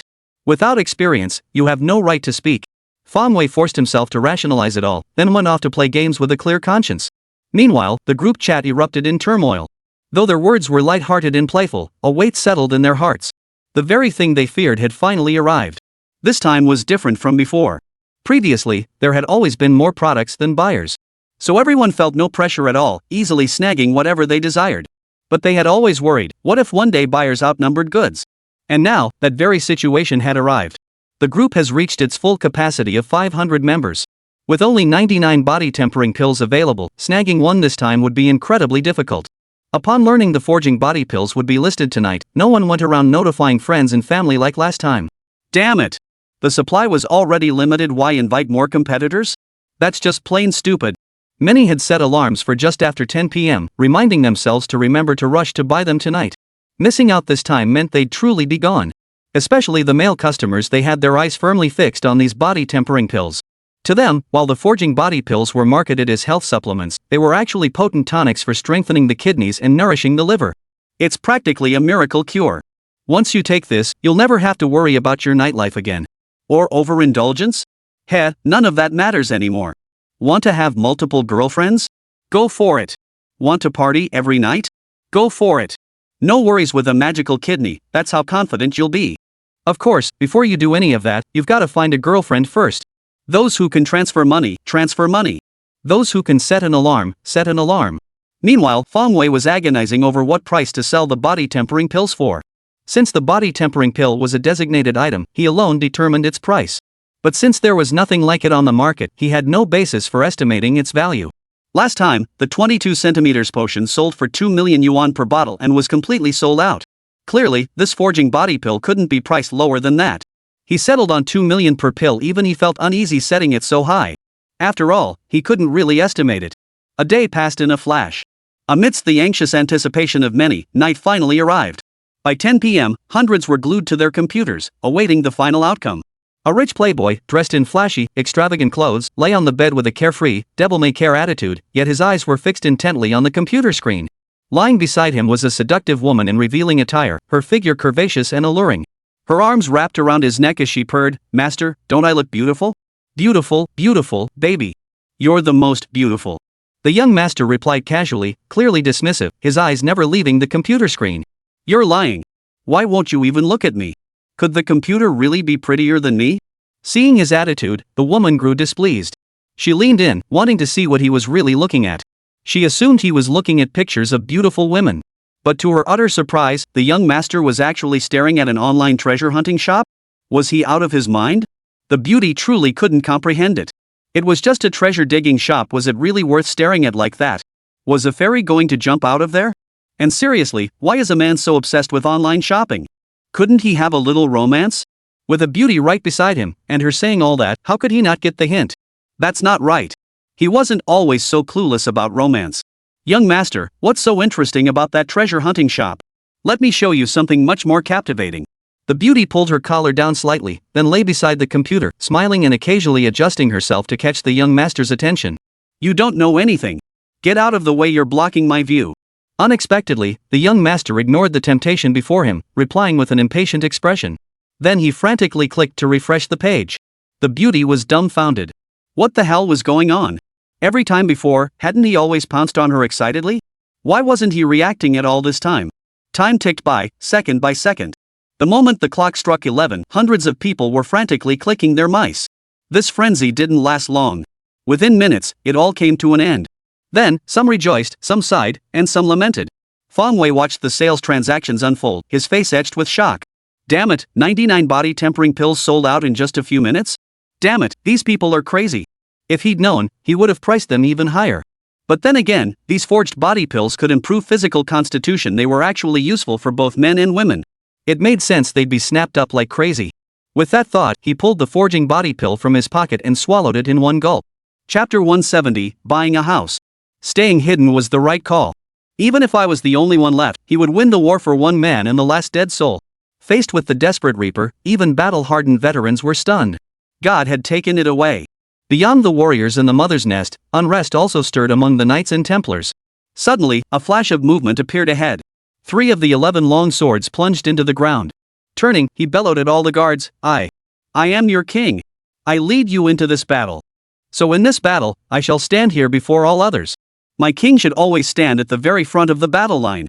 Brief words proved more effective than any rallying cry, for I didn't use words, I showed everyone what a king was with my feet. The reapers have come. Harvester warriors filled the skies. After a period of rest, several new units emerged among the reapers. My gaze fell upon a large transport ship, 30 meters wide and nearly 100 meters long. These transports flew above the ground. There are many. The black tide the Guardian saw is formed by these transport ships. Behind all the reapers, a massive warship stretching 500 meters long. Several kilometers ahead, the transport ships halted. Their forward bulkheads dropped, forming natural, sloped ramps. Massive flesh warriors, spider warriors, and unprecedented giant elephant-like fighters emerged. This new type of fighter possessed a beetle-like chassis that walked on multiple mechanical legs, but its upper body was a flesh and blood corpse armed with over a dozen weapons. The numbers in my field of vision began to jump again, but this time he simply turned off their display. But the numbers no longer flashed. Instead, my intellect directly reflected the results within my consciousness. As these naval forces emerged from the transport vessels, the total number of harvesters had already surpassed 100,000. The tide-like wave of harvesters slowly spread out, then gradually closed in. Their black hole-like weapon ports resembled a dark forest, poised to unleash massive bursts of high-energy life beams at any moment. The large black fighters in the sky also synchronized with the Sea-Land Task Force, gradually closing in. As the amphibious task force entered the 500-meter range, the fighter squadron suddenly accelerated and charged toward my position. The task force also surged forward at full speed.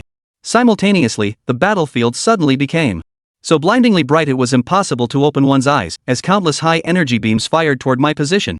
Having prepared for this moment, I immediately dropped to my knees and grabbed a specialized turret shield for protection. My guardsmen also raised one side of the tower shield. The entire group retreated into the excavated defensive trench, using the tower shield to cover the top. These were special turret shields, their surfaces studded with numerous polished metal plates. The high-energy beams struck these metal fragments and were instantly reflected and scattered by the immense energy. The residual energy shattered the tower shields one by one, yet failed to penetrate. Only the high-energy beams emitted by hundreds of medium fighters possessed sufficient power to easily pierce the tower shields, even blowing through the guards sheltering behind them. During previous assault waves, the Reapers had closed in significantly, while fighter squadrons hovered above the position. During the previous wave of attacks, the Reapers had advanced considerably, while fighter squadrons hovered above the location. Under the bombardment of high-energy beams like raindrops, many guards' tower shields were destroyed, and casualties rapidly mounted. In my eyes, light shone, figures flickered, and vanished from their original spots.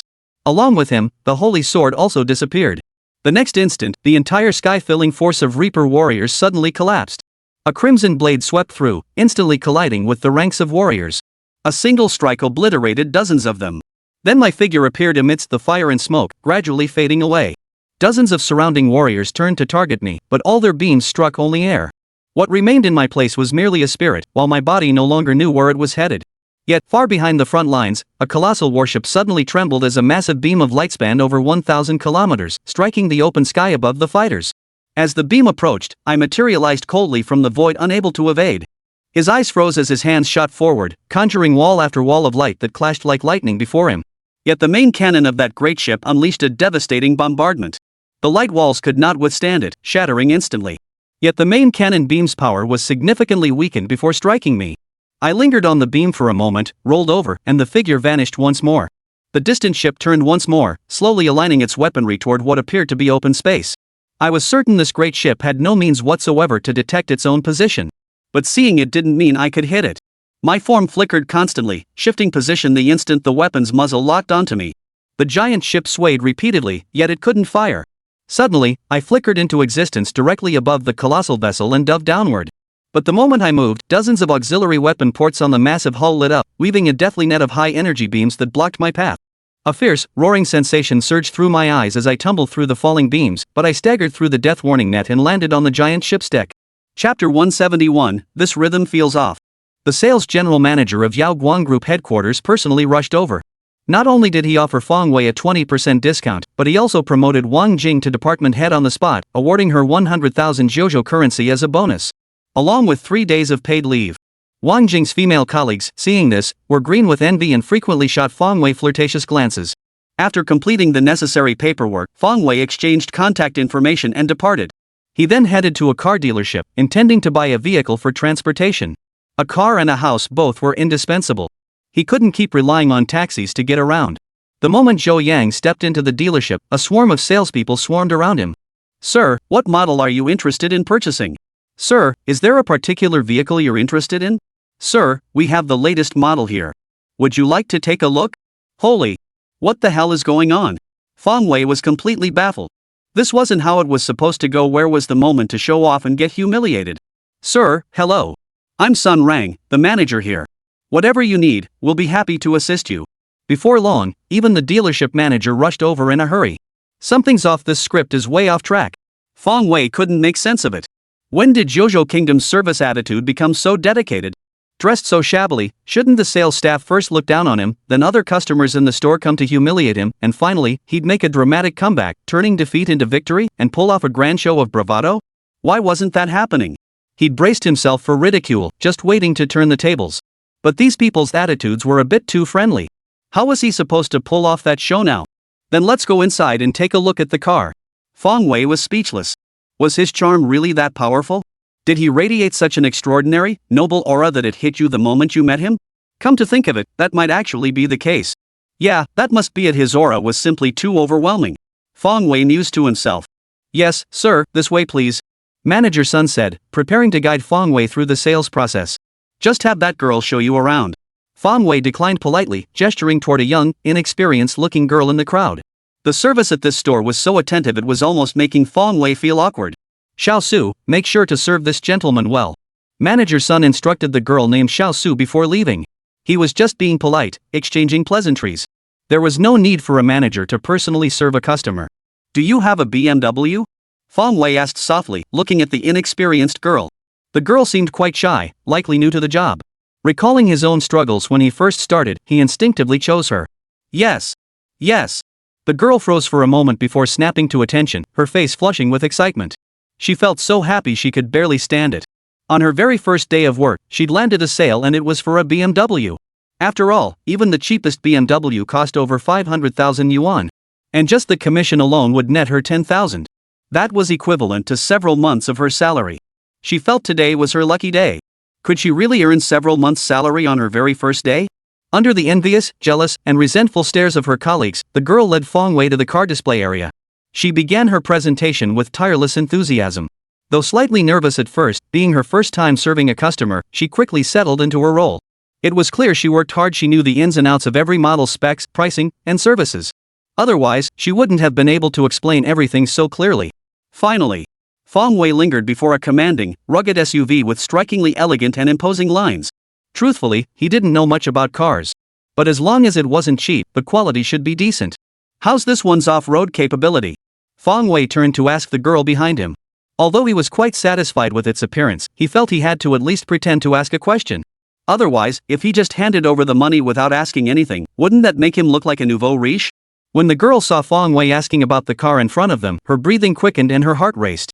This was a Range Rover, worth over 3 million yuan. If Fong Wei bought it, she could earn tens of thousands in commission. Then, pointing to the SUV in front of them, she launched into a detailed introduction for Fong Wei, using a slew of technical terms. Fong Wei couldn't help but interrupt. Alright, I'd rather test drive it myself. All that technical jargon? He couldn't understand a word of it. After driving for about 10 minutes, it felt pretty good, very smooth and responsive. That's the one. Fong Wei nodded.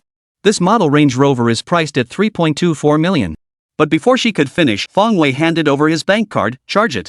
At this stage of his life, did he still need to consider the price when buying things? If he liked it, he'd just take it. In the past, he would first check the price before buying anything. He'd haggle for quite a while before finally deciding whether to purchase it. But times had changed. Price was nothing but a passing cloud to him now.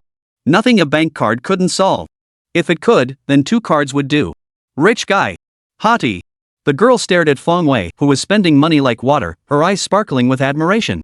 A handsome man was one thing, but a wealthy one was another, especially when the man before her was this rich.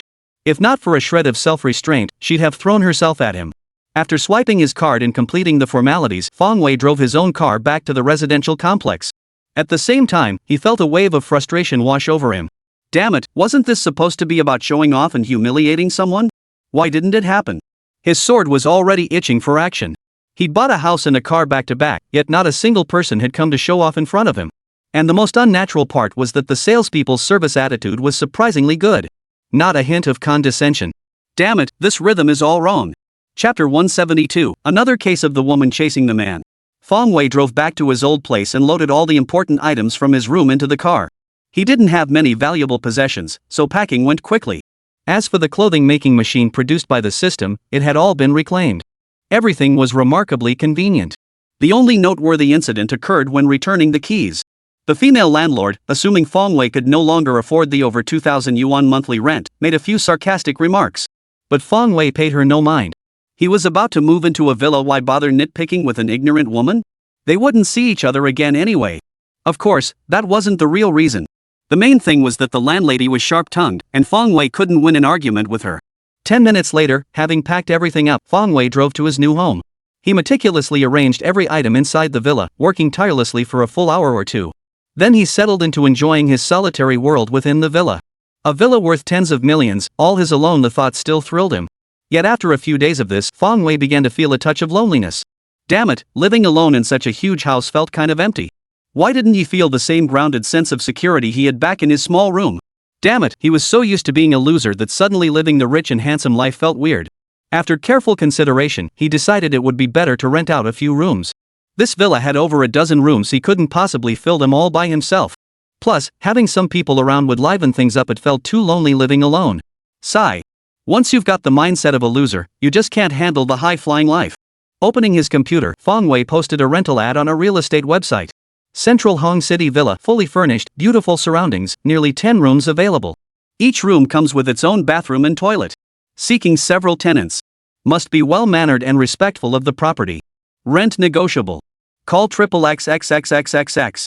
After posting the listing, Fong Wei planned to sleep, and he'd been busy all morning and was exhausted. But just as he drifted into a deep sleep, his phone rang. Fong Wei reached for his phone and glanced at the caller ID. It was Wang Jing. Fong Wei frowned and pressed the answer button. Hello? Is this Fong Wei? Wang Jing asked cautiously. Yeah, it's me. Wang Jing, what's up? Fong Wei asked curiously. They had just seen each other that morning. Why was she calling him now? Was she trying to latch onto him now that he had money? Then Fong Wei shook his head, dismissing the thought. According to the original host's memories, Wang Jing had always been an outstanding student and a good girl since childhood, not the type to do something like this.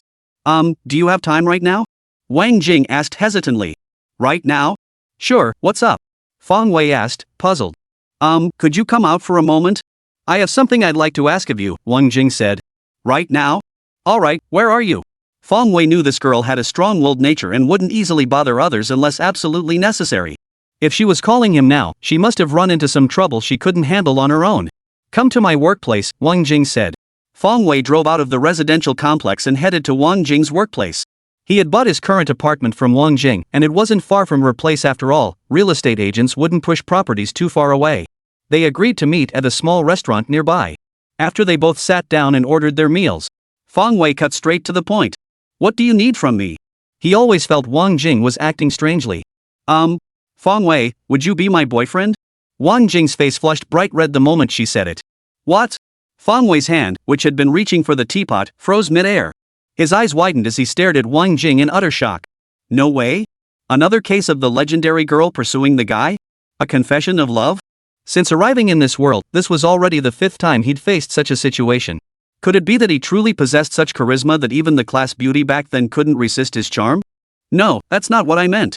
Seeing Fong Wei's expression, Wang Jing knew he'd misunderstood her.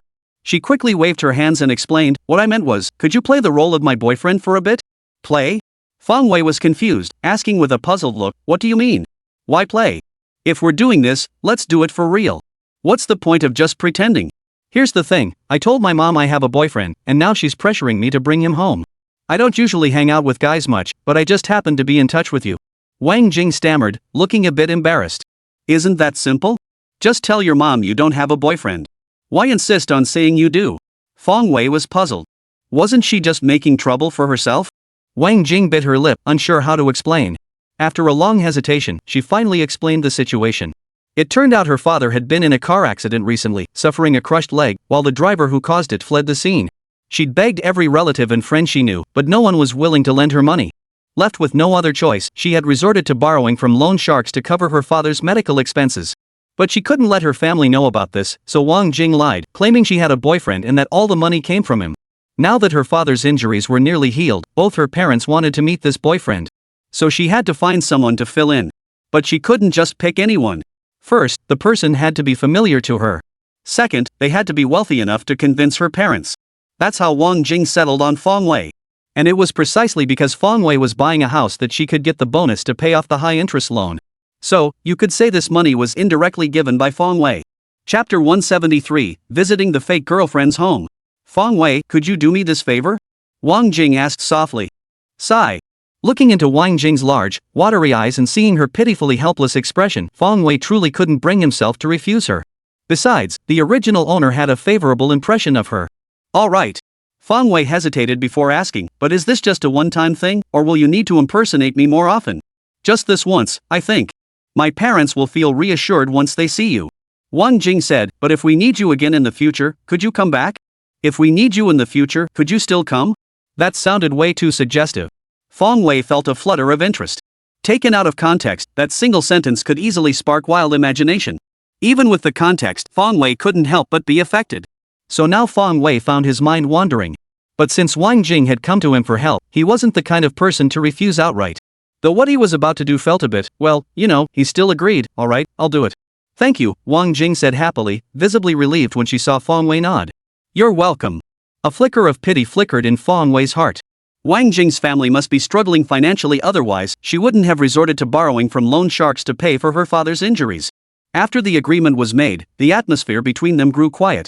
Though they'd known each other well before, they hadn't been in touch for years.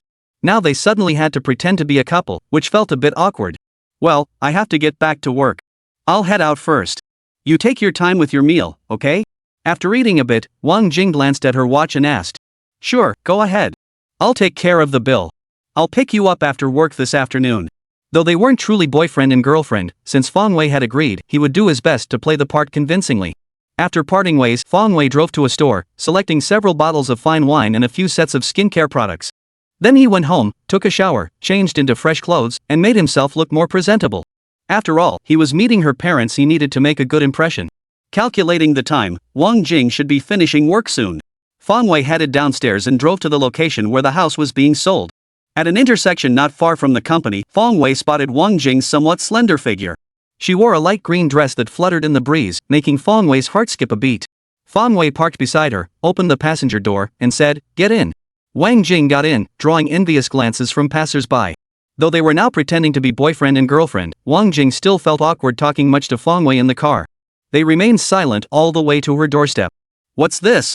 Wang Jing asked when she saw Fong Wei unlock the car and pull down several bags.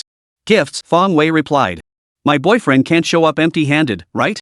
It's basic etiquette. Even if we're putting on a show, we have to make it convincing." Fong Wei held up the gifts in his hands and said. He was doing a pretty good job, wasn't he? If they were going to pretend, they might as well do it convincingly. Wang Jing felt a flicker of warmth. "Thanks, Fong Wei. Really? Don't mention it.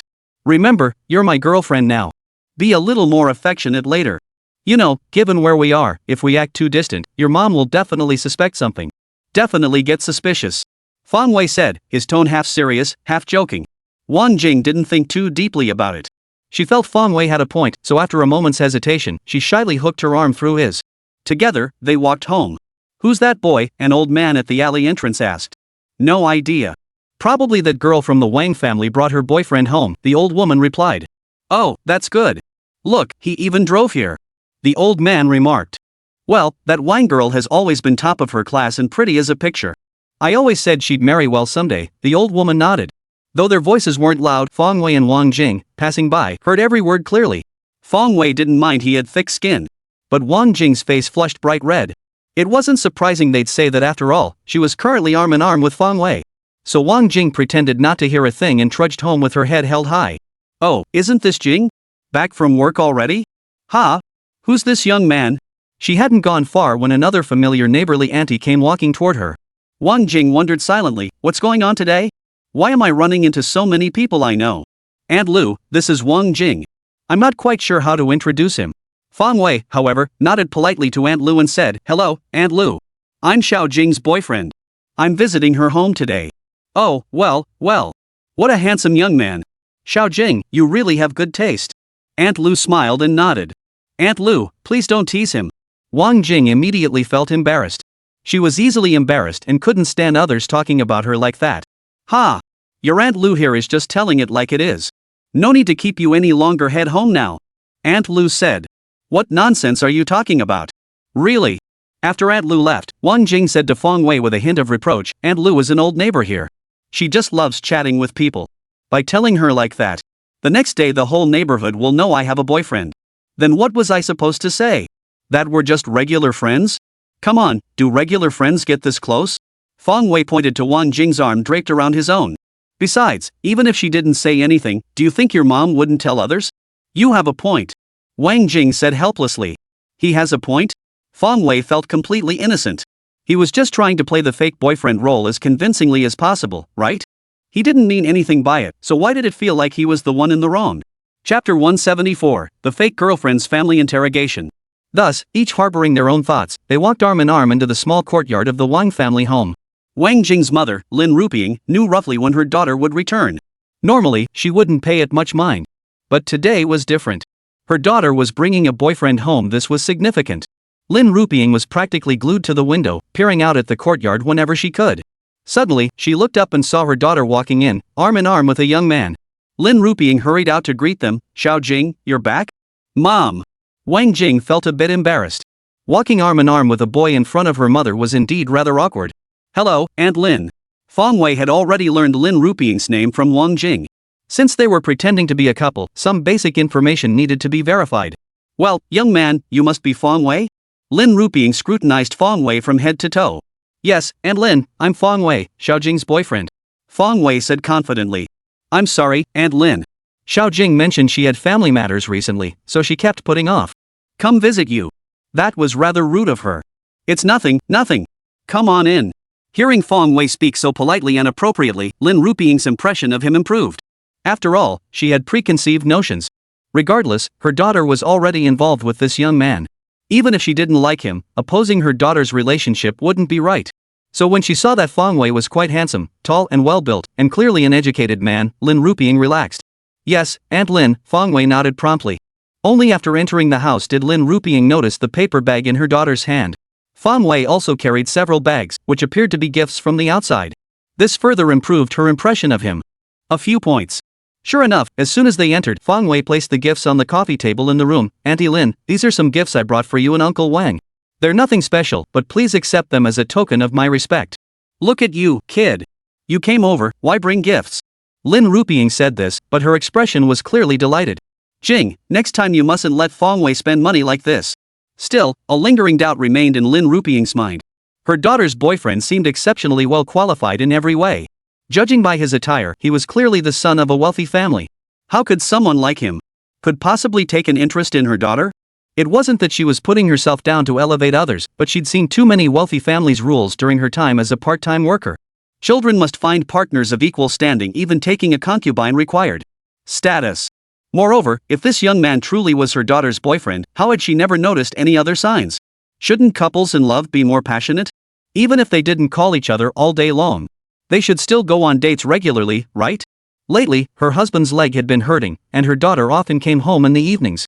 If she had a boyfriend, how come I'd never seen him? So Lin Ruping couldn't help but suspect that this boy named Fong Wei might be someone her daughter had temporarily snatched from somewhere to impersonate. "Auntie Lin, I bought this on my own. It has nothing to do with Xiao Jing, she doesn't know about it," Fong Wei hurriedly explained. "Alright, whatever the case, Auntie appreciates your thoughtfulness," Lin Ruping smiled.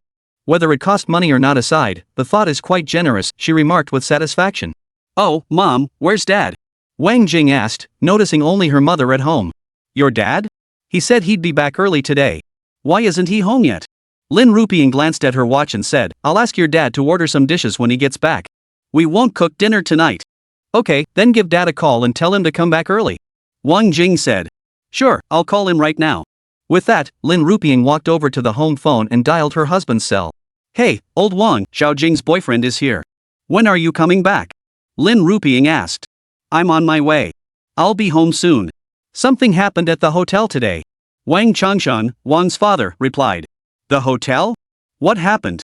Lin Ruping asked worriedly. "We'll talk when I get home. I'm on the subway and the signal's bad," Wang Changsheng replied. "Alright, we'll be waiting for you at home," Lin Ruping said. After hanging up, Lin Ruping told Wang Jing, "Your dad's on the subway. He'll be home soon." "Subway? Why didn't you say so earlier?" "Jing, it would have been so much better if we'd picked up Uncle Wang together just now," Fong Wei grumbled. He was still able to put himself in the situation. "I didn't know he'd be working so late. He usually gets off pretty early," Wang Jing replied. "Fong Wei, what do your family members do?" Taking advantage of the pause, Lin Ruping began asking Fong Wei questions. "Mom, you can ask me about this tonight.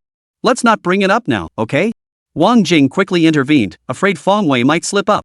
"Mom's just asking casually. Can't we chat about family stuff?" Lin Ruping thought her daughter was taking Fong Wei's side and felt a bit displeased. Girls really do grow up to be more outward looking. "It's fine, Jing. I'll explain.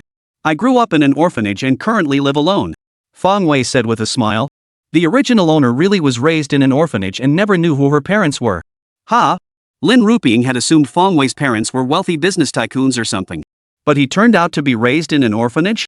Then where did his money come from? What's wrong, Aunt Lin?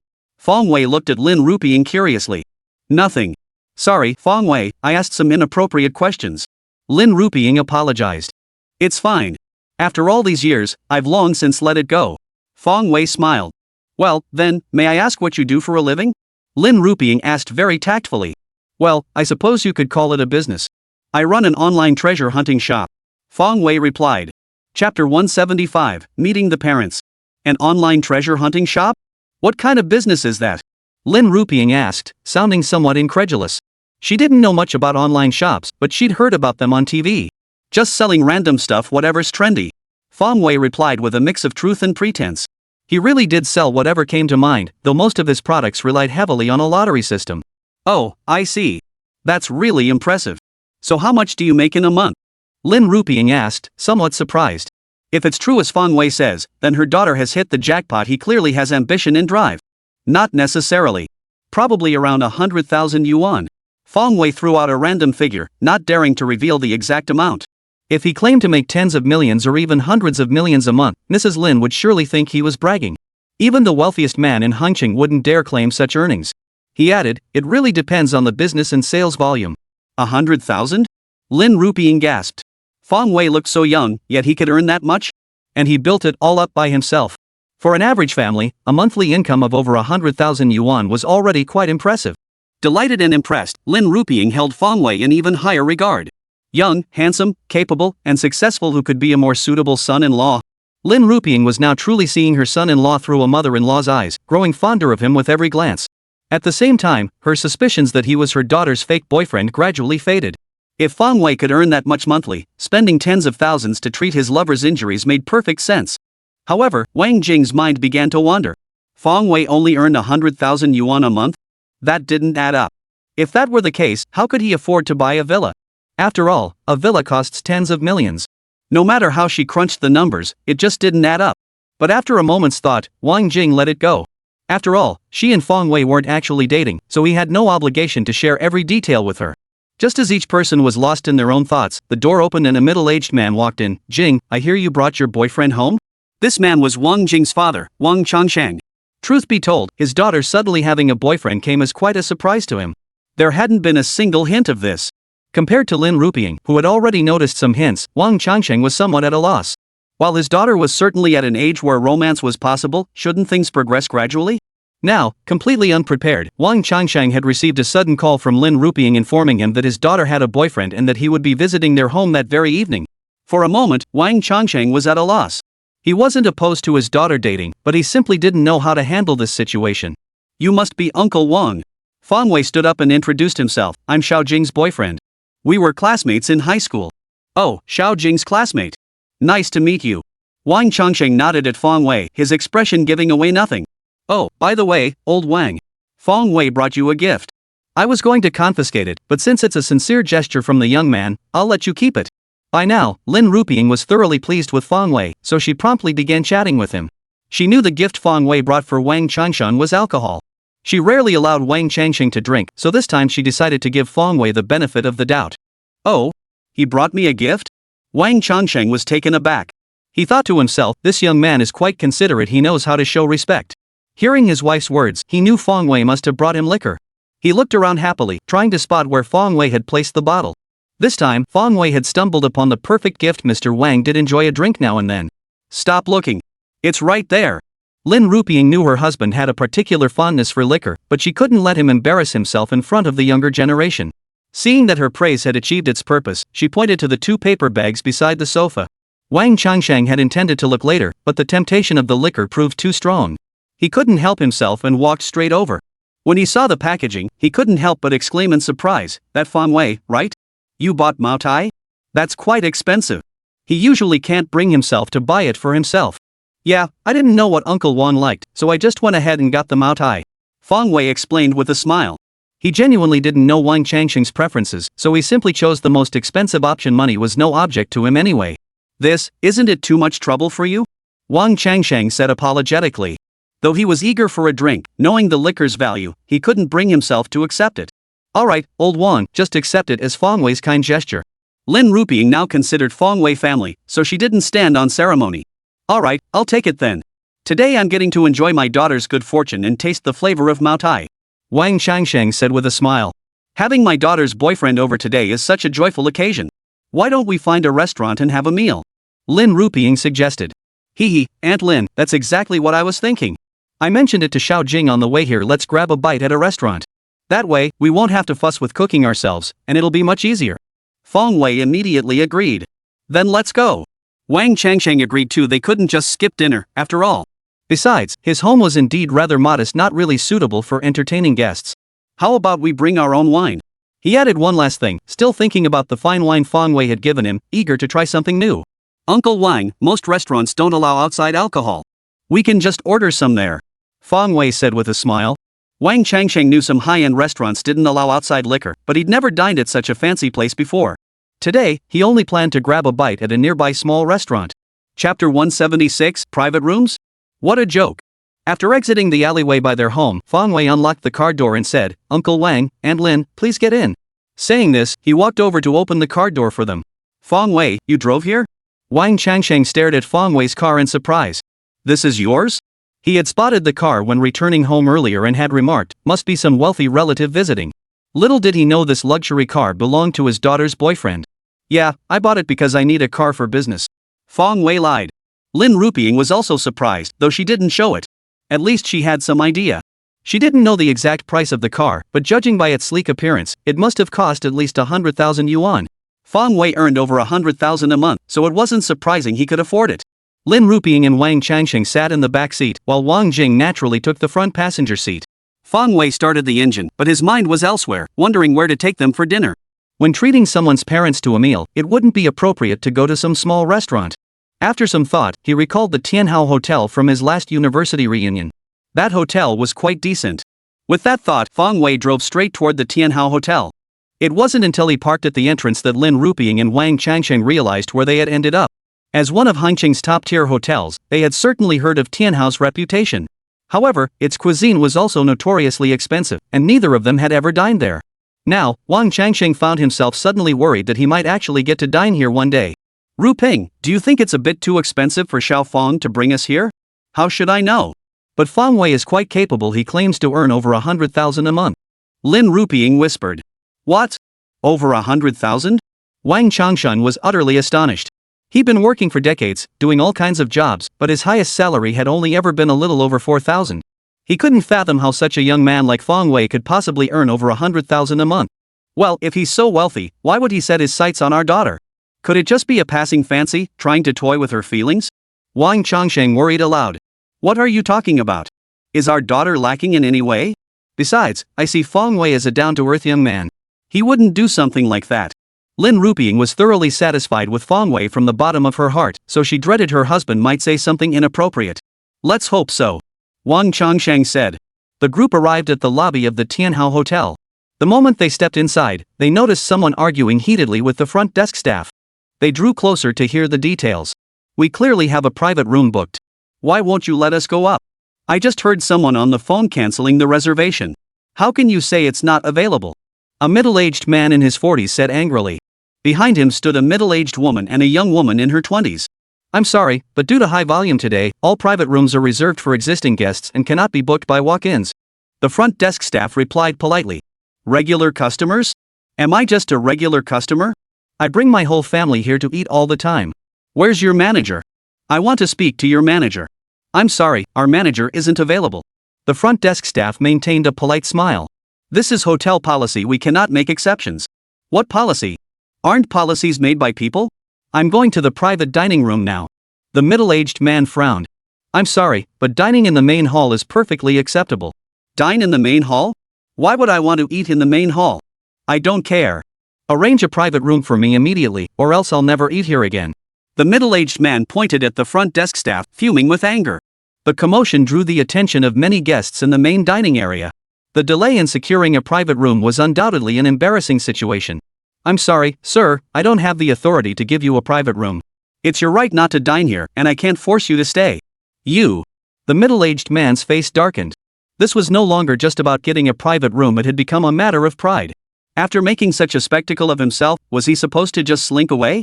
But no matter how he pleaded, the front desk staff refused. There was nothing he could do. More and more people were turning their gaze this way. The middle-aged man's face turned ashen, then flushed crimson. Finally, unable to bear the stares any longer, he led his wife and daughter away, heads bowed in defeat. But the moment they turned around, they bumped into Fong Wei and his group. What are you blocking the way for? Don't even bother asking. Eat in the main hall. Even I couldn't get a private room. And you lot, thinking you can get one? The middle-aged man was already irritated. Seeing someone blocking his path, he immediately snapped. With the way they're dressed, they think they deserve to ask for a private room? Utterly delusional. Lin Ruping and Wang Changshine were visiting such a high-end hotel for the first time. Hearing the middle-aged man speak like that, they instantly looked utterly embarrassed.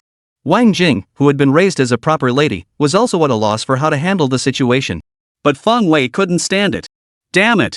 What the hell is wrong with you? You can't get a private room or handle the front desk staff, so you take it out on us?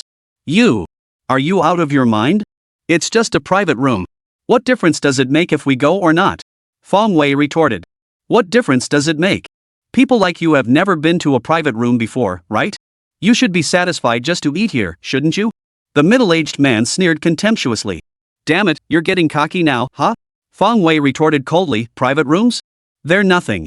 If I wanted to go, I could go anytime. People of their status? So what if I'm dressed like this? Feng Wei made up his mind even if he had to throw money around today, he'd secure a private room. He'd show this middle-aged man that while he couldn't get a private room, someone of his stature certainly could. Chapter 177, Retiring in Triumph. Ha! The middle-aged man chuckled at Feng Wei's words. Fine, since you're so cocky, go ahead and book a private room. I'll just watch and see if you can pull it off. The middle-aged man sneered coldly. Though he wasn't a big shot in Hengqin, he had enough money to dine here regularly. Even he couldn't secure a private room no matter how hard he tried. Now, these guys dress like country bumpkins? Ha! He'd sooner believe the sun rose in the west. Fine, then watch this. Feng Wei said. Since someone had dared to show their face, not hitting them would be a complete lack of respect. Not only would he fight, but he'd fight hard, make it a resounding defeat. Feng Wei strode forward, about to address the front desk staff. But before he could open his mouth, the front desk staff stepped forward. Mr. Feng, you're here. Oh? Feng Wei was puzzled. Did this front desk staff actually recognize him? Well, Mr. Feng, you visited us last time, so I remembered you. The front desk staff explained. Last time Mr. Feng dined here, he spent 37,000 yuan on a single meal, an expense that naturally left a lasting impression. That's why the moment Mr. Feng Wei stepped into the lobby, he was recognized immediately. As a front desk staff member at a luxury hotel, what matters most? It's definitely memory and keen observation. In many cases, they could spot important VIPs at a glance. And last time, when Feng Wei spent hundreds of thousands here in a single night, he was naturally added to the front desk staff's list of important figures. So even after more than a month had passed, the front desk staff still recognized Feng Wei. So that's how it was. Feng Wei nodded. In this situation, he wouldn't have to explain himself further. Sure enough, upon seeing Feng Wei arrive, the front desk staff greeted him with a smile and said proactively, Mr. Feng, you'd like a private room, correct? We happen to have one available right now. Let me arrange it for you. Thank you for your help. Feng Wei replied politely. He'd expected it would be difficult to get a private room from the front desk, but it turned out to be much easier than anticipated. You're too kind, Mr. Feng. The front desk staff replied with a smile. She then instructed a waiter to escort Feng Wei to a private room upstairs. Feng Wei walked back to Wang Jing and the others, and the group followed the waiter upstairs. Throughout the entire process, Feng Wei didn't even glance at the middle-aged man. Meanwhile, the middle-aged man was already dumbfounded. The private room he'd tried so hard to secure and failed had actually been given to some country bumpkin? And it wasn't even requested. The front desk staff had offered it proactively. How dare they? Wasn't this a slap in the face? With that thought, the middle-aged man strode forward and shouted at the front desk staff. What's the meaning of this? Didn't you say there were no private rooms left? Aren't they off limits to ordinary people? Why did that guy just get one? I'm sorry, sir. Our hotel does have that policy. However, Mr. Feng was not an ordinary customer. The front desk staff explained with a smile. But inwardly, she couldn't help but roll her eyes. How much can he spend in one night? How much can you spend? Can you even compare? He? An ordinary person? Are you kidding me? The middle-aged man retorted with disdain.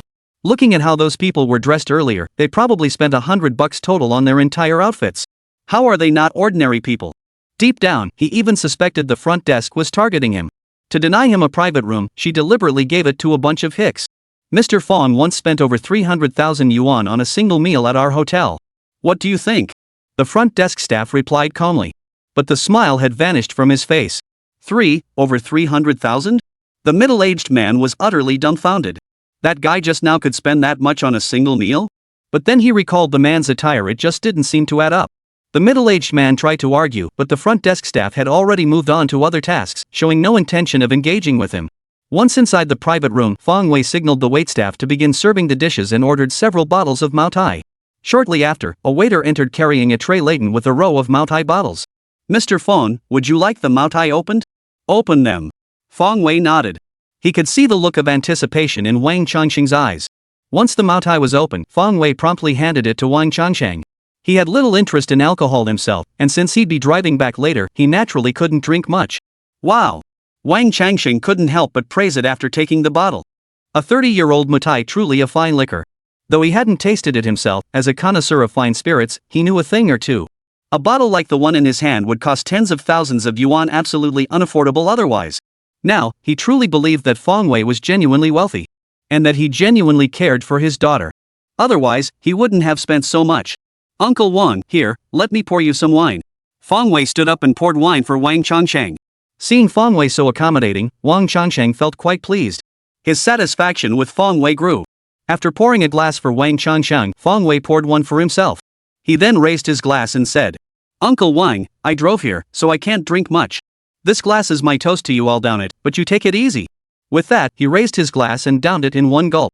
The fiery liquor burned his throat as it slid down his throat. Truthfully, he couldn't handle much alcohol. This glass was merely a polite toast. "Good. You're a straightforward fellow, young Fong." Wang Changsheng smiled, raised his glass, and took a sip. He was a man who enjoyed his liquor, so sharing a drink with Fong Wei was no problem. But this was renowned Mao Tai liquor, he couldn't bear to down it in one gulp. Fine wine deserves to be savored, after all. After this toast, the atmosphere at the table gradually grew more harmonious. All in all, it was a very enjoyable meal. Finally, Fong Wei even offered to let Wang Changsheng take a few bottles of Mao Tai home to enjoy. After leaving the hotel, Fong Wei drove Wang Jing and her family back home. He didn't linger long, bidding farewell to Lin Rupiang and Wang Changsheng before leaving. He had come to fulfill a duty, and now that the task was perfectly accomplished, it was only natural to bow out. Chapter 178, Implementing Safety Measures. The Wang Residence. Since Wang Changsheng had had a few drinks, he went to bed first. Lin Rupiang and Wang Jing hadn't drunk any alcohol, so the mother and daughter weren't particularly sleepy yet. They sat on the living room sofa chatting. Lin Rupiang was inquiring about Fong Wei when suddenly, she smiled suggestively. "Jing, now that your father's asleep, let's have a heart-to-heart. Tell me, have you and Fong Wei done that kind of thing? That sort of thing? What exactly?" Wang Jing froze for a moment before realizing what she meant. "Mom, what are you talking about?" Wang Jing's face flushed as red as an apple. Being asked that by her own mother was incredibly embarrassing. Besides, she and Fong Wei weren't even in a relationship yet. "What are you blushing about, child? I may be getting older, but I'm not some old-fashioned person. As long as your relationship is stable, I can accept even if you do something a bit out of the ordinary," Lin Rupiang said with displeasure. After all, he had already accepted Fong Wei, so he wasn't overly strict about these matters anymore. Young people these days are like that, doing other things before marriage. She could understand that. I. Wang Jing stammered, unable to find the words. How was she supposed to answer such a question? Seeing Wang Jing like this, Lin Rupiang assumed she was just too embarrassed to admit it. Then she pressed on. "Jing, did you and Fong Wei take any precautions? Safety measures?" Wang Jing gasped, completely baffled by her mother's question. Why did she feel like her mom was acting weird tonight, bringing up all these topics she couldn't understand? "You know, when you guys were doing it, did he wear one?" This time, Lin Rupiang was being quite blunt. "Ah." Wang Jing's face flushed even redder, her pretty cheeks blushing deeply. "Mom, why are you asking all these questions?" "Of course I have to ask.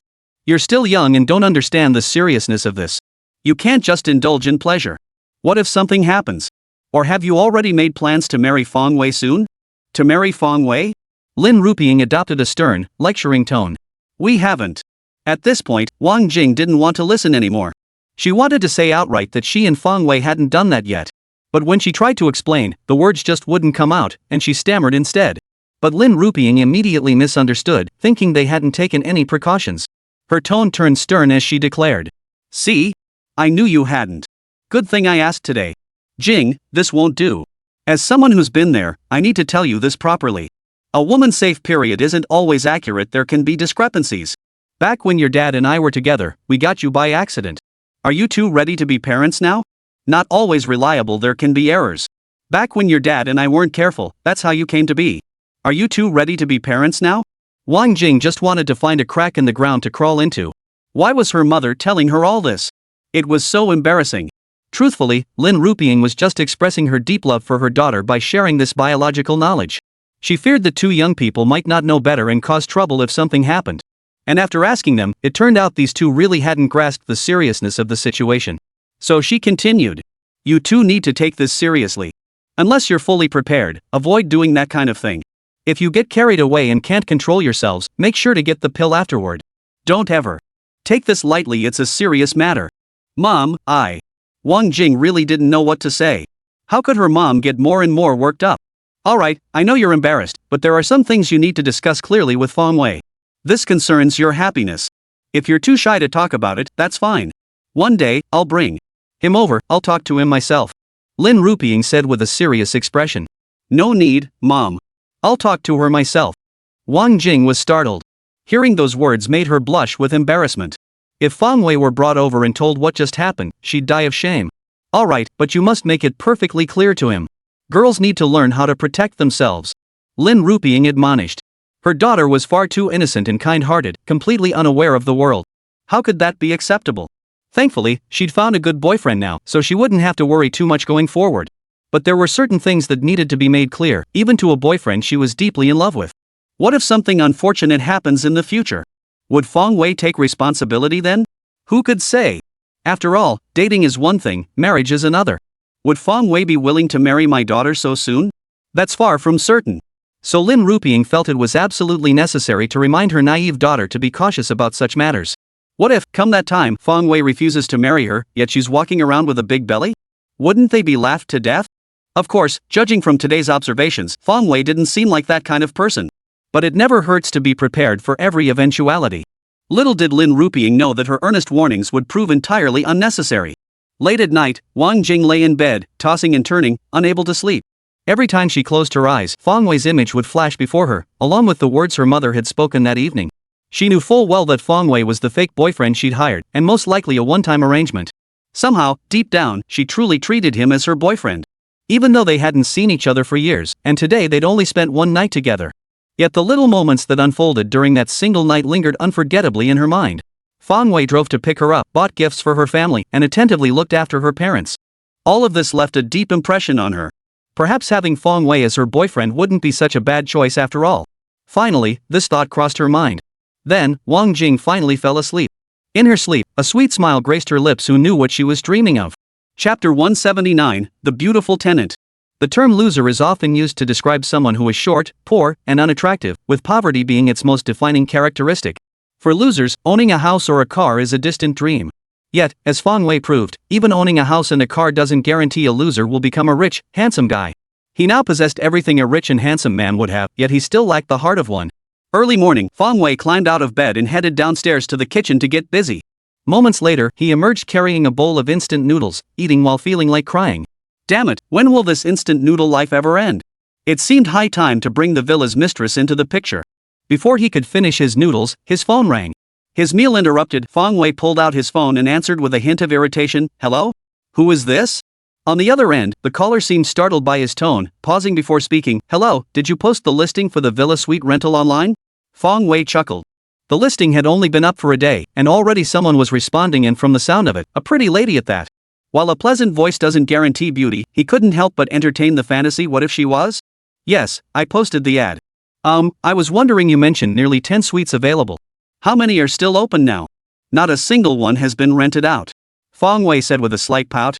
He just wanted some company to keep himself from feeling so empty and lonely. "That's great. We have 2 people here. If it's convenient for you, I'd like to come take a look at the place. Would that be okay?" The woman smiled. "Sure, come on over." Feng Wei gave her the address over the phone. After they finished discussing, Feng Wei hung up and stroked his chin, deep in thought. 2 people?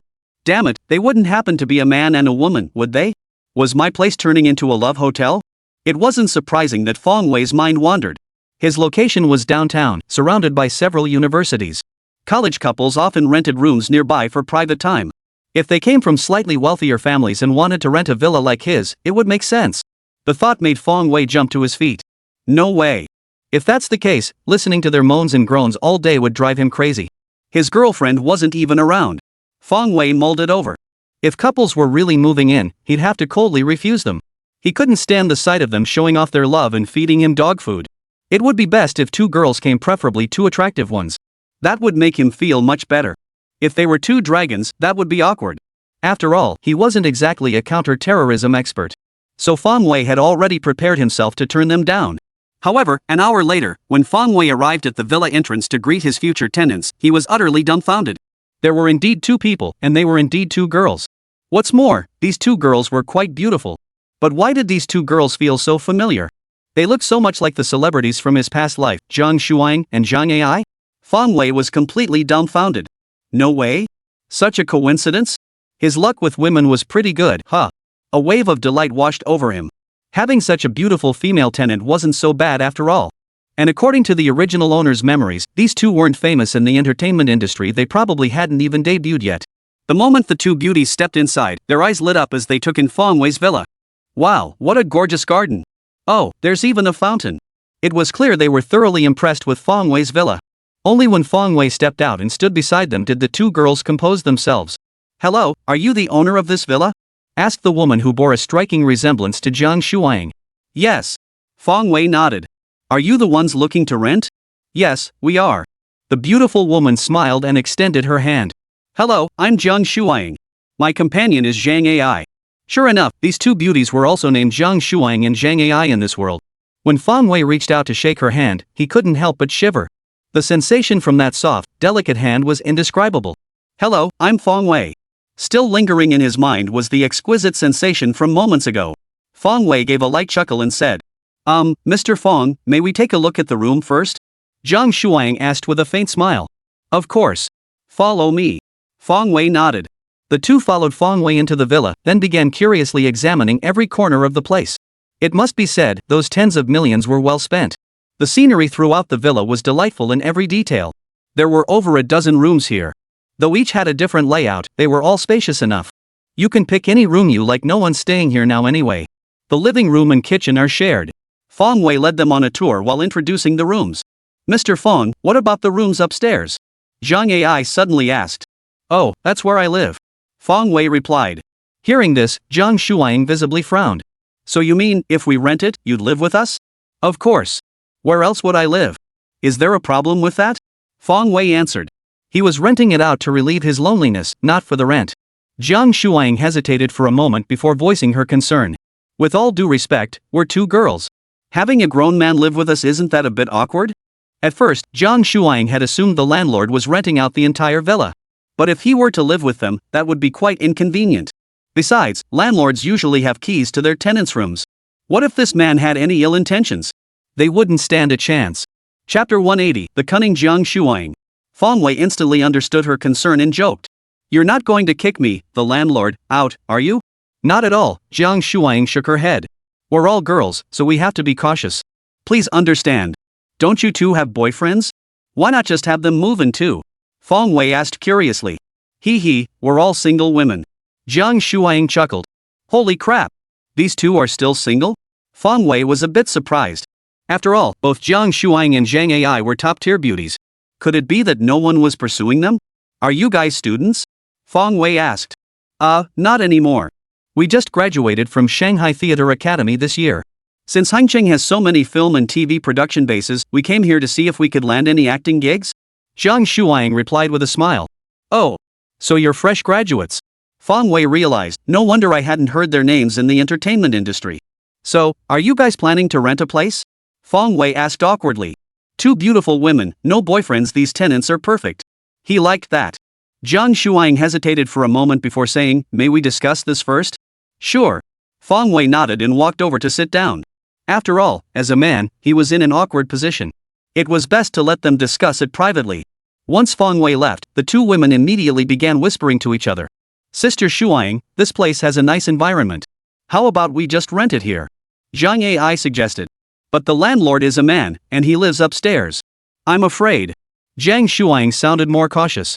No way. He looks so handsome, he probably isn't that kind of person. Zhang Ai said with a hint of infatuation. Tian Ai, why would you think that? Just because someone's good looking doesn't mean they're a good person, right? Zhang Shuaying sighed, pressing her hand to her forehead. Fang Wei was seated quite a distance away, but he still caught snippets of the girls' whispered concerns, fears that he might sneak into their rooms in the dead of night. Instantly, Fang Wei felt utterly disheartened. Good heavens, he was quite the handsome gentleman, the very picture of a refined gentleman. Why would these two think such things of him? Blue sorrow, mushroom. Finally, no one knew how the two had reached a consensus. Zhang Shuaying approached and asked, Mr. Fang, we've decided to rent the place. How is the rent calculated? Fang Wei didn't take the girl's slander to heart, casually replying. If you're renting, it's 5,000 per room. Whether you share or rent separately is up to you. Fang Wei didn't know the going rate for other properties in Hangzhou, but he wasn't counting on the rent to make a profit anyway, so he just threw out a random figure. In his view, 5,000 for a room shouldn't be too expensive after all. It came fully equipped with a bathroom, air conditioning, and all the amenities. But even 5,000 yuan was a significant expense for two recent graduates. Upon hearing the terms, Zhang Ai was immediately taken aback, exclaiming in disbelief. 5,000 a month? Mr. Fang, isn't that a bit steep? She and Zhang Shuaying came from fairly well-off families, otherwise, they wouldn't have considered renting a villa. Still, the 5,000 yuan price tag exceeded their expectations. She had just graduated and had no income yet. She couldn't keep asking her family for money forever. Expensive? I don't think so. Fang Wei said calmly. He paid tens of millions for this villa, and it was only a few days old. 5,000 was already a bargain, okay? Even if he didn't plan to profit from rent, he couldn't exactly let himself lose out. Zhang Ai was at a loss for words.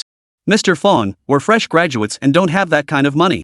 Could you possibly lower the price? If not, we'll have to look elsewhere. Zhang Shuaying spoke softly at this point. Lower the price? Fang Wei could see that 5,000 yuan was indeed beyond their means. After a moment's hesitation, he relented.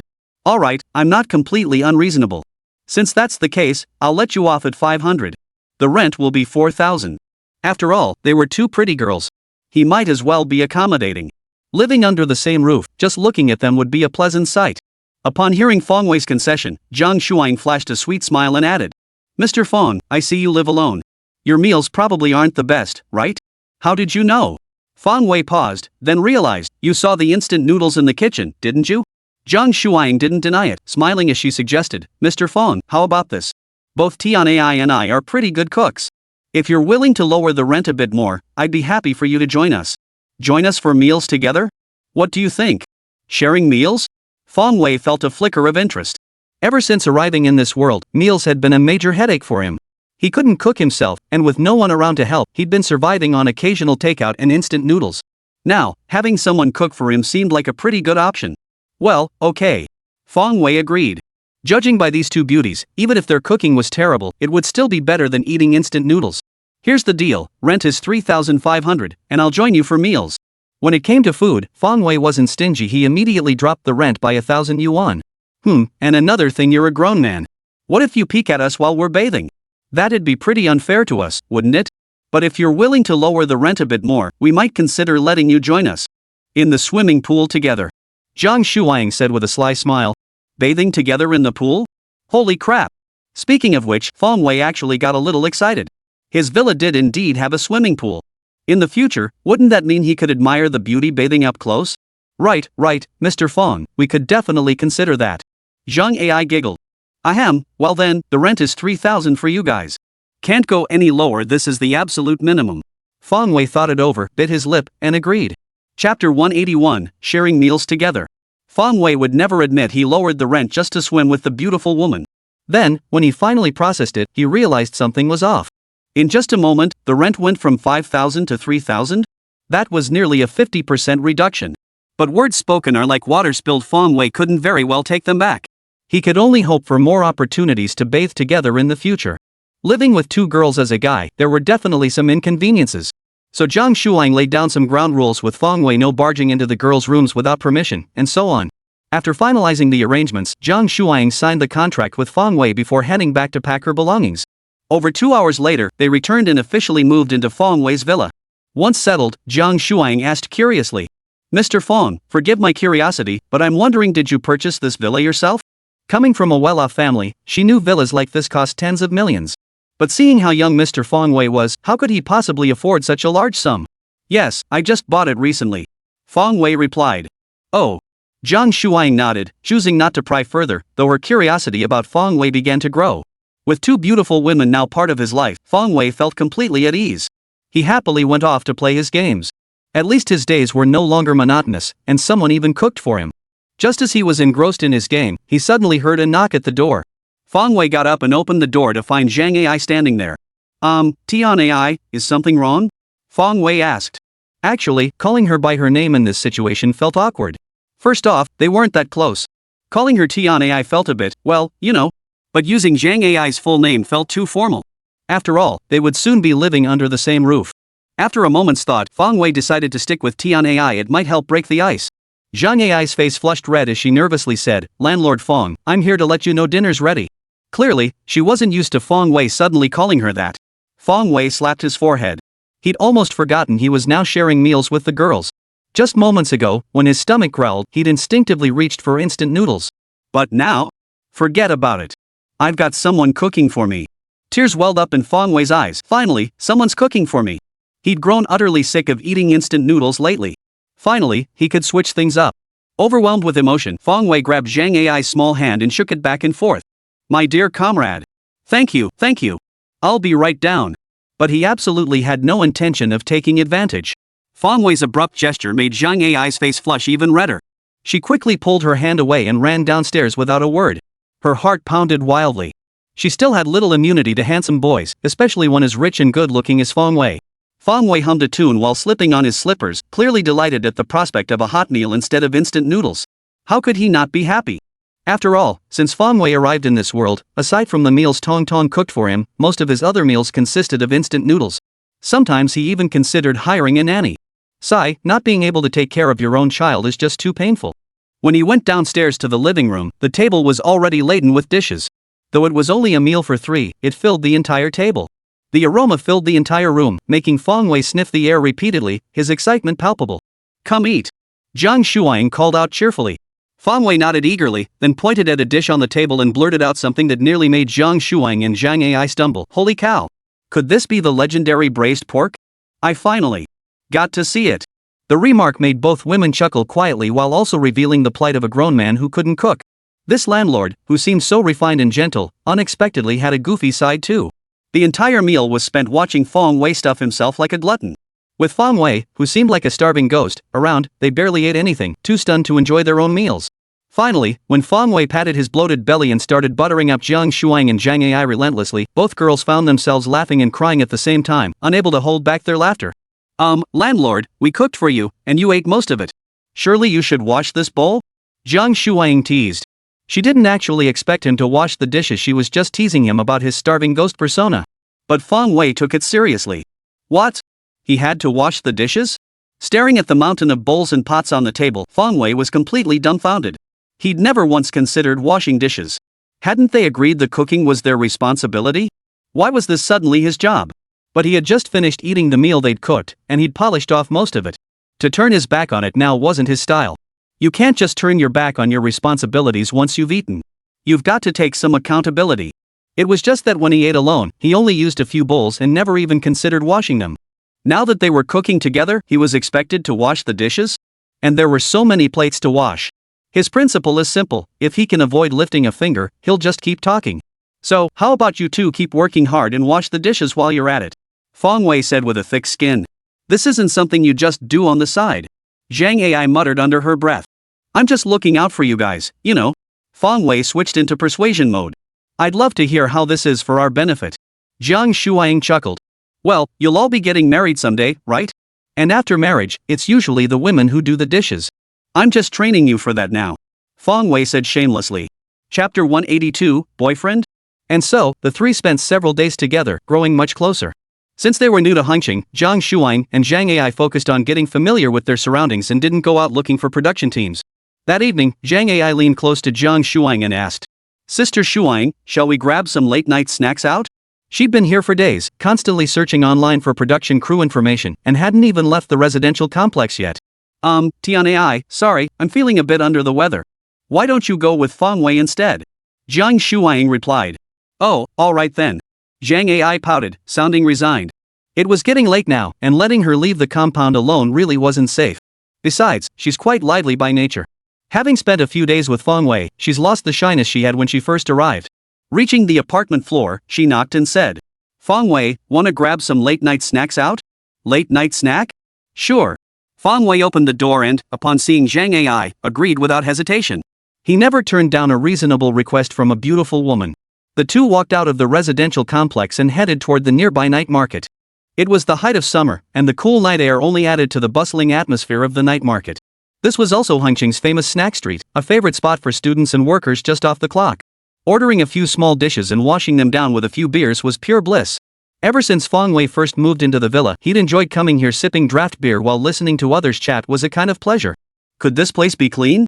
Zhang Ai had wanted to find a more respectable snack shop, but Feng Wei insisted on coming here. The nighttime snacks here were indeed different from what she had imagined. Well, you wouldn't know, Tian Ai. This is Hengqing's famous snack street. You're from out of town, so it's normal you wouldn't know. The snacks here aren't just cheap and hygienic, they're all made with ancestral recipes. And the flavors are incredibly authentic. Feng Wei explained as he led Zhang Ai to a street stall. When it came to food, he genuinely liked the shops on this street. But he was just too lazy, and it was a bit far from the residential area, so he often didn't feel like coming out. Hey, this gentleman is spot on. Our shop is a genuine old establishment, passed down from my grandfather to me. Decades of consistent quality, our specialty is unmatched. How about a bowl of beef noodle soup? You too should try it. Feng Wei's words were overheard by the shop owner who came over to greet them. Zhang Ai looked at Feng Wei skeptically. Is it really that good? The shop owner's pitch sounded like a TV drama waiter trying to sweet-talk customers. Yeah, their beef noodles are seriously delicious. I've tried them before. Feng Wei nodded. This young lady clearly isn't from around here, but your boyfriend seems to be a Hengqing local. The shop owner said with a smile. Boyfriend? Zhang Ai froze. They actually mistook us for a couple. It wasn't surprising, really. Zhang Ai and Feng Wei were close in age, and with Feng Wei's handsome features and Zhang Ai's striking beauty, they definitely had that couple vibe. We're not. We're not. Both of them shook their heads almost simultaneously, protesting in unison. I get it, I get it. The shop owner gave a knowing nod, as if he understood perfectly well and no explanation was needed. He spoke with a hint of innuendo. So late at night, a man and a woman out for a late-night snack. If they're not boyfriend and girlfriend, what else could they be? Maybe after the late-night snack, you'll head to a hotel to do that thing?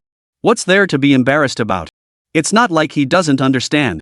Zhang Ai shot Feng Wei a look that said, see? Now he's misunderstanding us.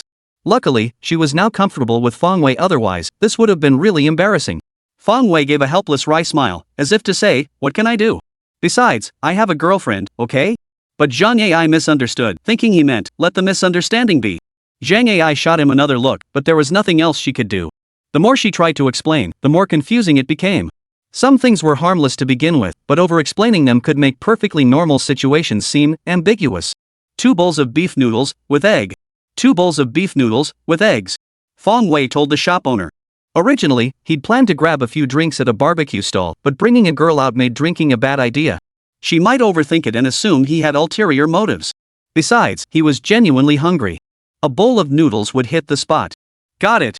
Coming right up. The shop owner replied. But she muttered under her breath, all couples who come here have to share one big bowl, that's what makes it romantic. What's the point of having 2 separate bowls? Feng Wei listened, then looked at Zhang Ai's flushed cheeks, his mind filled with exasperation. Why did the owner have to make things worse? They'd been getting along just fine, enjoying a late-night snack and bonding over it. But now, thanks to the owner's comment, the atmosphere had turned awkward. Sure enough, Zhang Ai shifted awkwardly to the side, creating some distance between herself and Feng Wei. Though she was outgoing and not immune to handsome guys, the owner's words still made her feel awkward. The shop owner's words had left them with nothing to talk about, and they both buried their heads in their noodles. After finishing quickly, Zhang Ai pulled out her wallet to pay. Under the shop owner's astonished gaze, Feng Wei slunk away. So this guy actually thought he was a freeloader. Since Feng Wei had been invited by Zhang Ai, they'd agreed beforehand that she'd cover the bill. Feng Wei figured a late-night snack wouldn't cost much and agreed. Little did he know he'd be misunderstood by the shop owner once again. The two left the food stall and walked back toward their destination. AI, don't listen to that nonsense from the shop owner. Small business owners are all like that, smooth-talking and unreliable. Feng Wei broke the awkward silence. No, but you were running so fast earlier. Did you think having me as your girlfriend was embarrassing? Zhang Ai chuckled, then challenged him. No, it's just that after you paid, the shop owner thought I was a freeloader. How could I not run? Feng Wei scratched his head. Chapter 183, Encountering Highway Robbers. Zhang Ai wasn't actually angry, she was just a little embarrassed. By now, she'd recovered from the awkwardness. Seeing she was fine, Fong Wei relaxed too, and they started bantering about everything under the sun. Halt! Suddenly, a loud shout startled both Fong Wei and Zhang Ai. Fong Wei looked up to see two men standing ahead, one of them holding a dagger. They were already quite far from the main road, deep in a quiet alley. It wasn't a busy area, and with few passers-by, no one noticed what was happening here. Hand over everything of value. Don't even think about resisting, or I'll kill you both, the man with the knife demanded. Fong Wei and Zhang Ai froze in shock. They just stepped out for a late-night snack, never expecting to be mugged. Fong Wei was somewhat composed. Though his past life had been a mess, he'd at least experienced some things, so he remained relatively calm now. But Zhang Ai's face paled. As a young woman fresh out of school, she'd never seen anything like this before. What the hell are you dawdling for? Don't make me lose my temper, my patience is running thin. The other man, thin and gaunt without a knife, snapped impatiently. Fong Wei looked at the two men before him. If he were alone, he wouldn't have to worry much if he couldn't win, he'd just run. He wasn't afraid, but Zhang Ai was. Fong Wei hesitated, then reached into his pocket. Inside were 500 yuan. He didn't feel particularly sorry about it. Without a second thought, he obediently tossed the money onto the ground. Zhang Ai simply tossed her handbag onto the ground. The gaunt man nodded in satisfaction, walking over to pick up the money and purse. But when he looked up, he suddenly noticed the girl before him was exceptionally beautiful. A greedy look flashed in his eyes. The man with the knife noticed this too. The two exchanged a knowing glance and gave each other a slight nod. "Kid, you're free to go," said the man with the knife. "Let's go." Fong Wei grabbed Zhang Ai's hand, eager to leave this place as quickly as possible. "Hold on. I'm only letting you go. This woman stays." The man with the knife waved his hand dismissively. "What do you think you're doing?" Fong Wei shouted. These two actually had such improper thoughts? Zhang Ai turned deathly pale upon hearing this. She knew exactly what the two robbers intended by keeping her behind. If they succeeded, wouldn't she be ruined? "What do you want?" "I've made myself perfectly clear, you leave, the girl stays." The gaunt man snapped impatiently. "We already gave you the money. Don't push your luck," Fong Wei retorted coldly. "Over the line? Not a bit. Don't worry, kid. We'll let her go after we're done with her. Just a few pokes, she won't die." The gaunt man chuckled lecherously. Zhang Ai watched Fong Wei anxiously. What could a girl do in a situation like this? Now it all depended on Fong Wei's decision. Would he abandon her and leave alone? Zhang Ai's expression was a complex mix of emotions. "Run!" Fong Wei gritted his teeth, shoved Zhang Ai backward, then charged straight at the gaunt man. He wasn't a saint, nor did he play the hero. If he'd seen a stranger being assaulted on the street, he'd have turned and walked away without a second thought. What did the lives of strangers matter to him? But he and Zhang Ai were acquaintances, having just shared a late-night snack together. How could Fong Wei abandon her and leave alone? After all, he was a man. Fong Wei. Zhang Ai nearly stumbled from the shove, staring at Fong Wei in terror, tears welling in her eyes. "Run! Don't worry about me, just run." Seeing Zhang Ai hadn't run and was still standing there dumbstruck, Fong Wei grew frantic and shouted loudly. "This dumb girl! At a time like this, who has time to space out?" "Ah!" Distracted for a second, Fong Wei took a punch straight to the face from the gaunt man.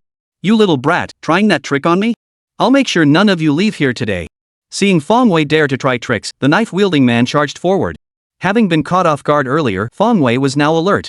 Spotting the knife-wielding man advancing, he delivered a powerful kick aimed at the wrist holding the blade. Fong Wei showed no mercy this time.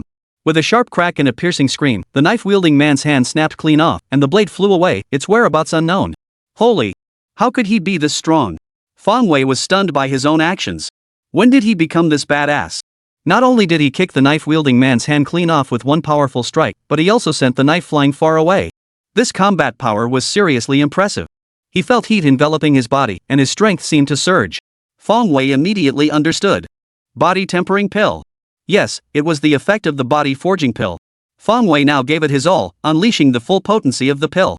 Seeing Fong Wei's sudden ferocity, the gaunt man's face twisted with terror. His charging momentum halted abruptly. But Fong Wei just laughed. "Damn it, if I'd known I was this badass, I wouldn't have paid a single penny. I'm not robbing anyone else, and yet someone dares to try to rob me? I'll beat the crap out of you." Zhang Ai had been deeply worried about Fong Wei, but now, witnessing his godlike prowess as he kicked the robber's hand clean off, she felt relieved. To avoid causing Fong Wei any trouble, he quickly picked up his pace and sprinted away. Fong Wei glanced out of the corner of his eye and saw Zhang Ai had run far enough away, feeling slightly relieved. Seizing the moment while the disarmed man was screaming, he delivered a punch straight to his temple. "Damn it, you were acting all tough with that knife just now, weren't you? Go ahead, show off again now." The unarmed man hadn't even had time to cry out before he was knocked unconscious. One down. Next up, the gaunt man. Fong Wei turned to face the terrified, gaunt man and smiled. Chapter 184, What are they doing? Don't come any closer. The gaunt man stammered as Fong Wei approached step by step. But Fong Wei wasn't listening. He flew into the air and delivered a flying kick straight at the gaunt man. Thud. The man watched Fong Wei's foot land squarely on his chest. A wave of excruciating pain washed over him as he crashed to the ground, stars bursting before his eyes. It felt like his lungs were about to burst from the impact. His head lolled to the side, and he passed out. Fong Wei picked up Zhang Ai's handbag from the ground, then turned back to the emaciated man. He rummaged through the man's pockets for a long time before pulling out a stack of bills. Among them was the 500 yuan Fong Wei had just. 500 yuan note. He roughly counted it probably around 4 or 5,000. Originally, Fong Wei had intended to take back his own 500 and leave it at that. But then he realized this money was undoubtedly ill-gotten gains from these two scoundrels, so he casually stuffed it into his own pocket. Looking down at the two men sprawled on the ground, Fong Wei couldn't help but feel pretty damn awesome. With just one punch and two kicks, he'd taken down two grown men. This body-tempering pill really worked wonders. Indeed, it lived up to its reputation as a divine pill capable of 7 or 8 times a night.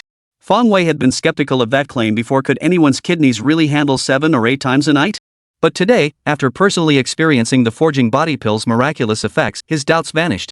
With kidneys this powerful, how could he possibly be unable to handle it? Now, the question was whether the female partner could handle it. Suddenly, it dawned on Fong Wei. He slapped his thigh and muttered to himself, what a loss. What a huge loss. The body forging pill was this incredible, and he'd only sold it for 2 million? And the system actually put such a divine pill up for sale? Wasn't this a complete waste of a divine treasure? Divine pills and treasures like this should only be accessible to the host himself. Otherwise, wouldn't every customer who bought the item become as powerful as him? Fong Wei, system, you're being unfair. Why are you selling this divine pill? Fong Wei was seething with indignation. Please remain calm, host. The body tempering pill sold last time was merely the lowest grade. Should you require it, you may purchase the advanced body tempering pill. Ha? What? The lowest grade pill? So this lowest grade forging body pill could let him easily beat 2 robbers? What kind of effect would the high grade pills have? Fong Wei couldn't even imagine. He made up his mind, once he got home, he'd buy a high grade body tempering pill. Now that was the real deal. At the same time, he was filled with boundless anticipation for the martial arts manuals produced by the system. This was setting him up to dominate everything. After witnessing Fong Wei subdue the robbers, Zhang Ai emerged from the distance. A flutter of attraction stirred within her heart. Fong Wei was young, handsome, and wealthy. She'd never been able to resist such a combination. But after witnessing this incident, her admiration for him deepened. Especially when facing the robbers' threats, Fong Wei had disregarded his own safety, solely focused on getting her to run away quickly. This kind of behavior made him seem even more manly. Fong Wei, are you okay? Zhang Ai gasped in alarm upon seeing the half of his face swollen to an alarming size, asking gently. It doesn't hurt much, but I disfigured myself saving you. What if I can't find a wife now? Fong Wei touched the scar on his face and joked with Zhang Ai. Stop talking. You're so badly swollen, and you still have the energy to joke around? Zhang Ai retorted irritably. I'm not joking. I'm worried about my future. Women fear marrying the wrong man, and we men fear choosing the wrong wife. Now it's over. With my face like this, no woman will ever marry me. Woman will marry me. Fong Wei continued to bluff. His face hurt like hell, but it wasn't anything serious. The swelling would go down in a few days. But seeing Zhang Ai's expression, he just wanted to tease her. Can you act a little more seriously? Let's get back. I'll get some tiger balm to help with the swelling. Zhang Ai said. Sigh, with my life's biggest decision still unresolved, how could I possibly think about going back? I'm planning for the future. Fong Wei persisted. Let's just go back first. If no one ever wants to marry you in the future, then I'll marry you. Zhang Ai, desperate to get Fong Wei to return home sooner, blurted out that she'd marry him. But the moment the words left her mouth, she realized it was a mistake. She lowered her head, her face flushing bright red. Fong Wei was also taken aback by her words. Heaven knows, he'd meant to tease Zhang Ai, but he certainly hadn't intended to take advantage of her like that. Let's just go back, okay? Fong Wei said awkwardly. He dared not joke any further. The distance to the residential area was considerable. When they first set out, chatting and laughing, it hadn't felt like much. But now the awkwardness hung heavy, making the distance feel surprisingly long. Because of what had just happened, the two hurried back to the villa. As soon as they arrived home, Zhang Ai suggested using tiger balm to reduce the swelling on Fong Wei. After all, he'd gotten hurt for her sake, and she couldn't shake the feeling of guilt. Come to my room. I'll rub the ointment on you. Her room? A surge of emotion coursed through Fong Wei, and without a moment's hesitation, he agreed. Stepping into Zhang Ai's room, Fong Wei was immediately enveloped by a delicate fragrance. This made him wonder, did girls have a special kind of body scent? Why did he always catch a whiff of fragrance whenever he entered a girl's room? Meanwhile, the room he slept in smelled only of stinky socks. Fong Wei sat on the stool, quietly waiting for Zhang Ai's loving touch, or rather, to have his wound cleaned. Zhang Ai dripped some medicated oil onto her hand and gently applied it to Fong Wei's face. Ah! Gently. Fong Wei yelped. Damn it, it was fine when she wasn't touching the wound, but once she hit it, it hurt like hell. But, come to think of it, Zhang Ai's hands were surprisingly soft and smooth. Don't move. Zhang Ai said. Then he eased up on the pressure. Oh, Fong Wei let out another strange moan. Outside the door, Zhang Shuang, who had been about to knock, froze with her hand suspended in mid-air upon hearing those suggestive sounds. She couldn't help but wonder, what on earth are they doing in there? Chapter 185, Advanced Body Tempering Pill.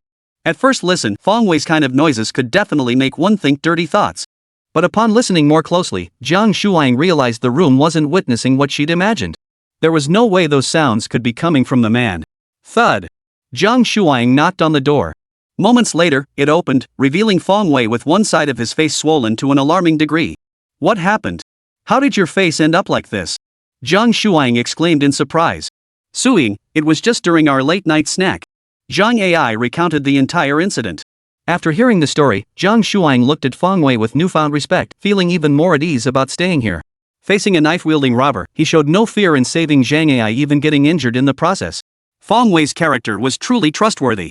At first, Zhang Shuang had been wary of Fong Wei simply because he was a man. But now it seemed unnecessary, he wasn't that kind of person. So Zhang Shuang sat beside Fong Wei, showering him with affectionate concern. Fong Wei enjoyed Zhang Ai's caresses while answering Zhang Shuang's questions, surrounded by two beauties. Putting aside the pain in his face, it was actually quite pleasant. Only after she'd rubbed his entire half-face until it glistened with oil did Zhang Ai finally let him go. The moment Fong Wei entered his room, he immediately contacted the system. Fong Wei, system, how much does it cost to purchase higher-grade body tempering pills? Ever since experiencing the thrill of beating up robbers, Fong Wei craved higher-grade body tempering pills even more. Low-grade body tempering pills, 5 million per pill. Mid-grade body tempering pills, 30 million per pill. High-grade body tempering pills, 100 million per pill. Effects of the 3 pills do not stack. Holy crap! A single high-grade body tempering pill costs 100 million? How the hell is that supposed to be worth it? Ever since becoming a billionaire, Fong Wei had thought his wealth was immense, so vast he could never spend it all, almost to the point of boredom. But seeing the price of the high-grade body tempering pill made him realize he was wrong in a big way. His few 100 million? Not much at all. What the hell is that worth? At best, it could only buy a handful of pills. And this was just a body tempering pill. What if he encountered an even more potent pill? How would he ever afford them? So, it's better not to complain about having too much money. Money might be a bastard, but the more of that bastard he had, the better. He needed it badly. Still, even though high-grade body tempering pills were outrageously expensive, he had to buy them. Money is just an external thing, he can always earn more if he loses it. But when it comes to his physical strength, he should seize every opportunity to improve. The body is the true capital. Fong Wei, system, I want to buy one high-grade body tempering pill. Without hesitation, he stated directly. Understood, please wait. Advanced body tempering pill has been issued. Please claim it, host. Fong Wei, claim. Moments later, a round, green pill materialized in his hand. It emitted a faint, pleasant fragrance far more potent than the forging body pill sold last time. It seemed this was the genuine forging body pill.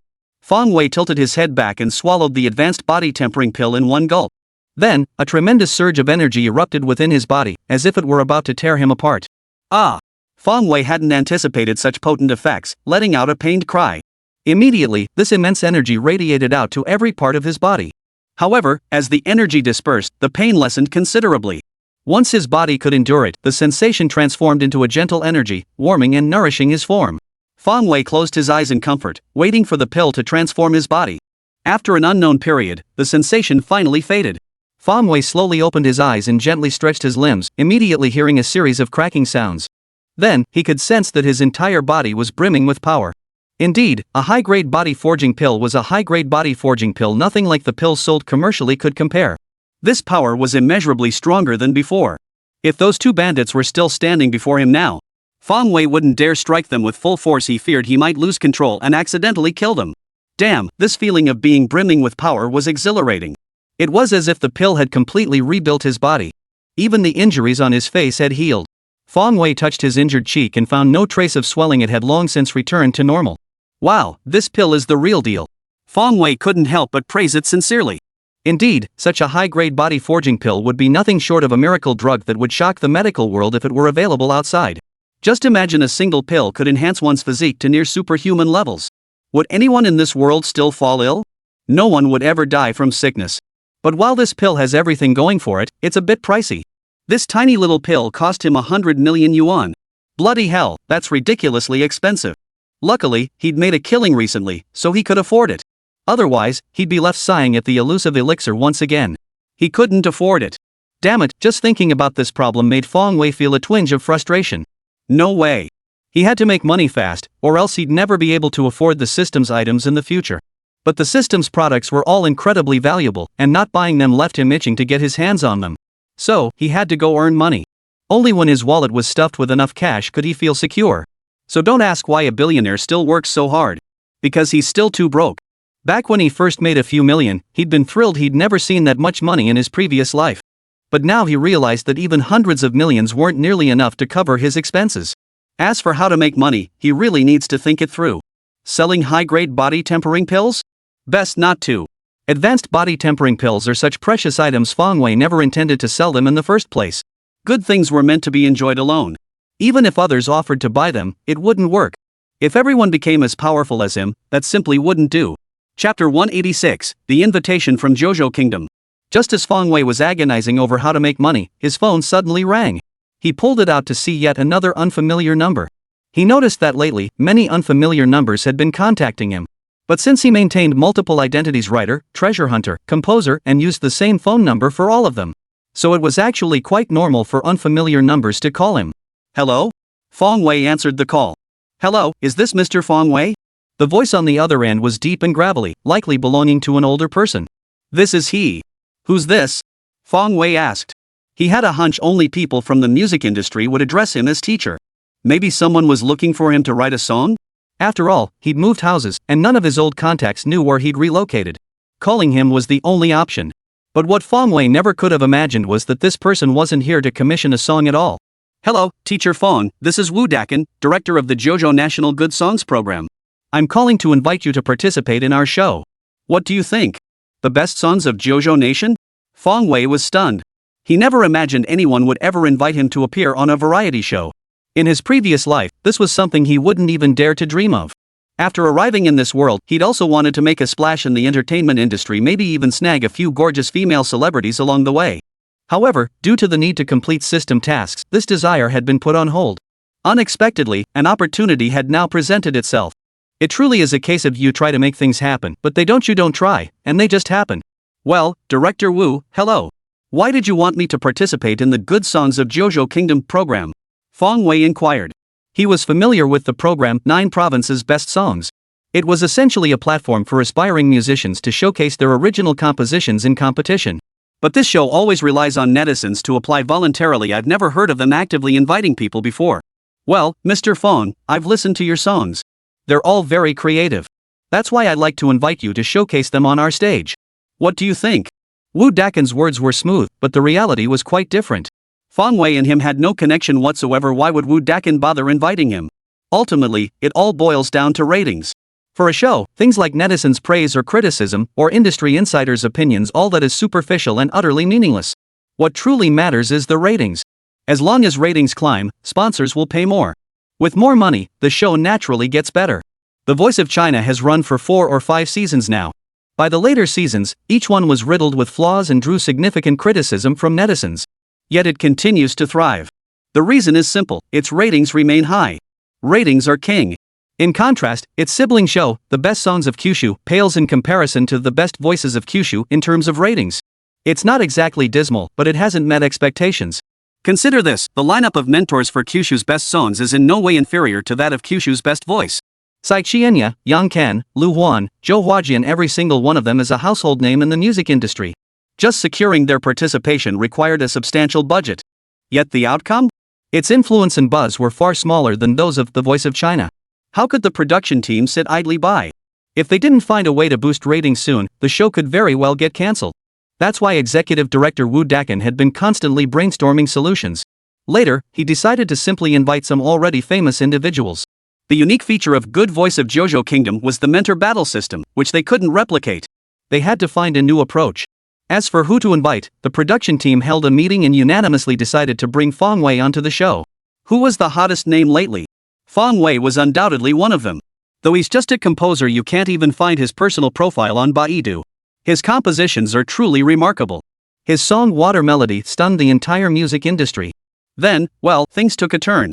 He released 4 hit songs in a row, each becoming wildly popular online. Had he written just one viral hit, no one would have cared who composed it. Who remembers who wrote the most dazzling ethnic style from the past? But damn, he churned them out in droves. 4 in a row, each one so cringeworthy it makes you want to curse. Talk about undeniable impact. Some netizens even dubbed Fong Wei the godfather of square dancing.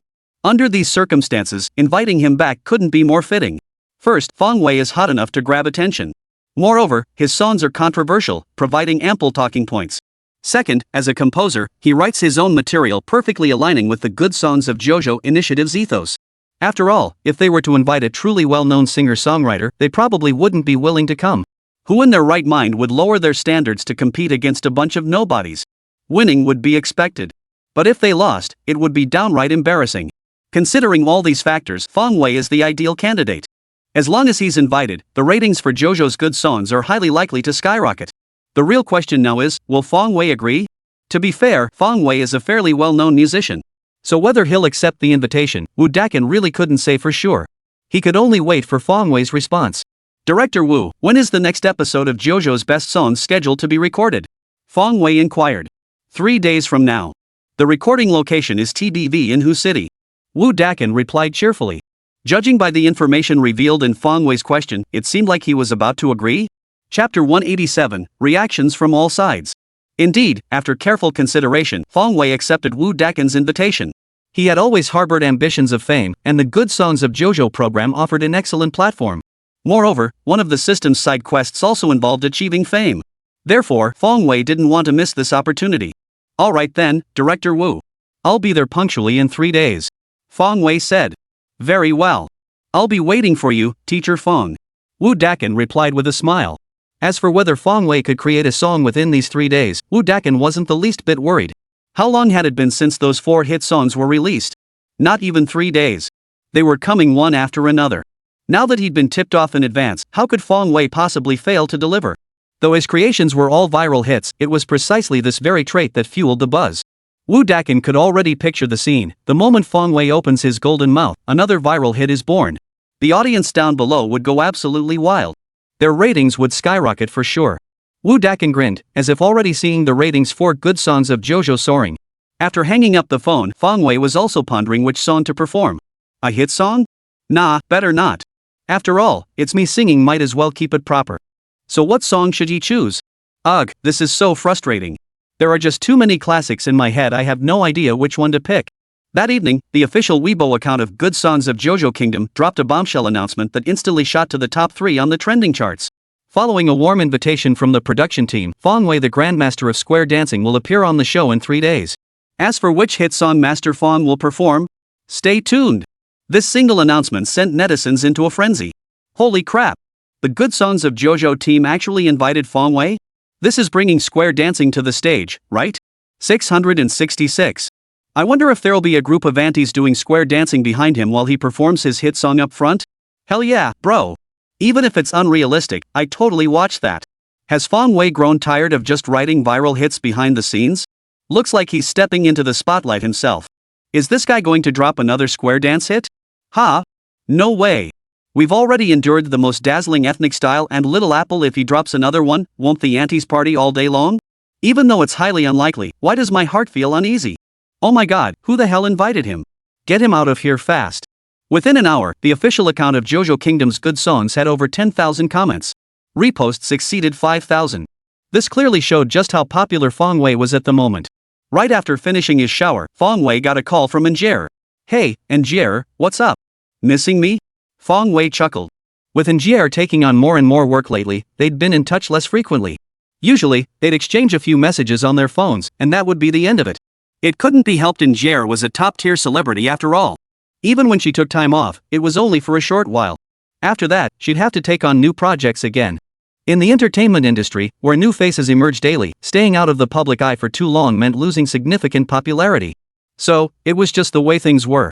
Yeah, but you're not seriously considering joining the 9 Provinces Good Songs competition, are you? Yang Bei asked. Well, of course I am. I also want to see what the entertainment industry is really like. Fong Wei replied. So what will you sing on the show? Another viral hit? No way. Viral hits are just songs I write for others to sing. Of course I'll perform my own carefully crafted compositions. Fong Wei declared proudly. Great.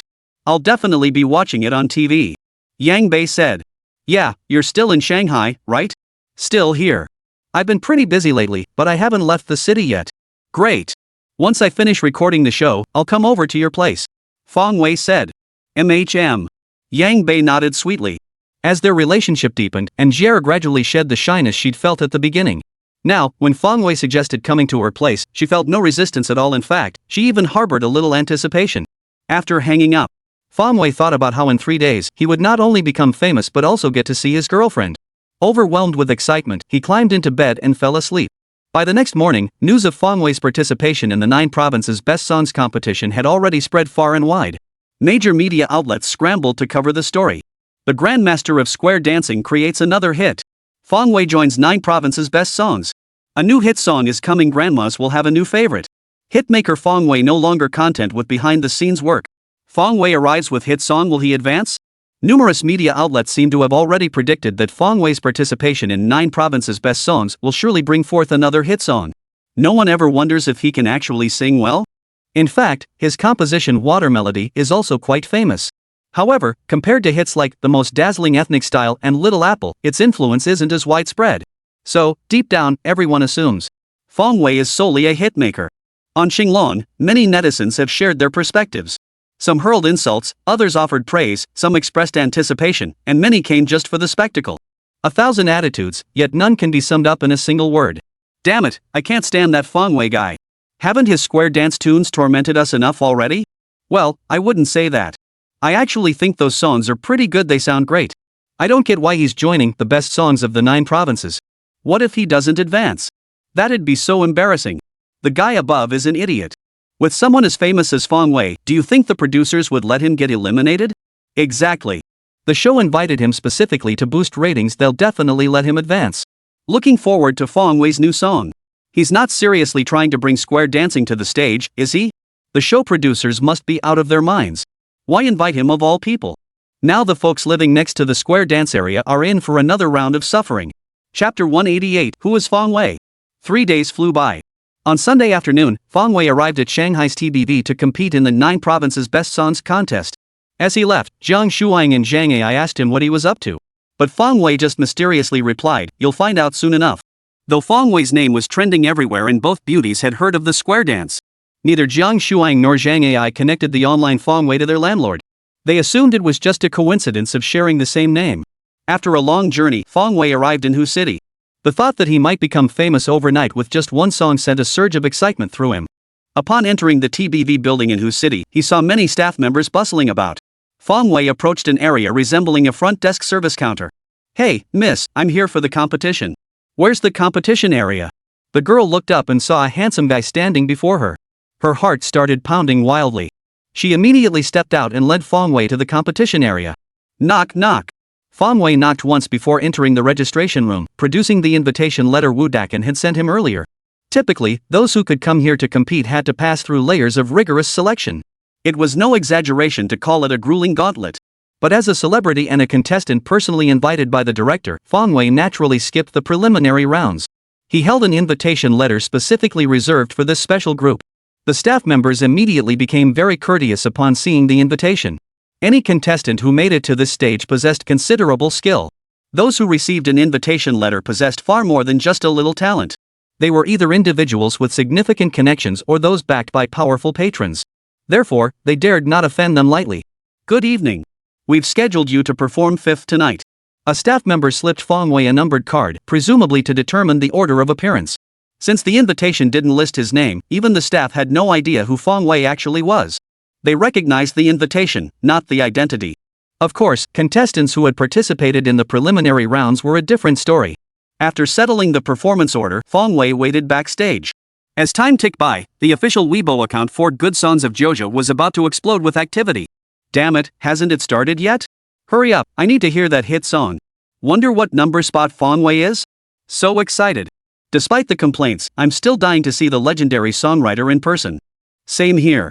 Who could compose such earth-shattering, soul-stirring music? What must they look like?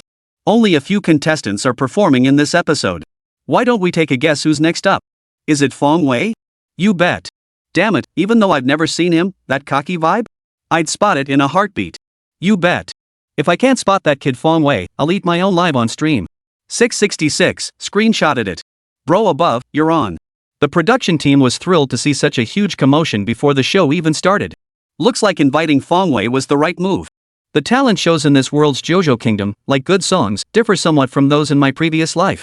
To prevent any underhanded dealings, most studio-based shows except for outdoor variety programs with too many variables were now being broadcast live. Consequently, many netizens were already glued to their computers waiting before the scheduled time. Truthfully, Fong Wei's fame hadn't reached that level yet. Though he'd been trending recently, he lacked deep-rooted popularity and didn't have a massive fan base. In fact, he probably had more detractors than supporters. The reason for this effect is simply that Fong Wei remains far more mysterious than other figures in the entertainment industry. Not even Lian Qiandu has his personal information. Not even a single photo exists.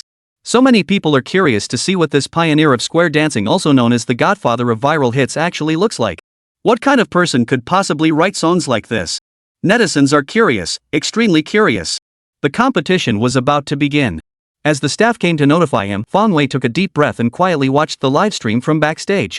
Netizens are also waiting with bated breath. The first performer to take the stage was a man with a bushy beard, guitar in hand, swaying as he walked on. Holy crap! What kind of guy is this? Look, does this middle-aged guy look like Fong Wei? Doesn't look like it. If someone with such a serious face came to sing square dance tunes, the contrast would be way too jarring. I don't think it is either. It feels so off. Good heavens, I just wanted to see what Fong Wei looks like. Why is the production team being so stingy, not even releasing a single photo? What do you know? The producers are banking on Fong Wei to boost ratings. Why would they release his photo? Sigh, no choice but to keep watching. He's bound to appear tonight anyway. Netizens speculated wildly, but none were optimistic about this bearded man. They were convinced he couldn't be Fong Wei. Before they knew it, many had stopped caring about who would advance and were instead more interested in who Fong Wei really was. The moment the bearded guy opened his mouth, netizens knew they'd guessed right. Damn it, he's singing a rock song. This has absolutely nothing to do with Fong Wei. Singing a love song would have been way more believable, right? Sure enough, after finishing his song, the bearded guy introduced himself as Wang Batian and was immediately eliminated. Not a single coach turned their chair for him. Teacher Lu Wan even gave specific feedback on his singing, pointing out his weaknesses. The second contestant was a young girl, who was also eliminated. Of course, there was no need to speculate about this one. It definitely wasn't Fong Wei. What girl would choose such a name? Soon, the first four contestants had all performed. Among them, the third man passed. Yet Fong Wei still hadn't appeared. Netizens were already growing impatient. Damn it, Fong Wei, hurry up and come out already. Chapter 189, The Emergence of the Orchid Pavilion Preface. Next up, contestant number 5, please prepare to take the stage. After the first four contestants finished their performances, it was soon Fong Wei's turn. Fong Wei took a deep breath. Stepping onto such a grand stage for the first time in his life, he'd be lying if he said he wasn't nervous. But then he reminded himself, if I survive time travel, what's there to fear about performing on stage? His nerves gradually settled. He walked slowly to the front of the stage. Netizens, seeing another contestant take the stage, resumed their speculation. Wow, this guy is so handsome. Damn. The person above must be a girl. I can't stand you fangirls who can't walk straight when you see a handsome guy. Agreed. As a fellow guy, I totally get the cynicism about handsome dudes. Ha, is that because you guys are ugly and can't stand seeing others look good? Ahem, you guys seem to be getting off topic. We're here to guess who Fong Wei is. What do you all think is this handsome guy Fong Wei? No way. Someone that good looking couldn't possibly be Fong Wei. While I don't quite get the previous poster's point, I also don't think this guy is Fong Wei. Exactly, something about his style just doesn't fit. Hold off on conclusions, let's see what song he sings. Don't let his looks cloud your judgment. Even though it's a live stream, Fong Wei had already prepped the music chorus in background. A melancholic melody, amplified by the eru, slowly filled the stage.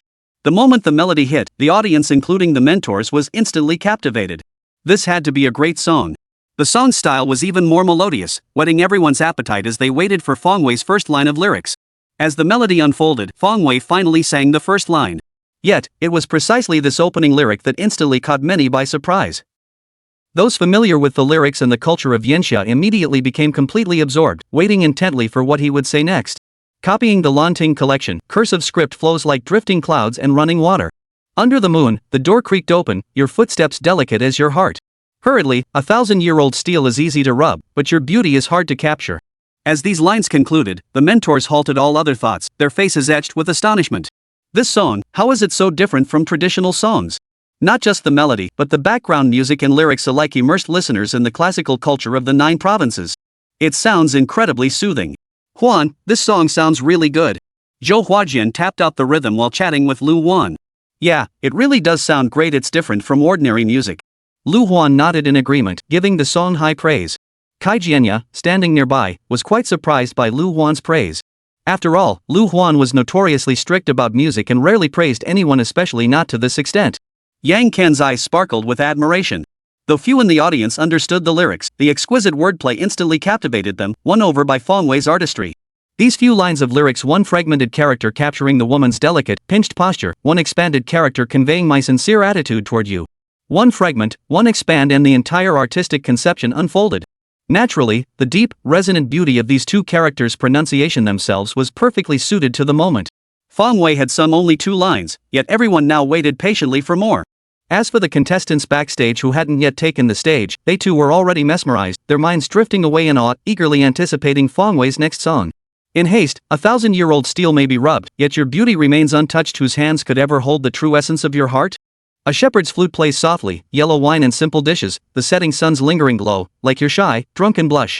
Copies are easy to make, yet the ink's fragrance lingers, sharing its aftertaste with you. Who did that vermilion circle truly mark? Beyond romance, I inscribe this preface awaiting your return.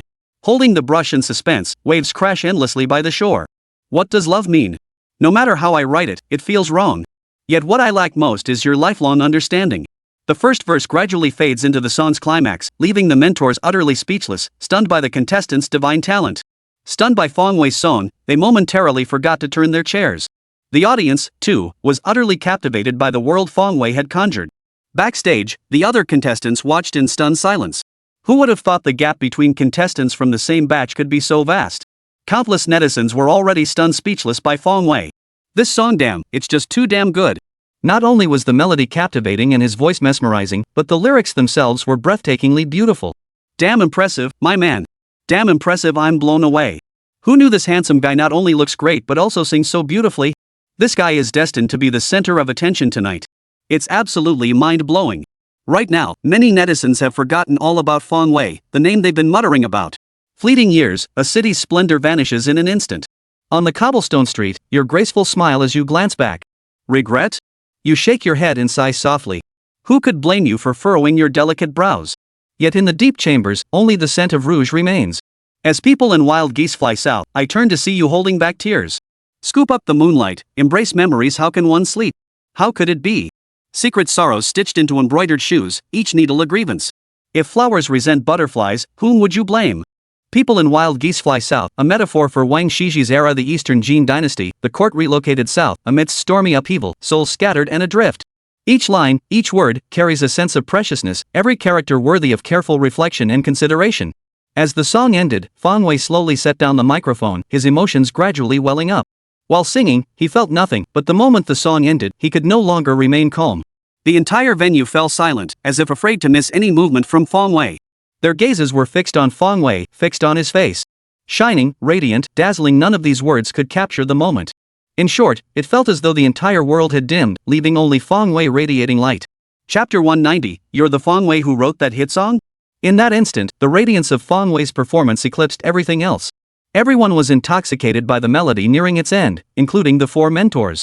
Their faces bore expressions of rapture, eyes half closed as if savoring something profound. Finally, someone in the audience snapped out of it. Holy crap, this guy sings so well, why aren't the mentors turning around? Turn around! Turn around! The audience member shouted from below the stage. Prompted by this person, other audience members noticed too. Why hadn't the mentors turned around yet? That's not right. Turn around! Turn around! More and more audience members began shouting from below the stage. The deafening shouts instantly jolted the four coaches awake. Their eyes snapped open, and they slammed their buttons, finally turning around just as the melody ended. Then, a graceful young man stood on the stage. Fong Wei saw the four renowned coaches and felt a surge of excitement. Young man, you know what? You almost didn't make it through. Mentor Lu Wan, delighted by the talent, joked. Ha! Fong Wei was instantly dumbfounded. Almost didn't make it through? Could it be that this song isn't good enough? That doesn't make sense. How could that be? This preface to the Orchid Pavilion was a masterpiece from Zhou Luankuan's past life. Its exquisite imagery and captivating melody made it one of the finest works in the Yanxiao Win's album. How could it be bad? Teacher Lu Wan observed Fong Wei's utterly bewildered expression, offered a gentle smile, and then explained. Because your song is too good. We were so captivated by it that we almost forgot to turn around. Oh, I see. Fong Wei understood.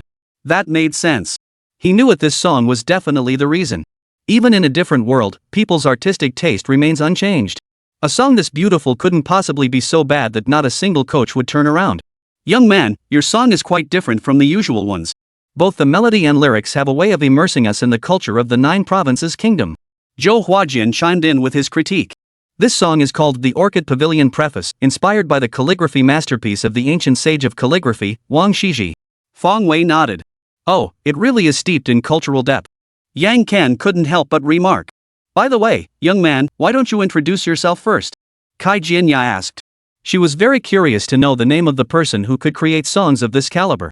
Clearly, all 4 mentors were now intrigued by him. Netizens also wore expectant expressions that song had been simply too beautiful. Especially the female netizens, they were practically going wild. The contestant on stage, handsome and talented, was practically a dream lover. Hello, everyone. My name is Fong Wei, and I'm from Hengcheng. Fong Wei waved at the camera and said casually. Oh, Fong Wei. That song was... Wait, what did you say your name was? Teacher Lu Wan was about to continue his critique of the Orchid Pavilion Preface, but suddenly jolted awake. He realized that name sounded familiar. Fong Wei? Isn't that the godfather of viral hits? Could it be him? Netizens were stunned, their faces plastered with disbelief. No way. Someone so talented, who sang such an amazing song, and then you tell us your name is Fong Wei? The godfather of square dancing? Damn it, we're not well educated, don't try to fool us. No way, absolutely not. I bet it's just a coincidence of the same name. Exactly. If he really is that Fong Wei who wrote the hit song, I'll eat my own live on stream. It's definitely just a namesake. These TV producers nowadays will do anything for ratings. They even brought in someone with the same name. No way. Someone that handsome couldn't possibly be the guy who wrote those cheesy hits. I don't buy it. I said my name is Fong Wei. Fong Wei repeated his name. He felt like everyone in the room looked a bit weird the moment they heard his name. You're Fong Wei? The Fong Wei who wrote that hit song? Zhou Huajian exclaimed in surprise. As a mentor for the show, he naturally knew Fong Wei would be appearing tonight. But he never would have connected the person on stage with the Fong Wei who wrote that hit song. Their styles were just too different. No way, you're just sharing the same name as that person, right? Kai Jianya questioned doubtfully. Well, if by hit songs you mean the most dazzling ethnic style and Little Apple, then yes, I did write those. Fong Wei declared with his trademark dramatic flair. Then, the entire venue fell into an instant silence. The 4 mentors were dumbfounded. The audience was speechless. Netizens were left speechless. Holy crap. Holy crap. You're Fong Wei? The Fong Wei who wrote that hit song? So it's you, kid. But why is the art style so different? We can't believe our eyes. Holy crap, you've literally blinded my 24K aluminum alloy eyes. Honestly, when he first said he was Fong Wei, I didn't believe it. But damn, it turns out he really is. Why? Why would someone like that be Fong Wei? I don't believe it. I just want to know where that guy who said he'd eat on stream is. Who would have thought the godfather of viral hits would be so clean cut? But his song The Orchid Pavilion Preface is genuinely beautiful, nothing like a viral hit at all, okay? Bro, cut the crap, okay? Just say you're not Fong Wei, and I'll be your fan for life. After a long while, the crowd finally snapped out of their shock. You, really, are Fong Wei? Kai Jianya stammered. She had heard both the most brilliant ethnic style and Little Apple, but compared to this preface to the Orchid Pavilion, it was like night and day. How could such vastly different styles of music come from the same person? And he's such a handsome, delicate-looking young man. The thought of this handsome guy composing hit songs was almost unbearable to Kai Jianya. It felt so incongruous. Yes, I am Fong Wei. Fong Wei confirmed once more. Everything he said was true, so why didn't anyone believe him? It forced him to repeat himself several times. Yet even after Fong Wei had confirmed it multiple times, the four mentors still didn't quite believe him. I don't believe it. Kai Jianya stated bluntly. Young man, to be honest, I have my doubts. Yang Ken phrased it more diplomatically. We feel the same way. Lu Huan and Zhou Hua nodded in agreement. Chapter 191, The Divine Song Patriarch Strikes Again. Fong Wei felt like crying. He was telling the absolute truth. Why wouldn't anyone believe him?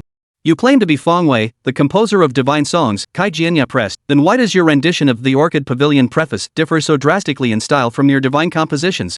Kai Jianya inquired. Well, because the Orchid Pavilion preface was meticulously crafted. Fong Wei replied.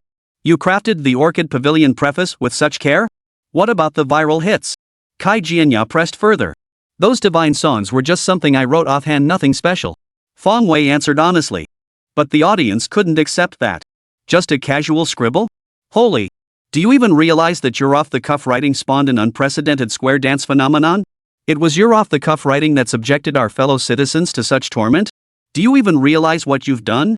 And the worst part? You actually have the nerve to come out here and act all high and mighty. How can I stand this? Damn it, where's my blade? Bring it here now, I'm going to cleave that Fong Wei bastard in two. Ah, my blade is already itching for blood. Ah, my great blade is thirsting for blood once more. My blade is thirsty for blood. Brothers, charge! Slash that shameless beast to death. It's him! It's him! That's the one. Slash him to death. I just want to ask, Fong Wei, can you stop showing off? The audience booed loudly. The four mentors all have exasperated looks on their faces. Written off the cuff? How dare you say that? Kid, you have no idea how dangerous that mindset is. Sure enough, Lu Huan, who pursued authenticity, asked next. So you're saying that if given just a little time, you could write a hit song?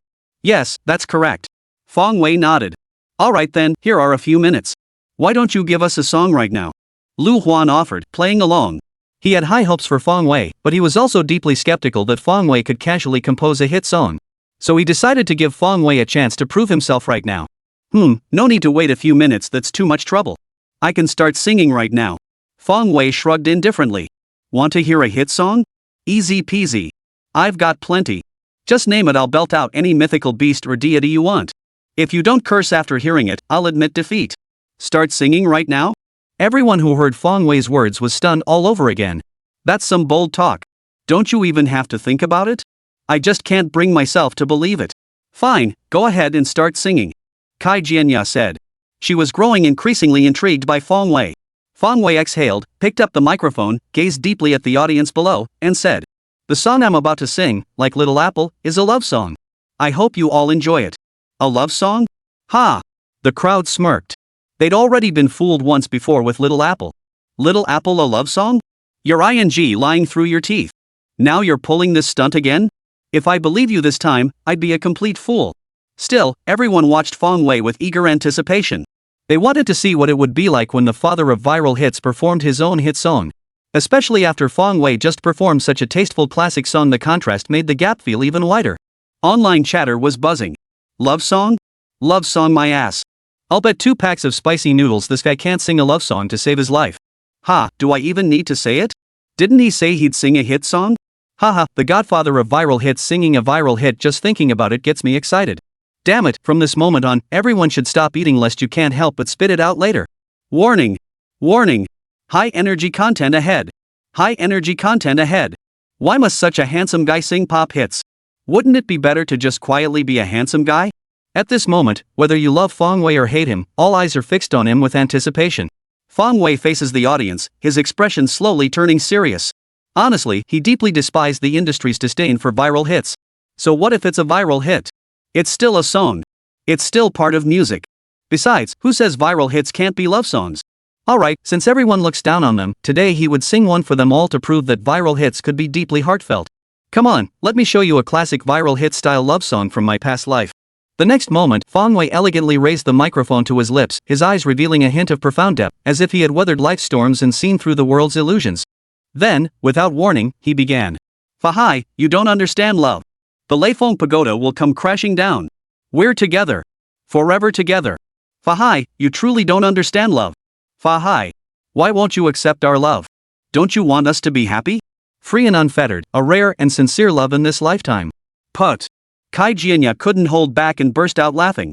Lu Huan, Yang Ken, and Zhou Huajian struggled to hold back, their shoulders twitching. Then, unable to hold back any longer, they burst into loud laughter. The audience, meanwhile, had long since been doubled over with laughter, slapping their thighs wildly. Netizens were laughing so hard they were practically crying. Countless viewers burst into laughter at this moment, some nearly gasping for breath. Hi, you don't understand love? Love my ass. He's just a monk, what does he know about love? Damn, I'm impressed.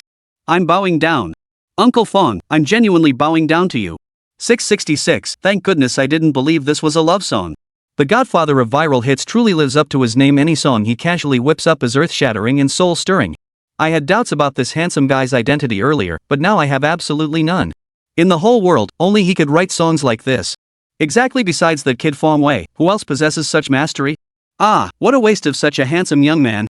He could have easily made a living off his looks and talent. Why did he have to choose a path with no turning back? Yeah, I really want to ask, Mr. Fong, why did you give up on treatment? It's over. Looks like this guy is beyond saving. Chapter 192, 2 divine songs in a row. After finishing the song, Fong Wei felt a lingering sense of satisfaction. For some reason, every time he sang a hit song, he felt refreshed and invigorated. The 4 mentors had already finished laughing. Ahem, alright, I'm convinced now. You really are that Fong Wei. Kai Jianya tried to speak seriously, but the moment she finished, she couldn't help but laugh again. There was no helping it, the contrast was just too stark. The moment she thought back to the song, laughter welled up inside her. Fong Wei, did you write that song live just now? Lu Huan asked. Yeah, I wrote it right here on the spot. Fong Wei admitted. You didn't write this in advance, did you? Yang Ken questioned. They hadn't communicated with Fong Wei beforehand and didn't know if he'd written it on the spot. But the audience wouldn't know that. Once they think back, they'll assume the production team had Fong Wei prepare it beforehand. So, though his words might have been a bit harsh, Yang Ken still voiced his concern for the show's reputation. Well, if the teachers don't believe me, feel free to pick any topic and I'll sing about it. Fong Wei appeared supremely confident. In his past life, he'd composed countless viral hits, every kind of song imaginable. He wasn't afraid of whatever they threw at him.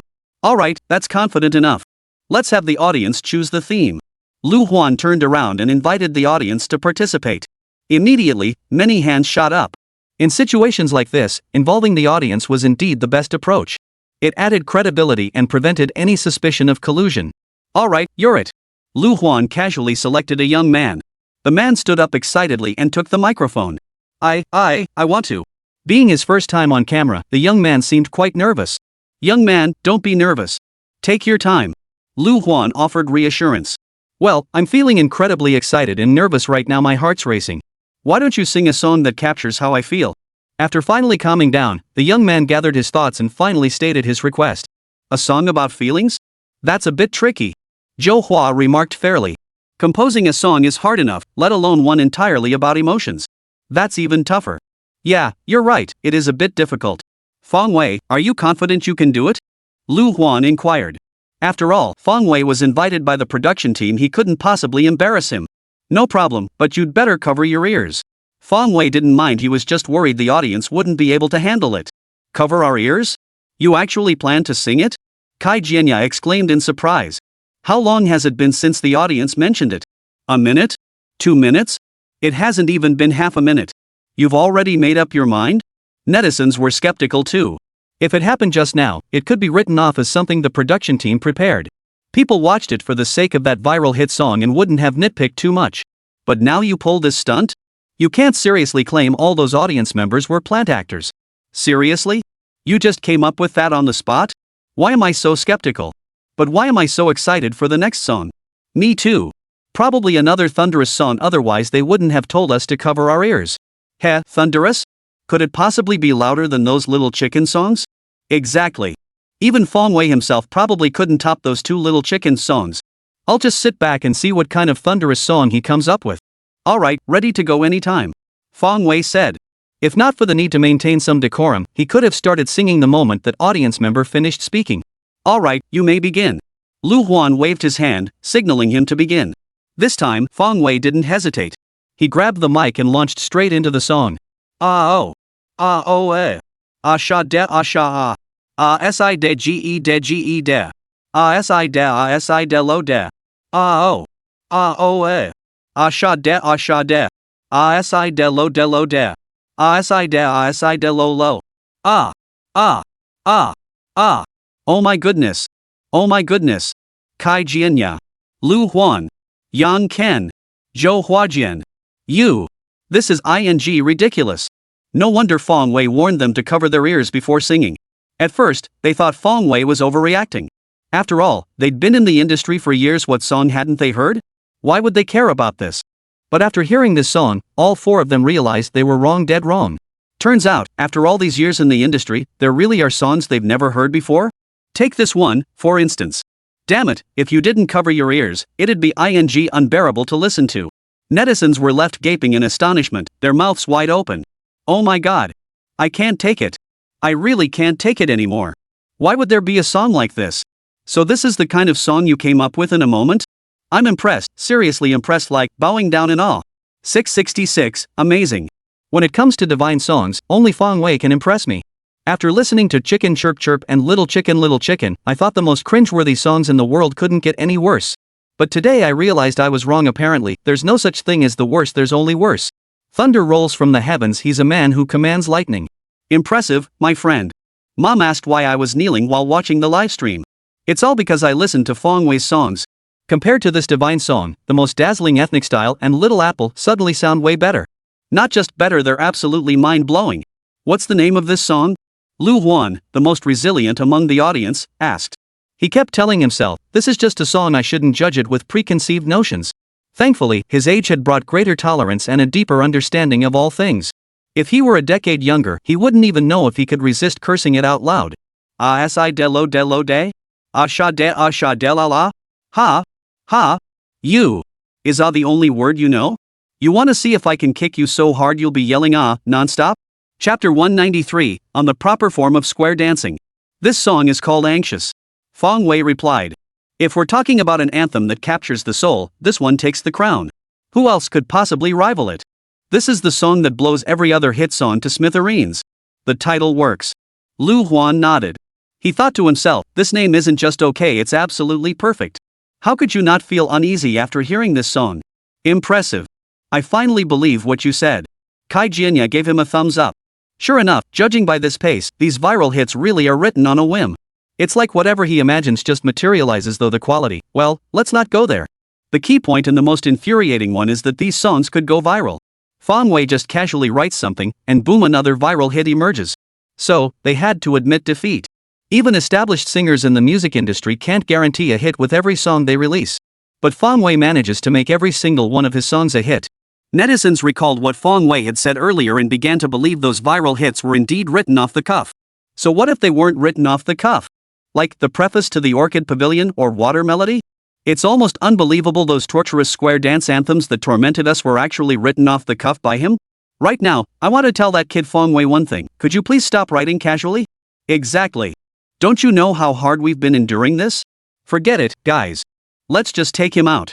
Once he's gone, all our troubles disappear. Get me a big cleaver tonight, I'm staking out the entrance to TBV.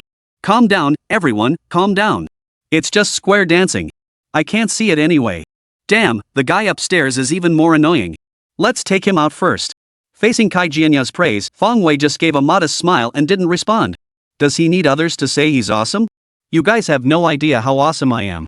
Did you know your viral hit made it onto the square dance stage? Kai Jianya asked. Yeah, I know a little about it. Fong Wei replied.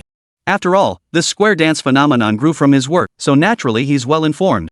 Then do you know the standard moves for square dancing? After all, you wrote those songs. My mom really enjoys square dancing too, so I'm asking on her behalf. Kai Jianya said. The other three teachers also showed keen interest in the question. They'd heard of square dancing, and many people around them danced it. But different regions had different versions, and no one could say anyone else danced poorly. But now it's different, the grandmaster of square dancing stands right on stage. He must know the standard moves. Why not seize this chance to get his guidance? Standard moves? What standard moves? Fong Wei was stunned. Besides, he doesn't even know how to dance. Are we supposed to dance here? Fong Wei looked a bit hesitant. Just dance right here. Kai Jianya looked eager to get started. Truth be told, variety show time slots are limited. Even though talent shows in this world are all live broadcasts, contestants' stage time is usually meticulously timed by the mentors. No matter how talented or dazzling the contestant, the mentors would time their exits precisely. If Fong Wei taught a full set of square dance moves, it would definitely run over time. But he was personally invited by the director. The production team was counting on him to boost ratings. How could they possibly rush him off stage? Alright then, I'll just do one routine, Fong Wei said listlessly. When it came to dancing, he wasn't exactly an expert. And if he truly didn't know any standard moves, that would be one thing. But the problem was, Fong Wei actually did know them. He hadn't formally studied the standard moves of square dancing from his past life, but he couldn't help watching them day after day, year after year. Watching it once or twice wouldn't stick, but after 1,000 or 800 viewings, he couldn't forget it even if he tried. He could recite it with his eyes closed. The instructional version of square dancing officially begins. The vocal teacher, seeing the situation, quickly provided the backing track for Little Apple. The first move goes like this. The second move goes like this. Turn, sway, wave. The entire sequence flows seamlessly, executed in one fluid motion. Everyone was stunned. Ah, so that's how it is. As the creator of the song, the choreography is brilliantly designed. Both logical and visually stunning. Everyone could only silently give it a thumbs up. Online. At first, a bunch of netizens were skeptical that Fong Wei couldn't dance. But when the music started, his moves were surprisingly on point. Then, countless netizens were stunned. Holy crap, his moves are better than those square dance ladies. Impressive. No wonder he's the founder. I'm impressed. Uncle Fong, I'm bowing down to you. You know what? This version of the gesture is actually pretty good. Of course it is, after all, it's the Grandmaster. Simple yet profound, perfectly designed. I can already see a whole wave of middle-aged women coming. Exactly. With this version out, who'd bother with the old one anymore? Oh my god, just when the aunties had finally calmed down a bit, now they're coming out with new moves. This is like pushing us to the brink of death. Seriously, why doesn't Fong Wei just write a few more classic songs instead of messing around? He's got the talent for it. Why waste his time designing standard moves for square dancing? What the hell? Ah. Guess Fong Wei sees this viral hit as a career move. Haha, that's a spot on assessment. Sigh, kid, why give up on yourself? Fong Wei was stunned by his own actions. Who would have thought that someone who couldn't dance could move so smoothly? It seems practice really does make perfect. All those square dances he'd watched in his past life hadn't been wasted. He could move effortlessly. Move by move, he was actually pulling it off quite convincingly. His posture was impeccable. Fong Wei, you've truly surprised me. If my mom saw these moves, she'd definitely become your biggest fan. Kai Jianya exclaimed happily. Chapter 194, You're a writer too? Kai Jinya's mom would become his fan? Fong Wei considered this, then glanced at Kai Jinya's age. Better not, he thought. He wanted teenage fans. What good would middle-aged women fans do? Fong Wei, I must say, you're truly talented, a musical prodigy. Did you come from a musical family? Lu Huan exclaimed. Even if they were hit songs, coming up with them on the spot like that was incredibly difficult. Fong Wei's reputation as a prodigy was well deserved. The audience, hearing Lu Huan's high praise, was equally stunned. After all, Lu Huan was known for his rigorous approach to music, serious and uncompromising when it mattered. Yet just now, he had praised Fong Wei so highly. A musical prodigy? How many musicians in today's music scene truly deserve that title? No. I grew up in an orphanage and never had any exposure to music as a child. Fong Wei shook his head honestly. What? Raised in an orphanage? Never had any exposure to music? Holy. You've gotta be kidding me. The way you perform, you don't look like someone who's never been exposed to music. Ahem, so are you currently working in a music-related field? Lu Huan felt awkward for a moment before asking with certainty. Never been exposed to music since childhood? Frankly, he didn't buy it. How could someone with no musical background compose so many pieces? But if Fong Wei insisted on that, there was nothing he could do. But this time, you finally asked the right question, right? You've been writing viral hits for others non-stop lately. How could you possibly claim you're not involved in music-related work? Well, not exactly. My main job as treasure hunting songwriting is just a side gig. Fong Wei was telling the absolute truth again. At this, Lu Huan's smiling face instantly froze. Not really? Do you really have to rub it in like this? Even if I have thick skin, this is taking it too far. And what exactly is your main job? A treasure hunter? Are you kidding me? A treasure hunter who never touched music growing up, how could he possibly write so many different songs? Huh, Brother Huan, your guess seems a bit off, huh? Zhou Huajin chuckled. Online. Netizens were also laughing their heads off. Huh, this is hilarious. Teacher Lu Huan didn't get a single one right. 6666, this slap in the face is priceless. How big is Teacher Lu Huan's psychological shadow area right now? All I can say is, Fong Wei sure knows how to show off. Never touched music? Yet he works in the music industry? Why not just fly to the moon? That's taking the show-off act way too far. Total trolling. Ahem, Fong Wei, are you sure you're not lying? Young Ken couldn't stand by any longer and chimed in. No, I'm telling the truth. I really am a treasure hunter. Fong Wei declared with certainty. He's a treasure hunter. He really is a treasure hunter. Why won't anyone believe me? Then what exactly does your online store do? Lu Huan pressed, unwilling to give up. Well, I sell all sorts of things. Fong Wei replied. Your online store must be pretty profitable, huh? Even songwriting has become a side gig for you. Kai Jianya inquired.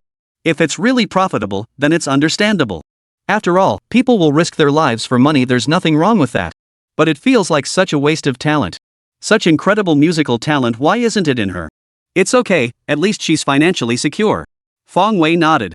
He certainly wouldn't disclose the exact amount. Otherwise, wouldn't that be like announcing to every robber under the sun, I'm loaded, come rob me? Only an idiot would do something like that. Then he added. Actually, songwriting isn't my only side gig. I do other things on the side too. Oh? What are your other side gigs? Yang Kan asked with genuine interest. Well, like writing novels and stuff. Fong Wei replied. You write novels? You're an author? Lu Huan exclaimed in surprise. Holy crap! This guy's pretty awesome. He's got his hands in everything. Yeah, I wrote a novel online a while back called Battle Against the Heavens. Fong Wei revealed. Battle the Heavens? The four mentors exchanged glances, then all admitted they hadn't heard of it. Probably not a very famous book, then? True. No matter how talented someone is, their energy is still limited. In the realm of music, Fong Wei had already demonstrated perfection. It could even be said that in the realm of online store businesses, it should perform quite well. So it's understandable that their performance in the novel category is mediocre.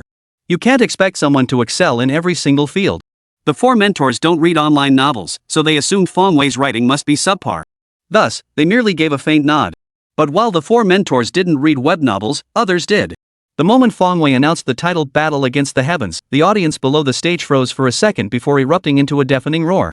Wow! This sudden turn of events startled the four mentors. Online, the internet was ablaze. Holy crap! Did I just hear that? Fong Wei wrote Battle Against the Sky? You're kidding me, right? I don't think it's possible either, but it seems like there's no specific information about the author of Fighting the Heavens. Damn, I'm seriously impressed. This guy's a total jack of all trades. Holy! Dotsong Cheong is my absolute favorite novel, and now you're telling me it was written by Fong Wei? Damn it, so I've been cursing my idol all this time. 666 Fong Wei, you're so awesome, does your family even know? You're kidding, right? He said he grew up in an orphanage, his family really doesn't know. If I had to describe Fong Wei in one word, it's awesome. 2 words, very awesome. 3 words, super awesome. The audience's roaring cheers left the four mentors utterly baffled. What's the big deal? It's just a novel. Is it famous or something?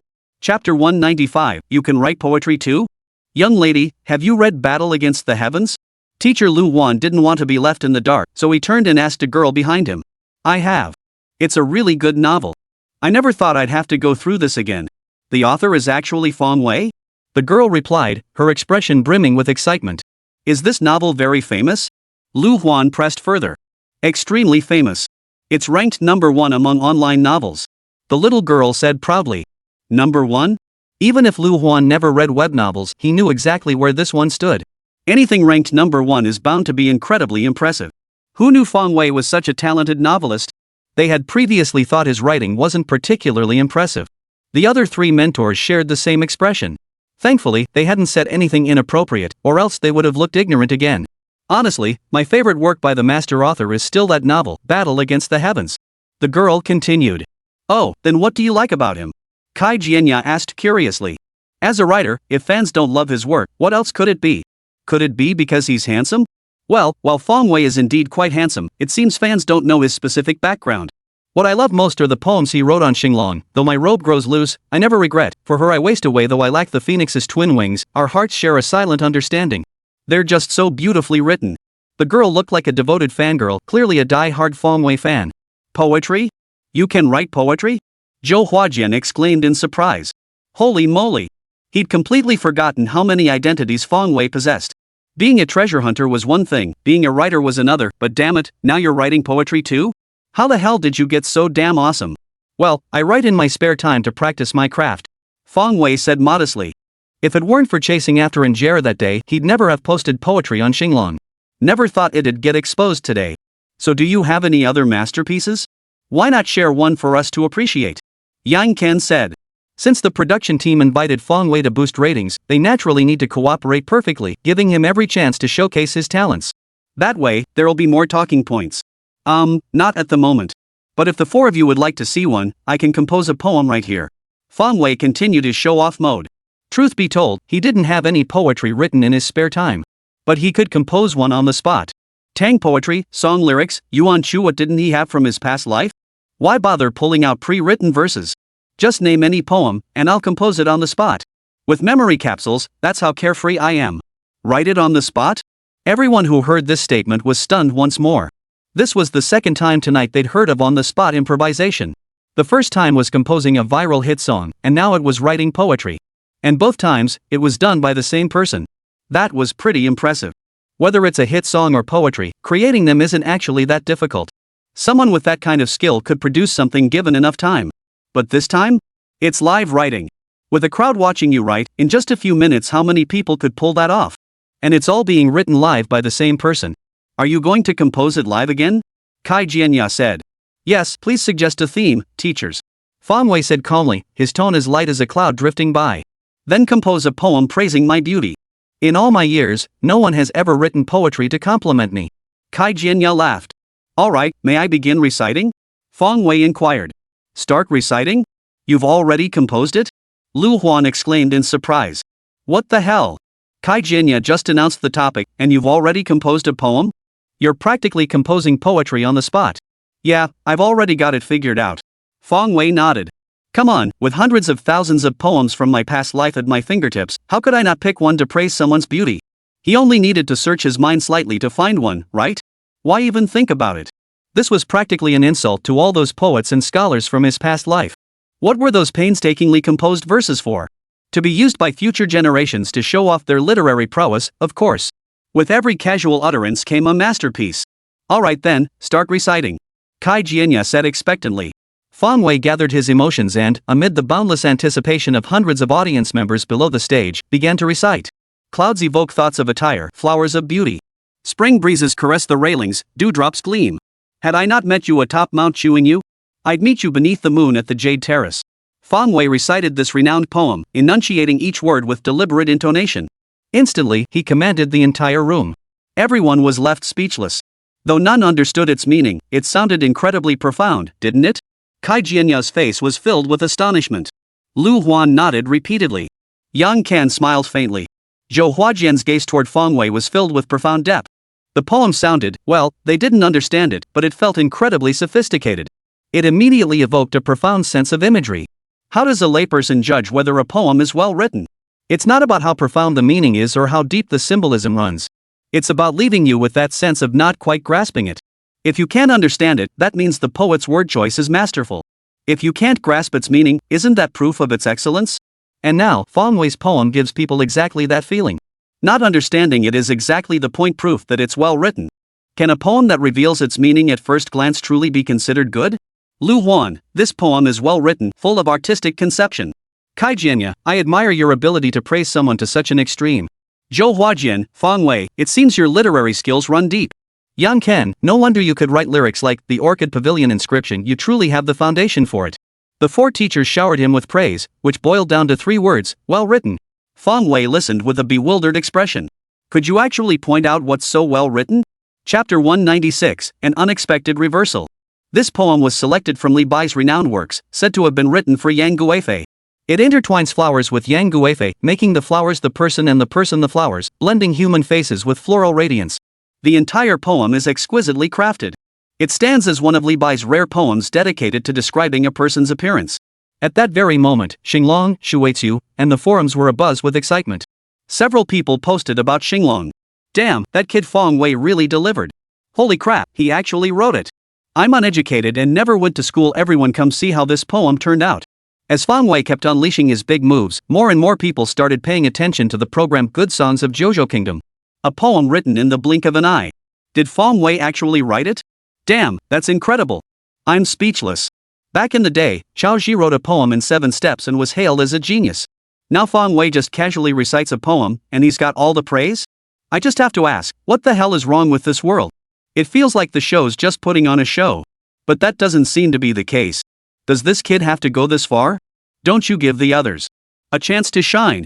Fong Wei, Mr. Fong, cut it out already. Seriously, stop messing around. Get back to writing your book. Update battle against the heavens already, we're all eagerly waiting. Why did you suddenly go join the?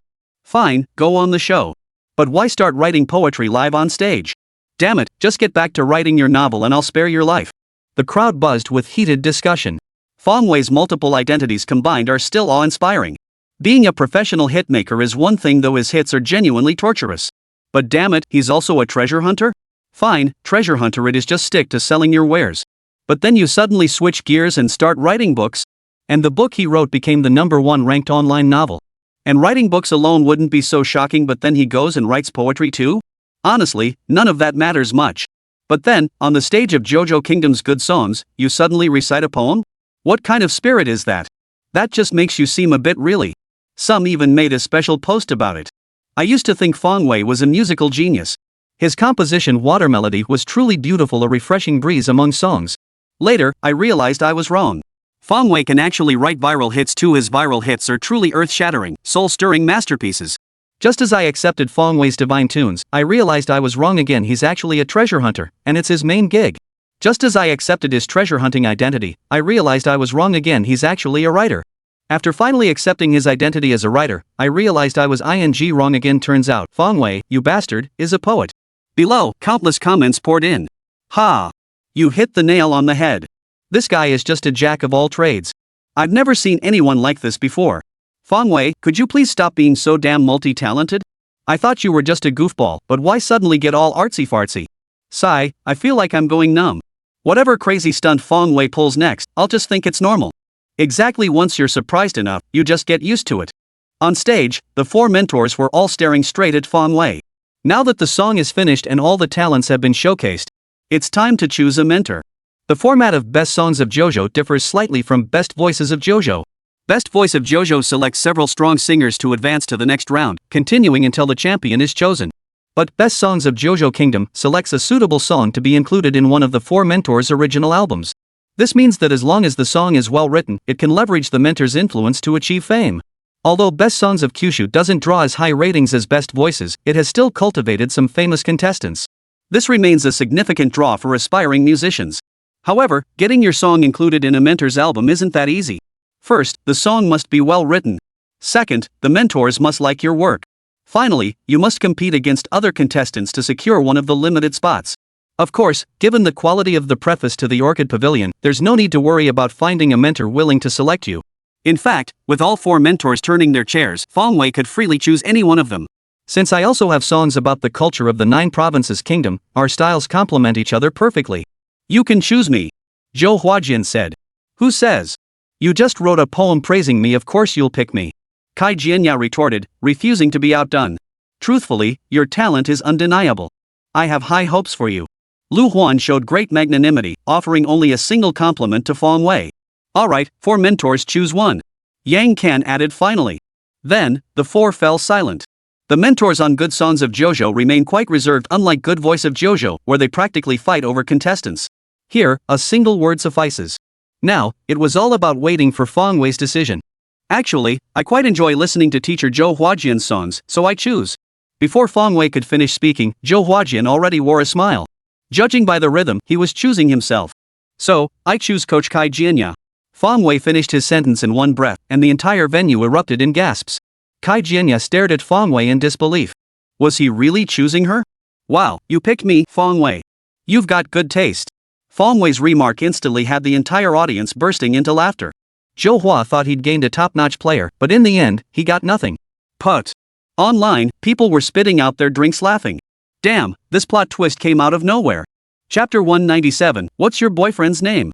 Fong Wei stepped off the stage, embraced the 4 mentors, and exited. Director Wu Dakin was waiting backstage to greet him. Upon seeing Fong Wei, he didn't say a word, just gave him a thumbs up and exclaimed. That was stunning, Mr. Fong.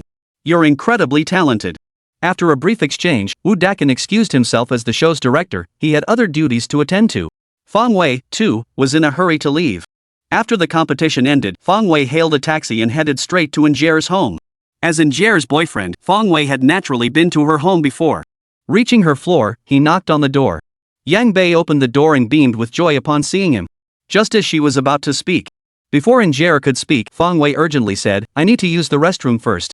Before she could react, he darted past her and dashed toward the bathroom. He'd been holding it in all afternoon at TBV and was already bursting. The bathroom light was on, but Fang Wei didn't notice. He unzipped his pants and started to relieve himself. Just as he was in the middle of relieving himself, a sudden tearing sound came from beside him. Fang Wei looked up to see the shower stall door being pushed open. "Injera, how did you get in here?" A woman with a slender figure and loose hair peered out from the shower stall. But when she saw a stranger in the restroom, she was startled. Without a second glance, she quickly retracted her head and go back. She had thought the person entering was Injera. Her sudden cry startled even Fang Wei. Holy! What the hell? Someone's actually inside? And it's a woman? Most importantly, I was caught by a woman? At that moment, Fang Wei looked utterly embarrassed. Under normal circumstances, he should have stopped immediately and pulled his pants back up. But he'd held it in for so long, and it felt so good to finally let it out. Was he supposed to hold it back? How unbearable would that be? But continuing to pee? There was a woman in the bathroom, and it felt a bit awkward and embarrassing. Then, after a moment's thought, Fang Wei decided to keep going. After all, the shower stall doors were made of glass you couldn't see in from the outside, and you couldn't see out from the inside. What was there to be afraid of? It just felt a little awkward. Fang Wei, hold on a second. After a moment of shock, Yang Bei rushed over. In her haste, she didn't knock, she just yanked open the bathroom door. Fortunately, Fang Wei had already finished, and since they were boyfriend and girlfriend, it didn't feel too awkward. Fang Wei, you come out first. Yang Bei didn't have time to feel embarrassed. She was worried he might come out naked, so she just wanted to get him out of there quickly. Okay. Fang Wei fastened his belt and awkwardly stepped out. Seeing Fang Wei emerge, Injera breathed a sigh of relief. She genuinely feared someone might suddenly come out naked. But it was fine now, he must have heard the commotion. Come to my room. Yang Bei said. Ha? Fang Wei was dumbfounded. Though they hadn't seen each other much lately, did that mean they had to rush to the bedroom the moment they met? Could it be? Yang Bei, seeing Fang Wei's lecherous expression, realized her words might have been ambiguous. Fang Wei was clearly overthinking it. What are you thinking? My friend's here tonight and taking a shower in there. You can wait in my room for now. Yang Bei pinched Fang Wei's waist. Though they hadn't actually done it yet and last time had even been awkward, it couldn't possibly be that way the moment they met. Alright, Fang Wei realized he'd overthought it too. Without asking any questions, he slipped into Injera's room. But Injera's friend was here? Wonder who the beauty was? Earlier, with that person's disheveled hair and only a fleeting glimpse, he hadn't seen her true face. He didn't know if she was from the entertainment industry or who she was. After staying in the room for a long time, Fang Wei was finally told he could come out. Fang Wei, eager to catch a glimpse of the beauty, immediately dashed out. He was dying to know who the woman was who had almost spotted him earlier. As soon as he reached the lobby, he spotted a woman standing beside Injera. She was already fully dressed, standing nearby with a look that was half annoyed, half embarrassed. Fang Wei stared in disbelief. Holy crap, this woman, wasn't this NINI? Another celebrity he recognized had appeared. NINI, upon seeing Fang Wei, wore a look of fury. Thank goodness she had only poked her head out earlier, otherwise he would have seen her completely. Clearly unaware of the earlier incident between the two, Angel cheerfully introduced them. Fang Wei, this is NINI, my good friend. NINI, this is my boyfriend. By the end of the introduction, she felt a bit embarrassed. After all, people of their status always kept their relationships deeply hidden. If they weren't such good friends, she wouldn't have admitted it. Your boyfriend? NINI gasped, then scrutinized Fang Wei like he was a criminal. To be honest, Fang Wei looked quite presentable, but only if you ignored that earlier awkward incident. No wonder you brought him home. Looks like tonight wasn't the best time for me to drop by. NINI sighed softly. What are you talking about? Fang Wei came to participate in the 9 Provinces Good Songs competition, so he stopped by my place tonight. Yang Bei explained. Just by looking at NINI's expression, Injera knew she'd jumped to conclusions. Well, a couple showing up at each other's place late at night, anyone would jump to conclusions. If NINI hadn't come over, even Injera wouldn't dare say nothing would happen tonight. But right now, nothing had happened between them. Competing in the 9 Provinces Best Songs contest? Your boyfriend's a musical genius? NINI said dramatically. Ever since what happened earlier, she couldn't stand the sight of Fang Wei. So she was determined to find fault with everything. She knew full well that the Kyushu National Song Contest required original compositions. Yet Injera didn't pick up on NINI's tone. Instead, she proudly said, yes, he is quite talented. He's written quite a few songs before. Is that so? Judging by how proud you sound about this song, did he compose something earth-shattering and soul-stirring in the past? At this point, Ni seemed to recall something and exclaimed in surprise. What's your boyfriend's name? Fong Wei? The Fong Wei who wrote that hit song? Chapter 198, On the Matter of Sleep. At first, Ni hadn't really been paying attention, but it wasn't until now that she finally caught on. And Jer's boyfriend is named Fong Wei? And he's written quite a few songs? That's the Fong Wei who wrote hit songs, right? Suddenly, Ni's eyes lit up like she'd discovered a new treasure, staring straight at Fong Wei. She stared at him so intently he started to feel a bit self-conscious. Ahem, beautiful lady, I know I'm quite handsome, but you don't have to stare at me like that, do you? Fong Wei said awkwardly. What's going on here? Yang Bei was still standing right there. Get lost. You're Fong Wei, the guy who wrote the most dazzling ethnic style and Little Apple? Ni repeated the question. Yeah, that's me. What's up? Yang Bei asked curiously. Something about Ni's expression felt off. What else? Yang Bei, you know what? Your boyfriend has really put me through the ringer. Ni vented her frustrations. Sweetheart, you'll have to be more specific. What do you mean, caused me so much trouble? We've only just met. Fong Wei protested. Hearing her say that, anyone unaware would think he'd bullied her. Ni, explain yourself. What did Fong Wei do to you? Yang Bei sighed helplessly. What a jerk. I knew you'd be the type to forget your principles for a pretty face. He didn't do anything to me, but what kind of song did your boyfriend write? Now a whole bunch of grandmas downstairs are dancing to it every day. And I haven't been able to sleep in properly for ages. Ni said indignantly. Fine then. Yang Bei said. If that's the case, then there's nothing more to say. After all, since square dancing burst onto the scene, you're not the first person who's wanted to beat up Fong Wei. I've said before, if I ever meet the guy who wrote that song, I'll give him a piece of my mind. Why write any song at all? He had to go and write that one. But now he's your boyfriend. So tell me, how he's going to make it up to me? Ni's tomboy nature was on full display. Hey, if you didn't sleep well, blame the ladies downstairs, okay? What does that have to do with me? Fong Wei looked utterly innocent. What the hell does it have to do with him? This is just looking for an excuse to blame me, isn't it? If you don't like him, just say so.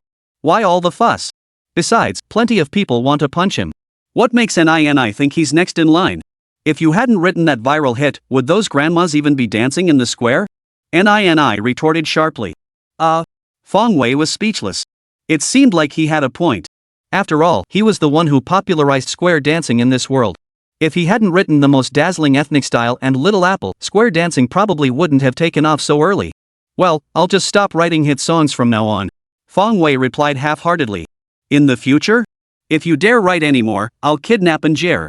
Ni hooked her arm through Jer's, as if ready to whisk her away on the spot should Fong Wei refuse. You're something else. Don't worry, I'll never write them again.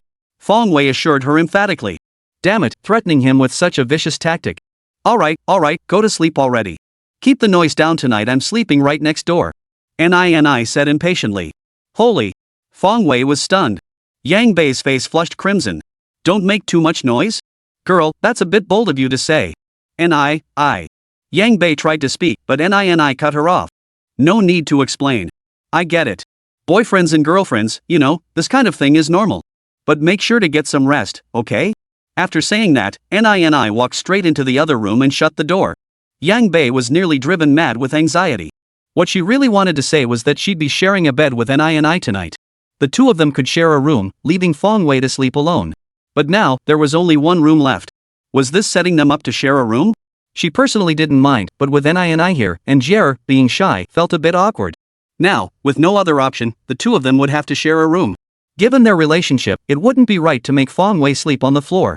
There was only one option left: sharing the same bed. Yang Bei's cheeks flushed slightly as she recalled the awkward incident at the hotel last time, feeling deeply embarrassed. Fong Wei, oblivious to Jer's thoughts, was still reeling from the shock. Ni's words were damn bold. He knew a fair bit about celebrities in the entertainment industry. On screen, Ni always came across as such a lady, the picture of a well-behaved girl, radiating pure goddess vibes. But how could she be so manly in real life? The difference was staggering. Your friend really has a cheerful personality. Fong Wei pondered for a while but couldn't find any other word to describe her, so he settled on cheerful. Yeah, that's just how she is. Yang Bei had long since gotten used to it. Then, an awkward silence fell between them. After silently finishing their showers, they found themselves sharing the same large bed again, just like last time at the hotel. Truth be told, Fong Wei had been itching to make a move. But alas, the timing just wasn't right. Tonight, of all nights, Ni had to show up? He'd even planned out what to say tonight to avoid that kind of awkwardness. But why was there an extra person? Having an extra person was one thing, but why did she have to say those embarrassing things right before bed? Even if Fong Wei wanted to do something now, and Jer would absolutely refuse. So, he might as well just go to sleep. Just go to sleep early, and you won't be tossing and turning. Suddenly, Jer's arm accidentally brushed against Fong Wei. Instantly, he felt the soft smoothness of her skin, his mind wandering wildly, filled with agonizing temptation. Damn it! This feeling of wanting to touch but not being able to is truly agonizing. Fong Wei muttered under his breath, burying his head under the covers to force himself to calm down. Then, he drifted off into a hazy sleep. Early the next morning. Before Fong Wei had fully woken up, he heard the blood-curdling shouts outside his room, filled with murderous intent. Fong Wei, you bastard! Get out here! Chapter 199, The Leader of the Ladies. What's going on? Yang Bei rubbed her eyes and opened the door. Ni burst into the room, flinging her phone onto the bed. Glaring at Fong Wei as if she could devour him, she snapped. You're reading the news? Don't you think you've caused us enough trouble already? And you said you'd never write another hit song? You shameless jerk. Even if Fong Wei wanted to sleep, he couldn't possibly do so after hearing Ni's tirade. He took the phone, wiped the sleep from his eyes, and saw the news on the screen. Fong Wei surprises with hit song in JoJo Kingdom. A single lanting preface proves Fong Wei isn't just a hit songwriter. The king of viral hits strikes again, composing 2 hit songs on the spot. True to his reputation as the grandmaster of square dancing, Fong Wei personally designed standard square dance moves. Fong Wei's multiple roles, is writing viral hits just a side gig? Composing poetry on the spot, Fong Wei's brilliance shines. The information on an entire page is almost entirely his. And most of his news items revolve around viral hits. After participating in the Kyushu Nation's Best Songs competition, his titles as the God of Viral Hits and the Grandmaster of Square Dancing became even more firmly established. Ahem, last night was just an impromptu creation. Rest assured, those 2 songs would never make it onto the square dance stage. It's not that easy to win the affection of the aunties. Fong Wei shot Ni a reassuring glance. He couldn't help but seeing Ni's murderous glare, he genuinely feared she might do something irrational. After all, tough women, what can't they do? Are you sure? Ni questioned. Absolutely certain. Fong Wei nodded emphatically. Indeed, those 2 songs are really unsuitable for square dancing. Then why did you design the standard moves? Ni's sharp tone showed no sign of letting up. Well, 9 Province's Best Songs is a variety show. The ladies definitely won't be watching it, so you don't need to worry. Fong Wei pondered for a moment before forcing out an explanation. But no sooner had he finished speaking than a familiar melody drifted up from downstairs. Then came a voice booming with energy. Sisters, today we won't be practicing the old dance routine. Last night, Fong Wei personally designed a new set of moves for us. Now, I'll teach you the new choreography. Fong Wei. Fong Wei. What else do you have to say? Yang Bei, I'll take you away. Don't stay with this shameless man. Online. Last night's episode of Good Songs of JoJo Kingdom was being clicked like crazy. Many netizens who missed it last night are now rushing to watch it today. Among them, unusually, there were many middle-aged women. Upon seeing the news and learning that the Grandmaster personally imparted his teachings, the middle-aged women couldn't resist. They rushed online to watch the 9 Provinces Nation's fine songs. Don't know how to use the internet? No problem, her son or grandson must know how. Some even went out of their way to find videos of Fong Wei teaching the standard moves for square dancing. The moment the video went live, its view count skyrocketed. 1 million. 2 million. 5 million. 10 million. Curious onlookers gathered in droves. The grandmas eager to learn square dancing watched intently, their expressions serious as they tried to follow along, waving their arms and stomping their feet in front of their computers. The onlookers were amused, occasionally exclaiming, "What was Fong Wei thinking? Writing songs is one thing, but you actually choreographed a dance too?" Though this short video clip was brief, its impact was undeniably massive. The most immediate effect? Grandmas across the country started learning Fong Wei's version of the square dance. Hunqing's version? Shanghai's version? Yinqing's version? Gone. All gone. Now there's only one left, Fong Wei's version. Thus, Hunqing has fallen. Whose city fell? Yinqing also fell. The entire nation fell. This time, everyone was unified. No need to argue over which square dance is better. No more arguing, no more fighting. The Grandmaster not only wrote the song but also choreographed the moves. Everyone, go learn and dance. In no time, neighborhoods and squares across the country were dancing to Fong Wei's versions of the most dazzling ethnic style and Little Apple, with no other choreography in sight. In the end, even the official Weibo account of the Sports Commission gave that video a thumbs up. A prominent official from the Sports Commission stepped forward to endorse Fong Wei's choreography, calling it excellent and well-structured. He further emphasized that square dancing is a health-enhancing exercise based on scientific and health standards. The commission encouraged middle-aged and elderly people to participate in square dancing for exercise. This made Fong Wei's version of square dancing even more popular. After all, it had received an official endorsement from the Sports Commission itself. The release of this video has been met with enthusiasm from many middle-aged women, but also with significant backlash. As for Fong Wei, he felt both fondness and aversion. Having single-handedly propelled square dancing into the mainstream, he witnessed its birth and growth. Seeing its ultimate form naturally filled him with joy and a profound sense of accomplishment. Pride. However, he strongly disliked certain labels. Particularly the notion that he's a champion for middle-aged and elderly women, someone who prioritizes their needs. That's utterly intolerable. When did he become the friend of middle-aged and elderly women?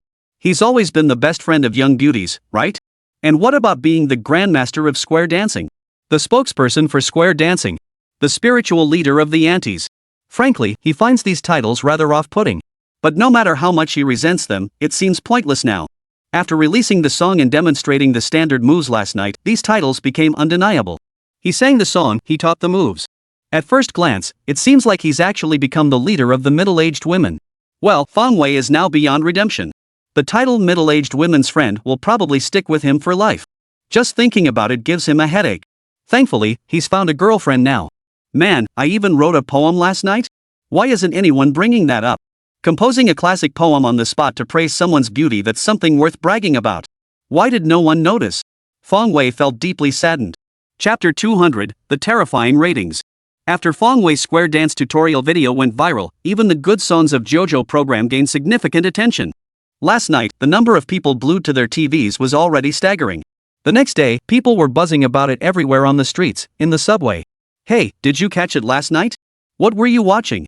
The song from JoJo Kingdom. The guy who wrote that viral hit was on last night. So freaking awesome.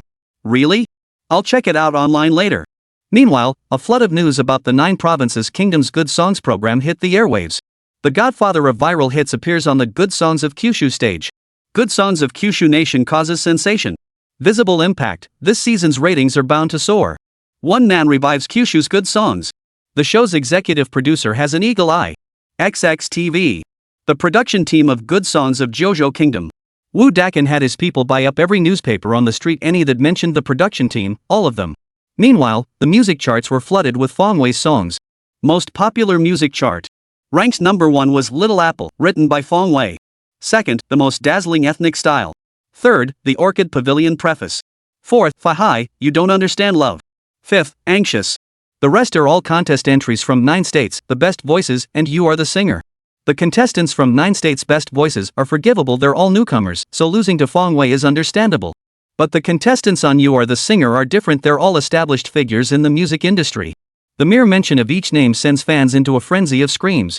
Yet even they couldn't surpass Fong Wei, who claimed a spot in the top 5 rankings. What's worse, not a single song from Ian City made the list. The top 5 spots on the chart were all occupied by Fong Wei's songs, either written by him or performed by him. His dominance is terrifying. This show is going to be a smash hit. One staff member exclaimed excitedly. After the low point of the first episode, what they craved most was for the show Good Songs of JoJo Kingdom to become a hit. Otherwise, sponsors would likely pull out, just like in the past. Don't get too excited just yet, we still need to see the final ratings. Woo Dakin cautioned. But his face was beaming with a smile. Clearly, he didn't believe last night's ratings for Good Songs would be particularly low. Not only did he not believe it, but neither did any of the show's staff. Given the buzz last night's episode generated, the ratings simply couldn't be low. The only uncertainty was its ranking. High ratings for their segment alone wouldn't suffice, they still had to compete against all other variety shows. Only through comparison could the gap be revealed. Exactly. Ratings are what truly matter. That's what everyone cares about most. Orange TV. The production team for You Are the Singer had arrived early too. Anticipation and nervousness were written all over everyone's faces, they were waiting for the ratings too. Based on their past performance, the ratings would undoubtedly rank among the top, but whether they'd secure first or second place was uncertain. After all, they had a formidable competitor in the form of The Voice of Kyushu. Is it about to start? Almost? Heaven help us. Last time, Good Voice had higher ratings. This time, we absolutely must surpass them. I don't care how high the ratings are, as long as we beat Good Voice. Exactly, as long as we get more than them. It should be fine. Our guest this episode is really impressive. Yeah, let's hope so. But I heard Good Songs from JoJo Kingdom is making big moves too. Wonder how their ratings will fare. Good Songs from JoJo? Put. They can only compete with other satellite channels, no way they can match us. You're right. Guess I was overthinking it. Jiangsu TV. The Good Voice production team looked like they were facing a formidable enemy, their expressions heavy with tension. They've all watched this week's episode of You Are the Singer. To be honest, it's way better than their current show. The guests performed exceptionally well. So they're likely to lose this week's ratings battle. But they weren't completely without hope. Maybe a miraculous comeback was still possible? Everyone clung to a sliver of hope. Even if they end up second, who would settle for second place when first is within reach? As for other variety shows? The staff of The Voice chuckled. Pardon our bluntness, but aside from You Are the Singer, the rest are trash. What other show could possibly compare to The Voice? Xinglong goes up. Guess which variety show will have the highest ratings this week? I'm betting on The Voice to win. You're a singer, right? This episode was pretty good. Upstairs won. Sweat, it seems like there aren't any other shows besides these two. These two shows are basically dominating the variety scene now. But honestly, this week's I Am a Singer was way more exciting, so I'm betting on that one to win. Your analysis makes sense, I agree. Actually, it's not certain. We'll see the results. Both shows are solid. If there's a gap, it's barely noticeable. Finally, as noon approached, the week's national TV ratings were released amid countless people's anticipation. Yet the outcome left many netizens and industry insiders utterly speechless, unable to utter a word. It felt like the world had collapsed, society had changed, and the public's tastes had shifted. How could this happen? Why did this happen? Why? It makes no sense. Whether it's You Are the Singer topping the charts or The Voice holding onto the #1 spot, no one bats an eye. But why did a dark horse suddenly emerge? Netizens are stunned and bewildered. Industry insiders were utterly baffled. Many find this outcome unacceptable. Last week's national TV variety show ratings rankings. First, Songs of the Nine Provinces, 191 ratings. Second, You Are the Singer, 183 ratings. Third, The Voice of China, 176 ratings. The news instantly sent shockwaves through the entire industry. The top-rated show wasn't You Are the Singer, nor was it The Voice of China, it was The Voice of China? What the hell is going on here? Chapter 201, One Person's Ratings. Dark horse? That term barely scratches the surface. You've got to be kidding me, this is a flying horse, right? Is this thing trying to fly to the heavens? Nine Provinces Good Songs is a solid show with decent industry buzz. But that's just reputation. Ratings have never been its strong suit. Even this time, everyone knows the show pulled some underhanded tricks. But no one took it seriously. A second-rate show with ratings bordering on third-rate, how much of a difference could its little tricks really make? Yet reality delivered a resounding slap to everyone. Good Songs of JoJo proved through action that no matter how impressive it might be, it could still climb to the top spot. XXTBV. The production team erupted in near universal jubilation. #1 in ratings? Their show actually topped the ratings? Back in the day, they wouldn't have dared to even dream of such a thing. Even when they first saw the rankings, many pinched themselves to make sure they weren't dreaming. But the sting of their pinch confirmed it. Good Songs of JoJo had indeed topped the ratings. What a joyous occasion this is. After the dismal ratings of Season 1, they finally rose to prominence in Season 2, surpassing the big hits The Voice and I Am a Singer to claim the top spot. Even staff from other programs came to congratulate them. As fellow members of TBV, they shared in the glory. We won, we won. Our ratings are #1. 1.9 something, we almost hit 2%.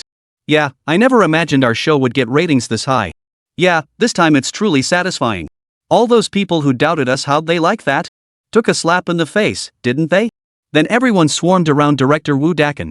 Director Woo, you're amazing. Exactly. Without Director Woo's leadership, our show wouldn't be where it is today. Exactly. We should definitely raise a toast to Director Woo. This time, we really owe it to Mr. Fong Wei joining us. Otherwise, our show wouldn't have achieved this success.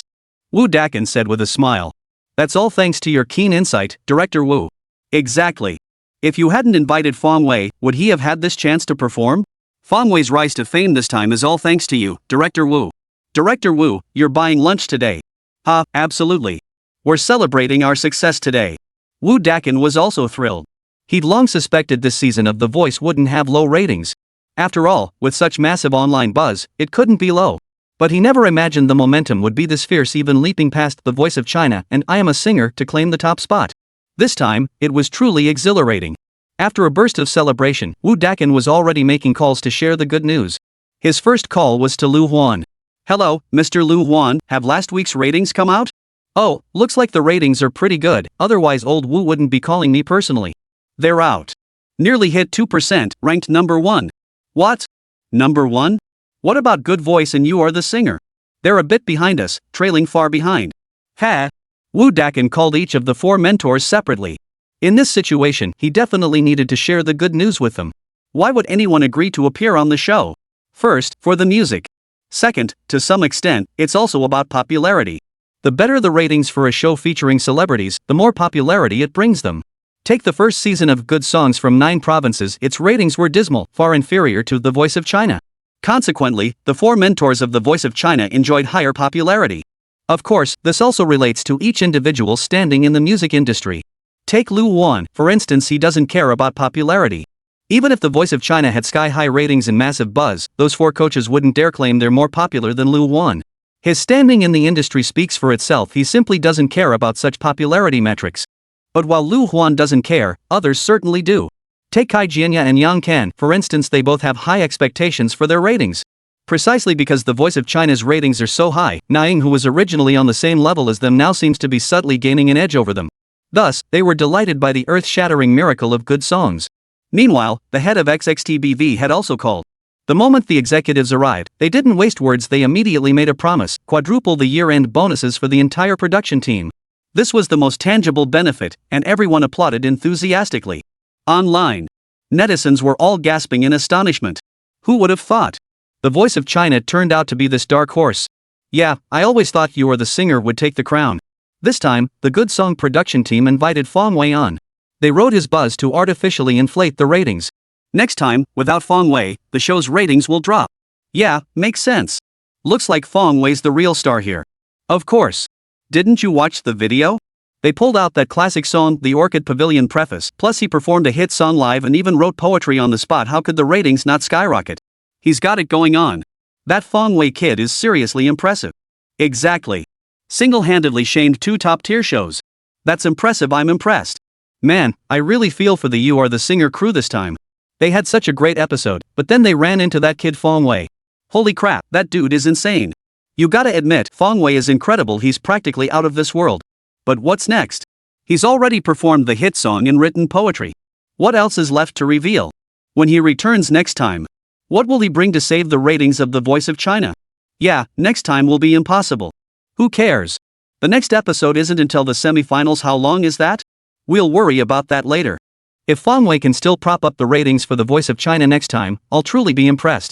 If he pulls it off again next time, it won't just be impressive, it'll be beyond impressive. You won't be able to help but be impressed. Chapter 202, Call Me Lei Feng. When Fong Wei returned to the villa, he found Jiang Shuang and Zhang Ai staring at him as if he were a national treasure, their eyes fixed on him without blinking. What's up? Think I look extra handsome today? Fong Wei mused, feeling rather smug. Landlord, you're that Fong Wei who wrote the hit song? Even after seeing the video, Zhang Ai still couldn't believe it. Could the landlord she lived with really be the godfather of viral hits? What kind of joke is this? But with Good Songs of JoJo blowing up these past few days, the guy in the video was definitely Fong Wei. That's right, it's me. Impressed by my literary talent? Fong Wei said smugly. Not exactly. Just don't go around saying you know us when you're out. Jiang Shuang added. Huh? Why? Fong Wei asked in surprise. With a guy as talented as me, shouldn't you feel honored to be associated with me? Living with me should be an honor, right? I'm scared someone'll beat me to death. You haven't caused enough trouble for everyone already? Now you've gone and messed up the standard dance moves for the square dancing group. The others are in for it. Zhang Ai said gloomily. Fong Wei. Fine, he's handsome. Just keep quiet and be a pretty boy. After greeting Zhang Ai and Jiang Shuang, Fong Wei returned to his room and, without another word, prepared to catch up on sleep. Last night should have been an exciting moment, but someone's appearance had brutally ruined that beauty. Not only that, but it had left Fong Wei agonizing all night. Seeing but not having was truly torturous. Just as he was about to check Xinglong before bed, Fong Wei noticed numerous private messages and comments piled up on the app. Hey, big shot. Who knew you had so many identities? Master, I really love your songs. The Orchid Pavilion preface is so beautiful, and the lyrics are amazing. Bro, please stop writing hit songs. I live right next to the square, my body can't take it anymore. Huh, kiddo, big bro's following you on Xinglong now. This account was originally registered by Fong Wei when he was writing novels, with the nickname Xinglong. Now that Fong Wei's multiple identities have been revealed, his fanbase has naturally grown significantly. Some love his songs, some adore his poetry, while others just click for the spectacle. In short, his fanbase has multiplied several times over.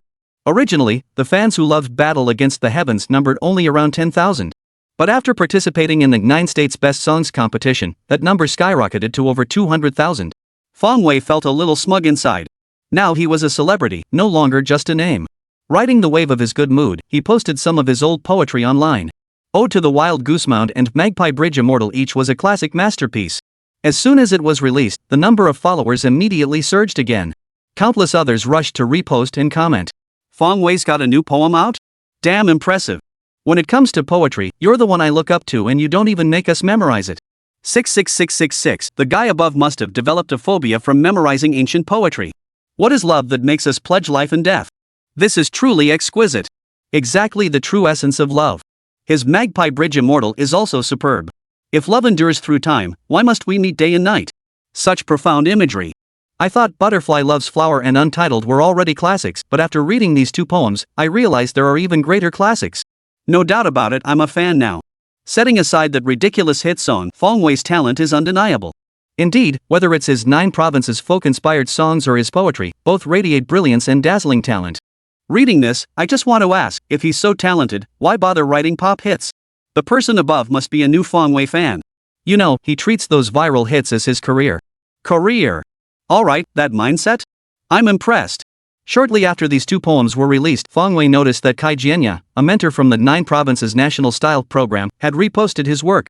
After Fong Wei composed a poem for me live on last night's show, I knew he was a literary genius. To be honest, I didn't grasp the meaning of that poem until this morning.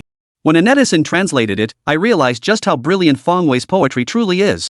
Now, looking at these 2 poems again, they're truly breathtaking works destined to be passed down through the ages. With a heavyweight like Kai Jianya showing support, Fong Wei naturally had to reciprocate. With rare modesty, he remarked, "Thank you for your kind words, Professor Kai Jianya. These are merely my humble attempts. I'm hardly worthy of being called timeless." Truthfully, these poems were timeless masterpieces, otherwise, they wouldn't have been known to Fong Wei after being composed by ancient poets in his previous life. But in this world, those poems had never existed. To outsiders, they were all Fong Wei's original creations, so naturally he couldn't praise himself so highly. Though he did think he was pretty awesome. What? Did Fong Wei bring these works over one by one from his past life?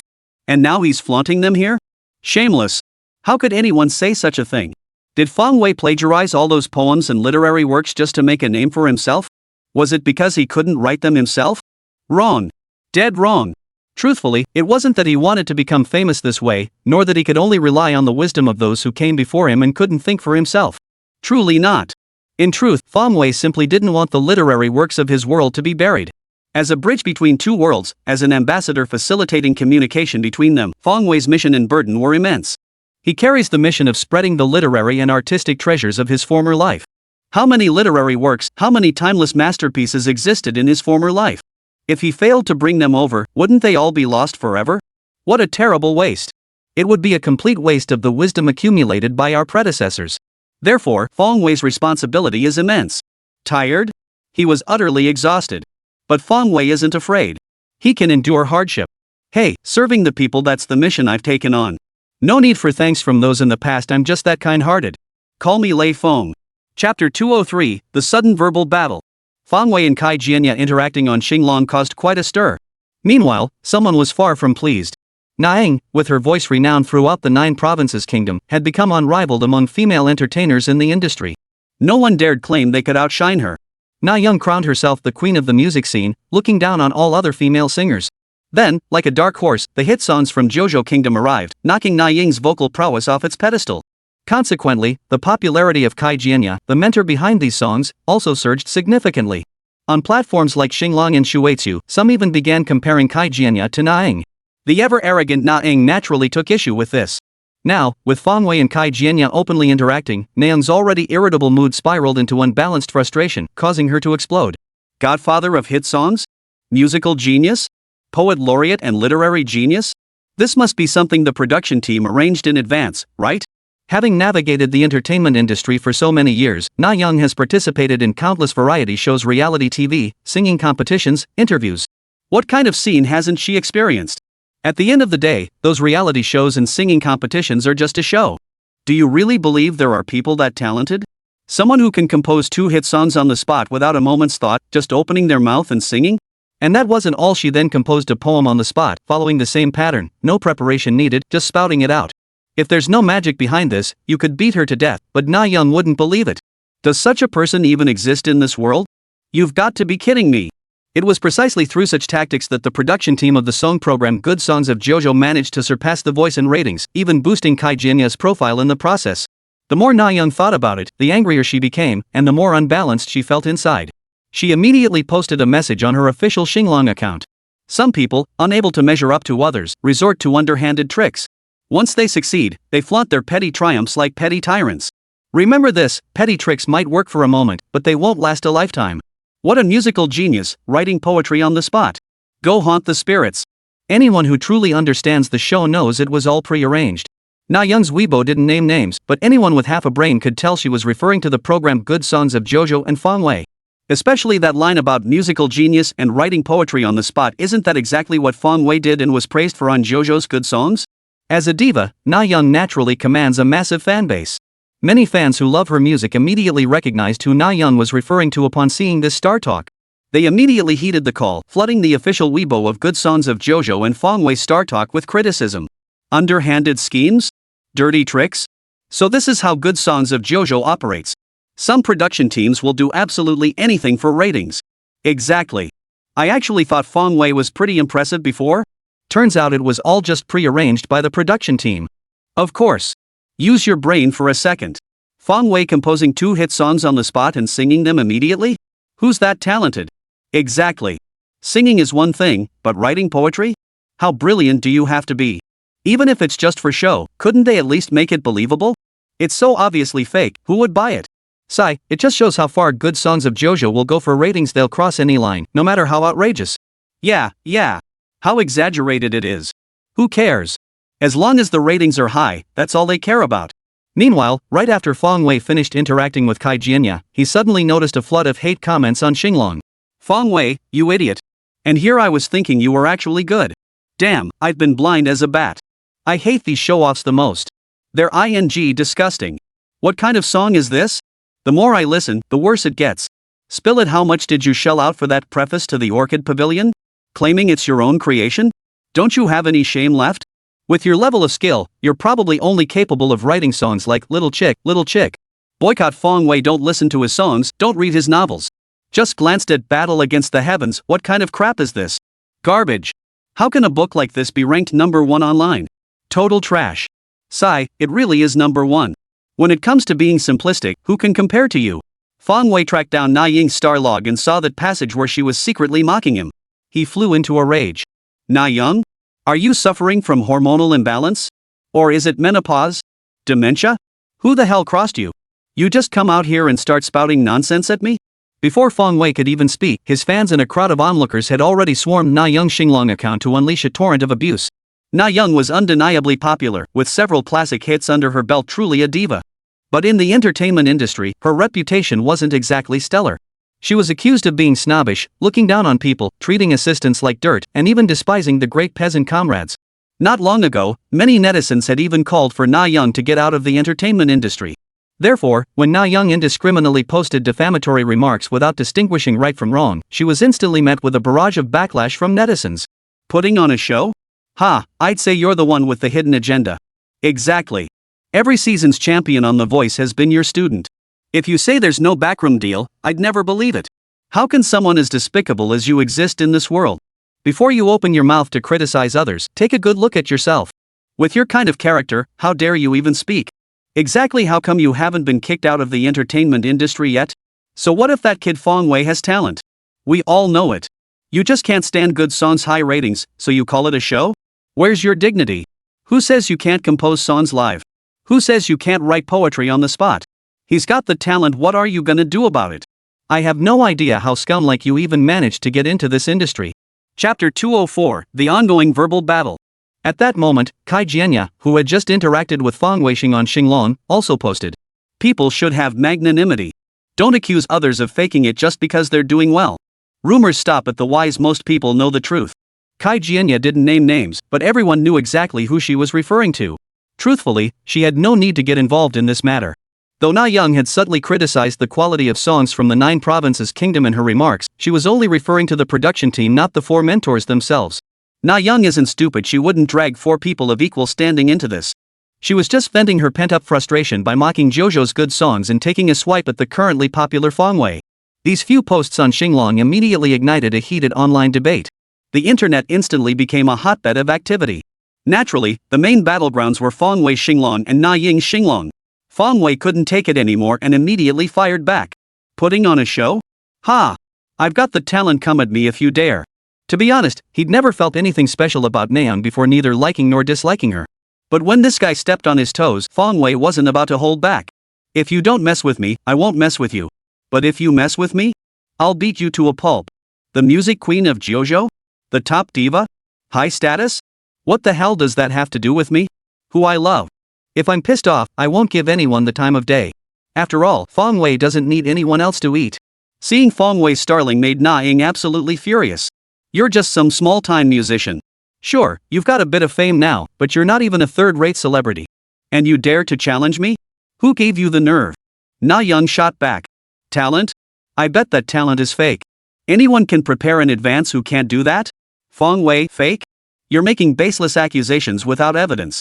You're so smooth, this can't be your first time pulling this stunt. Na Young grew even angrier and retorted, everyone in the industry knows about variety shows. What proof do you need? Fangwei, exactly. Everyone knows. Didn't you slander teacher Dao Lang like this back then?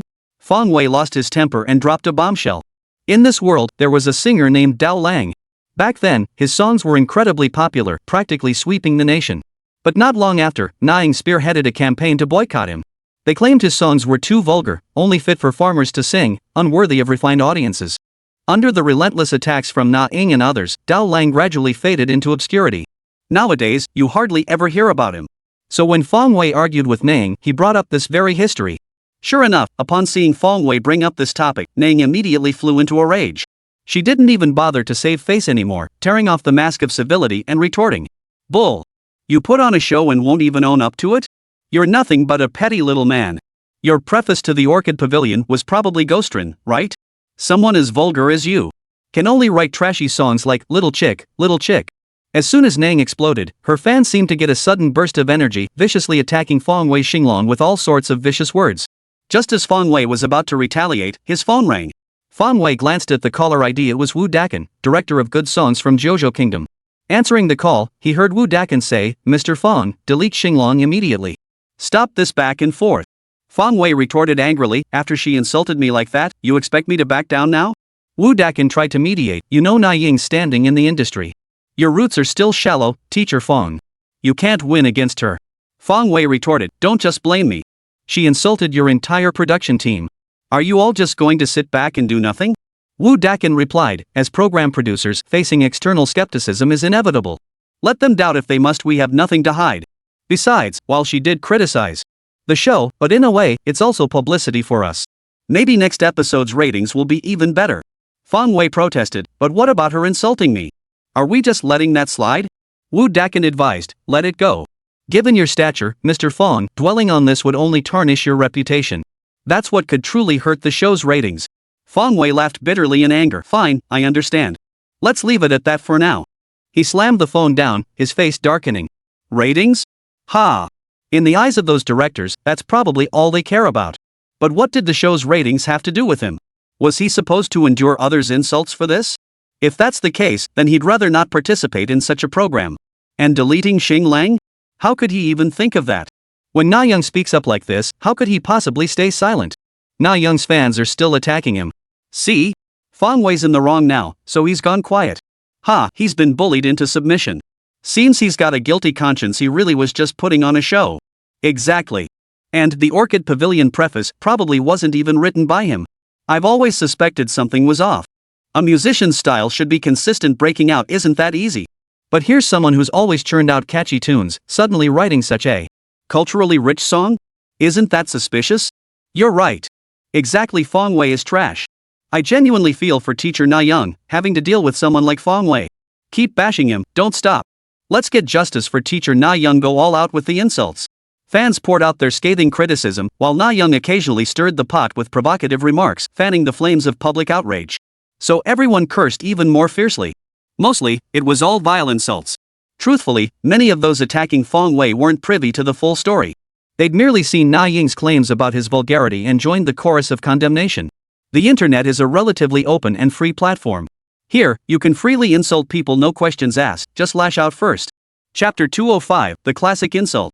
Moreover, in most people's eyes, public figures dare not retaliate with insults, at least not with particularly harsh ones. After all, public figures must maintain a certain image. So some bystanders feel even more emboldened. The thrill lies in being able to freely insult someone who, out of caution, dares not retaliate. They relish seeing people lose their temper yet remain powerless to retaliate. However, they still underestimated Fong Wei. Or rather, they simply didn't know him well enough. What gave Naeun the confidence to speak that way on Xinglong? Nothing more than her greater fame and higher status, which made her certain Fong Wei wouldn't dare to openly confront her. As for netizens, they also held back from responding, knowing Fong Wei was a public figure. But Fong Wei dared to do just that. So what if he's high-ranking? So what if he's famous? In his eyes, it's all a pile of dog. Still afraid to speak up? I can curse your mothers to hell. Calling me names for no reason? Stepping on me time and again? If Fong Wei didn't kick people like this a few times, would they forget he wears size 42 shoes? So what if I curse? Fine, today I'll curse right back at you. You really think I don't know how? All those classic insults from my past life, just one thrown out could leave your brain spinning. The war of words raged on. As a pop diva, no matter how bad her reputation gets, Na Young still commands a massive fanbase. With so many loyal followers, she only needed to lead the charge for her supporters to push Fong Wei's side back step by step. It wasn't that our side was weak, the enemy simply had overwhelming numbers. Fong Wei's fanbase barely tops 200,000, while Na Young commands tens of millions of die-hard supporters. The two sides aren't even in the same league. Ha, like a mantis trying to stop a cart, utterly delusional. Can't keep up with the insults, huh? With such a small group, you dare to trade insults with us? We'll talk you to death. If you can't hold your own, shut your trap and get lost. Still defending Fong Wei? Go chill somewhere else. I just love calling out these overconfident fools. Under the onslaught of millions of fans, the flood of insults was overwhelming. Fong Wei's supporters simply couldn't hold their ground. Yet Fong Wei showed no sign of panic. He calmly composed his next post on Xinglong, then leisurely hit publish. Truth be told, as someone raised with impeccable manners since childhood, Fong Wei simply didn't know how to curse. Hell, he didn't even know how to curse. But today, when people dared to bully him, why pretend to be civilized? Yeah, I'm a petty person, but at least I'm better than some who aren't even human. Your subpar features can't hide your subpar intelligence. Dear fans, forget it, stop cursing at them. Be more tolerant. If a dog bites you, are you going to bite back? This time, the comments exploded instantly. Holy crap! That's awesome, this reply is so lit. Fong Wei fired back thumbs up. Awesome, I'd give this guy 100 points, go ahead and be proud. I'm totally blown away by Fong Wei's talent today, he can even make insulting people look cool. 666, if a dog bites you, do you really need to bite back? Exactly, we don't have to. We're not dogs. Nice one, that was a strong move. 100 likes. Classic. Even his insults are legendary. I'm impressed. Wow, I realize I've fallen for this kid Fong Wei, he's so unconventional. Na Young replied too. Judging by her tone, she seems a bit embarrassed and angry. Honestly, when you're being mocked like a dog, it's hard to stay cheerful. You're cursing people? Where's your manners? What did your parents teach you? In no time, this post by Xing Lang was flooded with shares and comments. Stand with teacher Naeun, Fong Wei is just an ill-mannered person. Exactly. What kind of character is this? And he's a public figure? Is there such a thing as a public figure like him? And this guy claims to be a literary genius? What good is talent when your character is rotten? He actually dares to publicly call others dogs? He's no better himself. Fong Wei didn't care anymore and kept posting relentlessly. Since he'd already fired back, he might as well go all out. If he didn't shame them into staying off Xinglong for days, his transmigration would have been for nothing. He'd also be disgracing the folkmasters from his past life. My songs aren't great, I admit it. But they're still better than some people's. Some songs are like spoiled rich girls reeking of cheap perfume, always rubbing up against men. Do you think anyone will give you a second glance? When problems arise, look inward first. Don't blame the Earth's gravity when you're constipated. The moment the Star Lang comment dropped, the comments section exploded with laughing out loud emojis. Ha, hilarious. Awesome, this guy's a legend. Don't blame gravity for your constipation? That cracked me up. Holy crap. Fong Wei is going to defy the heavens. Damn, this is how you insult someone without using swear words. My admiration for Fong Wei is like a mighty river flowing endlessly. I've gone from passerby to fan, no wonder he can write poetry. Na Young really hit a brick wall this time. Picking a fight with someone like this? She's just asking for it. Fong Wei didn't stop there, continuing to post. Honestly, some things I'd rather not dwell on, but I can't help but speak up. Just because someone else gets popular, you jump out of the woodwork? Not happy with that? You're given the title of Sword Immortal and you refuse it. Yet you cling stubbornly, whining and begging to be a swordman. Seriously, why bother? Why not just fly to the moon? Na Young, dollar. She was so furious her whole body felt like it was on fire. She wanted to open her mouth and curse, but after thinking for a long time, she couldn't squeeze out a single word. But not cursing? Reading Fong Wei's words just made her blood boil. Every glance made her feel like she couldn't catch her breath. She was absolutely furious. Chapter 206, Never Cross the Songwriter of Divine Melodies. Damn it! Damn it, that Fong Wei is such a jerk. Trash, idiot, you're the real jerk. Damn it, this is infuriating. Na Young's fans were all howling with rage.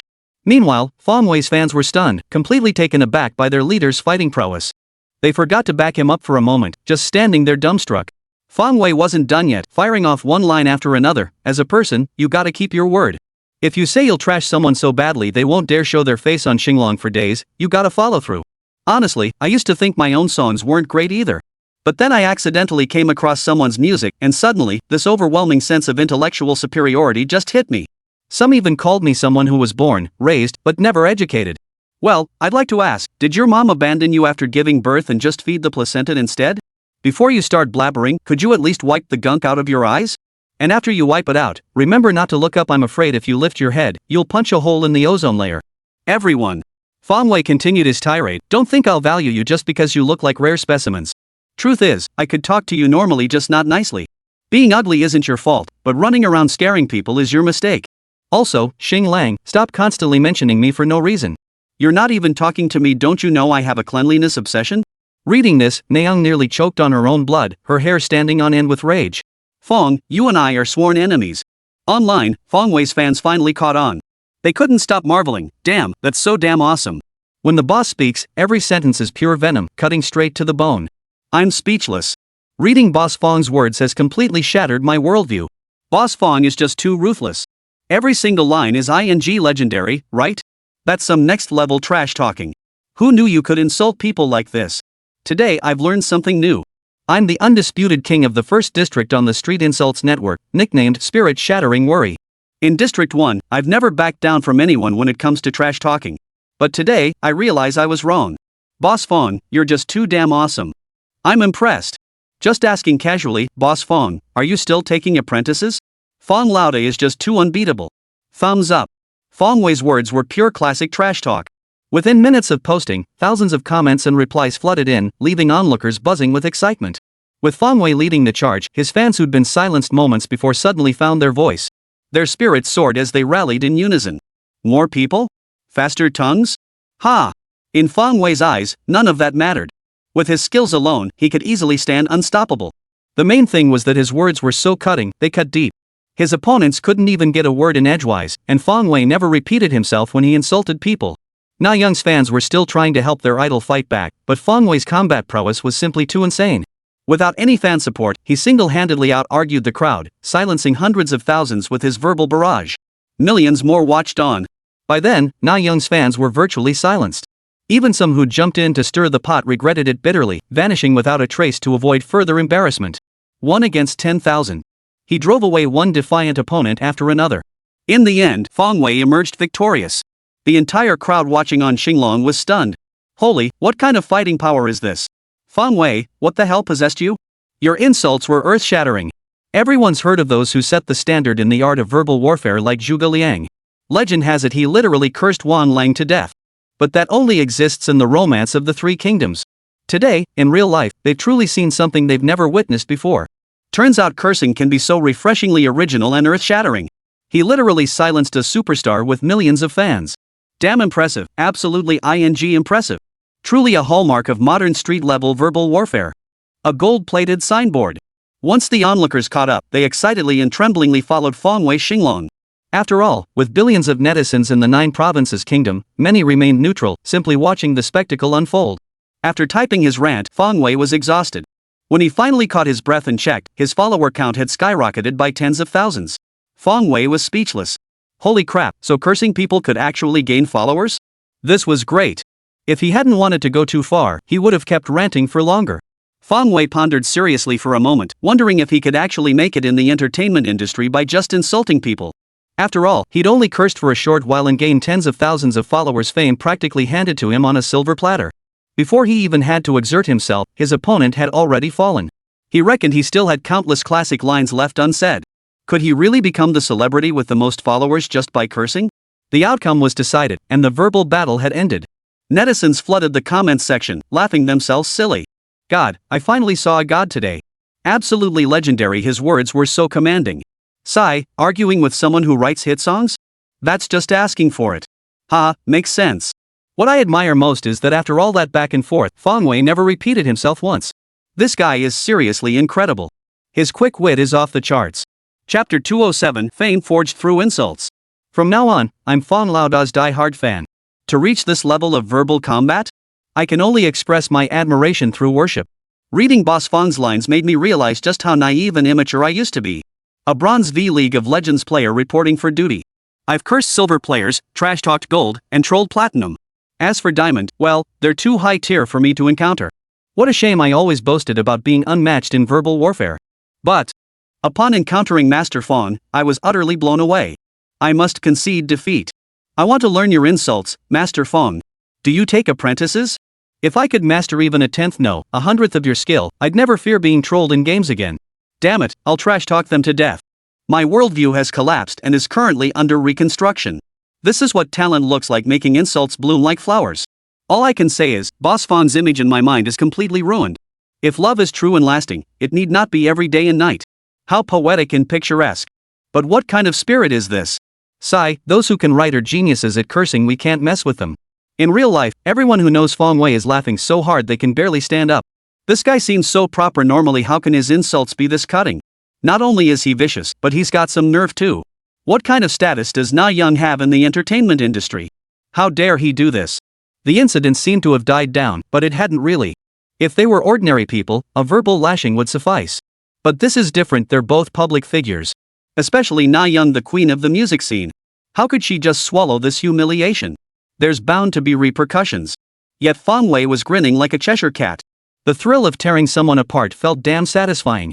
It had been ages since he'd cursed with such unrestrained satisfaction. And while his choice of words hadn't been heard in this world before, in his past life, they were all internet catchphrases back in the day. So when Fong Wei brought them back, they instantly caused a sensation. Many devoted fans even compiled a dedicated thread documenting Fong Wei's classic insults from this incident for everyone to study. During this time, countless replies flooded in. Ha, this is hilarious, I laugh every time I read it. Indeed, while watching the spectacle, I found myself begging the OP for updates. Fong Laoda's insults were so plentiful, I couldn't possibly recall them all at once. Calm down, everyone needs to calm down. Sitting tight for new quotes to emerge.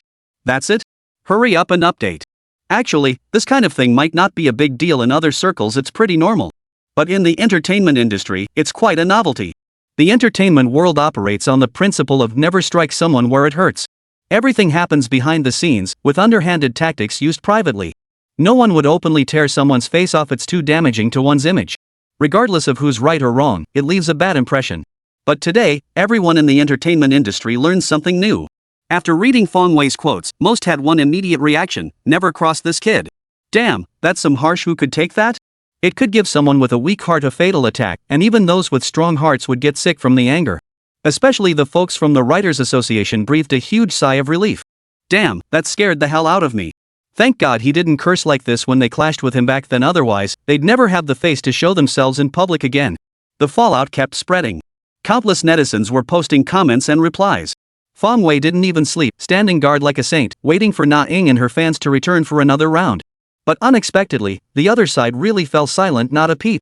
Soon after, Fong Wei posted his final statement on Xinglong, serving as both a summary and clarification. All future statements will be solely my own opinions. Any similarities to others' views are purely coincidental. Those who know me well understand I'm a refined, sunny young man who never initiates insults. If someone curses me once, I'll endure it. If they curse me twice, I'll endure it again. But if they curse me a third time, I'll endure your ing curses until I'm ready to snap. Do you think I'm your father, supposed to indulge your every whim? So what if she's famous? Does being a diva give her the right to insult people for no reason? Am I supposed to just stick my face out there for her to punch? To those who insult me for no reason, I'll just say, I bought a watch last year. Feeling inspired by all this ranting, I'll just whip up a poem on the spot, no need to guess, I bought it for 50 cents. Life's joys should be savored thus, for all things since ancient times flow eastward like water. How could I ever bow and scrape before the powerful, for fear of losing my joyful smile? The final poem by Xing Lang Shan was adapted by Fong Wei from Li Bai's Farewell to Tianmu Mountain. The final line should have been, how could I bow and scrape before the powerful, forgetting my own joy and peace? But to fit the context, he changed serve to fear, though the meaning remains much the same. In short, he wouldn't be intimidated by Na Young's status. After all, he doesn't depend on her for his livelihood. What could she possibly do to him? After seeing this star talk, everyone was stunned once again. Any similarities are purely coincidental? Nice one, that's some serious swagger. But these insults? They're genuinely one of a kind. Besides you, who else could come up with such classic lines? And the final poem left an even deeper impression. Honestly, taken out of context, these lines aren't particularly well written. But this poem fits the current situation perfectly. Isn't Fong Wei basically saying that Naeung is using her status to bully people and he's just retaliating to avoid making himself unhappy? Impressive. I'm genuinely impressed. Boss Fong's poetry is top-notch, he just rips it out effortlessly. Exactly. Who still dares say Boss Fong is just putting on a show? That's the kind of talent he has no explanation needed. This poem hits the nail on the head. That's how life should be. Happiness matters most, screw everyone else. Exactly. That's the way it should be. If someone dares to insult me, I'll just hit back. Why should I care about all that nonsense? Chapter 208, Hidden Intrigue. Fong Wei's fans showered him with praise. But finally, a fan of Naeung seemed to find Fong Wei's weak spot and retorted, what's this about literary talent? He can't even speak properly. Last year I bought a watch? Do watches come by the piece? You count them by the piece, right? Exactly. And you call that literary talent? What a load of crap, he can't even use basic measure words. Exactly. Trash. +1 for trash. After Fong Wei single-handedly turned the tables, many Na Young fans were seething inside, but under Fong Wei's pressure, none dared to speak up. Now, after waiting a long time, they finally found Fong Wei's mistake and jumped out again to criticize him. It seemed like a resurgence of the embers. Meanwhile, Fong Wei's numerous fans were rendered speechless. They had certainly noticed this mistake, but deliberately avoided pointing it out. They never imagined the other side would seize upon this small slip-up. Now, they couldn't even argue back. It was indeed a very basic mistake, something one should learn in elementary school. Who would have thought that Big Brother Fong would make such an error? Yet Fong Wei seemed oblivious to these malicious comments, which appeared poised to resurface. He merely responded with a non-committal remark. Type out the pinyin for the word you, take only the first 2 letters, and read it aloud. What? Type out the pinyin? Could there be some hidden meaning in these pinyin letters? Soon, netizens began trying it out. I bought a watch last year? Wokanim illegibi? All you up? Ha! Netizens were laughing their asses off, doubled over with laughter. Holy! Whoa, holy! I knew it! How could Boss Fong make such a rookie mistake? Turns out there was a deeper meaning after all. This way of cursing is beyond compare. I'm truly impressed. I'm bowing down in awe, flat on my back. Damn impressive. Where'd all those haters go? Come on, try calling me out again. Na Young's fans are truly at a loss. The momentum they just built up got completely crushed by those few words. Did I buy a watch last year? How the hell did you come up with that? How dare you talk to me like that? You're not playing by the rules. Na Young's fans were on the verge of tears. You still want to fight back? What the hell are you talking about? With Fong Wei's fighting prowess, even if a whole army showed up, they couldn't out-insult him alone.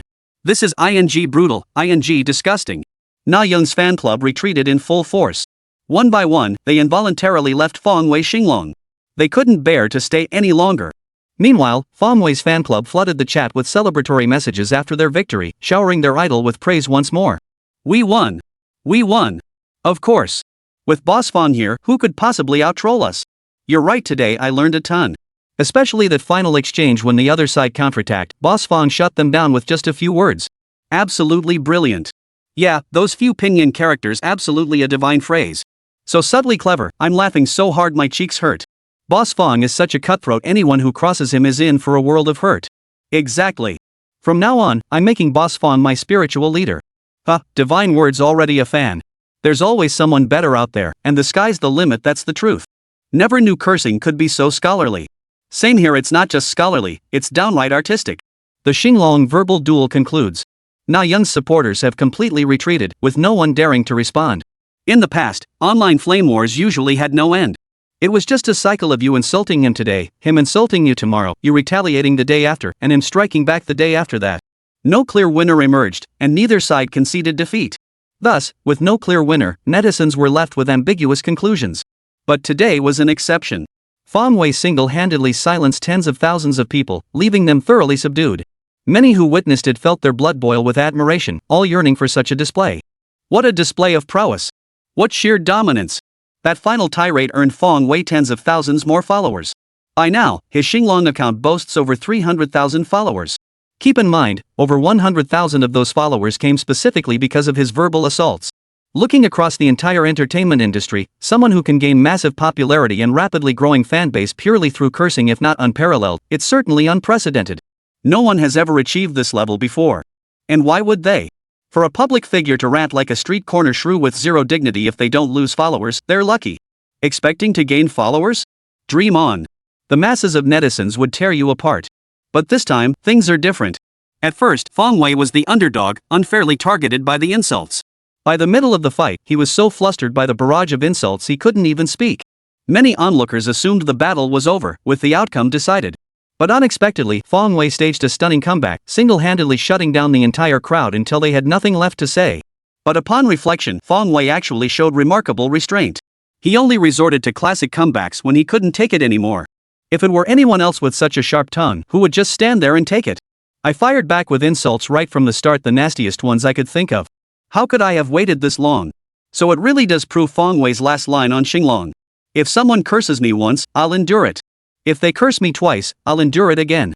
But if they curse me 3 times, I'll endure your insults no longer. Do you think I'm your father, that I should indulge you? As the ancients said, when you can't bear it anymore, there's no need to bear it any longer. When you've reached the limit of endurance, why hold back? Just let it all out. Chapter 209, The Selection of Internet Slang. After venting, Fong Wei didn't dwell on it. He tossed his phone aside and collapsed into sleep. He slept straight through until the afternoon, finally waking up. Fong Wei walked downstairs, intending to reheat the meal Jiang Shuang and the others had cooked to fill his stomach. While eating in the hall, he happened to run into Jiang Shuang and Zhang Ai returning from outside. Their eyes locked on Fong Wei like he was some kind of freak. Hey, what's with you two? Even if I'm handsome, you don't have to stare at me like that. It's embarrassing. Fong Wei mumbled with his mouth full as he shoveled food into his mouth. Shy? Shy my ass. Does that look like you're being shy? Jiang Shuang retorted, speechless. Don't say that. I'm just not showing it. Fong Wei replied. Not obvious? You're just too embarrassed to show it, aren't you? Jiang Shuang sneered. After spending time together, the group had become completely comfortable with each other. Plus, being close in age, they often cracked jokes like this. Fong Wei, was that morning Xinglong post really sent by you? Zhang Ai asked in surprise. Yep, totally me. What's up? Impressed by my genius? Planning to offer yourself up as payment? Fong Wei grinned cheekily. Get lost, not at all. Zhang Ai flushed slightly. She and Fong Wei had been through some things together, and after spending so much time together, she had gradually developed feelings for him. So when he made jokes like this, she couldn't help but feel a little embarrassed. Fong Wei, I really don't think you need to be so harsh. In the entertainment industry, you have to be flexible. Jiang Shuang interjected. She was slightly more mature than Zhang Ai and understood more, knowing the wisdom of not pushing things too far. Kiss ass? Hell no. Even if I can't make it in showbiz, so what? Fong Wei retorted with a sneer. Since his journey here, he'd gained entirely new perspectives on many things and learned a great deal. But stubbornly, he hadn't learned to back down. Why won't you listen to what I'm saying? Jiang Shu snapped, slightly exasperated. I've heard plenty from seniors about situations like yours. Don't let your current fame fool you. You still can't compete with established stars like Naing. You've heard of Zhou Jia, right? After starring in Return My Pearl and Judge Bao, he was practically a household name everywhere. Yet he still got blacklisted by the industry elders. I'm worried you might end up in the same situation. Jiang Shuang's expression was visibly anxious, clearly genuinely worried for Fong Wei. According to online media reports, Zhou Jia offended Chen Daoming, who played the 8th prince while filming Young Judge Bao. Chen subsequently blacklisted him. After Young Judge Bao, Zhou Jia barely appeared in any TV dramas. Whatever. I'd actually like to see how she plans to blacklist me. Fong Wei remained utterly unfazed, loading another heaping spoonful of food into his mouth and swallowing it down. I can't be bothered to argue with you. Faced with Fong Wei's utterly clueless demeanor, Jiang Shuang was at a loss. She could only take Zhang Ai upstairs. After finishing his meal, Fong Wei strolled upstairs leisurely, completely unconcerned about his predicament. Back in his room, he turned on his computer. Checking online, he saw that some of Nayoung's posts about Songlang had been deleted. His own posts, however, remained untouched, not a single one deleted. Indeed, Nayoung might not have been calm enough that morning, but now, she had completely settled down. Posts containing inappropriate remarks had been thoroughly deleted. While it didn't change the situation, at least it showed some effort. Compared to her, however, Fong Wei showed absolutely no sign of remorse. His posts remain untouched online, showing no signs of being deleted. Fong Wei had nothing to say about it. If others chose to delete theirs, that was their business. But his Starlang posts? Sorry, he had absolutely no intention of deleting them. Since it had already happened, why beat around the bush? Might as well lay it out in the open. If something had once existed, it had its reason for being. How could others just erase it at will? Following Xinglong's link, Fong Wei landed on a voting site. Turns out it was an online buzzword contest. This year's internet buzzword contest? This was rather interesting. Actually, in Xinglong's previous life, there had been similar events. But there was a difference. In this world, the buzzwords were determined by netizens' votes. Fong Wei was eager to see what the trending phrases were in this world. He wanted to pay his respects to them. But what he saw left him speechless. This trending phrase was quite unexpected. Number 1, I bought a watch last year. From Fong Wei. Ranked second, don't blame Earth's gravity when you're constipated. From Fong Wei. Third place, you refuse to be a sword immortal when offered, decline to become a sword god when granted, yet cling stubbornly to being a sword mortal. Seriously, why bother? Why not just fly to the heavens instead? By Fong Wei. Ranked fourth, being ugly isn't your fault, but scaring people when you go out is your mistake. From Fong Wei. Ranked fifth, when you're randomly posting Starlang, best not tag me or talk to me, I'm a clean freak. From Fong Wei. Over half of the top 10 internet catchphrases were actually coined by Fong Wei. And his words dominate the entire top 5 list. And these phrases were only born how long ago? Not even a full day? Netizens are seriously impressive. They managed to push these phrases into the top 10 within half a day.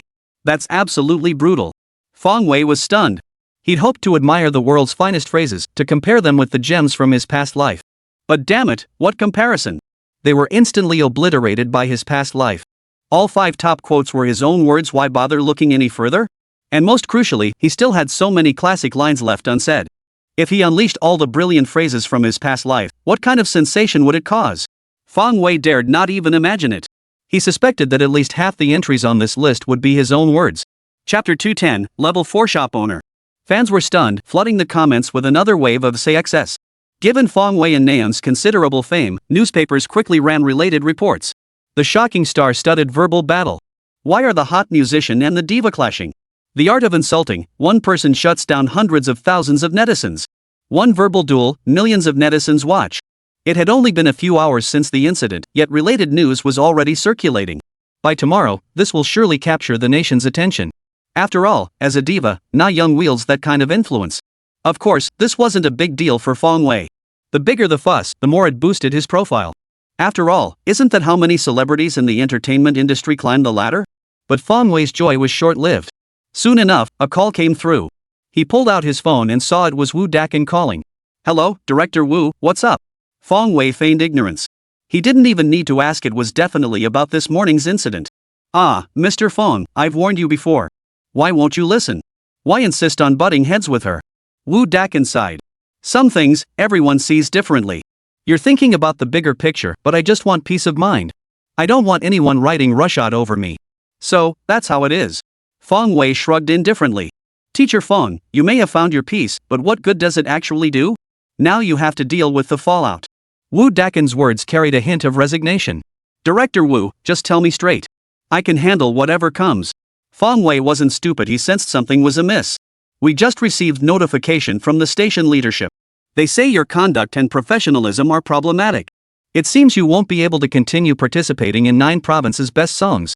Wu Dakin paused before explaining the situation. Yet his tone carried a weight of guilt. After all, it was he who had personally invited Fong Wei to join the show in the first place. It's fine, Director Wu. We'll collaborate again when the opportunity arises. Fong Wei offered a perfunctory response before hanging up, his expression darkening. Sure enough, Nayoung wouldn't let it go. Since she couldn't out-argue him, she was clearly seeking revenge elsewhere. And kicking him off the stage of Good Songs of Jojo Kingdom would be a significant blow in the eyes of outsiders. Truth be told, Fong Wei didn't care much about participating in the 9 provinces best songs competition. He was just there to build his reputation anyway. But the feeling of being kicked out? That was downright unpleasant. The official Weibo account of the 9 provinces Good Song Contest soon released an announcement. Due to Fong Wei's conduct and lack of professionalism, we have decided to revoke his eligibility to participate in the Good Songs of Jojo Kingdom competition. His actions are entirely unrelated to the Good Songs of Jojo Kingdom event. A single star-shaped post, just a few dozen words long, carried immense destructive power. For anyone else, this would be a devastating blow. In the entertainment industry, it could even spell the end of their career. Losing a stage that could have launched his career overnight, while facing potential backlash in other fields, this is devastating for a newcomer. Even Fong Wei felt the significant impact. Na Young's fans felt victory beckoning, ready to reclaim the injustice they'd endured that morning. One by one, they came out. They descended once more upon Fong Wei Xinglong. "You idiot, you think you're so good at trash talking? Try saying something else then. Trash is trash. What good is all your talent if you have no class? You'll still end up nowhere." Ha, kicked off by Good Songs from JoJo? Couldn't be happier. Go on, keep it up. Aren't you so good with words?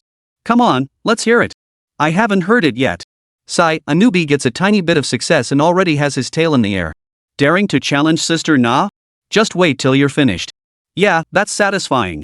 Get out of the entertainment industry, you idiot. Without Good Songs of JoJo Kingdom, let's see how you'll bounce back. If you're so talented, write another hit song. You're the one who can improvise on the spot, right? Let's see how many people will listen to it. I sure as hell won't. The so-called hit songs this jerk writes are only fit for those middle-aged ladies. What young person would listen to this crap? Exactly. Just waiting for Fong Wei to crash and burn. Oh my, what a musical genius. So impressive. And then, nothing. 666, the trolling upstairs is on point. High-level trolling. In my opinion, this so-called musical genius is just hype from the show's producers. Fong Wei's fans couldn't stand seeing this.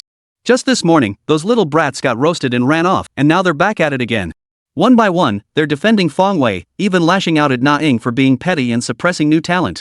But against the overwhelming momentum of Na Ying's fanbase, Fong Wei's mere hundreds of thousands couldn't make much of a splash. Their posts were quickly drowned out. Fong Wei couldn't take it anymore. Damn it, haven't these little brats had their fill of fun this morning? Now they dare come looking for more? Perfect. I was just lamenting that my classic insults from my past life never got a chance to shine. What a waste of the wisdom of the greats from my previous incarnation. You just happened to walk right into the blade. You'll be the ones to pay the price. Fong Wei gathered his chi and his dantian, ready to unleash his power and give these little bastards a taste of their own medicine. But then, the system notification chimed. Ding! Congratulations, host, your fame has skyrocketed. You've completed a system side quest and earned 1 lottery chance. Ding! Congratulations, host, on completing sufficient tasks. Your shopkeeper level has successfully advanced to level 4. Ding! Congratulations, host, on earning an additional lottery chance. Ding! Congratulations, host, you have reached the required level to unlock the skill lottery wheel. Fong Wei was stunned by this barrage of notifications. Shopkeeper level increased? This was fantastic news. Every time the shop owner leveled up, he received a larger share from the system and unlocked more privileges. This time, besides an extra lottery chance, a brand new lottery wheel had been unlocked. Skill lottery? Previous draws only offered treasure hunt items, but now there's finally something else. And it sounds pretty awesome too. Chapter 211, Skill Lottery. Fong Wei checked the shop owner's attributes. Host, Fong Wei verified and confirmed. Not the kid next door from the Wang family. Gender, male verified and confirmed, no gender reassignment surgery performed. Age, 22 verified and confirmed, no errors on the household register.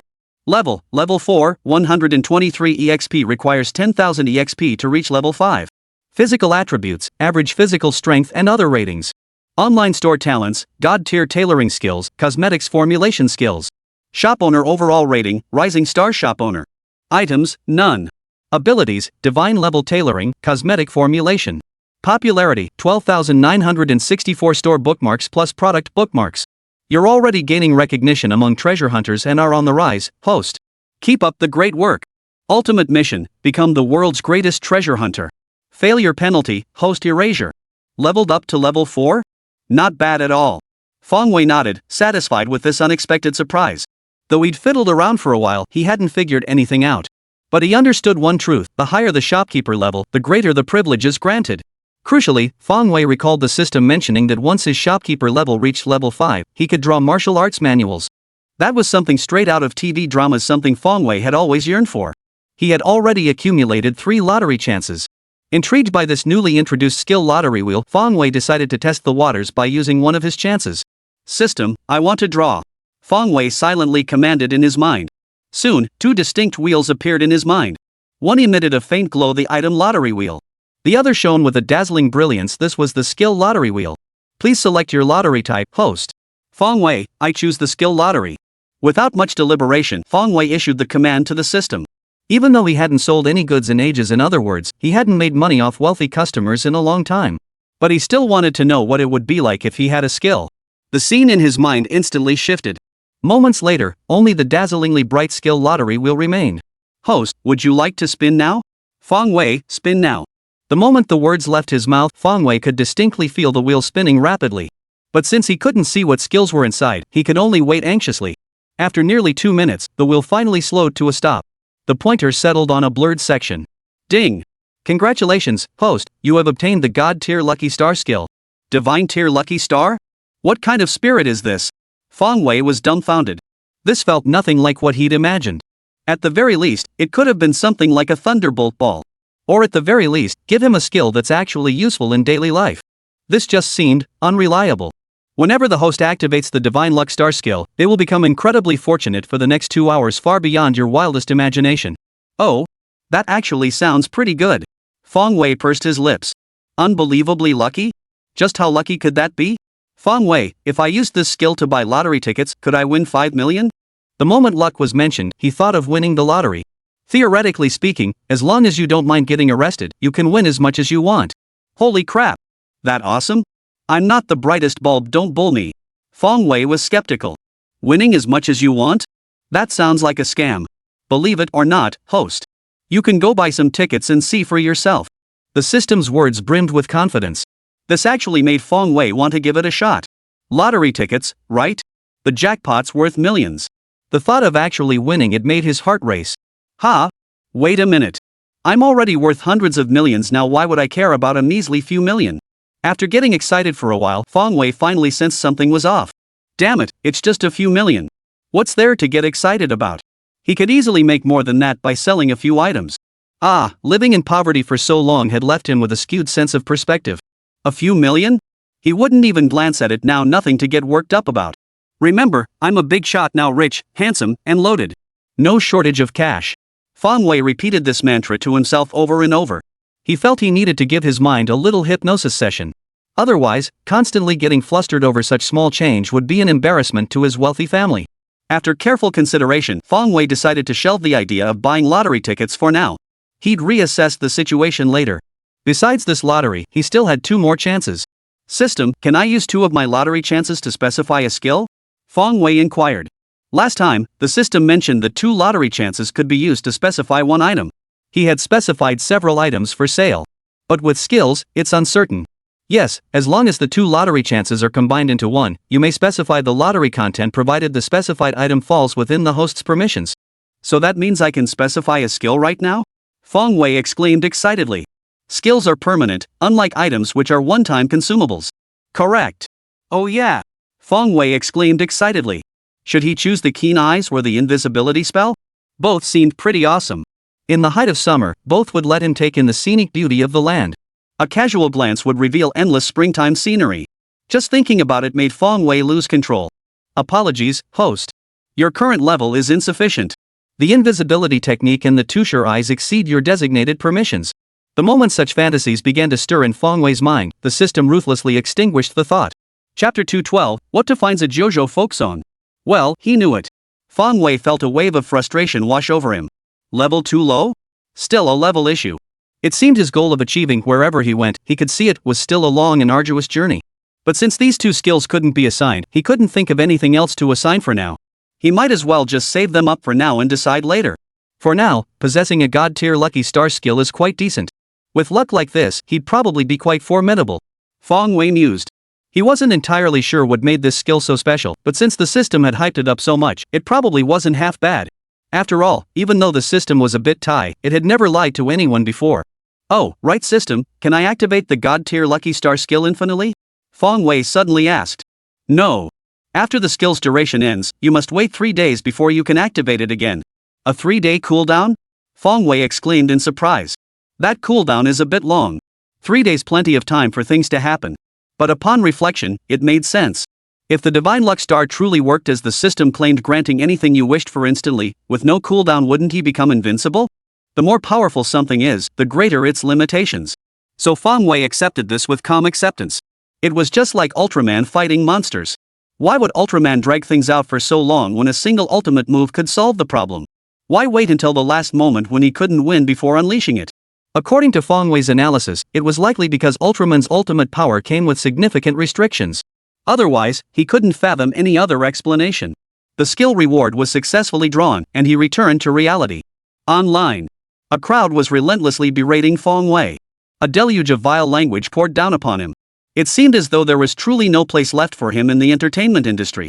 Other celebrities stood by, watching the situation unfold. Soon after, Fong Wei received 2 phone calls. Both were calls meant to console him. One was from Anjier. As Fong Wei's girlfriend, she was naturally deeply concerned about the situation. Had Fong Wei not stopped her, Anjier would have issued a statement directly on Xinglong to support him. The other call came from Tong Tong. After that night, Tong Tong and Fong Wei had rarely been in touch. But today, when Fong Wei got into trouble, she called him too. Truth be told, Fong Wei felt genuinely sorry for her. But that's just how feelings are, you can't really say who's right or wrong. After talking things out for over half an hour, the awkwardness from that night seemed to have eased considerably. They should be able to be friends again, without any barriers, just like before. Shortly after hanging up, Zhang Shuang and Zhang Ai saw the news online and rushed over to comfort Fong Wei. Fong Wei was genuinely touched. No wonder they say a helping hand in times of need is more valuable than adding flowers to brocade. The feeling of receiving help in a time of crisis was truly special. Fong Wei took note of those who showed him concern. Since arriving in this world, he hadn't made many friends, but the ones he had were genuine. However, his mood didn't last long before another message popped up on Xinglong. This time, it was Nayoung who took action. She shared a song on Xinglong, an original piece by one of her former students titled Parting Sorrow. The lyrics were quite poetic, and the song itself had a distinct, elegant tone evoking the traditional style of the 9 provinces. Along with the repost, Nayoung commented, "This song is excellent, with a genuine JoJo style flavor. Unlike some people's songs all flash and no substance, devoid of depth, yet they dare call themselves the pinnacle of JoJo style music." The post immediately garnered numerous shares from fans. Meanwhile, the situation grew even more unfavorable for Fong Wei. It was clear to anyone with eyes that Nayoung and Xing Lang were referring to Fong Wei. After he performed the Orchid Pavilion preface on the show Good Songs of JoJo, many netizens hailed it as the pinnacle of JoJo folk style, with no other song surpassing it. Nayoung's implication was clear: the Orchid Pavilion preface was nothing but an empty title. Honestly, anyone who carefully compared Parting Sorrow and the Orchid Pavilion preface could tell Parting Sorrow was nowhere near as polished. It wasn't even particularly good, let alone comparable to the Orchid Pavilion inscription. But netizens couldn't care less. With Fong Wei's career seemingly on the decline, who cares about the song's quality? They just jump in to criticize first. With Nayoung's review preceding it, many non-music connoisseurs didn't think twice, convinced that Parting Sorrow truly was superior. Besides, after listening to the Orchid Pavilion preface countless times, it had grown tiresome. Hearing it again felt like more of the same. As for the industry insiders who know their stuff, they all seemed to have gone quiet, not a single one uttering a word. Though they personally preferred the Orchid Pavilion preface, the situation was clear: Nayoung was out to reclaim her previous glory. Who would be so tactless as to step forward and issue statements? Wouldn't that be completely insane? One is the queen of the music scene, the other a newcomer. Even a fool could see where they stood. With Nayoung leading the charge, her fans unleashed an even fiercer barrage of criticism, now thoroughly trashing Fong Wei. Trash. This crappy song, and he thinks it's great? I listened to it a few times, and it doesn't sound that great to me either. It's clearly awful, okay? Only brain-dead people would listen to this. And you dare say it's adapted from Wang Shiji's preface to the Orchid Pavilion collection? Screw you, don't disgrace Wang Shiji's name. How dare you compare this song to his work? Honestly, those viral hits are way better written. At least they're catchy and bear listening to. Exactly. Besides the songs, Fong Wei's poetry isn't anything special either, right? Just look at the lyrics in Sorrow of Parting. I think they're written so well, 1,000,000 times better than Fong Wei's poetry. Fong Wei's reputation is all hype. If you really compare them, he's nothing. Exactly. I just don't feel anything when I see it. This trash dares to call itself literary? It's an insult to the very concept of literary merit. Netizens' comments are utterly unreasonable, even borderline brainless. Anyone with half a brain wouldn't say such things. But the trolls never miss an opportunity to flaunt just how brainless they are. Chapter 213: Fong Wei's Counterattack. After reading the troll's comments, Fong Wei listened to that song called Parting Sorrow again. Then he laughed a genuine laugh. 9 Provinces national style? This crappy song, and they dare call it the spirit of JoJo? He wanted to run straight to Na Young and ask, are you deaf or blind? How on earth did you find it tasteful? Since everyone was already tearing into the Orchid Pavilion preface, Fong Wei didn't bother defending it. If one song in the style of the 9 Provinces couldn't resolve the issue, then he'd present 2. He would show them what a true 9 Provinces folk song sounded like. Pulling out his phone, Fong Wei made a call to Chiu Hui Huang. After collaborating twice with Brilliance Entertainment, Fong Wei had established a connection with the company's CEO, Chiu Hui Huang. Hello, Mr. Fong? What can I do for you? Chiu Hui Huang's demeanor remained unchanged, unaffected by Fong Wei's current predicament. After all, Chiu Hui Huang hadn't achieved his current status by being short-sighted. Even if Fong Wei seemed to have hit a dead end in the entertainment industry now, his talent was undeniable. As the beneficiary of 2 iconic hit songs, Chiu Hui Huang understood precisely how valuable Fong Wei's talent was. Thus, his demeanor remained unchanged, not a hint of kicking someone when they're down. Mr. Cho, do you have a moment? I have a business matter to discuss with you. Fong Wei said casually. Oh, I do. How about this, please come to my company, Mr. Fong. Chiu Hui Huang perked up with interest. He knew exactly what kind of business it was. What kind of business could there possibly be between them? Likely, Teacher Fong has a new song. Looks like he's planning something big. Inside the conference room, Chiu Hui Huang glanced at Fong Wei, his eyes brimming with admiration. He couldn't help but admire how such a young man had achieved so much on his own. Teacher Fong, if you have business to discuss, please be straightforward. Chiu Hui Huang cut straight to the point. Mr. Chiu, I have a song I'd like to release through your company. Fong Wei also got straight to the point. Oh? And who will be performing this song? Chiu Hui Huang inquired. Me. Fong Wei replied casually. Then how will the profits be split? Chiu Hui Huang didn't ask what song it was or pose any other questions. Instead, he jumped straight to the profit split, as if the song were guaranteed to make money. We'll split it 50-50, and I can put it under your company's name, Fong Wei stated. Chiu Hui Huang fell silent, pondering for a long moment before finally nodding. All right, Mr. Fong. Here's to a successful collaboration. With that, he called his secretary to fetch the relevant contract, and the two signed it. Throughout the entire meeting, Chiu Hui Huang didn't ask a single question about the song, wrapping up the discussion simply and efficiently. Truth be told, Chiu Hui Huang still harbored doubts about this partnership. In the past, if Fong Wei had offered such terms, it would have been a surefire win for their company. But the current situation was different. With the Queen of Pop targeting him, whether Fong Wei could generate profits was still up in the air. His agreement stemmed more from personal regard for Fong Wei himself. And Fong Wei sought Chiu Hui Huang's assistance primarily to leverage his company's promotional channels and resources. After their meeting concluded, Fong Wei was escorted by a dedicated assistant to the recording studio at Brilliance Entertainment. In less than an hour, Fong Wei had recorded the song. As he stepped out of the studio, the staff present all looked at him with admiration. They had helped countless company artists record songs, but never before had they heard one this beautiful. It was simply breathtaking. The team at Brilliant Entertainment immediately rushed to complete the post-production work. Because Fong Wei plans to release it tonight. Online. The trolls are still at it. Trash, you're not saying anything now, are you?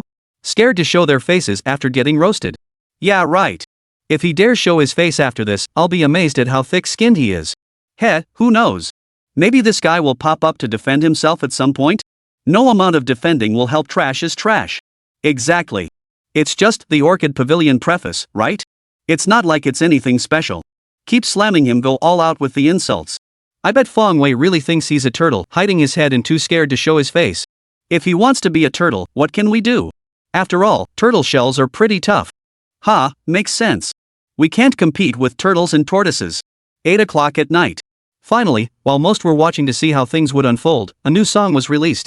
Chiu Hui Huang poured immense effort and resources into it. The moment it was released, it was promoted across all major platforms. This ensured many people saw the song. But when the public saw the promotional tagline, they were instantly stunned. Fong Wei's new song? This song is by Fong Wei? Those few words alone sent shockwaves through the crowd. Holy crap! Isn't he getting slammed right now? How can he even think about releasing new music? People couldn't understand it, but they still downloaded it out of respect. Just the name Fong Wei alone was worth the few cents of the download fee. Yet after hearing the song, everyone was even more stunned. This song is actually a 9 Provinces folk style? And it was absolutely stunning. The lyrics, the melody, the entire composition, it was brimming with the essence of the 9 Provinces. Then it hit them. A song in the style of the 9 Provinces? Could this be Fong Wei's counterattack against Na Young? Holy crap! Seriously, how long has it even been since Na Young released Starlight this afternoon? Just a few hours? Yet within those few hours, Fong Wei not only wrote the song but also recorded it and uploaded it to online platforms. What kind of speed is this? No way, this is a traditional Chinese folk song.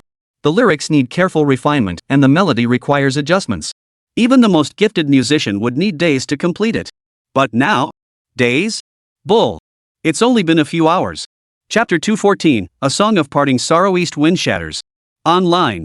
The backlash rages on. Finally, someone discovered the new song and jumped in.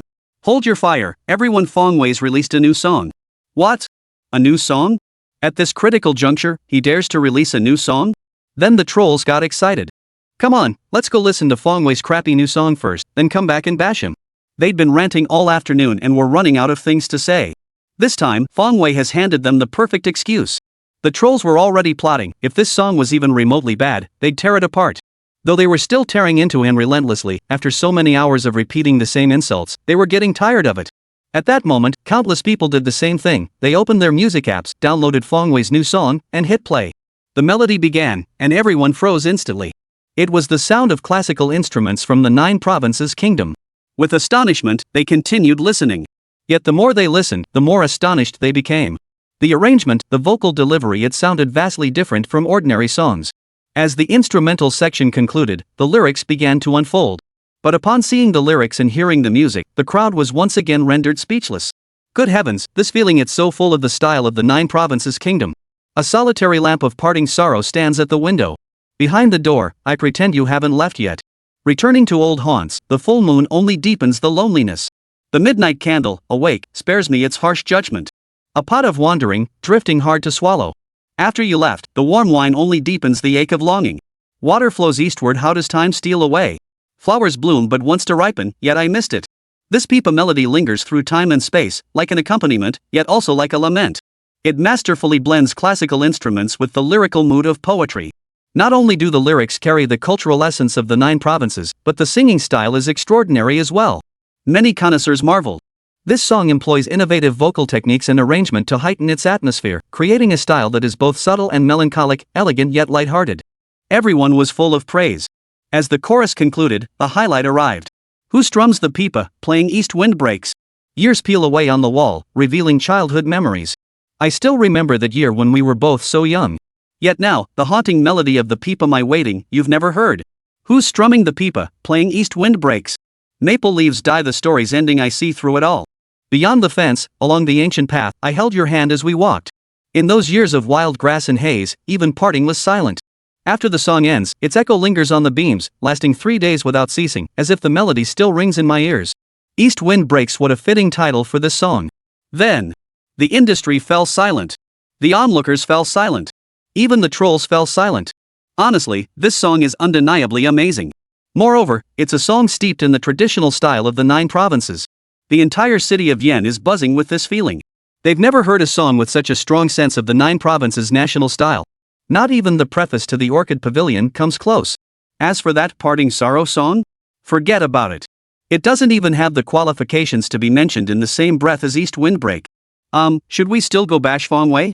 After a long silence, someone in Na Young's fan group couldn't hold back any longer. Among those attacking Fong Wei this time, it was mainly Na Young's fans. How about we hold off on the insults for now? I actually like this song. It's pretty good. Another voice chimed in. Damn it. Admin, kick this guy out. What's wrong with you? Getting bought off by a song? Immediately, someone objected. Hold on, let's see how things play out first. The group admin spoke up. This song does sound pretty good, but it hasn't been reviewed by professionals yet. What good is it if ordinary people think it's good? There are plenty of songs everyone thinks are good. Yet some songs get torn apart by musicians as worthless. Take The Most Dazzling Ethnic Style and Little Apple, for example. Many people enjoy listening to them, yet within the industry, everyone looks down on these two songs, giving them extremely low ratings. So let's wait for the professionals' reviews before making a judgment. Professional musicians have always been highly critical of Wei Wei. Yet this time, the industry's verdict surprised most people. After listening to the song, renowned critic Lin Duo quickly offered this assessment. Regarding East Wind Break, this imitation folk melody, the first impression is the timeless theme of love. But upon deeper examination, this song doesn't merely express one-sided emotions. It blends the ancient Chinese zither with foreign blues influences, weaves classical poetry into modern new wave, and merges rock with classical elements, marking a monumental leap in the history of Chinese pop music. This Kyushu style mode also infuses the melody with the characteristic leaps found in ancient tunes. This unique Kyushu style melody also weaves in the characteristic leaping rhythms often found in ancient tunes, making the melody more undulating yet still soothing. Truly a great song. Lin Duo received high praise. This time, however, it stunned many bystanders. Holy crap!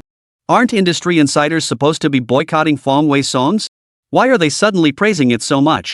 Soon, another voice spoke up. Renowned lyricist Li Xianjua posted. Just heard a really beautiful song called East Windbreak. In my opinion, it's not just the melody that's great, the lyrics are superb too. A solitary lamp of parting sorrow stands at the window, a pot of wandering, drifting hard to swallow, the midnight lamp that keeps me awake, maple leaves die, the story's ending. Deeply moved listeners. They evoke the feeling of standing in a rainy water town, gazing at the lights of 1,000 homes, lost in reverie. The lines "water flows eastward and time peels away on the walls" evoke a profound sense of the passage of years. Upon careful analysis, it truly is poetry within song.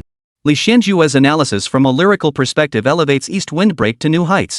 This left everyone even more awestruck. Though they enjoyed the song, they couldn't pinpoint exactly what made it so good. Now, with a professional's analysis, they instantly realized just how incredible East Windbreak truly was. Chapter 215, The Ultimate Rebuttal. Subsequently, more and more musicians publicly issued statements praising East Windbreak as exceptionally well written. It was as if they had never criticized Fong Wei before. Na Young's fans were utterly dumbfounded. Weren't you also disgusted with Fong Wei? Haven't you been boycotting him all along? Why the sudden shift to defending him now? The trolls had planned to wait for industry insiders to start bashing him first, then jump on the bandwagon to pile on. But now, not only are musicians not criticizing Fong Wei, they're actually praising him. What are they supposed to do? Actually, they've completely misread the industry insiders' intentions. The reason musicians boycotted Fong Wei was because his viral hits were too peculiar, and frankly, the quality was pretty poor. But now it's different. To be honest, East Windbreak is truly the pinnacle of contemporary Chinese folk music. How could they possibly abandon their professional integrity and blindly boycott it? Just as the trolls were at a loss for how to attack him, Fong Wei suddenly posted another starlang. Idle and bored, I listened to a song called Parting Sorrow. It was just okay, and the lyrics were nothing special. Then, on a whim, I composed a farewell poem. I humbly invite your appreciation. Rain bells. Chill cicadas wail, at dusk by the long pavilion, as sudden rain ceases. At the capital's gates, farewell feasts hold no charm where lingering hearts dwell, the orchid-decked boat urges departure. Hand in hand we gaze at each other's tear-filled eyes, speechless, choked with emotion. Thinking of the journey ahead, 1,000 miles of misty waves, the dusk deepens over the vast Chu sky. Parting has always wounded the affectionate heart, how much more so in the desolate autumn season. Where shall I wake from this night's wine? By the willow shore, dawn breeze, and waning moon. Years will pass since this parting, fine times and lovely scenes will be in vain. Even if 1,000 emotions stir within me, to whom can I speak them? One bright star ignited the emotions of his fans. What did Na Young say in her afternoon star bright post? How did the trolls respond? The song Parting Sorrow is truly splendid. This is the essence of Chinese classical style. The lyrics are superb, even surpassing Fong Wei's original poetry. But now, Master Fong immediately penned a farewell verse, showing these people what true parting truly means. Better lyrics than his poetry? Well then, now we have this farewell verse, let's compare. Wow! Is old Fong declaring war? Bring it on! My broadsword is already itching for blood. Support! East Windbreaks is the true song of the 9 provinces folk style. Rain bells is what captures farewell. Exactly. And sorrow of parting? With lyrics this trashy, they still dare to show off? If they're so confident, let them compete with rain bells. Brothers, no question, let's counterattack. Right, counterattack. I've had my eye on those bastards for ages. Charge! Wipe them out! Inspired by Fong Wei's poetry, his fans immediately formed a massive horde and stormed over to retaliate. Na Young had a massive fan base, so they weren't about to back down just yet. The real pity was the contestant who sang Parting Sorrow. He hadn't done anything, hadn't said a word. Suddenly, a mob from Xinglangli descended upon him, unleashing a torrent of, "You idiot! Trash! Who do you think you are to compare yourself? You idiot, you trash! Who do you think you are, comparing yourself to Big Brother Fong? What kind of lyrics are these? Do you even have the nerve to claim they're better than Fong Laoda's poetry? Big Brother Fong's songs are so much better. I really can't understand how anyone could think your songs are good. You can't even win the championship for having a good voice, yet you still have the nerve to sing?" That contestant was nearly crying from all the abuse. At first, his song got downloaded by tons of people, and he was thrilled. But then suddenly, why did the vibe change so drastically? They tore his Parting Sorrow to shreds. Honestly, he thought his new song was pretty decent. These days, every move Fong Wei makes is under intense scrutiny. He just released a new poem, and now literary circles couldn't sit still either. Unwilling to be outdone, they began critiquing Rain Bell. Renowned classical poetry scholar Huang Tianqi remarked, "This lyric achieves an artistic fusion of emotion and scenery in its depiction of parting sorrow. The cool, desolate landscape serves as a poignant backdrop, expressing an indelible sense of separation. Truly a masterpiece." Contemporary poet Gu Qingcheng commented, "The first stanza depicts the scene at parting, while the second primarily portrays the aftermath. The entire piece surges with emotion and rhythm, a rare classic among farewell lyrics." Contemporary literary scholar Wu Tianhao praised, "This lyric, composed on parting, is utterly masterful, leaving nothing to be desired." The entire piece revolves around the theme of sorrowful parting, with exceptionally clear layers and concise, lucid language. First, it depicts the time before parting, emphasizing the setting. Then, it portrays the moment of separation, focusing on the emotional state. Finally, it imagines the aftermath, delving into the psychology. These three layers progressively deepen, capturing the sorrow of parting from different angles. The complexities of parting sorrow, a feat truly remarkable. A large crowd emerged, praising the Rain Bell. In short, the reviews are overwhelmingly positive. The trolls were at a loss whether to keep attacking or back down was the question. In the afternoon, the situation still looked bleak for Fong Wei, as if he were about to be driven out of the entertainment industry. But within just a few hours, the situation completely flipped. Fong Wei's current situation is nothing short of promising. And what changed this situation? Just one song and one set of lyrics. Didn't people say Fong Wei's JoJo folk song was no good? Fine. Then he'll sing another one. Wasn't it said his poetry couldn't hold a candle to others' song lyrics? Fine. He'll write another one. Everything goes according to someone's wishes. Let's compare. Let's see if his songs are better than that crappy Parting Sorrow. Truth be told, Fong Wei felt a thrill deep down at all this defiance. In his mind, he had hundreds of thousands of poems and songs. Comparisons held no fear for him. On the contrary, the more people challenged him, the happier he became. I'm just that awesome, specializing in crushing all dissent. Chapter 216, Shopping and Lottery. As the online tide turned, Fong Wei's mood lifted considerably. Being constantly criticized, no matter how thick-skinned he was, still stung. Among the crowd, none was happier than Xiao Hui Huang. He hadn't expected to make much money this time around, but the outcome delivered a huge surprise. Within just a few hours, the song's downloads had reached over 1 million. Setting that aside, Fong Wei was now officially signed to their company. That was essentially indirect publicity for their company. This deal was a surefire win. After the situation shifted, Fong Wei happily took a shower and went to bed early. The next morning, Fong Wei had just gotten out of bed when he pulled out his phone to check the download numbers for East Windbreak. He froze in place. Holy cow, downloads were approaching 10 million. It had only been released overnight. This number was insane. Seems those idle music reviewers who nitpick others' work actually had some value after all. Fong Wei reckoned their reviews had given him a huge boost. Otherwise, he wouldn't have achieved such impressive results. Dressed and heading downstairs, Fong Wei prepared to have breakfast. Ever since moving in with Zhang Shuang and Zhang Ai, he never had to worry about meals someone cooked for him every single time. Plus, he could occasionally flirt with the beauties. Life was pretty damn sweet. Upon entering the living room, Fong Wei saw only Zhang Shuang busy in the kitchen. He asked, "Shuang, where's Tian Ai? Where did she go?" The two were usually inseparable, so why was Zhang Shuang alone today? "She went to the film studio," Zhang Shuang replied. "She said she'd see if she could land a role." Zhang Shuang replied. Having graduated from drama school, they naturally wanted to find acting roles. So, after getting familiar with the area, they often headed to the film studio. Only today, Zhang Shuang hadn't gone with them. "Oh, right, Fong Wei, after breakfast, will you accompany me shopping?" Zhang Shuang extended the invitation to Fong Wei. Shopping? Fong Wei, who was eating breakfast, nearly choked upon hearing the words. Under normal circumstances, if a stunning beauty asked him to go shopping, he'd agree without hesitation. Last time, when both Zhang Ai and Zhang Shuang invited him, that's exactly what he did. But he had seriously underestimated the sheer intensity of women's shopping marathons. His legs had gone numb after walking all day, yet these two showed no signs of fatigue whatsoever. They were still enthusiastically debating which store had prettier clothes. And every single item they bought ended up in Fong Wei's hands. All he could do was silently lament his own misfortune. Now Zhang Shuang wanted to go shopping again? Hadn't she just been? Why did she need to buy more? Fong Wei voiced his reluctance. Honestly, he really didn't want to go. He was genuinely dreading it. Isn't autumn just around the corner? I plan to buy myself a few autumn outfits. What's the matter? Don't you want to come? Seeing Fong Wei's sour expression, Zhang Shuang feigned annoyance. Of course I'm willing. It's my honor to go shopping with such a gorgeous woman. Fong Wei sighed helplessly. He knew he couldn't get out of it. Sigh, men just can't say no to a pretty woman's request. After breakfast, Fong Wei dutifully pulled his car out of the garage. Zhang Shuang got in, and they headed straight for Hongqing's largest mall, Dream Mall. Dream Mall was soon within reach. Fong Wei followed behind Zhang Shuang, accompanying her as they browsed. He even helped carry her shopping bags. Fong Wei couldn't help but wonder if Zhang Shuang had called him out just to have a personal bag carrier. Truthfully, when women go shopping, their purchases are quite straightforward: clothes, bags, and the like. Zhang Shuang was shopping for the same things, though they tended to take longer to pick items. For the entire morning, Fong Wei followed Zhang Shuang around, nearly wearing himself out.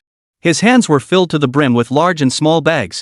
When it came time to pay, Fong Wei saw the total for all the clothes came to tens of thousands of yuan. This further confirmed that Zhang Shuang came from a well-off family. Otherwise, how could a recent graduate afford to buy clothes like this? After Zhang Shuang paid, just as the two were about to leave, they suddenly spotted a large announcement in the mall. Dear valued customers, in celebration of our company's 10th anniversary today, all customers who spend over 10,000 yuan in the mall can participate in our lucky draw with their receipts. A raffle? Zhang Shuang perked up at the mention and immediately dashed to the raffle location. This lottery involved exchanging receipts for random numbered tickets, which would then be randomly selected by computer. Let me get you a ticket. Fong Wei offered from behind her. Seeing the line forming to get tickets, Zhang Shuang handed her receipt to Fong Wei. After waiting in line for over 10 minutes, Fong Wei finally got his ticket. He flipped it over and saw it was number 66. Fong Wei chuckled upon seeing it. This number's pretty lucky, huh? Shortly after returning to the crowd, the raffle officially began. The host stepped onto the stage. The female host beamed at the crowd. Esteemed customers, good morning. Thank you all for participating in our mall's prize draw. Now, let's take a look at the prizes for the first round. Please look at the big screen. Images of shopping cards appeared on the screen.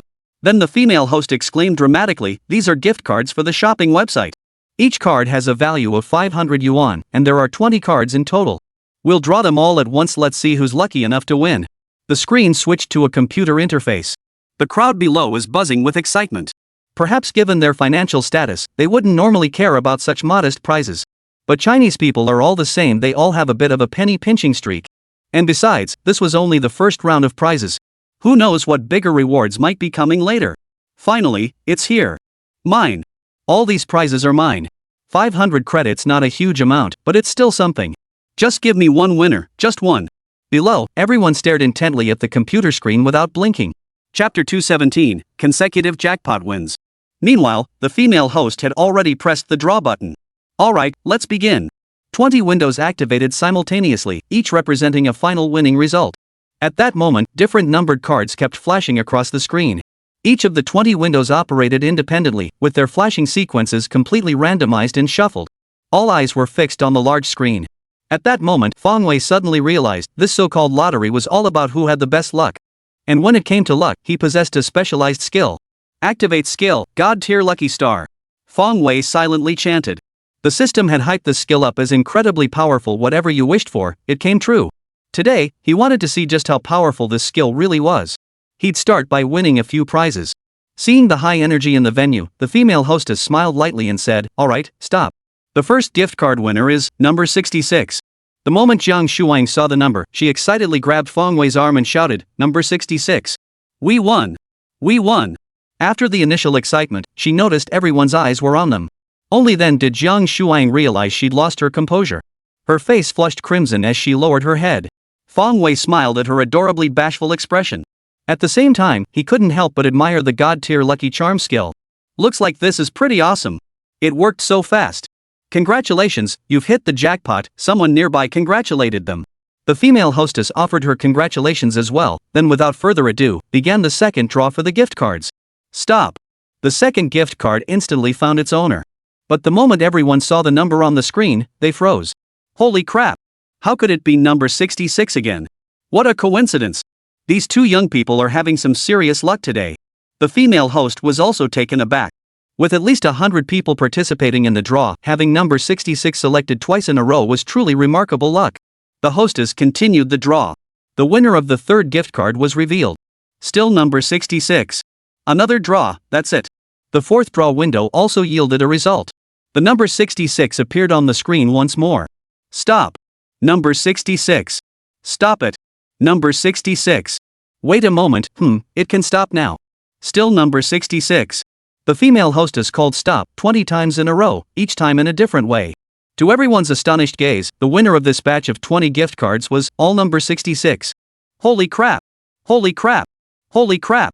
At this moment, everyone's faces lit up with expressions of awe. Lian Jiangshuiying, too, stared wide-eyed at Feng Wei. If not for her impeccable upbringing, she would have blurted out, "Holy crap! What the hell is going on?" Her luck was just too good. Meanwhile, the faces of the Dream Mall staff were turning increasingly grim, some even turning green. Me, all 20 prizes went to you guys? Did you guys get shot up with adrenaline before coming out today?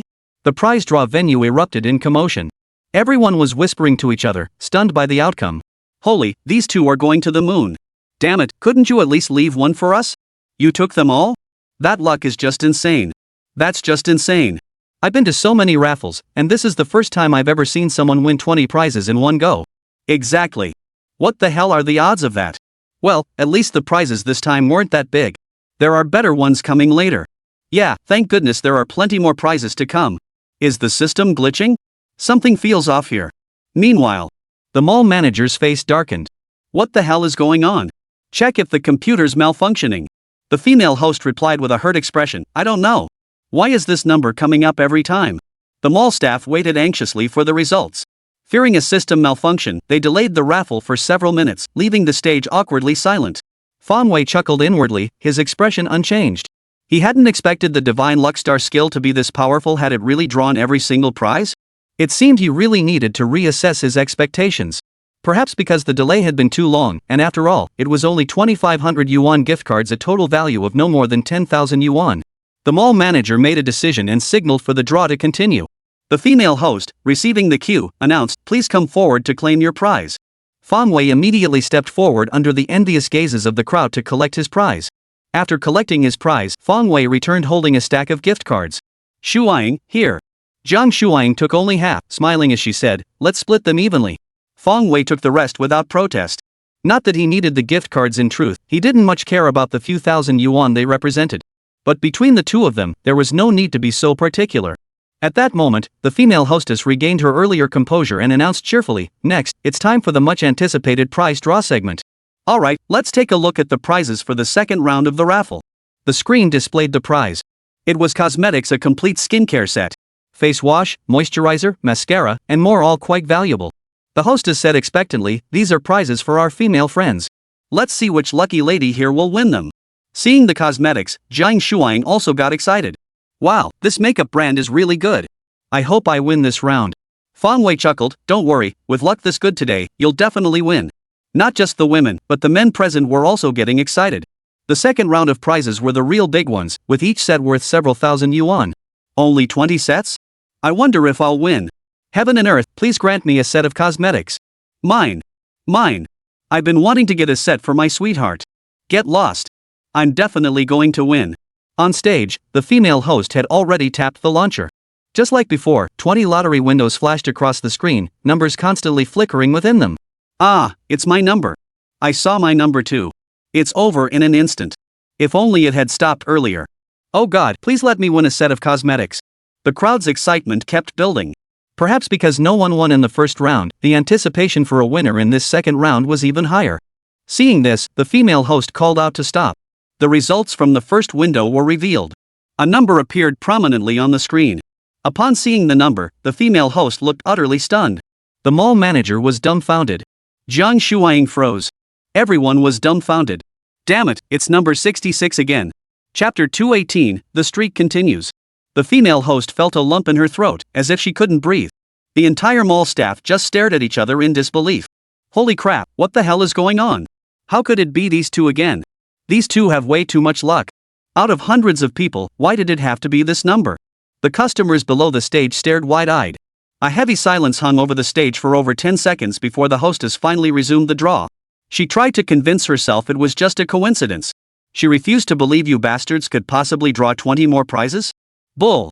Female host, stop. Number 66 appeared. Everyone froze in shock. Female host, stop.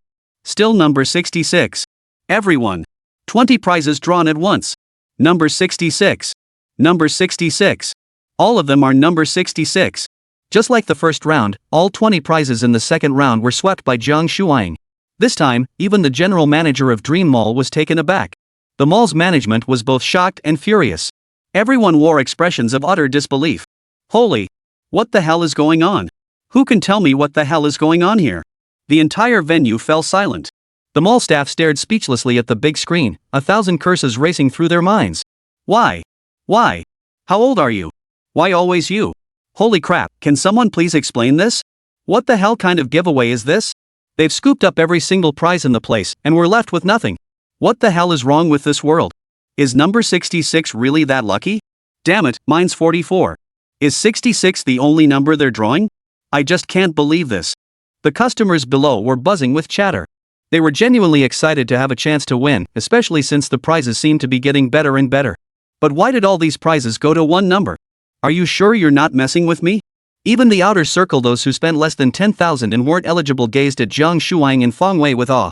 Damn impressive. Damn, that's so awesome. The entire mall had fallen almost completely silent. At that moment, Feng Wei strolled onto the stage with deliberate, leisurely steps. The 20 sets of cosmetics were packed into a single box, which Feng Wei picked up and carried away. Everyone watched him, their expressions varied. The mall manager was cursing under his breath. The female host's hands trembled slightly.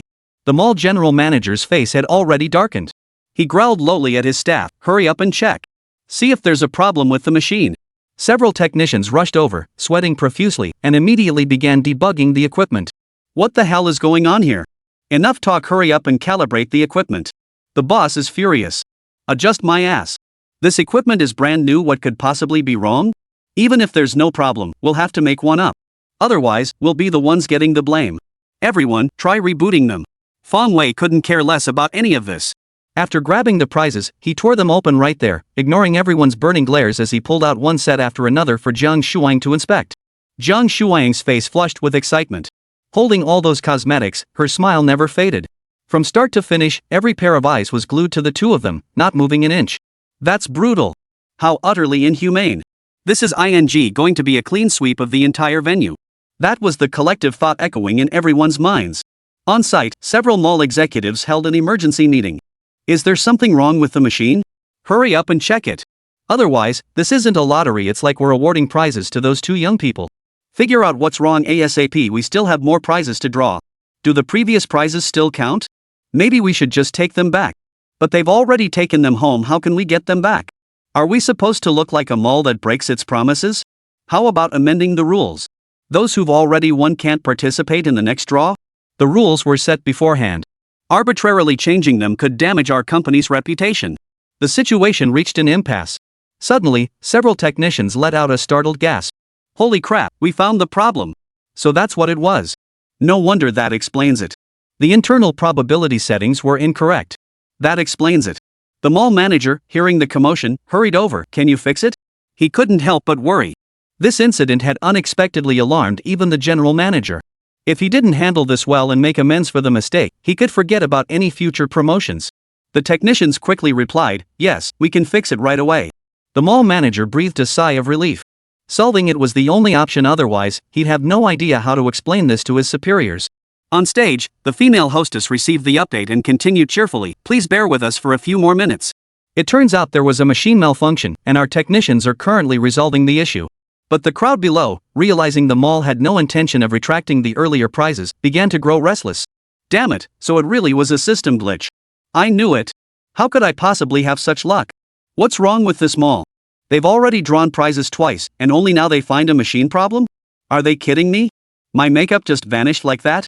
Fine, let's start over. From here on out, it's all about luck. The second round prizes were all cosmetics worth thousands of yuan.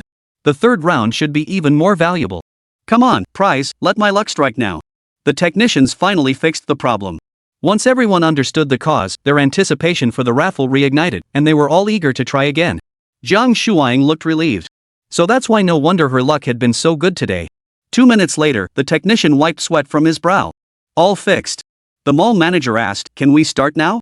The technician replied, "This time it's definitely ready." No problem. The female hostess chatted briefly with someone below the stage before stepping up. "Apologies for the delay," she announced. "All technical issues have now been resolved. Now, let's continue with the prize draw. Please look at the big screen. Chapter 219, this is ing cheating, right? The big screen revealed the true nature of the third round's prizes. It's actually a phone. It was the latest smartphone from Apple Incorporated of Shiyuan Kingdom, renowned worldwide for its prestige. There were 20 units in total. The crowd below had already erupted in shouts. Holy crap! An Apple phone? I never expected them all to go this big. Damn, I want one so bad. Winning just one would be enough. 20 units? That's ing insane. Damn, glad we fixed that glitch. Otherwise, those two would have swept all these amazing prizes again. Today's prizes are seriously awesome, and there are so many of them. And they're the latest models too. I really want one. With the computer glitch fixed, everyone's spirit soared. Fong Wei glanced over and marveled at Dream Mall's generosity. This phone model held an exceptionally high global standing, boasting skyrocketing popularity and exorbitant prices. Each unit costs nearly 10,000 yuan. This time, everyone present was genuinely moved. Even those with considerable wealth found themselves captivated by such a phone. Even the onlookers on the periphery felt a pang of regret. Holy crap, prizes this good? If I'd known, I would have spent enough to hit 10,000. Damn, I always thought the 10th anniversary giveaway was just a publicity stunt. This single phone is almost as much as my monthly salary. I want an iPhone too. With 20 phones up for grabs, there was still a decent chance of winning. Ah, too bad it's too late for regrets now. Seeing everyone's appetite whetted, the female hostess smiled and said, "Alright, now that you've all seen the prizes, let's start the draw." She pressed the button, and 20 prize windows began pulsing on the big screen. Everyone tensed up, hundreds of eyes glued to the screen. This time was different from the previous two draws. Those were just a few thousand yuan each, but this time, they were worth tens of thousands. The audience watched, not blinking. The hostess paused for a moment before announcing, "Let's stop right here." She pressed the button and turned back to the screen. Everyone present turned their gaze to the screen. 1 second. 2 seconds. 3 seconds. Dead silence filled the room. The mall manager, who had been leisurely sipping hot water, suddenly sprayed every drop from his mouth the moment his eyes caught the screen. The mall's general manager, watching from a corner, froze in shock. The female host wore a look of utter bewilderment. Everyone present collapsed in a heap. Zhang Shuang was equally incredulous. Number 66? Damn it, 66 again? Everyone was left speechless, their minds racing with thoughts. They stared at the screen in disbelief, unable to trust their own eyes. Good heavens, are these two cheating? Wasn't the machine malfunction already fixed? Wasn't it repaired? Why is it still number 66? What the hell is going on? Why is it always this one number? Holy, I'm losing my mind. Can you change the number, damn it? Ha! Come on, I refuse to believe these two actually swept the entire prize pool. Damn it, if it's these two again next time, I'm outta here. I'm not playing this lottery anymore. What the hell is the point of this? The mall manager's face turned pale. The mall's manager, refusing to believe it, shouted at the female host, "Do it again." The hostess clapped her hands. Number 66. That number again? Everyone present was nearly numb. The mall manager hurriedly stood up and rushed onto the stage. "I'll take the shot myself. I refuse to believe it. Stop. Number 66. He froze, then shouted, "Stop. Number 66. The third round of 20 prizes was once again claimed by Fong Wei and Zhang Shuang. The mall technicians were sweating bullets. Hey, you two, this isn't fair. How the hell did you win again? In an instant, all eyes turned back to the pair. They were all dumbfounded. They were all dumbfounded. Weren't the last two rounds due to machine malfunctions? Wasn't the machine already fixed? But here's the kicker, why is it always you two? Why won't you two just go away? Why can't we ever get a chance to win? Couldn't you just give us a sip of soup? Everyone in the mall was glaring at the two of them. Damn it, today was the mall's 10th anniversary prize draw event, but they'd completely ruined it. If looks could kill, Fong Wei and Zhang Shuang would have died countless times over. The female host stood frozen in shock for a moment before stammering, next, please invite the winning customer to the stage to claim their prize." Before long, another large box appeared beside them. Meanwhile, the stage crew bustled about as the next round of prize draws was about to begin. But given the current situation, they couldn't help but feel uneasy. What if they won every single prize again? And the odds of that happening were damn high. If someone had asked them earlier, what if one person wins all the prizes? They would have slapped them and retorted, "Are you ing stupid? How could anyone be that lucky? That's impossible." But now, even without anyone asking, they believed it, such people really existed in this world. Damn it, this guy's winning like he's cheating. He's scooping up every single prize. How is anyone else supposed to play? Swap out the machine, quick. Hurry up and make it faster. Is it ready yet?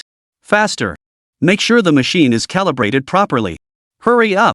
I refuse to believe in this nonsense today. Technicians and staff scrambled around the stage, swapping out machines the latest directive. Truth is, deep down, they'd already given in to the superstition. Even the machine on stage was working perfectly fine, swapping it out wouldn't make a difference. But whatever the boss says, that's what they do. Just follow the boss's orders. The machine was swapped out for a new one. Even the lottery program had to be reinstalled before it could be used. After all that fuss, the technician declared, "All done." The mall manager gritted his teeth. "Really? Are you sure there won't be any problems this time?" The technician gave a wry smile. "It should be fine now." At this point, they couldn't guarantee anything. Despite years of technical experience, this was the first time they'd encountered such a situation. It was like encountering a ghost. No matter what they checked, they couldn't find the problem. If they hadn't all known the computers were fine, they'd have seriously wondered, are these two guys cheating or something?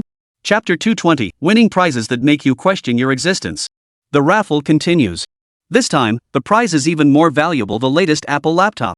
In China, the official retail price wouldn't be less than 20,000 yuan. And this time, there weren't 20 units, only 10 in total. But clearly, the customers' enthusiasm was even higher than last time. "This prize is awesome, I'll give it a thumbs up. Damn, this laptop alone costs tens of thousands?" The mall is really bleeding money this time, with boxes upon boxes of expensive prizes arriving. Just looking at these computers gets my heart racing. But damn it, this time it won't have nothing to do with us, will it? Probably not. If it's just those two again, that'd be too fake. No way. Didn't they just get new computers? How could they get this lucky? Honestly, even if they did switch computers, I'm not really expecting much. Better to avoid a bigger letdown later. Alright, I'm feeling pretty uneasy about this. The female host didn't seem too thrilled either. She'd definitely get scolded when she got back today. After all, she was the one who announced all those prizes. Now, the prize draw continues. Even with a new machine, even with her rational mind telling her this time might be different, she still felt completely uncertain. At this moment, everyone in the audience was screaming inside, not them, damn it, it can't be them. The lottery program officially started running, with everyone's numbers flashing continuously on the screen. The female host dared not call a halt herself. Instead, she turned to the mall manager and whispered, "Sir, should you call it off?" The mall manager couldn't be bothered to play along. Hadn't he already lost enough face?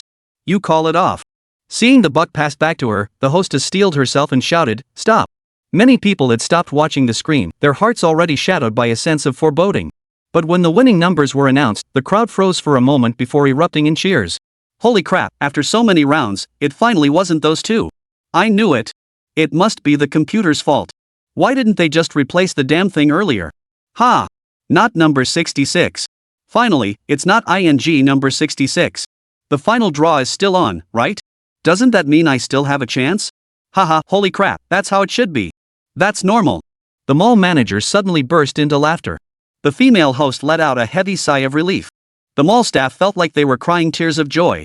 It was no easy feat, truly no easy feat. Finally, it was someone else's turn. Everyone in the audience exchanged smiles. After waiting so long, it was finally their turn. Haha, changing computers really paid off. You should have done it ages ago. But hey, if you win a computer now, it's not a bad deal either. Fang Wei was a bit surprised too. He'd grown accustomed to winning every prize, so the sudden shift to someone else felt jarring at first. But then he shrugged it off. Even the god-tier Lucky Star skill wasn't omnipotent. Besides, he'd won so many times already, it was time to be content. Cheers erupted all around. Even though they hadn't won this time, it felt just as good as if they had. After all, it wasn't number 66 that meant their big chance was finally here. Oh right, in all the excitement, I didn't catch which number actually won. I didn't catch it either, but I think it was number 999? Number 999? The moment he said it, everyone around him stared at him like he was an idiot. What the hell? There were only 100 or so people here. Where the hell did number 999 come from? Did you conjure it up? The hostess, of course, caught on too. After conferring with the technical staff and management, she smiled and announced, "Ladies and gentlemen, we apologize. Since there is no ticket number 999 present, this prize is void. We will conduct a new drawing shortly. Please bear with us." The technicians rushed up to make adjustments. The others didn't object. As far as they were concerned, as long as number 66 didn't get picked, they'd have a chance. Bring it on, I've been ready for ages. Damn it, I've been waiting for 3 rounds now. Next time it's definitely my turn. It has to be. Bull. With me here, there's no way you're getting it. Soon after, the female host announced, "Alright, this round of the draw begins." She lifted her chin, feeling like she could finally hold her head high. "Stop. Number 66. The hostess froze, then continued drawing. Stop. Still number 66. The hostess was stunned again. Stop. Number 66. Number 66. Number 66. All 66. The venue fell silent. The entire world fell silent. Everyone's vision suddenly went black. Hell, it's you two again?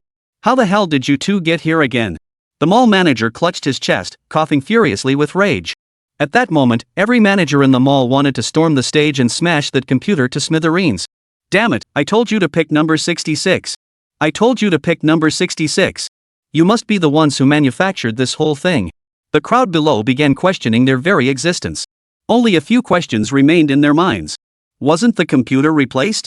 Wasn't it fixed? Are you sure you're not messing with us? Zhang Shuang's expression was equally priceless. Her eyes widened as she stared at the screen. She never would have imagined that just stepping out to enter a mall giveaway would lead to the most unbelievable scene of her life. By now, there must have been dozens of prizes, and every single one was hers. 20 gift cards hers. 20 sets of cosmetics hers. 20 Apple iPhones hers. These 10 Apple laptops? Yep, hers too. This is just, well, you know. Those in the know understood it was a mall giveaway event. Those unaware might think the mall was simply showering her with gifts. In any case, this incident had once again completely reshaped Zhang Shuang's worldview. Not just Zhang Shuang, every single person in the venue had their worldview completely redefined. This scene would surely be one they'd never forget for the rest of their lives. Chapter 221, damn it, who else? 10 brand new Apple computers were carried down box by Fong Wei. Facing the burning stares from all around, Fong Wei showed not a shred of embarrassment. By now, mountains of prizes had piled up beside the two of them. The prizes were simply overwhelming. Why? Why the hell is this happening? Who can give me an explanation? I absolutely refuse to accept this outcome. Some angelic lady should just take these two losers away. This is ridiculous.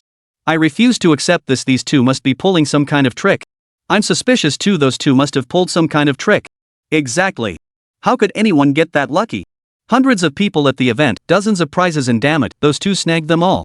The audience below the stage banged their chests in frustration and started protesting. I heard there's a grand prize coming up next. If we let these two keep this up, the rest of us won't get a single drop of the soup. With them around, what chance do the rest of us stand? No need to ask, it's definitely going to them.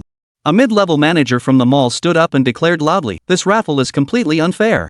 The computer could be hacked or rigged with plugins. This draw completely loses its fundamental fairness. The mall manager, seeing his subordinate take the lead, glanced at him and nodded with satisfaction. Other customers chimed in agreement. Exactly. The computer could be hacked. Changing it won't make a difference. I propose changing the lottery method. Exactly. Who knows if someone's rigging it? All the comments were directed at Fong Wei and Zhang Shuang. Fong Wei immediately bristled at the suggestion and retorted, who are you implying is rigging the system? Who else could it be? The one who won the most prizes is the culprit. Do you really think we'd hack the computer just so you could win? Fong Wei got into it with them too. It was a beautiful morning, everyone was in a good mood. Why did he have to be so rude? Accusing us without any proof? Everyone's in a good mood? Everyone nearly choked on their own spit at that remark. Bull. You bastards are the ones having a blast. Besides you, who else here could possibly be happy? Both sides stood facing off. At that moment, the mall's general manager finally stepped forward to speak. Since everyone has suggested changing the lottery method, we'll accommodate your request. How should we conduct the draw? Instantly, someone below spoke up, I suggest abandoning the computerized draw and switching to a manual draw instead. This way, we can minimize the risk of foul play and ensure the fairest possible outcome. Good. That's a good idea. Exactly. Let's go with that. Now let's see how they try to pull any tricks. Right, no computers. That thing can't be trusted. Agreed. This method is fair, I support it. Other customers nodded in agreement. The mall manager suddenly saw the light. Right, let's do it manually. Now no one can complain. He then instructed his staff, go find over 100 identical paper balls. By now, everyone glared resentfully at Fong Wei and Zhang Shuang, convinced they must have rigged the draw. Wait a minute, if they draw the winner manually and it's not them, couldn't they use that as an excuse to make them return the prizes they won earlier? Over 100 paper balls were gathered. Each participating customer received one, wrote their number on it, and handed it in. All the paper balls were placed in a sealed box. When it was time to draw, one would simply be pulled out at random. This way, no one knew whose name would be drawn. Surely no one could cheat now. Alright, the final round of the draw is officially underway. The female host returned to the stage, and the draw box was placed on the table. Now, let's reveal what the grand prize will be. Please look at the big screen. The prize image appeared instantly. There was only one prize, but this single prize left everyone's hearts racing for a long time. It was a red envelope containing 100,000 yuan in cash. The crowd erupted instantly. Holy, this is way too awesome. Damn, that's at least half a year's salary for me. This is possible, impressive. The small must be raking it in, they can just casually throw out this much cash as prizes. With that much money on the line, I'd fight tooth and nail to win it. Forget everything else, this 100 grand is worth at least several months of overtime pay. I can't wait. Ah. My heart's about to jump out of my chest. As long as those two don't pull any tricks, we've got a shot. It's gotta be my turn now, God willing. Alright, the drawing is about to begin. Manager, would you like to draw the last prize? The female hostess addressed the general manager. Exactly, manager. The final prize should be drawn by you, the mall manager chimed in, buttering him up. Yes, manager, you should do it. The general manager couldn't refuse. He chuckled and stepped onto the stage. He reached his hand into the box. Everyone watched the general manager's hand with bated breath. This draw could be worth around 100,000 yuan. The room fell silent, with only the rustling of crumpled paper inside the box audible. Rip! Rip! Suddenly, the general manager's hand stopped. The female host seized the moment and smiled. Now, please welcome the manager to announce the final winner. The general manager's face broke into a broad smile. Under everyone's gaze, he pulled the crumpled paper ball from the box and unfolded it. He lowered his head to read the number written on it. 1 second. 2 seconds. The general manager suddenly fell silent, saying nothing. The female host stammered, Manager, what's wrong? Who is it? Exactly. Why aren't you speaking? This is killing us with suspense. The general manager remained silent, but this time, he silently tossed the crumpled paper toward the audience, letting everyone see it clearly. After seeing the number on the paper, everyone fainted in a heap. Then, as if they'd all planned it, they stared dumbfounded at Feng Wei and Jiang Shuang. Holy! Holy! Holy! It's ING number 66 again? Why? Why the hell? Everything's changed like this, and it's still you two? Who could tell them where luck is sold in this world? If it existed, they'd buy a whole meal's worth. Jiang Shuang felt like she was in a dream. She still couldn't believe Lady Luck had blessed her today. Watching the unstoppable number 66 and the dejected looks on everyone's faces, she recalled a popular online phrase, damn it, who else is there? Chapter 222, helping Jiang Shuang get her clothes. The moment the raffle ended and the crowd dispersed, chaos erupted. Holy, I've never seen anyone this ruthless before. Who wouldn't agree? Whether it was pure luck or something else, it was like she'd seen a ghost. Why the hell didn't I have that kind of luck? All the prizes combined must be worth hundreds of thousands. Yeah, just the grand prize alone was 100,000 yuan cash red envelope. Hearing everyone buzzing about it, those who hadn't been to the raffle site were left confused. What's going on? What prizes? Sounds like there were quite a few. What kind of shenanigans are they pulling now? You guys haven't heard? Let me tell you, just now at the venue, 2 people swept up every single prize. Swept them all? No way, you're joking, right? Why not? Ask anyone else, I was right there. Those 2 young guys were like relatives of the god of wealth, winning prize after prize. Holy crap, that's insane? They took all the prizes? Damn, that's impressive. Impressive. When it comes to raffles, I'm totally impressed by those 2 young guys. In no time, word spread like wildfire from 1 to 10, from 10 to 100, and soon the entire mall knew about it. Stepping out of the mall, Jiang Shuang was animatedly describing the scene from earlier. Feng Wei, you know what? I was starting to wonder if Lady Luck had possessed me. Seeing her so delighted, Feng Wei chuckled, don't forget I was the one who changed the number. This number combines both our luck, so it's bound to be a winner. Jiang Shuang's eyes lit up. That makes sense. So, how about this, we split everything evenly except the cosmetics and stuff you don't need. No need. Since you want it, you keep it. Feng Wei chuckled, not taking the items to heart. The total value of these prizes was in the hundreds of thousands. To most people, they might seem incredibly valuable, but he didn't think much of it. Besides, he'd tested the God-tier Lucky Star skill today. Its effect was downright insane. Saying whatever you think of comes to you was an understatement. It was more like whatever you don't think of comes to you. There was nothing it couldn't bring about, only things he hadn't thought to ask for. Feng Wei reckoned he might actually buy a few lottery tickets next time just for kicks. Though he didn't care about the money, the thought of effortlessly snagging millions was just too thrilling to pass up. Alright then, I'll make you something delicious when we get back. Jiang Shuang smiled. She'd come to terms with it. If Feng Wei wasn't interested in the prizes, she'd keep them for herself. She'd just make up for it by cooking more delicious meals in the future. Just as they stepped out of the mall and were about to get into the car, a sedan suddenly sped past them. It kicked up a spray of water that landed squarely on Jiang Shuang, who was on the left side. Ah! Jiang Shuang gasped, startled by the sudden incident. Once she regained her senses, she hurriedly pulled out tissues to wipe herself down. But there was too much water. Her thighs, lower abdomen, and clothes were all covered in muddy water. "Don't worry, we'll change and wash them when we get back," Feng Wei offered comfortingly. That little bridge car was going way too fast. He hadn't even had time to react. At this point, cursing under his breath was all he could do. Complaining further was useless. And it was probably thanks to his god-tier Lucky Star skill that not a single drop of muddy water had splashed onto him. Otherwise, if by some twist of fate, it had all splashed onto Jiang Shuang instead, that would have been too dramatic. Well, that's just how it is. "Let's get moving." Jiang Shuang pouted. Her earlier excitement over winning the prize was completely ruined. After stowing the prize, Feng Wei drove them back to the villa at speed. Summer clothes were thin to begin with, and once muddy water clung to her skin, it would surely feel unbearable. Thinking of Jiang Shuang's discomfort, Feng Wei drove quickly and soon they were back at the villa. The moment the front door opened, Jiang Shuang couldn't stand it anymore and rushed into the bathroom in the hall. Then she immediately took a shower. Girls, after all, tend to be particular about cleanliness and their appearance, something Feng Wei fully understood. However, both of them seemed to have forgotten one crucial issue. Jiang Shuang had gone inside. After being covered in sticky mud, a hot shower felt incredibly refreshing. But then what? What about her clothes? In her haste to get inside, she hadn't brought any clothes to change into. She couldn't very well put those mud-splattered clothes back on. After her shower, Jiang Shuang realized this problem. Then, she felt completely flustered. If she were alone in the house, it would be easy. She could just walk out, return to her room, and get dressed. But Feng Wei was in the living room. She definitely couldn't just run out like that. So, what should she do? Jiang Shuang was as frantic as an ant on a hot pan, mostly out of sheer embarrassment. Should she just tell Feng Wei to leave and go back to his own room? Jiang Shuang thought about it but dismissed the idea. Walking around the room completely naked was simply too humiliating. But what else could she do? "Shuang, why are you taking so long in the shower? Hurry up and come out to cook. I've been walking with you all morning and I'm starving." Feng Wei's impatient voice echoed from the living room. This only made Jiang Shuang feel even more flustered. She thought resentfully, all he cares about is eating. At least it's summer now.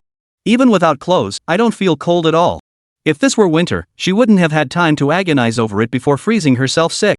"Feng Wei, I didn't bring the clothes I changed into. Why don't you go to my room and get them for me?" After agonizing for a long time without finding a solution, Jiang Shuang finally stammered out a sentence. Outside, Feng Wei froze upon hearing her words. Holy crap! You want me to get your clothes? Or go into her room? But come to think of it, Jiang Shuang didn't actually bring any clothes to change into when she went in. What are we waiting for? I'm definitely going. Alright, hold on. I'll go get them right away. Feng Wei seemed energized as if he'd been injected with adrenaline, agreeing without a second thought. He practically flew over, his legs pumping as he dashed to Jiang Shuang's door. Chapter 223, There's a Mouse.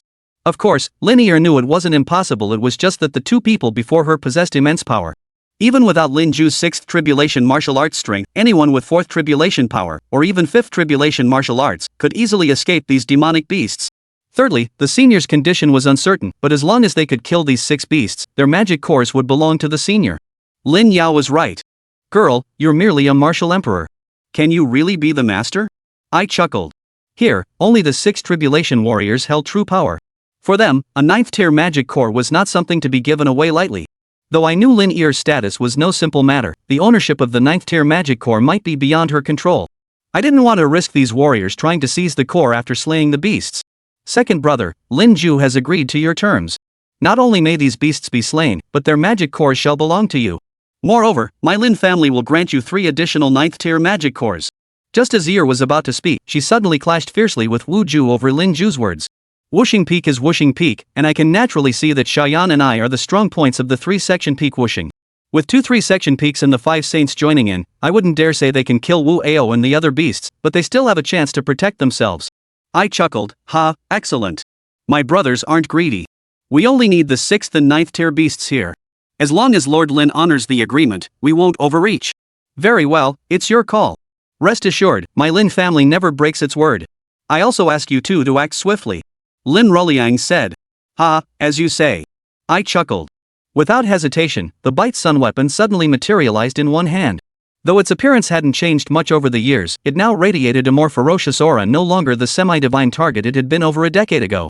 Over the past decade, I've cultivated the Sky Devourer using various ores transported from the 6 gods realm. With these Or's aid, the Sky Devourer has ascended to the level of a divine weapon, and now it has even reached the pinnacle. As I gazed upon the Sky Devourer, Xiao Yan wasn't idle either. A weapon materialized in his hand, a long blade shaped like a blue dragon sword. Xiao Yan possessed a unique talent. After reaching level 8, she could devour ores and absorb raw weapons into her body. The long blade in her hand was the twin weapon she had cultivated herself. Influenced by me, Xiao Yan cultivated his innate weapon into a blade. Initially, this weapon was a dagger, later replaced by a long spear. Finding this cumbersome, Xiao Yan refined his innate weapon into a long sword. Because the harpoon in my hands would consume the Sky Spear, Xiao Yan also gave it a resounding name, Sky Slayer. Though the Sky Slayer lacks spirit stones, since it was cultivated from Xiao Yan's own body, it will continue to grow stronger as his power increases. Xiao Yan, let's get moving. Otherwise, people will start getting anxious. I smiled at Xiao Yan. Ha, boss, don't even mention them, even I can't wait. Xiao Yan chuckled. Ha, let our brothers witness the might of the 9th layer of the demon beast realm. I gripped the Sky Spear and laughed. The two brothers flashed into shape, plunged downward, and took down 2 low-level 9th layer beasts. More on the 4 little games.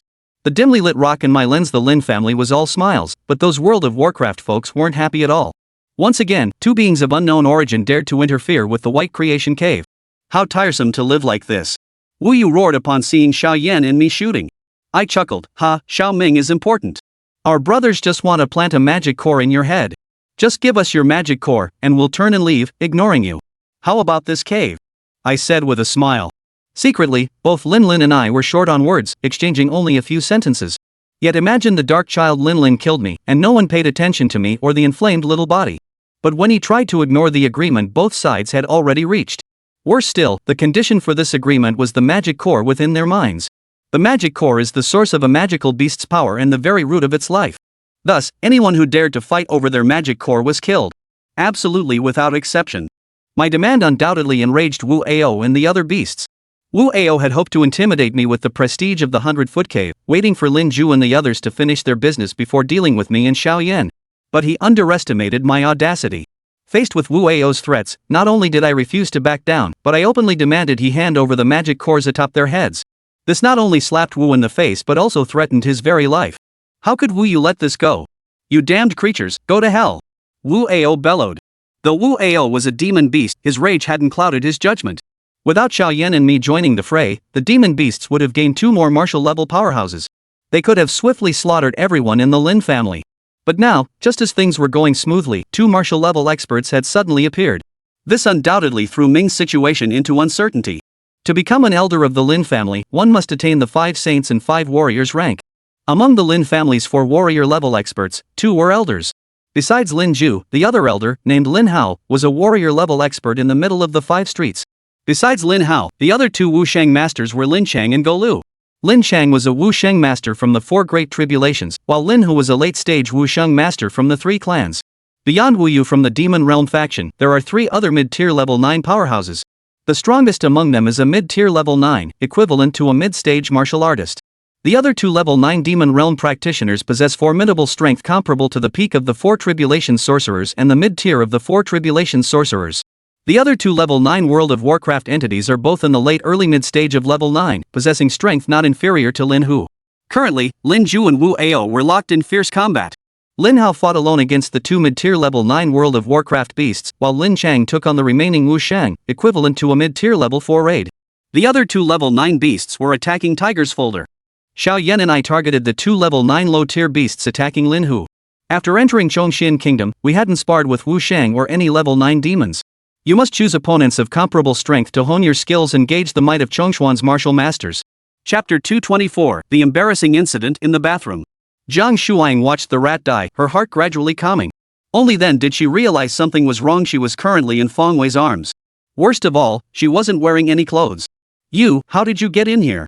Zhang Shuang wriggled free from Feng Wei's embrace while frantically checking if she was exposed. After a long check, she finally breathed a sigh of relief. Thankfully, though the towel didn't cover her entirely, it did conceal the crucial areas. Otherwise, she truly didn't know how she could have faced the situation. Zhang Shuang couldn't help but complain. Didn't you tell me to come in? Feng Wei replied with a look of deep injustice. His expression was as innocent as could be. She was the one who told me to come in, right? Why is she blaming me now that the issue is resolved? I told you to come in, so you just barged in. Don't you know men and women shouldn't touch each other? I was taking a shower. Jiang Shuang argued stubbornly. Seems she just couldn't save face. I thought you were about to cry. How could I have known? Feng Wei felt even more wronged upon hearing this. But seeing Feng Wei's expression only made Jiang Shuang's anger boil over. She felt like punching him. You're upset? You've taken advantage of me so much, what's there to be upset about? I'm the one who should be upset, okay? What are you still doing here? Get out already! Jiang Shuang shouted. Oh, okay. Feng Wei cast a lingering glance at Jiang Shuang's long legs before turning to head back to the lobby. All the while, he kept muttering to himself. Women are just like that. When they need something, they act all sweet and gentle.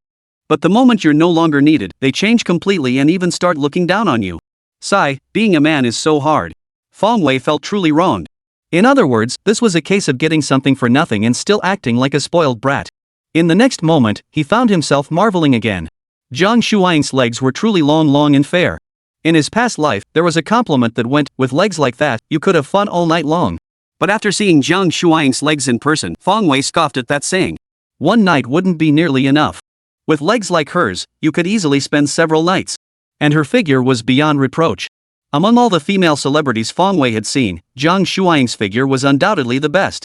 The only flaw? Her chest was a bit on the small side. Feng Wei reckoned it was about time to pull out a bottle of breast enhancement lotion for Jiang Shuang. Such a figure shouldn't go to waste. In just a few seconds, countless thoughts raced through Feng Wei's mind. Just as he was about to open the door and return to the lobby, a familiar voice suddenly called out from outside. Sister Shuang, Feng Wei. It was Zhang Ai returning. Feng Wei was stunned, turning to glance at Jiang Shuang's anxious expression. He spread his hands helplessly, his unspoken question being, what do we do now? Jiang Shuang was equally stunned. Zhang Ai had left early in the morning and usually didn't return until the afternoon. Even if not in the afternoon, he could have come back a little earlier. But of all times, he had to come back right now.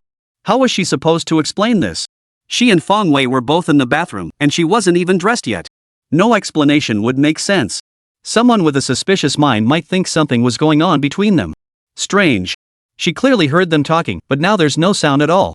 Getting no response, Zhang Ai looked puzzled and muttered to herself. Tian Ai, is that you back? I'm in the shower. After a moment's hesitation, Jiang Shuang finally replied. She was afraid that if Zhang Ai entered the bathroom, things could get complicated. Oh, go ahead and finish. I'll start cooking. I'm starving. Zhang Ai said. Then, the two people standing in the bathroom could clearly hear the sound of washing vegetables outside. What should we do? Feng Wei asked. He hadn't expected Zhang Ai to suddenly return like this. This was a bit awkward. Fortunately, Zhang Ai didn't enter the bathroom. Otherwise, he'd be at a complete loss for words. Turn around, I need to get dressed first. Jiang Shuang whispered softly. Regardless, she should get dressed first. After all, she was still wrapped only in a bath towel. And she was wrapped in it in front of Feng Wei, a man. Oh. Feng Wei responded and obediently turned away. You're not allowed to peek back. Jiang Shuang seemed uneasy about Feng Wei, adding one last warning. Feng Wei was speechless upon hearing this. Damn it. Peek? Am I that kind of person? So you don't even trust my character, huh? Don't even tell me not to peek even if you told me to look right out in the open. I'd still look. Damn it. If you tell me to look openly, and I don't look, wouldn't that be stupid? Feng Wei muttered to himself. Then, he heard the rustling sound of someone getting dressed behind him. Then Feng Wei thought of the dress he'd picked out himself, along with the underwear, and his mind started wandering. Jiang Shuang would look stunning in this outfit, wouldn't she? He'd find out soon enough. After Jiang Shuang told him he could turn around, Feng Wei spun around and saw her in a deep red dress. She had just finished showering, and her morning makeup had been completely washed away. Yet even without makeup, paired with the vibrant dress, the overall look felt perfectly natural. Instead, it added an extraordinary charm to her. Feng Wei studied her carefully, thinking to himself, no wonder the ancients said beauty is a feast for the eyes. With such a beauty standing before him, his hunger truly lessened considerably. What are you looking at? Jiang Shuang noticed Feng Wei staring at her and felt her cheeks flush slightly. Recalling what had just happened, she felt even more embarrassed. Was this considered flirtatious? Though she'd acted unconcerned, deep down, she felt quite shy. She just hadn't shown it. I was looking at you. Actually, if you could be a bit gentler, I find you quite beautiful. Feng Wei spoke his mind honestly. Chapter 225, Old Wang Next Door's Feelings. Jiang Shuang's face flushed instantly upon hearing this. Was he complimenting her beauty? But why did he emphasize earlier that she should be gentler? Fuming, Jiang Shuang gave a cold snort. This lady is naturally beautiful. Do I need you to tell me that? With that, she made to leave. But after taking just one step, she seemed to remember something. Turning back, she whispered softly. Remember, you can only come out when I call you. Got it? Got it. Feng Wei nodded. Zhang Ai was right outside. No matter how thick-skinned he was, he couldn't just barge out recklessly. If he went out recklessly and Zhang Ai caught him, how could he possibly explain it? Zhang Shuang was in the bathroom with him, and she said she'd just been showering. All those kiss marks would be impossible to explain away. Anyone seeing them would inevitably jump to conclusions. Though they hadn't done anything of that nature. But would Zhang Ai believe that? Could Feng Wei really claim he just happened to walk in to admire the scenery? After receiving Feng Wei's response, Zhang Shuang adjusted her clothes and stepped out. Wow! Sister Shuang, you look stunning in that outfit. As soon as Zhang Shuang stepped out, Zhang Ai saw her and immediately complimented her. Honestly, Zhang Shuang's outfit really did look great. Really? I think it's just okay. Zhang Shuang chuckled. Of course women love being told they look beautiful, especially when the compliment comes from another stunning beauty. The only downside was that Feng Wei had picked out this outfit for her. At that thought, Zhang Shuang felt a bit embarrassed again. Oh, right, Sister Shuang, come help me out here. This dish is almost done. I need to use the restroom first. Zhang Ai suddenly called out. Oh, sure. Go ahead. Wait, what? You need to use the restroom? Where are you planning to go? Zhang Shuang didn't catch on at first and responded absent-mindedly. But the moment she realized something was off, she immediately lost her composure. The restroom? Of course I'm going to the restroom. I'm not a kid, do you think I'd just pee on the floor? Zhang Ai joked. Of course I know you're going to the bathroom to use the toilet, but which bathroom are you going to? Zhang Shuang asked anxiously. Her mind was on edge, like a taut string. This is the lobby. Where else would I go? Of course I'm heading to the restroom next door. Zhang Ai pointed to the restroom in the corner of the lobby and whispered. She felt inexplicably unsettled. Why did she feel like Sister Shuang was acting so strange? Why would she ask where I was going to use the restroom? It was just so strange. Did she really have to pick a specific place to use the restroom? There aren't any monsters in there. Tian Ai, you just got back and you already need to use the restroom? Zhang Shuang was flustered by this turn of events, and even her questions sounded a bit childish. Mainly, she genuinely hadn't expected Zhang Ai to actually need to use the restroom. If she actually went in there, wouldn't she run into Feng Wei? Zhang Shuang felt a wave of panic wash over her. She had been planning to find an opportunity to distract Zhang Ai and then call Feng Wei out. But Zhang Ai never gave her that chance, blurting out that she needed to use the restroom. Well, what could she do? Sister Shuang, I've been holding it in all morning out here. Besides, what does that have to do with just getting back? Zhang Ai said, exasperated. Does going to the bathroom require scheduling? No, I guess it doesn't really matter, but you should still go back upstairs to use the bathroom. Zhang Shuang stammered for a moment, unable to come up with any other excuse, and could only tell her to go back to her room. Why? Isn't there a bathroom in the hall? Zhang Ai felt increasingly suspicious. It was such a minor thing, yet they'd been going on about it for ages. And there was a bathroom in the lobby. Why did Sister Shuang insist she go upstairs to the room? Feng Wei, who was in the bathroom, heard their conversation and felt his heart racing with fear. He was genuinely afraid that if Zhang Ai came in, what would he do? How could he explain this without making things awkward? But after thinking for a moment, it seemed like no matter what he said, it wouldn't work. No matter how elaborate his excuses, the awkwardness would remain. After all, they weren't fools who'd believe anything he said. At this point, all he could do was pray to the heavens for divine intervention. Well, you should probably go back to your room. Zhang Shuang was at a loss for words, her face twisted into a bitter smile. She genuinely didn't know how to respond. Could she possibly say that the reason she wouldn't let Zhang Ai in was because someone was in the bathroom? Absolutely not. Sister Shuang, you seem off today. Also, why isn't Feng Wei in the room? He never leaves in the mornings. At that moment, Zhang Ai seemed to finally catch on to something. No, you're overthinking it. I'm always like this. Besides, we can't predict what Feng Wei is up to. Zhang Shuang was startled by Zhang Ai's words and forced out an explanation. Just listen to me. Go back to your room to use the bathroom. Plus, you've been running around outside all morning, you're covered in dust. Take a shower while you're at it. I'll call you when dinner's ready. Alright then, I'll go take a shower. See you later. Hearing that she was covered in dust, Zhang Ai couldn't just sit back and do nothing. She was a very clean girl who wouldn't let herself get all filthy. After a moment's thought, she waved goodbye to Zhang Shuang and finally headed upstairs. Zhang Shuang stared intently at Zhang Ai's retreating figure, fearing she might suddenly change her mind and decide against showering. Fortunately, no surprises occurred. Only when Zhang Ai's figure vanished from sight did she breathe a sigh of relief. Finally got rid of that little princess. Then she dashed to the bathroom door and called out urgently. Tian Ai's upstairs now. Come out quickly. Okay. Feng Wei responded with a quick got it and immediately came out. Damn it. He'd only been in the bathroom for less than half an hour, but damn, what a nerve-wracking ordeal. Feng Wei's heart was about to burst. What a rush. Deep down, he even felt like he was playing the role of old Wang next door. Chapter 226, The University Teaching Invitation. After Zhang Ai finished her shower and came downstairs, Feng Wei pretended to have just returned home by chance. Though she found it odd, she didn't think much of it. Thus, in an awkward atmosphere, the three of them finished their lunch. Lying comfortably on her bed, Feng Wei casually realized the divine Luckstar effect hadn't ended yet. It still had over 10 minutes left. Ah, so that's why everything that just happened felt like a massive luck boost. Come to think of it, it made sense. Under normal circumstances, there was no reason someone would forget to bring a change of clothes when taking a shower. And it was such a coincidence that Feng Wei happened to be right outside the room. And how could a mouse even get into such a sealed bathroom? Ah, so that's it all thanks to sheer luck. It led to that awkward moment between him and Jiang Shuang. This skill is impressive divine Luckstar, truly worthy of its name. It's that powerful. Thinking of this, Feng Wei couldn't help but feel a bit resentful that the skill hadn't appeared sooner. If he'd had this skill back when he and Injer checked into that budget hotel together, he would have gotten what he wanted long ago. He wouldn't have had his good time ruined by a bunch of reporters barging in. No, next time he absolutely had to find another opportunity. And with the God-tier Lucky Star skill active during that moment, there'd absolutely be no mishaps. But the Divine Luck Star skill only lasted 2 hours. Wasn't that a bit too short? After all, he'd downed 22 centimeters of potion and taken a high-grade body forging pill. Lasting an entire night wouldn't be a problem, let alone a mere 2 hours. That just wouldn't be satisfying. But never mind that for now. When the time comes, he'll find a secluded spot where no one can disturb him. Then it'll be. Just thinking about it gets me excited. In that moment of distraction, the duration of his God-tier Lucky Star effect dwindled to less than 10 minutes. Feng Wei didn't harbor any hopes for what good might come next.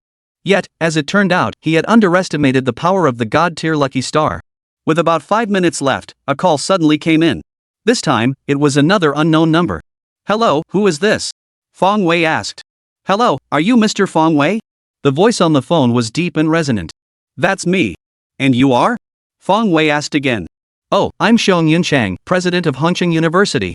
I'm calling to invite you to join our faculty. Would you be interested, Professor Feng? To teach at Huncheng University? Feng Wei was stunned. He never imagined Xiong Yunchang would call about this. Are you serious? He couldn't believe it.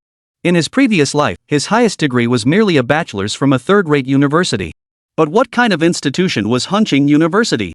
Even if it couldn't compare to top-tier institutions like Yenching University, it was still a highly regarded university in Zhozhou. And now, the president of this very institution was inviting him to join the faculty? It was almost too incredible to fathom. Professor Feng, do you really think I'd call you just to joke around?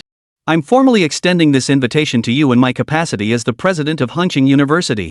Feng Wei hesitated. Taking a deep breath, he replied in a solemn tone. Principal Xiong, why would you consider inviting me to teach at Huncheng University? Xiong Yunchang replied promptly. I've read all your poetry. I've studied classical verse myself. To be honest, I admire your work greatly. If we were to select a master in classical poetry today, there may not be one yet, but in a few years, I believe you are the most likely candidate. Xiong Yunchang's praise was exceptionally high. Between the lines, he implied that he was already a leading authority in classical poetry today. Coming from a prominent figure in the education sector, his words carried significant weight. I can't accept such praise. I'm just writing for fun. Feng Wei responded, flattered and surprised. Of course he wouldn't respond that way to such praise. Besides, he knew his own limitations. He was no master of poetry and prose at best, he was merely a conduit for the cultural heritage of his past life. Mr. Feng, there's no need for modesty, you truly possess this talent. So, have you made up your mind yet? Feng Wei worried. Well, I know my own limitations. I just worry about teaching my students incorrectly and misleading them. But hearing this, Xiong Yunchang felt a bit displeased. Young people should have youthful drive.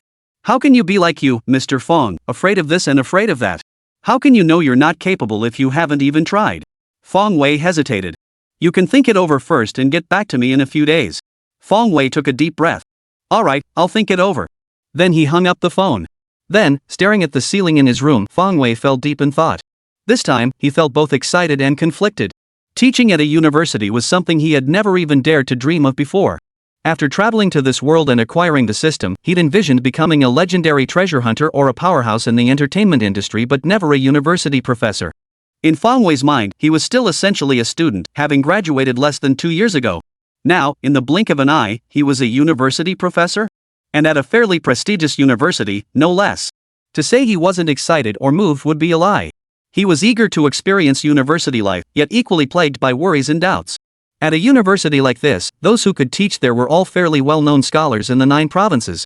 Each one carries a string of impressive credentials. But he? He was just a young man in his 20s, lacking both credentials and academic pedigree. Could he really make it at Hancheng University? And when it comes to teaching students, he's not confident either. Who knows, he might end up damaging the budding talents of the nation. But if he didn't go, wouldn't it be such a waste? Fang Wei was torn at that moment.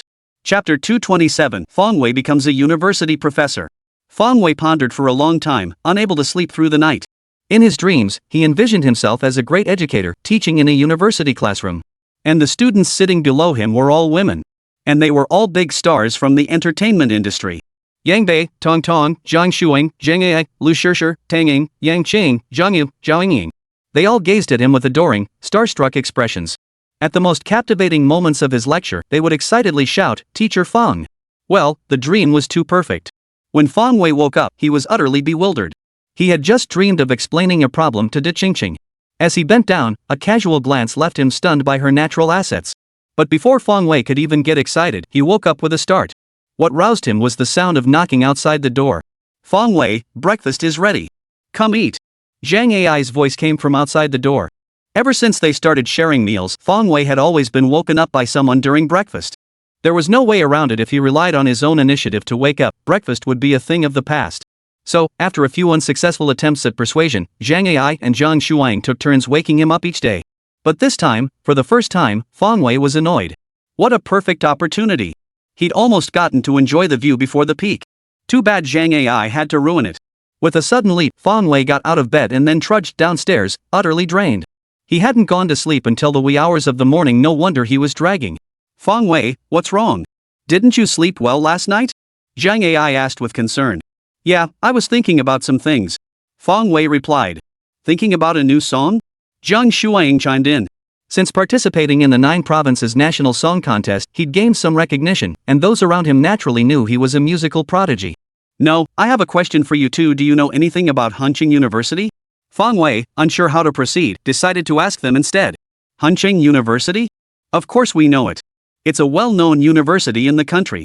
Though it can't compare to Yenching University or Hucheng University, it's still one of the top institutions in Jiuzhou. What's up? Why are you suddenly asking about this?" Zhang Shuang asked curiously. "Well, yesterday I received a call from the president of Hancheng University. He invited me to teach there, so I spent all last night thinking about it." Fang Wei laid it all out. Zhang Ai was completely stunned. "Ha? The president of Hancheng University invited you to teach there?" Zhang Shuang also exclaimed in surprise. "Hancheng University? What would they want you to teach?" Fang Wei replied, "He didn't specify, but it should be related to classical poetry. The president said he'd read some of my poems and thought they were decent, so he extended the invitation. I'm not really skilled in anything else." Zhang Ai exclaimed excitedly, "They really asked you?" Fang Wei rubbed his forehead. "Yeah. I'm not even sure if I should go." Zhang Shuang was stunned by the news, her voice trembling. "You haven't accepted yet, have you?" I haven't decided yet." Fang Wei felt a headache coming on. Zhang Ai immediately grew impatient. "Are you kidding me? What's there to think about? Just go for it. Are you crazy? What's there to think about? Just go for it." Fang Wei replied, "I'm just worried I might not be able to teach well. I think you should give it a shot first. Hancheng University is a prestigious institution. Teaching there would definitely bring you significant advantages. Plus, it would boost your popularity immensely. At the very least, no one would dare casually criticize your songs or poetry anymore." Zhang Shuang had considered the matter thoroughly. Her point was valid. When it came to art, popularity wasn't always the measure of success. It was about establishing credibility. Take his preface to the Orchid Pavilion. It's a great song, and many people love it. But look at the outcome. Naeun posted a statement on Xinglong, and people still criticized him relentlessly. That's the consequence of lacking sufficient standing. If he were teaching at Hancheng University, and if he did well enough to become an associate professor, would anyone dare to casually critique his poetry and songs? Absolutely not. Holding a teaching position at a university signifies recognition from the academic establishment. Who would dare criticize him then? Are some people more powerful than the education sector? Besides, it wouldn't conflict with his other pursuits. University teaching is quite relaxed, just a few classes a week. Fong Wei hesitated for a moment before finally making his decision. Alright, I'll give it a shot and see if I can teach well. Wait, no, if I'm stepping in, I'm bound to teach well. Once he figured it out, Fong Wei's confidence soared. With all the knowledge from his past life to draw upon, how could he possibly mislead his students? At worst, he might just wither a few blossoms. That's more like it. Who knew I had a friend who was a university professor? Since you've made up your mind, hurry up and tell them. Zhang Ai urged. Fong Wei nodded. Then he immediately called Xiong Yun Chang. The call connected quickly. Principal Xiong, I've made up my mind. I accept your invitation. It's an honor to contribute to the cause of education. Fong Wei's words were well spoken. To contribute to the cause of education, he thought. Yes, that's it.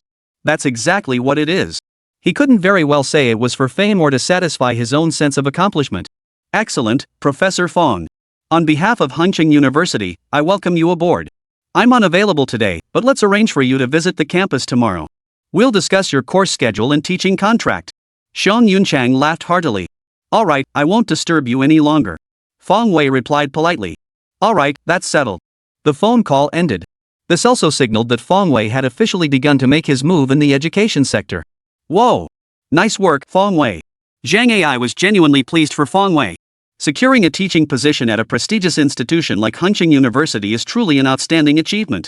Thank you both. Fong Wei said. Help yourself to dinner. To celebrate you becoming a professor at Hengqin University, I'll whip up a couple more dishes. Zhang Shuang was also thrilled and immediately got up to add more dishes. Chapter 228, Doraemon World Merchandise. Zhang Shuang added 3 or 4 dishes and, in her excitement, opened 2 bottles of wine. After a few glasses, the mood really picked up. The 3 chatted more and more freely, each sharing their life streams. When it came to Fong Wei, his tongue got tied up and he nearly blurted out that ultimate goal. Fortunately, Fong Wei had always maintained his composure and managed to hit the brakes at the last moment. But not everyone was so easily fooled. Wait, repeat that.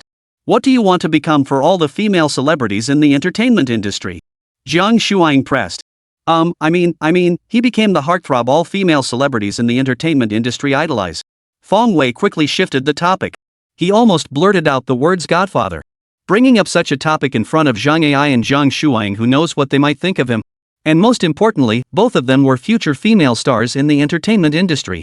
Bringing it up now would only drag them into it too. Well then, you'd better work hard.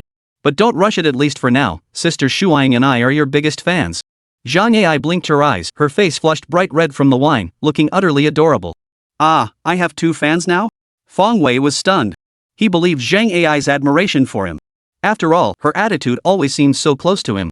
But Zhang Shuang being his fan too? It didn't seem like it. Tian Ai, what are you saying? If you admire him, just say so. Don't drag me into this. I'd never admire someone as lazy and good for nothing as him. Zhang Shuang hurriedly defended herself. Sister Shuang, you're lying. I clearly heard you whispering how much you admired Fong Wei's talent that day. Zhang Ai ruthlessly exposed Zhang Shuang's lie. I was just saying that. Don't get the wrong idea.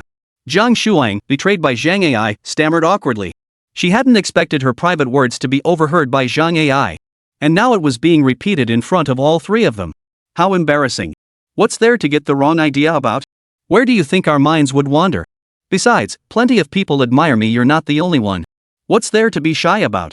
Fong Wei chuckled, teasing her. Pfft, you've got some nerve. Zhang Shuang said shyly. The 3 of them enjoyed a pleasant breakfast together. After eating and drinking their fill, Fong Wei returned to his room.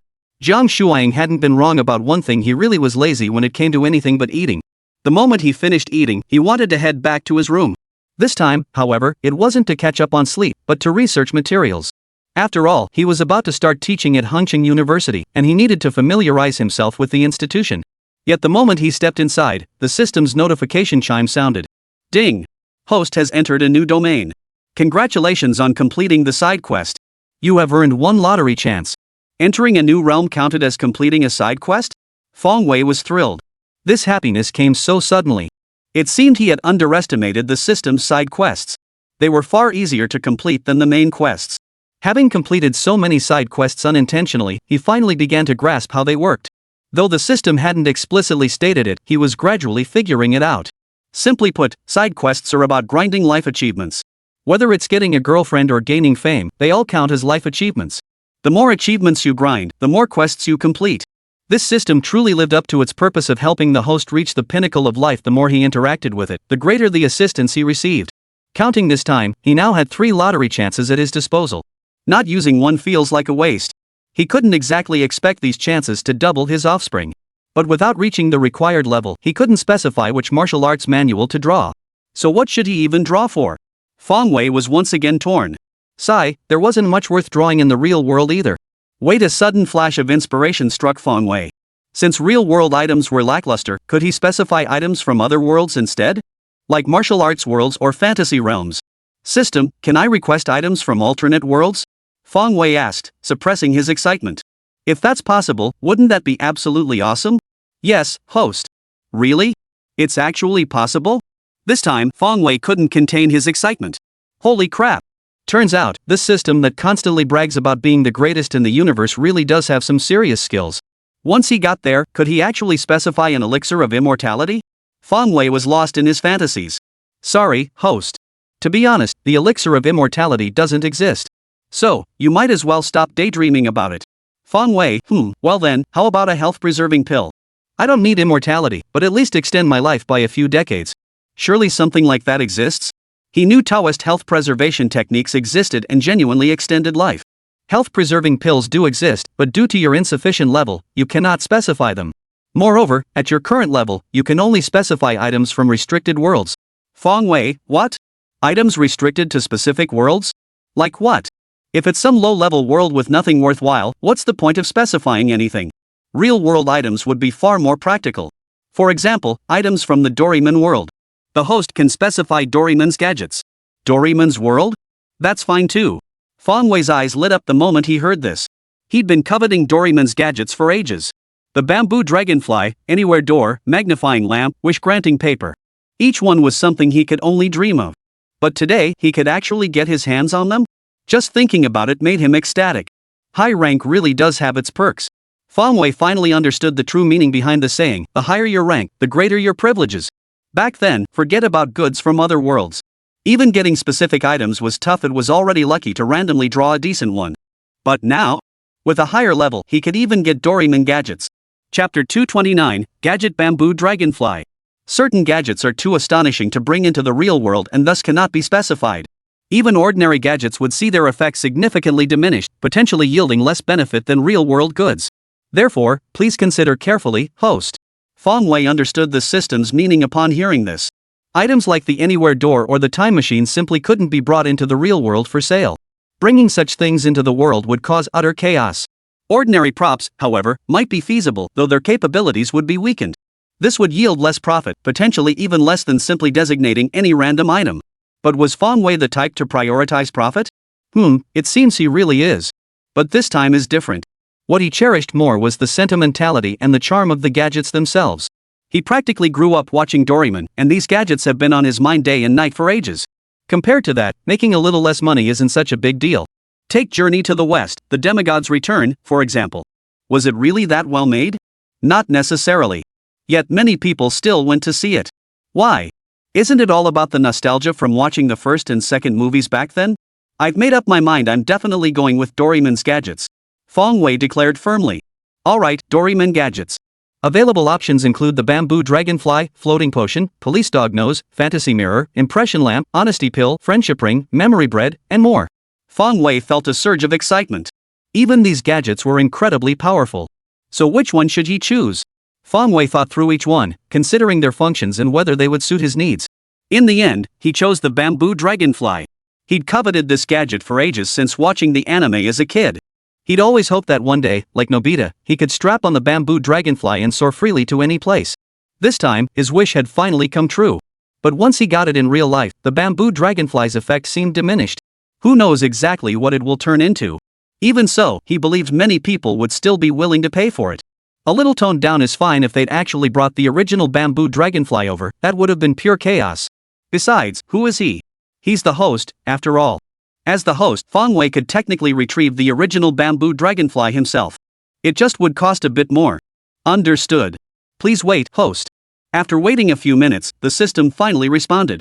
Doraemon World, Bamboo Dragonfly is ready for collection. Ready for pickup? Fong Wei's body trembled slightly as he nervously accepted it. Then, just like before, hundreds of bamboo dragonflies materialized in Fong Wei's room. Fong Wei picked one up and examined it closely, finding it indistinguishable from a regular toy. He couldn't tell them apart at all. Yet this tiny thing, barely larger than a toy, could actually carry a person through the air. It was truly incredible. System, what exactly is the function of these bamboo dragonflies? Fong Wei inquired. He knew the effects of the original bamboo dragonflies, of course, but these were all weakened versions. He couldn't say how much of the original power they retained. These bamboo dragonflies, like those in the Doraemon world, can carry people through the air, but their effects are limited. They can only sustain flight for 10 minutes and reach a maximum altitude of 10 meters. After each use, they must be placed in direct sunlight for 1 day before they can be used again. Oh, I see. Fong Wei nodded, acknowledging his understanding. Compared to the originals, these bamboo dragonflies were significantly weakened, retaining less than a tenth of their original effectiveness. But this situation could still be explained in reality. Any more powerful, and it would defy explanation. For the technology of this world, being able to fly 10 meters into the air with something that looks like a toy is already quite remarkable. It essentially fulfilled many people's dream of flying. Moreover, the flight duration is only 10 minutes, and after use, it must be left in direct sunlight for a full day. This can be indirectly understood as solar charging. Absolutely, no issues at all. I bet many people will see this bamboo dragonfly and just have to buy one. After all, this world has the Doraemon anime. Many grew up watching it, combining nostalgia with genuine interest, making it a surefire moneymaker. And with only 100 items available, it's a case of too many wolves and not enough meat. They'll be scrambling to grab them. Why wouldn't they buy? Next task issued. Host, sell 100 bamboo dragonflies. Pricing is at your discretion. Task duration, 1 week. Reward, 1 lottery draw opportunity. Task penalty, host is forcibly prohibited from engaging in sexual relations for 1 year. This time, Fong Wei happily accepted the task, not the least bit worried about the penalty for failure. No sexual relations for a year? Heh, no need to worry at all. The task deadline was a full week. He was certain he could complete it. If the deadline were just 1 night, he might have felt uneasy. After all, he didn't know if everyone would accept it. But now? A whole week? That would be an insult to his treasure hunter reputation. He could absolutely handle it within 2 days. Fong Wei was brimming with confidence. As his treasure hunting shop grew in fame, more and more people took notice. Completing main quests had become much easier for him. Back when he first started, completing tasks was nothing short of a bitter struggle. He'd wait for days, yet hardly anyone would buy. In the end, he had to seek help to promote his shop. But now, he's finally turned things around. People won't buy? Then they can just get lost. He doesn't even want to sell anymore. Haven't you seen the hundreds of people in the group, crying and begging, lining up to buy? Sigh, it hasn't been easy getting to this point. But all that hard work back then was worth it. Life's so much easier now. He's practically the carefree 11. Chapter 230, The Buyers Group's Hilarious Banter. The bamboo dragonfly had been claimed, and naturally, Fong Wei had to notify the big spenders. After all, they were his financial backers. Plus, he could gauge the pricing based on their reactions. He entered his buyer group.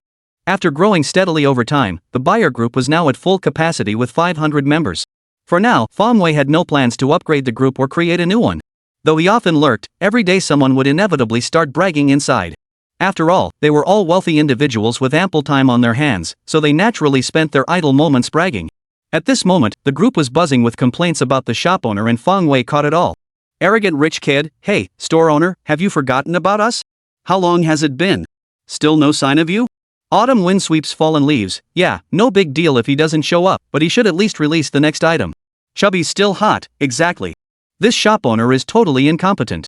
How can they get away with this? I'm not short on cash. Last time he vanished for a whole month. This time it's only been 10 days. That's actually better. Still, he's incompetent.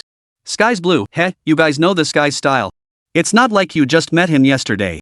Fan Wei conquers the world. As a newcomer to the group, I dare not speak up loudly. I can only silently give a thumbs up. The group was abuzz with indignation, emotions running high. It felt like this absent shop owner was nothing but a slacker. But upon reflection, compared to other professional treasure hunters, Fong Wei did seem like he wasn't doing his job properly. Everyone was venting their frustrations. Even bragging all day long gets old.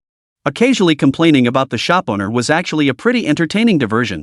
Of course, they dared to do this precisely because Fong Wei was always absent. With so many messages, they could quickly flood the chat. Even the most bored person wouldn't go digging through old nonsense.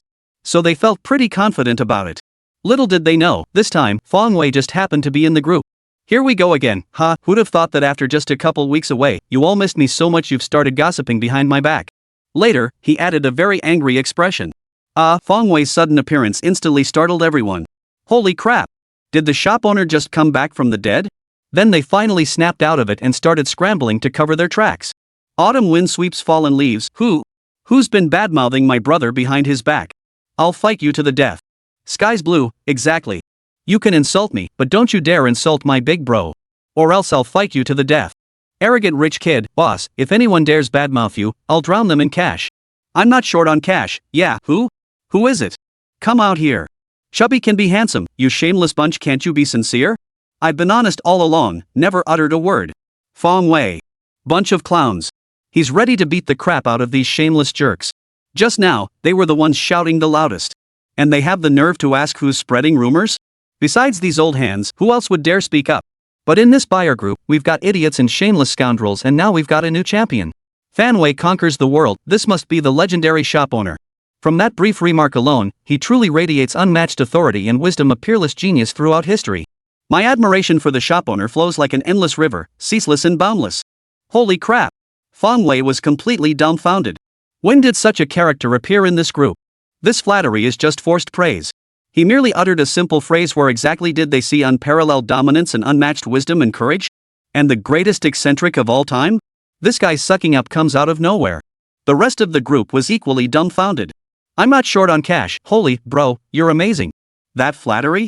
I can't even compete. Autumn wind sweeps fallen leaves, masterful. Absolutely masterful. Never thought I'd meet my match today. Sky's so blue, bro, you've got some nerve. Does your family even know about this? Spoiled rich kid, impressive. I'm starting to admire you. Chubby's still hot. I used to think Autumn wind sweeps fallen leaves was the most shameless guy in this group. Turns out, you haven't even shown your true colors yet, big bro. At that moment, the newcomer shyly protested, stop it, you're embarrassing me. Ugh, Fong Wei genuinely wanted to kick these guys to death. One more time, ahem, this time I'm here to announce a new product launch. He figured he'd better get straight to the point. Otherwise, this crowd would drive him crazy. Ha! New products? Another magical new product? At that, everyone forgot everything else and immediately started asking questions. Big spender, bro, what's this new product? I want one. Autumn wind sweeps fallen leaves, bro, you can't just ignore your little brother like this. Spoiled rich kid, boss, I'm loyal to you through thick and thin. Sky's blue, bro, just tell us already. Fan Wei conquers the world, shopkeeper, I may be new here, but I've been buttering you up all along. Fong Wei. This new product is both interesting and fun. I'm sure everyone's seen Doraemon. Remember that gadget called the bamboo dragonfly? Well, this new item is a scaled-down version of that bamboo dragonfly. It was invented by a friend of mine at the Academy of Sciences, and I'm selling it here. Bamboo dragonfly? That's the new product? Everyone was stunned for several seconds before anyone spoke up. Sky blue, bro, what's the point of this? Can it even fly? Autumn wind sweeps fallen leaves, exactly. If it can't carry people into the sky like the one in Doraemon, it's useless. Chubby's still cool, bro, honestly, this new product seems kinda lame. I'm not short on cash, yeah, I agree. Spoiled rich kid, boss, wouldn't it be better to sell more potions? Why are we selling this? Everyone was confused. What's the point of this bamboo dragonfly? Can it even fly? Chapter 231, bro, do you know that guy Fong Wei? Everyone politely expressed their skepticism about the bamboo dragonfly. Fong Wei chuckled and calmly typed. Sorry, but it really can fly. What? Fly? That's impossible. Autumn wind sweeping fallen leaves, bro, you're messing with us, right? Arrogant rich kid, boss, have you been watching too much Doraemon lately and gotten obsessed? Sky's blue, real talk, a bamboo helicopter can fly in the short term, but it's useless. I'm not short on cash, boss, stick to selling those health boosting pills. I really need them. One more time, I mean, this new product is just like in the Doraemon anime, it can actually take people into the sky. Fong Wei patiently repeated himself. Then the group chat exploded. Bro, you're not joking, right? Spoiled rich kid, how is that even possible? It's practically like making a movie. Chubby's pretty cool, realistically, current tech could make this, but China isn't at that level yet. Autumn wind sweeping fallen leaves, yeah, bro. Is your friend's tech really that advanced? One more time, well, the bamboo dragonflies we sell are basically simplified versions of Doraemon gadgets.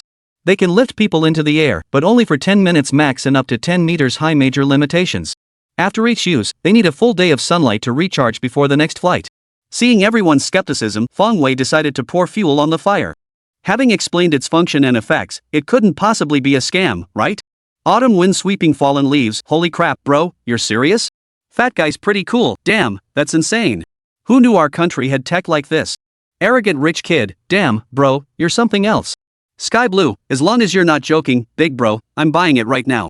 Damn it, I grew up watching Doraemon, gotta support this. One more time, I'm not joking. Everything I said is true.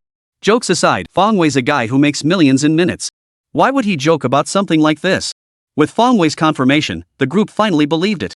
Arrogant rich kid, you rock, boss. I'm all in. Autumn wind sweeping fallen leaves, flying to the sky? Never thought I'd see the day I could make this dream come true. Fat guys can be handsome, true, even if it's only 10 minutes, it's still going to space. No question, I'm buying it. Just wondering if there's a weight limit? I'm not short on cash. I've slept with secretaries, I've slept with escorts, but I've never slept in the sky. This time I've gotta try it. Sky's so blue. 666, upstairs, you're on point, that deserves a thumbs up. Feng Wei conquers the world, just quietly saying give me a dozen of these gadgets. The group's consensus was simple, buy it. At first, it was only natural for people to be skeptical. After all, something like this is just too high-tech. Even the simplified version of the bamboo dragonfly is still a rare find. That's why skepticism arose. But with Feng Wei's confirmation, everyone finally believed completely. From childhood to adulthood, people had experienced countless things, but none had ever been to the sky. This time, they were going to indulge in this thrill to the fullest. This was only possible at Feng Wei's shop. At any other treasure hunting store, claiming to have a bamboo dragonfly that could take you to the sky would get you laughed out of town. Fly to the sky? I bet you're just itching to go to the west. I'll spit you to death. Why don't you just say you can burrow through the ground? But what Feng Wei said? That's a whole different story. His shop always sells unique merchandise. Like breast enhancement potions, body strengthening pills, and potions that make men's, well, that part, bigger and longer. Any one of these would be considered cutting-edge technology. That's why everyone accepted it so quickly this time. If ascending to the heavens was already possible, then descending into the earth couldn't be far behind. Members with vivid imaginations began wondering if the next product might enable underground teleportation. Feng Wei felt deeply gratified and satisfied. Back then, when he tried to sell a bottle of whitening cream for 50,000 yuan, buyers questioned him.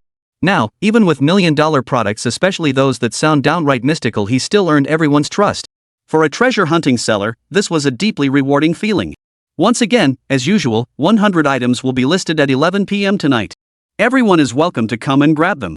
Since it was an announcement, the details naturally had to be made clear. Everyone readily agreed, promising to be on time for the sale. There are 500 people in this group, but only 100 items available. How could anyone not rush to buy? If you're even a second too slow, or a minute too late, you'll miss out. They certainly wouldn't pin their hopes on everyone else deciding not to buy.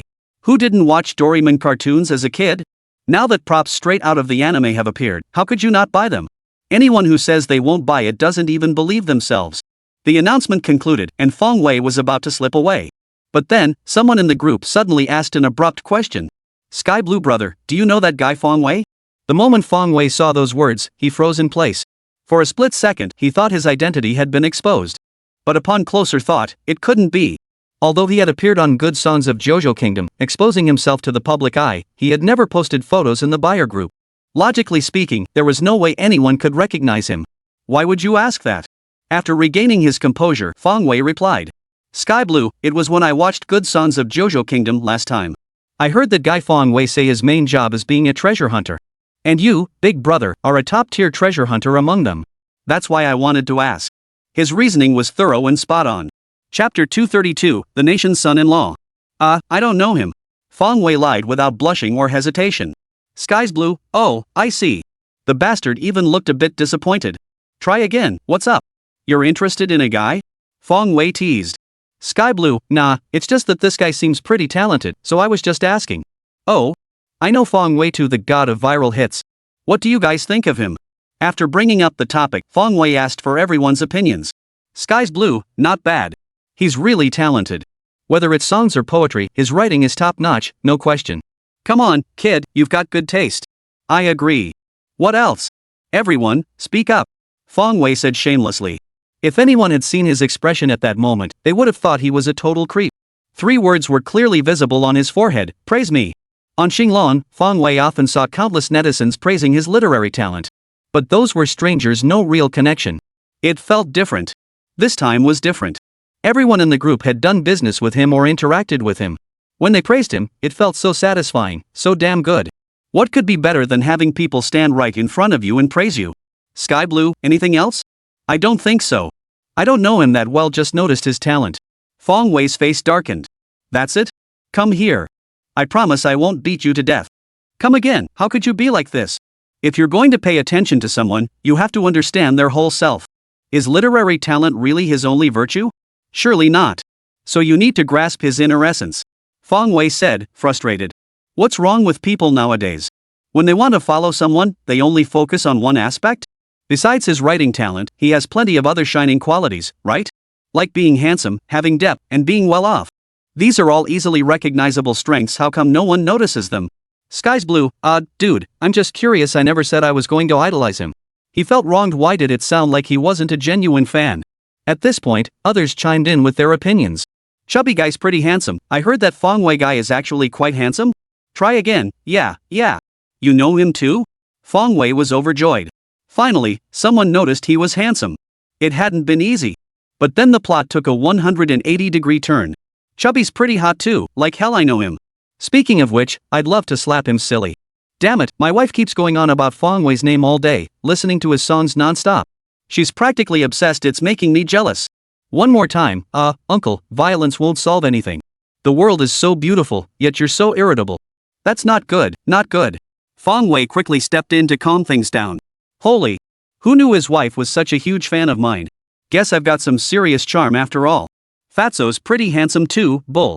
Just thinking about this every day pisses me off. It's not beautiful, it's just plain irritating.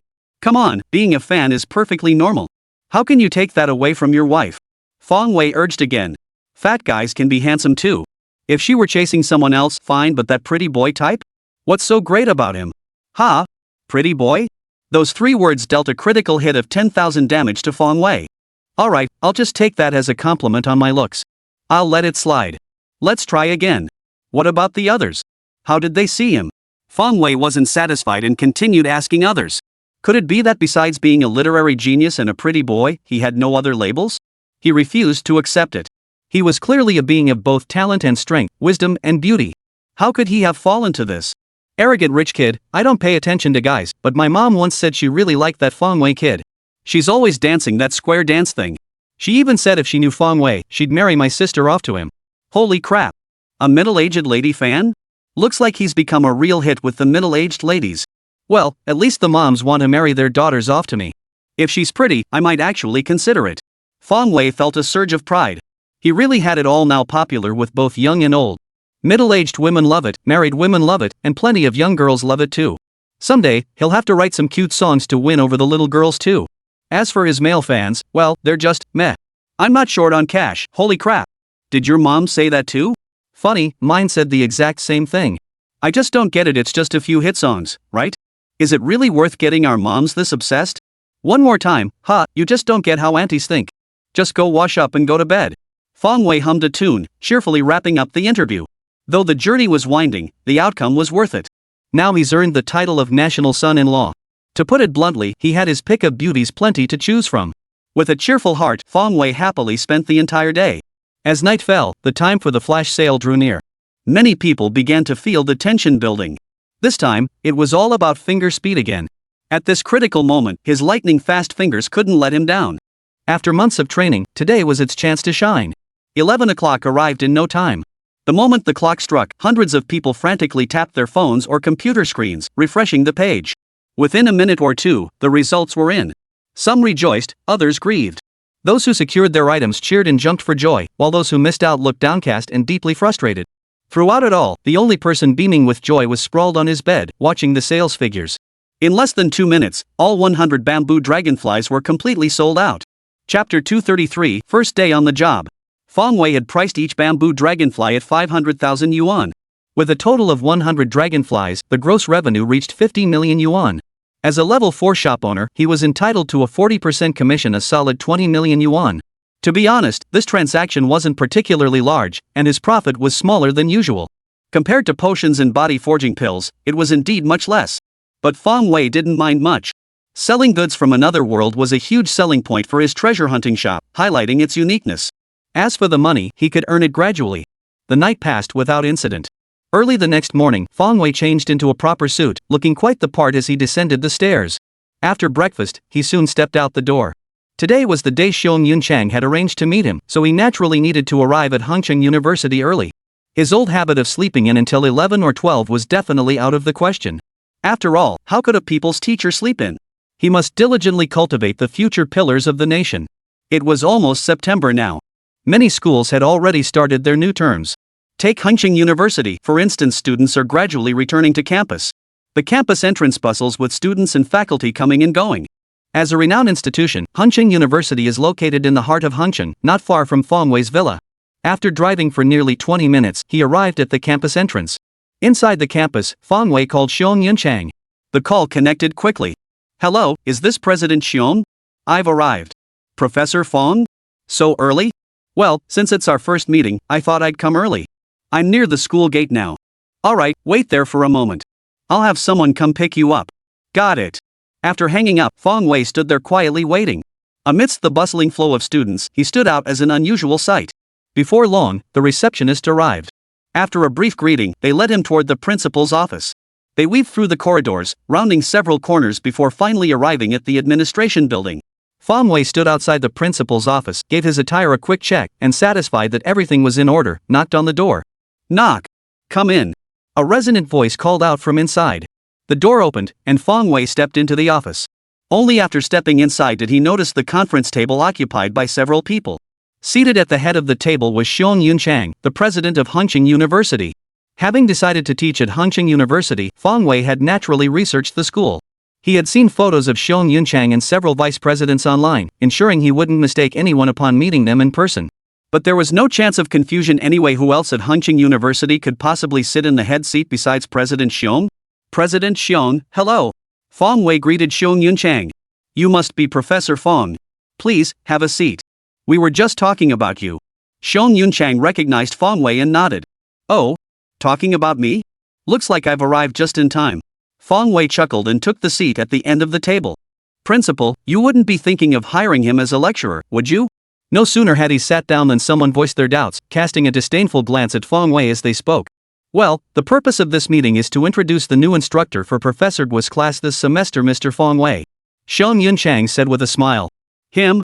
A youngster? Can he really be a lecturer? Principal, isn't this decision a bit hasty? The same person questioned again. Holy crap! Who is this guy? How can he be so tactless? Who's he calling a youngster? Dude, he's just good looking, okay? Fong Wei immediately took offense. So lecturers have to look like this guy, a full beard, clearly only eligible once they're old enough, right? Head, Director Zhao, don't judge people by appearances. Though teacher Fong is young, his expertise in poetry is quite profound. You might not have heard of him personally, but you've surely heard of his works. Masterpieces like Rain Bells, Butterfly Loves Flower, and Magpie Bridge Immortal all come from teacher Fong's pen. Xiong Yunchang stepped in to smooth things over for Fong Wei. What? Those celebrated poems were written by this young man? Nearly 10 people present were stunned, their faces etched with disbelief. As a teacher at a prestigious university, he naturally had academic expertise. Masterpieces like Magpie Bridge Immortal, composed by Fong Wei earlier, had also reached their ears. At the time, they had marveled at the original author's genius and showered him with praise. Yet none could have imagined these masterpieces were penned by the youth before them. Although Fong Wei had gained some recognition, aside from his works, the attendees genuinely didn't know who he was. They weren't the type to follow celebrities. Could this be ghostwritten? Another voice expressed doubt. This man, approaching 50, had a square face and looked somewhat like an old scholar. Ah, Professor Qian, you can't say that. These works are all original creations by teacher Fong. Xiong Yunchang said sternly. Such words shouldn't be spoken lightly. This was already casting suspicion on Fong Wei for ghostwriting and plagiarism. In academia, ghostwriting and plagiarism are the most shameful offenses. Professor Qian, right? I'd like to ask, what makes you suspect I hired a ghostwriter? Fong Wei couldn't hold back any longer. Damn it, you think I'm new and easy to push around, huh? You think you can just say that? How could someone so young possibly write such profound, world-weary wisdom? A masterpiece like that requires someone with real-life experience. Professor Qian retorted without backing down. Honestly, these scholars are no easy fools to deceive. They could tell at a glance that these masterpieces weren't written by Fong Wei. Indeed, these poems were not his original creations. But does this world have Lu Yong? Or Qin Guan? No, right? He brought the poetry from his past life into this world, so in this world, they were his originals. What's the matter? Don't like it? Professor Qian, have you forgotten about something called imagination? I may not have extensive experience, but I can certainly imagine things. Chapter 234, Feng Wei facing his students. Feng Wei was clearly playing dirty. If he lacks experience, why not just admit it's imagined? Go ahead and call him out if you dare. What proof do you have you didn't ghostwrite it? Professor Qian snapped angrily. He simply refused to believe that this young man before him could have written such poetry. None. But now I suspect you, Professor Qian, were born by someone else. If you're so confident, why don't you produce evidence proving you weren't born by someone else? Feng Wei retorted irritably. This guy just won't let it go, will he? Of all the people present, he was the most vocal in his skepticism, insinuating at every turn that Feng Wei was a fraud. Did he think Xiong Yunchang was an idiot? Would he hire a fraud to be a lecturer? That would be blatant disrespect. And Feng Wei was actually being restrained. Facing an old man, he hadn't spoken harshly. If it had been a young person, he would have unleashed a torrent of abuse. You. Professor Qian's face flushed crimson, and he remained speechless for a long while. Produce evidence proving he wasn't born by surrogate? Damn it. That's just cruel. He's lived nearly 50 years. Does he suddenly need to prove he wasn't adopted? The rest of the room was equally speechless. This young man, his words were a bit cutting. On his very first day, he dares to mock the department's senior faculty. Alright, Professor Fong was someone I worked tirelessly to bring here. His expertise in poetry is exceptional, so he is perfectly qualified to teach the elective course Poetry and Literary Masterpieces Appreciation. There's no need for doubt. It's just that he might lack some teaching experience. But as the old saying goes, talent comes in many forms. We should embrace talent like Professor Fong. What do you all think? Xiong Yunchang frowned as he spoke. I reserve my opinion. Director Zhao, who had spoken earlier, said. I disagree. Professor Qian voiced his direct opposition. Though the others didn't speak up, their expressions clearly showed they didn't think much of Feng Wei. Frankly, Feng Wei just seemed too unreliable. How could someone so young possibly be a lecturer? Some graduate students at the university are significantly older than him. Reservations may be held, but this decision stands for now. When class begins tomorrow, I hope everyone will extend their support to Teacher Feng. After all, his teaching experience is limited. That concludes our discussion. The meeting is adjourned. Xiong Yunchang's tone was forceful. As the university president, he certainly wouldn't act recklessly. Xiong Yunchang had his own calculations. Hunqing University, as a domestic institution of higher learning, might not match Yenqing University, but it excelled in certain fields. Xiong Yunchang was also experimenting with another form of institutional innovation, inviting accomplished public figures to lecture at the university. This approach significantly boosted student engagement and elevated the program's profile. However, the effectiveness of this idea remained unproven. Therefore, he invited Feng Wei to test the waters and see if it would work. Moreover, the course Appreciation of Poetry and Literary Classics was an elective to begin with, not considered crucial. Even if Feng Wei failed to teach it well, they could simply replace him next semester. This was a key reason he felt confident appointing Feng Wei. Seeing Xiong Yunchang's clear intention to appoint Feng Wei, everyone rose and left without further comment. Xiong Yunchang extended his hand to Feng Wei. Welcome to Hunqing University. Feng Wei shook his hand solemnly. It's my honor. Have you decided what you'll teach? Xiong Yunchang inquired. Not specifically yet. I'll see what the students are interested in hearing. Feng Wei shrugged indifferently. Isn't it just poetry and classics? He knows them all. Even if he doesn't, he could make up a classic novel or a poem. Good. Confidence is key. Come on, I'll show you the classrooms. Xiong Yunchang chuckled. Leaving the office, they headed toward the teaching building ahead. 9 o'clock in the morning. The campus broadcast for the Chinese department began. Notice, students enrolled in the elective course Appreciation of Poetry and Literary Classics are to assemble in room 220 of the mechanical building at 9:30 a.m. Please spread the word. The same message echoed repeatedly across the entire campus. Since it was still before the start of the semester, no one had classes yet, some hadn't even arrived on campus. Upon hearing the announcement, most paid no attention, it didn't concern them anyway. Only a handful perked up their ears, listening intently. On the sports field, several students playing ball paused upon hearing the announcement. Ugh, they're calling us on the PA. One of them remarked. What's going on? Why do we have to assemble in the classroom? Another wondered aloud. Probably a new teacher. I heard Professor Gua, who used to teach this class, retired. Even if it is a new teacher, they don't need to make such a big deal out of it. We'll find out when class starts. Exactly. With all this commotion, I thought some bigwigs were coming for an inspection. Enough talk, let's go. We'll find out once we get to the classroom. Room 220, Mechanical Engineering Building. Soon after, students began trickling in one after another. It was a large classroom, accommodating around 200 people. However, at Hangzhou University, not many students enrolled in this course, only about 100 or so. Because this course, well, how to put it, it's just too boring. During class, all you hear is the teacher going through the motions, step by step, with not a shred of fun. Most who enrolled were simply looking for an easy way to earn credits. After a while longer, nearly all the students for this class had arrived, yet the professor was nowhere to be seen. What's going on? Why isn't anyone here? Exactly. They called us in, so shouldn't a teacher at least show up to explain what's going on? It's almost 10 o'clock. Hurry up, I've got things to do. Gradually, some students began to grow impatient. Chapter 235, An Unusual Opening. After waiting for what felt like an eternity, a figure finally appeared outside the classroom. He's here. He's here. Hey, look, that person outside seems to be the principal. What on earth could be important enough to bring him here? Hearing the commotion, everyone turned to look. Sure enough, it was Principal Xiong Yunchang. Curiosity immediately spread through the crowd. What could possibly warrant the principal's personal attention? Many of them hadn't seen the principal for months, yet today he actually showed up at the elective class. And behind the principal was a young man. Hey, who's that young guy? He looks so familiar. Hey, you're right, he really does look familiar. So young, but quite handsome too. A few seconds later, Xiong Yunchang entered the classroom. Looking at the students, he said with a warm smile. Sorry to keep you waiting, everyone. I'm sure some of you already know that Professor Gua, who was originally teaching this course, has retired. So, the school has invited a new teacher for you all, a renowned new teacher. A new teacher? The young man behind the principal is actually the new teacher? All the students were stunned. They'd been wondering who this familiar-looking young man was. But none had guessed he would be the new teacher? He's far too young.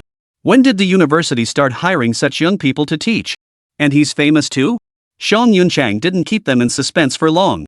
Stepping aside, he introduced. Please welcome your new teacher, Mr. Fong Wei, with a round of applause. Xiong Yunchang stepped aside, and Fong Wei finally faced the hundreds of students seated below the stage. He nodded and smiled. Hello, everyone. I'm your new teacher, Fong Wei. Fong Wei? The Fong Wei who composes viral hits, writes songs in the style of ancient China, and even pens poetry? After a moment of realization, the students finally recognized who this young man was. It wasn't surprising that they hadn't recognized him at first glance, since Fong Wei had only appeared once on the 9 Provinces Good Songs program, and even then, he'd been wearing makeup. Most people had only heard his name, never seen his face. But his reputation was undeniably formidable. Unlike the scholarly lecturers, the students frequently followed the entertainment world. Therefore, the moment they confirmed Fong Wei's identity, a chorus of incredulous shouts instantly filled the entire classroom. Ha? Seriously? Is this real? The new teacher is Fong Wei? It's actually Fong Wei. No way, am I seeing things? Squeal. Shock. Unbelievable. Shock. A flurry of expressions swept across the students' faces. Then, they all transformed into one emotion. That was sheer elation. Fong Wei was actually their new teacher? This news was such a pleasant surprise. The students below were instantly overcome with excitement.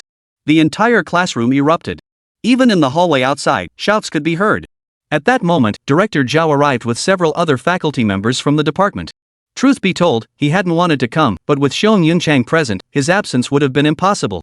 Otherwise, with such limited political awareness, he wouldn't have made it to the position of director. What they hadn't anticipated was that this young lecturer was actually quite popular with the students. Principal. Principal. Several teachers entered the classroom. Xiong Yunchang nodded. Everyone's here. Inside the classroom, the students were still buzzing with excitement, expressing their astonishment to those around them. Principal Zhao stepped in to calm the crowd. Everyone, please quiet down and listen to Teacher Fong. Though he disliked Fong Wei, the matter was settled. His opposition was futile. Besides, in front of the students, he had to give Fong Wei some face. At Director Zhao's command, the students gradually quieted their chatter and shouts, though their faces remained filled with excitement as they watched Fong Wei at the front. Fong Wei turned to Xiong Yunchang and asked, Principal Xiong? Faced with this situation, he genuinely didn't know how to proceed. After all, this was his first time teaching a completely new experience. Xiong Yunchang smiled encouragingly. Teacher Fong, this is your classroom. Say whatever you wish, no need to hold back. His presence here served two purposes. First, to observe the students' reactions. Second, he wanted to see if Fong Wei had the capability. The students below were also watching Fong Wei with rapt attention. Alright then, I'll just speak freely. Fong Wei responded. Then he took a deep breath. Truth be told, it would be a lie to say he wasn't nervous at this moment. After all, it was his first time. Some nervousness and bewilderment were inevitable. But who was he? He'd even experienced time travel. Why would he be afraid of this? Once he regained his composure, his expression relaxed. He grinned and said, "Let me introduce myself briefly. My name is Fong Wei, and I'm your new instructor for the elective course Appreciation of Poetry and Literary Classics. From your screens earlier, I gather most of you already know me. Seems you're quite welcoming, which makes things easier. I'll be able to fool you all much more effectively from now on. Oh, and one more thing, don't get too attached to me. I'm just a legend. Put. Ha ha." As soon as Fong Wei finished speaking, many students below couldn't help but burst out laughing. Fool us better? So you haven't even started teaching yet, and you've already figured out how to fool people? And that last line, "Don't get attached to me, I'm just a legend." Sounds pretty narcissistic, doesn't it? I can't hold it in, I'm laughing. Yeah, that opening line is just too funny. Alright, I'm starting to like him coming to class. He's one of a kind. 666. Impressive. I have to admit, that's a convincing argument. Xiong Yunchang gave Fong Wei a cheerful glance, unaware that this guy actually had a knack for livening up the classroom. With just a few short sentences, he'd managed to liven up the atmosphere. Principal Zhao and the other teachers wore varied expressions, their thoughts unreadable. However, in their decades of teaching, they had never encountered such an opening statement before. Chapter 236, Students' Questions. But merely delivering an opening speech wasn't enough. Teaching wasn't that easy, especially at a prestigious university like Hengcheng. The slightest lapse in attention could leave them humiliated by their students. How many teachers haven't been outmaneuvered by their students? And among the students, the top performers were even more skilled than their teachers in certain areas. For a teacher to be outmatched by a student? That would be downright embarrassing. That's why Director Zhao and the others were eager to see how Fong Wei would proceed, how he intended to win them over. Fong Wei's approach was straightforward. After his opening remarks, he had no idea what to say next. After all, he didn't recognize a single face in the room. So he simply opened the floor for questions. Students would pose questions, and he would respond. Fong Wei stated, "Frankly, I can't think of much to say off the top of my head. So, let's structure this exchange as a Q&A session. I'll give you all a chance to get to know me. You can ask any question, and I'll answer it." The moment Fong Wei spoke, the room erupted once more. Really? Sure thing, pick me. I'll ask. Me. I have a question. Many people raised their hands. Everyone is so enthusiastic, as if they have many questions on their minds. With a public figure like Fong Wei, it's only natural that many are curious and want to ask questions. Some hands were even waving frantically, as if afraid Fong Wei wouldn't notice them. Alright, this student then, the one in the red shirt. Fong Wei pointed to a female student. Seeing her hand shaking so vigorously, he felt she deserved a chance. The moment she realized he was pointing at her, she jumped up excitedly and said, "Mr. Fong, hello. I wanted to ask, you're so handsome, do you have a girlfriend now?" Oh. Wow. The rest of the class joined in the commotion. Xiong Yunchang and the others just shook their heads in disbelief. What kind of questions were these? Fong Wei, however, didn't seem to mind. He chuckled, I already have one." Oh. Hearing Fong Wei's answer, the male students cheered even louder. Meanwhile, many of the female students wore expressions of disappointment. How could such a handsome teacher already have a girlfriend? So, is your girlfriend in the entertainment industry? The girl in red continued to ask. Yes, but I can't tell you who she is. Fong Wei replied. All right. The student sat back down, looking disappointed. Next question, this student here. Fong Wei pointed to another female student. She immediately stood up, her face now full of smiles. After composing herself, she asked.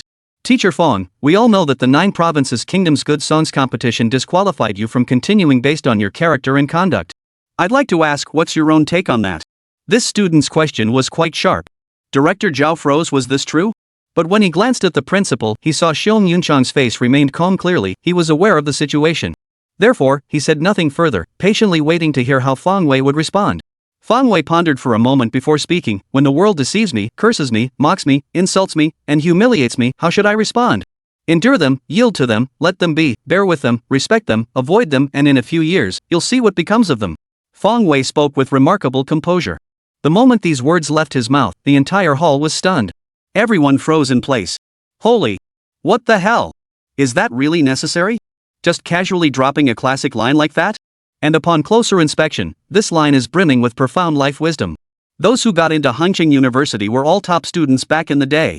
And since they chose poetry and literary appreciation, their literary foundation couldn't be shabby. So the moment they heard that line, they grasped its meaning. After that, only boundless admiration remained.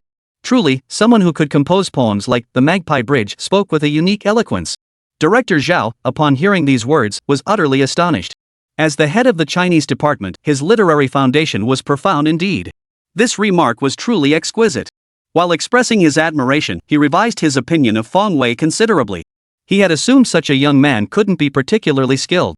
He suspected some of the acclaimed works might have been ghostwritten, though he hadn't voiced this openly like Professor Qian. However, after witnessing this exchange, Director Zhao's doubts gradually dissipated. To articulate such profoundly philosophical words under sudden pressure could only stem from exceptionally deep cultural roots. Xiong Yunchang smiled inwardly, his regard for Feng Wei growing even stronger. His choice had indeed been spot on. Feng Wei, meanwhile, was thoroughly satisfied with the astonishment he had elicited from the crowd. That was precisely the effect he had sought. The words he had just spoken came from the Chan Buddhist text Hansan ensured a Song of Patience, a famous Zen saying in Buddhism. It contained a wealth of life philosophies. Of course, he held these philosophies in utter contempt. When others cursed him, humiliated him, insulted him, or bullied him, was he supposed to endure it? He'll just have to wait a few more years and see what happens? Wait and see what happens. If it were up to him, he'd kick that guy to death in a heartbeat. What, has the world turned upside down? How dare he? I'll beat you to death. Like last time when the 9 Provinces Kingdom's hit song got him kicked out, he still took a shot at the culprit, the Sun Moon Dynasty, on Xinglong without batting an eye.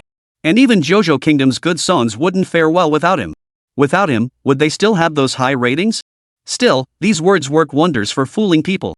Didn't you see how he's got the whole crowd below him wrapped around his finger? The guys all looked stunned, their eyes filled with admiration. The girls, meanwhile, all looked like lovesick fools, their eyes constantly sparkling with little stars. Chapter 237, Teacher-Student Confrontation. In the classroom, after a brief uproar, the students' spirits soared, their faces flushed with excitement. Me. Quick, me. Let me ask a question. It's my turn. Teacher Feng, look here, look here. Everyone wanted Feng Wei to ask the question, eager to hear his response. That last answer was brilliantly crafted. Of course, the better Feng Wei performs, the more they want to ask difficult questions to challenge him. Why do some top students excel in certain areas even beyond their teachers? It's all because of these challenges. If a teacher can't solve a student's question, doesn't that make them useless? Several students in the audience raised their hands high, and some even stood up. Feng Wei scanned the audience and called on a student. This particular student. This guy had even stood up from the back row, so Feng Wei decided to give him the chance. The standing student immediately burst into laughter. When the class saw Feng Wei had singled him out, murmurs began to ripple through the room. Why did Teacher Feng pick him? Exactly, this guy's notorious for causing trouble. Looks like Teacher Feng's in for a tough time this time. Probably not. The principal's sitting right there, he wouldn't dare ask just anyone, would he? You never know. He's embarrassed plenty of teachers before. This student wasn't very tall, rather thin, with narrowed eyes. He looked like a sharp character. He blinked and asked, Teacher Feng, can I ask any question I want? Feng Wei nodded. Of course. Ask anything you like, and I'll answer. The student immediately burst out laughing and cheerfully said, Alright, here's my question. Suppose you, Teacher Feng, park your car in a remote area where it's hard to catch a ride. You happen to come across 3 people. One is the love of your dreams, the person you've always longed to be with. Another is an elderly person who's sick. The last is a doctor who once saved your life. All 3 urgently need a ride, but you can only take one. Who would you pick up? Everyone fell silent upon hearing this. What kind of ridiculous question is this? It's impossible to answer. Your dream lover?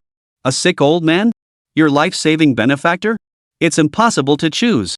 It's like being forced to choose between love, gratitude, and morality. How am I supposed to choose?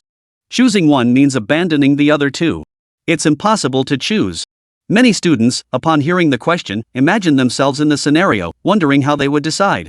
But after pondering for a while, they all shook their heads helplessly. No way, it's too hard to choose. It's completely impossible to even begin. Xiong Yunchang and Director Zhao also frowned. This student must be doing this on purpose. Why make things so difficult? The student continued, speaking with conviction, Teacher Feng, I'm not trying to make things difficult for you. I just want to see what choice you would make in this situation. The student skillfully redirected the conversation, drawing everyone's attention back to Feng Wei. Everyone wanted to know, how would this renowned prodigy choose? Would his decision match theirs? At that moment, Feng Wei smiled a radiant smile, as if such questions held no weight for him. In truth, he genuinely didn't care about such questions. Questions of this caliber? They dared to present such nonsense to him? He could crush them in minutes. Under the expectant gazes of the crowd, Feng Wei finally spoke. If I had to choose, I'd give the car keys to the person who saved my life, so he could take the elderly man to the hospital. Then I'd stay behind with my dream girl to wait for the bus. His calm tone belied an answer that was flawless, perfect. Everyone was stunned into silence. Holy crap! Who would have thought such an answer existed? Brilliant! Damn brilliant! Come to think of it, they really were all caught in a trap of their own thinking. The question asks who the candidate should pick to give a ride to, but they all thought they had to go pick someone up themselves. Actually, there's no need for that at all, just have the doctor take the old man to the hospital. That way, they could stay behind and be alone with their dream lover. That way, they'd avoid moral constraints. What a perfect solution, this deserves a thumbs up. Amidst their astonishment, everyone grew even more impressed with Fong Wei. Look at that mind, his approach to problems is truly unique. Truly a genius. I just can't compare. The student who posed the question was utterly stunned. A problem he'd wrestled with for ages, unable to solve, had been resolved by Fong Wei in just a few words? Since you asked me a question, my friend, Fong Wei began, may I ask you one in return? Fong Wei suddenly interjected. Ha? Teacher Fong is asking a student a question? For a moment, everyone was caught off guard. What's going on? Was there a problem this genius couldn't solve? But when they saw Fong Wei's smiling face, they instantly understood. Holy crap! Mr. Fong, are you out for revenge? Exactly, that was precisely Fong Wei's plan. He genuinely intended to turn around and give this student a hard time. You think you can show off in front of me and then just walk away? No way. Teacher Fong, go ahead and ask. The student now realized Fong Wei was definitely trying to make things difficult for him. Suddenly, he started stuttering, his earlier smug grin completely gone. Since you're a student, I'll give you an easier question. Do you know who the two most trusting people in the world are? Fong Wei asked, staring at him. The two people who trust each other the most? Everyone was instantly baffled. This question seemed pretty straightforward, right? Not like it was meant to be tricky. Everyone had expected Fong Wei to come up with something like the age-old chicken or egg conundrum. The student gave Fong Wei a surprised look, but upon realizing he wasn't joking, began to ponder. The two people who trust each other the most? Could it be a married couple? The student ventured uncertainly. Chapter 238, an unbelievable answer. No. Fong Wei shook his head with a smile. No? When a couple becomes one during intimacy, if even that isn't the answer, then what is? The students racked their brains, coming up with many answers, but none felt quite right. Is it father and son, father and daughter, or mother and son, mother and daughter? This student guessed again, voicing what most were thinking. No, that's not it either. Fong Wei dismissed it once more. Ha? Not that either? Everyone was confused. When it comes to mutual trust, the answer must be found within family. Only family members could truly be considered the most trustworthy. But after listing several of the closest family members, it still wasn't correct. This was getting tricky. Not husband and wife, not father and son or father and daughter, not mother and son or mother and daughter, then what could it be? What else could it be? Surely it couldn't be connected to old Wang next door. As the guesses reached this point, the audience felt not only curiosity about the answer but also admiration indeed. Teacher Fong's question wasn't so easy to answer. I can't answer this. Teacher Fong, just tell us straight out. After tossing around a few answers, the student finally gave up. Damn it, it looked like a perfectly normal question, why is it so damn hard to answer? Who the hell are the two people who trust each other the most? Giving up already? Fong Wei watched him with keen interest, a smug smile curling his lips. Kid, still trying to act cool in front of me? You weren't even around when I was out showing off. And this was just a simple question, mind you. Not bringing up those unsolvable problems from his past life was actually pretty generous. But since the other guy conceded defeat, Fong Wei, being a teacher, readily gave the answer. Of course, it's middle school teachers and high school teachers. Ha? What? Everyone was utterly baffled. Middle school teachers and high school teachers? Why would these two be considered the most mutually trusting people? Aside from both being teachers, these two have absolutely nothing in common, okay? Teacher Fong, why? The student immediately protested. You said they're husband and wife, but that's wrong. Father and son, father and daughter, none of those fit either. Did he think they were related in some other way? He hadn't considered that. But then out of nowhere, a middle school teacher and a high school teacher? Are you kidding me? The others stared at Fong Wei with keen interest, waiting for his explanation. Fong Wei, however, remained utterly unfazed, responding with a nonchalant tone. Because middle school teachers always say, your high school teachers will cover these topics. And high school teachers always say, your middle school teachers definitely covered these topics. So the award for most mutual trust should go to them. Ha! Ha ha! Fong Wei's explanation instantly had everyone in stitches. Oh, so that's how it is. But all jokes aside, upon closer reflection, it really does make sense. That explanation works, it makes sense. You're absolutely right. Back when I was in school, those two teachers explained it exactly that way. Haha, that really cracked me up. Yeah, and here we were wondering if it was family, turns out that's the real answer. Everyone chuckled while murmuring among themselves. The student finally conceded defeat and sat down, looking rather dejected. At the teacher's table, Xiang Yunchang smiled. Principal Zhao smiled. The accompanying teachers also smiled. This topic, after all, had some relevance to their teaching profession. And it really was that kind of thing. Amidst their laughter, they couldn't help but give Feng Wei a thumbs up. They thought to themselves, Feng Wei was quick-witted. Not only could he solve problems cleverly, but he could also turn the tables on his students. Impressive. For that quick wit alone, they'd give him full marks, no fear of him getting cocky. After all, which teacher here hadn't been challenged by students during their own teaching days? But under the guise of academic inquiry, they could only swallow their frustration. This time, though, Feng Wei had truly outmaneuvered them. You kept asking those strange questions, but now you've hit a brick wall. See if you dare ask anymore. This time, the students below truly dared not. Originally, when Feng Wei said he'd answer any question they asked, many students had genuinely planned to come up with some bizarre questions. But after this incident, who dared anymore? What if they failed to stump the teacher, only to be countered by one of Feng Wei's own questions and left speechless? That would be utterly humiliating in front of over 100 classmates. Besides, hadn't the teacher said to stick to simple questions? What if someone asked something difficult? That would be a real headache.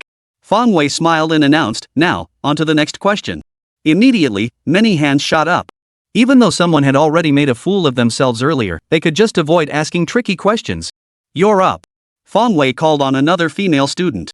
He felt her expression was quite earnest, suggesting she genuinely had an academic question. Wearing glasses, she looked like a straight-A student just from her appearance. The students below began murmuring again. "Wow, it's Senior Lee. Haha, looks like we're in for another show." "You bet. Senior Lee's questions are notoriously tricky. Can't wait." The teachers at the table smiled faintly upon seeing the young woman, then shook their heads helplessly. They all knew her. She was the renowned prodigy of the Chinese department. Many professors loved students like her, but she had one flaw: she tended to be stubborn and inflexible on certain points. Once she got stuck on something, it was nearly impossible to dislodge her unless someone proved her completely wrong. She had stumped even many professors.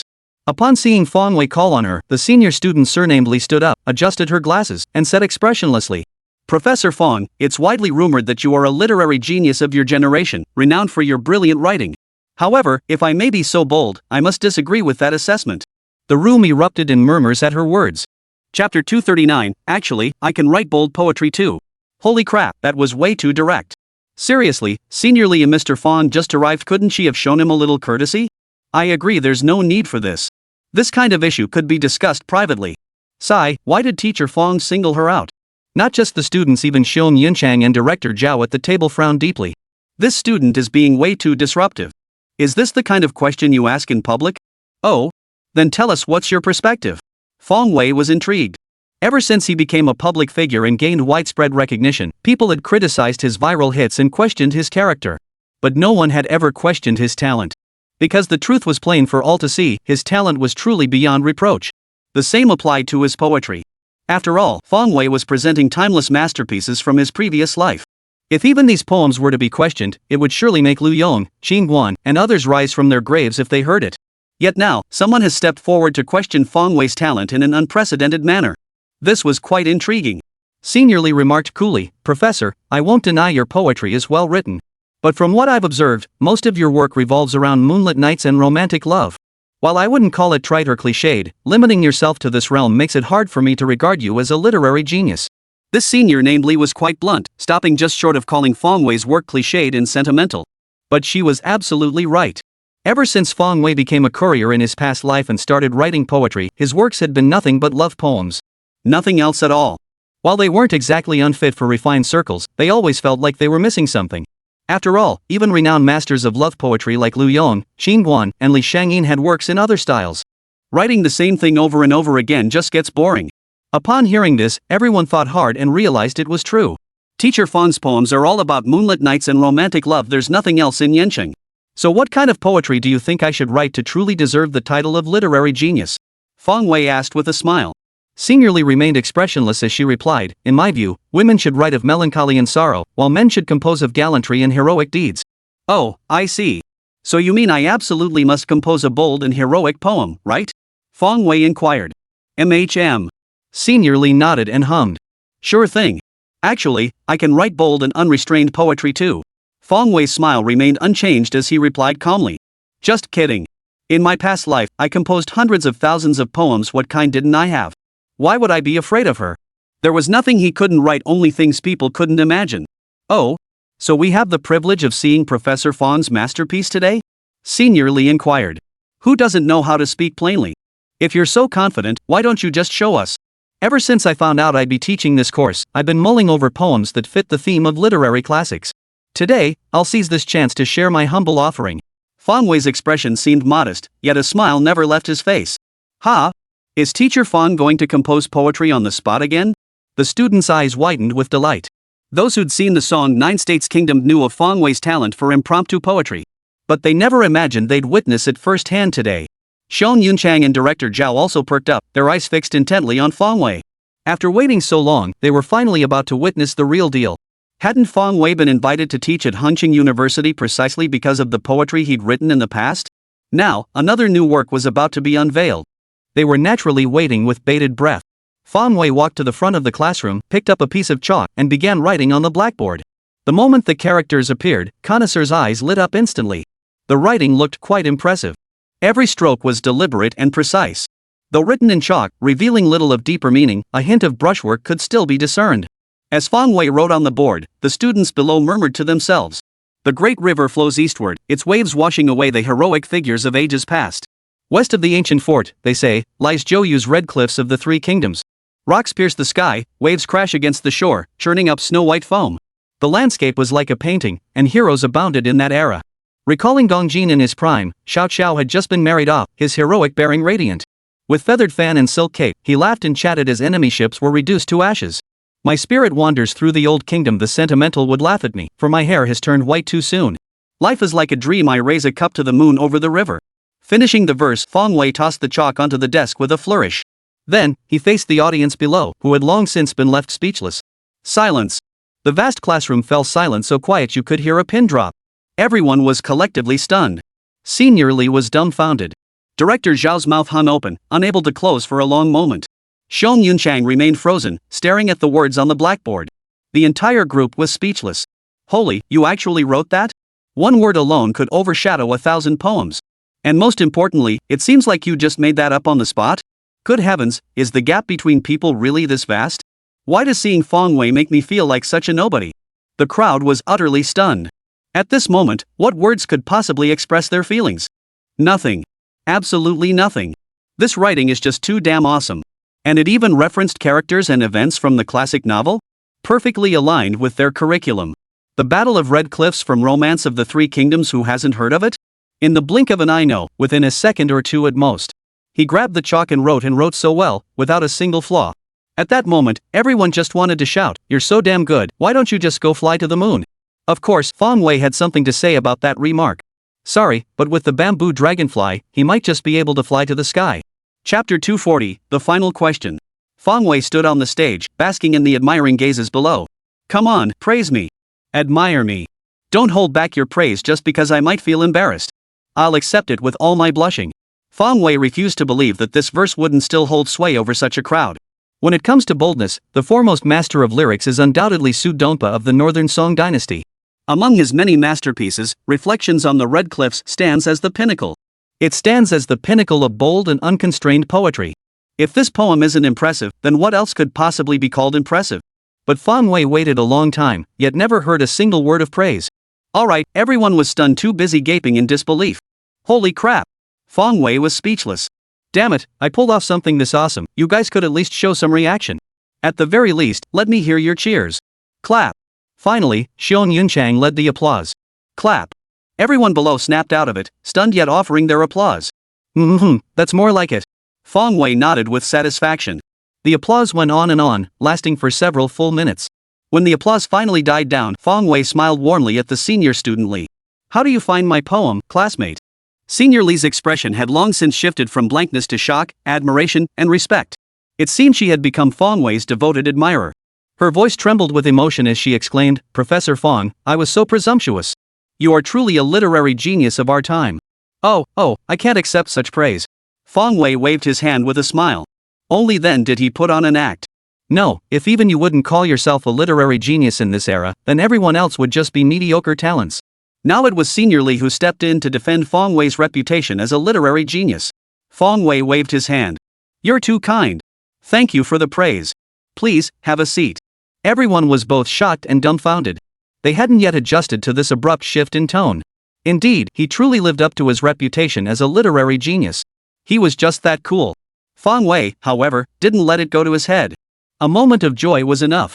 After all, it was no big deal, just poetry, right? If he felt like it, he could whip out hundreds of timeless verses in the blink of an eye. Guaranteed to leave everyone so stunned their jaws would drop. Alright, since he'd put on such a show, saved face, and won everyone over, it was time to wrap up this exchange. With over 100 people here, he can't possibly take questions from everyone one by one. That would drag on until tomorrow. Even if others had the time, he certainly didn't. Fong Wei clapped his hands. Alright, everyone. You've asked me plenty of questions today, and I believe we've gained a basic understanding of each other. Let's call it a day for now. We'll see each other again when class resumes. Fong Wei finished speaking and was about to slip away. But the student wasn't having it. Hey, why are you leaving already? I haven't asked my questions yet. Yeah, you've only been here half an hour. Let us ask a few more questions. Yeah, don't leave yet. Let's keep talking. Teacher Fong, don't leave. The students below began pleading with Fong Wei to stay. Clearly, they weren't ready for it to end. It's true previous teachers weren't exactly boring, but their classes weren't particularly engaging either. But this new teacher, Fong Wei, was different. Everyone was already fascinated by him, and he was so talented. Classic quotes and questions just flowed effortlessly from him. Questions like the one just now, and that philosophical quote at the start, they were so engaging to listen to. They hadn't even had their fill of fun yet. Everyone, please calm down. Mr. Fong just arrived at school and came to see you first. He has other matters to attend to. If you truly want to ask questions, you can wait until class time. Principal Zhao stood up to smooth things over. Meanwhile, he couldn't help but inwardly grumble. When he teaches, or when other teachers are in class, he never sees students this enthusiastic. Couldn't this wait until this afternoon? Exactly. Just a little longer, just a moment more is all it takes. Teacher Fong, please don't leave just yet. Let us ask a few more questions. This student's enthusiasm is beyond the ordinary, even the department chair can't get through to him. Well, Professor Fong, what do you think? Director Zhao politely inquired of Fong Wei. Ever since Fong Wei demonstrated his talent, Director Zhao's attitude had clearly shifted. He hadn't been deliberately targeting Fong Wei to begin with, he'd merely been skeptical about his age. After witnessing Fong Wei's literary brilliance, any such thoughts vanished. Then let's move on to the final question. Fong Wei smiled. Honestly, seeing the student's enthusiasm so high gave him a real sense of accomplishment. See? On his very first day meeting the students, he'd already earned their admiration and welcome. But he couldn't keep asking questions like this forever. That would never end. So he emphasized that this would be the final question. This time, nearly everyone in the room raised their hands. The final question, a rare opportunity. Me. Professor Fong, look this way. Pick me. Even more remarkably, the entire back rows stood up, as if afraid Fong Wei wouldn't notice them. Who should I choose? Fong Wei murmured to himself. The student's enthusiasm was overwhelming, he couldn't possibly choose. You, then. Fong Wei simply pointed to the student sitting closest to him. The student looked quite well behaved. After being chosen, he even wondered if it was just his imagination. Only when Fong Wei confirmed it did he jump up excitedly, his words tumbling out in a rush. Mr. Fong, I wanted to ask. Fong Wei couldn't help but laugh. Go ahead, ask away. Relax, I'll answer everything. He'd seen bold students here, seen eccentric students, but suddenly encountering a shy younger classmate left him feeling a bit unsettled. The student stood there for a moment, seemingly wrestling with some inner conflict. After half a minute, he finally gritted his teeth and mustered his courage. Teacher Fong, I've liked this girl for a long time, but I'm too scared to tell her. What do you think I should do? Oh, so that's the kind of question? The moment the student finished speaking, a wave of teasing laughter erupted from the back. Chapter 241, the conversation ends. Fong Wei couldn't stop laughing. This student seemed so shy, yet here he was asking about this. Thankfully, this was university, otherwise he'd have been summoned to the faculty office for a cup of tea. After the laughter subsided, Fong Wei adopted a serious tone. Student, if you like something, you should speak up. There's no need to feel embarrassed. As the saying goes, a virtuous lady is a gentleman's ideal mate. If you can't even say it, how can you truly call it liking? Fong Wei offered his earnest advice, but as soon as the words left his mouth, everyone froze again. A virtuous lady is a gentleman's ideal match? Many murmured. Dian Nian's eyes even gleamed with a peculiar light. That phrase, it sounded pretty impressive. Even Xiong Yunchang and director Zhao's group were stunned once more. Then, as if collectively agreed upon, all eyes turned to Feng Wei. Their expressions radiated intense fervor. Damn impressive. Truly a genius, even his offhand remarks carry profound wisdom. You can't help but be impressed. Feng Wei was startled by the reaction of this group. What was going on? Why did they all seem to have collectively lost their minds? Something's off about the way they're looking at me. Teacher Feng, I get it now. I'll speak my feelings out loud. Thank you. A virtuous lady is a gentleman's ideal mate, I'll remember that. The student bowed repeatedly to Feng Wei as if receiving a precious treasure, then sat down, visibly moved. Ha! Feng Wei was dumbfounded. A graceful lady is a gentleman's ideal match? You actually remembered that? Didn't you study the Book of Songs before? The thought barely formed in his mind before a bold idea struck Feng Wei. No way! Could it be that this world doesn't even have the Book of Songs? Seeing the astonished expressions on everyone's faces, it seemed quite possible. Feng Wei immediately searched his lingering memories from his previous life. Moments later, the search concluded. Feng Wei understood. Damn it, they really don't have it. No wonder these people were so agitated, their eyes were looking at him strangely. Turns out I'd accidentally let slip another famous quote. Sigh, having my head filled with timeless quotes is such a pain. One careless slip, and I get everyone worshipping me, how awkward. How come I'm just so talented? This is absolutely terrifying. Feng Wei was basking in his glory, about to leave. Teacher Feng, I want to pursue a girl too. Could you tell me how to do it? Another student called out. Feng Wei glanced at him and sighed with a helpless smile. Sorry, I already said this is the last question. We'll meet again next time. With an apologetic remark, Feng Wei formally concluded the teacher-student exchange. But inwardly, he was grumbling to himself. With looks like yours, you expect me to give you advice? No matter what you try, it won't work. Some guys chase girls with looks, others with talent. If they're a bit less fortunate, they fall back on money. At the very least, they'd have to hope the girl was blind.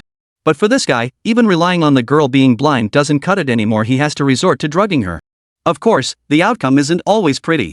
But that's how love goes. They're both adults, so he'll probably only get 3 years. 3 years is already a win. Even if it's 10 years max, it's still not a loss.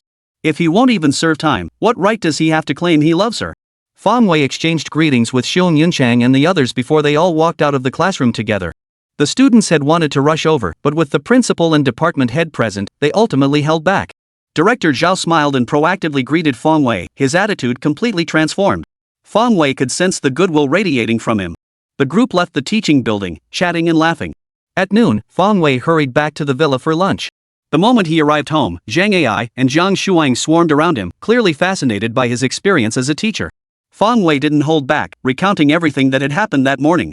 The two listened, utterly stunned. Being a college teacher really wasn't easy. He'd barely started and was already being challenged by students one after another. Just listen to the questions they asked. After hearing the story, they felt even more admiration for Feng Wei. It was only thanks to his quick wit that he managed to handle those students. Otherwise, he would have lost face for sure. Feng Wei, you're so impressive. Zhang Ai couldn't help but praise him, her beautiful eyes blinking rapidly.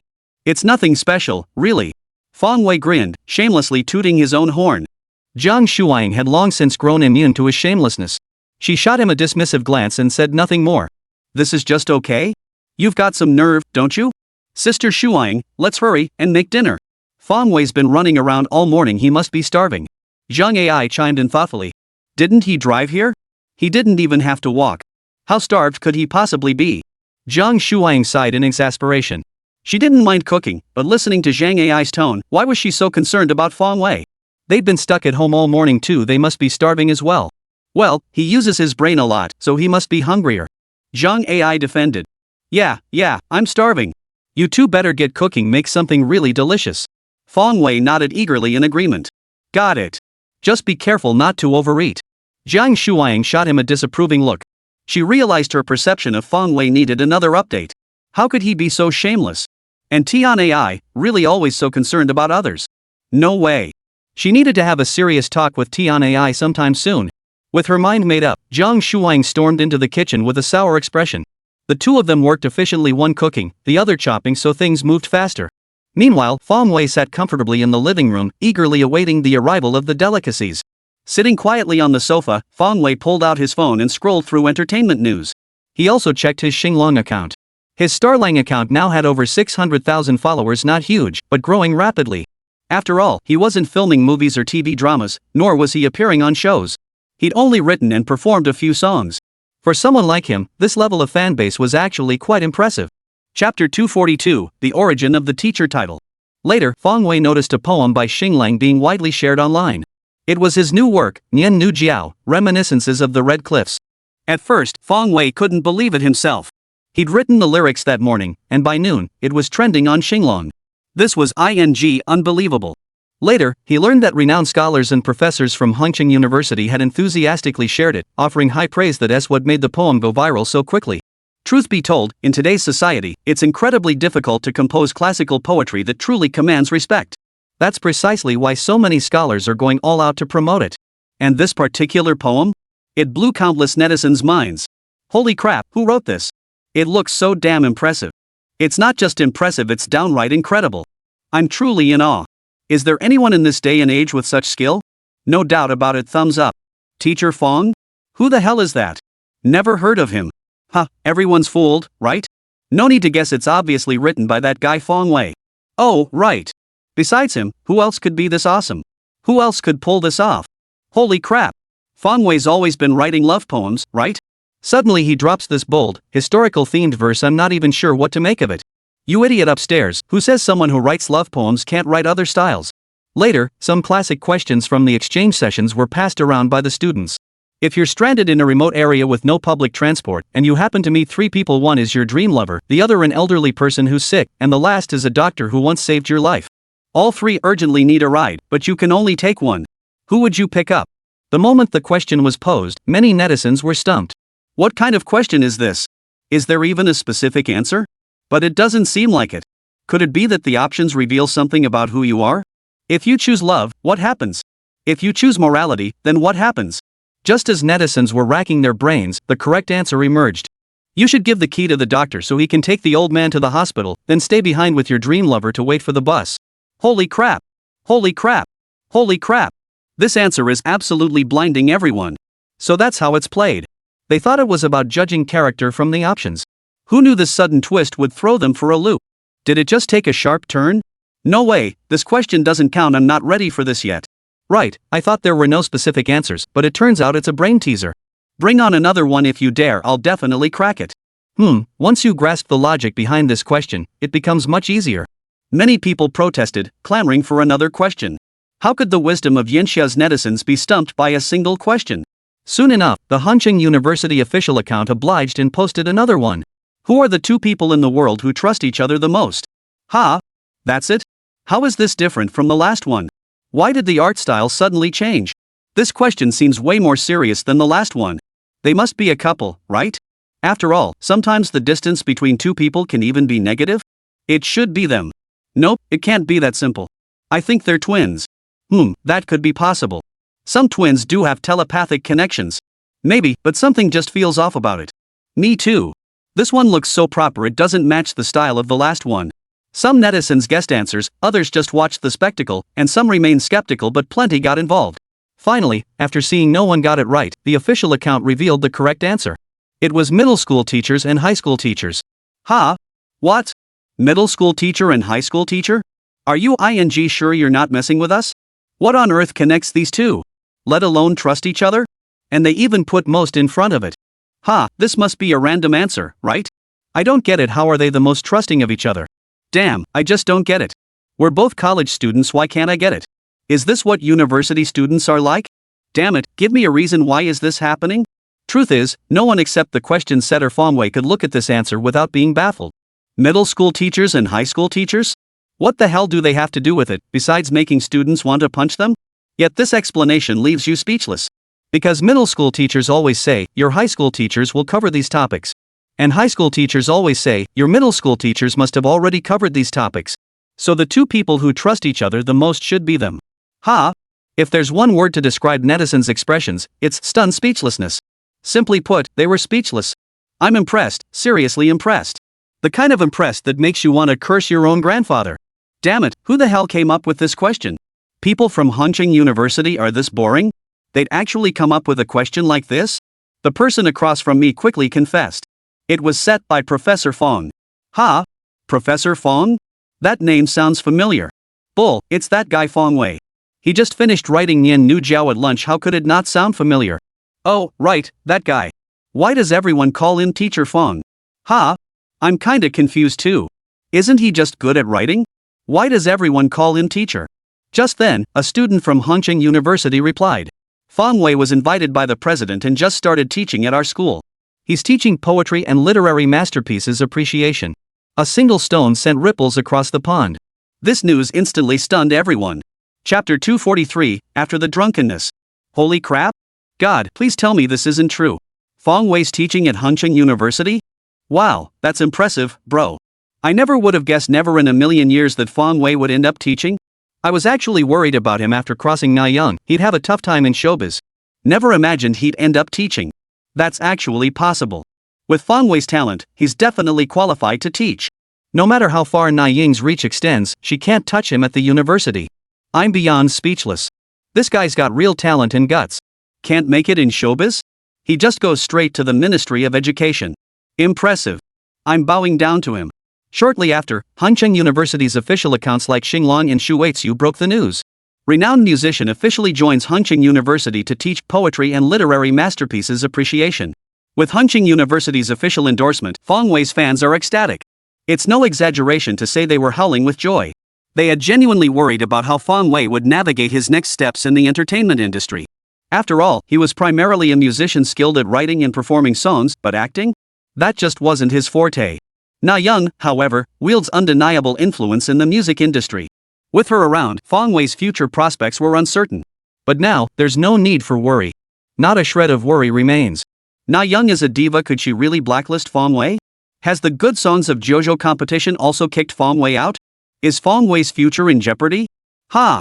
He's not even in the entertainment industry anymore, he's moved into education. If you've got the guts, try to lay a finger on him now. And with the prestige of Hongqing University backing him, no one would dare speak ill of him anymore. Otherwise, you'd be asking for trouble. If even a top university recognizes Fong Wei, who else would dare question him? Is it your talent, or the prestige of the school? Just like this time, as soon as the news broke, tons of fans swarmed the official Weibo of Good Songs of JoJo Kingdom to rant. What kind of trash show is this? How dare they say Big Brother Fong lacks quality and refinement? Are you blind? Exactly. If he had no class, how could Hongqing University invite him to teach? You're spouting such nonsense, I almost fell for your bull. Sigh. Back when Fong Lauda brought you sky-high ratings, not only did you show no gratitude, you kicked him while he was down. Well, now you've had your comeuppance. Netizens' claims aren't baseless.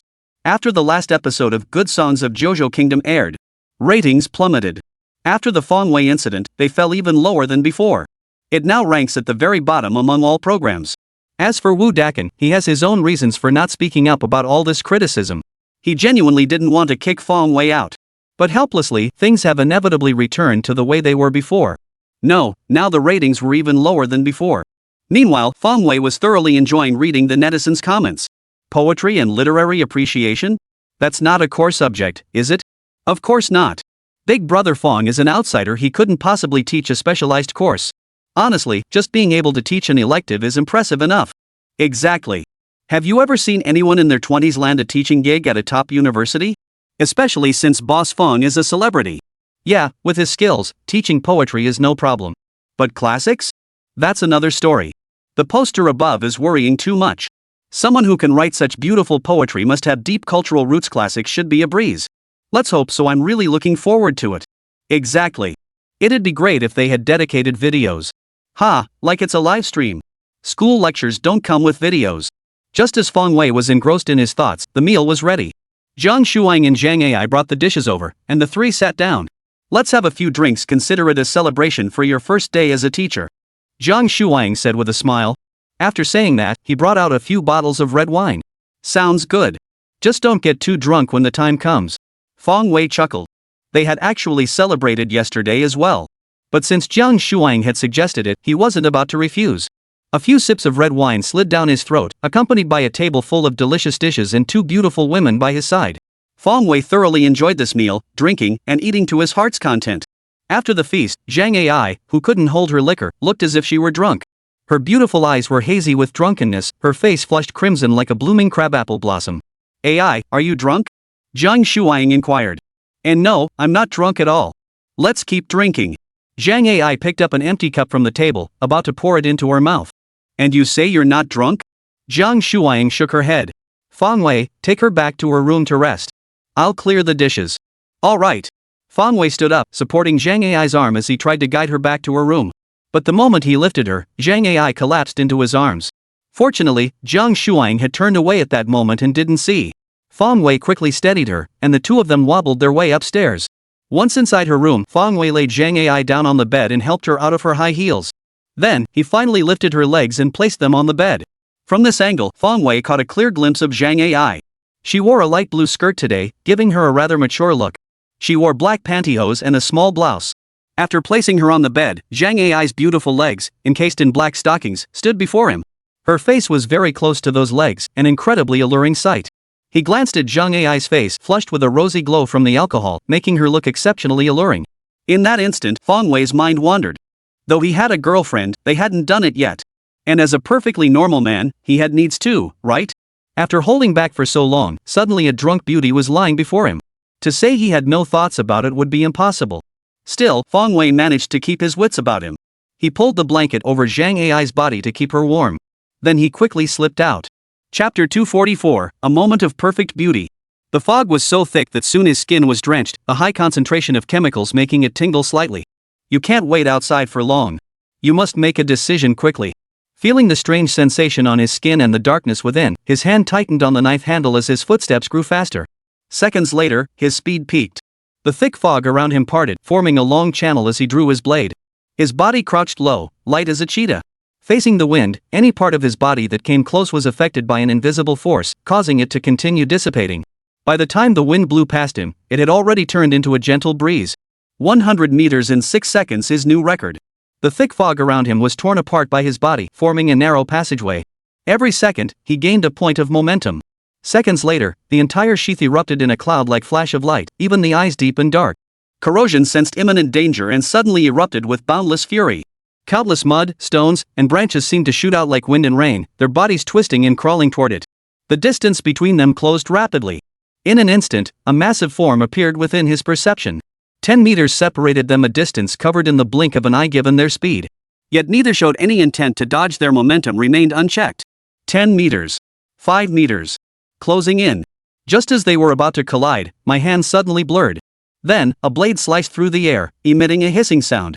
A flash of blue light erupted. The body, its diameter corroded to nearly a meter, twitched slightly. The massive form seemed to transform into a colossal whip, compressing the air layer by layer. My clothes were torn to shreds as a gale howled. Riding the gust, I retreated swiftly, but it was clearly too late. Yet his expression showed no trace of panic, only a calm face. A sudden change occurred. Before the corrosion could reach me, a crack silently split open in its body. The fissure suddenly expanded, and then the body was bizarrely snapped in two, the wound smooth. But this was only the beginning. In the blink of an eye, the wound flashed with a dense blue light, then transformed into a white mist. The temperature plummeted sharply, and the surrounding toxic fog turned, one by one, into tiny ice crystals. A layer of yellow frost spread along the wound across the massive body on both sides of the corrosion. Its body stiffened rapidly. Though still moving, it suddenly halted, crashing heavily to the ground and shattering countless ice crystals only for new ones to form instantly. To completely kill this creature, traditional methods were clearly useless as long as a single fragment of its body remained alive. The best approach was to directly apply the freezing effect of the cutting blade, a tactic that now proved remarkably effective. The corroded body was about to split into two parts, struggling violently as its entire form secreted a transparent, viscous fluid. While the liquid near the wound froze instantly, the rest dripped from its body like rainwater. Upon touching the ground, it swiftly transformed into thick pools of sludge. Not only soil, but even stone and wood were rapidly corroded, dissolving into puddles of murky liquid. After a while, a vast muddy swamp formed around it. Its body continued to writhe, though much slower than before. A layer of ice crystals slowly formed on the muddy surface, only to be crushed by its massive body in an instant. Clearly, the freezing effect hadn't fully immobilized this massive blue-level creature. You want to escape? I watched as more and more mud gathered, and one end began burrowing into the ground.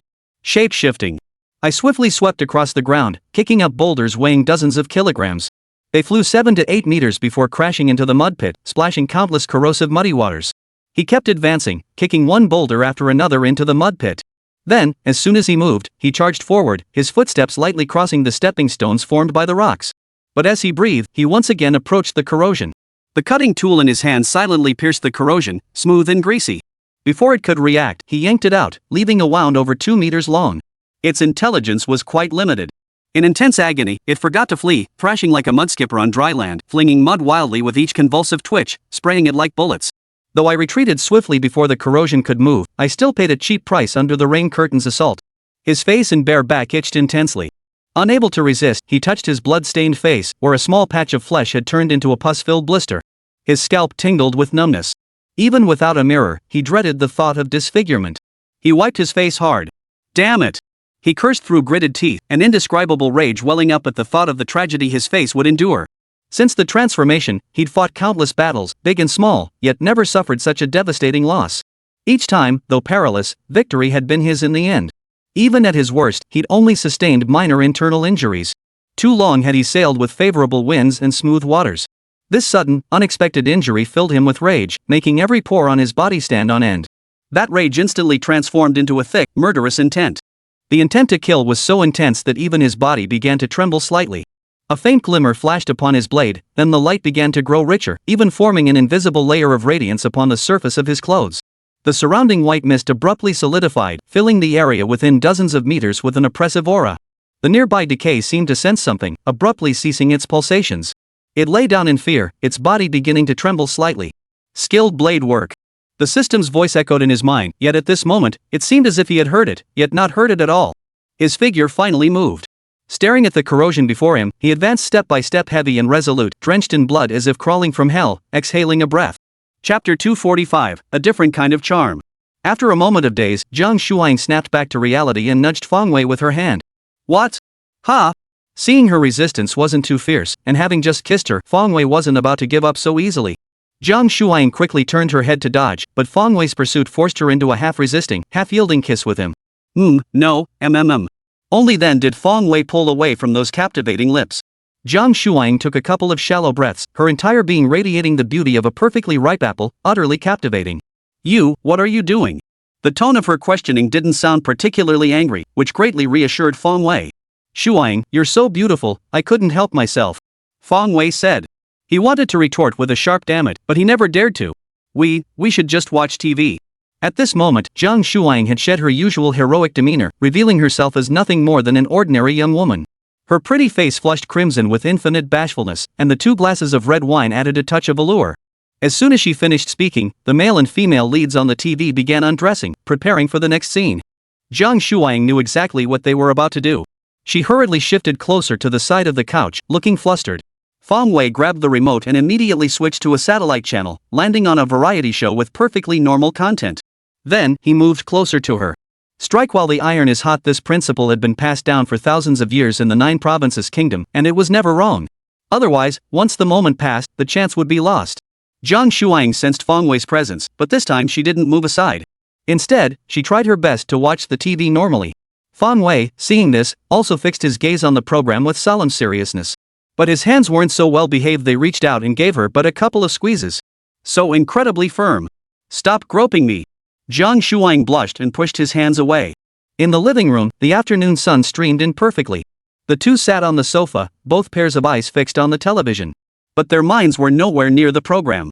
I told you, stop touching me. I didn't. Then why is your hand on my butt?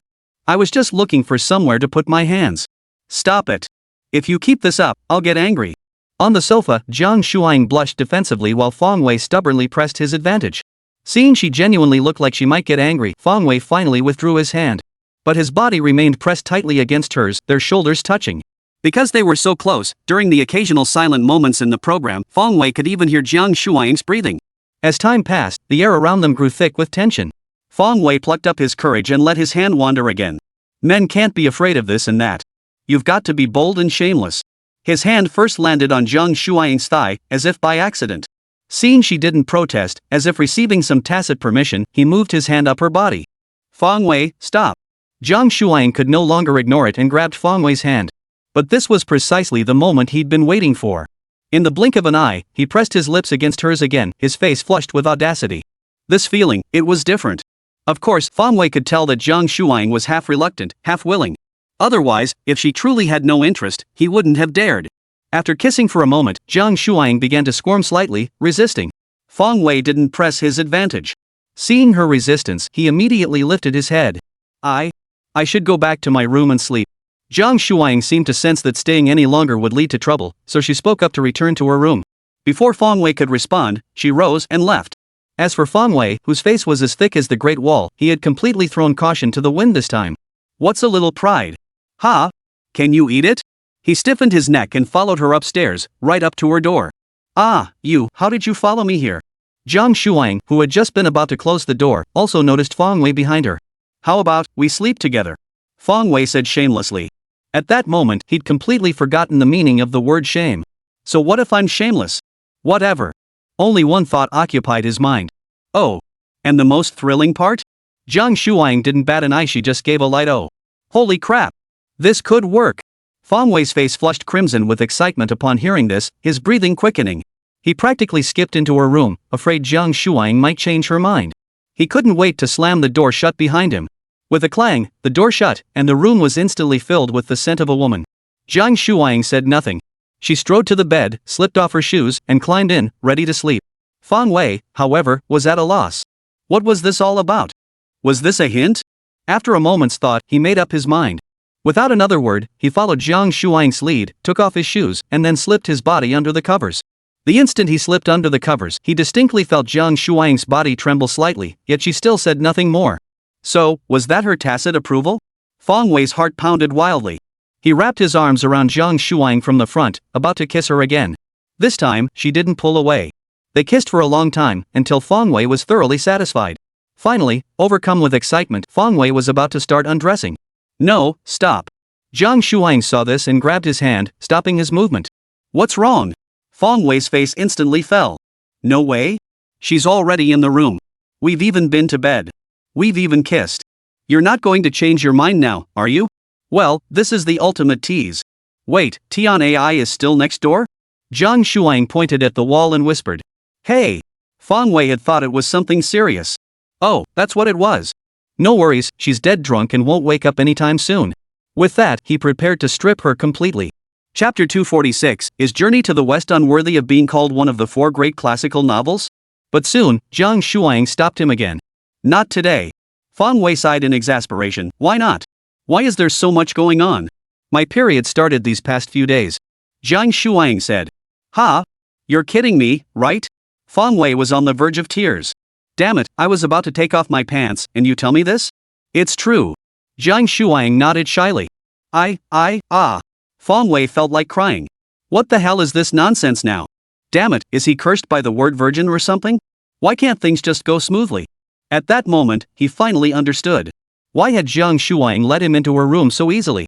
Turns out, there was never any chance for that to happen. And he'd actually thought she was dropping hints. Oh, heavens! Feng Wei made up his mind, next time, he'd definitely activate his God-tier Lucky Star skill again. He wouldn't believe that with the God-tier Lucky Star's overwhelming luck boost, he wouldn't succeed next time. When are you going to be ready? As he uttered those words, Feng Wei felt utterly miserable. Not sure. Maybe in 3 or 4 days. Jiang Shuang replied. Alright, then I'll wait 3 or 4 days. Coincidentally, after 3 or 4 days, the cooldown for the God-tier Lucky Star skill would also be over. Then, let's see what excuse could possibly stop him. But for now, all he could do was sleep. A hug should be okay, right? Feng Wei opened his arms, as if to make up for what had been lost. This time, Jiang Shuang obediently nestled into his embrace. Her scent filled his nostrils, and Feng Wei's burning desire was impossible to suppress. He forced himself to wait until Jiang Shuang fell asleep before tiptoeing back to his own room. Only then did he feel slightly better. Damn it, the agony of wanting but not being able to have it was unbearable. Especially after some physical contact before that. That feeling was far more agonizing than being slapped across the face. It was unbearably frustrating. After escaping the scene, though the burning desire had cooled slightly, he still felt unsettled. Feng Wei decided it was time to take action. When human connections fail to resolve such issues, turning to books becomes the solution. Indeed, books are the spring that purifies the human soul. Reading brings wisdom and understanding. And when that certain something was consuming him, reading was also an excellent choice. Feng Wei's room held no books, so he turned on his computer and began browsing renowned literary works of the era. Moreover, the course he taught at Hanqing University was Appreciation of Poetry and Literary Classics. Naturally, he was well versed in poetry. Not knowing how to explain unfamiliar verses, he simply composed a poem himself. But when it came to literary classics, he needed a bit more preparation.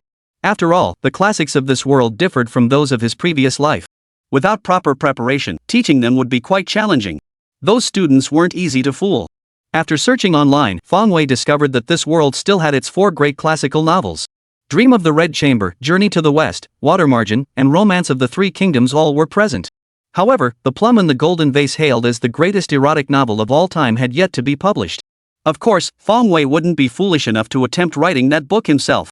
He merely felt pity for the people of this world. Ah, such a masterpiece, and the people here never had the chance to read it. How pitiful. In his previous life, he had been fortunate enough to catch a glimpse of its divine essence during his junior high years. Now, with the 4 great classical novels available, things were much easier. Fong Wei wasn't worried about not being able to discuss them. Appreciating the 4 great classical novels? That's a piece of cake. Dream of the Red Chamber, isn't that about a man named Zhao Baoyu? What did he do? It seems Fong Wei really hadn't read Dream of the Red Chamber in his past life. Never mind, let's skip this one. Water Margin, isn't it just? Fong Wei's mind went blank. Thinking back on his knowledge of Water Margin, it seemed pretty shallow. The most vivid memory he had was the unavoidable story between Shiman Cheng and the young lady. Beyond that, he couldn't tell you the first thing about it. Everyone knew there were 108 heroes, but what if some dim-witted student asked, "Teacher, do you know who the 79th hero is among the 180 heroes?" At that moment, Fong Wei would have no choice but to slap the kid across the face, utterly stumped. And given the nature of those academic whizzes, he couldn't guarantee they wouldn't ask. Forget it, skip this part too. Though there were memory capsules that could force the contents into one's mind, Fong Wei had never had the slightest interest in those 2 books since childhood. In his previous life, did he lack books to read? Of course there were. But he simply didn't want to read them. To avoid frustrating himself, Fong Wei decided against using the memory capsules. What remained were Romance of the Three Kingdoms and Journey to the West. These 2 were fine. Fong Wei had read them many times over. He'd once been utterly captivated by the intrigues and betrayals in Romance of the Three Kingdoms. As for Journey to the West, well, that was practically his childhood. As a child, he remembered every location and demon they battled with crystal clarity. Thus, Fong Wei set his sights firmly on these 2 classics. He looked them up online to see how they differed from his previous life. After all, they were 2 different worlds. It would be unreasonable to expect everything to be identical. But what he discovered left him stunned. These weren't minor differences, they were huge. Romance of the Three Kingdoms was still manageable. Being a historical novel, it couldn't be too far off. Scholars still held it in fairly high regard. But Journey to the West? That one gets slammed pretty hard. It's not that it's poorly written as an ancient novel, it's quite commendable. Nevertheless, many scholars and experts question its status among the 4 great classical novels. In fact, some scholars have openly stated that as a mythological novel, Journey to the West simply doesn't qualify to be counted among the 4 great classical novels. And this opinion has actually gained quite a following. Damn it! Why is that? That's a pretty big discrepancy. Fong Wei couldn't understand it. Chapter 247, Misconceptions about Journey to the West. Fong Wei hurriedly looked further down and discovered that it wasn't just scholars questioning the Monkey King. Even people from the education department weren't optimistic. It seemed likely that in a few more years, the Monkey King might truly be kicked out of the ranks of the 4 great classical novels. A renowned scholar had published the following commentary. Admittedly, the Monkey King represents the pinnacle of romanticist fiction. The author's boundless imagination vividly portrays a myriad of demons, monsters, and spirits. This aspect is undeniably masterful. However, ranking it among the 4 great classical novels seems somewhat overrated. Compared to the other 3 works, it falls short by more than a hair in both depth and central theme. Relatively speaking, labeling it as a work of children's literature would be far more fitting. Children's literature? My kid, you damn child. How could the Monkey King lack depth? And you're comparing central themes? If we're just comparing that, take the other 3, tie them together, they still wouldn't measure up to this one. Yet there's still a crowd giving it likes and comments. Experts are experts for a reason. Their analysis makes perfect sense. Exactly, the Monkey King is only suitable for children. Who among adults would bother reading Journey to the West? Whoever ranked it among the 4 great classical novels must have been mistaken. It clearly doesn't deserve the title. Sigh, just wait a few more years. I bet the Ministry of Education will make a move soon. Online chatter says the 4 great classical novels might be replaced. I wonder which book will replace the Monkey King. No clue. We'll just have to wait and see. Wait a minute. This can't be right. Fong Wei was baffled. If 1 or 2 people didn't know Sun Wukong, that could be chalked up to their lack of knowledge. But why were so many people saying Sun Wukong was no good? What the hell is going on here? What the hell is going on here? Where are all those experts who spend their days idly researching nonsense? Why don't you stand up and defend Journey to the West? Why isn't The Monkey King counted among the 4 great classical novels? This person here is seriously not having it. No, wait. Something must have gone terribly wrong. The literary works in this world may differ from those in my past life, but people are still normal, right? They can't just blatantly lie with a straight face. Where did things go wrong? Where exactly is the problem? For Fang Wei, the supernatural nature of this incident was second only to his own time travel. He racked his brain but couldn't figure it out, so he had no choice but to keep investigating. He visited the most authoritative literary website in the 9 provinces of this world, where the Great Sage Equal to Heaven was introduced thus. As one of China's classic literary masterpieces, The Great Sage Equal to Heaven is known to every household in our country, familiar to both young and old. With boundless imagination, the work depicts the myriad hardships and dangers encountered by the 4 disciples on their distant journey to obtain the scriptures, extolling their indomitable fighting spirit. Its plot is thrilling, its artistic imagination bold and rich. And then, that's it? Is that the entire novel's central theme? Holy crap! What about the deeper meaning? Where's the social commentary? Gone? Have you devoured it all? No wonder The Monkey King gets lumped into children's literature with this core theme. It's got nothing but demons, monsters, and wild imagination. It's already a blessing it made it into the 4 great classical novels. But is The Monkey King really just a romantic novel, as people in this world believe? Bull. That's utter nonsense. A work worthy of being called a masterpiece couldn't possibly have such a simplistic core message. Fang Wei was furious at the injustice done to the Monkey King's status, and furious at the world's scholars for their lack of rigor. The world's understanding of the Great Sage Equal to Heaven is fundamentally wrong. The most terrifying part was that through word and deed, everyone still clung to this misconception. Now, it seemed only Fang Wei knew the truth and dared to question it. The Monkey King is just a children's story? That I'm the first one to refuse to accept it. Truth be told, Fang Wei was a fairly rational person. Under normal circumstances, he wouldn't act like this as if he were ready to take on the entire world. Everyone else's views were different from his, standing firmly on the opposite side. But this time is different. The novel being slandered is The Monkey King. If it were any other book, Pangilian, The 108 Little Fighters, or even 3 Stinking Leatherworkers, Fang Wei would pretend he never saw it and wouldn't give a damn. But could any of those other 3 novels possibly compare to the place The Monkey King held in his heart? Without exaggeration, The Monkey King was his childhood. He grew up watching that TV series. Perhaps all he saw was Sun Wukong battling demons, witnessing justice triumph over evil, and embracing the unquestioned beauty, never glimpsing the darkness lurking beneath. But damn it, you just can't say that. Say The Monkey King doesn't deserve a place among the 4 great classical novels? To claim its literary status and value are low? Ruining my childhood? You! Fang Wei was the first to stand up and protest. Damn it, I'll show you why The Monkey King deserves his place among the 4 great classical novels. Chapter 248, The classroom was packed. To clear Journey to the West's name, Fang Wei did extensive research, spending every waking moment in his room except for meals.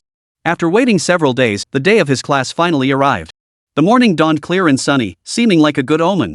After finishing the breakfast Zhang Ai and Jiang Shuang had prepared, Fang Wei dressed neatly and headed out. After several days of buffer time, Jiang Shuang seemed to have forgotten the incident from that night after drinking and showed no signs of awkwardness. At 8 o'clock sharp, Fang Wei arrived at the faculty office of Huncheng University. This was where the Chinese department faculty gathered. He had already met most of them during his visit to Xiong Yunchang's office. The other faculty members, however, were even more intrigued by him. On his very first day in office, he dared to openly criticize the department's senior figures. Professor Qian was born in the year of the dragon. Not old, but sharp-tongued. That was everyone's first impression of Fang Wei. After arriving at the office, Fang Wei greeted everyone one by one. After all, as colleagues, superficial politeness was necessary. Though new to teaching, he was no stranger to office politics and knew the ropes. The Chinese department faculty, with the exception of Professor Qian, all exchanged polite greetings with him. However, their perfunctory attitude was quite obvious. Just from their facial expressions, Fang Wei could tell that, with the exception of a few individuals, most of them didn't hold much hope for him. Fair enough, teaching was completely new territory for him. Their skepticism was only natural. Even Fang Wei himself didn't have much confidence in his abilities. But now that he'd agreed and made the trip, he couldn't very well show up and not teach properly. That would be too embarrassing. Fang Wei waited quietly at his desk for over an hour. It wasn't until nearly 10 o'clock that he finally set off for the mechanical engineering building at Huncheng University. At the university, most courses ran for 2 consecutive periods. That meant his class ran from 10 in the morning until noon. Fang Wei walked slowly toward the classroom that held profound significance in his life. In the past, he had always been the one sitting in classrooms listening to others teach. This time, the roles were reversed. He was the one delivering the lecture to others. At that moment, he felt quite nervous. Even though he'd been there before and met those students. But could the feeling this time possibly be the same as last time? Last time, it was merely a meet and greet. This time, however, was the real test of his true abilities. Halfway there, Fong Wei suddenly remembered something serious. Those unruly kids, they wouldn't be skipping class, would they? He didn't want to rush into the classroom only to find a mere handful of students sitting there. Back in his own student days, he'd pulled stunts like that plenty of times. The most outrageous time was when he skipped a class, leaving only 3 students behind. The teacher, who had quite a temper, calmly finished the lecture. Come final exam time, everyone except those 3 failed regardless of their performance. Suddenly, that teacher gained a notorious reputation, and from then on, no one dared skip his class. Of course, it was also because Fong Wei's school was lax, which is why the professor dared to fail everyone. At Hanqing University, such an outrageous move would be unthinkable. And his course was merely an elective, not particularly important. That's why Fong Wei was so worried about attendance. If only a handful showed up, it would be downright embarrassing. However, it turned out that Fong Wei had overthought the entire situation. As he strolled into classroom 220, he froze in his tracks. Stunned. People. So many people. Nothing but people. Damn it, this is worse than a packed train. Hey, damn it. Stop pushing me from behind. Stop pushing, let me in. Hey, you. Stop shoving around like that. Who are you guys? You don't seem to be from our class. Room 220 was already packed to the gills. Even if every single student who signed up for this elective showed up, the classroom wouldn't have been full, but now, every seat was taken. It felt like a bunch of unfamiliar students had appeared out of nowhere. Even the aisle down the middle and the empty seats in the back rows were all taken. Even without seats, some people preferred to stand. But that wasn't all. Even the hallway outside the classroom was packed with people trying to squeeze in. The entire scene resembled a bustling market filled with noise and commotion. Is this really where I teach? Fong Wei stared in disbelief. He looked up at the classroom sign. It was definitely room 220. He pulled out his phone again. The class was scheduled for this time today. But why did something feel off? These students were being a bit too enthusiastic, weren't they? This is a class, not some live event where you're handing out red envelopes and gifts. Hundreds of people had practically taken over the entire classroom. The strangest part was that when Fong Wei glanced sideways, he spotted 1 or 2 reporters with cameras in the corner. He had no idea how Xin Dao had managed to sneak them in. Damn it! Fong Wei was speechless. It felt like the precious moment of his very first class was about to be ruined. Never mind. He had to figure out a way to get inside first. After all, class was about to start. He couldn't have hundreds of people waiting for him while he was still stuck outside the classroom door. Excuse me, could you please move aside? I need to get in first. Fong Wei maintained a perfect smile as he spoke softly and politely. After all, as a teacher, one must be mindful of their words, creating a warm and welcoming atmosphere for the students. But what he didn't expect was that the student didn't even turn his head, snapping back irritably. Move. I haven't even gotten in yet, and you're trying to cut in line? Wait your turn at the back. Damn it. Instantly, Fong Wei's temper flared. What the hell? If he weren't already a teacher, he'd have kicked him in the ass. You won't let me in? If I don't go in, who do you think will show up? Who's going to teach the class? Student, I'm the teacher here. How am I supposed to teach with you blocking the door? This time, Fong Wei's tone was a bit more serious. Chapter 249, on the eve of the lecture. Everyone says he's the teacher, surely he should be allowed to pass? But sometimes, the truth just doesn't get through. Teacher? I'm the principal, for crying out loud. And I'm still blocked at the door? The student said with disdain. His casual tone dripped with provocation. Fine, you win. Fong Wei bit his lip, struggling to contain the primal rage surging through him. If not for the public setting, if not for the sacred aura of a teacher, this guy's attitude would have landed him in the hospital for a week back in the day, you know? Everyone, please don't crowd. I'm the teacher conducting class. Let me through first. Fong Wei called out. Instantly, the crowd parted. Look, it's Teacher Fong. Really? He's at the door. Wow, he's so handsome. Teacher Fong is here. A crowd of students swarmed around him, and suddenly, a few reporters appeared out of nowhere, cameras in hand, trying to interview Fong Wei. Fong Wei raised his hand to block them, smiling slightly as he said, "Sorry, I don't give interviews." Since he became famous, he hadn't granted a single interview. Was he really going to blow it on his very first chance? He deserved a more prestigious platform for his debut. The reporters wouldn't leave, lingering behind the students in hopes of catching a snippet of information. Even the department was startled by the scene. Principal Zhao personally led several teachers to the scene and also notified security to maintain order. The student who had been blocking Fong Wei was now completely dumbfounded. He never imagined the person standing behind him was actually a teacher. Principal Zhao and his team rushed over, immediately rescuing Fong Wei from the crowd of students and reporters.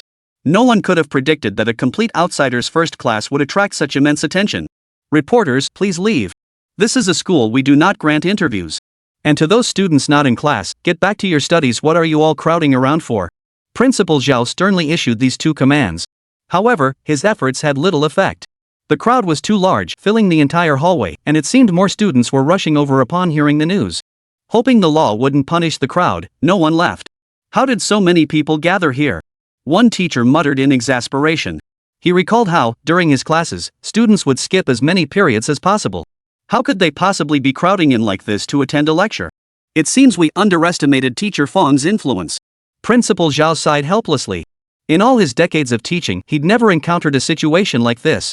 Conducting a normal class was simply impossible. Now, we can only seek the principal's decision. Principal Zhao immediately called Xiong Yunchang. After hearing the situation, Xiong Yunchang didn't hesitate. He designated an auditorium for Fong Wei to hold his open class. Wasn't the whole point of inviting him here to boost the course's visibility? Now it seems the effect has been quite good. Director Zhao, having received instructions, pulled Fong Wei aside. Professor Fong, circumstances have changed. This has caused quite a stir.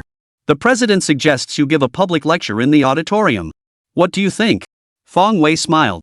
No problem. Teaching is the same wherever I go. Anyway, it's his first time teaching, he'd be nervous anywhere. Changing venues won't make a bit of difference. Alright, then head to the auditorium to prepare. Director Zhao instructed. Then, he addressed all the students and reporters loudly. Everyone, please quiet down. Due to unforeseen circumstances, the school has decided to move the class to the Chinese department auditorium. Please proceed to the auditorium in an orderly fashion and take your seats. Do not disrupt other teachers' classes. The moment he finished speaking, the crowd dispersed in an instant. Without a second thought, they all rushed toward the auditorium. After all, the early bird catches the worm. Securing a seat was the priority. Though the auditorium was large enough to hold over 1,000 people, it seemed uncertain whether latecomers would find seats. Arriving early meant securing front row seats for a close-up view of Professor Fong. Reporters carried heavy equipment, but when it mattered, they didn't hesitate. Shouldering their cameras, they dashed off. The most unfortunate ones were the students already seated in room 220. They had been waiting for this moment, finally squeezing through the throngs of people. Now, all their advantages were down the drain. Worst of all, they were now trapped inside Hangzhou University. Inside the Chinese department auditorium. It was already 10:30. The Poetry and Literary Masterpieces Appreciation class, originally scheduled for 10 o'clock, had been delayed by half an hour due to the large crowd. Now, everyone had poured into the auditorium. It was packed to the rafters, as if the entire Chinese department had gathered for a meeting. Everyone took their seats, while Director Zhao and the Chinese department faculty occupied the front row. We've never had such a turnout for our classes before. One teacher remarked with a wry smile. Yeah, it's true what they say, comparison is the thief of joy. Another chimed in. Hold your horses. If things go wrong later, the bigger the spectacle, the harder it'll be to salvage. At that moment, a discordant voice chimed in, none other than Professor Qian, who had a minor disagreement with Fong Wei. Professor Fong's literary skills are quite profound. We'll just have to wait and see. Director Zhao remarked. Yet his words still carried a hint of resignation. True. With all this fanfare, if Fong Wei doesn't deliver, it won't just be his embarrassment, it'll reflect poorly on the entire university. Let's hope Professor Fong can rise to the occasion. A teacher murmured in prayer. This situation was beyond what normal performance could handle. Without giving it 120%, he simply wouldn't be able to hold his own. For an ordinary person, let alone giving a lecture, just standing on a stage with thousands of eyes fixed on them would be enough to make their legs tremble. Suddenly, a figure appeared at the auditorium entrance, smiling warmly as he entered, none other than Principal Xiong Yunchang. Principal? What brings you here? Director Zhao hurriedly stood up, and the teachers beside him rose as well. Sit down, everyone. Xiong Yunchang raised a hand and said, I heard the event was quite a sensation, so I came to see for myself. With that, he took a seat in the front row. Chapter 250, Forget Poetry, Let's Talk Classics. Xiong Yunchang's arrival caused another stir. Throughout the history of Hangzhou University, how many lecturers had ever had the president attend their class? You could count them on one hand. And this was Fong Weicai's very first lecture, yet the president had shown him such favor. Truly a man of talent in this day and age, his influence is immense. And it didn't stop there, the crowd kept growing. Not just students, but many faculty members too. Students from the Information Department, Media Department, and Medical Department. Students from various departments all rushed over. Word spread that Fong Wei, the man behind that viral hit song and renowned for his literary brilliance, was giving a lecture in the Chinese department auditorium. Everyone rushed over to join the excitement. At this rate, the auditorium might not even hold everyone. The professors present turned green with worry. Damn it! A complete outsider comes to teach, and so many students actually show up to listen? Are you kidding me? And are those students even supposed to be in class? They look like they're skipping class. But the students are genuinely excited. Today, we finally have the honor of seeing Teacher Fong's brilliance once more. Some students were buzzing with chatter. What do you think Teacher Fong will teach today? No doubt it'll be poetry, after all, that's his specialty. If he gets really into it, maybe he'll even compose a poem on the spot. Could happen. With his literary flair, he could easily compose 10 poems, not just one. Holy crap! 10 poems? Dude, you're not just bragging, are you? Bull. Don't you know how amazing Professor Fong is? He just rolls his eyes, doesn't even need to think, and instantly comes up with a classic poem. I agree. I saw it firsthand at the last exchange meeting. Barely a few seconds after he started talking, he'd already written out Nian Nu Jiao. That's seriously impressive. Many were curious about what Fong Wei would teach. The Poetry and Literary Masterpieces Appreciation class naturally focused on poetry and literary classics. And poetry is precisely Fong Wei's forte. To put it bluntly, if he couldn't recite one, he could compose several on the spot. So, for the first class, especially in this setting, everyone assumed he'd be teaching poetry. It was his first time, after all, he had to tread carefully. After all, this was a class under the spotlight. The entire Chinese department, the whole of Hengqin University, and even the education sector were watching. Hengqin University staff and reporters had set up their cameras, something unheard of for public lectures on campus. But this time, Xiong Yunchang personally gave the green light, telling reporters to film freely. His purpose in inviting public figures to teach at the university was precisely to enhance the influence of its curriculum. If the journalists wanted to film, so be it, it would only help promote the event.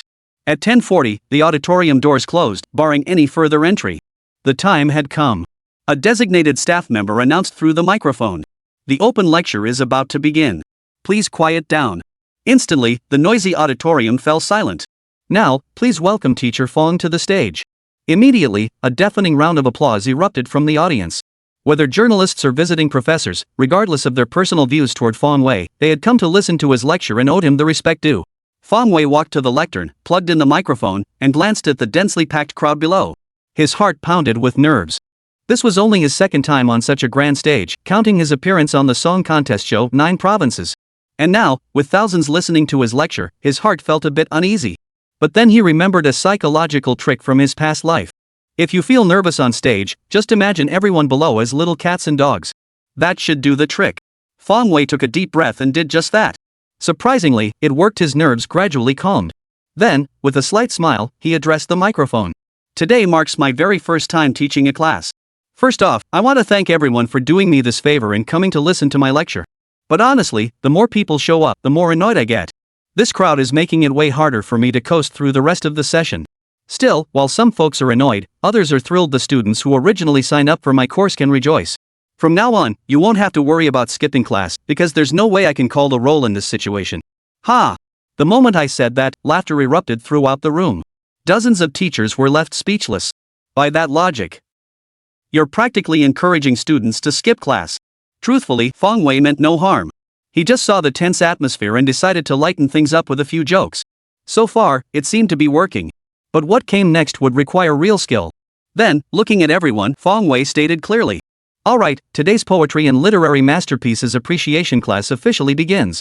As for this course, it naturally covers both poetry and literary masterpieces. And between the two, you probably all assumed I'd be teaching poetry, right? Ha! Isn't that the case? Everyone was instantly dumbfounded.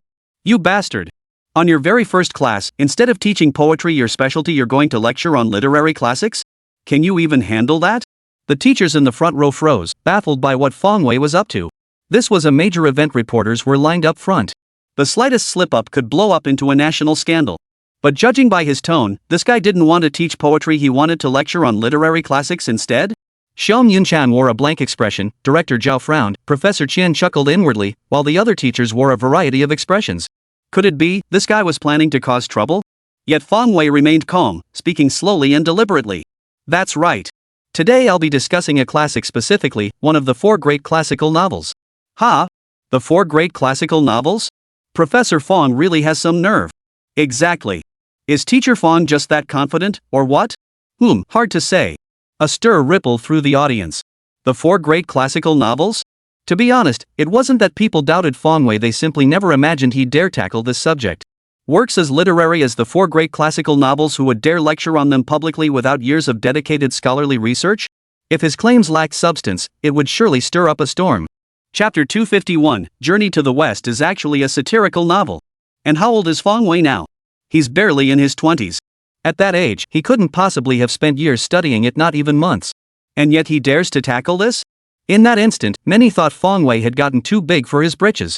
Having achieved a little success in poetry, he grew conceited, presuming to boldly venture into the realm of literary classics, and not just any classics, but the highly literary 4 great classical novels. Which of the 4 great classical novels does Professor Fong intend to discuss? The Romance of the 3 Kingdoms or Water Margin? Those two seem more likely. Dream of the Red Chamber is the least likely. Where's that? You're missing Journey to the West. We're talking about possibilities here. Is Journey to the West plausible? That's an impossible event, right? Oh, you're right. After Fong Wei stated today's topic with certainty, everyone began speculating again about which classic novel he would discuss. Fong Wei continued. You're all wondering which classic I'm going to discuss, right? Maybe you guessed Romance of the 3 Kingdoms, or Water Margin, or Dream of the Red Chamber. But today, I'm not talking about any of those 3. Fong Wei declared, his words designed to shock. Not one of those 3? Then, you're going to talk about Journey to the West? At first, the crowd seemed unable to believe their ears, but upon reflection, it made perfect sense. If not Romance of the 3 Kingdoms, Water Margin, or Dream of the Red Chamber, then the only remaining classic must be Journey to the West, right? But what's so great about Journey to the West? Isn't it just a children's story? Is it really worth bringing it up in such a grand setting? The audience consisted of college students, graduate students, even professors and teachers who would want to hear you lecture on this? Director Zhao and the others were utterly dumbfounded.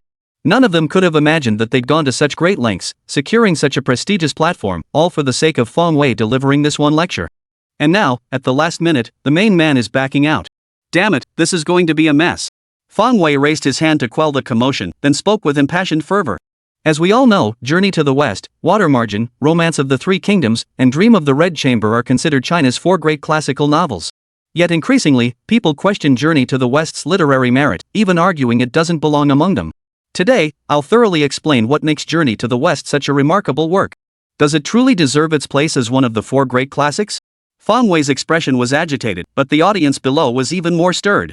Today, not only scholars and experts, but even officials from the education department, consider Journey to the West merely a children's story, devoid of any scholarly value.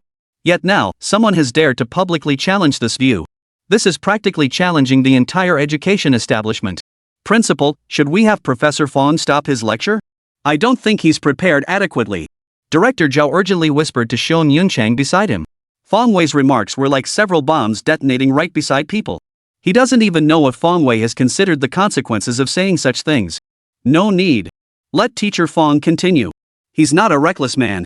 Shon Yunchang remained surprisingly calm, appearing utterly composed, seemingly unconcerned whether Fong Wei was about to cause an uproar. The entire auditorium had already erupted into a cacophony of noise. Everyone was buzzing with discussion. As Teacher Fong himself might put it, I bought a watch last year. He really had the nerve to say that. I was speechless, waiting to see how Teacher Fong would spin this. Don't wait. There's no saving it now. Don't you know what's in Journey to the West? Yeah, I just hope Teacher Fong's lifelong reputation doesn't go down the drain. Sigh, it would have been so much better if he'd just stuck to teaching poetry. Why did he have to be so stubborn? Seeing everyone's expressions, Fong Wei wasn't the least bit surprised. But he was fully prepared. Bring it on. Let the storm rage even fiercer. Then, with a smile, Fong Wei spoke up. I'm sure everyone here has read Journey to the West, right? If anyone hasn't, please raise your hand. As soon as he spoke, the room fell silent. Not a single person raised their hand. But that wasn't surprising at all. It would have been strange if someone had raised their hand. Seriously, Journey to the West? Who hasn't seen it? Even if you haven't read the original novel, surely you've seen the TV series? Very well. Since everyone has seen it, this makes things easier to explain. Fong Wei nodded and continued. So many have read it, yet why do some claim Journey to the West lacks literary merit worthy of study? The reason is simple, it's a mythological novel with rich artistic imagination. And that's about it. Beyond extolling the 4 disciples' indomitable spirit, their fearlessness in the face of hardship, their triumph over adversity, and their unwavering perseverance, the book holds no deeper meaning. The students below couldn't help but nod in agreement. Yeah, Journey to the West is just about Sun Wukong fighting monsters. What else could it possibly mean? Seeing the nods spread across the classroom, Fong Wei declared loudly. Wrong. Completely wrong. That notion is fundamentally flawed. Journey to the West is not merely a simple mythological novel, it is also a satirical work. The entire book is saturated with satire and criticism of the realities of the world. The auditorium fell instantly silent. Over 1,000 people stared at Fong Wei on stage, utterly dumbfounded. Everyone was utterly dumbfounded, speechless. 1 second. 2 seconds. Then, it exploded instantly. Holy. What the hell? What spirit? Is Journey to the West a satirical novel? I'm not well read, don't try to fool me. No way, this feels like I'm listening to a story. Holy. Bro, I just want to know, did I hear wrong? Is Journey to the West a satirical novel? Bro, no, you didn't mishear. I think that's exactly how Professor Fong explained it. Every single face below was a masterpiece of expression. Even the usually unflappable Xiong Yunchang couldn't keep his cool this time. He slapped his forehead, feeling like the world was ending. As for the other teachers, they were all ready to curse. Damn it! Journey to the West is a satirical novel? Where on earth did you get that idea? How come none of them noticed? Everyone was stunned. Chapter 252, Sun Wukong is a tragic figure. Fong Wei's theory is way too out there, it's practically overturning everyone's worldview. A novel about fighting monsters all day long is actually satire? The more they thought about it, the more they felt Fong Wei was pulling their leg. But it didn't end there. Without giving anyone a chance to catch their breath, Fong Wei continued. Journey to the West carries distinct social commentary, interwoven with profound societal themes. It depicts various ugly phenomena in social reality, deeply satirizing and denouncing the darkness of feudal society. The work expresses the author's resentment toward the corrupt politics of the time and embodies his ideals. The work delivers scathing mockery and merciless criticism of the ruling class, exposing the rigid, backward, and ignorant ideas that shackled people's minds in that era. Fong Wei did his homework thoroughly, covering the essence of Journey to the West. Indeed, this was the case. In the past, before Dream of the Red Chamber was written, for great literary masterpieces were already renowned in ancient times.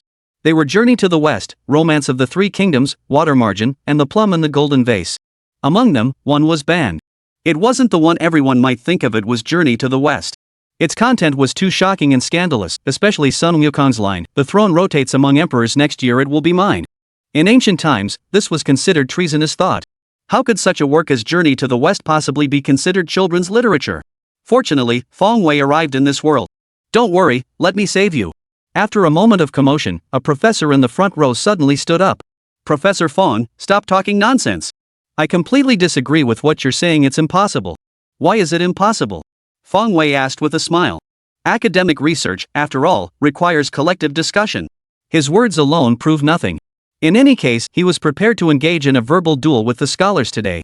The professor retorted, "If Journey to the West is a satirical novel as you claim, then provide examples." Examples? Fong Wei chuckled. To put it bluntly, the entire damn book is one big example. Of course, the most famous example from my past life is undoubtedly that one. I wonder if you've studied this. During the pilgrimage, any demon with powerful connections got taken away, while those without were all beaten to death by Sun Wukong in the kingdom of Silla. Fong Wei spoke with conviction. Ha? Really? The professor froze for a moment, straining to recall, then bared his teeth. Holy. Damn it, it seems like he's actually right. The people below also began to recall, and then they all sucked in a cold breath. Holy.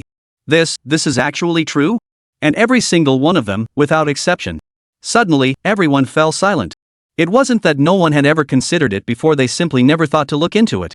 After all, the whole country was calling Journey to the West a children's literature work, who would bother researching it?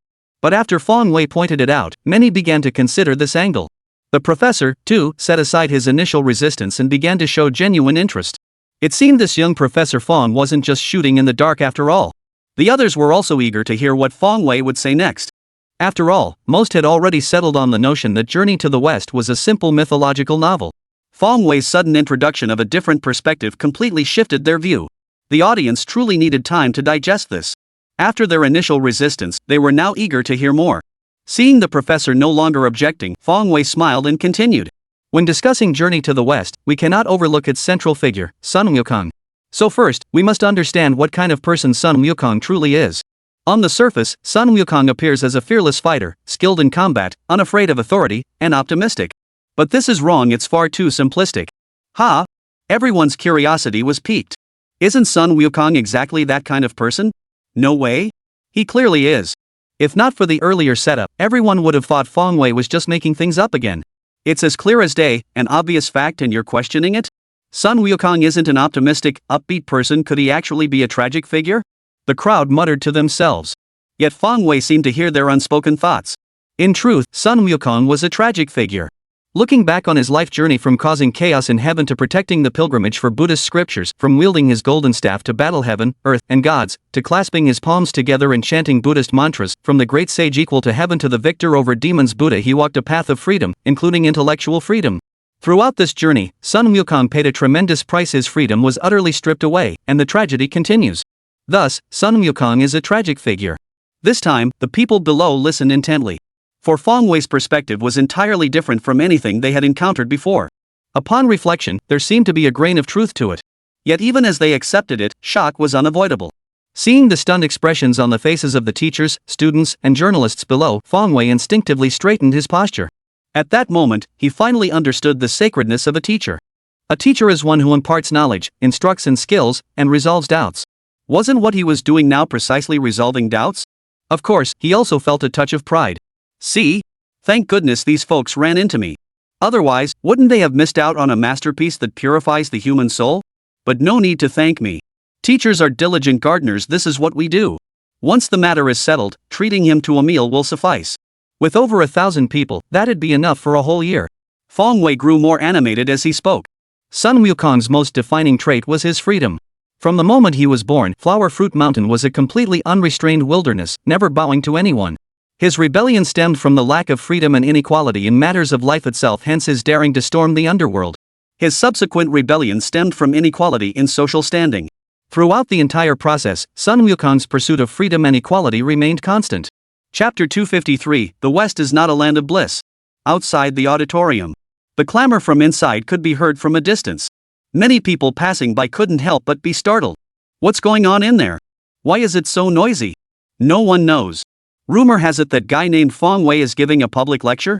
A lecture? Doesn't sound like it, more like an indoor gym class. Who knows?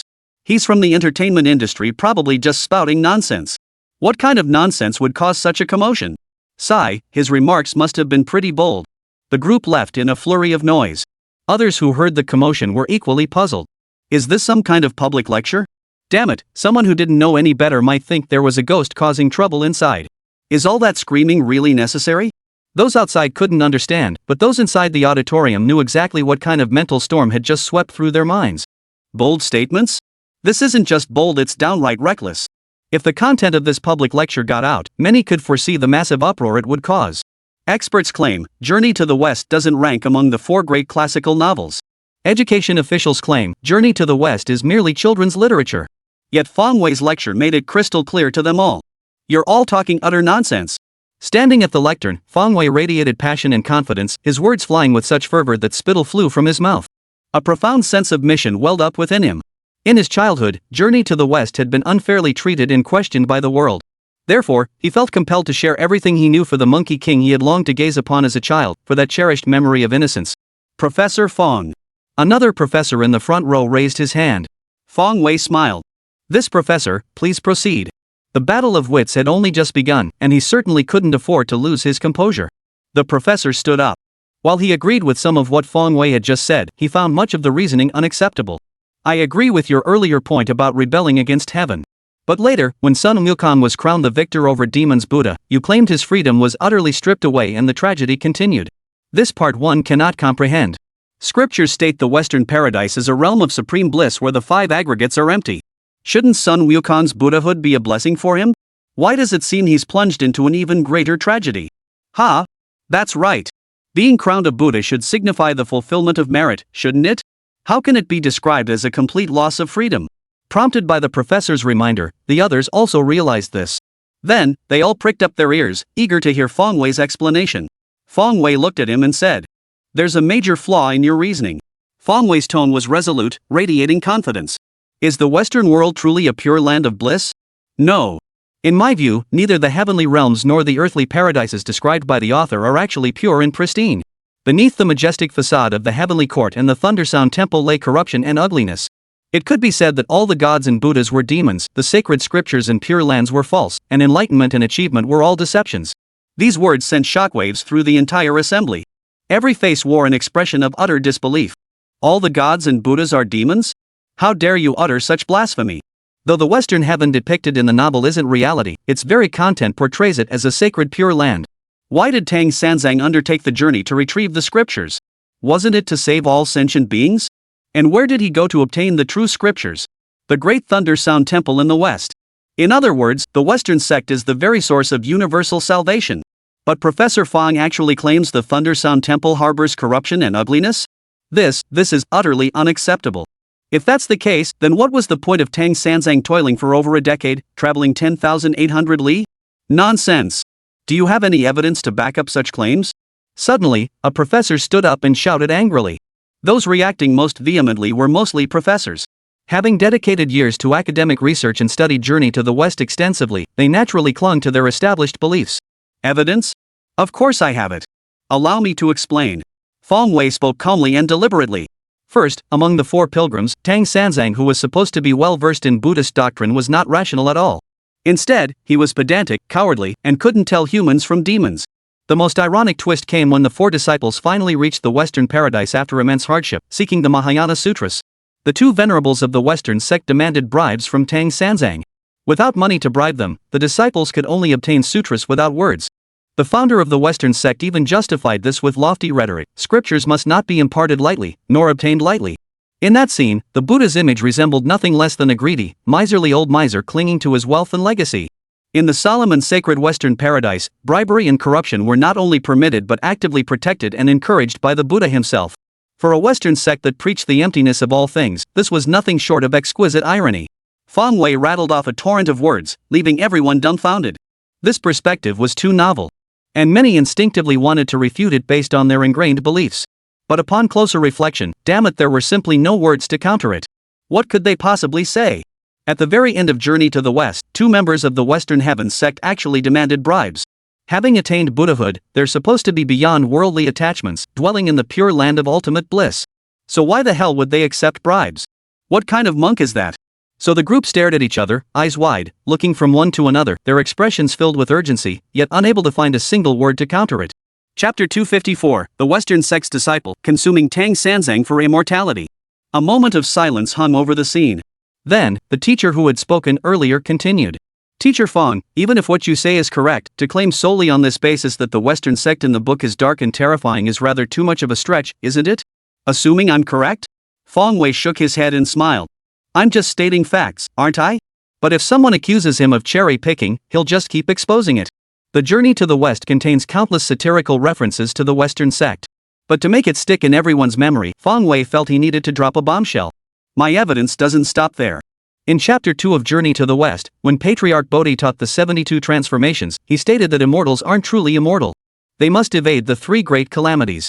If they survive them, they live 500 years; if not, they perish. So what must immortals rely on to achieve longevity and preserve their lives? At this point, Fang Wei deliberately paused to gauge the audience's reaction. He saw everyone drawn into his question, deep in thought. He then continued. They rely on consuming celestial treasures, such as peaches of immortality. That is why the celestial court holds the peach banquet every 500 years. But if the inhabitants of the celestial court can achieve immortality by eating peaches of immortality, what do the followers of the Western sect rely on for their longevity? Indeed. What do they rely on? Many faces showed confusion. Then, Fang Wei said slowly, one word at a time, by eating Tang Sang's flesh. Boom! The moment those words left his mouth, it was like a bomb had exploded among the crowd. What? Eat Tang monk's flesh? What the hell? How could a disciple of the Western religion even touch such a thing? And it's Tang Sanzang, a fellow Buddhist monk. Xiang Yunchang was stunned into silence. Director Zhao's face also paled. The previous points, though differing from most people's views, at least had evidence to back them up and stood on solid ground. But this claim? It was utterly implausible. Do the Western sect practitioners gain immortality by eating Tang Sanzang's flesh? Where on earth did you get that idea? The students were utterly bewildered, their minds spinning. The most delighted group, however, was undoubtedly the journalists. They were frantically snapping photos, capturing every word Fang Wei uttered. These remarks, whether true or not, were all major news. Each one had enough sensational appeal to grab attention. By this point, Fang Wei had gradually found his rhythm. Just as everyone was feeling dazed and struggling to process it all, he immediately explained the reason. In the book, the demons had repeated conversations about how eating a piece of his flesh granted eternal life. How did the demons know this? Clearly, it meant someone had eaten Tang Sanzang's flesh and truly gained immortality. That's why the belief that eating Tang Sanzang's flesh grants eternal life spread. Otherwise, how would anyone know?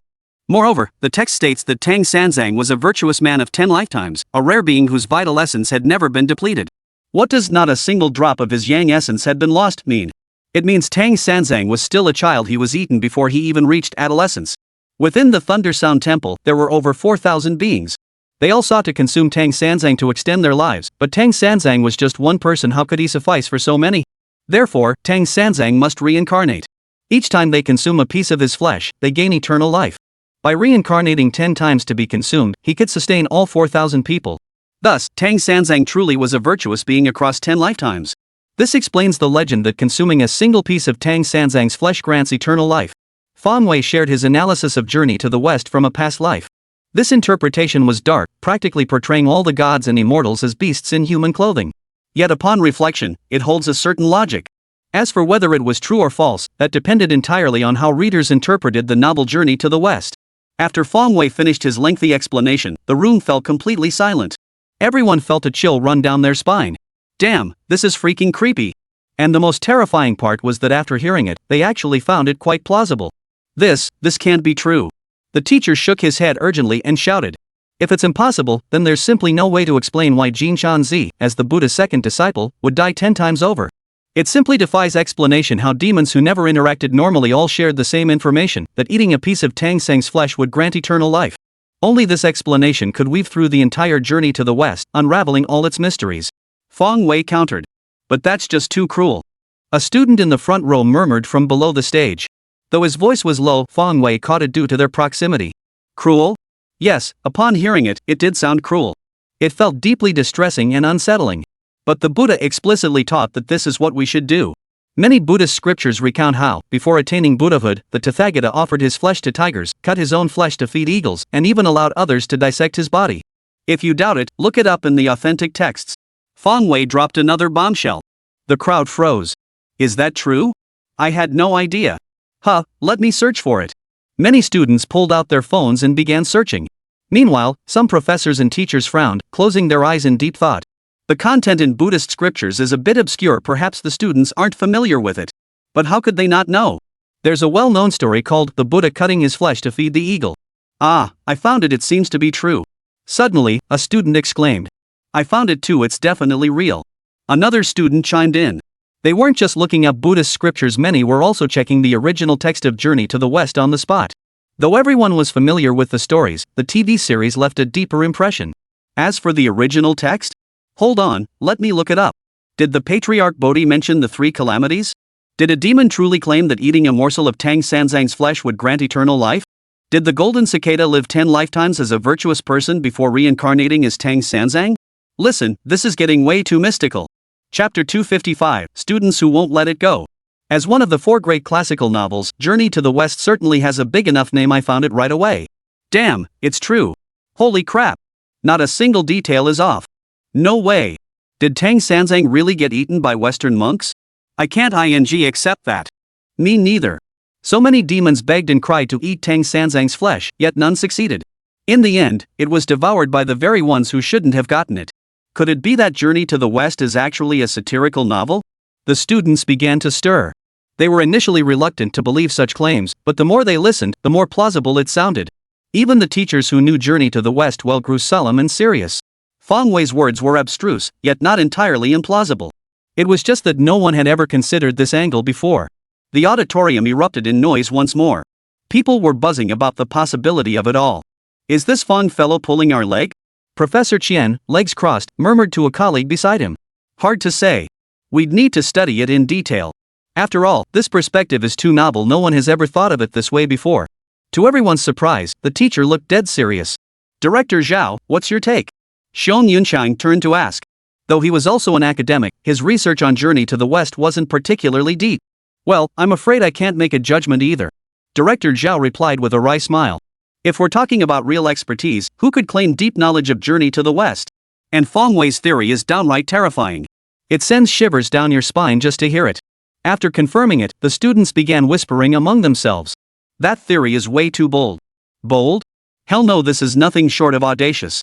If it's true, then the literary world would be thrown into complete chaos. I never knew Journey to the West contained so much. That said, it doesn't necessarily mean it's true. It's hard to say, let the experts study it. I'm sure once this lecture's content goes viral, plenty of scholars will jump in to verify it. Exactly. Just wait and see. In the auditorium, reporters snapped photos frantically. Students and teachers alike listened intently as Fong Wei shared his insights on Journey to the West. Fong Wei proceeded to analyze the entire work from beginning to end for everyone. Journey to the West is a satirical novel, but what exactly does it satirize? The Western Heaven and the Celestial Court are certainly no paradise. What Sun Wukong truly pursued and yearned for was never about attaining Buddhahood. He spoke at length, almost to the point of exhaustion. Yet the audience below, including the professor, listened with eyes growing brighter and brighter, their attention increasingly focused. When Fong Wei Gang announced his enrollment at Hengqin University, many harbored no expectations for him, doubting his capabilities. Students might have been intrigued by his entertainment industry fame. But fellow Hengqin University faculty genuinely doubted his ability to teach effectively. Even this time, most had come out of curiosity, drawn by the buzz surrounding the event. Yet, after sitting through the entire lecture over an hour long, forget about doubts or underestimation, it was downright mind-blowing. The discourse in this single lecture was enough to send shockwaves through the entire education sector. It instantly elevated the literary value of Journey to the West. And why had no one else in the entire education field ever noticed these insights? Only he had. It was simply incredible. Fong Wei finished his speech and took a breath. Damn, teaching like this, talking nonstop for so long, is exhausting. Thirsty as hell. But then he glanced down at the crowd below, their eyes hungry and unsatisfied. An indescribable sense of accomplishment surged through Fong Wei's heart. He pulled out his phone again. Holy damn it, it's already 12:30. The class was supposed to end at 12, but clearly, it had gone over. As a former student, what did he hate most about teachers? Not assigning tons of homework, not taking attendance, but dragging out class. Now that he was a teacher himself, how could he end up just like those teachers from the past? No way. So decisively, Fong Wei chose to end the class. Well, truth be told, he was also utterly exhausted. Especially his throat, it felt a bit sore. Sorry, we're out of time. I got a bit carried away just now and took up too much of your time. That's all for today's class. Class dismissed. With that, Fong Wei packed up his things, ready to leave. But while he wanted to end on time, the students weren't having it. Hey, Teacher Fong, why stop now? Keep going. I want to hear more. Exactly, teacher. It won't take long, we're happy to stay. Teacher Fong, please keep going, we're really getting into it. Teacher, don't leave. Seeing Fong Wei's demeanor, the students all spoke up to keep him. They hadn't had enough yet? They'd always thought Journey to the West was just a children's book, but after hearing the teacher explain it, they realized there was so much more to it. How could one lecture possibly cover it all? At the very least, it would take several hours. Ha! Fong Wei froze. Damn it! The teacher who always ran over time, and now he'd run into a class of students who actually wanted to keep going? Damn it! How could that be? Don't you guys need to eat? Fong Wei timidly asked. I'm not hungry, sir. Please continue. Exactly. Don't worry about us. Knowledge is spiritual nourishment, we're well fed. As long as we can listen to your lecture, what's one missed meal? Mei Shem, we're not hungry either. Knowledge is spiritual nourishment? That's a wonderful way to put it. And don't worry about us, we're not hungry. Damn it, who's worried about you guys? You guys aren't hungry, but I sure am. After lecturing for nearly 2 hours straight, he was starving. He'd been waiting for lunch. But you bastards won't even let me leave? Is it a crime to teach well? Fong Wei couldn't understand. He wanted to eat.